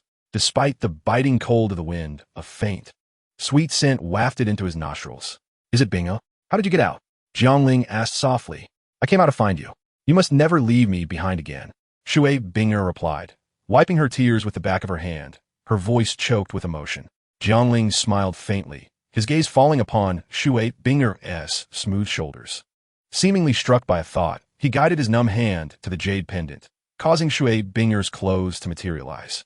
However, he soon fell unconscious again. Jiang Degu! Jiang Degu! Shui Binger was startled by Jiangling's sudden fainting and hurriedly checked for his breath, relieved to find he still had a pulse. Jiang Degu! I will take you home. Wrapping her clothing around Jiangling, she bore his weight on her back, enduring the pain in her shoulders. Meanwhile, the Changhong sword, abandoned in the snow, trembled slightly and began to levitate, following Shui Binger, utilizing the sword talisman Jiangling had given her. The Changhong sword guided her back to the cave as dusk settled. Shui Binger laid Jiangling on the stone bed, observing the various external wounds that had already turned black from frostbite, leaving her momentarily at a loss for what to do. Memories of Jiangling healing her resurfaced in Shui Binger's mind. She recalled the need for disinfection. First, disinfection, she murmured, retrieving Jiangling's jade pendant and extracting an object glowing with lightning. Not this, she haphazardly set it aside, then pulled out another item, a set of women's undergarments, slightly stained with blood and somewhat torn. Shui Binger felt a flush of embarrassment. How could he leave behind such things? Angered, she tossed them aside. She continued rummaging, pulling out several items, a celestial herb box, a few gold soul coin cards, rare metals, and even a bedsheet. Unable to resist, she unfolded the sheet, revealing a vivid red stain at its center. Though she had never experienced it, at 16, she was not naive enough to be unaware of its implications. A wave of annoyance washed over her, and she spat in disdain, angrily tossing the sheet aside. Fortunately, the necessary items were retrieved without bringing forth anything unsightly. Carefully, Shui Binger took out the medicine box, no longer allowing her mind to wander. With great caution, she removed Jiangling's tattered garments, some of which were still clinging to flesh, causing her heart to ache. As wounds marred his body, Shui Binger left him only a small pair of shorts. Last time you saw me bare, now we are even, she thought, her cheeks flushed. Though shy, she did not hesitate, taking out cloth and medicinal powder to begin cleaning around the wounds. Unlike Shui Binger, who had suffered from icy shards, Jiangling's injuries were the result of violent tearing and scratching, leaving irregular and challenging wounds to tend to. Throughout the entire healing process, her heart twisted painfully. It took an hour to finish applying the medicine, but her bandaging skills were rather rudimentary, wrapping him up like a rice dumpling, which brought a hint of embarrassment to her delicate face. She then diced dried meat into mincemeat and placed it into a pot, adding some water. Typically, Jiangling would heat it with soul power, but she could not do so, Her soul power had not yet recovered, and even when it did, it would only cool down, unable to provide warmth. You will help me, won't you? Shui Binger's gaze fell upon the Changhong's sword, which she picked up, smiling as she tapped the blade. DD. The concubine silently gave a thumbs up. Indeed, she was a woman of metal, unafraid to confront the fierce warrior Chai saw. Surely a good match for marriage in the future. Shang Higu, with a serious face, shook his head at Yu Mei. Although Yu Mei did not comprehend. It was evident that the situation on by Zhu Xing was far different from her expectations. In a moment of confusion, Yu Mei swallowed the words she had nearly spoken. At this time, the last soul of the human emperor dispersed across the heavens, transforming into a phoenix that soared towards the mortal realm. Simultaneously, chaotic currents stirred, and a crow and a mosquito burst forth, swiftly following the phoenix out of sight. Meanwhile, Li Wudao leisurely extracted a fully enclosed metallic injection gun from his spatial ring, filled with a canister of blue, spiral liquid. It seemed that those with great knowledge and status could fabricate lies without the need for evidence, speaking freely as they pleased. What a useless item. The chain net is ineffective. Didn't you say it was a tomb-raiding treasure? Chui Yufeng, in exasperation, could only wield his sword, scattering the nails to other areas. But the sheer number was overwhelming, making this approach futile. Moments later, the wind settled, and a youth with a jade-like complexion, starry brows, and an ethereal demeanor stood proudly in the arena. It was Feng Yao Tian, who had come to the back mountain to clear his thoughts. What a pity. Just a fraction short. The tone of Guchuan Xia was earnest as the wounds on his body quickly faded away, transforming into nothingness, carried off by the wind. Just as he waved away, Shang Jin Tian's fingers. Not long after, Jin Yi's storage bag began to vibrate again. She furrowed her brows, opened her eyes, and glanced around, realizing that Shang Jin Tian had disappeared without her noticing. She found herself lying on the bedding in the shared room, a blanket draped over her. You actually blocked this sword. How did you manage that? Dong Gu Jian, Shang could not believe it. While he had been distanced by Dong Gu Jian Mo, another rising star had employed a sword technique to counter what he deemed an unsolvable problem. After all, in a duel, he could not match another's precision with a computer, even with his own marksmanship. Are you chatting with Wu Xing? Song Guyan noticed Su Jiayu taking out his phone. To be able to take advantage of Long Ao Ting was truly impressive. Some passing students cast envious glances at Chun Yi, boldly taking advantage without shame. Zhang San deeply disliked such unexpected changes. He had originally planned for a 3-year buffer. But now, halfway through the year, a significant upheaval had occurred, leading him to devote most of his energy to the developments in Shandong and Hebei. Upon entering the gates of Fong Quan's home, Gao Xing's expression shifted, becoming grave. As a representative of the lazy, knowing how to cook did not mean one had to cook. Even if one did, it was merely for their own comfort. The impatient Bian Bian had directly given up on his younger brother Bian Yuanhang. Those of higher status often observed others with peripheral vision, not bothering to turn their gaze. Typically, this was inconsequential, but in such circumstances, it could easily become the last straw that broke the camel's back. Faced with such adversaries, how could they not be fearful? This terrifying sensation reminded them of the dread they felt when confronted by Yun Tao.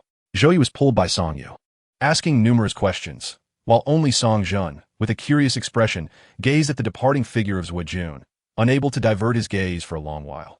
Then, everyone observed his hand gestures as he played the lute. They were entirely those of an amateur, lacking any aesthetic coordination. She abruptly looked up, only to see a massive black serpent, thick as a jar opening and over 10 zhang long, thrashing about in the air. Inyu looked on in bewilderment. Even if I let you out, you shouldn't be that ecstatic, right? Suddenly feeling a chill on her face. She touched it with her jade-like hand, looking down to find her pale skin stained with crimson, indeed, a drop of blood. Unbeknownst to her, many had already vanished from the larger circular platform at the highest point. Lu Chen's mention of world destruction was not referring to the sword he had named, but was purely literal. Following this, San Shui withdrew his hand, revealing a coin resting on the back of it, showing the floral side. Looking at Qin Yang, his eyes were filled with fervor as he retrieved a book of techniques from his storage ring and tossed it out, allowing these individuals to practice freely while he entered the base to attempt refining alchemical skills. However, Qi Huan applied it to an array imbued with absolute life magic. Absolute life, a pinnacle among 8th-tier magic, significantly enhanced the speed at which the cross-slash array regained magical energy. thereby compensating for the original deficiency of this spell. Consequently, Sheng Feng Yin, in an imperceptible manner, experienced the terrifying essence of the desert song. Once Emotion's voice smoothly entered the water tank, the surging waves gradually calmed, eventually vanishing. Even the deep-colored sea beneath torrential rain transformed into a clear hue. The elegant fish-tailed merman finally appeared within everyone's sight. Without a doubt, the generosity with which he shared his experience daily also bore the intent to win over Yi Tianming. Yet, the reasoning he provided seemed very reasonable to Yi Tianming. Weighing his options, Yi Tianming ultimately chose to accept the free experience offered. For one should never refuse what is freely given. Outside the elevator, several individuals awaited its arrival, and Li Yiqing and Feng Tang could no longer maintain their standoff inside. This was an elder whom he respected, and it was natural that he would heed his words. After all, they were both present and could not escape for a moment. Liang Yin, with his head buried down, did not speak or lift his gaze, but merely shook his head upon hearing the words. Chapter 182. Healing. The heavens displayed an omen, indicating the presence of treasures. Zhu Qing, let us hasten to restore our soul power, and then we shall return to investigate, Jiang Ling spoke up. All right. Zhu Qing responded obediently, sitting cross-legged to begin recovering her soul power. Jiang Ling also settled down, having only restored 50% of his soul power. After a while, Jiang Ling and Zhu Qing opened their eyes simultaneously, their gazes meeting. You've noticed as well. Here, the soul power cannot be restored. Jiang Ling sighed. However, he discovered that in this place, his Changhong True Qi was recovering remarkably quickly. Zhu Qing, he urged, as Zhu Qing followed his gaze toward the lake. The blush on her cheeks returning once more. Just a moment ago, she fell into a coma, but now that she has awakened, how could she face Jiang Ling with complete honesty? I have a solution. Please wait a moment. Jiang Ling was well aware of Zhu Qing's reservations. He searched around for an extremely sturdy tree. With a flick of his right hand, the Changhong sword suddenly appeared. The sword's shadow struck down, cleaving the tree in two. He lifted the thicker section and tossed it into the middle of the lake. This will suffice for Zhu Qing. You stay inside, and I will remain outside, Jiang Ling said, his tone slightly hesitant. Although the awkwardness lingered, there was no other choice. The two of them shed their garments, sitting back to back with a tree trunk between them. Zhu Qing forced herself into a meditative state. On a crimson, ancient path, two silhouettes made their solitary way forward. Come, Zhu Qing, give me your hand. The journey ahead is long. Conserve your soul power while I help you counteract the heat. Jiang Ling extended his hand toward Zhu Qing. But your soul power will be depleted. Zhu Qing wiped the fine beads of sweat from her forehead, wearing only a black robe, her long hair tied up. As they progressed, the temperature rose increasingly, reaching a point where they had to shield themselves with soul power. It's of no concern. My level is higher than yours, and I possess far more soul power. Jiang Ling shook his head. Zhu Qing nodded lightly, placing her delicate hand into Jiang Ling's. Let us go. A gentle force enveloped Zhu Qing, isolating her from the terrifying heat of the outside world. This soul power was but a trifling matter for Jiang Ling. Had the location not been so peculiar, preventing the recovery of soul power, he would have already taken Zhu Qing and soared through the skies on his sword. They walked for an indeterminate time. Zhu Qing, look over there. That is where I found you, Jiang Ling pointed ahead. Since we have arrived here, I believe we are not far from our goal. Yes. Zhu Qing recognized the place. She had been forced by 3 individuals to leap off a cliff. During her descent, her clothes were torn, and whenever she felt she might faint from the heat, a surge of power would rise within her. Upon reaching the bottom of the cliff, she managed to walk a short distance before losing consciousness. If Jianggu had not come to look for me, I would have likely become just another pile of bones here. Zhu Qing thought to herself. Zhu Qing, what are you thinking? Let's go. Jiang Ling waved his hand in front of the dazed Zhu Qing. Oh, Jianggu, the place where I jumped down is still ahead. I faintly heard some roars from there. Zhu Qing replied, regaining her composure. Roars? It must be there. Let us hurry, Jiang Ling urged, pulling Zhu Qing forward. Under Zhu Qing's guidance, Jiang Ling also heard the roars, which did not resemble those of animals or any form of life. They followed the sound and arrived at the edge of a deep well.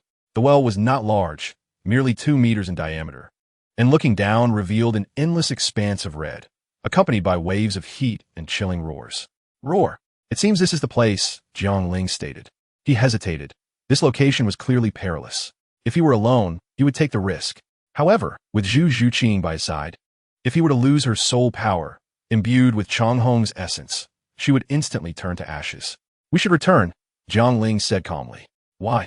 Are you worried about me? Given Zhu Zhuqing's intelligence, how could she not understand? Zhu Zhuqing remained motionless, her voice firm. Since we have come this far, I will accompany you through fire and brimstone. Very well, Zhuqing, let us descend. Seeing the determination in Zhu Zhuqing's eyes, Jiang Ling smiled broadly, embracing her waist with one arm, and leaped down.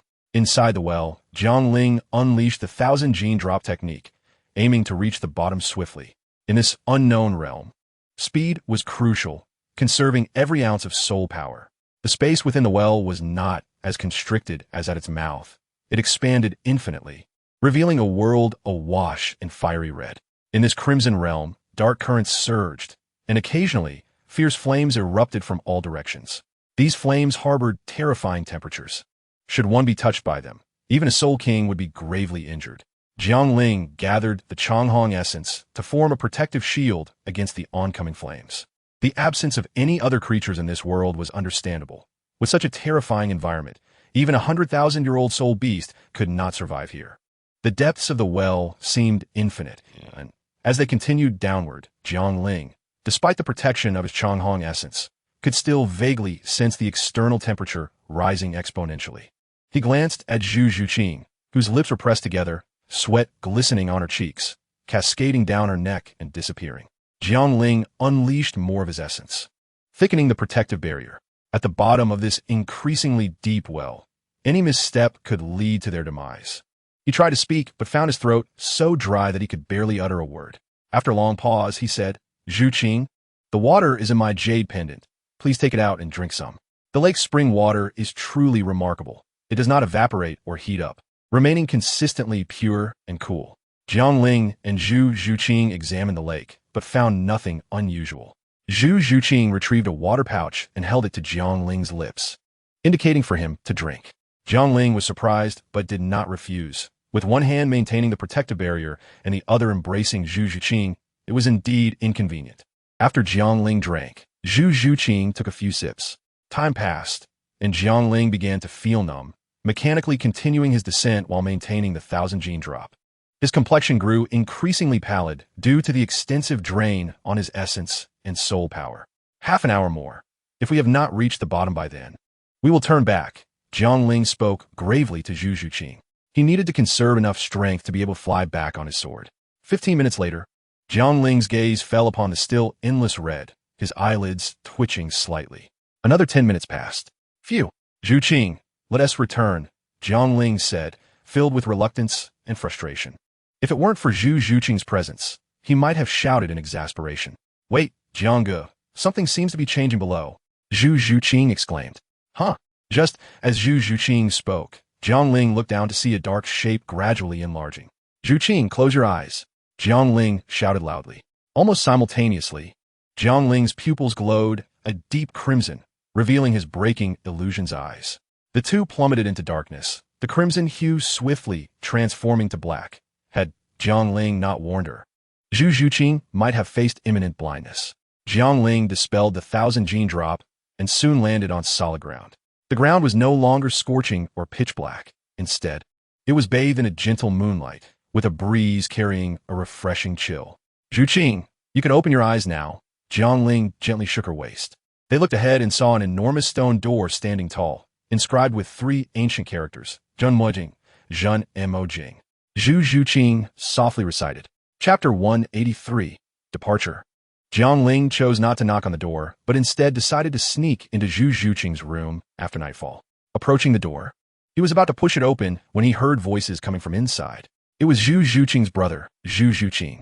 Are you still thinking about that, Jiang Luo? Jiang Ling paused momentarily, his hand hovering above the door before it gently descended as he stood at the threshold. Thoughts swirled in his mind. He had been contemplating for some time, yet he was acutely aware of what he ought to do now. Zhu Zhuqing, having concluded her soul power cultivation, stretched her body and spoke. Zhu Zhuqing's calm response left Zhu Zhuqing at a loss, as her memories painted her sister as someone who was always shy when it came to matters of the heart. If you miss him, go find him. What is the point of staying cooped up in your room cultivating? Although Zhu Zhuqing's behavior seemed somewhat unusual, Zhu Zhuqing had not forgotten the purpose of her visit. He has a fiancée, you know, that sister. I do not wish to put him in a difficult position. Furthermore, he has likely already departed. Liking someone does not necessarily mean one must be together.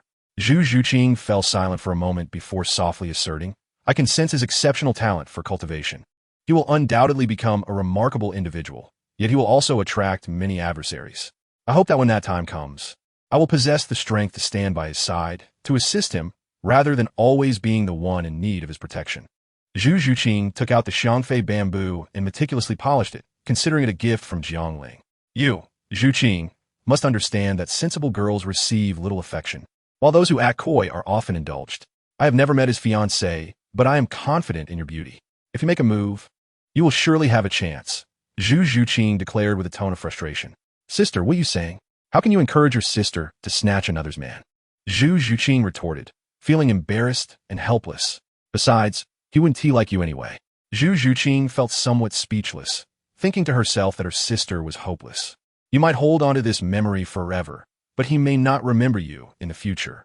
A few days ago, I received word that several beautiful women entered Zhang Lu Er's courtyard and only emerged when the sun was high. Can you guess what they were doing inside? That day was right after you went to find him. It was clear to her that he was quite the flirt. It would be best for her to forget him. While you yearn for him, he is reveling in his pleasures each night, seemingly unwilling to even visit you. Outside the door, Jiang Ling inwardly cursed. Nu Zhan, you have led me to my doom.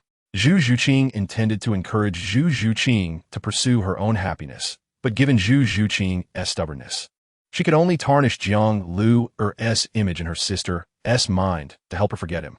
She had already investigated the matter. It was Jiang Lu Er's steward who had orchestrated it, unbeknownst to him, as he had refused.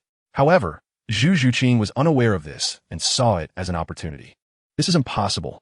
Though he has his flaws, he would never engage in such behavior. Zhu Zhuqing immediately dismissed. If you do not believe me, there were not many witnesses, but a few were present, including those women. I can have them tell you in person. Zhuqing, forget him.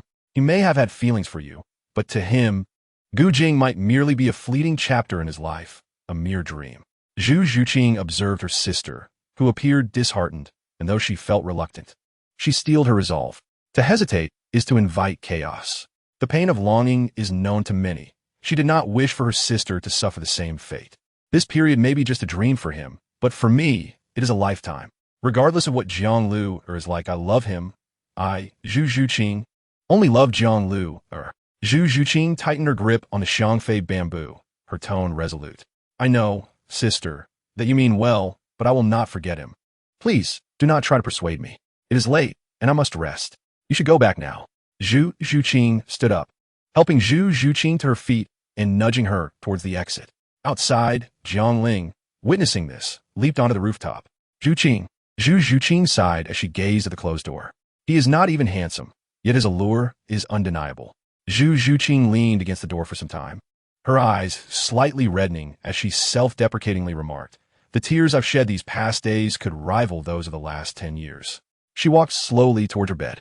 The door creaked open once more. Sister, I have made up my mind about him. Please do not try to dissuade me, Zhu Zhuqing said helplessly. I have also made up my mind about you. To me, you are not a fleeting dream, but a lifetime. A voice, one that Zhu Zhuqing was intimately familiar with, rang out. Zhu Zhuqing turned in disbelief to find Jiang Ling suddenly behind her. This time, Jiang Ling did not wait for Zhu Zhuqing to approach. He swiftly moved to stand before her and removed his disguise. Jiang Ling did not allow Zhu Zhuqing the chance to speak, kissing her instead. No amount of words or explanations could compare to action.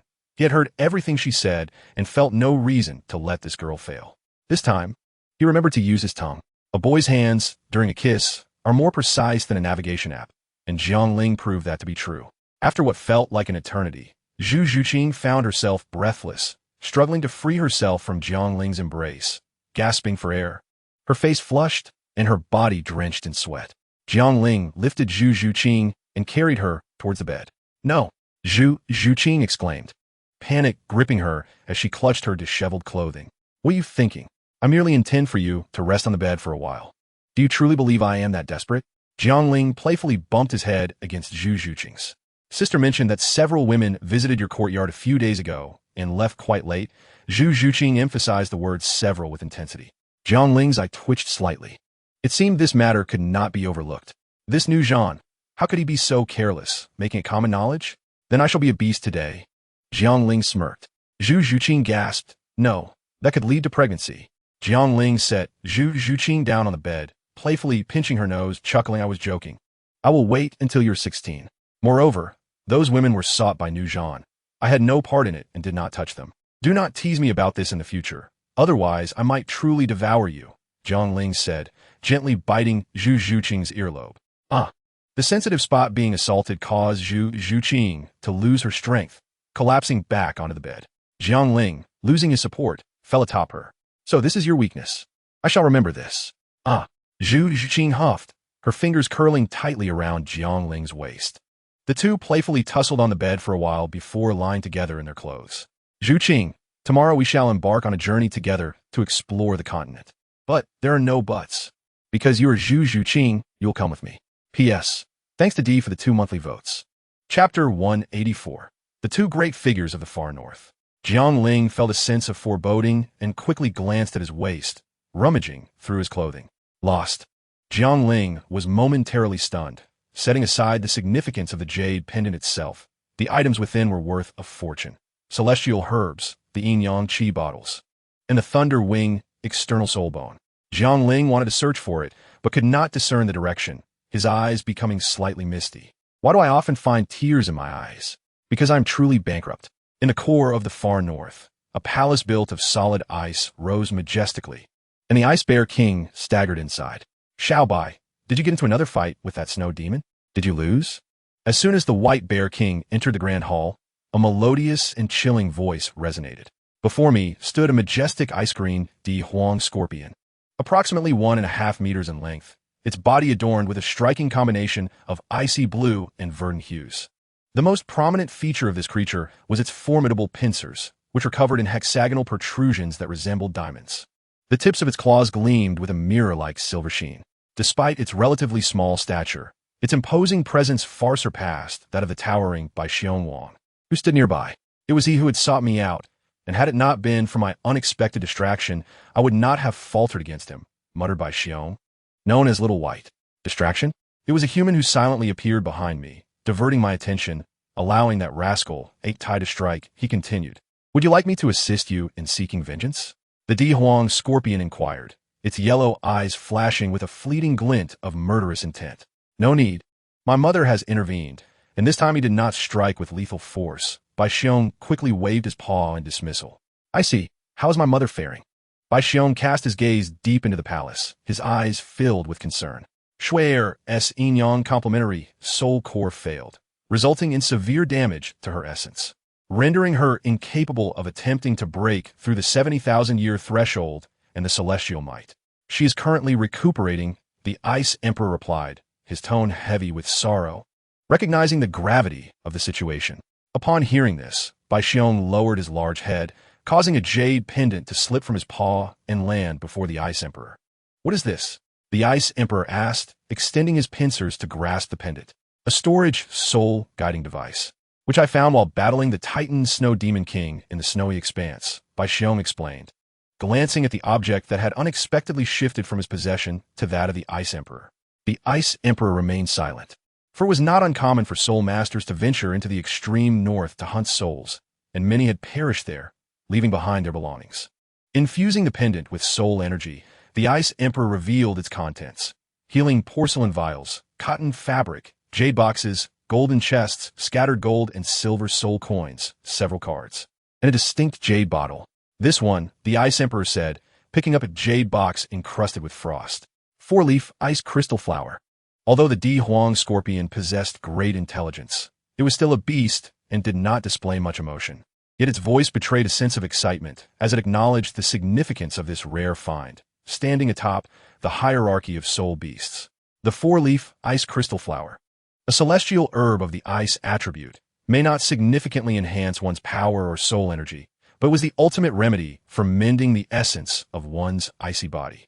Little White, you have made a significant contribution, the Ice Emperor declared, closing the jade box and patting Bai Xiong with a tone tinged with joy. Before turning to enter the inner palace. What brings such elation? Before the Ice Emperor could step inside, a figure emerged from within the hall. The being, resembling a human, possessed long, pure white hair cascading down to the ground and ethereal sky-blue eyes that seemed to penetrate the very fabric of existence. With a slender and flawless physique clad in a simple white gown devoid of embellishments, she radiated an air of unparalleled grace and beauty, standing out like a winter plum blossom in the snow. This woman was not human, but rather a being formed from the purest ice elemental essence of the extreme north, having developed her own thoughts and wisdom over countless years of nurturing. She was none other than the Snow Emperor, the sovereign of soul beasts in the northern realm. However, at this moment, the aura of the Snow Emperor was somewhat diminished, although still immensely powerful compared to Jiangling. She was noticeably weaker in comparison to the Ice Emperor and even to Bai Xiong. Mother. Bai Xiong bowed his massive frame, attempting to nuzzle against the Snow Emperor, displaying his deep-seated reliance on her. The Snow Emperor hovered gracefully, extending her hand to stroke the white bear. The Ice Emperor, despite showing little outward expression, revealed a hint of displeasure in her anthropomorphic eyes. With such severe injuries, why have you not focused on your recovery? The Ice Emperor's cold voice interrupted the moment. Such injuries cannot be healed merely through rest, the Snow Emperor replied as she descended to the Ice Emperor's side, a glimmer of curiosity crossing her features. Shuaer, your injuries may have a remedy, the Ice Emperor proclaimed, raising the jade box in her grasp. Here lies a 4-leaf ice crystal flower. With this, you need not resort to sealing your essence with snow lotus, she continued. The mention of the 4-leaf ice crystal flower startled the Snow Emperor, who accepted the jade box with a moment of joy, only for her expression to dim shortly thereafter. Alas, it is of no use. The damage sustained during my last breakthrough was too severe, nearly obliterating my 70,000 years of cultivation. While the 4-leaf ice crystal flower is indeed an unparalleled remedy for mending the essence of the ice attribute, it is insufficient for my condition. The Ice Emperor's heart sank at her words, and she cast her gaze over the assortment of items, her voice resolute. I shall see if there is another. Such items are rare and seldom found in multiples. Do not hold your hopes too high, Ice-E, the Snow Emperor gently reminded her, fully aware of the Ice Emperor's thoughts and intentions. Yet the Ice Emperor remained undeterred, rummaging through the collection, discovering items such as the rooster-crowned phoenix sunflower, snow-colored swan kiss, and the fragrant Luo celestial herb. But alas, no second 4-leaf ice crystal flower. Her attention shifted to a delicate jade bottle nearby. Upon opening it, a gentle wave of alternating warmth and coldness emanated, revealing the essence of the ice-fire duality, spring water. Shuaer, behold this, the Ice Emperor exclaimed, sensing a faint threat from the liquid within. Though she was unfamiliar with its nature, she understood it was no ordinary substance. The yin-yang essence bottle gradually levitated into the Snow Emperor's hands, a flicker of astonishment crossing her eyes. Being an embodiment of ice, she instinctively felt the extreme ice attribute contained within the half-white liquid. The Snow Emperor extended her flawless right hand, drawing forth a stream of ice spring that separated from the fire spring, flowing into her palm. With her eyes gently closed, the ice spring began to swirl within her grasp. Meanwhile, the Ice Emperor grew increasingly anxious, while Bai Xiong remained blissfully unaware. His heart filled with joy as he observed the Snow Emperor. After a prolonged moment, the Snow Emperor slowly opened her eyes, tilting her hand as the spring water cascaded onto the ice surface, leaving only a damp mark behind. If Jiangling were to witness this, he would undoubtedly be astounded. The truth remained, however, that the liquid spilled onto the ground was not the ice spring, but rather ordinary spring water, extracted from the ice elements by the Snow Emperor. Is there any effect? The Ice Emperor inquired as she noticed the Snow Emperor had awakened. The Snow Emperor nodded slowly, indeed. With the 4-leaf ice crystal flower and sufficient quantities of this unknown spring water, there may be a chance to restore me to my peak condition. But the Ice Emperor pressed, sensing her hesitation. Such spring water alone will undoubtedly be insufficient, the Snow Emperor admitted. The Ice Emperor stood in stunned silence for a moment before calling out, "Little White." "Yes, I see," Bai Xiong replied, swiftly moving closer. "When did you find this jade pendant? And from where?" "Ah, I found it while battling the Titan Snow Demon King yesterday at Shui Ring Ridge," Bai Xiong responded candidly. Little White, accompany me. We must journey to Shui-Ing Ridge, the Ice Emperor commanded. Bai Xiong glanced discreetly at the Snow Emperor. Seeing no objections, he nodded in agreement. Watching the two depart, the Snow Emperor sighed softly, refraining from intervening, knowing it would be futile. She understood the Ice Emperor's stubborn nature. Once a decision was made, she would pursue it with unwavering determination. Yet, the Snow Emperor held little hope, recognizing that finding such items was already an extraordinary stroke of fortune. And she dared not wish for too much. The harrowing experience of nearly perishing while attempting to break through the 70,000-year barrier had imparted profound clarity upon her. Shui-Ing Ridge is precisely where this was found, Bai Xiong stated earnestly, pointing to a patch of snow. On that day, while you were engaged in battle with the Titan Snow Demon King, did you notice anything unusual? The Ice Emperor inquired, surveying the surroundings. Unusual? I don't think so. Xiaobai scratched his head, unsure. Is there something you might not know? The Ice Emperor seemed to recall Xiaobai's innocent nature and altered his questioning approach. Please recount the details of that day. Oh, all right, here's what happened. The Ice Emperor patiently listened as Xiaobai recounted the origins and process of his confrontation with the Titan Snow Demon King, detailing even the minutiae of each move. Suddenly, a figure appeared behind me. Instinctively, I swung my paw backward, but he was quite nimble. My strike missed him, merely sending him flying with a gust of wind, allowing him to escape. Wait, you said your strike sent that human flying? Yes, Xiaobai replied, somewhat aggrieved, quickly shifting to recount his injuries. Noticing that the Ice Emperor was more interested in the human than in him, despite her usual disdain for humanity, deeming them insignificant and vile. Oblivious to the ponderings of this large creature, the Ice Emperor continued, asking where precisely you struck the individual. The location? Xiaobai's eyes lit up, exclaiming, it was right where I found the jade pendant. I see, let us return. The Ice Emperor already had a plan forming in her mind. Since they could not find that kind of spring water here, they would seek out the individual who possessed it. According to Xiaobai's account, the jade pendant was likely dropped by this person. As long as this individual had not left the extreme north, they would not escape her grasp. Not long after returning to the Ice Palace, all the soul beasts in the extreme north received an order. Find a human, and it must be alive. Meanwhile, Jiangling remained unaware that he had been marked for capture by all the soul beasts of the extreme north, still savoring the pungent rhino meat. Reminiscing about the taste of well-cured dried meat. While chewing, he occasionally glanced at Shui-Ing, hoping she would awaken. He had already chopped the roasted meat into bits and was feeding it to her mixed with hot water. Interestingly, Shui-Ing, while unconscious, repeatedly called out Jiangling's name. It was not until dusk that she finally stirred from her slumber. Upon waking, she felt a wave of discomfort in her stomach and a bitter taste in her mouth. Binger, you're awake. Jiangling, hearing the commotion, quickly approached her. Jiangdaga? Shui-Ing looked at Jiangling, momentarily at a loss, before suddenly embracing him. Her voice laced with tears. Jiangdaga, I thought I would never see you again. I had a long, long dream. It's all right now. We will make it out alive. Jiangling gently reassured her, patting her back. Despite his usual calm demeanor, he was still just a 16-year-old youth, and standing at the brink of life and death could make anyone crumble. At that tender moment, however, Shui-Ing's stomach growled. Instantly, the realm of emotions was overtaken by embarrassment, while anxiety was vanquished. I'll go get you something to eat. Jiangling suppressed a chuckle, ruffling Shui-Ing's hair. This might not taste very good, he said, handing her the roasted meat, as the seasonings had run out. He had merely cooked it through. Shui-Ing took a piece, bit into it, and with a slight furrow of her brow, looked at Jiangling with a smile, her bright eyes crescent-shaped with delight. This is delicious. Really? Jiangling was taken aback, took a bite himself, and fought the urge to spit it out.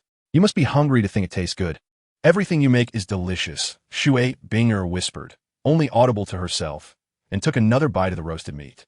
The next day, with Shui-Ing awake, Jiangling knew he couldn't linger much longer. Whether searching for a way out or for food, they needed to move. That large chunk of rhino meat would last at most a week. It was wise to act sooner rather than later.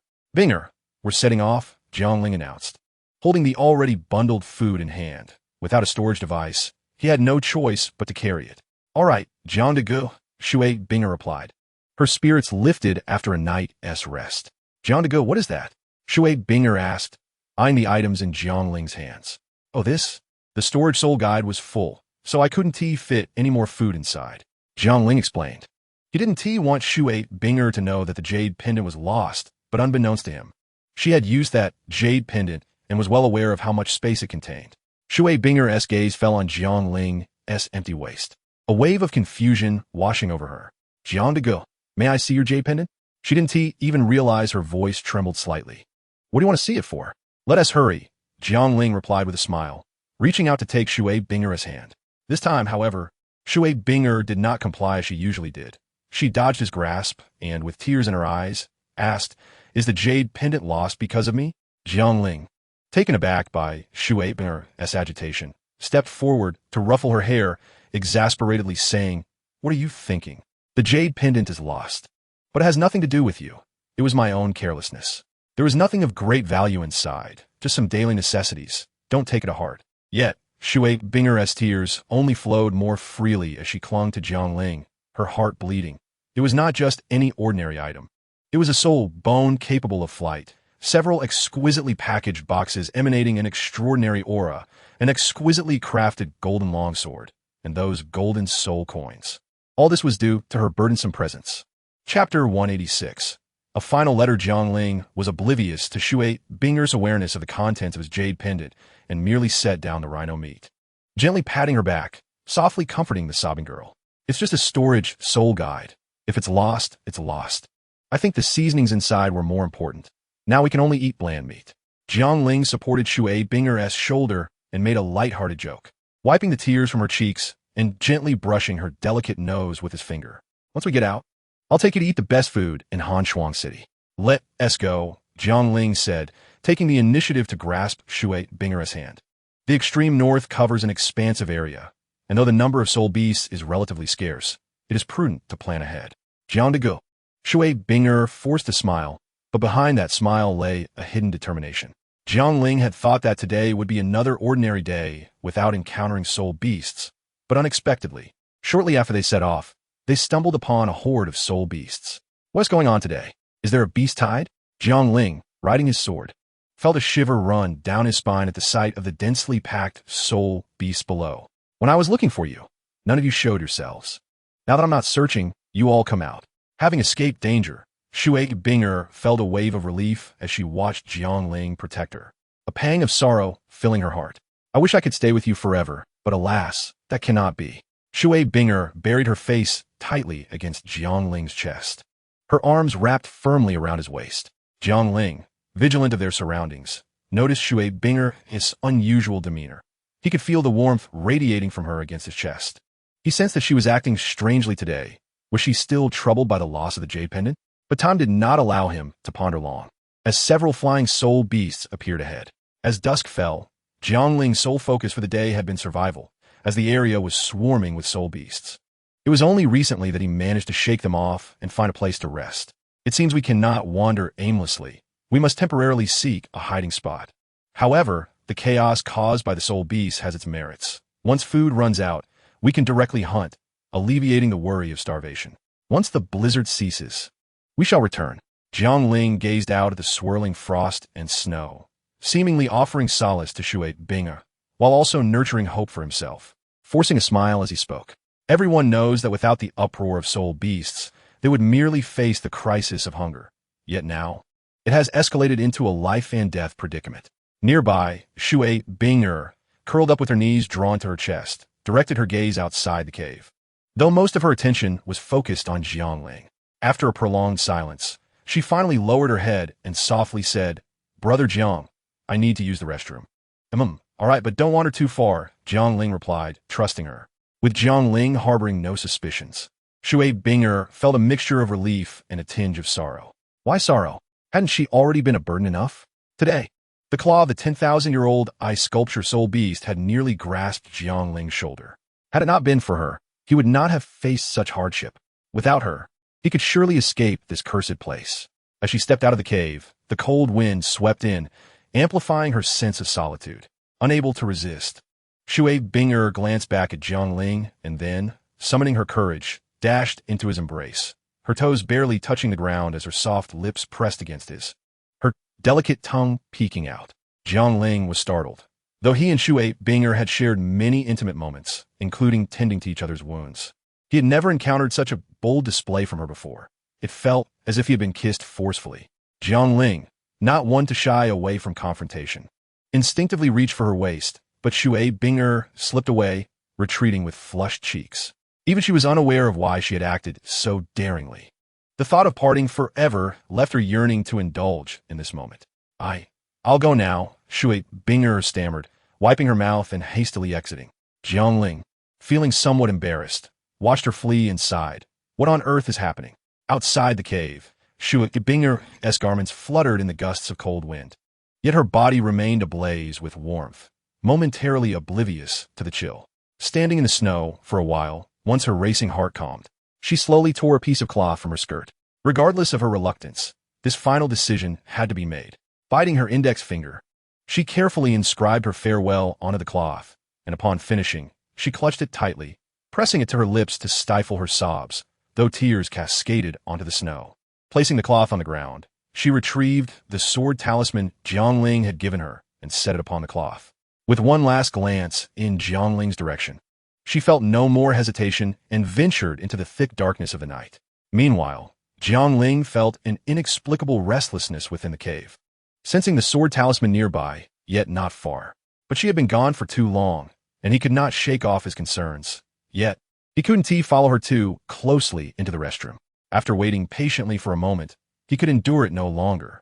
He burst from the cave, following the talisman's signal, only to find the discarded talisman and the bloodstained cloth. Binger, Miss Binger, Jiangling shouted, unafraid of attracting the attention of the soul beasts.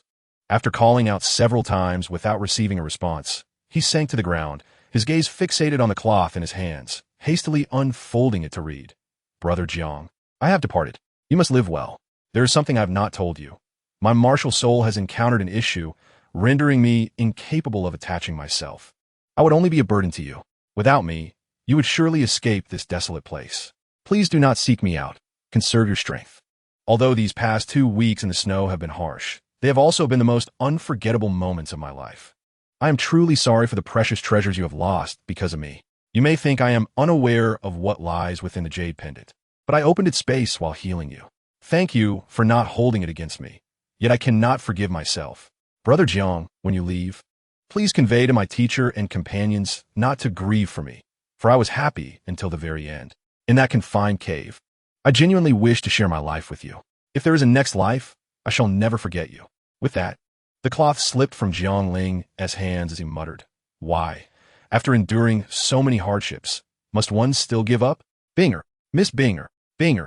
Jiangling grasped the cloth from the ground, gazing around in confusion. After a moment's hesitation, he chose a direction and dashed out. To give up is to ensure failure. To try offers a chance. Now, amid the chaos of the soul beasts, I must find her swiftly. The frigid weather of the extreme north will not allow her to endure much longer. Jiangling's expression darkened as the Changhong sword glided nearly along the snow. Chapter 187. The Weakling Cold, a penetrating chill that seemed to freeze the very blood within. Shui Binger curled up in the snow, her consciousness beginning to fade. In her hazy state, she felt as if the earth trembled beneath her. Inside the ice palace, did the human capture him? The Ice Emperor inquired of the returning great white bear.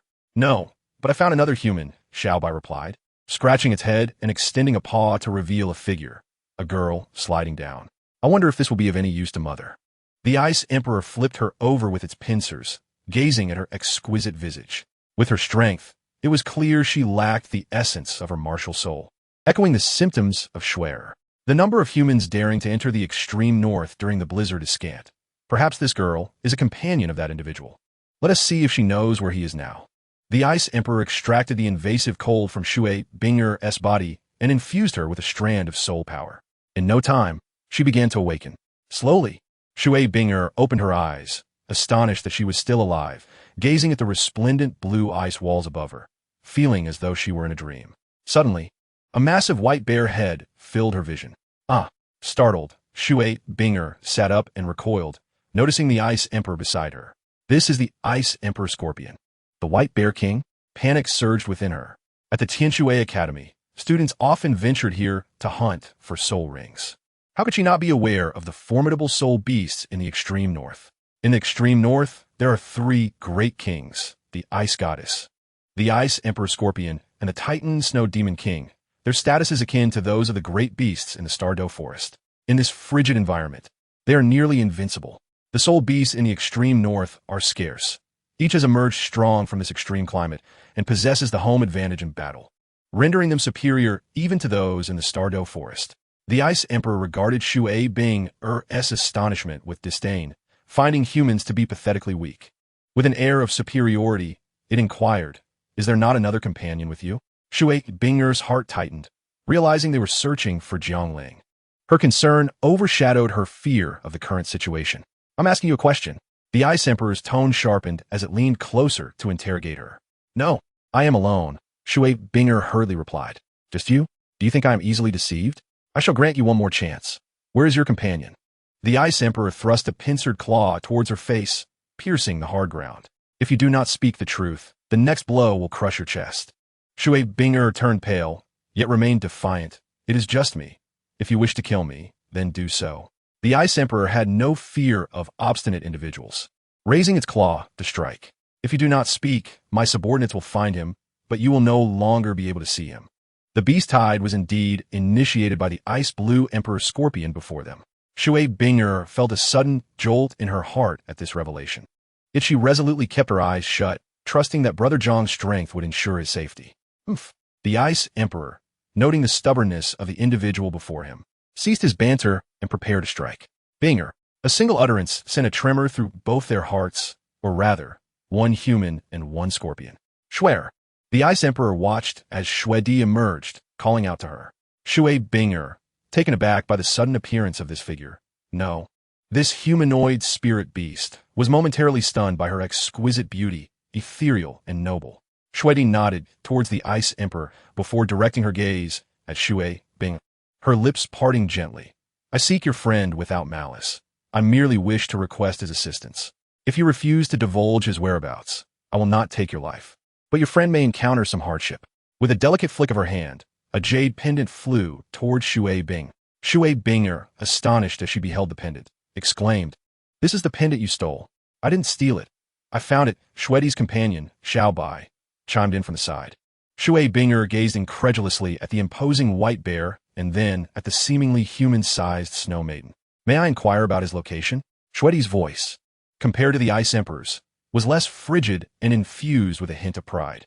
Upon hearing this, Shui Bing-er instinctively tightened her grip on the jade pendant, falling silent. The Ice Emperor frowned at her reaction and prepared to retaliate, but Shui gestured for him to pause. "Xiao Bai, take her away." "Understood, mother." The large white bear replied cheerfully. "I will personally retrieve this person," the Ice Emperor declared, inwardly cursing the incompetence of his spirit beasts. Observing the departing Ice Emperor, Shui conjured the Yin-Yang 2 Qi bottle, now emptied of its icy essence, and sighed wistfully. "Is there still a chance for recovery?" Jiangling was unaware of how long he had traveled. Was it 100 miles or 1,000? He encountered several waves of spirit beasts along the way, but fortunately, none were particularly formidable. In a foul mood, he dispatched them all effortlessly. He halted his sword flight as he approached a precipice, pulling out Shui Bing-er's farewell letter. A pang of sorrow striking his heart. No matter how unwilling Jiangling was to admit it, the grim reality was that Shui Bing-er was in grave danger. Even without encountering spirit beasts, she could freeze to death. Jiangling stood at the cliff's edge for an indeterminate time, lost in thought until he realized he had become a snowman. "At last, I have found you." Those fools couldn't even capture a single spirit king. A chilling voice suddenly echoed from behind him. "Who are you?" "You are the Ice Blue Emperor Scorpion." "The Ice Emperor?" Jiangling turned to face the speaker. The Ice Blue Scorpion clan was known for their ability to speak. Who else could it be but the Ice Blue Emperor Scorpion? The Changhong sword appeared with a resonant tremor, a sound of excitement reverberating through the air. "What use is your excitement upon encountering such a top-tier powerhouse? Is being swiftly dispatched appealing to you?" The Ice Emperor remarked with amusement. The latent power concealed within the Ice Emperor's not-so-massive form ranked among the top 5 Jiangling had ever seen. "Young man, I was unaware this was your residence. I apologize for the intrusion. I shall take my leave now." Jiangling bowed deeply, a smile gracing his face as he prepared to retreat. A true man knows when to bend and when to stand tall. He could always reclaim what was lost once he achieved his title. The Ice Emperor looked down upon Jiangling's lack of resolve with disdain. coldly stating, "I told you. I came specifically to find you. Do you not understand?" The Ice Emperor's words resonated like a decree from the depths of the abyss, sealing Jiangling in place. "I never expected that girl would rather die than reveal your whereabouts. The person she chose to protect with her life is a coward like you. If you were not of any use, I would have killed you on the spot. Are you referring to a girl with water blue hair?" Jiangling's expression hardened at her words. Yes. He thrust the Changhong sword forward, flames surging as he aimed at the ice blue Emperor Scorpion. Fire Dance Whirlwind. Eternal Freeze Domain. Within 3 feet of the Ice Emperor, Jiangling was encased in ice, his sword and its flickering flames frozen alongside him. "Oomph." The Ice Emperor scoffed, a low growl escaping her lips, weakling. In Chapter 188, Reunion, Jiangling, encased in ice, was hurled into the Grand Hall, the impact producing a crisp sound as the ice collided with the floor. "Swear, I've brought the person," the Ice Emperor announced as she headed toward the back hall. "Swear is Shwedi." Jiangling's eyes flickered within the ice. Though his body was immobilized, his mind remained sharp. He pondered the purpose of his capture by the master of this frigid realm, but since he had not been killed immediately, there remained a glimmer of hope. Moreover, judging by the tone of the little scorpion, it seemed she had knowledge of Bingur's whereabouts, which was an unexpected delight.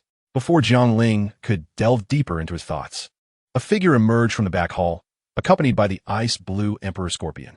Upon recognizing Shwedi's appearance, Jiangling's breath momentarily caught.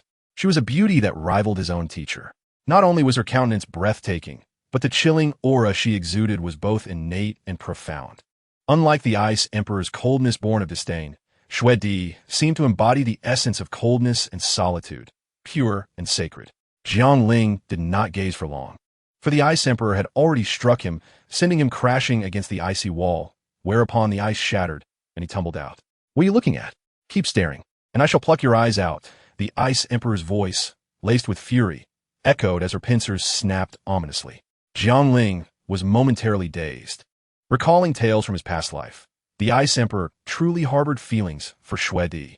This Shwedi was indeed a rare gem in the extreme north, admired not only by the Ice Emperor, but also by the Titan Snow Demon King, who had boldly professed his affection, only to be met with a severe beating.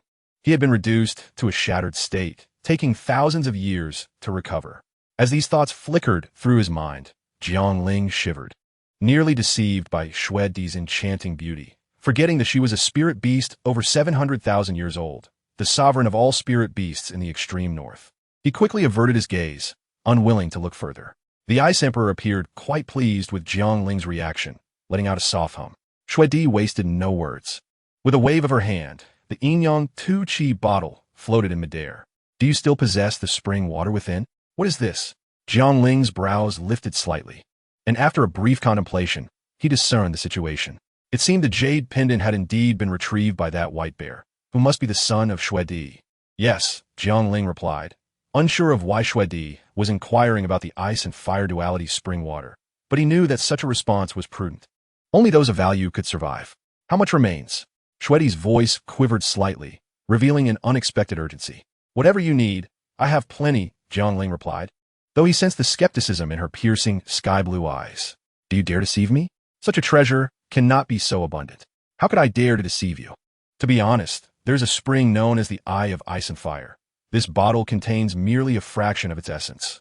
Jiangling explained with a bitter smile. "And where is this Eye of Ice and Fire now?" Shwedi inquired, but before she could finish, the Ice Emperor interjected with a pressing question. Jiangling, however, refrained from revealing all his cards at once. He was uncertain of the eye's significance, but judging by the Ice Emperor's demeanor, it must hold great importance, perhaps even serving as a safeguard. "Are you ignoring my question?" the Ice Emperor demanded, her voice sharp as ice. "I wish to know the whereabouts of the girl with the water blue hair." Jiangling tightened and then relaxed his grip, slowly asking. "Now it is our turn to question." "You have no right to ask," the Ice Emperor, angered by Jiangling's lack of response and the implicit threat, unleashed a powerful gust of energy from her pincers, freezing the very air around them. Changhong sword. Jiangling, with a sword in hand, attempted to block the incoming strike, but was forced back, his body unable to resist the impact. The long sword embedded itself into the floor, carving a deep groove as he steadied himself, yet his right hand, which gripped the sword, was already drenched in blood. Beside him, Shwedi's face revealed a hint of astonishment. She was aware of the immense strength that Bing Air had exerted, and yet this Soul King managed to withstand it, indicating he was no ordinary foe. The young man did not wish to threaten, but he was genuinely concerned for his companions. Furthermore, they all understood the unspoken truth. If he divulged all the information, would he truly survive to leave this desolate northern land? Jiang Ling suppressed the blood rising in his throat and spoke in a low voice. I agree to your terms. Tell me where the Bing Huoliang Yin is, and I will ensure your safe passage out of the extreme north. Shui Di responded, Do you not trust my guarantee? I naturally trust the promise of the ruler of the extreme north, Jiang Ling replied. However, I am unaccustomed to placing my life in the hands of others. Though his words were eloquent, it was evident to all present that Jiang Ling harbored distrust toward Shui Di. Young man, I could easily take your life here and now, Bing Di declared, her tone sharp, revealing her murderous intent towards Jiang Ling. Facing the pressure from Bing Di, Jiang Ling bent slightly. The sound of metal against wood echoed as his sword remained deeply lodged in the floor, preventing him from collapsing. Still, he gritted his teeth, showing no sign of yielding. Noticing this, Shui Di knitted her brows slightly and waved her hand to restrain Bing Di. Enough, Bing Air. I hope you do not go back on your word, Bing Di said, casting another glance at Jiang Ling before speaking softly. Her lips moved, though no sound emerged. Moments later, as the floor trembled slightly, a massive ice bear entered the chamber. It was none other than the Ice Bear King, Xiao Bai, who had fought against the Titan Snow Demon King on that fateful day. Xiao Bai stood in the great hall, gazing at Shui Di, who, with a nod, indicated for it to gently place Shui Bing Air on the floor. Bing Air, Bing Air. Jiang Ling quickly rushed forward to embrace her, calling out softly, Brother Jiang? Shui Bing Air murmured in a dreamlike state, gradually awakening. Jiang Ling's face became clearer, and without hesitation, she held him tightly, exclaiming, Brother Jiang. She thought she had transcended death, yet the biting cold that enveloped her body made her heart ache with reluctance. Brother Jiang, have you also been captured by them? Shui Bing Air released Jiang Ling's embrace, looking at the people in the hall with a choked voice. Do not worry, we will return alive, Jiang Ling reassured her, grasping her delicate hand to provide comfort. By the way, Brother Jiang, the jade pendant, Shui Bing Air suddenly remembered, retrieving the human-faced pendant from her bosom and handing it to Jiang Ling. He stared in astonishment. The jade pendant should have been in Shui Di's possession. Nevertheless, he accepted it, a surge of spirit entering the item. Everything was intact, except for the missing 4-leaf ice crystal flower and the yin-yang energy vial. Jiang Ling was well aware of the medicinal effects of the 4-leaf ice crystal flower. He pondered the connection between it, the spring water of the Bing Hua, Liang Yin, and the ice. It seemed that Shui Di had once faced a cataclysmic tribulation lasting 70,000 years, sustaining severe injuries that damaged her essence beyond recovery. Subsequently, she sealed her essence with a 10,000-year snow lotus, beginning her transformation into a human. Yet fate dealt her a cruel hand as she was captured during her embryonic stage. Could it be that she had just emerged from the tribulation and was now seeking a remedy? I have brought you the person, as you can see. Even the storage jade pendant you lost is now in my possession. I never intended to harm you. So can you disclose the location of the Bing Hua Liang Yin now? Shui Di's ethereal voice interrupted Jiang Ling's thoughts. Chapter 189. Negotiation. What? Do you intend to go back on your word? Bing Di, noticing Jiang Ling's silence, assumed he might retract his promise and spoke coldly. Jiang Ling shielded Shui Bing Air behind him and replied solemnly, I would never dare to do so. However, the Bing Huoliang Yin is located far away in the Tiando Empire, specifically in the secluded abode of a titled Douluo. Though your powers are formidable, penetrating human territory would indeed pose significant challenges. This is our matter. All you need to do is reveal the location of the Bing Huoliang Yin. Bing Di retorted icily.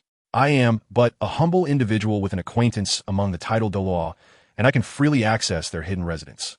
Lady Shui Di appears human in form. I can escort her there. Accessing the Bing Huoliang Yin for healing would be far more effective than merely absorbing the energy from the spring water, Jiang Ling explained, half in jest, half in earnest.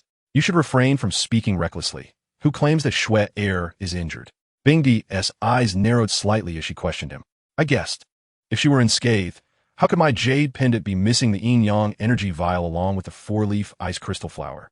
Jiang Ling raised the pendant in his hand, his tone tinged with irritation. Bing Di was momentarily taken aback, and Shui Di beside her appeared somewhat embarrassed. After all, it was one thing to seize a trinket from a young one, but it was quite another to have it pointed out. Clearing her throat, Shui Di redirected the conversation. On what ground should I trust you? Given your evident talent, you must belong to one of humanity's top forces. If your intention is to lure me away from the extreme north to set a trap in the human realm, what then? Upon hearing this, Jiang Ling sighed in relief. It seemed Shui Di truly bore injuries. With Lady Shui Di's capabilities, it should be easy to manipulate me. I would never gamble with my own life. Brother Jiang, no. Shui Bing Air exclaimed in alarm, grasping Jiang Ling's arm with urgency. Why would you place yourself in danger? I have already vowed to spare you. However, Shui Di maintained her composure and inquired, spare? If you were truly so benevolent, you would not have unified the extreme north. While such thoughts may cross your mind, you cannot voice them. My actions stem from gratitude for the life-saving assistance you rendered. Were it not for you, Bing Air, and I might have become mere bones in this extreme north. Additionally, I hope Lady Shui Di will intervene to aid Bing Air. You must have noticed that her martial soul is in distress. The four-leaf ice crystal flower was intended for her, but now, Jiang Ling pulled Shui Bing Air closer. Recalling the letter she had shared regarding her martial soul's issues, he surmised it must have suffered damage to its essence. The four-leaf ice crystal flower is gone. Yet Lady Shui Di possesses the 10,000-year snow lotus.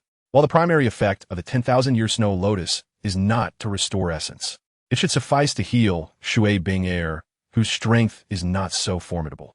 Although it may not cure Shui Di, it would be adequate for Shui Bing Air. Moreover, the snow lotus contains the purest essence of heaven and earth, greatly benefiting Shui Bing Air's future power enhancement. Brother Jiang, I do not need it. Please do not go to such lengths for me. Shui Bing Air protested, her voice tinged with urgency. Brother Jiang, I cannot allow you to sacrifice for my sake. Jiang Ling, however, interrupted her. It is too late today. We shall discuss this further tomorrow. Xiao Bai, please escort them to rest. Shui Di turned and retreated to the inner chamber. Jiang Ling, momentarily stunned, pondered whether this was truly an agreement or refusal. Lady Shui Di, both of you, please follow me. A massive paw, covered in white fur, barred Jiang Ling's path like an impenetrable wall. In Shui Di's chamber, she turned to Shui Bing Air and asked, what do you think of that young man's words? How much is truth, and how much is deception? Standing by the window, she gazed outside at the unchanging frost and snow. He is a master of deceit, deeply calculating. However, he exhibits a certain kindness towards that girl. Upon hearing of her injury, he dared to confront me, which reflects a degree of innocence. Bing Di mused thoughtfully. After a moment, she added in astonishment, you cannot be seriously considering engaging with him in the human realm, can you? I do not approve. Shui Di remained silent, a faint smile gracing her lips. That youth is quite clever. He fears that revealing the location of the spring will lead to his demise. So he desperately emphasizes the dangers of such a journey to prove his value. What surprises me is his audacity to propose conditions for me to heal that girl. Are you implying that he is lying? Bing Di inquired, her voice tinged with anger. I cannot say for certain. He is a rather intriguing human. I intend to accompany him to the world of humanity. My injuries are grave, and perhaps I truly require that glimpse of the ice spring. Humans are inherently timid and cherish their lives. I hold his fate in my hands and do not believe he would betray me. The Ice Emperor turned away from the window and spoke softly. No, unless you take me with you, I shall protect you, he immediately countered. The Ice Emperor expressed his frustration, stating, how can I take you? Though my essence is greatly diminished, dealing with a typical titled individual is still manageable. The Snow Empress appeared somewhat helpless. But I still have my reservations, the Ice Emperor replied, feeling a bit gloomy. I've detained that girl. Surely he wouldn't dare to play any tricks. Upon hearing this, the Snow Empress neither refuted nor agreed. The Ice Palace was vast, and Jiang Ling and Shui Binger were assigned to an exceptionally spacious chamber by the Great Ice Bear. Binger, why are you suddenly angry without reason? Are you unhappy to see me? Jiang Ling observed Shui Binger, who sat silently at the foot of the bed, feeling somewhat helpless. The girl's expression changed multiple times a day. Although Jiang Ling was puzzled by the Snow Empress's sudden neglect of them, he was not anxious. As it was futile to rush, they had been provided accommodation, indicating that matters should not be too dire. Unhappy? Why did you say that? Handing your life over to her, do you not despise having others control your destiny? Shui Binger's face was filled with anger, yet her voice grew softer. My martial soul has encountered issues. If it comes to it, I can simply cease being a soul master and live as an ordinary person. I do not want you. I do not want you to be ensnared in danger for my sake. Jiangling sighed softly and approached Shui Bing'er, embracing her, with her cheek pressed against his abdomen. You have vowed to spend your life with me. How can I feel at ease without healing your wounds? Moreover, my words were merely a delaying tactic. Those two are individuals of significant influence. If they do not see my value, what if they grow displeased and decide to eliminate me? Jiangling gently consoled her. Upon hearing this, Shui Bing'er believed him to a degree, gently pushing Jiangling away. Her cheeks now flushed, and she lowered her head to retort. Who said anything about spending a lifetime with you? Hey, this is clearly written in red on white cloth. You wouldn't be reconsidering, would you? Jiangling produced a piece of cloth and waved it in front of Shui Bing'er. Get it back. Shui Bing'er's blush extended to her neck as she reached out to snatch it, but Jiangling swiftly tucked it away. On that day, feeling certain of his demise, he had boldly inscribed many daring words. Yet now, reunited, he found it difficult to face the contents of the cloth due to shyness. If you manage to snatch it from me, I shall give it to you. Jiangling raised the cloth high, a smile gracing his face. Chapter 190 Shao, by. I heard the Ice Emperor has an affection for your mother. I'm ignoring you now. Shui Bing'er turned her head away in anger. Oh, it was just a joke. Jiangling thought Shui Bing'er was genuinely upset and hastily explained. However, Shui Bing'er's eyes brightened, and she reached out to grab the cloth Jiangling held. Jiangling's reflexes were naturally quicker than hers, and he promptly placed the cloth behind him. As Shui Bing'er sat on the bed, her body lost its balance and fell toward Jiangling. He smiled unabashedly, choosing not to assist her, his hands clasped behind his back, gazing at the ceiling at a 45-degree angle. Shui Bing'er gasped, her cheeks flushed, and she instinctively grasped Jiangling's waist, hoping to stabilize herself. Yet she overestimated her current strength and knelt on the ground, her face pressed against it. The atmosphere was undeniably intimate, dissipating the shock they had both endured over the past few days. Jiangling thought that the Snow Empress's decision to postpone their discussion until the next day was quite favorable, as it would allow them to alleviate the fatigue accumulated over recent days. Though the Ice Palace was frigid, when he set the Changhong sword aside, the room instantly warmed to a spring-like temperature. Jiangling did not fear melting the palace. Considering where the Snow Empress resided, he figured that with his current capabilities, shattering a block of ice would be a considerable feat. This room, though expansive, contained only a single bed. However, Jiangling and Shui Bing'er had cohabited in a cave for so long that such matters were trivial. Fortunately, the bed was not small, and they could simply draw a line down the middle to sleep. Despite the continuous travels, even in the palace of the supreme monarch of the extreme north, and with his life in their hands, he slept soundly. In the morning, Jiangling awoke from his slumber, gazing at Shui Bing'er, who had tightly embraced him, and recalled how she had distanced herself from him the day before, nearly wishing to sleep at the farthest edge. He couldn't help but chuckle softly. Turning to look at Shui Bing'er, her long water-blue hair was somewhat disheveled, brushing against her cheek, her rosy lips pressed tightly together, and he could feel her warm body pressed against him. Her long, curled eyelashes fluttered gently, as if she was on the verge of awakening. Jiangling did not shy away, merely observing her as she stirred. Her watery eyes gradually opened, only to immediately narrow in surprise. You're awake? Jiangling asked with a smile. However, Shui Bing'er hurriedly sat up, clutching the blanket and retreating to the side. Hey, just so we're clear, I did not overstep. It was someone who crawled in here. Jiangling pointed at the boundary and quickly clarified. Shui Bing'er, looking at her position, found herself at a loss for words, stammering as her face turned crimson. Rest assured, I do not blame you, Jiangling said earnestly. Don't take advantage and then play innocent, Shui Bing'er retorted angrily, throwing a pillow at him. Bang! Just as Jiangling and Shui Bing'er were playfully tussling, the door was abruptly pushed open. Mother wants you both to come. Upon seeing the Snow Empress, who made no move against the two humans, Xiao Bai was quite polite, even forgetting that Jiangling had once ambushed him. If it had been anyone else daring to kick down Jiangling's door, he would have certainly made them understand why flowers bloom so vividly. However, when it came to the Great Ice Bear, he decided to let it slide. Great Ice Bear, I've heard that the Titan Snow Demon King pursued your mother. The flames of gossip ignited as he recalled the previous tales, eager to confirm them. Shui Binger was taken aback. Jiangling dared to gossip about the ruler of the extreme north. He was overconfident and had his bones shattered by my mother. He has been nursing that for several millennia, the great ice bear replied innocently, adding, and my name is Xiao Bai, not Great Ice Bear. Clearly, he was not fond of the title Great Ice Bear and preferred the name his mother had given him. Jiangling was familiar with the name Xiao Bai and was not surprised.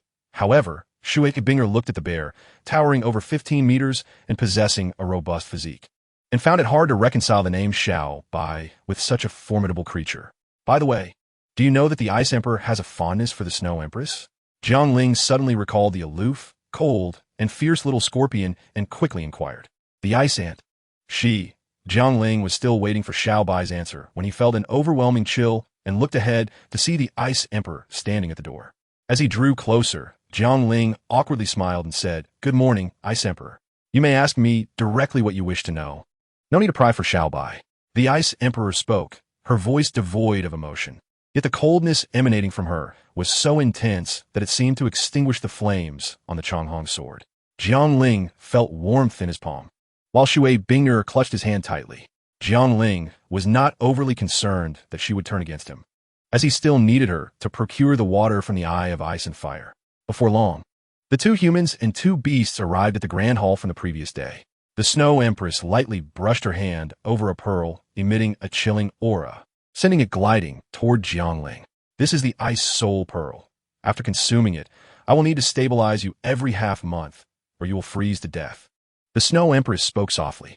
I can consume it, but Snow Empress, you must honor the agreement you made with me. Jiangling accepted the pearl, feeling its coolness in his hand, which was not as frigid as he had imagined. Brother Jiang. Shui Binger instinctively pressed her hand against Jiangling's arm. Worry etched on her face. Do you not remember what you promised me yesterday? Jiangling grasped Shui Binger's hand in return, feigning anger. Oomph. The Ice Emperor, witnessing this, let out a cold snort. This is a snow lotus that has flourished for 100,000 years, far more precious than your four-leaf ice crystal flower, capable of healing her martial soul defect. With a graceful wave of her hand, the Snow Empress conjured a stunningly beautiful, pristine white lotus. Wait, I have another request. Swear, and you should go to Tiando to recuperate until you return to the extreme north. During this time, Shui Binger must remain here. The Ice Emperor interjected, pausing momentarily before adding, she, too, possesses an Ice Phoenix martial soul. Remaining in this extreme north, especially in its core, will only benefit her cultivation. No, this matter does not concern her. I can assure you that she will not speak out of turn once we leave. As for using her as a hostage, do not even think about it. Jiangling declined resolutely, having no intention of allowing Shui Binger to stay alone in the extreme north for several months. Moreover, what if the Ice Emperor acted treacherously towards her? You do not trust her. If she does not wish to stay, let her consume this. The Ice Emperor's words were accompanied by the sudden appearance of a greenish-black gem before them. I am the Holy Son of the Spirit Hall. Even if the Snow Empress is discovered and I am taken hostage, I can ensure her safe return to the extreme north. Please do not involve innocent individuals. Jiangling spoke firmly, his irritation with the little scorpion rising. He thought that once he had sufficient strength, he would certainly roast her. Seeing Jiangling's stubbornness only fueled the Ice Emperor's ire. No insignificant human had dared to speak to her in such a manner. Just as she was about to teach this insolent boy a lesson, the green gem was suddenly snatched away by Shui Binger, who swallowed it whole. Both Jiangling and the Ice Emperor were taken aback. Binger, you! Jiangling exclaimed, startled, reaching out to press against her back in an attempt to force it out. But to his surprise, Shui Binger embraced his hand, beaming with a radiant smile. Let me do something for you as well. Is this acceptable, Ice Emperor? Shui Binger turned her gaze towards the Ice Emperor, speaking softly. I keep my word. The Snow Empress replied. If I take you to the Ice-Fire duality, and your injuries are not healed, upon returning to the extreme north, I will retrieve the Ice Soul Pearl and provide you with the antidote for the poison afflicting your companion. Poison? Isn't that the same type of pearl as the Ice Soul Pearl? Jiangling questioned. Certainly not. That pearl merged with her very being the moment she ingested it. The Ice Emperor scoffed. Despicable. Jiangling spat with disdain. What did you say? The Ice Emperor's eyes glinted with menace. Brother Jiang. Shui Binger quickly intervened, hoping to prevent Jiangling from escalating the conflict.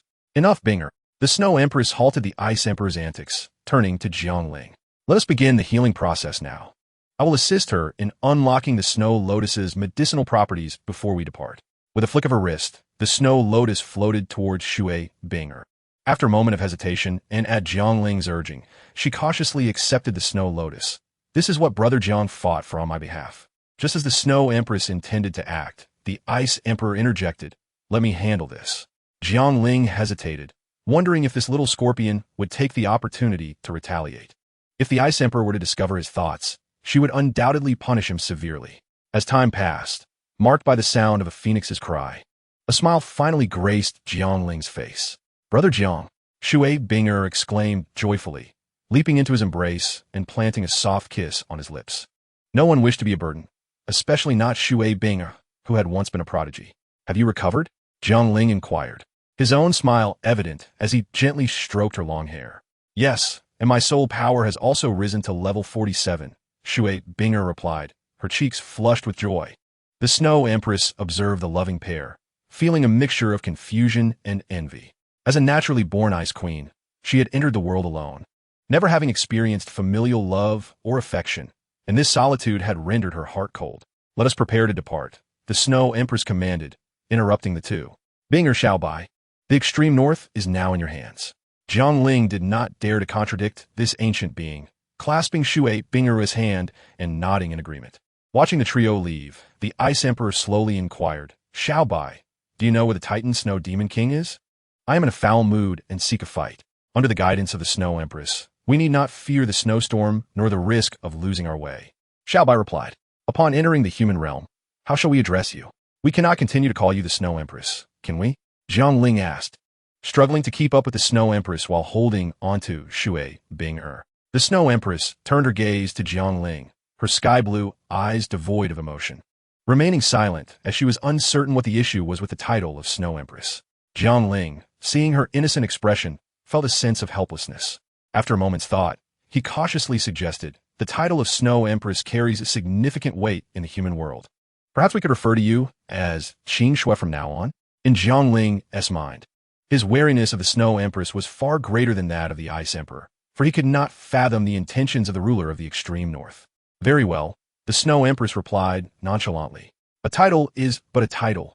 Qin Shui shall suffice." Jiangling breathed a sigh of relief. As long as she was not fixated on her own title, everything would be manageable. The Snow Empress bore an appearance indistinguishable from that of a human, with the only striking features being her long, pure white hair cascading down to her calves and her ethereal sky-blue eyes. Variations in eye color were not uncommon in the human realm, as evidenced by Jiangling's orange-red hair, Shui Binger's aquamarine locks, and Du Guyan's cerulean hair. What troubled Jiangling most was the Snow Empress's otherworldly demeanor, reminiscent of a celestial being. "By the way, Snow Empress, will the title Douluo become aware of your soul beast identity?" Jiangling posed an important question, aware that by Li Bing was a title Douluo. If he discovered the Holy Sun in the company of such a significant secret, it would surely be reported to the Pope. Unless they take action, a title Douluo cannot determine my identity, the Snow Empress replied, acknowledging Jiangling's concerns without reservation. Jiangling felt a wave of relief wash over him and quickly said, "In that case, Snow Empress, you should act as an ordinary person without soul power in the human realm. I will protect you." The Snow Empress regarded him with an unusual expression, taken aback that a Soul King would claim to protect her. "Is that not to prevent your own identity from being exposed? No one dares to provoke me on the continent." Jiangling's newfound confidence stemmed from the Spirit Hall's influence, and in the future, that influence would derive from his own strength. As Jiangling engaged in light-hearted banter with the Snow Empress, Shui Binger felt a pang of jealousy, pinching Jiangling's waist and pouting. "You think you're so impressive." After a day of flying on his sword, Jiangling was nearly exhausted and suggested taking a break, only to be flatly denied by the Snow Empress, who swept him and Shui Binger along, continuing their journey towards Hanzhuang City. Jiangling felt a mix of frustration and despair, gently yet firmly questioning the Snow Empress as to why she had not mentioned her ability to carry them earlier, which would have spared him such arduous efforts. The Snow Empress replied calmly, "You did not ask. Your strength makes you right." The following morning, the trio arrived at the border between Hanzhuang City and the extreme north. During Jiangling's absence of over half a month, Hanzhuang City had undergone a tremendous transformation. The Liu family had been obliterated, the Zhao family had aligned with the Spirit Hall, and the once desolate Spirit Hall was now bustling with activity. Yet, the Spirit Hall remained closed to the outside world, enveloped in silence. Inside the Spirit Hall, Baili Bing sat in a room, frowning as she sipped tea, while Baili Chuan beside her wore a similarly forlorn expression. Sitting on a stone bench beneath a pavilion, Xiaoyu absent-mindedly tapped his fingers against the stone slab. And beside him sat Chivalrous Shui from Tianshui Academy, her eyes red and swollen, clearly having been weeping for days. 10 days have passed.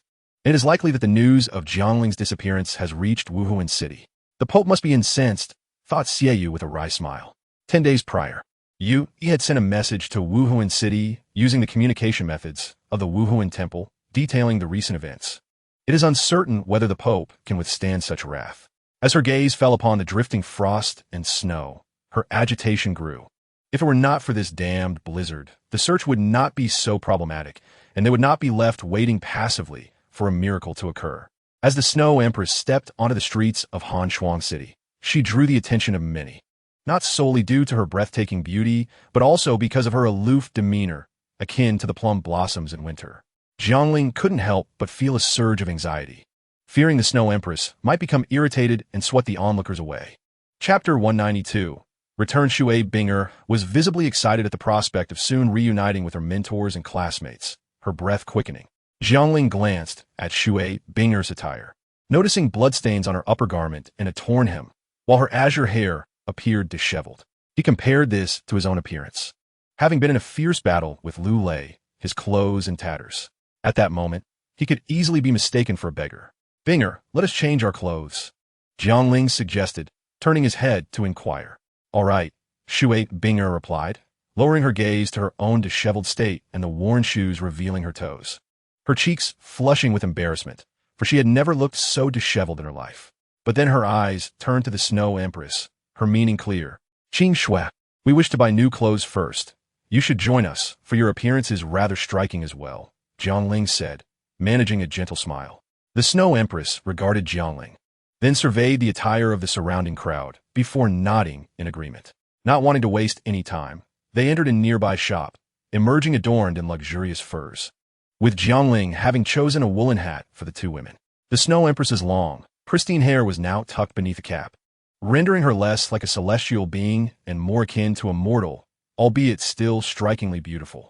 Having changed clothes, Jiangling wasted no time and headed directly back to the Wuhuan sub-temple. What is wrong? Have you forgotten me after half a month? Jiangling teased, noticing Xiaoyu, who stood dazed in the pavilion. Without acknowledging Jiangling, Chivalrous Shui rushed out, flinging herself into Shui Binger's embrace.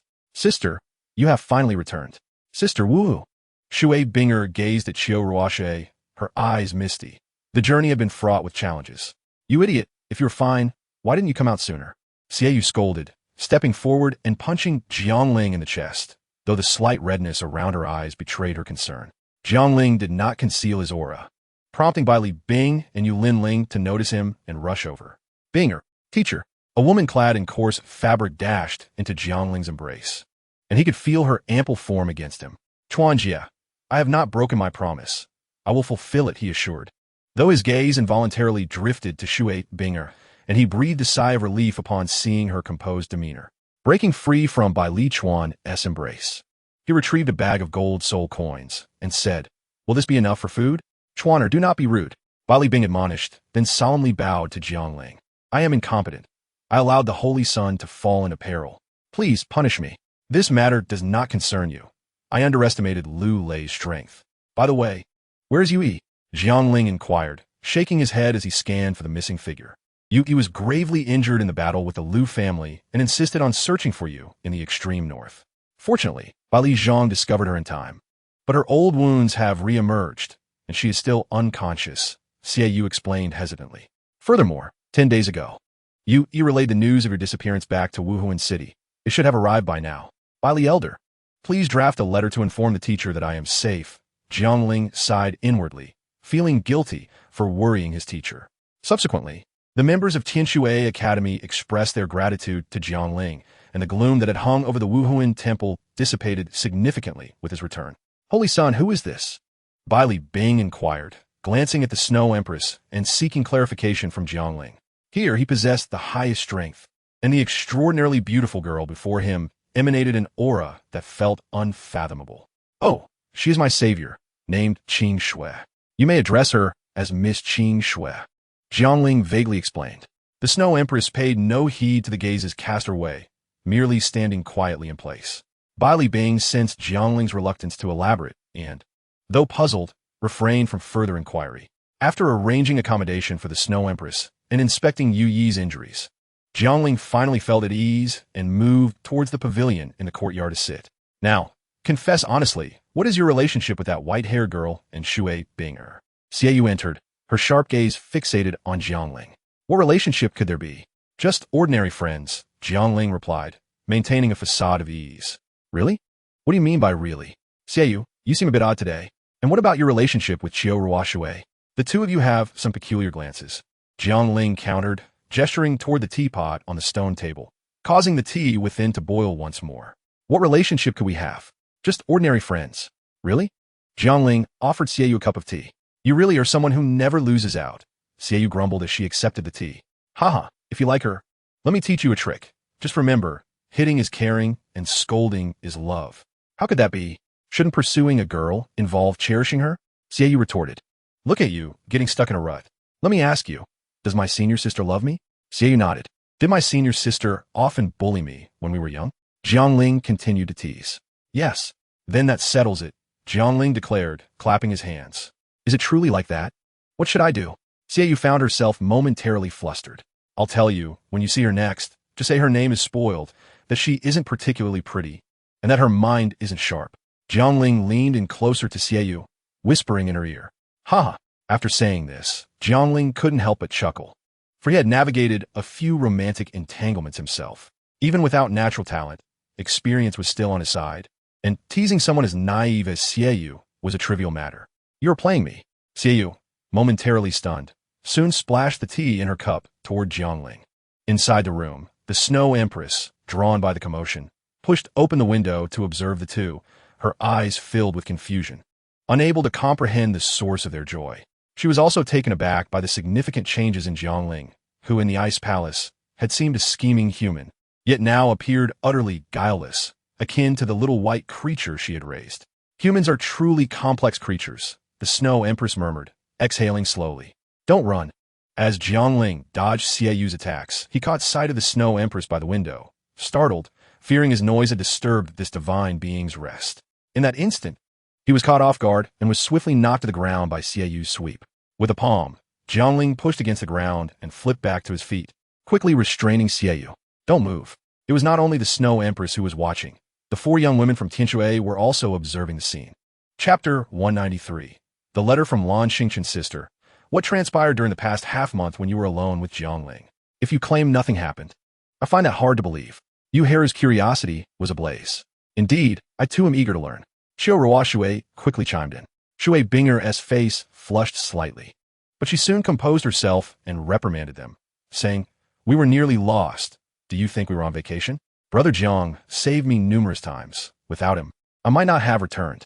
I'm sorry, sister. It's all my fault. Chivalrous Shui admitted with guilt. It's not your fault. Since you both call me sister, I will naturally ensure your safety. Shui Binger comforted, embracing Chivalrous Shui. By the way, sister, you should be wary of that by Li Chuan and that silent girl. What do you mean? Shui Binger looked at Yu Heru in confusion. I suspect they may have an interest in Jiangling.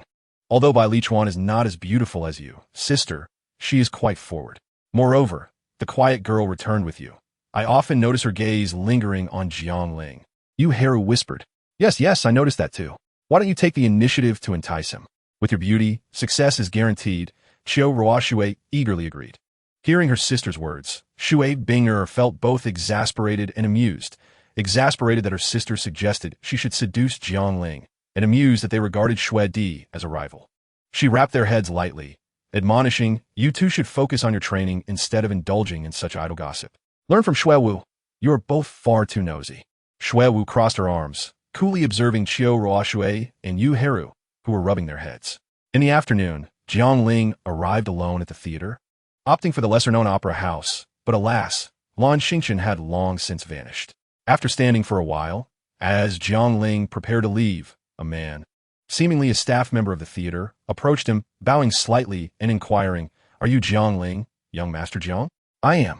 What is it?" Jiang Ling regarded the pale-skinned, frail man with a sharp voice, reminiscent of a eunuch. "Half a month ago, a young gentleman by the surname of Lan entrusted me to deliver this letter to you." The man presented the letter with both hands, adopting a very humble demeanor. "Very well, thank you." Jiang Ling reached for the letter, but the man hesitated. Pulling it back momentarily, Jiang Ling furrowed his brow, but the letter was soon in his possession. Young Master Lan instructed me to inform you that upon delivering this letter, you would reward me with 10 gold soul coins as a commission," the man stammered. Feeling awkward in front of this skilled individual, Jiang Ling ultimately chose not to press him further, tearing open the letter and reading. "By the time you read this letter, I will know you Haven Tea disappointed me. Not even a soul master from the extreme north can deter you. Due to certain circumstances, I could not await your emergence, so I departed early. What I must convey is this. After the Grand Continental Senior Soul Master Competition in 6 months, you will willingly join my side. We shall meet in 6 months. Jiang Ling initially intended to incinerate the letter, but hesitated and ultimately tucked it away, his brow deeply knitted.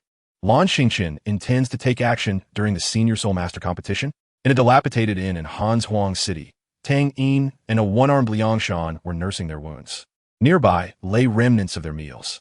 Your companion is beginning to suspect you. Should we eliminate him? After a moment of silence, Liangshan inquired. "I know him. He won't betray me. He is merely a support soul master and poses no threat to us, so let him live. Additionally, we shall depart tonight," Tang Yin replied, eyes still closed as he continued, meditating to heal. "You have lost again, this time to Jiang Ling," Liangshan remarked, seemingly not expecting a response from the young man across from him. He paused before adding, "The master has sent word, instructing us not to trouble Jiang Ling any further." "Why?" "The master's orders need no justification." Tang Yin fell silent again, and Liangshan understood he had not absorbed this information. Like Jiang Ling, he is a genius. Yet sadly, he is afflicted by misfortune. A gray-clad, short-haired youth strolled down a run-down street, his most distinctive feature being his peach blossom eyes, none other than Oscar. On the day of the Liu family's downfall, Tang Yin had escaped, fortuitously encountering Oscar. Out of camaraderie, Oscar rescued Tang Yin and, at Tang Yin's request, refrained from informing Ma Hongjun and Flender. However, on the 3rd day following the Liu family's demise, a notice for the capture of evil soul masters was posted, and Oscar saw that the portrait matched the very Tang San he had saved. Initially in disbelief, he sought confirmation from Tang San and ultimately accepted the truth of his words. For the past few days, he had been restless. Yet Ma Hongjun was wholly engrossed in the brothel, and Flender was preoccupied with investigating herbs that could remedy Ma Hongjun's martial spirit deficiencies, seeking to procure them swiftly after the snowstorm, completely oblivious to Oscar's unease. That night, just as Jiang Ling prepared to rest, a figure suddenly appeared in his room. Startled, he turned to see someone behind him, and upon recognizing her, he exclaimed, "Qing Shui, what brings you here?" He instinctively wrapped his half-removed clothing around his exposed chest. He recalled the last time someone had stealthily approached him was during their previous encounter. "When shall we depart for the Sunset Forest?" Shui Di disregarded Jiang Ling's modesty and directly inquired. "I still have a companion recovering from injuries. It may take another 5 days." Jiang Ling noticed Shui Di's displeasure and hurriedly amended his statement. "We leave tomorrow." Shui Di seemed not to have heard Jiang Ling's words, issuing a command instead. "But isn't tomorrow too hasty?" Jiang Ling attempted to argue, only to see Shui Di slightly raise her right hand, a wave of cold emanating from her, instantly encasing Jiang Ling in frost. Despite desperately channeling the Fei Hong Heart technique, he found it futile. When Shui Di suddenly retracted her soul power, Jiang Ling collapsed onto the bed. "Tomorrow we depart," Shui Di reiterated. "Tomorrow, after I bid farewell to everyone, we shall leave." As the Fei Hong Heart technique circulated within him, the chill dissipated, and only when Shui Di unleashed her powers did he feel as though he had plunged into a frozen abyss. Once she withdrew, the coldness lessened considerably. Shui Di, having heard his words, said nothing more and turned to leave, tacitly agreeing to Jiang Ling's proposal. Jiang Ling couldn't help but smile wryly. Clad in worldly attire, there was a fleeting moment when he truly believed she was no different from an ordinary girl. Yet now, Shui Di remained Shui Di. Tomorrow, How shall I bid farewell to Binger? After Shui Di's interruption, Jiang Ling found himself unable to sleep. He was aware that Yu Lingling intended to wait until the snow ceased before venturing into the extreme north to procure a soul ring for Shui Wu. Naturally, Shui Binger would remain behind and could not accompany him. With this thought, Jiang Ling donned his clothing once more and stepped out of his room. Meanwhile, Zhang Chong and Wang Tianxiang sat nearby, both lounging with crossed legs, one of them holding a cigarette. Wang Tianxiang was the man of average build. If this wave of cold truly could freeze him for days or even months, it would not amount to much for Andy. Instead, it could be regarded as an essential trial for progress. The tickets for Park Chulong and In Pume were provided by Lin Dong. Although they were not box seats, they were premium tickets at the Burnaby Stadium, commonly referred to as VIP seats, offering an unparalleled view of the entire arena. Yet, Luli remained indifferent and merely shrugged. As the sound echoed, the area where the two individuals intersected became a scene of utter chaos. The already dilapidated competition stage shattered further, stones flying in all directions, and a figure was propelled from the debris, landing on the ground below with a heavy thud. If someone were to strum a guitar, I would willingly accompany them on the harmonica. Justin sat on the opposite side of Lu Li, with Finley in between, and the conversation between Lu Li and Ku was not deliberately hushed, allowing him to overhear. The crowd, initially joking with Jiao Yan, revealed their true selves, laughing heartily. Such speed, let alone defeating an opponent, posed a monumental challenge even to merely land a hit. This seemingly simple action relaxed the tense muscles and even eased the taut nerves unconsciously. Sukai, being human, could not merely exist like an ordinary animal.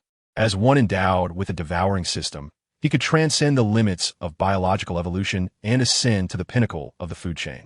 The three-tier was something that many in the mainland spoke of with great enthusiasm, later becoming an indescribable category of films. Not only were they explicit, but excessively vulgar or violent content was also unacceptable. After the elder director praised Lu Pian and the others, he departed with a beaming smile. Lu Pian and the others hurriedly left, returning to their respective dormitories. Mo Shaolin, a music teacher, exuded an exceptional aura, and MOCU inherited most of her features. If MOCU and Mo Shaolin stood together, anyone would mistake her for an elder sister rather than a mother, as Mo Shaolin maintained her appearance remarkably well. Awake? Ai Chu sat on the floor beside her, stretching one leg straight while bending the other, his left arm lazily resting on the knee of the bent leg, deep in contemplation with a serious expression. His gaze wandered over the fish scale armor, almost instantly calculating its cost. In the living room, Ning Jiang, the Balquan, Chen Long, and Bao Hui sat quietly on the surrounding sofas, waiting for Jiang Shan to finish reviewing the materials as the meeting was about to commence. Asuna had just clearly seen that the other party emerged directly from the unique teleportation magic array of Aincrad. Come, let us try again. In the future, it will be fine even without insoles. Let's see if it can be stretched. She urged her to try on shoes. Wali Chui Lien squatted on the ground, suppressing her anger. You're going on a business trip again? Tang Yu observed Meng Cu's reluctant demeanor. Assuming he was about to leave for another trip, Dong Fong how maneuvered his spirit into Jing Yuju's waist, penetrating into her soul's core. Jiang Chung Su felt a jolt of alarm. He knew that the USB drive Zhang Kulan handed to He Zai surely contained the perfect design blueprint for the art museum. Under the moonlight, Yiling's exquisite and unparalleled beauty was indeed mesmerizing, her skin as smooth as cream, her eyes like autumn waters, and her graceful figure standing by the pool, as fresh and lovely as snow-laden flowers. Jiang Chung sighed deeply, frowning as he gently patted Zhang Meng's fragrant shoulder, a flicker of reluctance in his gaze, even feeling a twinge of regret for having tempted and exploited her to reclaim custody of Yun Air. Yet, Jiang Chung Su felt he had no other choice but to resort to this underhanded tactic. Reflecting upon it, he found solace. Supreme geniuses were exceedingly proud, and convincing them was no simple task. It seemed that the title of emperor was not easily attained. He took her hand and stepped out of the door. They had yet to have breakfast. He thought it best to go to Ban Ruo Shui for a meal, casually strengthening their bond. After all, both sides were allies, and relationships were vital. Qi Xianyi, what do you mean? I'm speaking with senior sister Chun. Who do you think you are? Su Lao suddenly cast a provocative glance at Qi Xianyi. The intertwining of vital energies caused a collision of powers, instantly throwing everyone away. Stabilizing only after several dozen feet, their blood boiling, as the earlier sword energy was indeed terrifying. At that moment, Yi Fan suddenly soared from the water pool. The droplets of water scattering around him, transforming into glimmering gold under the moonlight, a wondrous sight to behold. Two middle-aged men, one clad in a beige trench coat and the other in black, strolled along the palace street, seemingly aimlessly. The chilling wind howled, yet even their scarves appeared unaffected by the breeze. At this moment, many remained unaware of what had transpired, prompting such inquiries. Merrick, utterly drained, lacked the strength to explain anything to the crowd, weakly stating, "It's unnecessary, just convey the message to our people." With that, Merrick closed his eyes in exhaustion. His fingers pointed this way, yet his cold, dark gaze was fixed on me, clearly indicating his accusation. But where was the old woman on the field? We must go. We must reach that place no matter what, even if it costs us our lives. Mei Lu exclaimed with excitement. This location, distant from the town, was indeed an excellent hiding spot. The most pressing matter was to find a place to settle down and prepare some soup for the ailing Lu Yi. Sa Wen and Li Sha held hands, slowly swimming towards the sea, while Desades and the others gradually faded into the dark depths below. The two exchanged knowing glances and shared a heartfelt smile. Taking leave, something has come up at home. I need to return to my hometown and will likely pause updates for a while. Apologies. Chapter 194 Night. Knock, knock, knock. Just as Shui Bing was about to sleep, she heard a knock at the door. Who is it? At this late hour, I wonder who could still be visiting. It's me, Jiangling Creek. Brother Jiang, it's so late. What brings you here? Shui Bing donned an outer garment, her cheeks slightly flushed, aware that her neighbors were teachers and classmates, unlike when they were in the cave, where she could be unreserved.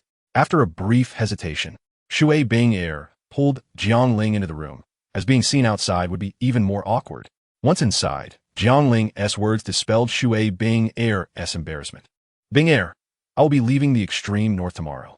In such a hurry? Shyness was replaced by a sense of loss as Shui Bing clutched her dress tightly. The Snow Emperor's request, Jiangling said with a wry smile. Upon hearing this, Shui Bing fell silent. The request from the extreme north's emperor was difficult to reject, especially since both she and Jiangling bore the poison he had planted within them. Jiangling, observing Shui Bing standing there with her head down, felt a deep reluctance. He stepped forward and gently wrapped his arms around her, pausing for a moment before saying, I'll head back now, get some rest. As Jiangling released her, he was about to leave. Wait. Shui Bing grasped Jiangling's sleeve, softly saying, Brother Jiang, could you accompany me for a stroll around Hanshuang City tonight? I haven't had a leisurely outing since arriving in the extreme north. Would you keep me company? Jiangling looked at Shui Bing her crystalline eyes illuminated by the lamplight. He reached out to stroke her silky aqua-blue hair, smiling. I would want anything more.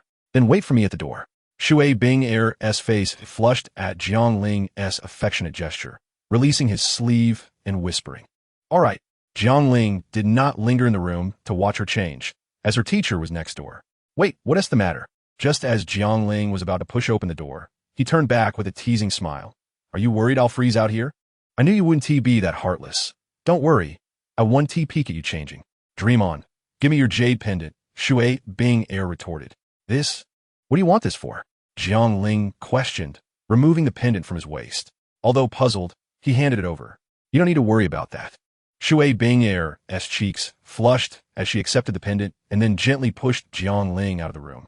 Shui Bing leaned against the door, exhaling a long breath as she glanced at the jade pendant in her hand. She then approached the dressing table, inscribing a few characters before carefully folding the note. After retrieving a neatly folded blue garment from her bed, she placed it alongside the note and tucked them both into the space within the jade pendant. Upon completing this task, her cheeks flushed a deeper shade of crimson. Outside, Jiangling stood quietly in the snow, feeling a sense of relaxation that had eluded him since arriving in this far northern land, even finding the incessant snowfall less bothersome than before. Half an hour later, Jiangling's soul power surged, shaking off the 3 feet of frost and snow that clung to him. He turned to glance at the tightly shut door behind him, a hint of helplessness crossing his face. Despite this feeling, there was no trace of impatience. Moments later, the door opened, and Shui Bing finally emerged. She wore a short, front-fastening jacket made of cloud brocade on top, paired with a blue-pleated skirt adorned with swirling cloud patterns below, perfectly accentuating her outstanding figure and stunning beauty. Her flawless face was lightly dusted with makeup, and her lustrous, silky water blue hair cascaded down her back, exuding a playful charm rather than any sense of disarray. Her delicate hands rested in front of her, revealing skin as white as snow, tinged with a hint of blush. "Are you done looking? We should get going," Shui Binger said, feeling a bit shy under Jiang Ling's unabashed gaze, her eyes drifting to the side. "Ah, all right, let us depart," Jiang Ling replied, snapping back to reality. He turned to walk away, but hesitated, stepping back to take her delicate hand in his, saying, "Let us go." Shui Binger nodded obediently, offering no resistance. "Such a pity to let a girl like you go," sighed Yu Linling, who was meditating next door. She did not believe that the holy son of the Wuhuan temple was a suitable match for her disciple. Strangely, the once feathery snow began to lighten. Upon exiting the Wuhuan temple, the broad streets of Hanshuang City appeared illuminated under the moonlight, the darkness dispelled by the snow's reflection, casting a soft, ethereal glow. With no one else around, the two walked hand in hand through the snow, the crunching sound beneath their feet resembling a picturesque painting. "Binger, there aren't many people out at night. Why dress like this? Aren't you cold?" Jiang Ling asked, channeling his soul power through their entwined hands. "I can endure this chill. After all, I am a soul master. Besides, I didn't dress this way for anyone else," Shui Binger replied, her voice trailing off towards the end. "What? Nothing, Jiangge. Where are we headed now?" Shui Binger inquired, her cheeks glowing with delight. The moment she stepped out of the door, Jiang Ling's astonished gaze affirmed that his half-hour of effort had not been in vain. "Let us go to the center of Hanshuang City. There stands the Iceling Tower, the tallest structure in the city, where we can behold the entire vista of Hanshuang City," Jiang Ling suggested, watching the diminishing snowflakes. "Shall I take you there on my sword?" Jiang Ling asked, his tone inquisitive. I prefer to walk," Shui Binger replied, glancing at their clasped hands before smiling. "Very well," Jiang Ling responded with a carefree smile. Though the journey was long, the Iceling Tower was not far from the Wuhuan Temple. The tower had closed for the night, and ultimately, Jiang Ling used his sword to ascend to the pinnacle. The Iceling Tower, crafted entirely from mysterious ice, stood over 200 meters high, sculpted by nature itself. "You must be feeling cold," Jiang Ling observed, noticing Shui Binger shivering, and he handed her the Changhong sword. "Here, hold this." Upon taking it, the chill rapidly dissipated, reminiscent of their time spent in the snowy valley. As they reached the tower's summit, the relentless snowfall that had persisted for months finally ceased. Standing atop the tower, surrounded by clouds and winds, it felt as though they had ascended to the highest peak in the world. Looking around, the entire Hanshuang City appeared as a majestic metropolis built from ice and snow, pure and pristine. "Jiangge, here, take this back," Shui Bing said, retrieving the jade pendant. Her face slightly flushed. "I put something inside, but you can only see it tomorrow when you leave." "What is it so mysterious?" Jiang Ling asked curiously, observing Shui Binger's bashful demeanor as he pretended to reach for the pendant. "Don't." Shui Binger quickly pressed his hand down, her voice a mix of shyness and indignation. "If you look at it now, I won't speak to you again." "Foolish girl, I was just teasing you," Jiang Ling chuckled, playfully tapping her nose. "If you want me to look tomorrow, then I will wait until tomorrow." "That sounds more reasonable." Shui Binger sighed in relief, grateful that Jiang Ling hadn't tea-peeked, which would have been too embarrassing.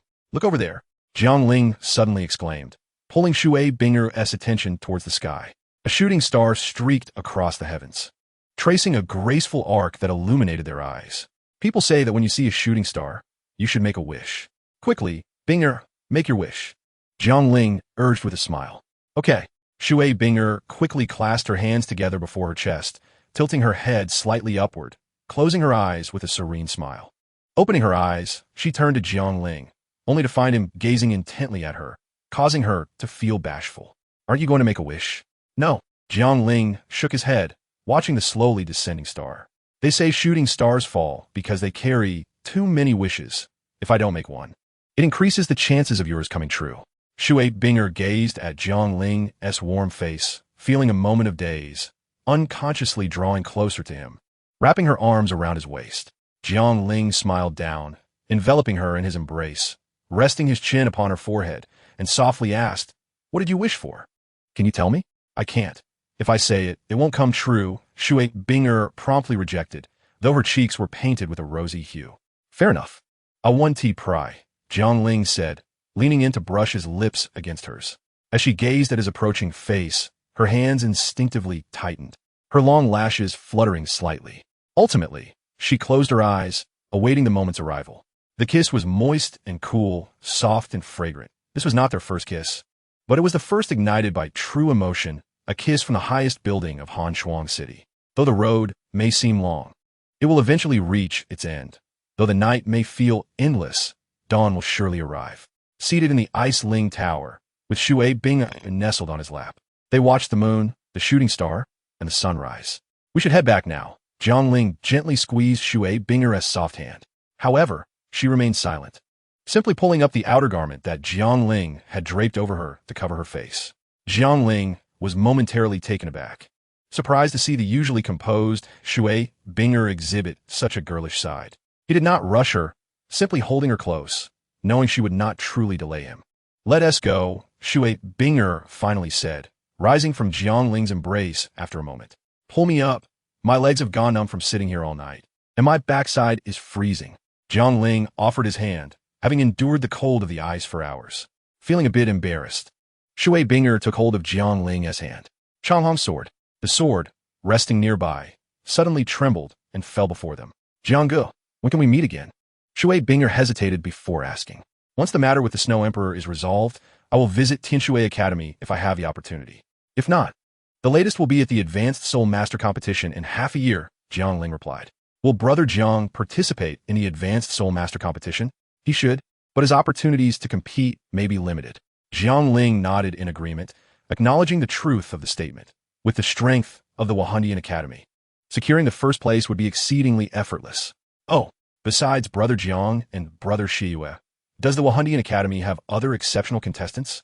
"Certainly," and at that moment, Jiang Ling's expression shifted as he glanced down at Shui Binger, unable to suppress a chuckle. He playfully slapped her on the rear and remarked, "Binger, you're being naughty. You've learned to echo my words." Shui Binger quickly grasped Jiang Ling's mischievous hand, her cheeks flushed with embarrassment as she softly replied, "I merely wish to understand the strength of the Wahandian Academy's team. I know with you around, securing first place is beyond my reach, but I still want to gauge our differences." Jiang Ling, slightly exasperated by Shui Binger's tenacity, ruffled her aquamarine hair until it was in disarray, then explained, "In 6 months, I should be able to break through to Soul Emperor. Additionally, Shiyue and another member from the Academy should reach level 55 Soul King or higher, while the rest of the team will be at least level 48 Soul Master. Such strength." Shui Binger was astonished by Jiang Ling's description of the Wahandian Academy's combat prowess, providing Jiang Ling with an opportunity to tease her further. "Do not lose heart. Having consumed the 10,000-year Shiwilian, you have gained significant advantages. I believe you two will reach Soul King within 6 months, and securing second place in the Advanced Soul Master competition should be achievable." Jiang Ling reassured her, refraining from mentioning that he might concede first place to her. Not only was it uncertain whether Shui Binger would accept such an offer, but he also feared the consequences from his teacher should he do so. Upon mentioning the 10,000-year Shiwilian, Shui Binger's expression dimmed momentarily. If it weren't for her own sake, Brother Jiang wouldn't have had to go through such lengths. "Do not entertain such thoughts. Obtaining the Shiwilian was a worthwhile trade for us," Jiang Ling gently chided as he noticed her sudden silence, pinching her delicate nose in playful admonishment. Shui Binger nodded softly in response.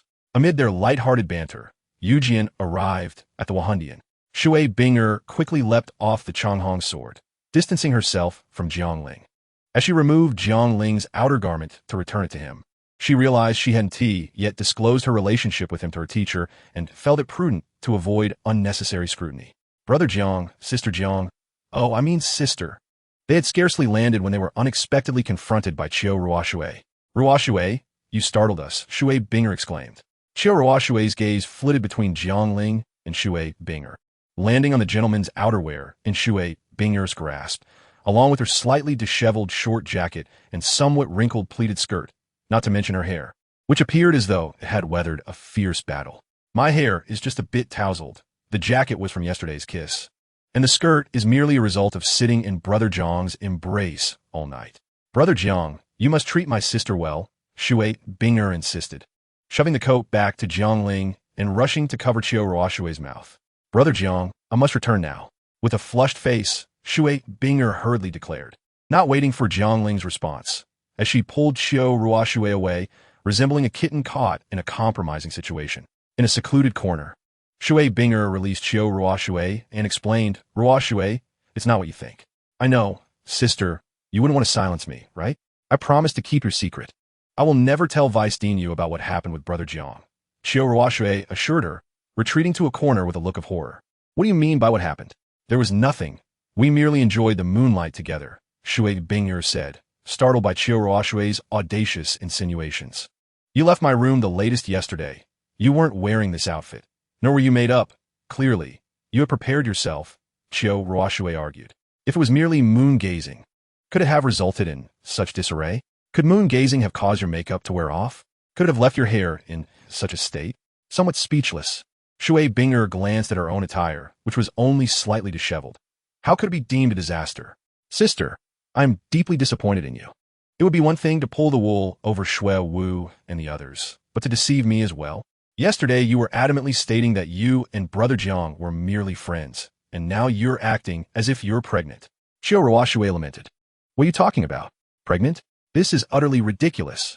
Shui Binger responded, half laughing and half crying. The situation is not as you perceive. Nothing happened between us. So cease your wild speculations. Otherwise, you know the consequences. Shui Binger warned. Perhaps nothing truly happened. It was merely a kiss and a hug. Nothing more. Shui Binger thought to herself, her cheeks tinged with red as she felt a sense of shyness. I understand. I promise not to speak of it indiscriminately. Xiao Ruoxue quickly vowed, but then hesitated before adding, Sister, your face is quite flushed. After returning to his room, Jiang Ling took a shower and changed his clothes. While most matters were manageable, he needed to have a private discussion with Shiyue. He couldn't risk Shiyue discovering the identity of the Snow Empress, lest she seek to silence him.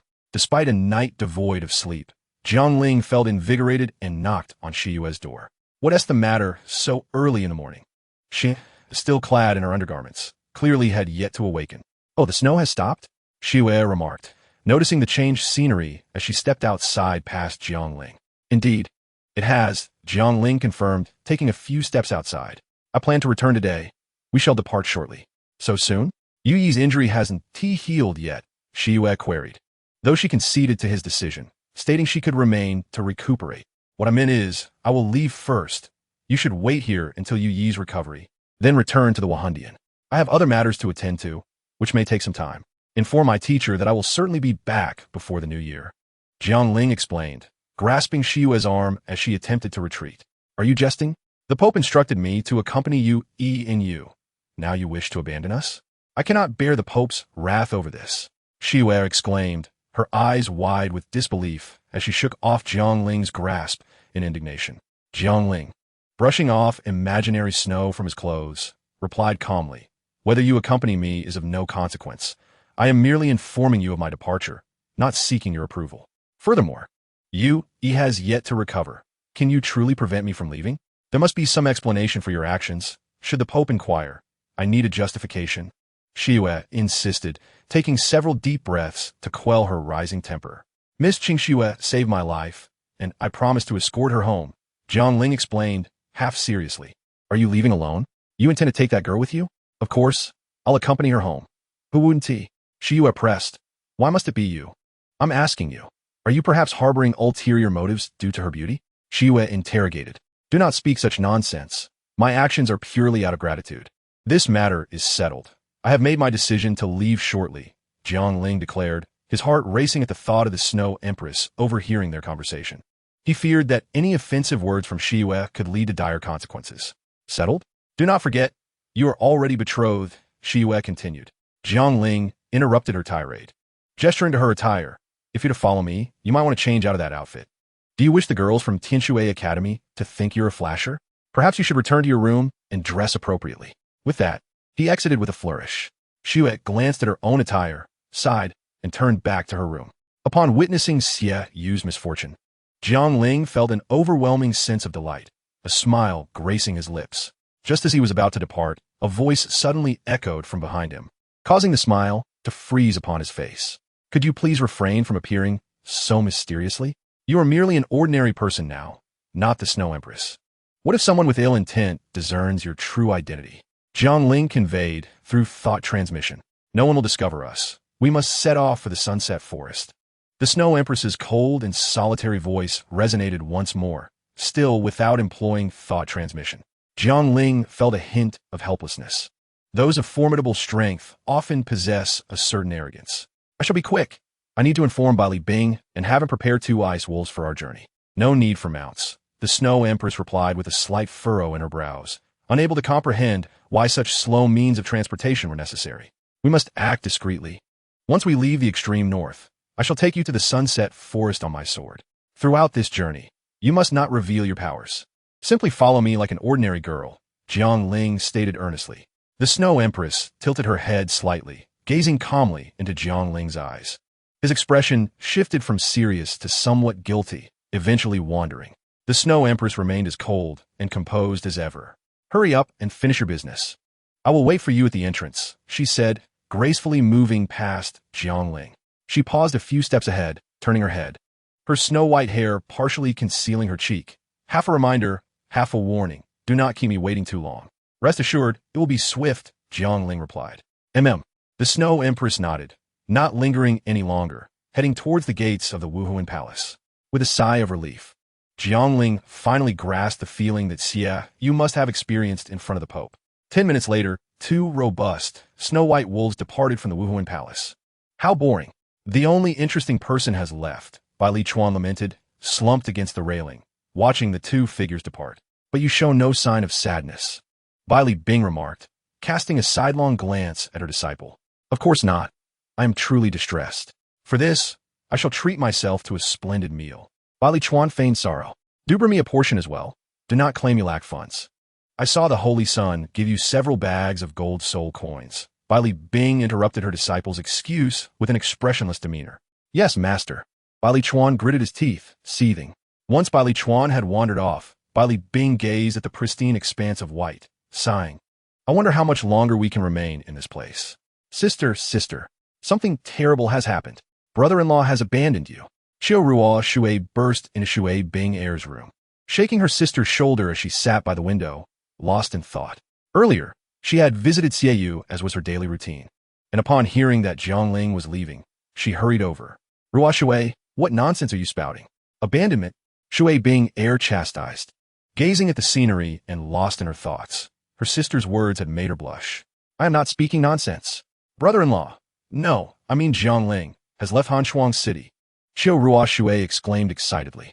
I am aware of this matter. He has taken that vixen named Qin Shui with him, she added. Shui Bing Air fell silent, taken aback by her sister's description of the renowned Snow Empress. Chapter 197. Dream Shui Bing Air's brief silence was perceived by Xiao Shui as ignorance of the situation, believing Jiangling had deceived her elder sister. I have long known he is a fickle and lecherous man. Upon seeing the beautiful Qin Shui, he attached himself to her. Xiao Shui comforted her sister. Such a person is not worth your sorrow. Just yesterday, you spoke of Jiang Dege as a refined gentleman, gentle and powerful. Shui Bing Air found her sister's contradictory statements amusing. If he were devoted to you, he would indeed be a refined gentleman.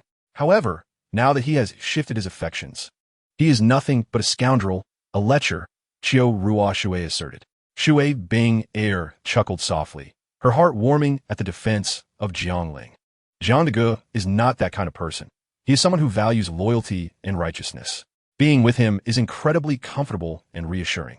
I do not need to worry about anything when I am with him, even in the face of life-threatening crises.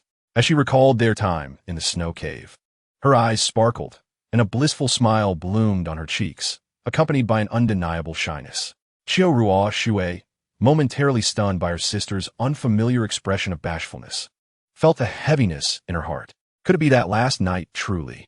She knew her sister had feelings for Jiangling, yet she had previously jested about their relationship, knowing that Shui Bing Air placed great importance on her first time and intended to wait until marriage. She now found herself wavering in her judgment. She felt compelled to remind her sister not to become ensnared in a quagmire. Ahem. Xiao Shui cleared her throat, interrupting Shui Bing Air's reverie. But he did leave with that Qin Shui. Even Xiaoyu did not accompany him. It was just a man and a woman. Qin Shui is our savior, and escorting her from the extreme north is a promise we made to her, Shui Bing Air explained. Then why can't you be the one to escort her? We are both women, and it would be more convenient, Qiu Ruo Shui pressed. Ruo Shui, do not inquire further about this matter. Simply remember that Jiang Dege is not that kind of person. He is our savior, and he risked everything to save me. We should not speak ill of him, Shui Bing'er said, her expression stern. In the past, she had always maintained a serious demeanor when teaching her disciples. As talking about the Snow Empress was inappropriate, she had to leave it at that. Qiu Ruo Shui sighed inwardly, realizing her sister had completely fallen under Jiangling's spell. I understand Jiang Dege is our great benefactor, but there are many ways to repay a debt, Qiu Ruo Shui murmured. Sister, did you take any precautions last night? What? Shui Bing'er did not catch her words. I mean, did you take any precautions yesterday? If you become pregnant and he does not marry you, your life will be ruined. Qiu Ruo Shui's voice dwindled to a whisper at the end. However, this time Shui Bing'er heard her clearly, her face turning crimson with anger. Qiu Ruo Shui, what are you thinking all day long? Shui Bing'er exclaimed, unable to restrain herself from tapping her sister's head in irritation. It's true. In a relationship, one can break up, but once a child is born, it cannot be taken back. Do not worry. I will not become pregnant, Shui Bing'er retorted, thoroughly defeated in her argument. Oh, as long as precautions were taken. It is fine, Qiu Ruo Shui sighed with relief, gently patting her chest. What do you mean by precautions? I have no such relations with him. Shui Bing'er felt a constriction in her chest, half explaining, then dismissively waving her hand, weakly stating, think as you will. With that, she ceased to engage with Qiu Ruo Shui and lay down on her bed. That night, Shui Bing'er quickly fell into a deep slumber. She dreamed of a courtyard where she and Jiangling were amidst falling snow. He appeared as he always did, handsome and smiling radiantly, while she looked as beautiful as ever, with the only difference being her slightly rounded belly. She ran to the center of the courtyard, laughing joyously at the falling snowflakes. Jiangling rushed out from the house, calling out to her to hurry inside. She playfully stuck out her tongue at Jiangling, smiling as she invited him, Brother Jiang, let's build a snowman together. Upon seeing Jiangling tenderly draping a cloak over her shoulders, she couldn't help but think, despite being pregnant, she was still so playful. Though her tone carried a hint of reproach, her expression was filled with affection. I am the supreme ice phoenix martial soul. How could I possibly fear mere snowflakes? She argued while clinging to Jiangling's arm. Jiangling embraced her and gently caressed her belly, saying, my martial soul is the Changhong sword. What if our child inherits my martial soul? That would make us even less afraid, given your sword's warmth, which renders snowflakes insignificant. Her eyes curved into crescent moons. Oh, you, Jiangling said helplessly, pinching her nose. So let us build a snowman. The child wants to play too, she exclaimed, laughing as she held the snow. Observing her childish demeanor, Jiangling replied with a simple all right.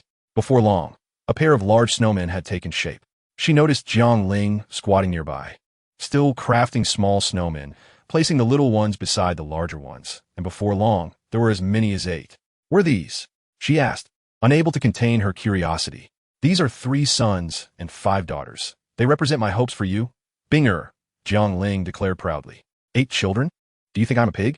Her face flushed with embarrassment as she hurled a snowball at Jiangling, awakening from her dream. Shui Bing'er sat up abruptly, her cheeks flushed and feeling quite hot. How could she have such a dream? Embarrassment filled her entire being, and she attributed it to Ruo Shui, who incessantly brought up matters of pregnancy, causing her distressing dreams. With that thought, Shui Bing'er's hands fell to her stomach as she recalled the images from her dream. 8 children. Her heart trembled, and her cheeks reddened further. Elder sister, elder sister. Voices called from outside the door, followed by the door being pushed open, revealing Qiu Ruo Shui, Yu Hai Ro, and Shui Wu entering. Elder sister, are you unwell? Your face is so red and hot, Yu Hai Ro asked with concern, noticing something was off with Shui Bing'er. I'm fine. Hai Ro, did you come for something? Shui Bing'er asked, striving to calm her chaotic heart. Not much. The vice dean said the snow has stopped, and tomorrow we will venture into the extreme north to hunt for soul rings. We came to gather some necessary supplies. She replied, all right, you all wait for me outside. I'll change my clothes, Shui Bing'er said, quickly regaining her composure upon hearing the teacher's assignment. Why aren't you going outside? Shui Bing'er wondered, noticing the group standing still. It's cold outside. We'll wait in here. We've seen it before. Elder sister, hurry up, Qiu Ruo Shui said with a smile. I won't change. Let us go, she replied, secretly wishing to change her undergarments. But there was no opportunity now. Chapter 198. The country girl enters the city. Although the Snow Empress harbored a strong disdain for the speed of the Ice Wolf, it was merely from her perspective. In Jiangling's eyes, the Ice Wolf was indeed the most adept soul beast for running in the snow. In just a few days, they gradually distanced themselves from the extreme north, and the weather became less frigid. It was likely the first time for the Snow Empress to leave the center of the extreme north, observing the scenery that was no longer the familiar white expanse. Even her indifferent eyes revealed a hint of curiosity, and she no longer urged Jiangling to quicken his pace. Shui, Qing Shui, we shall release them here.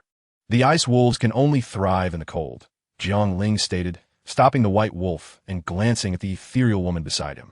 Unlike Jiangling, who sat astride the ice wolf, the Snow Empress sat elegantly to the side, gazing ahead. From this angle, Jiangling could only see her profile, yet she remained breathtakingly beautiful.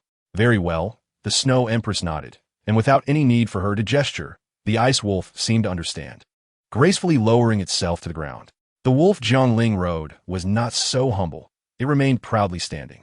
With a sigh of resignation, Jiangling leapt down. Changhong's sword.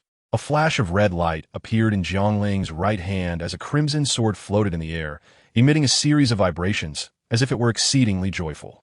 The longer the Changhong sword remained with Zhu Ling, the innate fire seemed to have reforged the sword, enhancing its power and seemingly endowing it with intelligence. A peculiar martial soul, the Snow Empress remarked quietly, observing Jiangling's weapon and offering a calm assessment.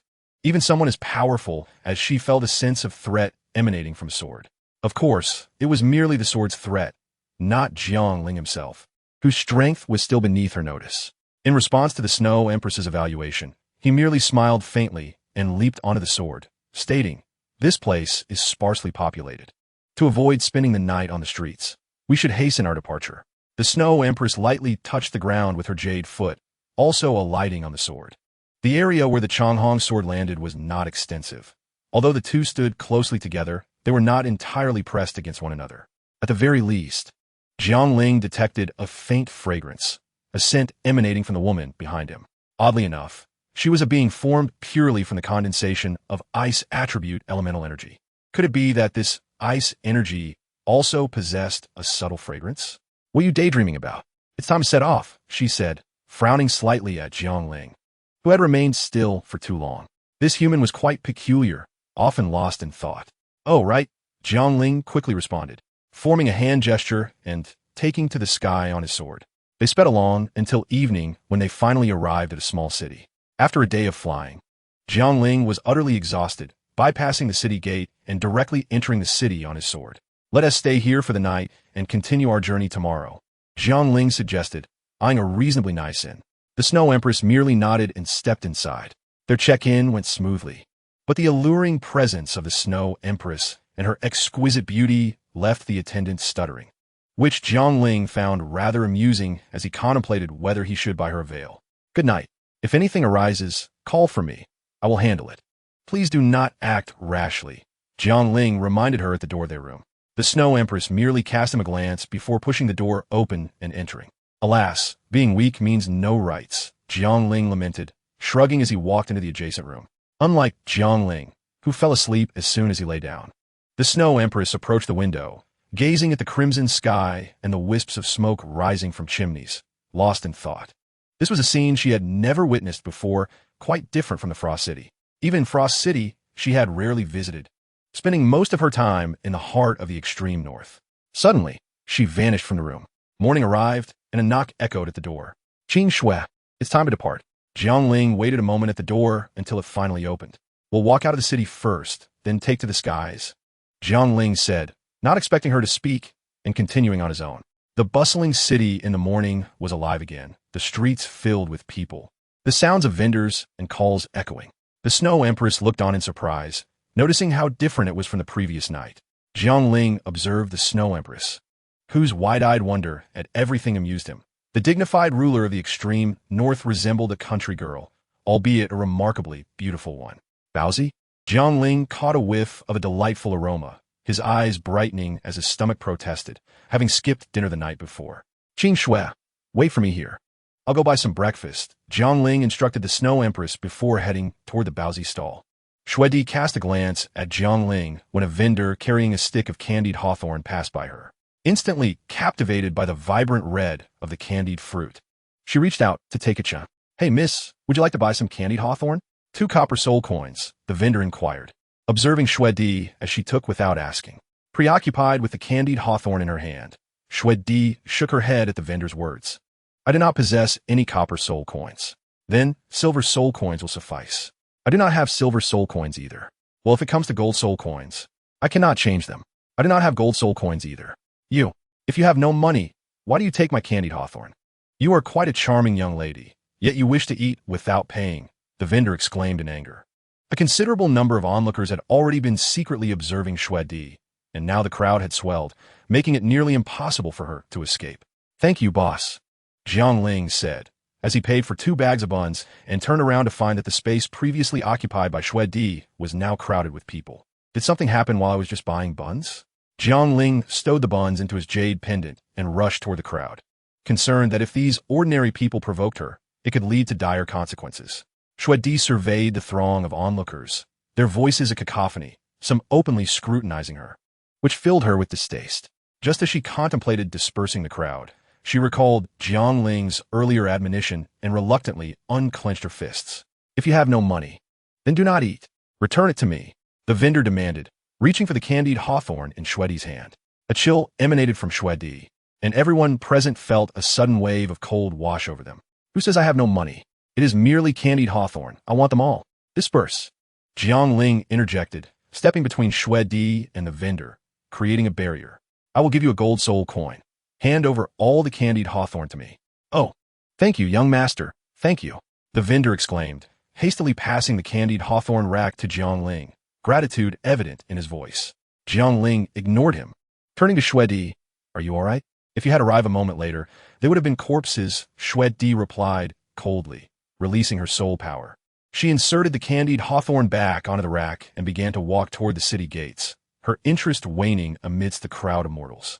Jiangling, carrying candied hawthorn, hurriedly followed, explaining, "They are merely small vendors, trying to make a living. They mean no harm." Noticing Shwedi's continued disregard, Jiangling seemed to have an epiphany and took out a pouch of gold soul coins from his jade pendant. "Here, take this. In the human world, one must pay for goods. Keep this money with you and buy whatever you desire. If it is insufficient, I have more." Shwedi finally halted her steps, eyeing the pouch of coins. After a moment of hesitation, she accepted it, peeking inside. "Is this truly gold soul coins? Do you recognize them?" Jiangling replied, "I once found many items belonging to your soul masters in the extreme north. They contained these golden objects. I observed they had no spiritual essence and were not precious metals, so I simply discarded them in the palace." Shwedi tucked the pouch away. "When I return to the extreme north, I shall repay you." "How many of these have you collected?" Jiangling inquired curiously. "Perhaps as much as 2 rooms. I felt they served no purpose, so I seized my collection." Perhaps due to having accepted Jiangling's money, Shwedi answered his query. 2 rooms? I am aware of how vast Shwedi's palace chambers are. Could you spare me some? Jiangling asked tentatively. Although he appeared polished on the outside, he was in the most impoverished moment of his life, having yet to repay the 500,000 he had pilfered from his senior sister. Shwedi was momentarily taken aback by his request, recalling the pouch of gold soul coins she had just received, and then thought of the mountain of gold coins in her palace. "Are you truly in need of gold soul coins?" "Indeed. If all goes well, you may freely take from the gold coins in the palace." Shwedi nodded, plucking a chunk of candied hawthorn from Jiangling's grasp and holding it in her hand. "These are quite rare in the extreme north." Qing Shui, these are not meant for mere observation. They are for eating," Jiangling kindly reminded her. "Eat? Yes. To eat. Unwrap the transparent layer, and then you can consume it." Jiangling took a chunk, demonstrating for Shwedi, careful not to snatch away the chunk she held. Observing her formidable presence, Jiangling felt a pang of sorrow. Living for hundreds of thousands of years, she had never tasted candied hawthorn. Shwedi mimicked Jiangling's actions, taking a small bite of the candied hawthorn. "It is very sweet," she exclaimed in delight, turning to Jiangling with a bright smile. The sudden radiance of Shwedi's smile momentarily bewildered Jiangling. The icy and solitary ruler of the extreme north could find joy in something as simple as candied hawthorn. Realizing she had perhaps overstepped, Shwedi quickly composed herself and cleared her throat. "Let us move swiftly. We must reach the sunset forest as soon as possible. With that, she set off on her own. All right, oh, by the way, would you like to try a bun? Oppian. What is that? It is just a type of food. You will understand once you try it, Jiangling replied, producing a steaming bun. Not tasty, an indescribable feeling. It is too greasy. Shwedi grimaced, swallowing the bite she had taken and returning the half-eaten bun to Jiangling meat bun. Jiangling stuffed the bun, still slightly wet with her saliva, into his mouth. Not greasy at all. It is quite delicious. It is distasteful. I shall stick with candied hawthorn. Candied hawthorn cannot substitute for a meal. It will ruin your teeth. Do you think such a thing could happen to me? Shwedi shot Jiangling a glance, taking another bite of the candied hawthorn. You are strong. You have your reasons. By the way, what do you eat in the extreme north? I do not eat.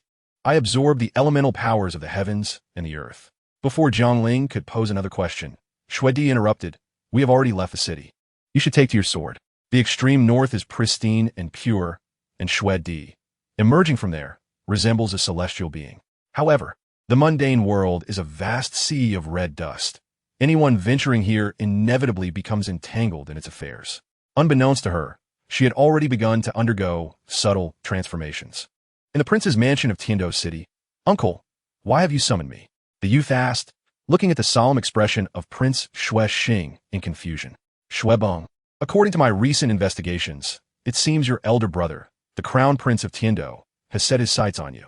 The boy's face turned ashen in an instant. How could this be? I have been diligently following your instructions to conceal my talents and play the role of a complete wastrel. How could he possibly focus on me? I am uncertain. In recent years, you have posed no threat to the crown prince, and he has not shown any inclination to act against you.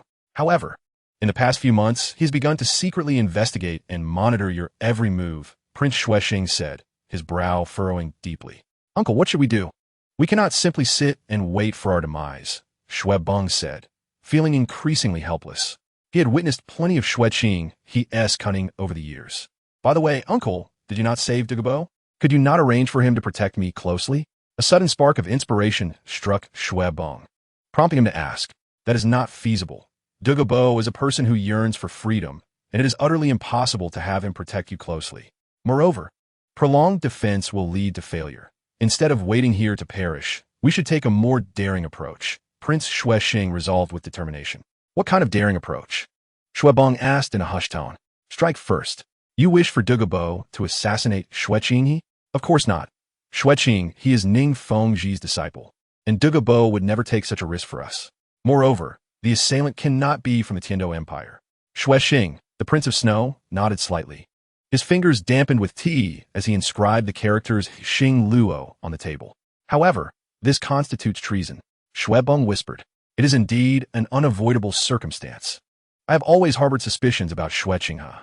You may not remember, but your elder brother was not as extraordinary in the past. His cultivation talent was mediocre, and he lacked the cleverness of your third brother. Yet, in the end, he reaped the benefits, which suggests an underlying scheme. It is possible that Xueqing is no longer who he once was. Xuexing's expression darkened. Uncle, you are greatly mistaken. I can assure you that the deaths of your two brothers are inextricably linked to him, and now he seeks to turn his hand against you. He intends to annihilate our Tiando royal family. In these extraordinary times, we must adopt extraordinary measures. I have established connections on the Xing Luo side. A titled Douluo will lie in ambush outside Tiando City.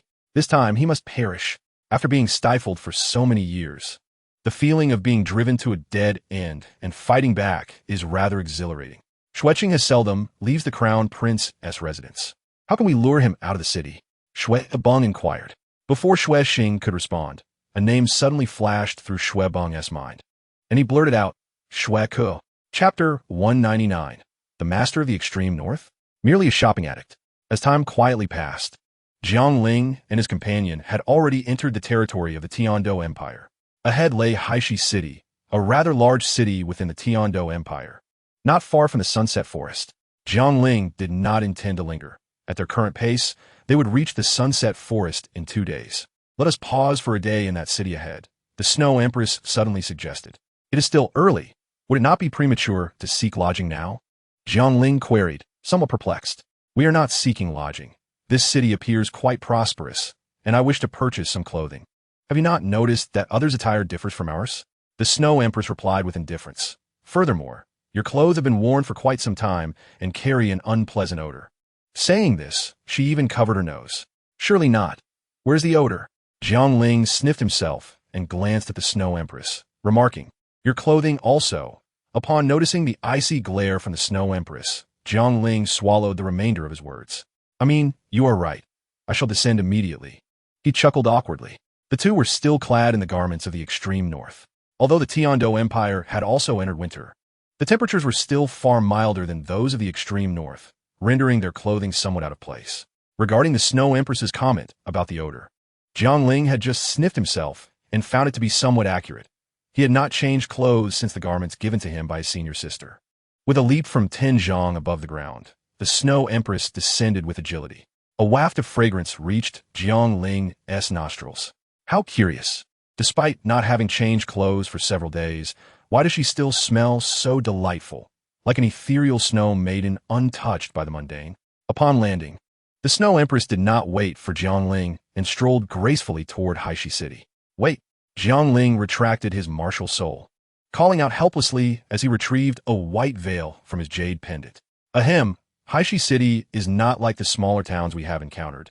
To avoid unnecessary trouble, you should wear this. The Snow Empress glanced at the veil, took it from his hands, and veiled her exquisite visage, gazing into her ethereal eyes. With a hint of her jade-like, alluring skin visible, Jiang Ling could not help but exclaim, a thin veil cannot conceal such beauty. She is as ethereal as an orchid. The Snow Empress cast him a glance and coldly remarked, should you ever utter such words again, I shall turn you into an ice sculpture. What is wrong with that? Is it not merely a compliment on your beauty? Jiang Ling yearned to argue but dared not voice his thoughts. Watching the Snow Empress's capricious demeanor, he found himself missing the understanding Waterbinger. Ah, by the way, Binger left me a gift. I almost forgot. Jiang Ling placed his hand on the jade pendant.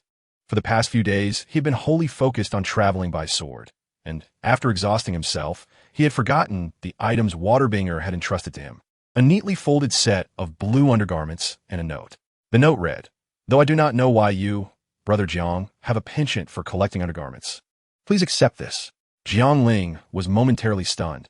Had she misunderstood something? Suddenly, he recalled that Waterbinger had mentioned having seen the contents of his jade pendant, which contained a set belonging to Zhu Zhuqing and another from his senior sister.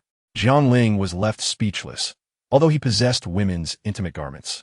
He truly did not harbor such a proclivity. Hurry up and catch up. Why are you dawdling? The Snow Empress turned back to urge him. Jiang Ling was startled, the light in his hand flickering out as he hastily concealed Waterbing's intimate garments, but the note fell to the ground. He quickly retrieved it and clutched it tightly. All right, let us enter the city. Jiang Ling responded somewhat sheepishly. Keep your distance from me. The Snow Empress cast a disdainful glance in his direction. She had not only noticed the garments in his hand, but also the note, and she could not fathom Jiang Ling's peculiar inclination. The two strolled leisurely into the city, unimpeded. However, the soldiers guarding the city found their eyes uncontrollably drawn to the Snow Empress's flawless form, causing Jiang Ling to worry that she might, in a fit of anger, strike them down, perhaps due to the commanding aura that the Snow Empress exuded from her high status. The few soldiers who were tempted did not dare to approach and interrogate them. Upon entering the city, Jiang Ling led the Snow Empress directly to the largest clothing store within. In the women's section, the store staff were taken aback upon seeing the young couple enter, especially the white-haired woman, whose aura was simply unparalleled. While her beauty was concealed by the veil, the staff, with their experience, could tell she must be extraordinarily lovely. As a woman herself, she admired her immensely. Even if they did not purchase anything, she was willing to assist them. Moreover, although the attire they wore appeared peculiar, it was evident that they were made from fine materials, far from ordinary. Are you here to buy clothes for your girlfriend? Your girlfriend is truly stunning. The staff complimented the Snow Empress sincerely. Do not speak carelessly. We are merely friends, Jiang Ling exclaimed, feeling a bead of sweat form as he cast a cautious glance at the Snow Empress. Seeing that she was not angered, he breathed a sigh of relief. I apologize for the misunderstanding, the staff hastily said. May I ask what styles you both are looking for? No need to worry. Please continue with your duties. We will select on our own. Jiang Ling noted the Snow Empress's lack of intention to speak and quickly replied, very well. Should you need anything, just call for me. I will be nearby. As she spoke, the The woman stole another glance at the Snow Empress before reluctantly departing. Jiang Ling felt disheartened. You are a woman. Should you not admire my handsome appearance? What is the matter? Do you not find this place satisfactory? This is the largest store. If you do not like what it has, then other stores would be even less appealing. The Snow Empress slowly shook her head, pointing toward a long dress and softly stating, I want all of these. Cough, cough. Jiang Ling nearly choked on the tea he had just sipped from the staff's offering. Is there a problem? The Snow Empress inquired, frowning at Jiang Ling's clumsiness. No problem. It is just my first time witnessing someone buy clothes like this. He wiped his mouth, chuckling slightly. Are you mocking me? How could that be? I am merely praising you. Jiang Ling felt a chill run down his back and quickly added, What I do not understand is why you would wear such a bright red dress. Jiang Ling whispered, somewhat helplessly. What did you say? The Snow Empress asked. I meant we can not only buy dresses. Let me pick out some trousers and jackets for you, all right? Very well, the Snow Empress nodded. Jiang Ling wiped the non-existent sweat from his forehead, and he finally understood. This was the awakening of his shopping instincts. Without further ado, he began to meticulously select clothing. Since his first encounter with Xue Di, she had always donned long skirts, and he had yet to see her legs. One could only assume they were slender and graceful. Thus, he chose 2 pairs of fitted long trousers and 2 loose, plush jackets. How about these?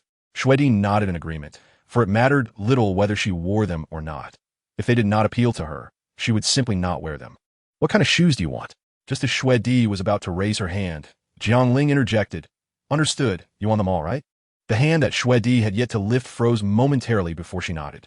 Jiang Ling brushed aside his pain, for it was of no use. He considered this an initial investment, knowing that once the tasks were completed, all the funds in her palace would belong to him. Young master, have you selected the clothes? Upon seeing Jiang Ling wave his hand, a shop assistant hurried over, admiring the garments in his hands. Your taste is impeccable. These 2 outfits will look absolutely stunning on your girlfriend. I will wrap them up for you. Very well. Jiang Ling handed the clothing to the assistant and added, additionally, I will take 2 sets of each style of shoes, including those for the palace dress. Are you serious, young master? Indeed, please wrap them up quickly. Jiang Ling nodded. Understood. The assistant nodded repeatedly, her heart brimming with joy. She felt she had struck gold. This pair was undoubtedly in a romantic relationship.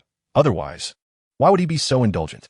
She envied the astonishingly beautiful woman with white hair even more, for she possessed both stunning looks and a wealthy boyfriend. Young master, our store is having a discount. After the discount, it totals 100,000 Jinhan coins. What discount did you apply? 90% off. Could you not offer a further discount? I was just joking. Jiang Ling handed over his card. When it came time to settle the bill, Jiang Ling felt an involuntary pang of pain. Times had changed, and he had fallen from grace. Why don't you just use the card to pay? After leaving the counter, Xue Di asked. For someone who often asked questions, Xue Di excelled in this regard. Jiang Ling simply explained that the card held Jinhan coins. I see. I have many of those cards in my palace, with several different designs. Really? Could you give me one? It depends on your performance. A barely perceptible smile graced Xue Di's lips. Her mood was quite pleasant after shopping. Here, she noticed for the first time that Jiang Ling seemed to have led her to a shop specializing in women's intimate apparel. Having purchased dresses and shoes, it would be remiss not to buy undergarments. Did he truly intend to go in bare? Naturally, he dared not voice this thought, fearing Xue Di's wrath. Well, I can still choose dresses, but for this, you must handle it yourself. Jiang Ling cleared his throat and said. Xue Di recalled Jiang Ling holding that set of blue clothing outside the city and shot him a cold glance. Was he truly harboring ulterior motives? Under the weight of Xue Di's hostile gaze, Jiang Ling appeared bewildered. What's wrong? I haven't done anything.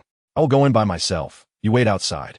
Jiang Ling was at a loss for words. He had no intention of entering anyway. All right, I understand. Standing alone in the shop selling women's intimate apparel, Jiang Ling attracted quite a bit of attention. But for someone who had witnessed grander spectacles, such trivial matters were inconsequential. He maintained a calm demeanor, observing the surroundings and awaiting Xue Di's return. After 10 minutes, a voice reached Jiang Ling's ears. Come in to pay. How much? Jiang Ling pushed the door open and saw that Xue Di had already gathered the purchased items. Young master, the total is 50,000 Jinhan coins. Huh? Is your lingerie made of diamonds? The assistant's expression turned awkward. Although she was unfamiliar with diamonds, the tone of the customer suggested dissatisfaction with the price. Well, you see, your girlfriend chose the highest quality materials from our store, and bought quite a bit. Did you take everything? Jiang Ling gently inquired, glancing at Shuidi's profile. No, hurry up and pay. I am tired. She indeed had not taken everything. She had left behind a few particularly revealing pieces that would make one blush. All right. With Shuidi's command, he had no choice but to comply, though he understood that even if she had not taken it all, she had likely acquired a substantial amount. The assistant looked astonished at Jiang Ling's willingness to pay so readily, as no lingerie in the store was priced under 50 Jinhan coins, a cost that most customers found difficult to bear. She mentally prepared a lengthy explanation for the customer, assuring them that the prices were indeed standard, not inflated. She even envisioned the usual scenario of a boy reprimanding a girl for frivolous spending, followed by her angrily declaring that he no longer loved her, leading to an unpleasant parting where they would leave the purchased items behind. Such dramas unfolded weekly in her experience. Yet this time, a simple statement from the girl prompted the boy to pay without resistance, leaving her momentarily flabbergasted. Hey, hurry up. Didn't you hear that the queen is tired? Jiang Ling nudged the dazed assistant with his card. Oh, right. Upon hearing Jiang Ling refer to her as queen, Shuidi shot him a glare. 50,000 Jinhan coins for a glare. How expensive. Young master, here's your card. Please take care. 50,000 Jinhan coins. Jiang Ling felt another pang of pain. Let us go find a place to stay. We shall set off again tomorrow. Upon exiting the store, Jiang Ling suggested. No. Shuidi slowly shook her head. No. What else do you wish to buy? Jiang Ling asked, feeling a twinge of guilt at this rate. You would have to resort to pawning items. Not for me, but for you. Shuidi glanced at Jiang Ling's attire and wrinkled her delicate nose. We shall first seek lodging. I will purchase my own clothes. Jiang Ling proposed. He simply did not wish to shop here. Everything was exorbitantly priced, and he believed clothing priced at a few copper hun coins was quite comfortable to wear. Absolutely not. I shall choose your clothing. Shuidi shot him a look, her tone firm. What you bought does not meet my standards. It is so ugly it pains my eyes. Ultimately, Jiang Ling could not outmaneuver Shuidi. After all, one could not bend an arm against a thigh, and a soul king could not contend with a titled entity. One does not understand the value of money until one is in charge. You better not fall into my hands. I shall make you suffer. Jiang Ling mused as he watched Shuidi walk ahead. You are cursing me in your heart, aren't you? Shuidi suddenly turned and glared at him, her tone menacing. Jiang Ling was taken aback and quickly denied. Do not wrongfully accuse me. I have not. Earlier, I indeed guessed. But now I can be sure you were cursing me, Shuidi stated calmly. How can you be so certain? Jiang Ling regretted the question as soon as it left his lips. It was tantamount to confessing. The difference in your demeanor when lying versus when telling the truth is stark. Has no one ever pointed this out to you? No need to remind me further. Jiang Ling felt a sense of despair. His instructors, Zhu Qing and his senior sister, had all commented on his dishonesty. And now even the recently acquainted Shuidi had noticed. Perhaps there truly were no secrets left undiscovered in this world. Seeing Jiang Ling's face darken, Shuidi broke into a smile. However, I am in a good mood today, so I shall not punish you. A beauty's smile brings eternal spring, while a beauty's tear brings everlasting sorrow. The two individuals stepped outside, where Hong Tai and Li Bahuan were already present. The latter appeared languid, clearly still in a state of slumber, while Hong Tai's face was flushed red like a ripe tomato, his eyes bulging like bowling balls, with bloodshot sclera. As Jiang and Yi had anticipated, Li Ligao and others headed to Shirtai and other locations to inspect the official fields. Over time, a bond blossomed between Li Ligao and Si Chun, igniting a spark between them. Observing the flirtatious exchanges between Li Ligao and Si Chun, Pan He and Si Qing were naturally influenced, unwittingly finding themselves drawn together, making this journey to clear the official fields unexpectedly sweet.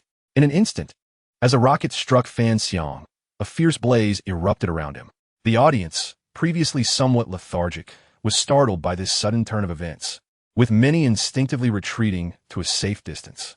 Du Yuan, with a slight smile, remarked that during their journey, they had encountered numerous refugees.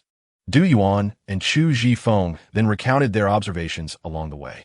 Chun Lin, displaying neither humility nor arrogance, spoke confidently to a gathering of 500 individuals. Exhibiting no sign of stage fright, everyone present began to ponder that his words might not be entirely baseless. Li Sheng headed towards the kite, employing flames to counterwood, while Mu Ziyun remained elusive, manifesting only as fire or lightning, engaging in combat with Ziyi. A gentleman was asked to convey a message. stating that the Minister of Rites, Tian Shou Lu, sought an audience with Lord Wei. Tian De Run bowed respectfully to the four. His relationship with Jiang and Yi was merely one of moral camaraderie, lacking any significant private interactions. Jiang and Yi, far away in Huazhou, would have no reason to send Tian Shou Lu on such a mission. Wei Yucheng, filled with suspicion, opened the letter with caution. Unintentionally brushing against the protective talisman on his chest, Jiang and Yi resolved that from that moment on, he would first visit Ming Pu Si to consult Master Guang Ming regarding auspiciousness before departing the capital. He had become utterly convinced of the fortune that bloomed from withered wood. Not a chance, exclaimed the old pope. Song Yi is my dear brother. You cannot interfere. Although he verbalized such sentiments, his mind was preoccupied with the thought, what if Song Yi were to be taken by this beggar? Who would then prevent the new pope from being compromised? He was indeed the revered earth spirit, as mentioned by the celestial lord. And Yunjun was one of his disciples. I parked my vehicle and entered the Phoenix Club. Having frequently picked up my cousin, the security at the entrance recognized me. Upon reaching the second-floor lobby, I discovered my cousin seated and engaged in a phone conversation. I approached and sat down across from her without interrupting. This demon soundbat, hanging upside down, measured nearly 2 meters in length, and when its wings unfurled, their span would exceed 6 meters, surpassing even Yang's great eagle. The 10-headed fire phoenix cried out, a terrifying power surging forth. Behind it, a phantom of 10 fire phoenixes emerged, wielding formidable strength that shattered the blade meant to eradicate gods. At that moment, the soul-devouring goo had ascended halfway up the earthen jar, but upon Lin Tian's movement, the creature came to a halt. Li Qingyan had previously mentioned that immature soul-devouring goo could not stray too far from their host for an extended period, lest they perish and lose their value for alchemy. It must remain within the black earthen jar to survive for a time. After descending the mountain, I wandered through several towns, all peaceful and undisturbed. However, upon arriving at Quancheng, I noticed a purple cloth tied to a bamboo pole near the city gate, knotted in a cross, pointing forward. The fabric's color was strikingly similar to the purple attire often worn by Chu Menglin. What are you saying? Jing Lei spat in response, yet acquiesced to Song Yi's request, which nearly prompted him to cheer. Subsequently, Song Yi contemplated how to arrange for Fu Shi to be placed elsewhere. This saved many players traversing the vast He Yin City unnecessary time. As full-time players, apart from basic needs, our time was predominantly consumed by the game, striving for this goal, enduring some grievances along the way, or experiencing moments of earthly bliss. Guojing deemed it only natural. In truth, Long Junling was not genuinely unable to breach the magical barrier. Rather, he remained uncertain of the divine nature of this world. Should he recklessly engage and inadvertently become ensnared, his task would be a complete failure. I believe, of course, that you will kill me. However, even in death, I shall remain a ghost, relentlessly watching you until she takes your life, Zhang Qi Feng shrieked. Most crucially, these spiders differed from the monsters encountered previously. Their attacks were exceedingly high, and they were venomous, with their numbers overwhelmingly vast. A moment's negligence could lead to significant trouble. Skill, frenzied devastation. A shadow of a blood titan emerges above the blood abyss shatterer, channeling its power as it swings a battle axe with all its might, unleashing a torrent of blood power to crush the enemy's form, inflicting substantial physical damage, with a damage value of 400 and a cooldown period of 10 minutes. A powerful sage discovered a chilling physique, a form akin to a furnace, and sought to forcibly wed Wan Yushan. Upon his arrival, Sima Sun indeed trembled slightly, his cunning gaze scrutinizing the 3 directions, quickly realizing that Xiao Yi was leveraging his suspicions to delay time. His mind raced, and he suddenly recalled that Xiao Yi intended to head westward, perhaps to pursue that path, prompting him to leap and chase after him. A martial artist of the acquired realm was not worthy of his concern. He had followed the trail of corpse energy from Shi Jing to Huashan, guided by the ancestral spirit, which ultimately led him there. Gu Wei found himself in a quandary, his expression dark and indecisive. Despite having a low offer in mind, he dare not voice it. He could forego vegetables and fruits, but he could not skip meals. Spiritual rice was paramount. Chapter 200, Long Time No See. Hu Lai Na gazed ahead, observing the much-changed Qian Rin Shui, and smiled as she spoke. Indeed, they had met several times in their youth. Long time no see, Qian Rin Shui replied, stepping down to stand beside Hu Lai Na. Hu Lai Na regarded the silent Qian Rin Shui with curiosity. There's really nothing much to discuss. Just a desire to converse with a familiar face after such a long absence, Qian Rinxue remarked, sensing Hu Laina's gaze, her tone softening. Oh, I see. That's no problem at all. I thought you had completely transformed, Hu Laina responded, relieved. I have changed, indeed. I have become hard-hearted, prioritizing interests above all else. Qian Rinxue said, sitting on the chair beside her with a hint of self-deprecation. Please do not take offense at Jiangling. He recently lost a friend to the hands of an evil soul master and harbors a fierce hatred for malevolence, hence his sharp tongue, Hu Laina explained. You remain the same, always mentioning your junior brother, Qian Rinxue remarked with a nod of understanding. Rest assured, I comprehend, she added. However, this junior brother of yours is not quite the same as that woman raised. His character is somewhat compassionate, Qian Rinxue observed, glancing at Hu Laina seated beside her. Xiaoling was quite opinionated from a young age, and the teacher adopted a hands-off approach with him. He is not truly compassionate. Rather, he easily empathizes with the innocent, possesses a broad perspective, distinguishes right from wrong, and is resolute in his decisions. Fiercely protective of those around him. Compassion is not a derogatory term, is it? As for praising him to the heavens? Qian Rinxue replied with exasperation. Hu Laina stammered, momentarily at a loss for words. By the way, is there truly no resolution for the evil soul master issue? There's a solution, but it is unnecessary. While it is not as dire as previously stated, it offers me no benefit, Qian Rinxue said, leaning back lazily against her chair. Please, I implore you, assist me with this matter. Hu Laina suddenly grasped Qian Rinxue's arm and spoke earnestly. Qian Rinxue looked at Hu Laina in surprise, pondering for a moment before replying, very well. However, you owe me a favor. Jiangling's innate talent is indeed formidable. Since Hu Laina has requested assistance, it would be no trouble to help her once. Although Qian Rinxue has been away from the Spirit Hall for 13 years, Qian Douluo still periodically relays news from the Spirit Hall to her. She is aware of several individuals with promising talents within the Spirit Hall, but the only ones who truly catch her attention are Hu Laina and Jiangling. After waiting for quite some time outside, Hu Laina finally emerged. Salas had already departed, as a platinum bishop is invariably occupied with duties. Shall we go? Hu Laina said naturally, linking her arm with Jiangling's. Do you know each other? Jiangling inquired, puzzled. Of course, we met a few times during our childhood.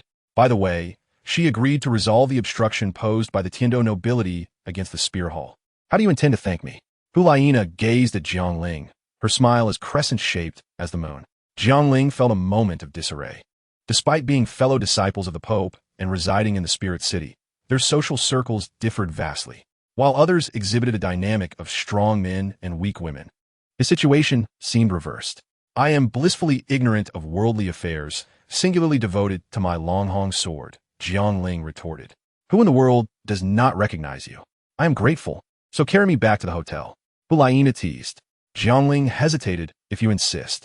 Hu Laina released his arm, took a few steps forward, and playfully remarked, You may not be handsome, but your thoughts are rather beautiful. Jiangling was taken aback, then quickly countered, Am I unattractive? I am a refined gentleman, a paragon of elegance. How can you claim I am not handsome? Stop and do not run. He pursued her. Just as he was about to touch her shoulder, Hu Laina deftly evaded, appearing 3 meters away. If you can catch me, I shall allow you to carry me back, she said, flicking her hair playfully. That's what you said. Do not backtrack. Jiangling swiftly vanished from his original spot, on a secluded street in Tiando City, as the sun set. The last rays cast a golden hue across the sky, illuminating the street in fiery red. Jiangling walked slowly, carrying Hu Laina on his back. She wrapped her arms around his neck, her eyes half closed, her body swaying gently with his steps. Jiangling supported her remarkably elastic legs, while Hu Laina's steady breaths caressed his neck. In such an intimate pose, he felt no impure thoughts, only satisfaction. Was it out of fear of losing her that he sought to amuse himself? Truly, she was a foolish girl. Qian Rinxue had departed the Spirit City at a young age, and even if Hu Laina knew her, their friendship would not run deep. To enlist Qian Rinxue's assistance, some conditions must have been agreed upon. What merit did Jiangling possess to captivate such a proud girl? Sister, I have inquired with Salas. The Spirit Subhall has yet to relay information regarding my friend's brother. We may need to stay a few more days. Tomorrow, I shall accompany you to explore Tiando City, Jiangling said, turning his head to catch a glimpse of Hu Laina's adorable sleeping face. Really? That sounds wonderful. Hulaina exclaimed, suddenly sitting upright, her excitement palpable. With her movement, Jiangling felt a sudden emptiness behind him. The weight of Hulaina pressed down on his hands, which were still supporting her thighs. He reacted too slowly, and she began to slide down. Hastily, he exerted force to halt her descent, but his hands inadvertently pressed firmly against Hulaina's curvaceous form. Jiangling instantly turned awkward, quickly attempting to lift her up. As Hulaina felt the unexpected pressure, her cheeks flushed crimson, and she bent forward, afraid to move. Her face buried in Jiangling's flowing orange hair. The air grew quiet, save for the sound of Jiangling's footsteps. After Hulaina and Jiangling departed, Qianrenxue sat for a while longer in the spirit hall, before preparing to leave for the place she despised. Hulaina had miscalculated. Bibi Dong's orders had arrived a day earlier than expected. Young master, a letter from the Pope instructs you to address the matter of the evil spirit masters. Salas entered with a sealed letter just as Qianrenxue was about to exit. Startled, Qianrenxue took the letter, read its contents, and stated, "I understand. You may leave now." Once Salas exited, a golden force crushed the letter to dust. "Ah, how tender you are toward your disciple. Knowing it is futile for the spirit hall, you send your daughter into danger for your student. Do you truly favor foundlings?" Qianrenxue gazed at the spirit hall's emblem, her body trembling slightly with rage. She harbored no hatred for Hulaina or Jiangling. Her ire was solely directed at Bibi Dong. After a lengthy pause, she managed to calm herself. The following day, Jiangling rushed to Hulaina's room early in the morning. "Sister, I may not be able to accompany you shopping today," he said, noticing her freshly bathed figure clad in a bathrobe, preparing to change. What is wrong? Do you have something to attend to?" Hulaina turned, her wet hair still dripping. "I only just recalled that I obtained a blood bead from an evil spirit master I killed.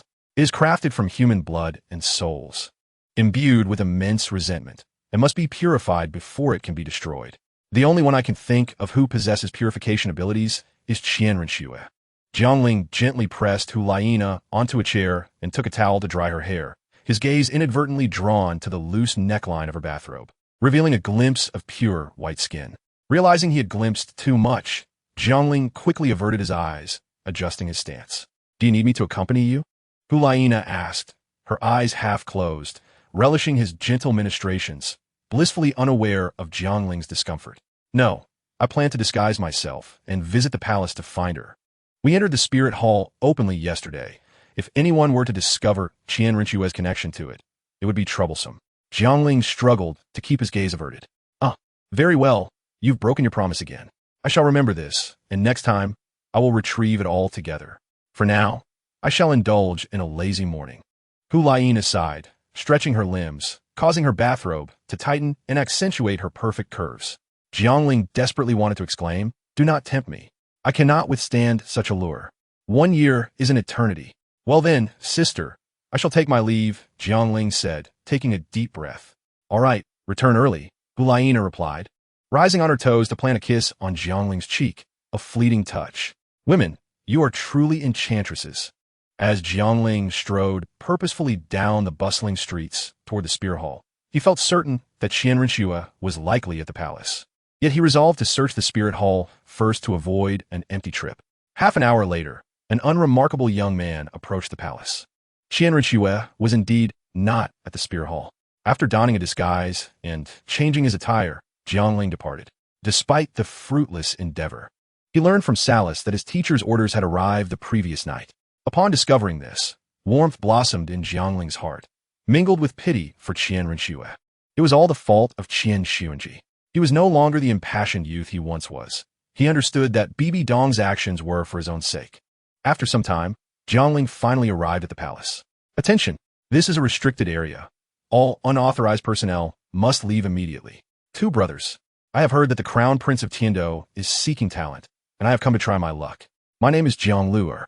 I kindly request you to relay my message," Jiangling said, producing 2 bags of gold soul coins and offering them to the 2 guards before him. The gatekeeper gazed at the golden soul coin in his hand, hesitating as he spoke. "I can only pass this on to the guards of the Tai Zifu.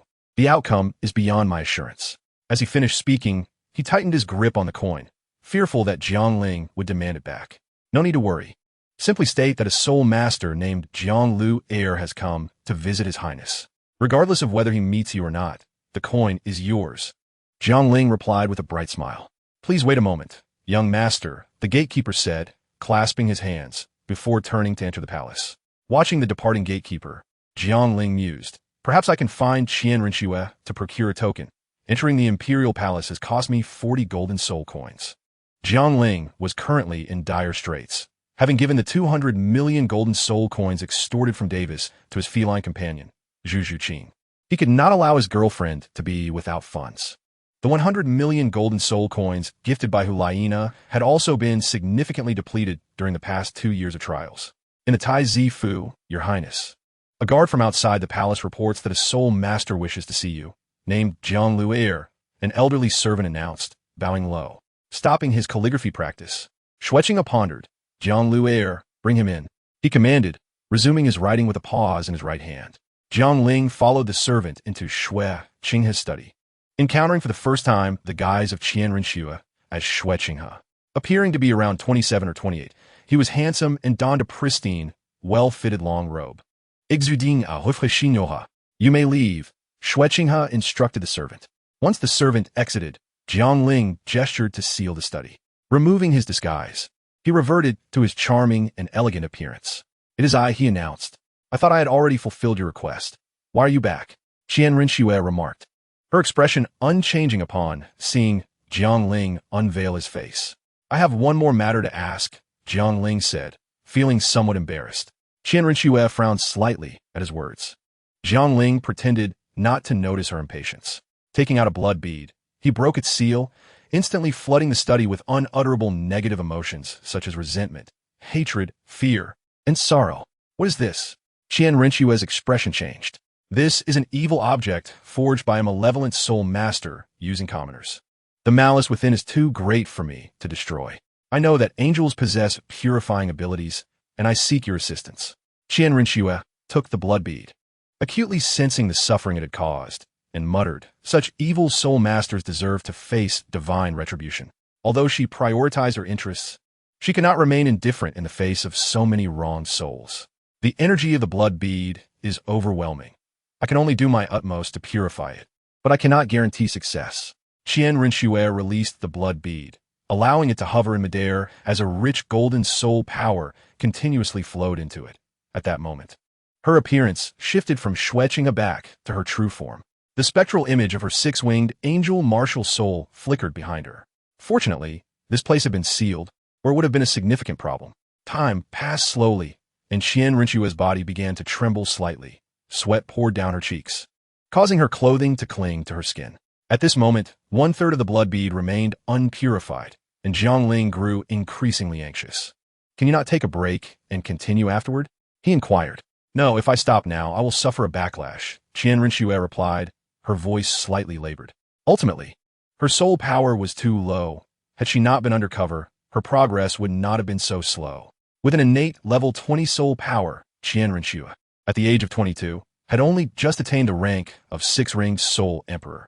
Jiang Ling felt a sense of urgency.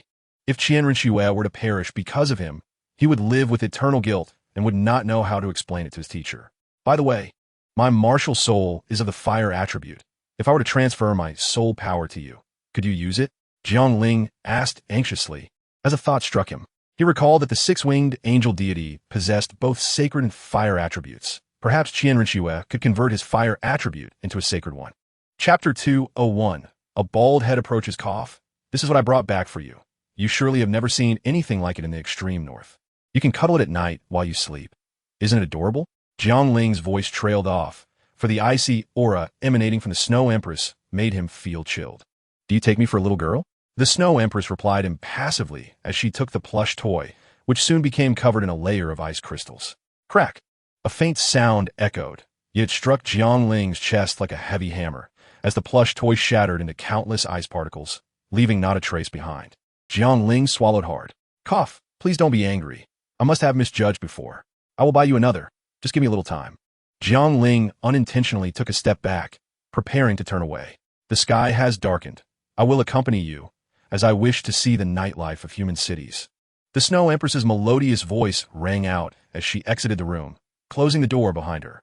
No need. I will return soon. And I have to continue my journey tomorrow. You should rest early. Jiang Ling replied truthfully, not wanting to venture out with her, feeling as if he were a servant to an ancestor. I have stated that I wish to see how humans live at night. I am not in a hurry regarding the trip to the setting sun forest. If the city is interesting, I may stay a few extra days, the Snow Empress said, her hands tucked into her pockets, exuding a youthful and vibrant aura aside from her striking white hair. Very well, Jiang Ling conceded with a hint of reluctance. By the way, may I offer a suggestion? It is merely a suggestion, and I mean no offense. Speak. If it is reasonable, I shall agree. The Snow Empress nodded slightly. Could you change your attire? Jiang Ling glanced at her long legs as he spoke. Reason? You are too beautiful at night.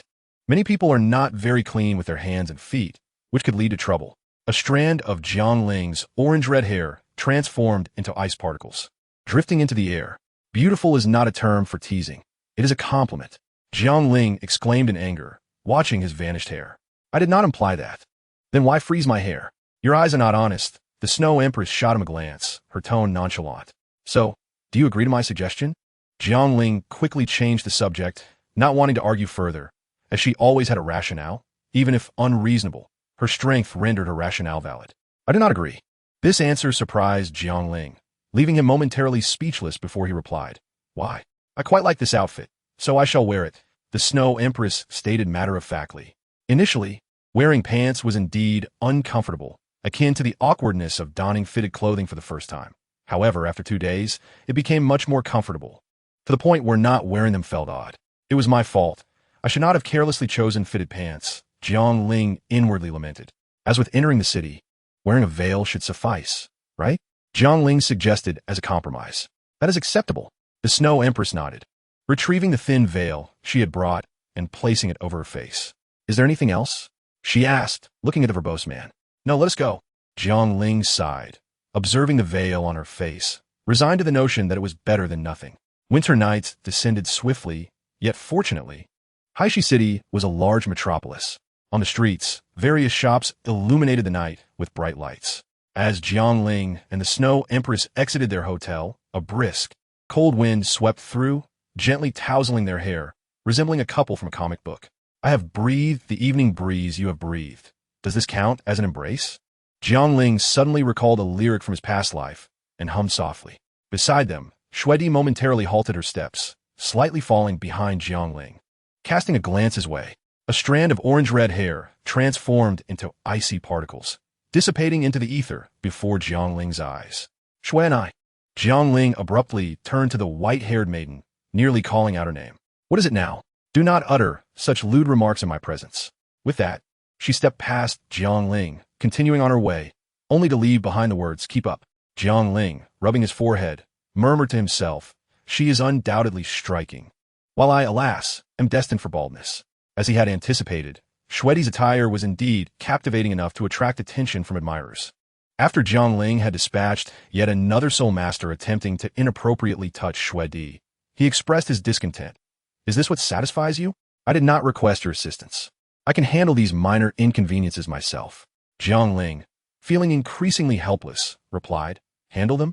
Will you erase him from his continent permanently? Perhaps we should maintain a low profile.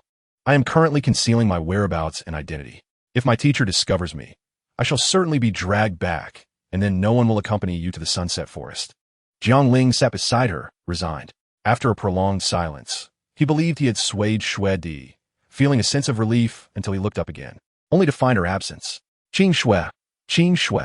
After a while, utilizing his formidable mental prowess, Jiang Ling finally located Shuedi in a self-service dessert shop, where an array of sweets lay before her. Rose cakes, osmanthus cakes, and pastries. She truly has a penchant for sweets, Jiang Ling thought, bemused. At times, she hardly resembled the master of the extreme north, but rather a glutton for desserts. The shop was not crowded, with only a few couples around. It seemed Shuedi was the only one genuinely indulging in the confections. Jiang Ling stepped inside. Welcome, greeted the rosy-cheeked shop attendant. Wow, this person is quite handsome, though he's a bit lacking in hair. Jiang Ling smiled and nodded, placing several gold soul coins on the counter. I am here waiting for someone. Sir, waiting for someone incurs no charge, the female attendant shyly remarked. Not a problem. I shall cover the expenses for that individual. Jiang Ling subtly pointed out Shuedi to the attendant. Oh, I see, said the attendant, glancing at the breathtakingly beautiful girl, feeling somewhat disheartened. Is she your girlfriend? Not at all. Jiang Ling quickly denied. Who knows if she is eavesdropping? I am merely her wallet. The attendant pondered for a moment and murmured, Wallet? Isn't that akin to a romantic relationship?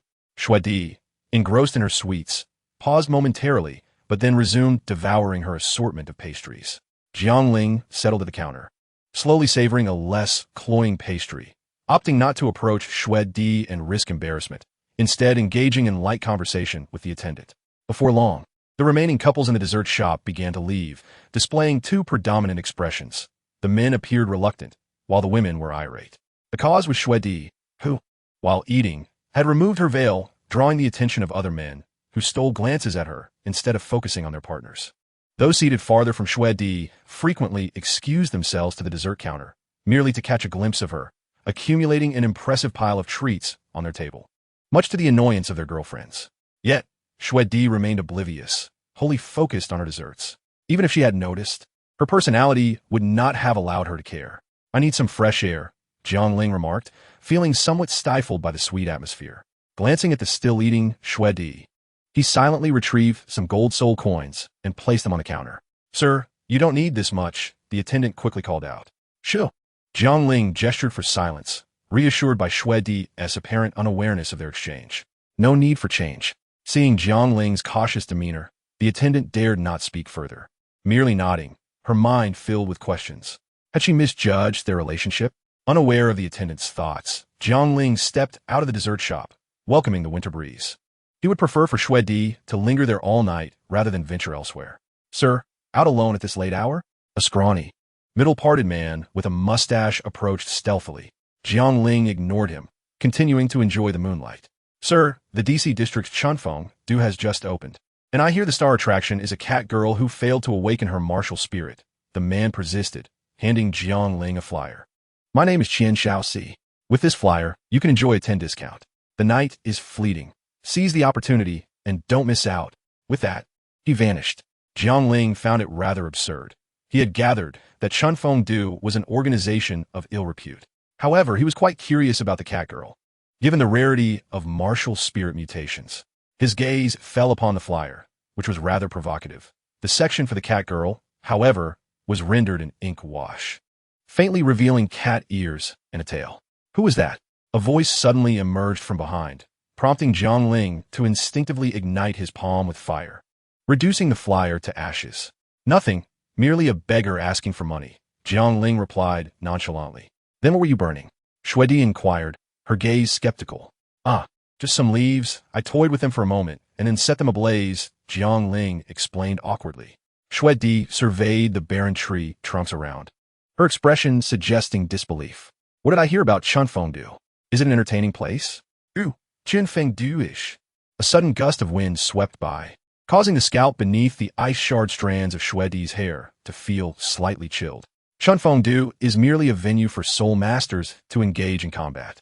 A place where soul masters and soul masters face off. There is nothing particularly appealing. Combat between soul masters? I have yet to witness that. Let us go there. Shuedi nodded, looking at Jiang Ling lead the way. Whether it is interesting or not is not for you to decide. I must see for myself first. Let on. As you command. The Haishi Grand Soul Arena? Were you not referring to Chunfeng Do? Shuedi tilted her head at Jiang Ling, a questioning expression on her face. Ahem. Chunfeng Do is merely an alias. Its proper name is the Haishi Grand Soul Arena, Jiang Ling replied, slightly sheepish. His gaze fell on the corner of Shuedi's mouth, where crumbs from the pastries clung adorably to her otherwise cool and aloof visage. Jiang Ling intended to point it out, but noticed the unkind glint in Shuedi's eyes as her right hand slowly rose, enveloped in white mist. Jiang Ling hastily covered his hair, exclaiming, No, let us enter first. Next time, should your gaze misbehave, it will not be your hair that freezes, but rather your eyeballs. Sweetie retorted coldly, stepping inside. How utterly unfeeling. Let the crumbs of the pastry remain upon your visage. For the one who shall be embarrassed shortly is not I. Jiang Ling gazed at her retreating figure, seething with indignation. Upon entering the grand hall, Jiang Ling made his way towards the administrative counter. Good day. Are you here to arrange for a dual soul battle? The attendant at the counter noticed the duo, the gentleman exuding charm and confidence, albeit with thinning hair, and the lady, strikingly beautiful yet cold, with a hint of something resembling crumbs upon her face. It was only natural to assume they sought to engage in a dual soul battle. The attendant, clad in an attire reminiscent of a bunny girl, caught Jiang Ling's appreciative gaze, while Shuedi's countenance grew increasingly frigid. We do not wish to engage in a soul battle. Please provide us with a spectator's box with a good view. Very well.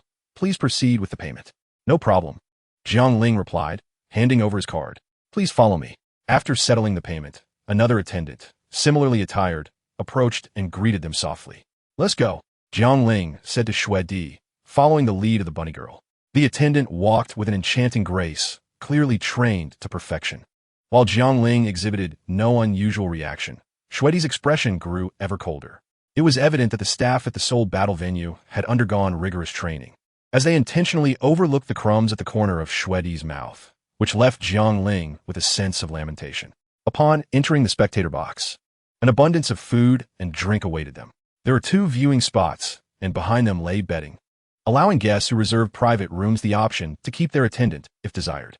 With Shuedi nearby, such notions were naturally unthinkable.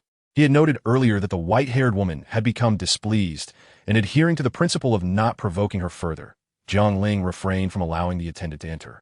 Shuedi naturally took her seat in the viewing area, while Jiang Ling contemplated for a moment before deciding to recline on the bedding at the back.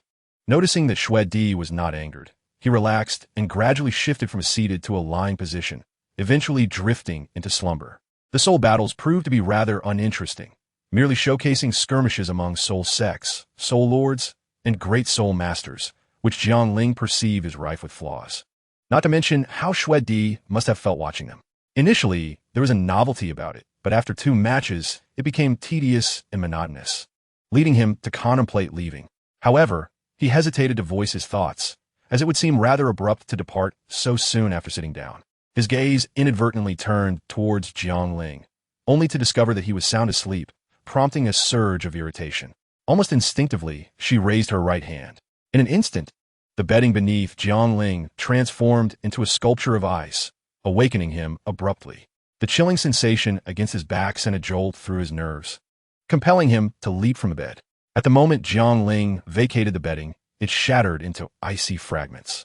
The drowsiness receded like a tide, and Jiang Ling stared at the scene within the room, momentarily stunned before exclaiming, "What are you doing? I brought you here to watch the match, not to indulge in slumber." Shuedi paid no heed to Jiang Ling's ire, merely dissipating the chill from her hand and commanding, "Sit beside me and explain the battles occurring within the arena. But these are merely skirmishes among soul sects and lords. Do you truly need an explanation to comprehend such trivialities?" Jiang Ling retorted, finding her demands rather unreasonable. "What I can or cannot comprehend is my own concern. Your duty is to obey my words," Shuedi replied coldly, evidently displeased with Jiang Ling's repeated defiance. Observing her haughty demeanor incited Jiang Ling's frustration, yet he felt powerless against her strength. "Very well, if you wish for an explanation, I shall oblige," Jiang Ling said, taking his place beside her with a sardonic smile. Shuedi responded with a slight hum. Disregarding her, Jiang Ling turned his attention to the combat below and began his commentary. Shuedi cast a fleeting glance at the arena before closing her eyes, propping her chin gently with her left hand, tilting her head slightly towards Jiang Ling. Although the sights were captivating, Jiang Ling felt a surge of anger. It was late at night, and instead of resting, she had chosen to venture out for amusement. If she wished to play, so be it. He would watch the match while he slept, with neither interfering with the other. Yet, it seemed the opposite was occurring, as she had now taken to feigning sleep. His mood affected his actions, and Jiang Ling's commentary faltered. "Who told you to stop? Continue," came Shuedi's reprimand from beside him, her eyes still closed. "Continue? I see you're equally disinterested in the soul battles, rather than this. We might as well return to the hotel for rest," Jiang Ling retorted, exasperated. Shuedi raised an eyebrow, opening her eyes to gaze at Jiang Ling. "I never claimed to dislike watching. However, since you brought it up, I shall grant your request to return to the hotel for rest, given how obedient you are." "Oh," Jiang Ling stammered, realizing only then that Shuedi was already rising. "Indeed, that is what I wished for. Thank you for your acquiescence." "Much better," Shuedi replied, nodding in satisfaction as she turned towards the door. Upon opening it, the bunny girl attendant stood nearby and promptly approached them. It was evident that Shuedi harbored a disdain for her attire. "Shuedi, possessing the strength to stand at the pinnacle of the continent, was unaware of the struggles faced by those at the lower echelons of society who grappled for survival. "Good day," the bunny girl curtsied gracefully. She had sensed that this female guest did not favor her presence and, aside from the necessary pleasantries, preferred to engage with the gentleman instead. "The bedding has been damaged. You may inspect it, and I will compensate accordingly," Jiang Ling stated, nodding in acknowledgement. The bunny girl was momentarily taken aback, not having anticipated such a situation. How could a perfectly fine bed be broken, especially in a VIP room where all furnishings were the finest quality? "Very well," the bunny girl replied with a forced smile, turning to proceed inside. The professional smile on her face faltered. This was not merely damaged, it was clearly lost. 10 minutes later, Jiang Ling settled the costs at the counter and finally exited the soul battle venue. Glancing up at the moon hanging high in the sky, he felt a wave of relief wash over him. At last he could rest. "Shuedi, you truly are a handful. Are you unhappy to be out with me?" Shuedi inquired, her expression pensive as she observed Jiang Ling, who appeared at ease. "Not all," he replied, instinctively uttering a dismissive remark, only to be met with a resurgence of coldness. "Well, my appearance. And no, it's nothing, just a slip of the tongue. What I meant to convey is that it is my honor to accompany you. How could I possibly be displeased?" Jiang Ling scratched his head, realizing how little hair he had left, feeling somewhat vexed. Insincere. If you are unhappy, simply admit it without pretense," Shuedi scoffed, striding forward. "Whether you are pleased or not, you must accompany me. The poison within you has yet to be resolved. Let's go." Jiang Ling shrugged in resignation. To be fair, aside from her penchant for creating trouble, Shuedi was rather agreeable, far more manageable than some cunning old foxes. I seriously suspect that large fellow, Chang Yang, is throwing matches. How could he lose to a petite girl? It cost me quite a bit of money," remarked a man who had just exited the soul battle venue beside them. "You are mistaken. You are merely an outsider. In these matches, victory is determined not by size, but by soul power and combat capability. I witnessed a match featuring that girl, and her soul ring pairing was exceptional. That large man's soul ring configuration pales in comparison to hers. Their soul powers were equal, so it was only natural for her to win. You only noticed that the large man had more matches and a decent win rate, but like a gust of wind, he is bound to suffer losses, another man analyzed. "It is my fault for being too hasty. I should have trusted your judgment," the one who had lost lamented. "All right, allow me to treat you today. Let's go to the newly opened Chun Fongdu for a good time. I hear there will be a grand finale tonight," the more fortunate one declared, patting his companion's shoulder and revealing a smile that conveyed more than words could express. "The younger brother shall humbly accept your invitation," the other replied with a grin. "Let us proceed. The timing is just right." The dialogue between the two individuals reached the ears of Shuedi without missing a single word. Marking her second encounter with the name Chun Fong, Du suddenly halting her steps, she drew the keen attention of Jiang Ling, who, though trailing closely, refrained from colliding with her recklessly. "Why the sudden stop?" Jiang Ling inquired, perplexed. "I have lost the desire to return," she replied. "What now?" Jiang Ling, feeling somewhat exhausted, pressed on. "I wish to visit Chun Fong Du and ascertain its authenticity. Do not deceive me as before, where you are well aware of the consequences." Shuedi's tone carried an unmistakable threat. "Cough. Well, you did promise me earlier. To suddenly change your mind would undermine your dignity," Jiang Ling retorted. "I did not make a promise. I merely acknowledged the merit in your suggestion and temporarily acquiesced. Now, having found a better option, I must naturally discard the less suitable proposal," Shuedi stated flatly, turning to face Jiang Ling. "Qing Shui, your behavior is somewhat oppressive," Jiang Ling remarked. "Moreover, Chun Fongdu is hardly an appropriate place for leisure, especially for someone of your stature." "Why is that?" Shuedi inquired, her expression curious. "Let us be clear. I am merely stating facts, and you must not take offense. Even if you do, it cannot be directed at me." "Very well," Shuedi nodded. "Chun Fongdu, to speak elegantly, is a venue for music and dance. To be blunt, it is a brothel engaged in carnal commerce," Jiang Ling whispered. Instead of displaying the aversion Jiang Ling anticipated, Shuedi pondered for a moment before asking, "What is carnal commerce?" Jiang Ling struggled to articulate a response. Striving to be less explicit, after considerable effort, he managed to clarify the matter, ultimately dissuading her from visiting Chun Fongdu, albeit at the cost of a significant portion of his long hair, now half gone. "Did you not say you would not take out your anger on me?" Jiang Ling exclaimed, feeling the chill of his hair's sudden loss. "You brought forth such sordid imagery. You deserve it. Shwedi retorted coldly, her demeanor frosty. Did you not ask what Chun Fondue was? You are utterly unreasonable. With renewed chill in the air, Jiangling's hair was further diminished. Shwedi, having withdrawn her hand, cast a frosty glance at him, declaring, if you continue to insult me, you may very well end up bald.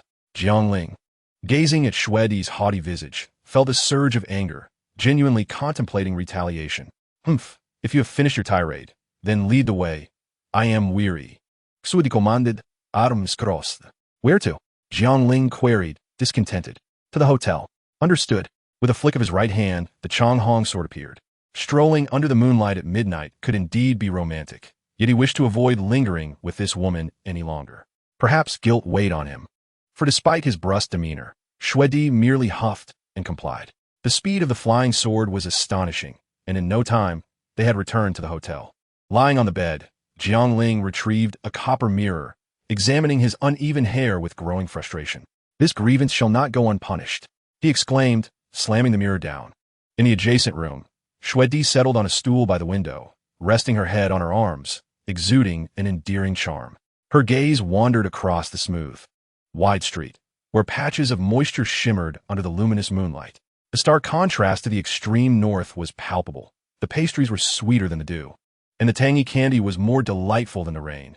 Truly delectable morsels. The variety and beauty of clothing captivated her, prompting her to rise and inspect herself in the mirror. Knock, knock, knock. Is Qing Shue asleep?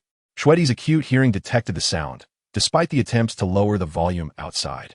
Confusion arose at Jiangling's presence. Surely, she was the last person he wished to see at this moment. Though puzzled, she opened the door. What do you want? You cried and shouted to return. And now that you are back, why do you come here instead of resting? Shwedi stood at the threshold, not inviting Jiangling inside. Jiangling found himself at a loss for words as Shwedi disparaged his character in his presence. He shot back. Indeed, I cried and shouted, but that is preferable to a woman who, fond of sweets, weeps and begs to visit a brothel. You. Shwedi's brows furrowed in anger, ready to chastise the audacious youth. But Jiangling preempted her. Do as you wish. Even without hair, I remain handsome. After this outburst, Jiangling felt a pang of regret. He had not come to argue, and if Shwedi were to retaliate, he would be at a disadvantage. Cursing himself for his foolishness, he attempted to salvage the situation. I apologize for my earlier raised voice. It was merely a jest. He cleared his throat, hoping to mend fences. Seeing Jiangling's sudden capitulation, Shwedi scoffed and decided to ignore him, moving to close the door. Wait, do not shut it, Jiangling exclaimed, hastily blocking the door, the resulting thud reverberating through the corridor. What are you doing? Shwedi frowned.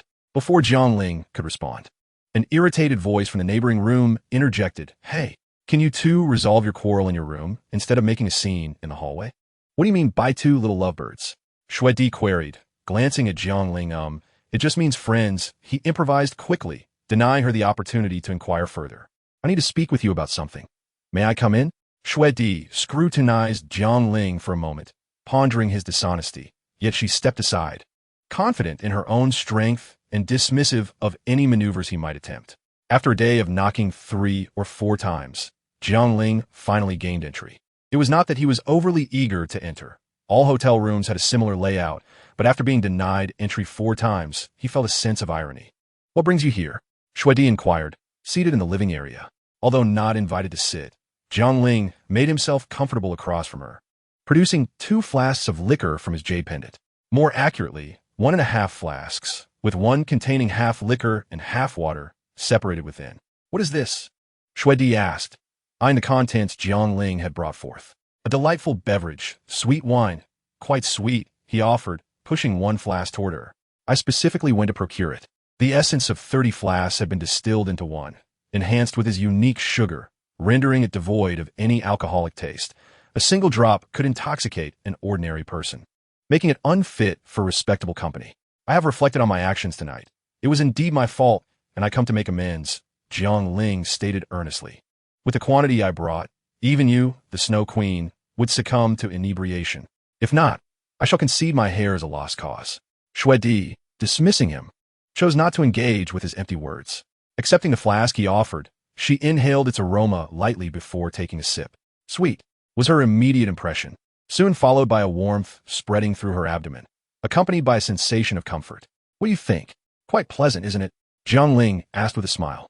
It is acceptable, Shuidi acknowledged, then glanced at the flask in his hand, questioning, is yours the same?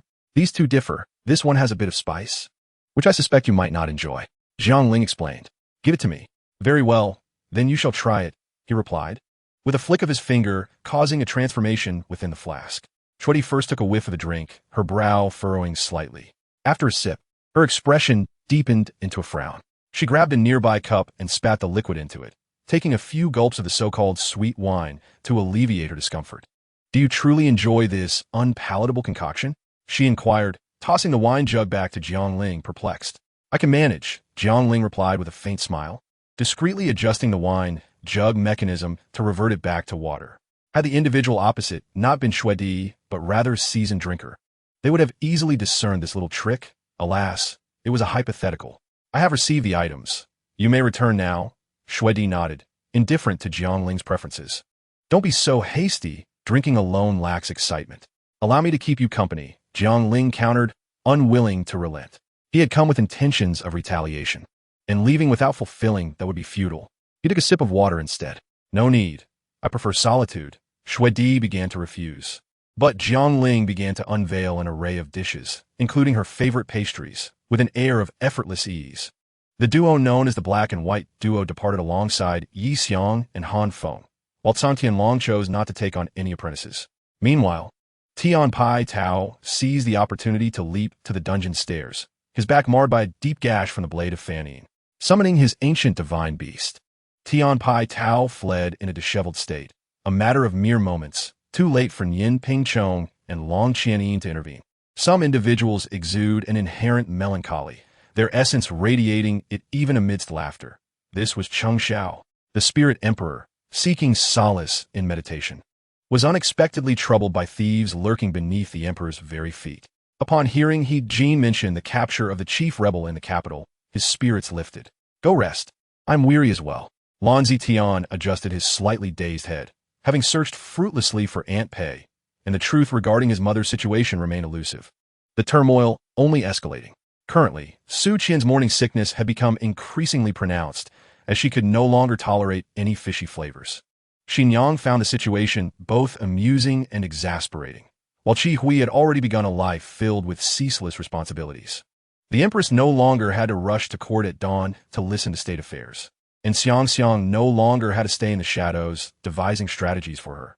Prince Shuo had assumed the responsibility of governance, and they had even entrusted him with the imperial seal. In B City, real estate tycoon Chai Gu was under investigation for suspected connections to the suicide of world-renowned painter Dennis. Xiang Yi had grown accustomed to the daily delivery of ginger tea, so she never inquired further, simply savoring the warmth of the cup. Ying Yezi was self-aware. Recognizing her talents only qualified her at a moderate level among the elite of Yuanyu. Her successful apprenticeship was merely due to her sister's connections at Yun and Lu. A stroke of luck that allowed her to seize such a remarkable opportunity. This place astonishes me. It is entirely metallic, I mused quietly, understanding now why it was dubbed the Iron Giant, for the surroundings were indeed unparalleled. Ancient civilizations had access to lead, which often coexisted with zinc. Yet prior to the Ming Dynasty, they only managed to extract lead without zinc due to the latter's tendency to escape during smelting. As I absent-mindedly touched my head, lamenting my failure to pose any questions, and Ling Shi and I summoned the Fire Dragon and the Golden Dragon, canceling the dragon summoning skill. As only a few moments remained, the two of us launched into action, Jun Xian, the Demon Lord, unleashing his domain and presenting his semi-sacred artifact. The immortal demon One Qi Sword, which transformed into a colossal entity in the void, releasing waves of sword light toward our adversaries. As time progressed, the gathering at the venue swelled with prominent figures from Yunzhou, including titans from various industries and even some celebrated film stars attending the engagement banquet. Though their presence felt somewhat diminished, those formerly overlooked in the Yuan Hanzhong army were indulging in feasting and revelry, especially with familiar faces from the military socializing over meals. Facing the visibly tense-paid Dong Lai, Chenning did not halt her stride but continued toward him. As Ming Yu's heart began to circulate, Luo Ping noticed an increase in the speed and volume of his true energy. feeling a profound sense of satisfaction akin to a famished beggar finally having a hearty meal. Subsequently, Xiaoyu approached the third nest, where the winds grew fiercer and colder. Upon entering, his clothing was torn by the gusts, leaving numerous red marks on his body. Nevertheless, he sat in meditation, utilizing the winds to hone his physical form.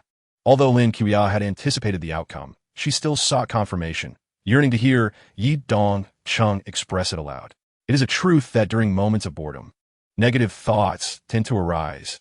Only through engagement can one cultivate resilience.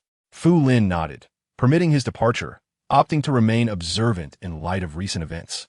Ready to assist if the Jiang family encounter trouble. Madam, your mother has come to call you for dinner, he noted, observing Ling Bao lose unusual demeanor with concern. Zhang Jing, noticing the gravity of his expression, ceased his activities, patiently awaiting a response. Uncle Feng smiled as he handed the peachwood sword and the Maoshan jade pendant to Chen Feng, patting his shoulder with a sense of satisfaction. In the center of the grand hall stood several crystal stone chairs and tables intricately carved with swimming dragons, surrounded by 2 rows of variously colored pearl shells, each releasing bubbles the size of fists from the crevices. Ganwei Feng Tong, you must report back. On the 6th day, we shall surround the entire mountain. Ensure that it is concealed from view, Wang Dong instructed a police chief. Lu Chuilan was no fool. She would not dare to provoke Chang Yanhui, especially after her notorious reputation from the previous banquet had circulated widely. No, Ling Baolu quickly responded, taking the rose in her hands and smiling softly. The illusory snowflakes seemed to comprehend the ferocity of the phoenix flame, scattering in a cacophony to evade her fire. The men and children at home clamored for her, insistent on sampling Shun Xian's culinary skills. However, the outdoor provisions from the Shun family had all been given away previously, leaving them unable to voice their desires. Chapter 203. Outside Tiando City, Long Hong Sword. Sister, let us depart, Jiang Ling said, grasping Hu Laina's delicate hand. Very well. Hu Laina glanced back at Tiando City, feeling that her days with Jiang Ling had flown by. Up. Jiang Ling wrapped his arms around Hu Laina's slender waist, standing upon the sword's blade, and uttered a command. In the palace of the Tiando Empire, Qianren Shui paused, her gaze transcending layers of obstruction to rest upon Jiang Ling and Hu Laina. May you embark on your journey of training. I hope you come to understand that this world is one of survival of the fittest, where only the strong endure. One must relinquish compassion. Such sentiments are not conducive to stability in that position. Your Highness, a servant bowed beside her. What is it? The Ning sect master has arrived. Let us proceed. Qianren Shui nodded, turning to walk into the distance. In a cave whose location remains unknown, a robust man clad in a blood-red robe addressed the blue-haired youth seated cross-legged before him with utmost respect. My lord, the Wuhuan Temple has intensified its efforts against the Holy Spirit Masters. Not counting those expendables, we have lost the black-robed Hall Master at Tiando, as well as 2 Hall Masters and a Protector who perished at Xingluo, all at the hands of the Wuhuan Temple's Soldelaw. I fear for the total annihilation of our Holy Spirit Masters. Fear not, replied the blue-haired youth, his eyes still closed and his tone indifferent. Since my father's demise, they have never acknowledged my authority. Their deaths are inconsequential. If they thrive on chaos, let them create a greater uproar to divert the Wuhuan Temple's attention. How is the preparation of the items I requested? Almost complete, my lord, the blood-robed man responded, though his voice carried a tinge of melancholy. The remaining tasks are rather perilous and may easily attract the Wuhuan Temple's scrutiny. Utilize the spring water obtained from the Xingluo ancient realm, and have some soul masters consume it to draw the Wuhuan Temple's focus. Also, distribute a portion to the other hall masters and protectors. Understood, my lord, he replied, still respectful but now tinged with sorrow. He understood the grave dangers posed by the spring water. He felt no pity for the expendable soul masters. Yet he could not help but feel a sense of reluctance towards his former comrades. If they were to suffer grievously, would the Holy Church still endure? Remember, the fate of the Holy Church rests solely on the strength of our high-ranking warriors. If I attain the rank of title Douluo through this method, who in this world could rival me? The Holy Church would no longer need to hide in the shadows, evading threats while resorting to secretive blood consumption. The blue-haired youth seemed to perceive the blood-robed man's reluctance, opening his eyes to speak. Yes, my lord, I will take my leave now. He performed a respectful bow and exited. Liang Shan follow him. Should he deviate from my instructions, deal with him accordingly. Additionally, Has there been any news regarding the wooden tablet? The blue-haired youth inquired, his tone devoid of emotion, as if extinguishing a life was as trivial as crushing an ant. Yes, my lord, Liangshan replied, hidden in the shadows of the cave. The wooden tablet has yet to yield information, but the individual who acquired it has received some leads. There are a male and female duo, known as the unmatched heroic couple, specifically targeting our Holy Spirit Masters. The man bears a resemblance to the one who purchased the tablet. We are currently investigating. Expedite the investigation. If the information proves accurate, apprehend him and bring him here. Yes, my lord. Moments later, silence enveloped the cave once more. In the Tiando Empire, in the city of Suo, two girls captured the attention of countless passersby. One possessed long, sleek black hair secured by a pale green jade hairpin, her only adornment. She was tall and strikingly beautiful, yet exuded an air of aloofness. Despite her youthful countenance revealing innocence and youth, her figure was voluptuous, and even draped in loose clothing, her form was difficult to conceal. This was none other than Zhu Zhuqing, who had departed not long ago.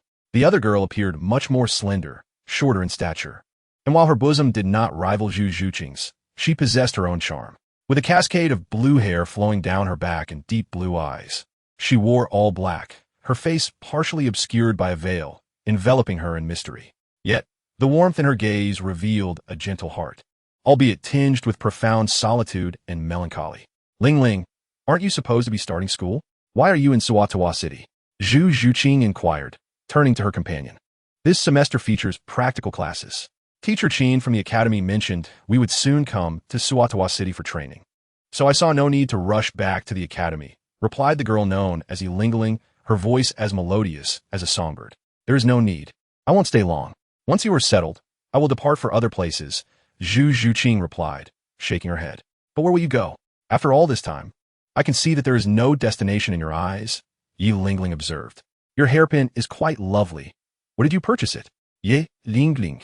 Noticing Zhu Zhuqing lost in thought, shifted the topic. It was a gift from someone, Zhu Zhuqing said, a hint of a smile gracing her lips, revealing a beauty that could captivate nations.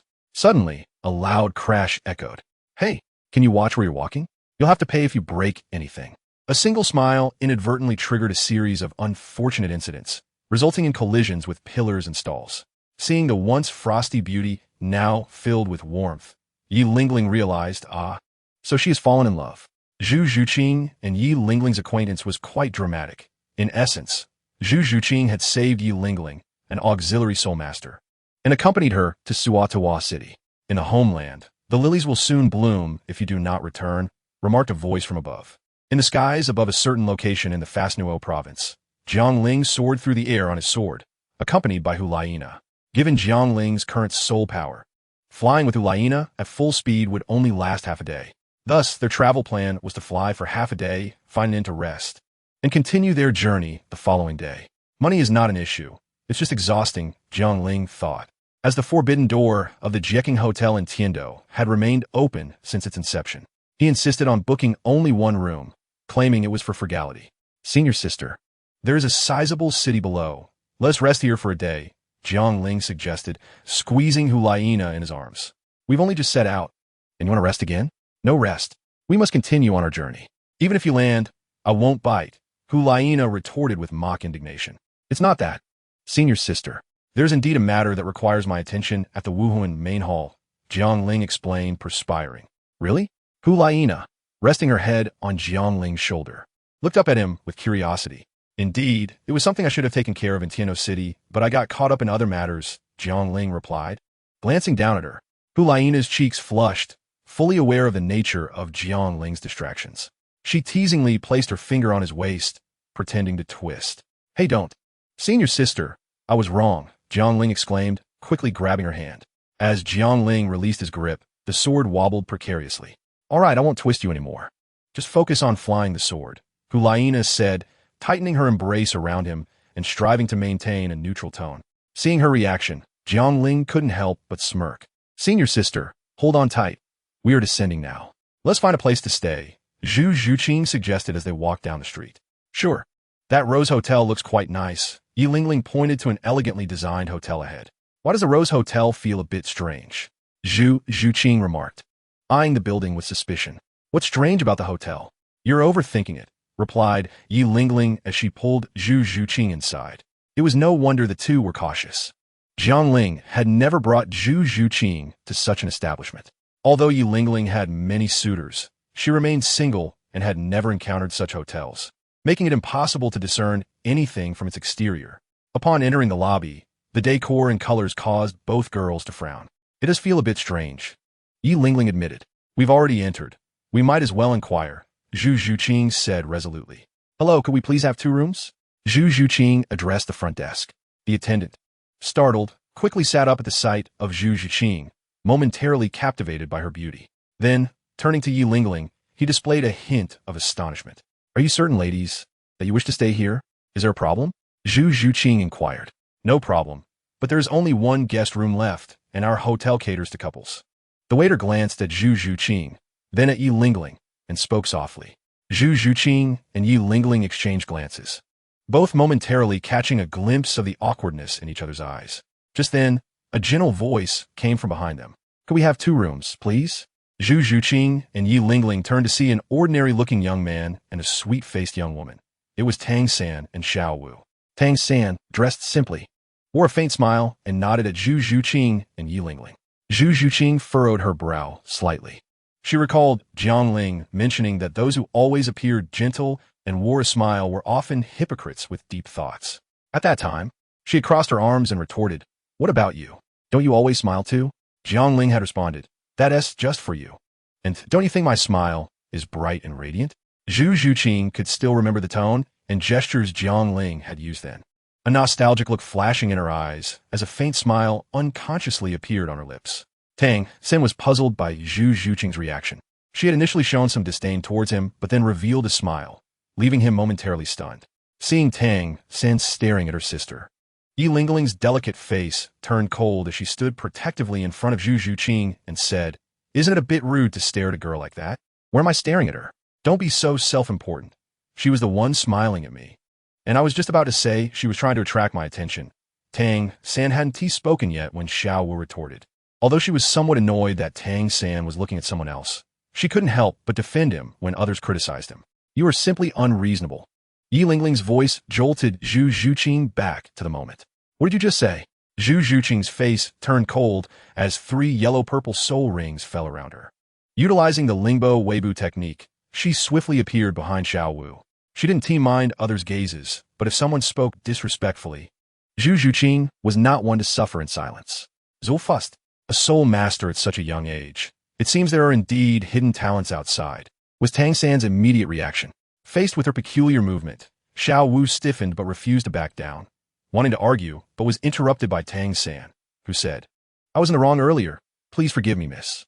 Zhu Zhuqing glanced at Tang San, ignored him, and took Yi Lingling's hand, saying, Lingling, let us go. She wished to avoid any further entanglement with the two. All right, Yi Lingling agreed, no longer looking at Tang San and Xiao Wu.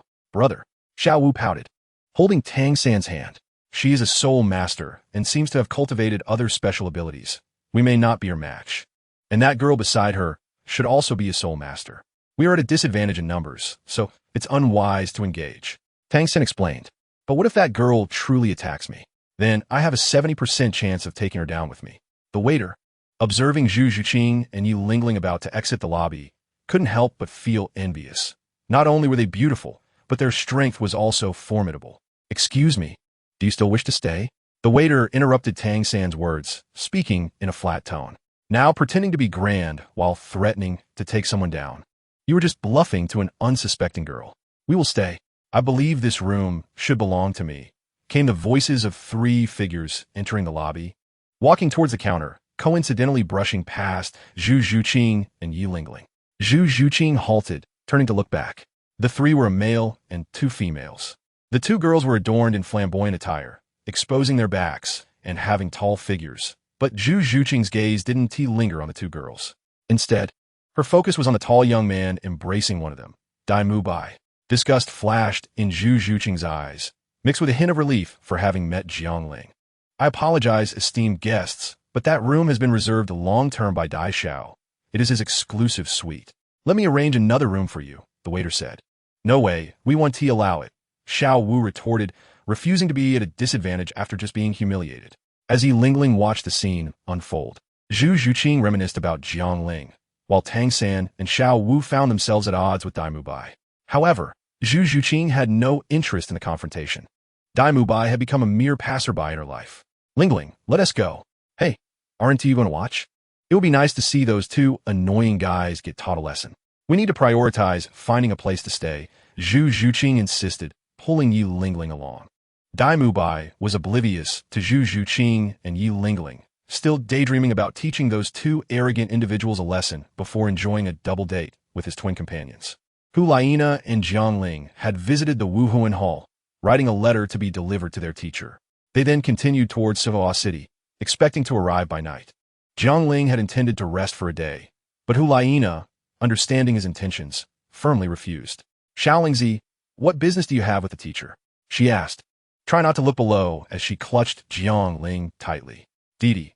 Now, Xinluo was in a panic. Given the situation, the Yalu River and Changbai Mountain defense, although perilous, might not withstand the Tang army's assault. Outside, shouts echoed, the scent of blood driving everyone to madness as they yelled and screamed, creating utter chaos. Almost turned myself into a useless person. It's a bit challenging for you, given the disparity between people. Not at all, if it weren't for your great favor. Lu Shuang would surely repay you well in the future. Brother, why bother? This girl was discovered by us first. Let us do it this way. We'll take turns, and you can go first. One of the lewd-looking men shamelessly suggested. The wandering hermit smiled, seeing a reflection of his youthful curiosity and exploration in these young men. Cough, cough. And I, Zong, shot a glare at Huang Ming, knowing that dragging this topic would only lead to frustration. So he directly told Huang Ming that they needed him to protect the #1 leader for a meeting in America. Now, that he had the pills as a cheat.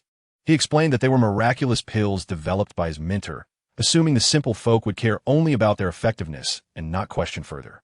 I'm not bullying the fewer. I hardly have many. This matter was originally your fault. Shouldn't you apologize? Ouyang Feifei's expression turned serious. She greatly detested self-important, wealthy young masters. What was so great about wealth?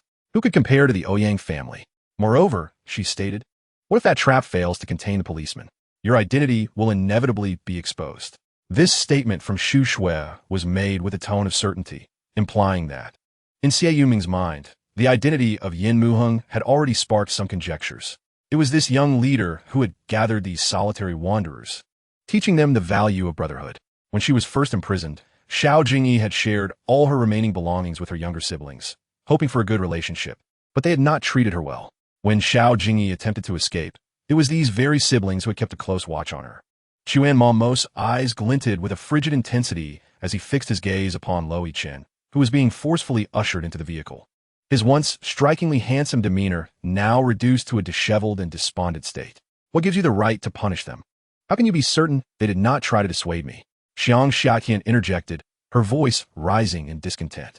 Observing the kneeling individuals in the courtyard, despite her solitary stance, she felt an invisible weight pressing upon her waist, an unsettling sensation that suggested she too must bow to him. He was acutely aware of the long-standing discord between his two sons. The arrival of the third prince alleviated some of his concerns. For at least the first prince would not dare to act against him in the presence of the third prince.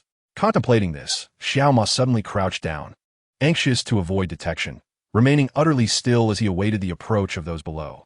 His spiritual perception seemed to surge forth like a tide, sweeping across the snowy expanse below, eager to discern the true identities of the two individuals. However, Enfu's attitude towards her was distinctly peculiar, leaving Lin Jingyi utterly perplexed about the underlying cause. Indeed, her mentor was right. Everything had passed and could not be retrieved. Lu Haoyan's words were laden with emotion. Within a month, she had become a regular at the internet cafe, often visiting in the dead of night, finding solace in a secluded corner. Even though the village had intentionally increased Lin Jingyi's workload to burden her for Chu Jiaojiao, she still managed to complete her tasks in the shortest time possible. Upon hearing such words from the other party, Lin Jingyi felt an overwhelming impulse to eliminate them, yet she restrained herself. Mr. Zhang, this is the appraisal provided by the expert panel. Why do they claim this artifact is a forgery? Perhaps we should listen to their evaluation, Wang Gong suggested gently. Is it that the etiquette of the Hanlin Yuan is not well understood? Please take a seat. Let us converse for a moment, he added, curiosity gleaming in his eyes. In the instant his left palm collided with that of the man in gray, a myriad of patterns suddenly blossomed from his palm, a blinding black radiance enveloping it and consuming the man's right hand. After a glance, Macy felt fatigued, closing her eyes to rub the corners with her hand, while the other reached out to the table, only to grasp at emptiness. Indeed, it is a submission. I am the governor of Fengning, and upon your allegiance, you shall become an officer in the Han army. The architecture here appeared remarkably simple, bordering on rudimentary, with only one item that could be deemed luxurious, the statue of a deity. This side belongs to my uncle, and that side also to my uncle. I cannot fathom how many layers of relatives separate them. Their grievances from decades past should not influence the marriages and funerals of their nephews. Limu proclaimed as he rose, a smile gracing his lips. Success. The building beneath my feet has ceased its swaying. There should be ample time for those inside to escape before it collapses entirely. In that fleeting moment, the imagery within Limu's eyes began to transform, shifting from the blood vessels before him, the pitch-black night, and the towering white peaks to a gaping chasm of crimson. Chapter 204. Celestial Anomalies Foretell Treasures. Zhu Qing. Let us hasten our recovery of spiritual energy. We shall return to investigate shortly, Jiangling remarked. Understood. Zhu Qing replied obediently, sitting cross-legged to restore her spiritual energy. Jiangling, too, assumed a seated position, having recovered only 50% of his energy. After a while, both Jiangling and Zhu Qing opened their eyes simultaneously, locking gazes. You have noticed it as well. Here, spiritual energy cannot be replenished, Jiangling sighed. However, he did observe that his long rainbow qi was recovering at an astonishing rate in this place. Zhu Qing only. Zhu Qing followed Jiangling's gaze towards the lake, a faint blush returning to her cheeks. Having just awakened from my faint, how could I face Jiangling openly? She thought, I have a plan, please wait a moment. Jiangling, aware of Zhu Qing's apprehensions, sought out a robust tree. With a swift motion, the long rainbow sword materialized in his right hand. The sword slashed down, cleaving the tree in two. Now, Jiangling exclaimed, seizing the thicker portion and tossing it into the center of the lake. This will suffice. You remain inside while I stay outside, he said, his tones slightly hesitant. Though still somewhat awkward, they had no choice but to proceed. The two shed their garments, sitting back to back around a tree trunk. Zhu Qing forced herself into a meditative state. On an ancient, crimson path, two silhouettes traversed in solitude. Come, Zhu Qing, give me your hand. We still have a long way ahead. Conserve your spiritual energy, and I will help mitigate the heat, Jiangling offered, extending his hand towards her. But your spiritual energy will be depleted, Zhu Qing replied, wiping the beads of sweat from her forehead, clad only in a black robe, her long hair tied back. As they progressed, the temperature soared, necessitating the use of spiritual energy for protection. It matters not. My rank surpasses yours, and my reserves are far greater. Jiangling reassured her, shaking his head. Indeed, Zhu Qing nodded gently, placing her delicate hand in Jiangling's. Let us proceed. A gentle force enveloped Zhu Qing, shielding her from the oppressive heat of the outside world. To Jiangling, this energy was but a trifling matter. Had it not been for the peculiar nature of this place, preventing the restoration of spiritual energy, he would have already soared through the skies with Zhu Qing. Time eluded them as they journeyed on. Zhu Qing, look there, it was there I first discovered you, Jiangling pointed ahead. Now that we have arrived here, I believe we are close to our goal. Indeed, Zhu Qing recognized the location. She had been compelled to leap off the cliff when pursued by 3 individuals. During her descent, her clothing had been torn, and each time the heat threatened to overwhelm her, a surge of strength emerged from within. Upon reaching the base of the cliff, she had walked a short distance before succumbing to unconsciousness. Had it not been for Jiang Dage searching for me, I would likely have become just another pile of bones here, Zhu Qing mused. Zhu Qing, what are you pondering? Let us move, Jiangling called, waving his hand before her dazed eyes. Oh, Jiang Dage, I recall now. The place where I jumped is just ahead. At that moment, I faintly heard some sort of roar, Zhu Qing replied, regaining her focus. The roar? That must be the source. Let us hasten, Jiangling urged, pulling Zhu Qing forward. Under Zhu Qing's guidance, Jiangling too began to hear the sound, which bore no resemblance to that of any animal or living being. They followed the sound until they stood at the edge of a deep well. The well was modest in size, merely 2 meters in diameter, and peering down revealed an endless expanse of red, accompanied by waves of heat and chilling roars. Indeed, this must be the place, Jiangling said, hesitating slightly. This was clearly not a safe location. Had he been alone, he would have ventured forth regardless. Yet now, with Zhu Zhuqing by his side, should he lose his spiritual energy imbued with long rainbow qi, she would be reduced to ashes in an instant. Let us return, Jiangling stated calmly. Why? Are you worried about me? Zhu Zhuqing replied, her voice firm and unwavering. Understanding her cleverness, Jiangling saw her resolve as she remained unmoving. Having come this far, I will accompany you through any peril, she declared resolutely. Very well, Zhuqing, we shall descend, Jiangling said, seeing the determination in her eyes, and with a smile. He embraced her waist and leaped down into the abyss. Within the depths of the well, Jiangling directly executed the technique of Qianjin Jue, aiming to descend rapidly into this unknown realm, where every action must be swift to conserve every fragment of soul power. The space within the well did not resemble the vastness of its mouth. Rather, it extended infinitely before him, a fiery crimson engulfing the surroundings. In this blazing world, turbulent currents surged, with fierce tongues of flame erupting violently from all directions. These flames harbored terrifying temperatures, should one become ensnared by them. Even a soul king would suffer grievous injuries. Jiangling conjured a protective shield of Changhong Zhenqi to withstand the onslaught of these fiery currents. In this realm, they encountered no other beings, which was hardly surprising given the perilous environment. Even a soul beast of 100,000 years would find survival impossible here. The world within the well seemed to stretch endlessly. As he continued to plunge deeper, even with the protection of his qi, Jiangling could indistinctly sense the external temperature rising exponentially. He glanced at Zhu Zhuqing, whose lips were pursed, her cheeks glistening with sweat that trickled down her delicate neck.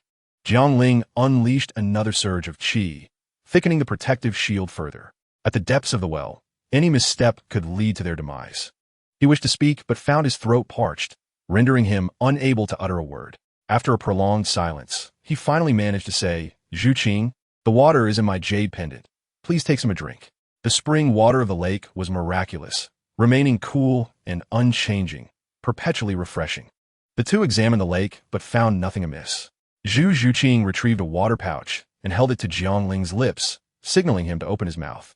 Surprised yet accepting, Jiangling did not refuse. One hand maintained the qi shield while the other embraced Zhu Zhuqing, making it quite inconvenient. After he drank, Zhu Zhuqing took a few sips herself. Time passed, and Jiangling grew numb, mechanically continuing his descent while sustaining the Qianjin Jue. His complexion darkened as he realized the immense consumption of his qi and soul power. Half an hour more.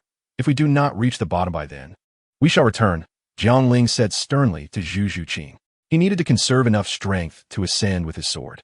15 minutes later, Jiangling gazed at the seemingly endless crimson, the corners of his eyes twitching slightly. Another 10 minutes passed. Let us return, Zhuqing, he said, feeling a deep sense of dissatisfaction. If Zhu Zhuqing were not by his side, he might have expressed his frustration vocally. Wait, brother Jiang. There seems to be a change below, Zhu Zhuqing exclaimed. Just as Zhu Zhuqing's voice faded, Jiangling looked downward, where a patch of darkness slowly enlarged. Zhuqing, close your eyes, Jiangling shouted. Almost simultaneously, his pupils glowed a deep crimson, revealing his Pei Wang Jitong.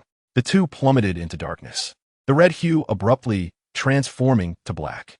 Had Jiangling not warned her, Zhu Zhuqing might have faced imminent blindness. Upon releasing the Qianjin Jue, they soon landed on solid ground. The heat and darkness vanished, replaced by a gentle moonlit glow, and a refreshing breeze whispered through the space. Zhuqing, you may open your eyes, Jiangling said, gently shaking her waist. They turned their gaze forward, where an enormous stone door loomed, inscribed with 3 ancient characters, Zhen Mo Jing. Zhen Mo Jing? Zhu Zhuqing murmured softly. Hearing her, Jiangling's mind raced with recollections from the texts he had perused at the Wuhuan temple, yet he could only shake his head in disappointment. Moistening his parched lips, he looked at the colossal stone door and said, Zhuqing, stay behind me. Let us proceed to investigate. Upon entering this place, her soul power and mental strength were no longer suppressed. Jiangling remained vigilant, aware that the name Zhen Mo did not bode well. Understood. Zhu Zhuqing recognized that this was not the time for bravado and followed closely behind Jiangling, fully alert. The area was spacious, filled only with stones and springs, enveloped in a serene and cool ambience. As they approached the stone door, they discovered intricate murals etched upon its surface. "What is this?" Jiangling exclaimed in astonishment. "How could such things exist in Douluo? Brother Jiang, what's wrong? Do you recognize these murals?" Zhu Zhuqing observed Jiangling's peculiar expression with curiosity. "Recognize? How could I not? These depict a divine beast, known by all in legend, revered for its immense power. When it closes its eyes, the world plunges into darkness. When it opens them, it is bathed in light. It neither eats nor sleeps, can summon storms, and illuminate the abyss. Its name is Zhulong." Jiangling traced the mural depicting the creature, which bore a human-like face and a serpentine body, entirely red, with vertical eyes, holding a flame in its mouth.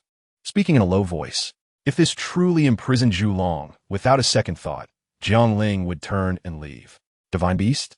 Zhulong. Zhu Zhuqing was even more puzzled, having never heard of it before. Although perplexed, Zhu Zhuqing refrained from interrupting as she watched Jiangling intently studying the mural. After a while, a smile gradually spread across Jiangling's face. "Haha, Zhuqing, we are fortunate," he exclaimed, suddenly lifting Zhu Zhuqing into his arms and spinning around before gently setting her down. Her face flushed instantly, clad only in a loose black robe. Jiangling's embrace shattered her long-held, icy demeanor. "Did you comprehend the story within the mural?" Zhu Zhuqing asked, tidying her somewhat rumpled clothing in an effort to restore the calmness of her flushed cheeks.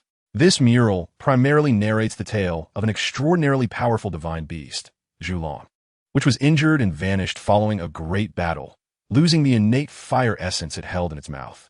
Jiangling took Zhu Zhuqing's hand and walked towards the left side of the mural, pointing to the scenes depicting Zhulong fighting, defeating enemies, sustaining injuries, losing the innate fire essence, departing, and falling into a slumber. The innate fire essence is also a divine entity. Without Zhulong's suppression, over countless years, it gained sentience, yet wreaked havoc, leading to chaos and suffering among the people. Jiangling continued to guide Zhu Zhuqing rightward. The rulers of the time dispatched their 2 daughters, the water goddess of Shaoxiang, to subdue the innate fire essence and seal it. The 2 goddesses created a realm to confine it within the Zhen Mo Jing, leaving behind a powerful formation to cleanse the malevolent energy and brutality of the innate fire essence. Jiangling elucidated, gesturing towards the mural depicting 2 exceptionally beautiful goddesses. Gazing at the figures in the mural, Zhu Zhuqing found herself momentarily entranced. She had never encountered such beauty, not merely in appearance, but in an indescribable aura. Thus, this Xing Luo Gu Jing is the small world created by the water goddess of Shaoxiang. For reasons unknown, it seems to have formed a connection with Douluo, perhaps akin to the impending collision and amalgamation of the Sun and Moon continent with Douluo continent. However, it likely differed in some aspects. As Zhu Zhuqing had mentioned, initially, Soul Douluo could enter freely, but over time, it became increasingly hostile to stronger individuals, and it might not be long before it sealed completely, severing all ties with Douluo. Jiangling pondered. "How do you know the figures depicted above?" Zhu Zhuqing, regaining her senses, inquired. "Oh, this? I once came across a rare tome in the Wuhuan Temple. This small world should not belong to Douluo. It likely only intersects every few years," Jiangling replied with a playful smile, scratching his head. Zhu Zhuqing nodded slightly, refraining from further speech. "Ah, we have discovered such a miraculous sight. It is certain that countless treasures lie within. How can you remain so composed?" Jiangling exclaimed, observing Zhu Zhuqing's somber demeanor as he draped an arm over her shoulder. "I am delighted," Zhu Zhuqing replied, her expression a touch unnatural as she sought to distance herself from Jiangling, only to find her arm firmly grasped by him. "Look at you. You hardly exhibit any semblance of joy." Jiangling said, pulling her closer, each time Jiangling conversed with Zhu Zhuqing. The atmosphere turned awkward, yet today he was determined to break her aloofness. Zhu Zhuqing's fair and smooth forehead creased with a few dark lines. She never anticipated that the usually serious Jiangling would display such a frivolous side. Zhu Zhuqing made a slight effort to extricate herself, realizing it was futile. "I wonder how long we have been down here. We should hasten inside, conclude matters here, and leave." "Do you wish to remain here forever?" Jiangling pondered for a moment before reluctantly releasing her. As Jiangling's presence faded, Zhu Zhuqing let out a soft sigh. Suddenly, Jiangling's hand, having slid down her shoulder, delivered a light slap, producing a crisp sound. You. Zhu Zhuqing's cheeks flushed crimson as she gazed at Jiangling in disbelief. I'll let you off this time, Jiangling said casually, avoiding her mortified gaze as he turned his attention to finding the mechanism to open the door. Jiangling himself was unsure what had compelled him to act so boldly. His mind had not processed the action before his hand had struck. Zhu Zhuqing was now in a state of confusion. She recalled that Jiangling had not always been so flippant. Aside from some misunderstandings, he had always treated her with decorum. When had he changed? It seemed to have occurred after that declaration by the lake. Yet had she not rejected him? Did he not discern that? The arcane technique was quite devious. Zhao Tianxing understood that Li Yunfeng's physical prowess was formidable.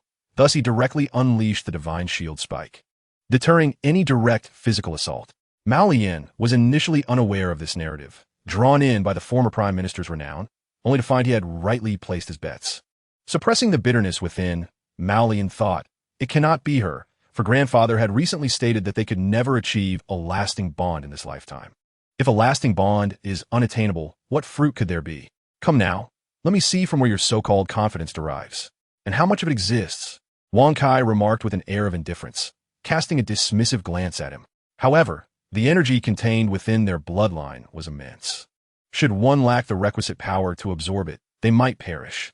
Hence, the ancestor had imposed restrictions within the formation, allowing only those of the Flying Tiger lineage who had reached the Qi refinement stage to enter.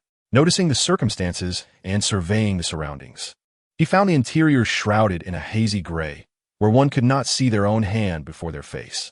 Today, Lung Lung had gone to recruit chefs, cleaners, and security personnel, and under duress, Wang Yu had no choice but to cook himself. Hey, what is that character? I have never seen it before, he inquired, as the interior remained eerily silent while the guards outside continued to chatter. Hesitant to approach the emperor, Lan Yao lowered her voice to question Long Jinyu. Yes, Yunner is aware. Ning Fei's gaze flickered sharply, momentarily glancing at the Wang Fei and Mao Lian. No matter how long the staircase, it inevitably reaches an end. Lung Yi cradled Mu Ningyo in his arms, rolling to a halt at the staircase's base. Kong Moju sighed deeply, producing a folding fan from his person and handing it to Enchishi, who immediately opened it, causing sparks to fly. Do you suggest that someone is manipulating you, deliberately luring us here? Xianyuan Yujie's eyes narrowed, his low voice tinged with a hint of peril. Yuan Mingdai did not witness this moment, but Chu Lianru noted the empress's expression, unable to suppress a smile. The room fell silent in an instant as Feng Qing gently raised her hand, her slender fingers, slightly cool, brushing against Chu Lianru's wrist, causing her to shudder. The outcome aligned perfectly with Ma Jinjian's expectations. The majority chose to accompany him in exploring the so-called underground palace. The few who hesitated were compelled to follow, for with Ma Jinjian as a formidable ally, remaining behind would likely lead to doom. Although Yun possessed high aspirations, she demonstrated both courage and wisdom, meriting proper cultivation. That should suffice.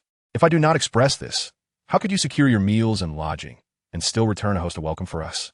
Wang Yunlong chuckled, turning to Zhang Long. You adults understand nothing. Upon learning he was to traverse home under the scorching summer sun, Xiao Jin shouted in frustration. I shall go and see that night, I asserted resolutely. Rin Qianchong hesitated momentarily before nodding in agreement. Ling Tianlai could not help but think, the master truly is formidable, even more ruthless than she. For when others are in pain, they are not permitted to utter a sound. Observing Mr. Li, who was drooling, it was clear that the rural village had little to offer in terms of cuisine. Everyone had subsisted on wild vegetables and tofu for lunch, their appetites spoiled by the lavish feasts of Nanjing. Su Yang drowsily opened his eyes, rubbing his somewhat painful head, his voice hoarse.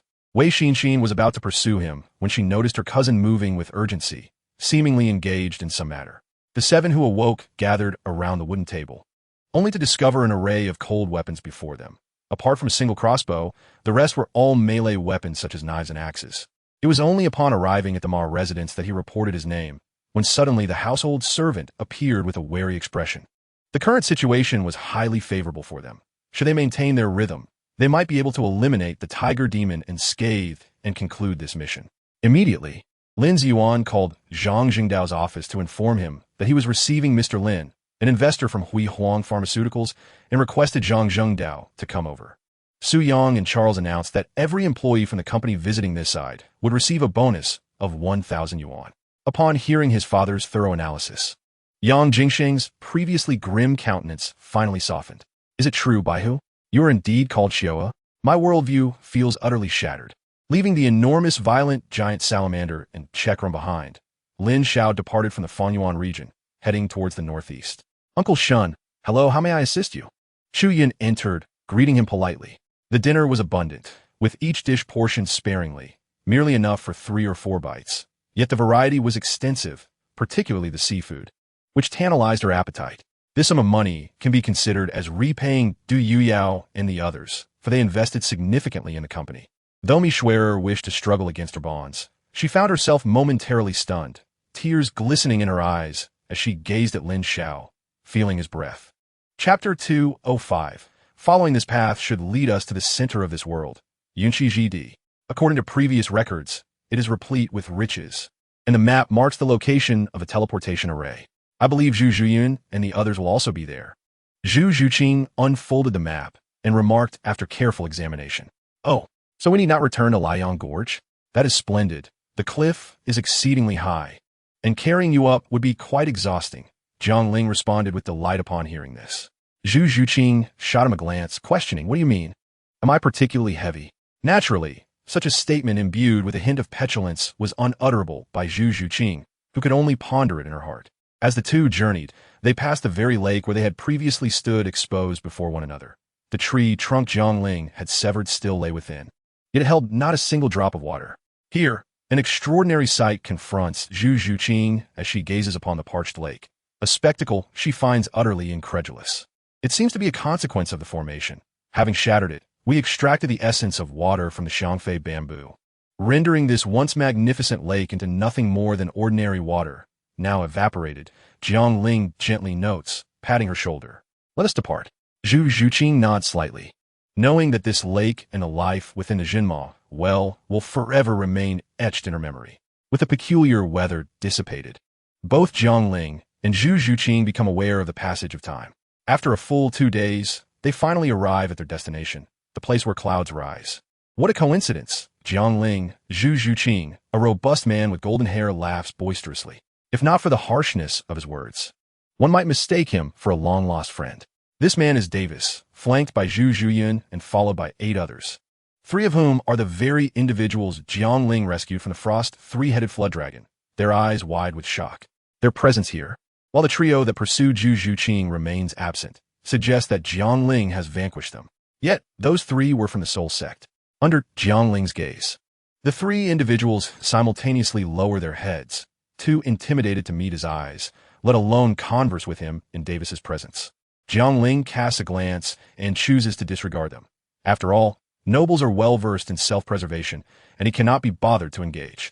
He turns to Davis, leaning casually, and remarks, I do not perceive this as a mere twist of fate, for with your abilities, you do not stand on equal ground, at best a mere jester. As for hiding, that notion is utterly preposterous. Bullwords, do you know who I am? Davis interrupts, gesturing dismissively, eyes fixed on Jiang Ling.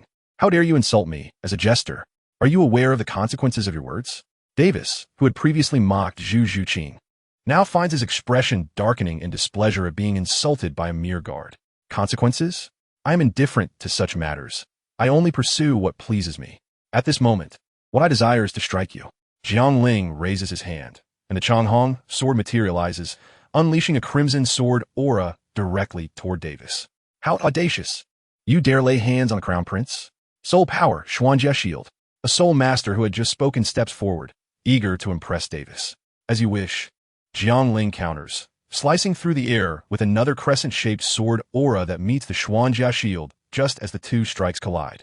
The shield shatters instantly, the flames entwined with the sword aura igniting the Soul Master's right arm. Ah, my hand. Your Highness, save me. The young Soul Master frantically attempts to extinguish the flames on his arm, only for them to blaze brighter with his frantic movements. A hint of surprise crosses Zhu Zhuqing's face as she recognizes the flames as belonging to Ling. Davis's eyelids twitch as he manifests a blade of soul power, severing the Soul Master's right arm. Such ruthlessness to immediately seek to take a limb. As he watches the severed arm disintegrate into ash, Davis's wrath ignites. Do not speak so casually. It was your blade that severed his arm, not mine, Jiangling responds, leaning his sword against the ground. Very well. Then allow me to experience your prowess. Davis's anger morphs into a sardonic smile. Second soul skill, White Tiger's Fierce Light Wave. A mighty beam of golden light hurtles toward Jiangling. A trivial skill, Seven Suns Divine Technique, Golden Bell Shield. The golden light falters inches from Jiangling. Davis's gaze sharpens as he prepares a slicing line of fierce light. Oh, an original soul skill? Quite impressive. It shows promise, Jiangling quips, observing the dimming golden bell shield. I shall grant you 2 moves. Thereafter, it will be my turn. Changhong waves. The Changhong sword's radiance surges, aimed directly at Davis. The sword tip halts just a foot from Davis's neck, not because his skill obstructed Jiangling's blade, but rather because Jiangling is contemplating whether to plunge it down. Davis, second soul skill, Netherworld 100 Claws. Zhu Zhuyun, seeing Davis in danger, quickly intervenes. Jiangling seizes the opportunity to retreat, contemplating it would be troublesome to kill the crown prince of the flourishing Xinglua Empire. A lesson will suffice. Observing Zhu Zhuyun and Davis standing side by side, Jiangling taunts. While I relish fair duels, I am not averse to facing many foes alone. Moreover, calling for help when overwhelmed is quite fitting for a weakling such as yourself. You. Davis clenches his fists in rage. Although furious, he is not foolish. He recognizes that Jiangling possesses a strength far superior to his own, and he has yet to utilize his soul skills. Zhu Zhuyun, your opponent is me. Zhu Zhuqing interjects coldly, positioning herself beside Jiangling. Having failed to prevent Zhu Zhuyun's ambush on Jiangling, she feels a mix of guilt and anger. Zhu Zhuyun glances at her companions, signaling them, then turns to Zhu Zhuqing, stating, very well, let us engage in battle. Zhu Zhuyun steps aside, provocatively tilting her head at Zhu Zhuqing. Zhu Zhuqing looks at Jiangling, who is focused on her and nods. Trust me, be cautious. The beasts here lack soul rings. Zhu Zhuqing, after absorbing her 3rd soul ring, will be best prepared to fight Zhu Zhuyun. Now, lacking a soul skill, even with her body and soul power having undergone transformation, defeating the 37th level Zhu Zhuyun remains a formidable challenge.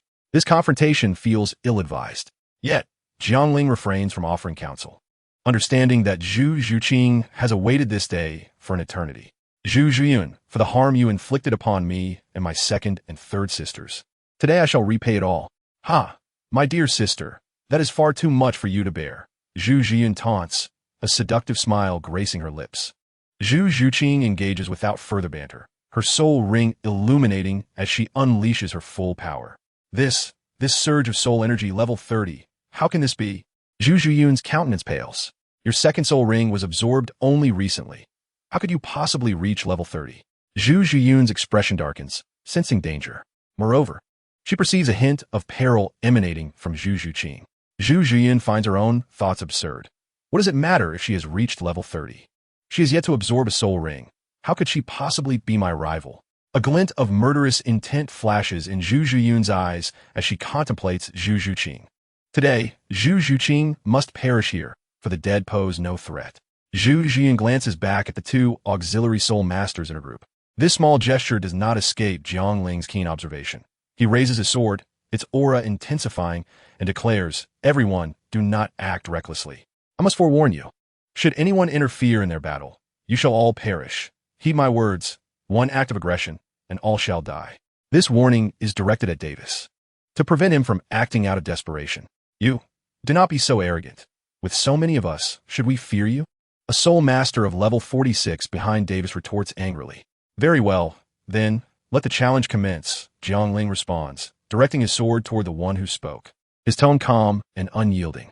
The soul master, incensed by Jiangling's provocation, feels a fiery rage surging within him, yet ultimately refrains from striking. For he knows that doing so would lead to his demise. With 1 arm severed and his sword poised at his neck, Davis serves as a cautionary tale, compelling everyone to stifle their rage.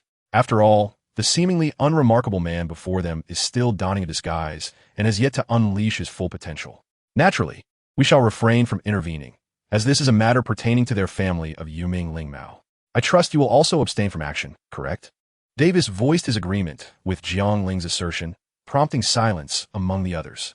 Jiang Ling was slightly taken aback. Davis held considerable prestige among this group, not merely due to his royal lineage, for although they seemed like mere trifles in Jiang Ling's eyes, they were regarded as talents outside. In response to Davis's words, Jiang Ling merely smirked disdainfully, choosing to disregard him. The strong dictate the rules, while the weak adhere to them. Jiang Ling, being the most formidable here, would not permit others to interfere in his decisions. Should Zhu Zhuqing genuinely be unable to contend with Zhu Zhuyun, he would undoubtedly step in. Witnessing Jiang Ling's utter disregard for their leader, the crowd seethed with indignation. Nevertheless, Davis, though displeased, managed to quell his subordinate's impulses. Jiang Ling nodded reassuringly to Zhu Zhuqing, who reciprocated with a nod. You have indeed found an excellent partner. Typically, she presents a frigid and saintly demeanor, keeping everyone at arm's length. Yet her seductive allure is not to be underestimated. Zhu Zhuyun observed the crowd's anxiety under Jiang Ling's threat and, in a fit of rage, mocked them. No more idle chatter. Let us engage in battle, Zhu Zhuyun. As soon as the words fell, Zhu Zhuqing advanced with her graceful Lingbo Weibu.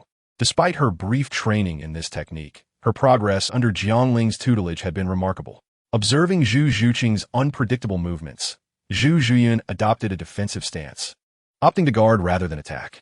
Zhu Zhuqing's figure danced like willow catkins in the wind, elusive and indefinable, leaving everyone uncertain of her next appearance.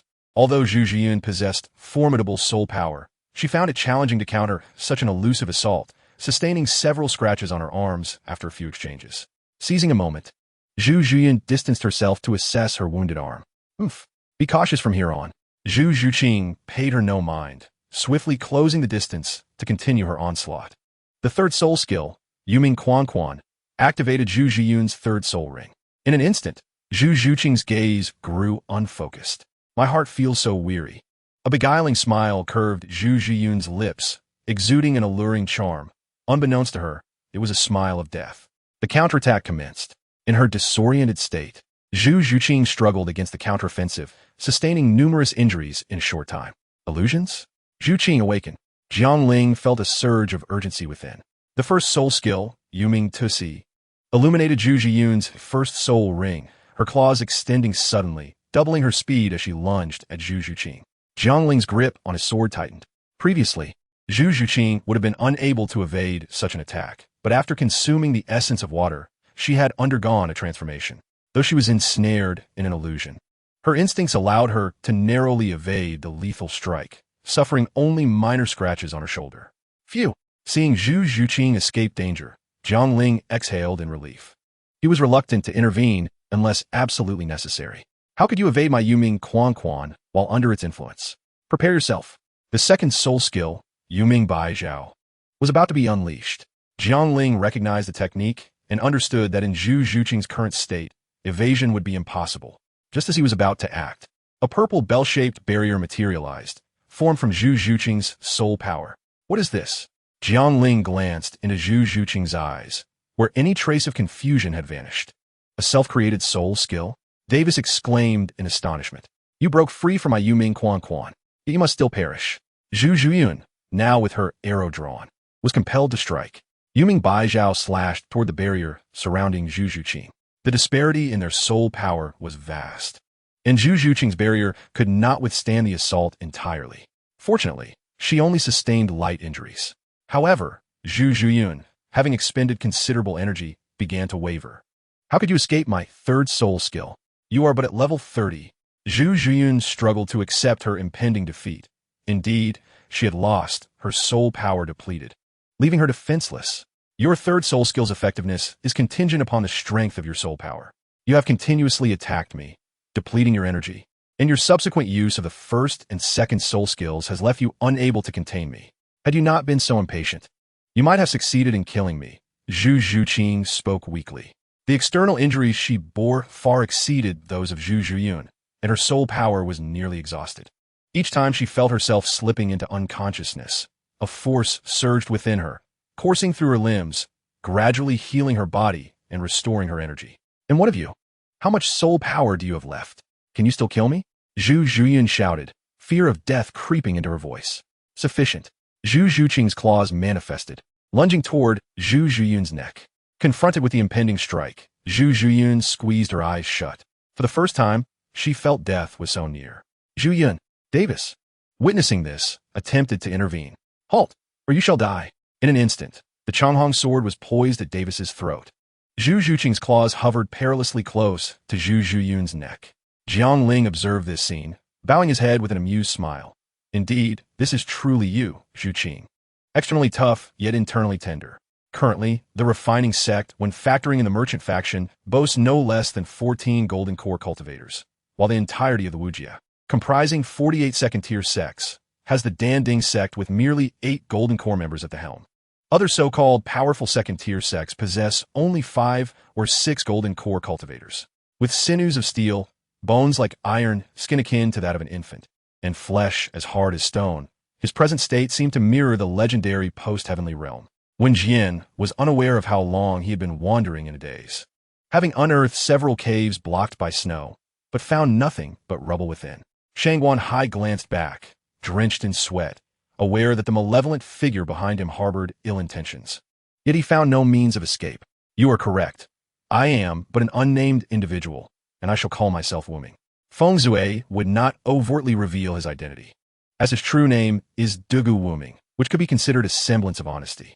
Most of those inspectors are at the quasi-emperor level, former subordinates of past achievers, tasked with guarding the forbidden zones and monitoring cosmic changes. Upon hearing this, Li Gu approached the He Sure Bai, but as he drew closer, he felt an unsettling stir within his true qi. Feng Yun Wujin, also a clever individual, deduced Li Ji's intentions, much like Su Ruo and others. As the fireworks illuminated the earth in a brilliant explosion, Shunshi surveyed the number of reinforcements, feeling a profound sense of helplessness, realizing that even Li Pin, the commander of the esteemed Longqin Guard who held him in high regard, dared not place all bets on him. In truth, the court was also acting according to Emperor Hongji's decree, striving to bolster Shunshi's influence. Rui Mengmeng remained atop the city walls, stationed among numerous soldiers, preparing to open the Ether Gate to bombard the giants drawn by humanity. Li Yi, a renowned general from Jiangdong, was on par with Xie Jing, reputed to possess unrivaled courage. During the Battle of Yiling, he had fought Zhang Bao for 20 rounds without a victor. Xie Qian felt a surge of anger, contemplating a lesson for Shunshi, and had Zhu Hozhao been present, he would have prepared to scold the emperor alongside him. According to the information provided by Li Yinfeng, Li Feifei's super genes have yet to be activated, likely due to psychological shadows. If these shadows are not dispelled, it is probable that Li Feifei will never become a super warrior. Albert felt a profound numbness in his gun-wielding arm, which had swollen significantly. Originally, Yu Shun Tian wore a disdainful expression, but as Su Ming's formidable gunfire descended upon him, his demeanor shifted dramatically. Who dares to intrude upon my territory? The domain of the Annihilation Insect Clan? Air Nehru's expression darkened abruptly as he rose, emanating a 7th-level aura infused with blatant hostility. The Lithuanian team's perimeter player shouted a warning to Yogaska's, but it was too late.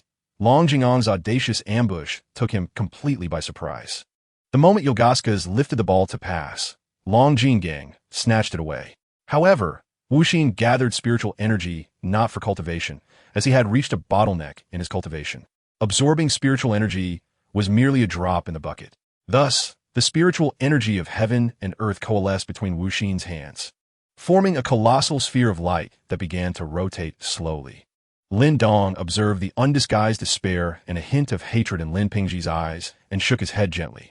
After taking a sip from his teacup, he patted Lin Pingji's shoulder, reminding him of the care Lin Pingji had provided in recent days, not entirely indifferent to his plight. Captain, Chief Buck, let's first investigate that location. There may still be survivors, suggested So. Oh.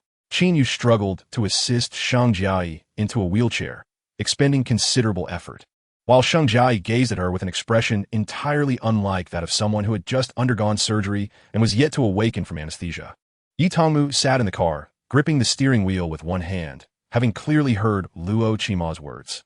Zhong Luoyu felt somewhat troubled lately, first with Su Zijian and Li Mayan, then with Lu Ji and Qin Wan, prompting her to refrain from returning to Li Mayan's villa and instead stay at school.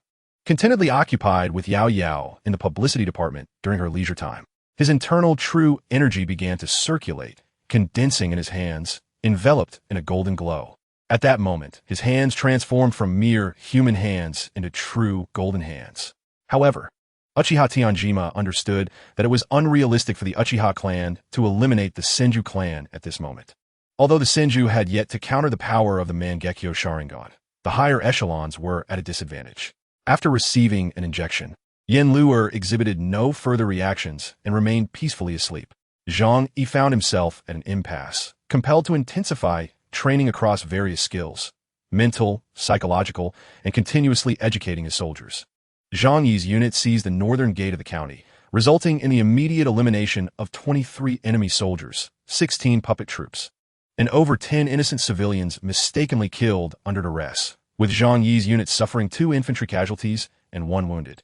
After waiting for about the duration of a tea break, Yi Haoshuan returned, wearing a beaming smile, seemingly quite pleased. Comparatively speaking, the Venice Film Festival this month is far more pleasant than the Berlin Film Festival in early February or the American Oscars at the end of February, and even the Cannes Film Festival in mid-May. Following the unloading, the entire area was cluttered with ammunition boxes, canned goods, artillery boxes, gas masks, and a hodgepodge of items, eliciting joyous leaps from the guerrilla fighters and villagers. The second shadowy figure struggled briefly beneath Lin Hao before ceasing its resistance entirely. At this moment, Gan Jing's performance in the courtyard could not be deemed masterful, but it was undoubtedly adequate for the stage. Observing these people so oblivious to the situation, Yi Haoshuan felt a strong urge to command the nine-tailed fox to eliminate them, yet he ultimately restrained himself. Chapter 206. The turmoil at Tiando late at night in Zhu Zhuqing's room. She sealed a letter, lingering for a moment before placing it on the table. Upon opening the door, she stepped outside. On the empty streets of the small town, Zhu Zhuqing paused, gazing up at the night sky, the bright moon illuminating only a few scattered stars. She recalled the night spent with Jiang Ling in the starry ancient realm, stealing a kiss while lying in his embrace. Without lingering, she departed. The following day, Jiang Ling awoke to find Hulaina's absence beside him. Senior sister? Senior sister? Jiang Ling called out, but received no response. Hastily donning his clothes, he hurried downstairs to ask the innkeeper, "Have you seen the girl who was with me yesterday?" "I did see her, young master. She went out to buy something. She instructed me to tell you to eat first if you woke up, not to wait for her," the innkeeper replied. "What about the other girl who looked cold and beautiful? I haven't seen her come down. Is there anything else you wish to ask?" "She hasn't come down?" Jiang Ling muttered to himself. "Oh, never mind. You go about your business." "Thank you, innkeeper." Jiang Ling returned upstairs and knocked on Zhu Zhuqing's door. "Zhuqing? Zhuqing?" With no response, he cautiously pushed the door open, discovering it unlocked. Upon entering, he immediately spotted the letter on the table and hastily opened it. "Dear Brother Jiang, by the time you read this letter, I will have already departed. I am truly sorry. Please forgive my capriciousness. I remember at first I was unwilling to leave with you, thinking I was afraid you could not face your fiancée. It was only yesterday that I realized it was myself who was afraid to confront Sister Hu. I once believed I was the girl who loved you most in the world, at least not inferior to Sister Hu. But it was only yesterday that I recognized my folly. The dragon should be hidden in the clouds, and you should be cherished in the heart. Sister Hu has hidden you within her heart, yet the eyes are the windows to the soul. Gazing into Sister Hu's eyes, I saw you. Her love for you is pure and untainted. The nearly 2 years spent with you have been the happiest of my life. It is time for me to depart. Having occupied you for 2 years, I must return you to Sister Hu. Brother Jiang, let us grant each other some time to gather the courage to face Sister Hu. During this time, I will cherish our past moments. Brother Jiang, I adore you, and thus I wish for you to be surrounded by adoration. For your path should be adorned with blooming flowers and bustling crowds. Please do not let my departure cast a shadow upon your countenance. Leaving was my own choice. I will not accompany you on the road to Tiando." Zhuqing's departure left Jiang Ling despondent, seated on the bench. As the sun climbed higher, Hulaina gradually returned. "I bought you many new clothes. You must have used up the ones I prepared for you last time, right?" Hulaina produced a heap of items from her jade pendant, including clothes and shoes. Observing the industrious Hulaina, Jiang Ling was overwhelmed with guilt and approached her, embracing her tightly from behind. After a moment, he softly whispered, "I'm sorry." Hulaina was momentarily stunned, her small hands resting upon Jiang Ling's arms encircling her waist. Yet she remained silent. In truth, she had long been aware. If one were to trace back the moment, it likely began when Jiang Ling introduced Zhu Juqing. Hulaina, who had loved Jiang Ling since childhood, was intimately familiar with his habits. Thus, it was only yesterday that she requested to share a room with Jiang Ling, sharing the same bed and pillow. She was uncertain whether she was asserting her claim over Zhu Juqing or merely succumbing to fear. Up to this moment, Hulaina's suspicions remained just that, suspicions. However, Jiang Ling, in his naivete, had inadvertently shattered the last vestiges of Hulaina's illusions by using the excuse of having a friend to test her. In that instant, it felt as though her heart had fractured. She was at a loss as to how to respond. Given the circumstances, Hulaina believed she ought to be furious, to slap Jiang Ling, to berate him as a scoundrel, and to break up with him. Yet, she found herself unable to act, unable to speak, and ultimately unwilling to part ways. Indeed, the one who falls in love first often finds themselves the loser. Jiang Ling turned Hulaina's body towards him and kissed her directly. That kiss left Hulaina utterly bewildered. "You scoundrel, I have yet to forgive you, and you dare to take liberties." Hulaina struggled fiercely, but Jiang Ling's arms held her tightly. After a moment of shock, she bit down hard. A piercing scream echoed throughout the entire tavern. Above, the azure sky was dotted with a few pristine clouds.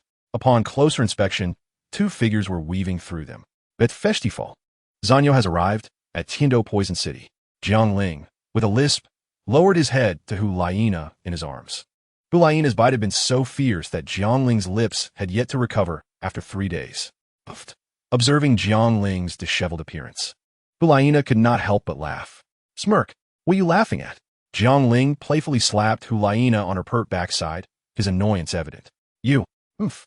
The unexpected slap turned Hulaina's face crimson. "Were it not for being in the sky, would you dare act so brazenly?" Smack. "Well, when in the sky, one can act as one pleases." Jiang Ling playfully slapped again, chuckling. "You, I will bite."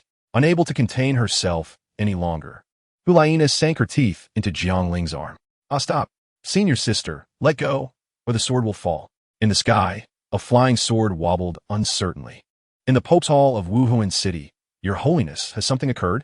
Yuguan inquired, noticing Bibi Dong's troubled expression. "Linger has sent word that the Tiando Empire is obstructing Wuhuan Temple from eradicating the evil soul masters, and as the Platinum Bishop of the Tiando Wuhuan Sacred Hall, Salas has taken no action in this matter. Furthermore, he has sent a vial of potion obtained from the evil soul masters, which significantly enhances soul power but may lead to mental confusion. Linger suggests we investigate the potion." With that, Bibi Dong raised her hand, and the letter landed before Yuguan. Moments later, Yuguan spoke. "Based on the letter's description, Salas likely aims to diminish the royal family's support among the populace. The nobility's influence in the Tiando Empire is already pronounced. If there is further obstruction against Wuhuan Temple's efforts to eradicate the evil soul masters, the royal family's reputation will undoubtedly suffer again." After pondering for a while, Bibi Dong declared, "Issue orders for Salas to resolve this matter swiftly. The eradication of the evil soul masters is paramount." "But, Your Holiness," Yuguan hesitated, wishing to persuade her further. "Issue the orders." "Yes, Your Holiness." Seeing Bibi Dong's resolute demeanor, Yuguan could only comply. "Thus, are you satisfied? In the Tiando Empire, status and identity dictate everything. Even a worthless individual born into nobility can gain admission to the Tiando Royal Academy, whereas a commoner, no matter how exceptional their talent, cannot enter without a noble title. The Tiando Empire is, in essence, a realm of noble rule, with major sects acting independently while minor factions band together for warmth. It is exceedingly difficult for grassroots individuals to rise above their station." "Senior sister, that must be the Tiando Royal Academy," Jiang Ling remarked, gazing at a magnificent mountain below. As dusk approached, the setting sun cast a golden glow over the mountain housing the Tiando Royal Academy, the surrounding lake, and forest, cloaking them in a resplendent hue. The academy is indeed impressive, but what a pity that it is filled with self-important and disdainful individuals. There are hardly any commendable students, Hulaina remarked, following Jiang Ling's gaze with a disdainful huff. "Have you been here before?" Jiang Ling asked, puzzled. "Not long after you left, I also set out to experience the world. When I departed, my teacher informed me that you had gone to the Xinglua Empire. I thought my teacher was deceiving me, so I headed in the opposite direction, arriving here in Tiando." Upon hearing this, Hulaina's face flushed with embarrassment. "Your teacher likely anticipated your thoughts," Jiang Ling chuckled. "We are nearing the city gate. Let's descend." Jiangling controlled the Changhong sword, gently landing. Upon entering Tiando City, Jiangling immediately sensed an atmosphere strikingly different from that of Xinglua. Although both cities thrived, Tiando exuded an air of opulence. What should we do next? Shall we head directly to the Wuhuan Sacred Hall, or wait for our teacher's letter? According to the timeline, our teacher's orders should arrive the day after tomorrow. Hulaina turned to Jiangling, her voice soft. While on their journey, Jiangling had already conveyed the news regarding the Empire's interference with the Wuhuan Temple's eradication of the evil soul masters, as well as the situation concerning Yaya. It is too late today. Let us find an inn to stay overnight and visit the Wuhuan Sacred Hall tomorrow. Jiangling contemplated before making his decision. All right, that works. I've stood for so long that my legs are sore. Hulaina stretched, revealing her exquisite figure. Shall we book a room? Jiangling felt a stirring of desire. You flatter me. 2 rooms. Hulaina shot Jiangling a glance before briskly walking ahead. The bustling Tiando city boasted a flourishing hotel industry, particularly with couple-themed establishments. As they walked, they passed numerous hotels adorned with lavender and violet motifs. Senior sister, if the next one is also a couple's hotel, we should enter. We can always book 2 rooms, Jiangling suggested, finding the leisurely pace of their stroll exhausting. Fine, Uliena replied, perplexed. There weren't this many such hotels when I visited last year. Before long, Jiangling and Hulaina found themselves before the Kikyo Hotel, which appeared considerably simpler than the previous ones, yet unmistakably a couple's hotel, as the flower language of Kikyo signifies eternal, unrepentant love. Senior sister, after you, Jiangling said with a smile, gesturing for her to enter. What lay behind his smile was a mystery, but Hulaina was resolute. Fine, and we go. Upon entering, they witnessed a couple emerging, their demeanor intimate and satisfaction evident. Upon seeing Hulaina, the man's eyes sparkled, and upon noticing Jiangling beside her, he expressed envy, remarking, "Brother, you're quite fortunate. Enjoy yourselves." Jiangling was momentarily taken aback, as both he and Hulaina were soul masters. Hearing the comment, Hulaina turned in anger, ready to retaliate. "Enjoy yourself, my foot." Jiangling quickly restrained her, fearing that a kick from her could incapacitate a mere mortal. 2 rooms, please. Hulaina grumbled as she approached the front desk and tapped on the table before the attendant. Certainly. The attendant looked up and was momentarily entranced by Hulaina's beauty. Noticing the frown on her face, Jiangling quickly cleared his throat and urged, "Please hurry." "Ah, yes, of course." The attendant snapped back to reality. "Are you sure you want 2 rooms, and not just 1? He asked, peering curiously at the attractive pair. Jiangling smiled at Hulaina. Enough with the unnecessary questions. "We want 2 rooms." Hulaina felt a blush creeping onto her cheeks under his gaze. "All right, please register your names." Jiangling and Hulaina. "Please proceed to the 3rd floor." The waiter handed the room card to Jiangling. "Let us go, senior sister." Jiangling said naturally as he took Hulaina's hand and headed towards the staircase. "Please open a room." Shortly after, Jiangling heard a man's voice. "The name is Yu Xiaojang." Jiangling paused, his smile vanishing as he turned to look. A middle-aged man in his 40s, clad in a blue robe, exuded an air of despondency. "What is wrong?" Hulaina followed Jiangling's gaze, seeing nothing particularly alarming. "It's nothing. Let us go upstairs," Jiangling replied with a smile. After having dinner in Hulaina's room, he stayed until midnight before leaving, instead of returning to his own quarters. Jiangling sought the spiritual mark he had left on Yu Xiaojang earlier at dusk. His eyes were icy, a fleeting glimmer of murderous intent flickering within. It was evident that Jiangling harbored a deep disdain for Yu Xiaojang. In Jiangling's view, Yu Xiaojang represented a cowardly individual unwilling to acknowledge his own ordinariness and accept his mediocrity. Such weakness renders one devoid of value. If Yu Xiaojang wished to rise above the mundane, he should achieve success and earn others' recognition, rather than basking in the hollow glory of regurgitating others' theories and finding self-satisfaction in it. When faced with skepticism, he assumed a self-deceiving posture of superiority, as if he alone were sober amidst a sea of intoxicated minds. The history of Douluo has matured significantly in understanding martial souls and the selection of soul rings over the years. Any family with a semblance of heritage would surely be aware of the criteria for soul ring selection.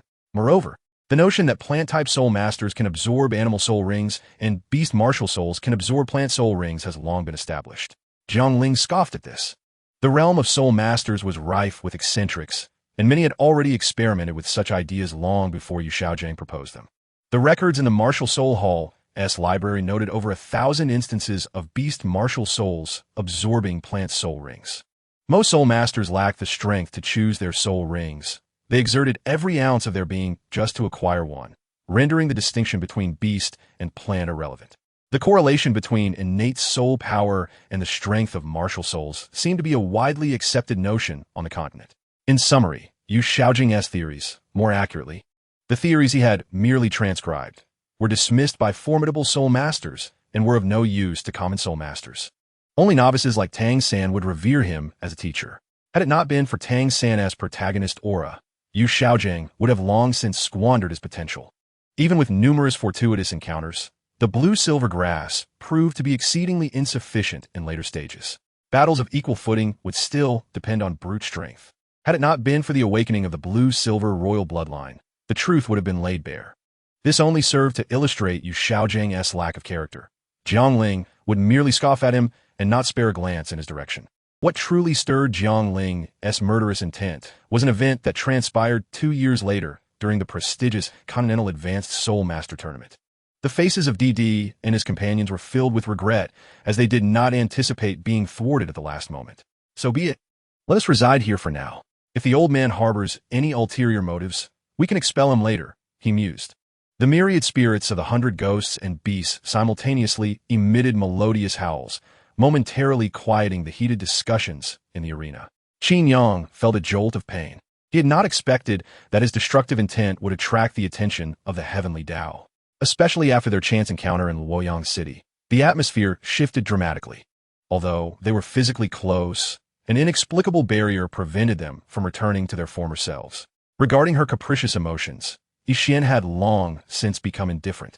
As the trio approached the towering edifice, upon seeing Yixian, Ruibo was utterly perplexed. Yixian, recognizing a familiar face, hurriedly recounted the events that transpired, leaving Ruibo in a state of exasperation. After summoning the guard and confirming Yixian's account, he chastised the guard severely before lifting the alert. Ma Lu Dan and Yang Bian, along with the others, took turns apologizing, ensuring that all remaining bandits did the same until Yang Bian nodded in satisfaction. Zhang Wei trailed behind Li Suhai, whose towering stature nearly overshadowed him. The famed Mount Piaomiao ceased to speak, for the Piaomiao manor was undoubtedly far more formidable, and its master was a cultivator of the late Golden Core stage, a foe not to be trifled with. Hong Zhuang, a bit bashful, shot a sidelong glance and shyly said, "Then I suppose I can forgive you." Her bashful demeanor was akin to a lotus flower trembling in the cool breeze, stirring the heart. We rushed here in haste, with banners trailing behind. Thankfully, we made it in time to assist the general in the siege. Otherwise, I would have earned no military merit. Ma Chao laughed heartily. He approached a massive boulder in the courtyard, steadying his breath before exerting himself to lift it. "I truly have a wife. She treats me well. To save me, she left on her own, and I must find her," Li Fei declared. He witnessed several figures in black encircling Zhang Yunze, who was beset on all sides, suffering grievously with blood covering half his face and a fractured brow. Yet, the black-clad assailants were no better off. Two lay sprawled on the ground, unable to rise. "So touching, baby, I adore you."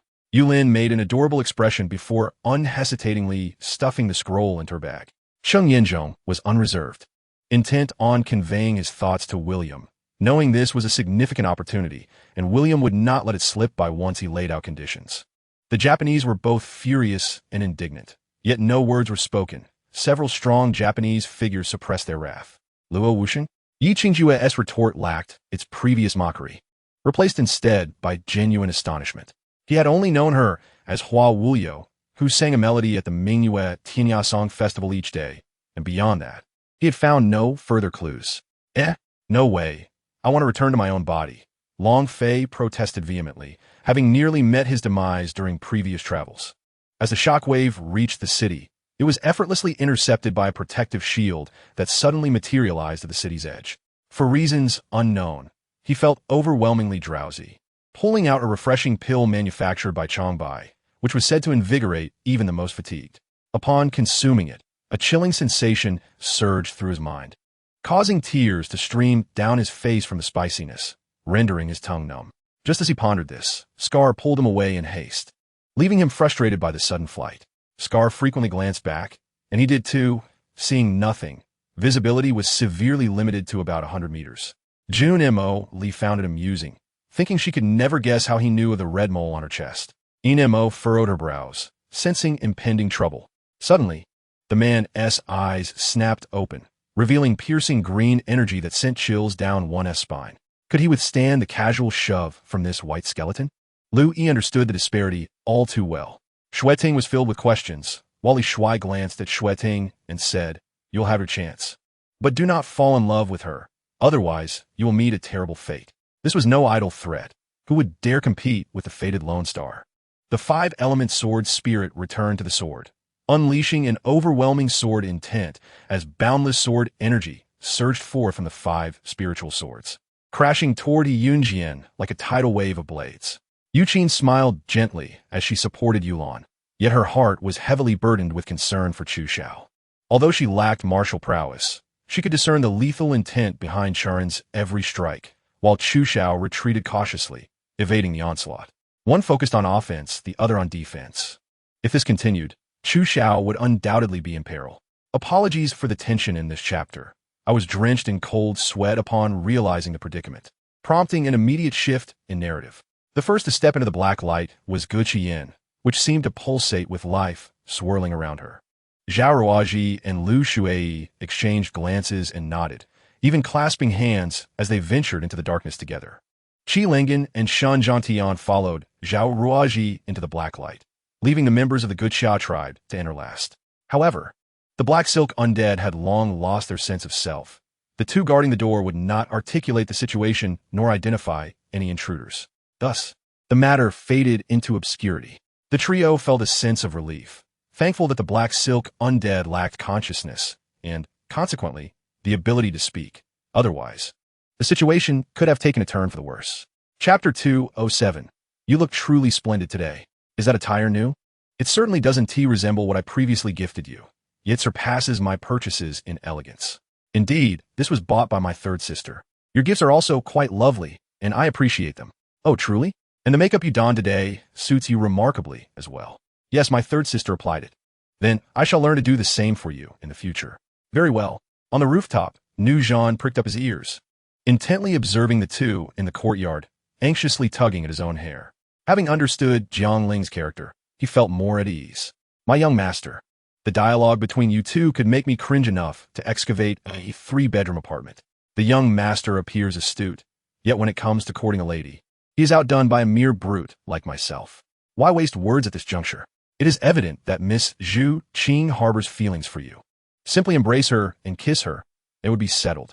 Nu Zhan muttered to himself in exasperation. No, I must assist my young master. With his right hand, Nu Zhan gradually gathered a sphere of soul power, intending to hurl it at Jiang Ling.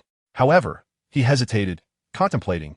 No, the young master is too vigilant. I may not strike him accurately. Instead, I shall target Miss Zhu Qing. Young master, forgive my audacity. I act for your lifelong happiness. Nu Zhan reassured himself.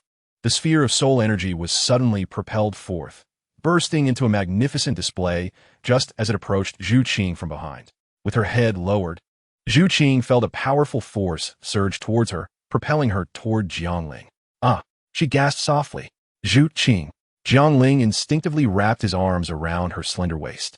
His gaze swiftly caught sight of the still visible Nu Zhan. Understanding Nu Zhan's intentions, Jiang Ling felt a mix of exasperation and resignation, realizing that his elder was covertly observing him. However, since Nu Zhan had opened the door for him, he would not let the opportunity slip away. Are you all right, Zhu Qing? He inquired, his left arm securing her waist while his right hand supported her shoulder. No, I'm fine, just feeling weak, Zhu Qing responded softly, attempting to pull away but finding herself lacking strength. Feeling weak? Jiang Ling immediately recognized Nu Zhan's meddling. Then let us take a moment to rest. All right. As he spoke, Jiang Ling prepared to help Zhu Qing sit down. His gaze inadvertently fell upon Nu Zhan peeking out, still trying to spy, that unprincipled old rogue. Zhu Qing. There's a breeze outside. Let us return to the room. Jiang Ling lifted the weary Zhu Qing into a princess carry. A breeze? Isn't the sun shining brightly today? Zhu Qing pondered, though she did not voice any objections. Watching Jiangling carry Zhu Qing away, Nu Zhan fumed. I created this opportunity for you, and now you turn your back on me, not even allowing me a glance? Young master, that is not how one conducts oneself. Upon returning to the room, Jiangling gently placed Zhu Qing on the bed, his palm resting against her back as a surge of energy flowed through her. Are you feeling better now? Zhu Qing flexed her hands, feeling her strength returning. She nodded gently. Jiangling, relieved, settled on the edge of the bed, leaning back but not withdrawing his hand, which slid from her waist to her thigh. What has happened? Why did I suddenly feel so weak all over? Zhu Qing thought about pushing Jiangling's hand away, but remained motionless. Air, well, it might be a side effect of the essence of water, Jiangling asserted with conviction. But isn't that a divine substance? Could there be after effects? Zhu Qing questioned, her brow furrowed in confusion. Indeed, it is a divine item, containing immense energy. Your body has yet to fully adapt, hence the occasional fatigue. But fear not. Once your body acclimates, all will be well, Jiangling fabricated. Oh, I see. By the way, Zhu Qing, I plan to leave Xinglua City. You should accompany me. Zhu Qing's heart tightened. What was inevitable had finally arrived. I want to go with you. I plan to stay and cultivate diligently for my family. If you have time, do remember to visit me, she said, gripping her skirt tightly, her silence lingering before forcing a smile. In Xinglua, she could remain by Jiangling's side. But what about after leaving? She would inevitably encounter Jiangling's fiancé. Rather than face the ensuing awkwardness and difficulty, it was better to stay here. Why? Jiangling was silent for a moment before voicing the question, though he had already surmised a part of the answer. Have you considered how you would introduce me to your fiancé? I would say Hulina does not mind, Jiangling retorted, utterly unconvinced. The atmosphere fell into a heavy silence for a time. Zhu Qing seemed to be waiting for something, believing she would trust whatever Jiangling said. Even if he chose to remain silent and simply pinned her down, she might not resist. Yet, Jiangling remained silent, which perhaps also signified his affection for her, indicating that he was not merely captivated by her beauty, though it was not what Zhu Qing desired at that moment. Zhu Qing gently removed Jiangling's hand from her thigh and stood, saying, Brother Jiang, I shall take my leave now. With a creak, the door closed behind her, plunging the room back into silence. Jiangling remained on the bed, unmoving. As Zhu Qing exited, she crossed paths with Nu Zhan in the courtyard. Miss Zhu Qing, have you finished your conversation with our young master? Would you care to stay for dinner? I've already made arrangements, Nu Zhan greeted warmly. No, I must head back. Zhu Qing replied in a flat tone, though her eyes glistened with unshed tears. Nu Zhan observed Zhu Qing hastily departing and wondered aloud. What is going on? Did Miss Zhu Qing shed tears? Did the young master force himself upon her, angering her? Young master, pursuing a woman is not meant to be done so recklessly. He shook his head, sighing at the closed door. Such a beautiful maiden, Nu Zhan mused. The young master, full of youthful vigor, found it natural to lose control. Leaving the courtyard, Zhu Qing quickened her pace, hurrying back to her family, a single crystalline tear sliding down her cheek. If only I had met you first. Would we not be in this predicament? That night, Jiangling grasped a jar of wine and drank deeply, holding a sword in his other hand. It was his first experience with alcohol. Young master, that is not how you drink, Nu Zhan remarked. Uncle Nu, today you mustn't interfere with me, Jiangling replied, gulping down another large mouthful of wine, brandishing the sword forward. Life is a dream. In dreams, one finds vengeance and joy. After drinking, I shall sing and sharpen my blade. As Jiangling danced and recited, he completed a series of sword maneuvers, the iron sword shattering with a resounding crash. The wine jar now empty. Jiangling then fell backward. Angry Zhan hastily took over, observing the inebriated Jiangling, and remarked, Rest assured, young master, it is not solely Zhu Qing who possesses beauty, ample bosoms, and a shapely figure. Sleep soundly, and I shall procure 10 or 8 lovely maidens for you by tomorrow. The following day, as dawn broke, Angry Zhan departed the small courtyard and stealthily made his way to the spirit hall. Within the hall, he was met by Malchin, who inquired, Angry Zhan, why are you not by the young master's side? You must understand that the young master's recent injury has already been reported to His Holiness the Pope. If any further mishap occurs, we shall both face dire consequences. What? The young master's injury is not severe. Why report at all? Angry Zhan replied, his expression troubled. Alas, His Holiness has instructed that all matters concerning the young master must be reported to her. Those who dare withhold information shall face the consequences. However, you need not worry excessively. I have conveyed the situation clearly, and His Holiness should not hold it against you. Now, do enlighten me as to the purpose of your visit, Malchine consoled. Ah, indeed, esteemed Bishop Malchine. The young master has suffered a romantic setback and is currently in low spirits. I wish to request that you arrange for 10 or 8 beautiful maidens to assist him in overcoming this heartbreak. They must be stunning, ample-bosomed, curvaceous, slender-waisted, and fair-skinned. Angry Jean articulated, not forgetting the matter at hand. Is this truly the young master's request? Indeed. Are you certain it is not your own desire? Preposterous. I, Angry Jean, love my wife dearly. How could I possibly indulge in such frivolities? Angry Jean retorted, his face flushing with indignation. Very well. I shall take note of this matter. You may return and ensure the young masteress' safety. Malchine waved his hand dismissively. Understood. As Angry Jean departed, Malchine stroked his short beard, lamenting, How on earth shall I explain this to His Holiness? In the early morning, shortly after Angry Jean returned to the courtyard, the maidens were brought in, 8 in total. Even Angry Jean could not help but marvel at the speed and quality of their arrival, each one meeting his specifications, clearly not from a brothel. Follow me. The young master you are to serve is inside, still in slumber. Be mindful not to disturb him. Once he awakens, do as he bids. Angry Jean instructed at Jiangling's door. Yes, my lord, responded the lead maiden. They were well aware of their fate as the handmaidens of the affluent, perhaps more accurately described as playthings. They merely hoped their master would not be too unsightly and possess a temper that was not too volatile. However, they were puzzled as to why anyone would require 8 attendants.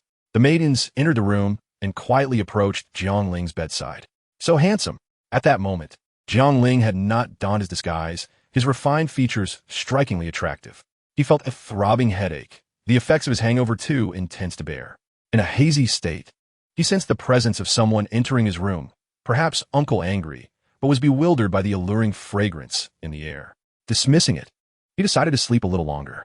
As the sun reached its zenith, Jiangling gradually opened his eyes, only to be greeted by blinding whiteness. Turning his head, he beheld a delicate visage. He felt his arm enveloped in softness, and something heavy resting on his abdomen. After a moment of stunned silence, he exclaimed, What the?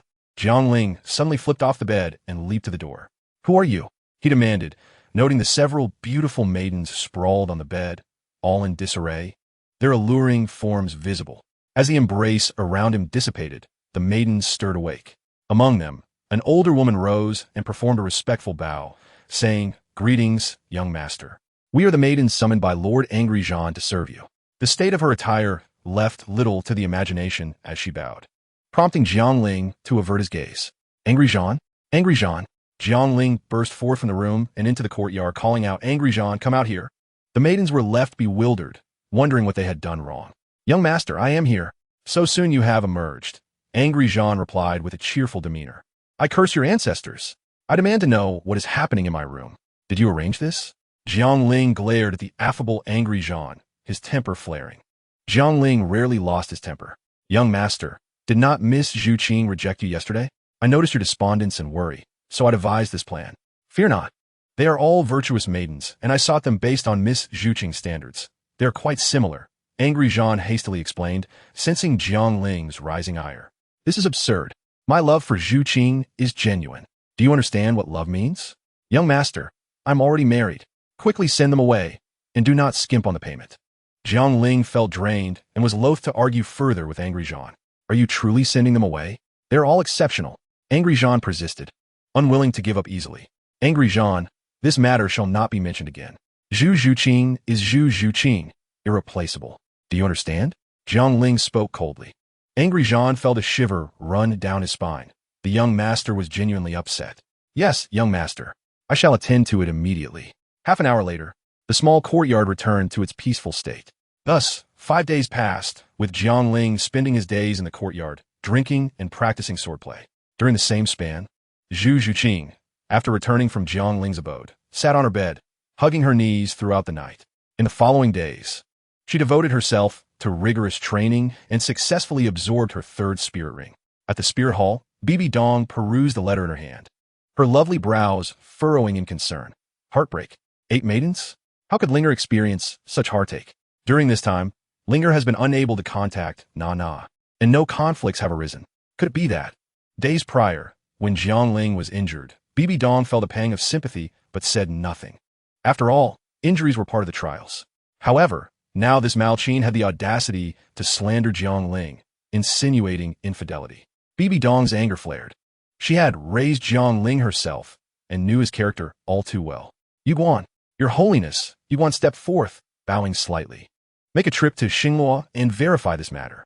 Bibi Dong instructed, handing the letter to Yuguan.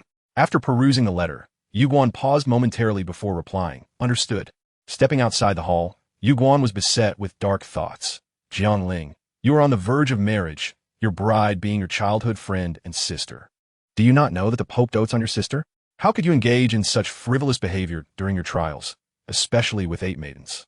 Who would have thought that you, who appears so chaste in Wuhuan City, would indulge in such debauchery outside? Alas, my dear Jiang Ling, it seems I am destined to become your full-time caretaker, dealing with spirit rings and your romantic entanglements. Jiang Ling, too, realized that he could not continue this way. Avoidance would not resolve his issues, and prolonging this state would only lead to further complications. He resolved to seek Zhu Zhuqing that evening, determined to confront the situation regardless of the outcome, for he intended to leave the next day. The next day, Zhu Zhuqing and Jiang Ling, having few ties in Xingluo City, gathered only a few simple belongings and set forth on their journey, departing before dawn. Zhu Zhuqing penned a letter to her third sister, envisioning her sister's expression upon reading it. Just the night prior, Zhu Zhuqing had been in a state of mutual affection, but now, before the break of day, she was eloping with her beloved. Jiang Ling also left a letter for angry Zhan. Despite the troubles he had caused him, his intentions had been well-meaning. Jiang Ling felt a twinge of guilt at the thought of angry Zhan facing repercussions due to his actions. He even took the time to visit In Bukui's home, leaving a portion of his gold spirit coins for his blind sister, motivated by his desire to support her. Outside the city of Xingluo, Jiang Ling traveled with Zhu Zhuqing, soaring through the skies on his sword, unaware that their sudden departure disrupted the plans of certain individuals. Zhu Zhuqing's extraordinary leap of 10 levels captured the attention of her father, who knew that directly questioning her would yield no answers, having long understood his daughter's temperament. He decided to inquire about Zhu Zhuqing's whereabouts from Zhu Zhuyun, receiving information possibly related to Jiang Luer.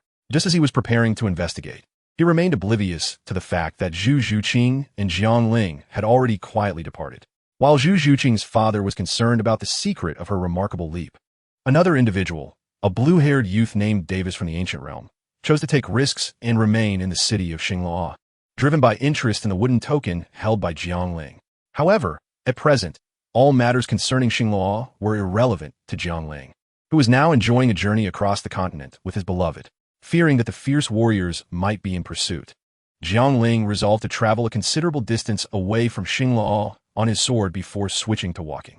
Jiang Ling held Zhu Zhuqing's waist with his left arm while wielding his sword with his right. Zhu Zhuqing, wrapping her arms around Jiang Ling, leaned her head against his chest, glancing down at the fleeting scenery below, as if lost in a dream. Where shall we go next? Jiang Ling asked, looking down at Zhu Zhuqing. I do not know where to go. You decide. I have never left Xingluo City, so anywhere is fine, Zhu Zhuqing replied, shaking her head. Very well. I shall take you to explore every corner of the continent. We will eat and play together until we grow old, Jiang Ling said with a smile, silently adding a promise to compensate for her unfortunate childhood. A faint smile appeared on Zhu Zhuqing's lips at his words. Let's depart, Jiang Ling declared, executing a sword gesture that greatly increased their speed.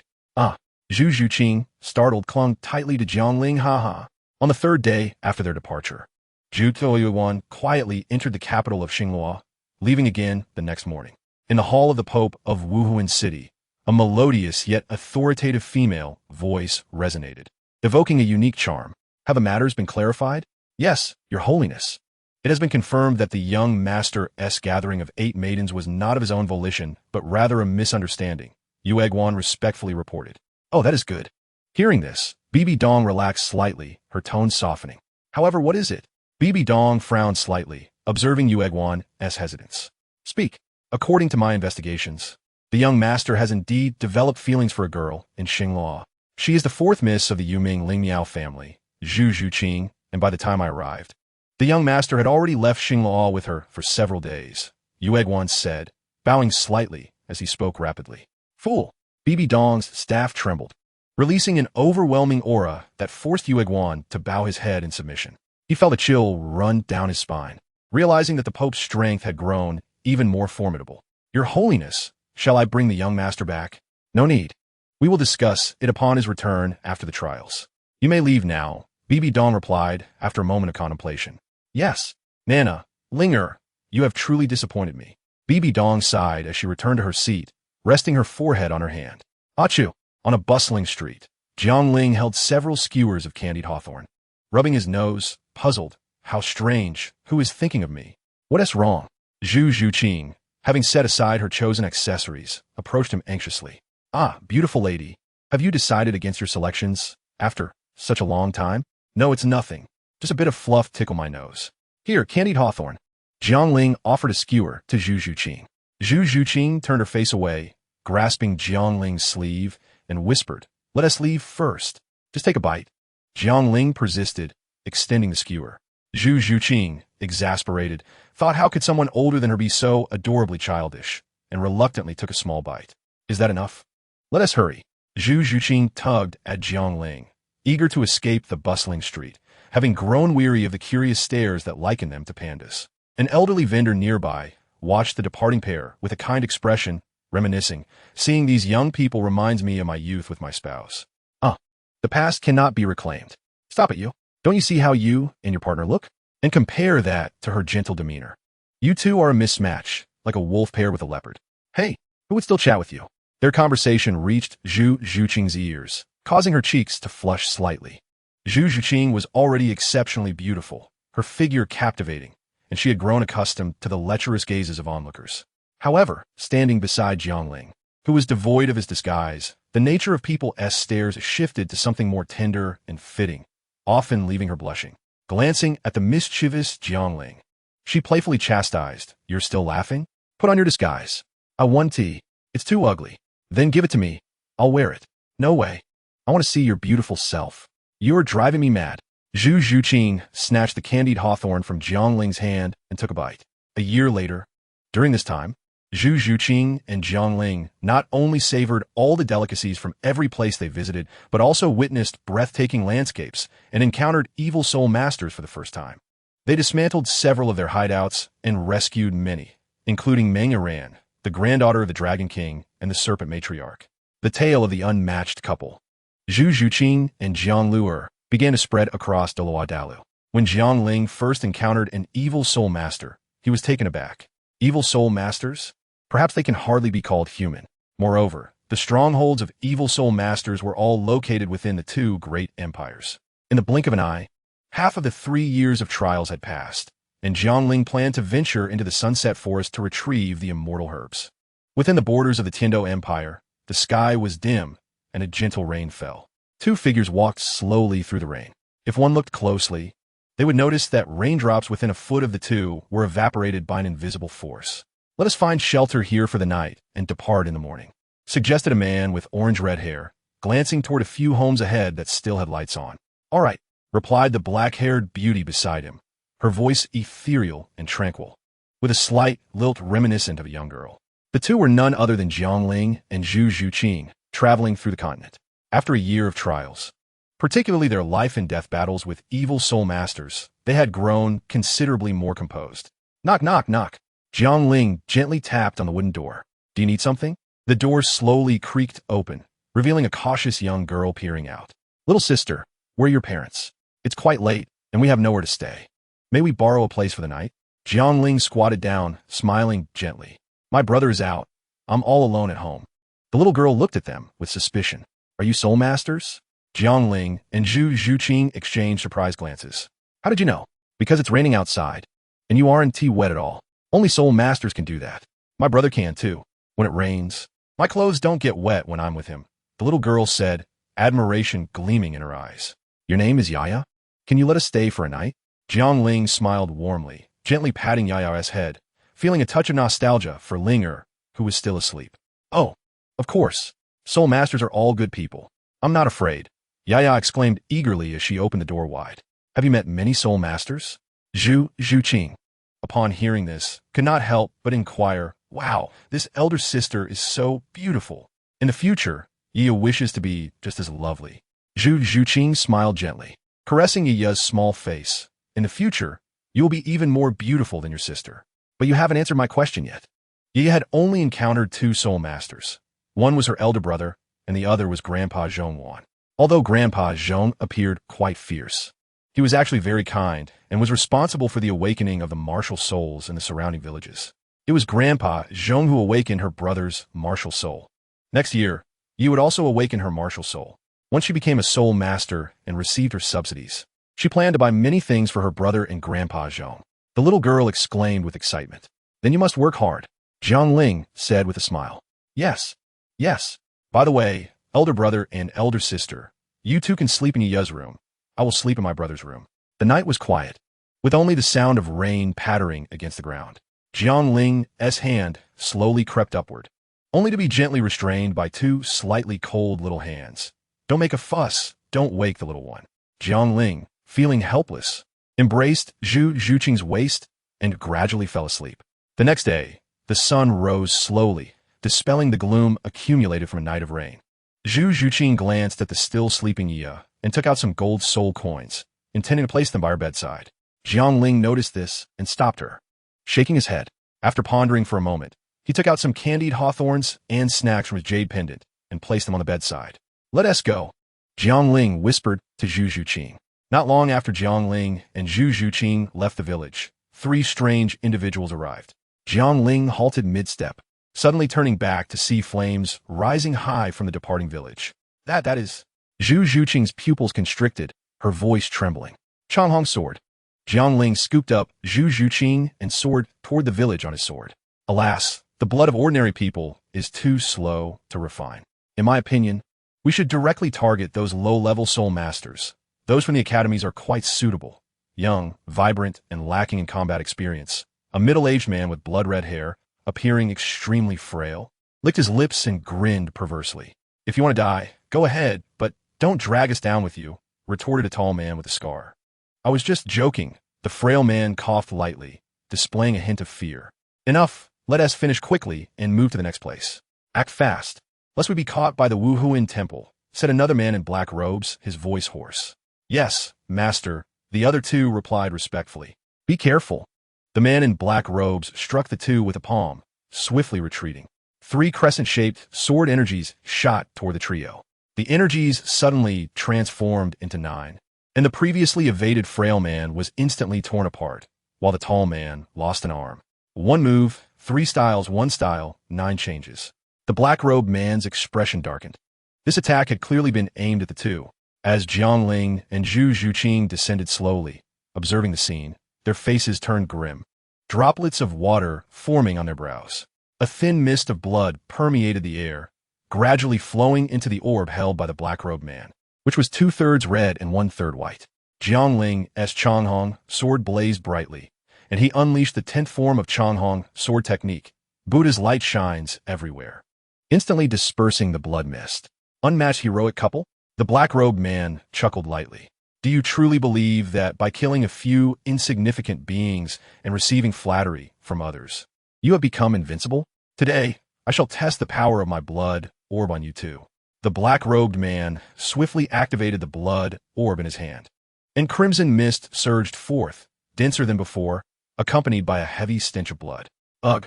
Zhu Zhuqing frowned, covering her mouth and nose as she felt nauseous. Observing this, Jiang Ling once again employed Buddha's light shines everywhere, yet it lacked the previous effect. The dispersed blood mist rapidly reassembled. "Haha, useless. Allow me to show you its true power." The blood orb's brilliance intensified. "Master, no, I'm still here." The tall man, now missing an arm, frantically fled in a desperate attempt to escape. Zhu Zhuqing pursued him, while Jiang Ling sensed something amiss and charged toward the black-robed man with his sword. Almost the instant Jiang Ling struck, he felt his blood boiling uncontrollably, as if it sought to leave his body, threatening to explode. Jiang Ling summoned his soul power to suppress the agitated blood. Meanwhile, the tall man exploded into pieces. "Zhuqing, are you all right?" Jiang Ling swiftly reached Zhu Zhuqing's side. "I'm fine, but what happened to him?" Zhu Zhuqing replied. Just moments before, if she hadn't dodged swiftly, she would have been splattered with blood. Are you really all right? Do you feel anything unusual? Jiang Ling asked with concern. I'm fine. That's good. Zhu Qing, go check on the villagers. I'll handle this scum. Relieved by Zhu Qing's safety, Jiang Ling spoke with assurance. Be careful. A fleeting look of worry crossed Zhu Qing's eyes. After more than a year together, they had developed a remarkable tacit understanding. Impossible, impossible. How can you two be unharmed? In my realm of blood, why did you not explode? This is impossible. The black-robed man raved, staring in disbelief at the two unscathed individuals. Realm? You think you are worthy? Jiang Ling replied as the blood mist dissipated, revealing sunlight cascading upon the black-robed man's corpse. Jiang Ling's left hand pointed the sword, flames once again enveloping it. I will kill you. The black-robed man unleashed his soul rings, 6 rings, 2 yellow, 2 purple, and 2 black, indicative of a soul emperor. Of course, individuals like him are the most prone to betrayal. If he can be bought with silver, so too can others. Thus, one cannot trust them completely, merely using them as spies. In the exquisite shark fin soup you prepared, I detected a total of 13 ingredients, which differs from the 11 you mentioned. Zhao Zilong inhaled deeply and spoke slowly. Humph, those matters were brought upon him. He should resolve them himself. It has nothing to do with me, Luo Shang remarked, already dressed and standing up. As she contemplated, a look of helplessness crossed her face. Yes, although she did not wish to admit it, the current situation was evident. I see. Chun Fei understood instantly and secretly resolved to study the bureaucratic structure of the Tang dynasty, lest he become confused about the ranks and titles, which could lead to embarrassing situations in the future. With the powerful force accompanying Lu Dong, it flooded Yun Hao's body, pressing down on Shun Bai and Zhoda as well. Since the night at the beast-fighting arena, Black Pearl had confined herself within the Duanqing residence, needing time to clear her mind and reflect. Initially, she believed in a unified world, where the north was stable and the south centered around Shosha, considering it peaceful, especially with Kunlun Mountain and the Qin army stationed, leaving no worries for the world. Since you believe yourself innocent, I trust you're not afraid of being brought before a military tribunal. Qing Lian said this before leaving without a moment's pause. It appears that these peasants indeed have some spare change. Come autumn harvest, I shall raise the rent by a notch. The grain chief, draped in fine silk, toyed with the jade ring on his thumb. Su Jinchuan lifted his right foot and stomped on the seabed, causing the entire ground to tremble. It's fine, after all. The other coaches are equally unwilling to teach you. Su Jinchuan shrugged nonchalantly. 2 titled Douluos of the beast martial souls soared through the air, with the demon bear swelling in size, as if an ancient deity had returned to the world. The phantom solidified, and the true form of the martial soul was instantly completed. Although they had broken all superstitions at that time, everyone still believed. Thus, the white lotus was buried beneath that ancient locust tree.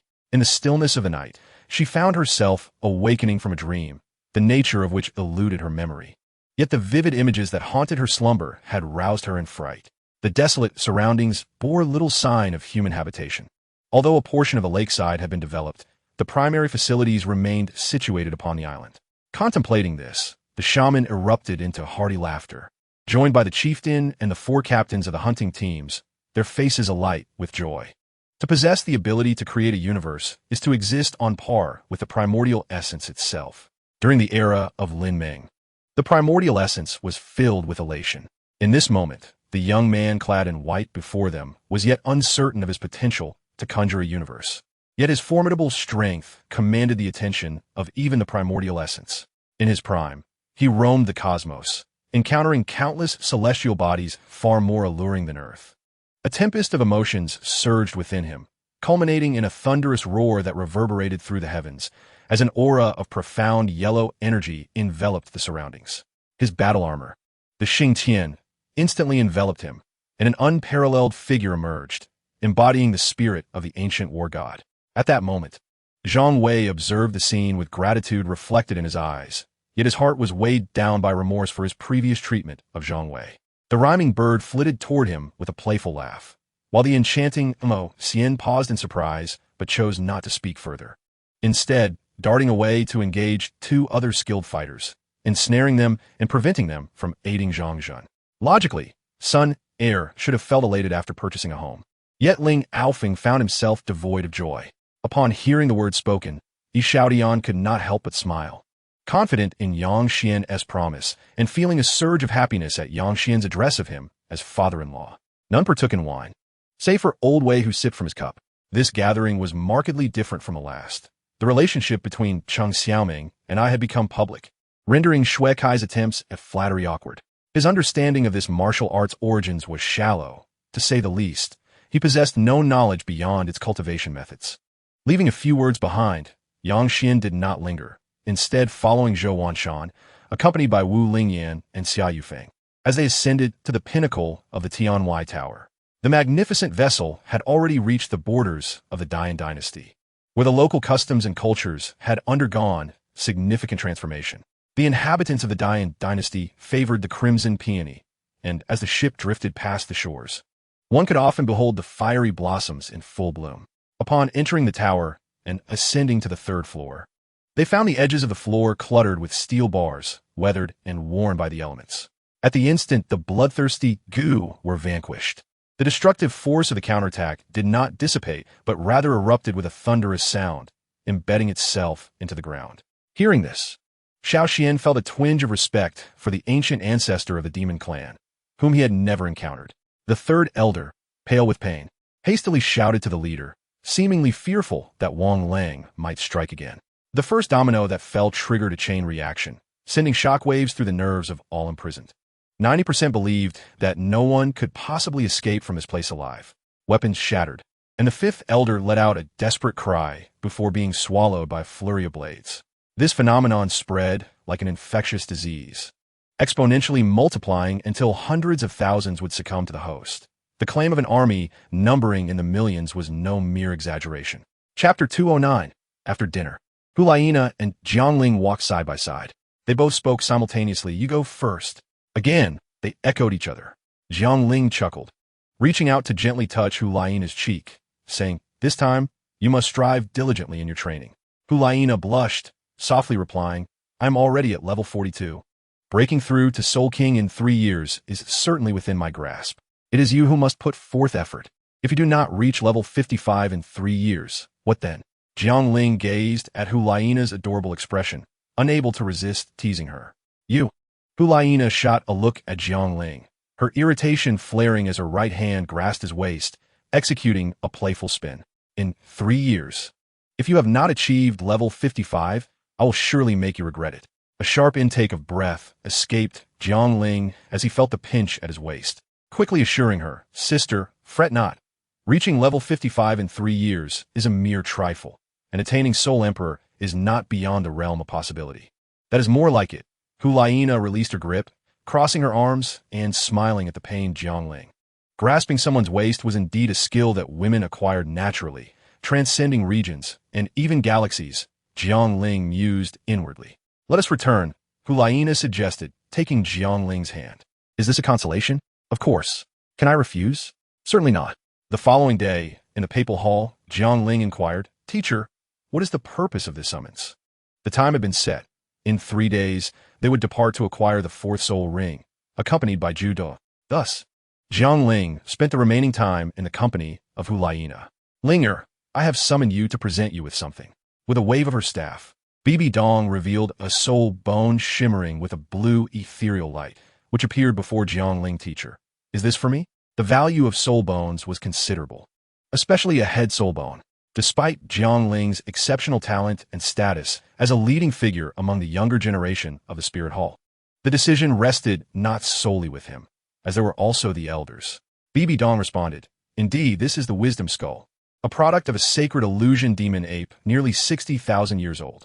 It greatly enhances mental power and fosters intellectual development." The wisdom skull? Isn't that the prize for the champion of the High Soul Master Tournament in 4 years? I never expected to receive it now, Jiangling thought to himself. "Teacher, perhaps you should give this to Sister. My mental strength is already quite robust, and Sister specializes in charm, requiring a high level of mental fortitude," Jiangling suggested after a moment's reflection.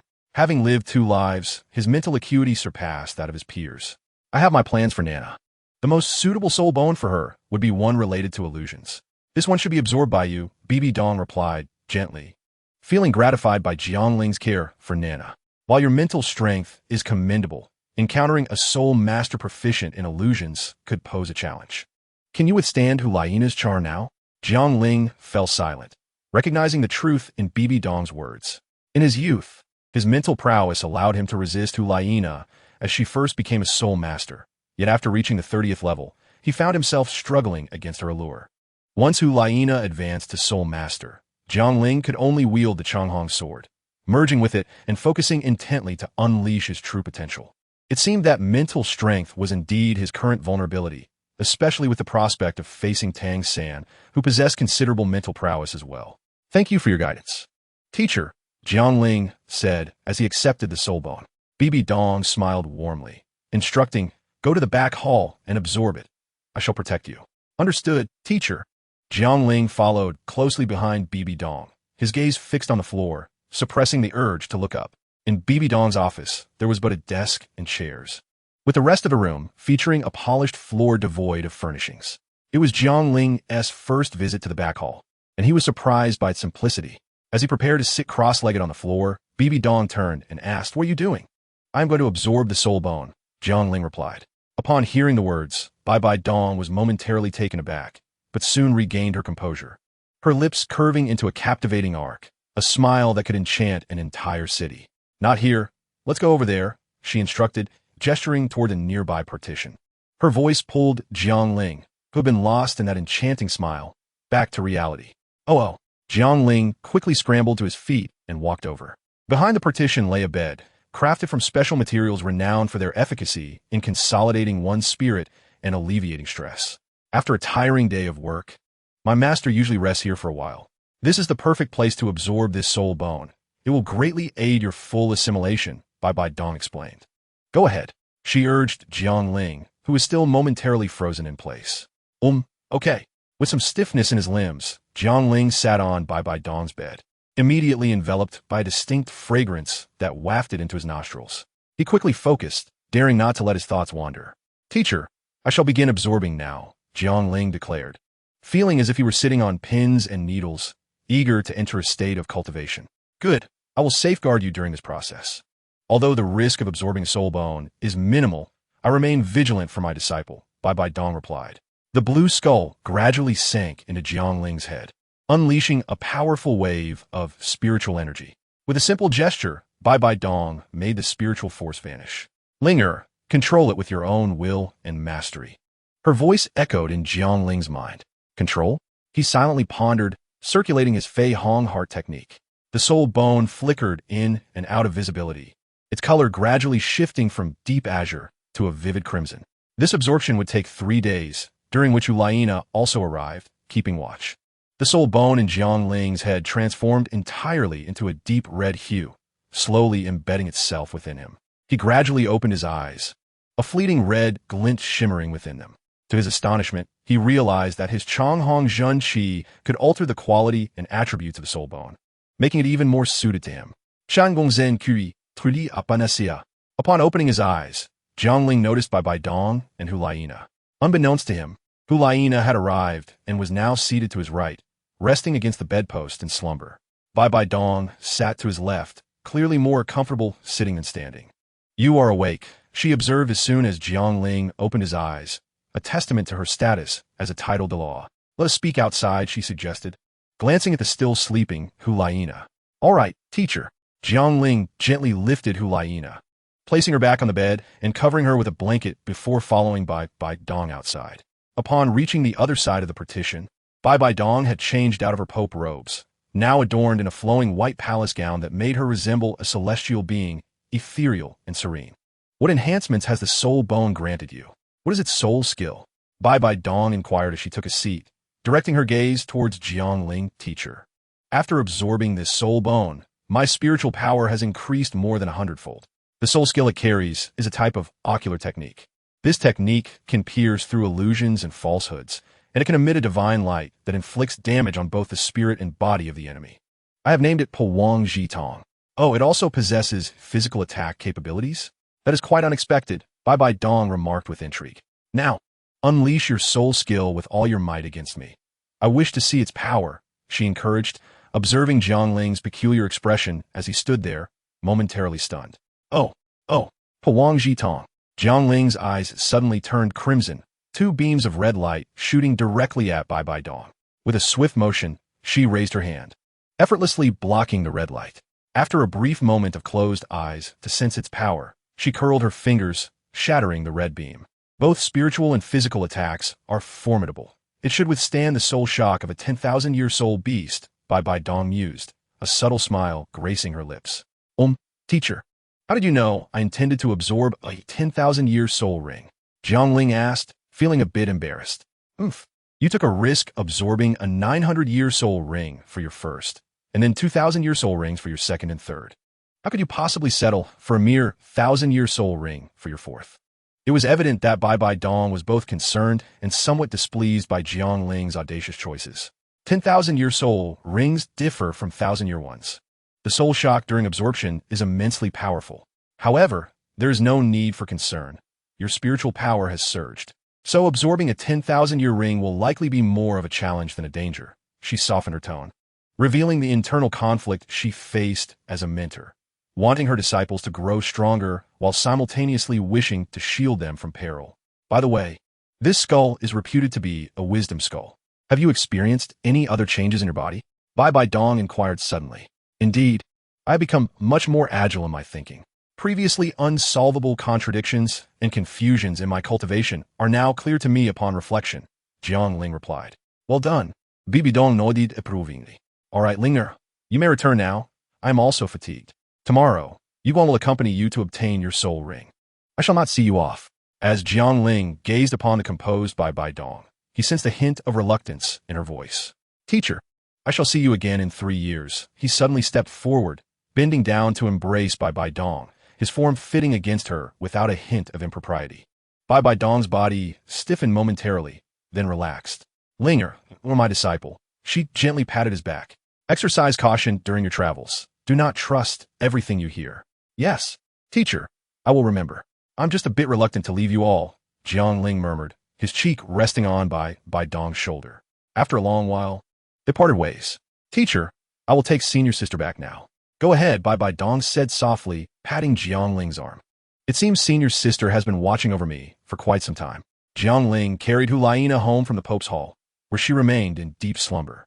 He placed her gently on the bed and observed her for a moment, suddenly realizing that she would surely be hungry upon waking. It was not until 8 o'clock in the evening that Hulaina awoke. Where am I? She wondered, surveying her surroundings in confusion. Senior sister, you are awake. Come eat. The meal is just ready. Jiangling's voice interrupted her thoughts. Xiaoling, have you finished absorbing? Are you all right? Hulaina exclaimed, rushing over to grasp Jiangling's arm with urgency. Of course, Jiangling, noting her concern, decided to tease her and feigned a sorrowful expression. I'm fine. You. Hulaina huffed, stepping on Jiangling's foot. Ouch, ouch. I apologize, senior sister. Don't be upset. Look at what I made for you. You must be hungry. So hurry and try it, Jiangling urged, leading Hulaina to the dining table. After the last time he struggled for hours to prepare a simple bowl of clear noodle soup, Jiangling had dedicated considerable effort to improving his culinary skills. Gurgle, gurgle. The sound of Hulaina's stomach growling echoed through the room, causing her cheeks to flush as she eagerly picked up her chopsticks and began to eat. Jiangling stood by, serving her dishes while admiring her adorable demeanor. The appetite of girls is indeed modest. Even when her stomach growled, she did not consume much. Senior sister, I will depart for the Xingdou Great Forest tomorrow. Hulaina paused mid-bite, falling silent. Typically so chatty, they found themselves at a loss for words in this moment of parting. Observing Hulaina meticulously eating her rice grain by grain, Jiangling suddenly recalled a saying from his past life. When a couple finds themselves in an uncomfortable silence or conflict, the best course is often to simply kiss. Jiangling intended to put his thoughts into practice, believing that true knowledge arises from experience. Suddenly, he grasped Hulaina's shoulder. What are you doing? Hulaina exclaimed, startled by Jiangling's sudden action, causing the bowl in her hand to clatter onto the table like a frightened little rabbit. Jiangling did not respond to her inquiry. His hands and mouth moved incessantly, and before long, Hulaina felt utterly drained, being half-supported by Jiangling as they slowly leaned towards the bed. Overcome with confusion and passion, Hulaina began to retaliate against Jiangling's advances. Jiangling removed her cumbersome black garments, and then, without further ado, He was pushed away by Hulaina. Jiang Ling slapped his right hand in frustration, exclaiming, "This is all your fault." Inside the room, Hulaina buried herself beneath the blankets, her hand covering her flushed cheeks, whispering, "What have I just done?" The next day, Bai Dong did not come to see him off, yet Jiang Ling was aware that his teacher was undoubtedly observing him from somewhere nearby. Indeed, that was the case. No one relishes scenes of parting, and the Pope was no exception. However, Hulaina's absence left Jiang Ling somewhat anxious. She won't be angry, will she? Xiaoling, it's time to go. Elder Yuguan interjected, "Just wait a moment." After a brief pause, Jiang Ling sighed, "Alas, Elder, we should depart. It seems my senior sister will not come. Xiaoling Zi, please wait." Just as Jiang Ling took a few steps, a clear and pure voice called from behind. "Senior sister." Jiang Ling turned back and ran towards Hulaina. Mutual effort is meaningful. It is through cherishing one another that bonds endure. Looking at Hulaina in his embrace, Jiang Ling smiled. "I thought you were upset and wouldn't come to see me off." I was indeed angry." "You were too much yesterday," Hulaina retorted, her brows furrowing in annoyance. Yet paired with her slightly flushed cheeks, there was a unique charm to her demeanor. Introduction: all matters in the world revolve around the sword. Train the strongest sword, slay the mightiest foes, and protect those closest to you. Amidst the divine realm's grand assault, Jiang Ling, wielding the Changhong sword, saved the boy behind him, saying, "Live on with a smile on my back."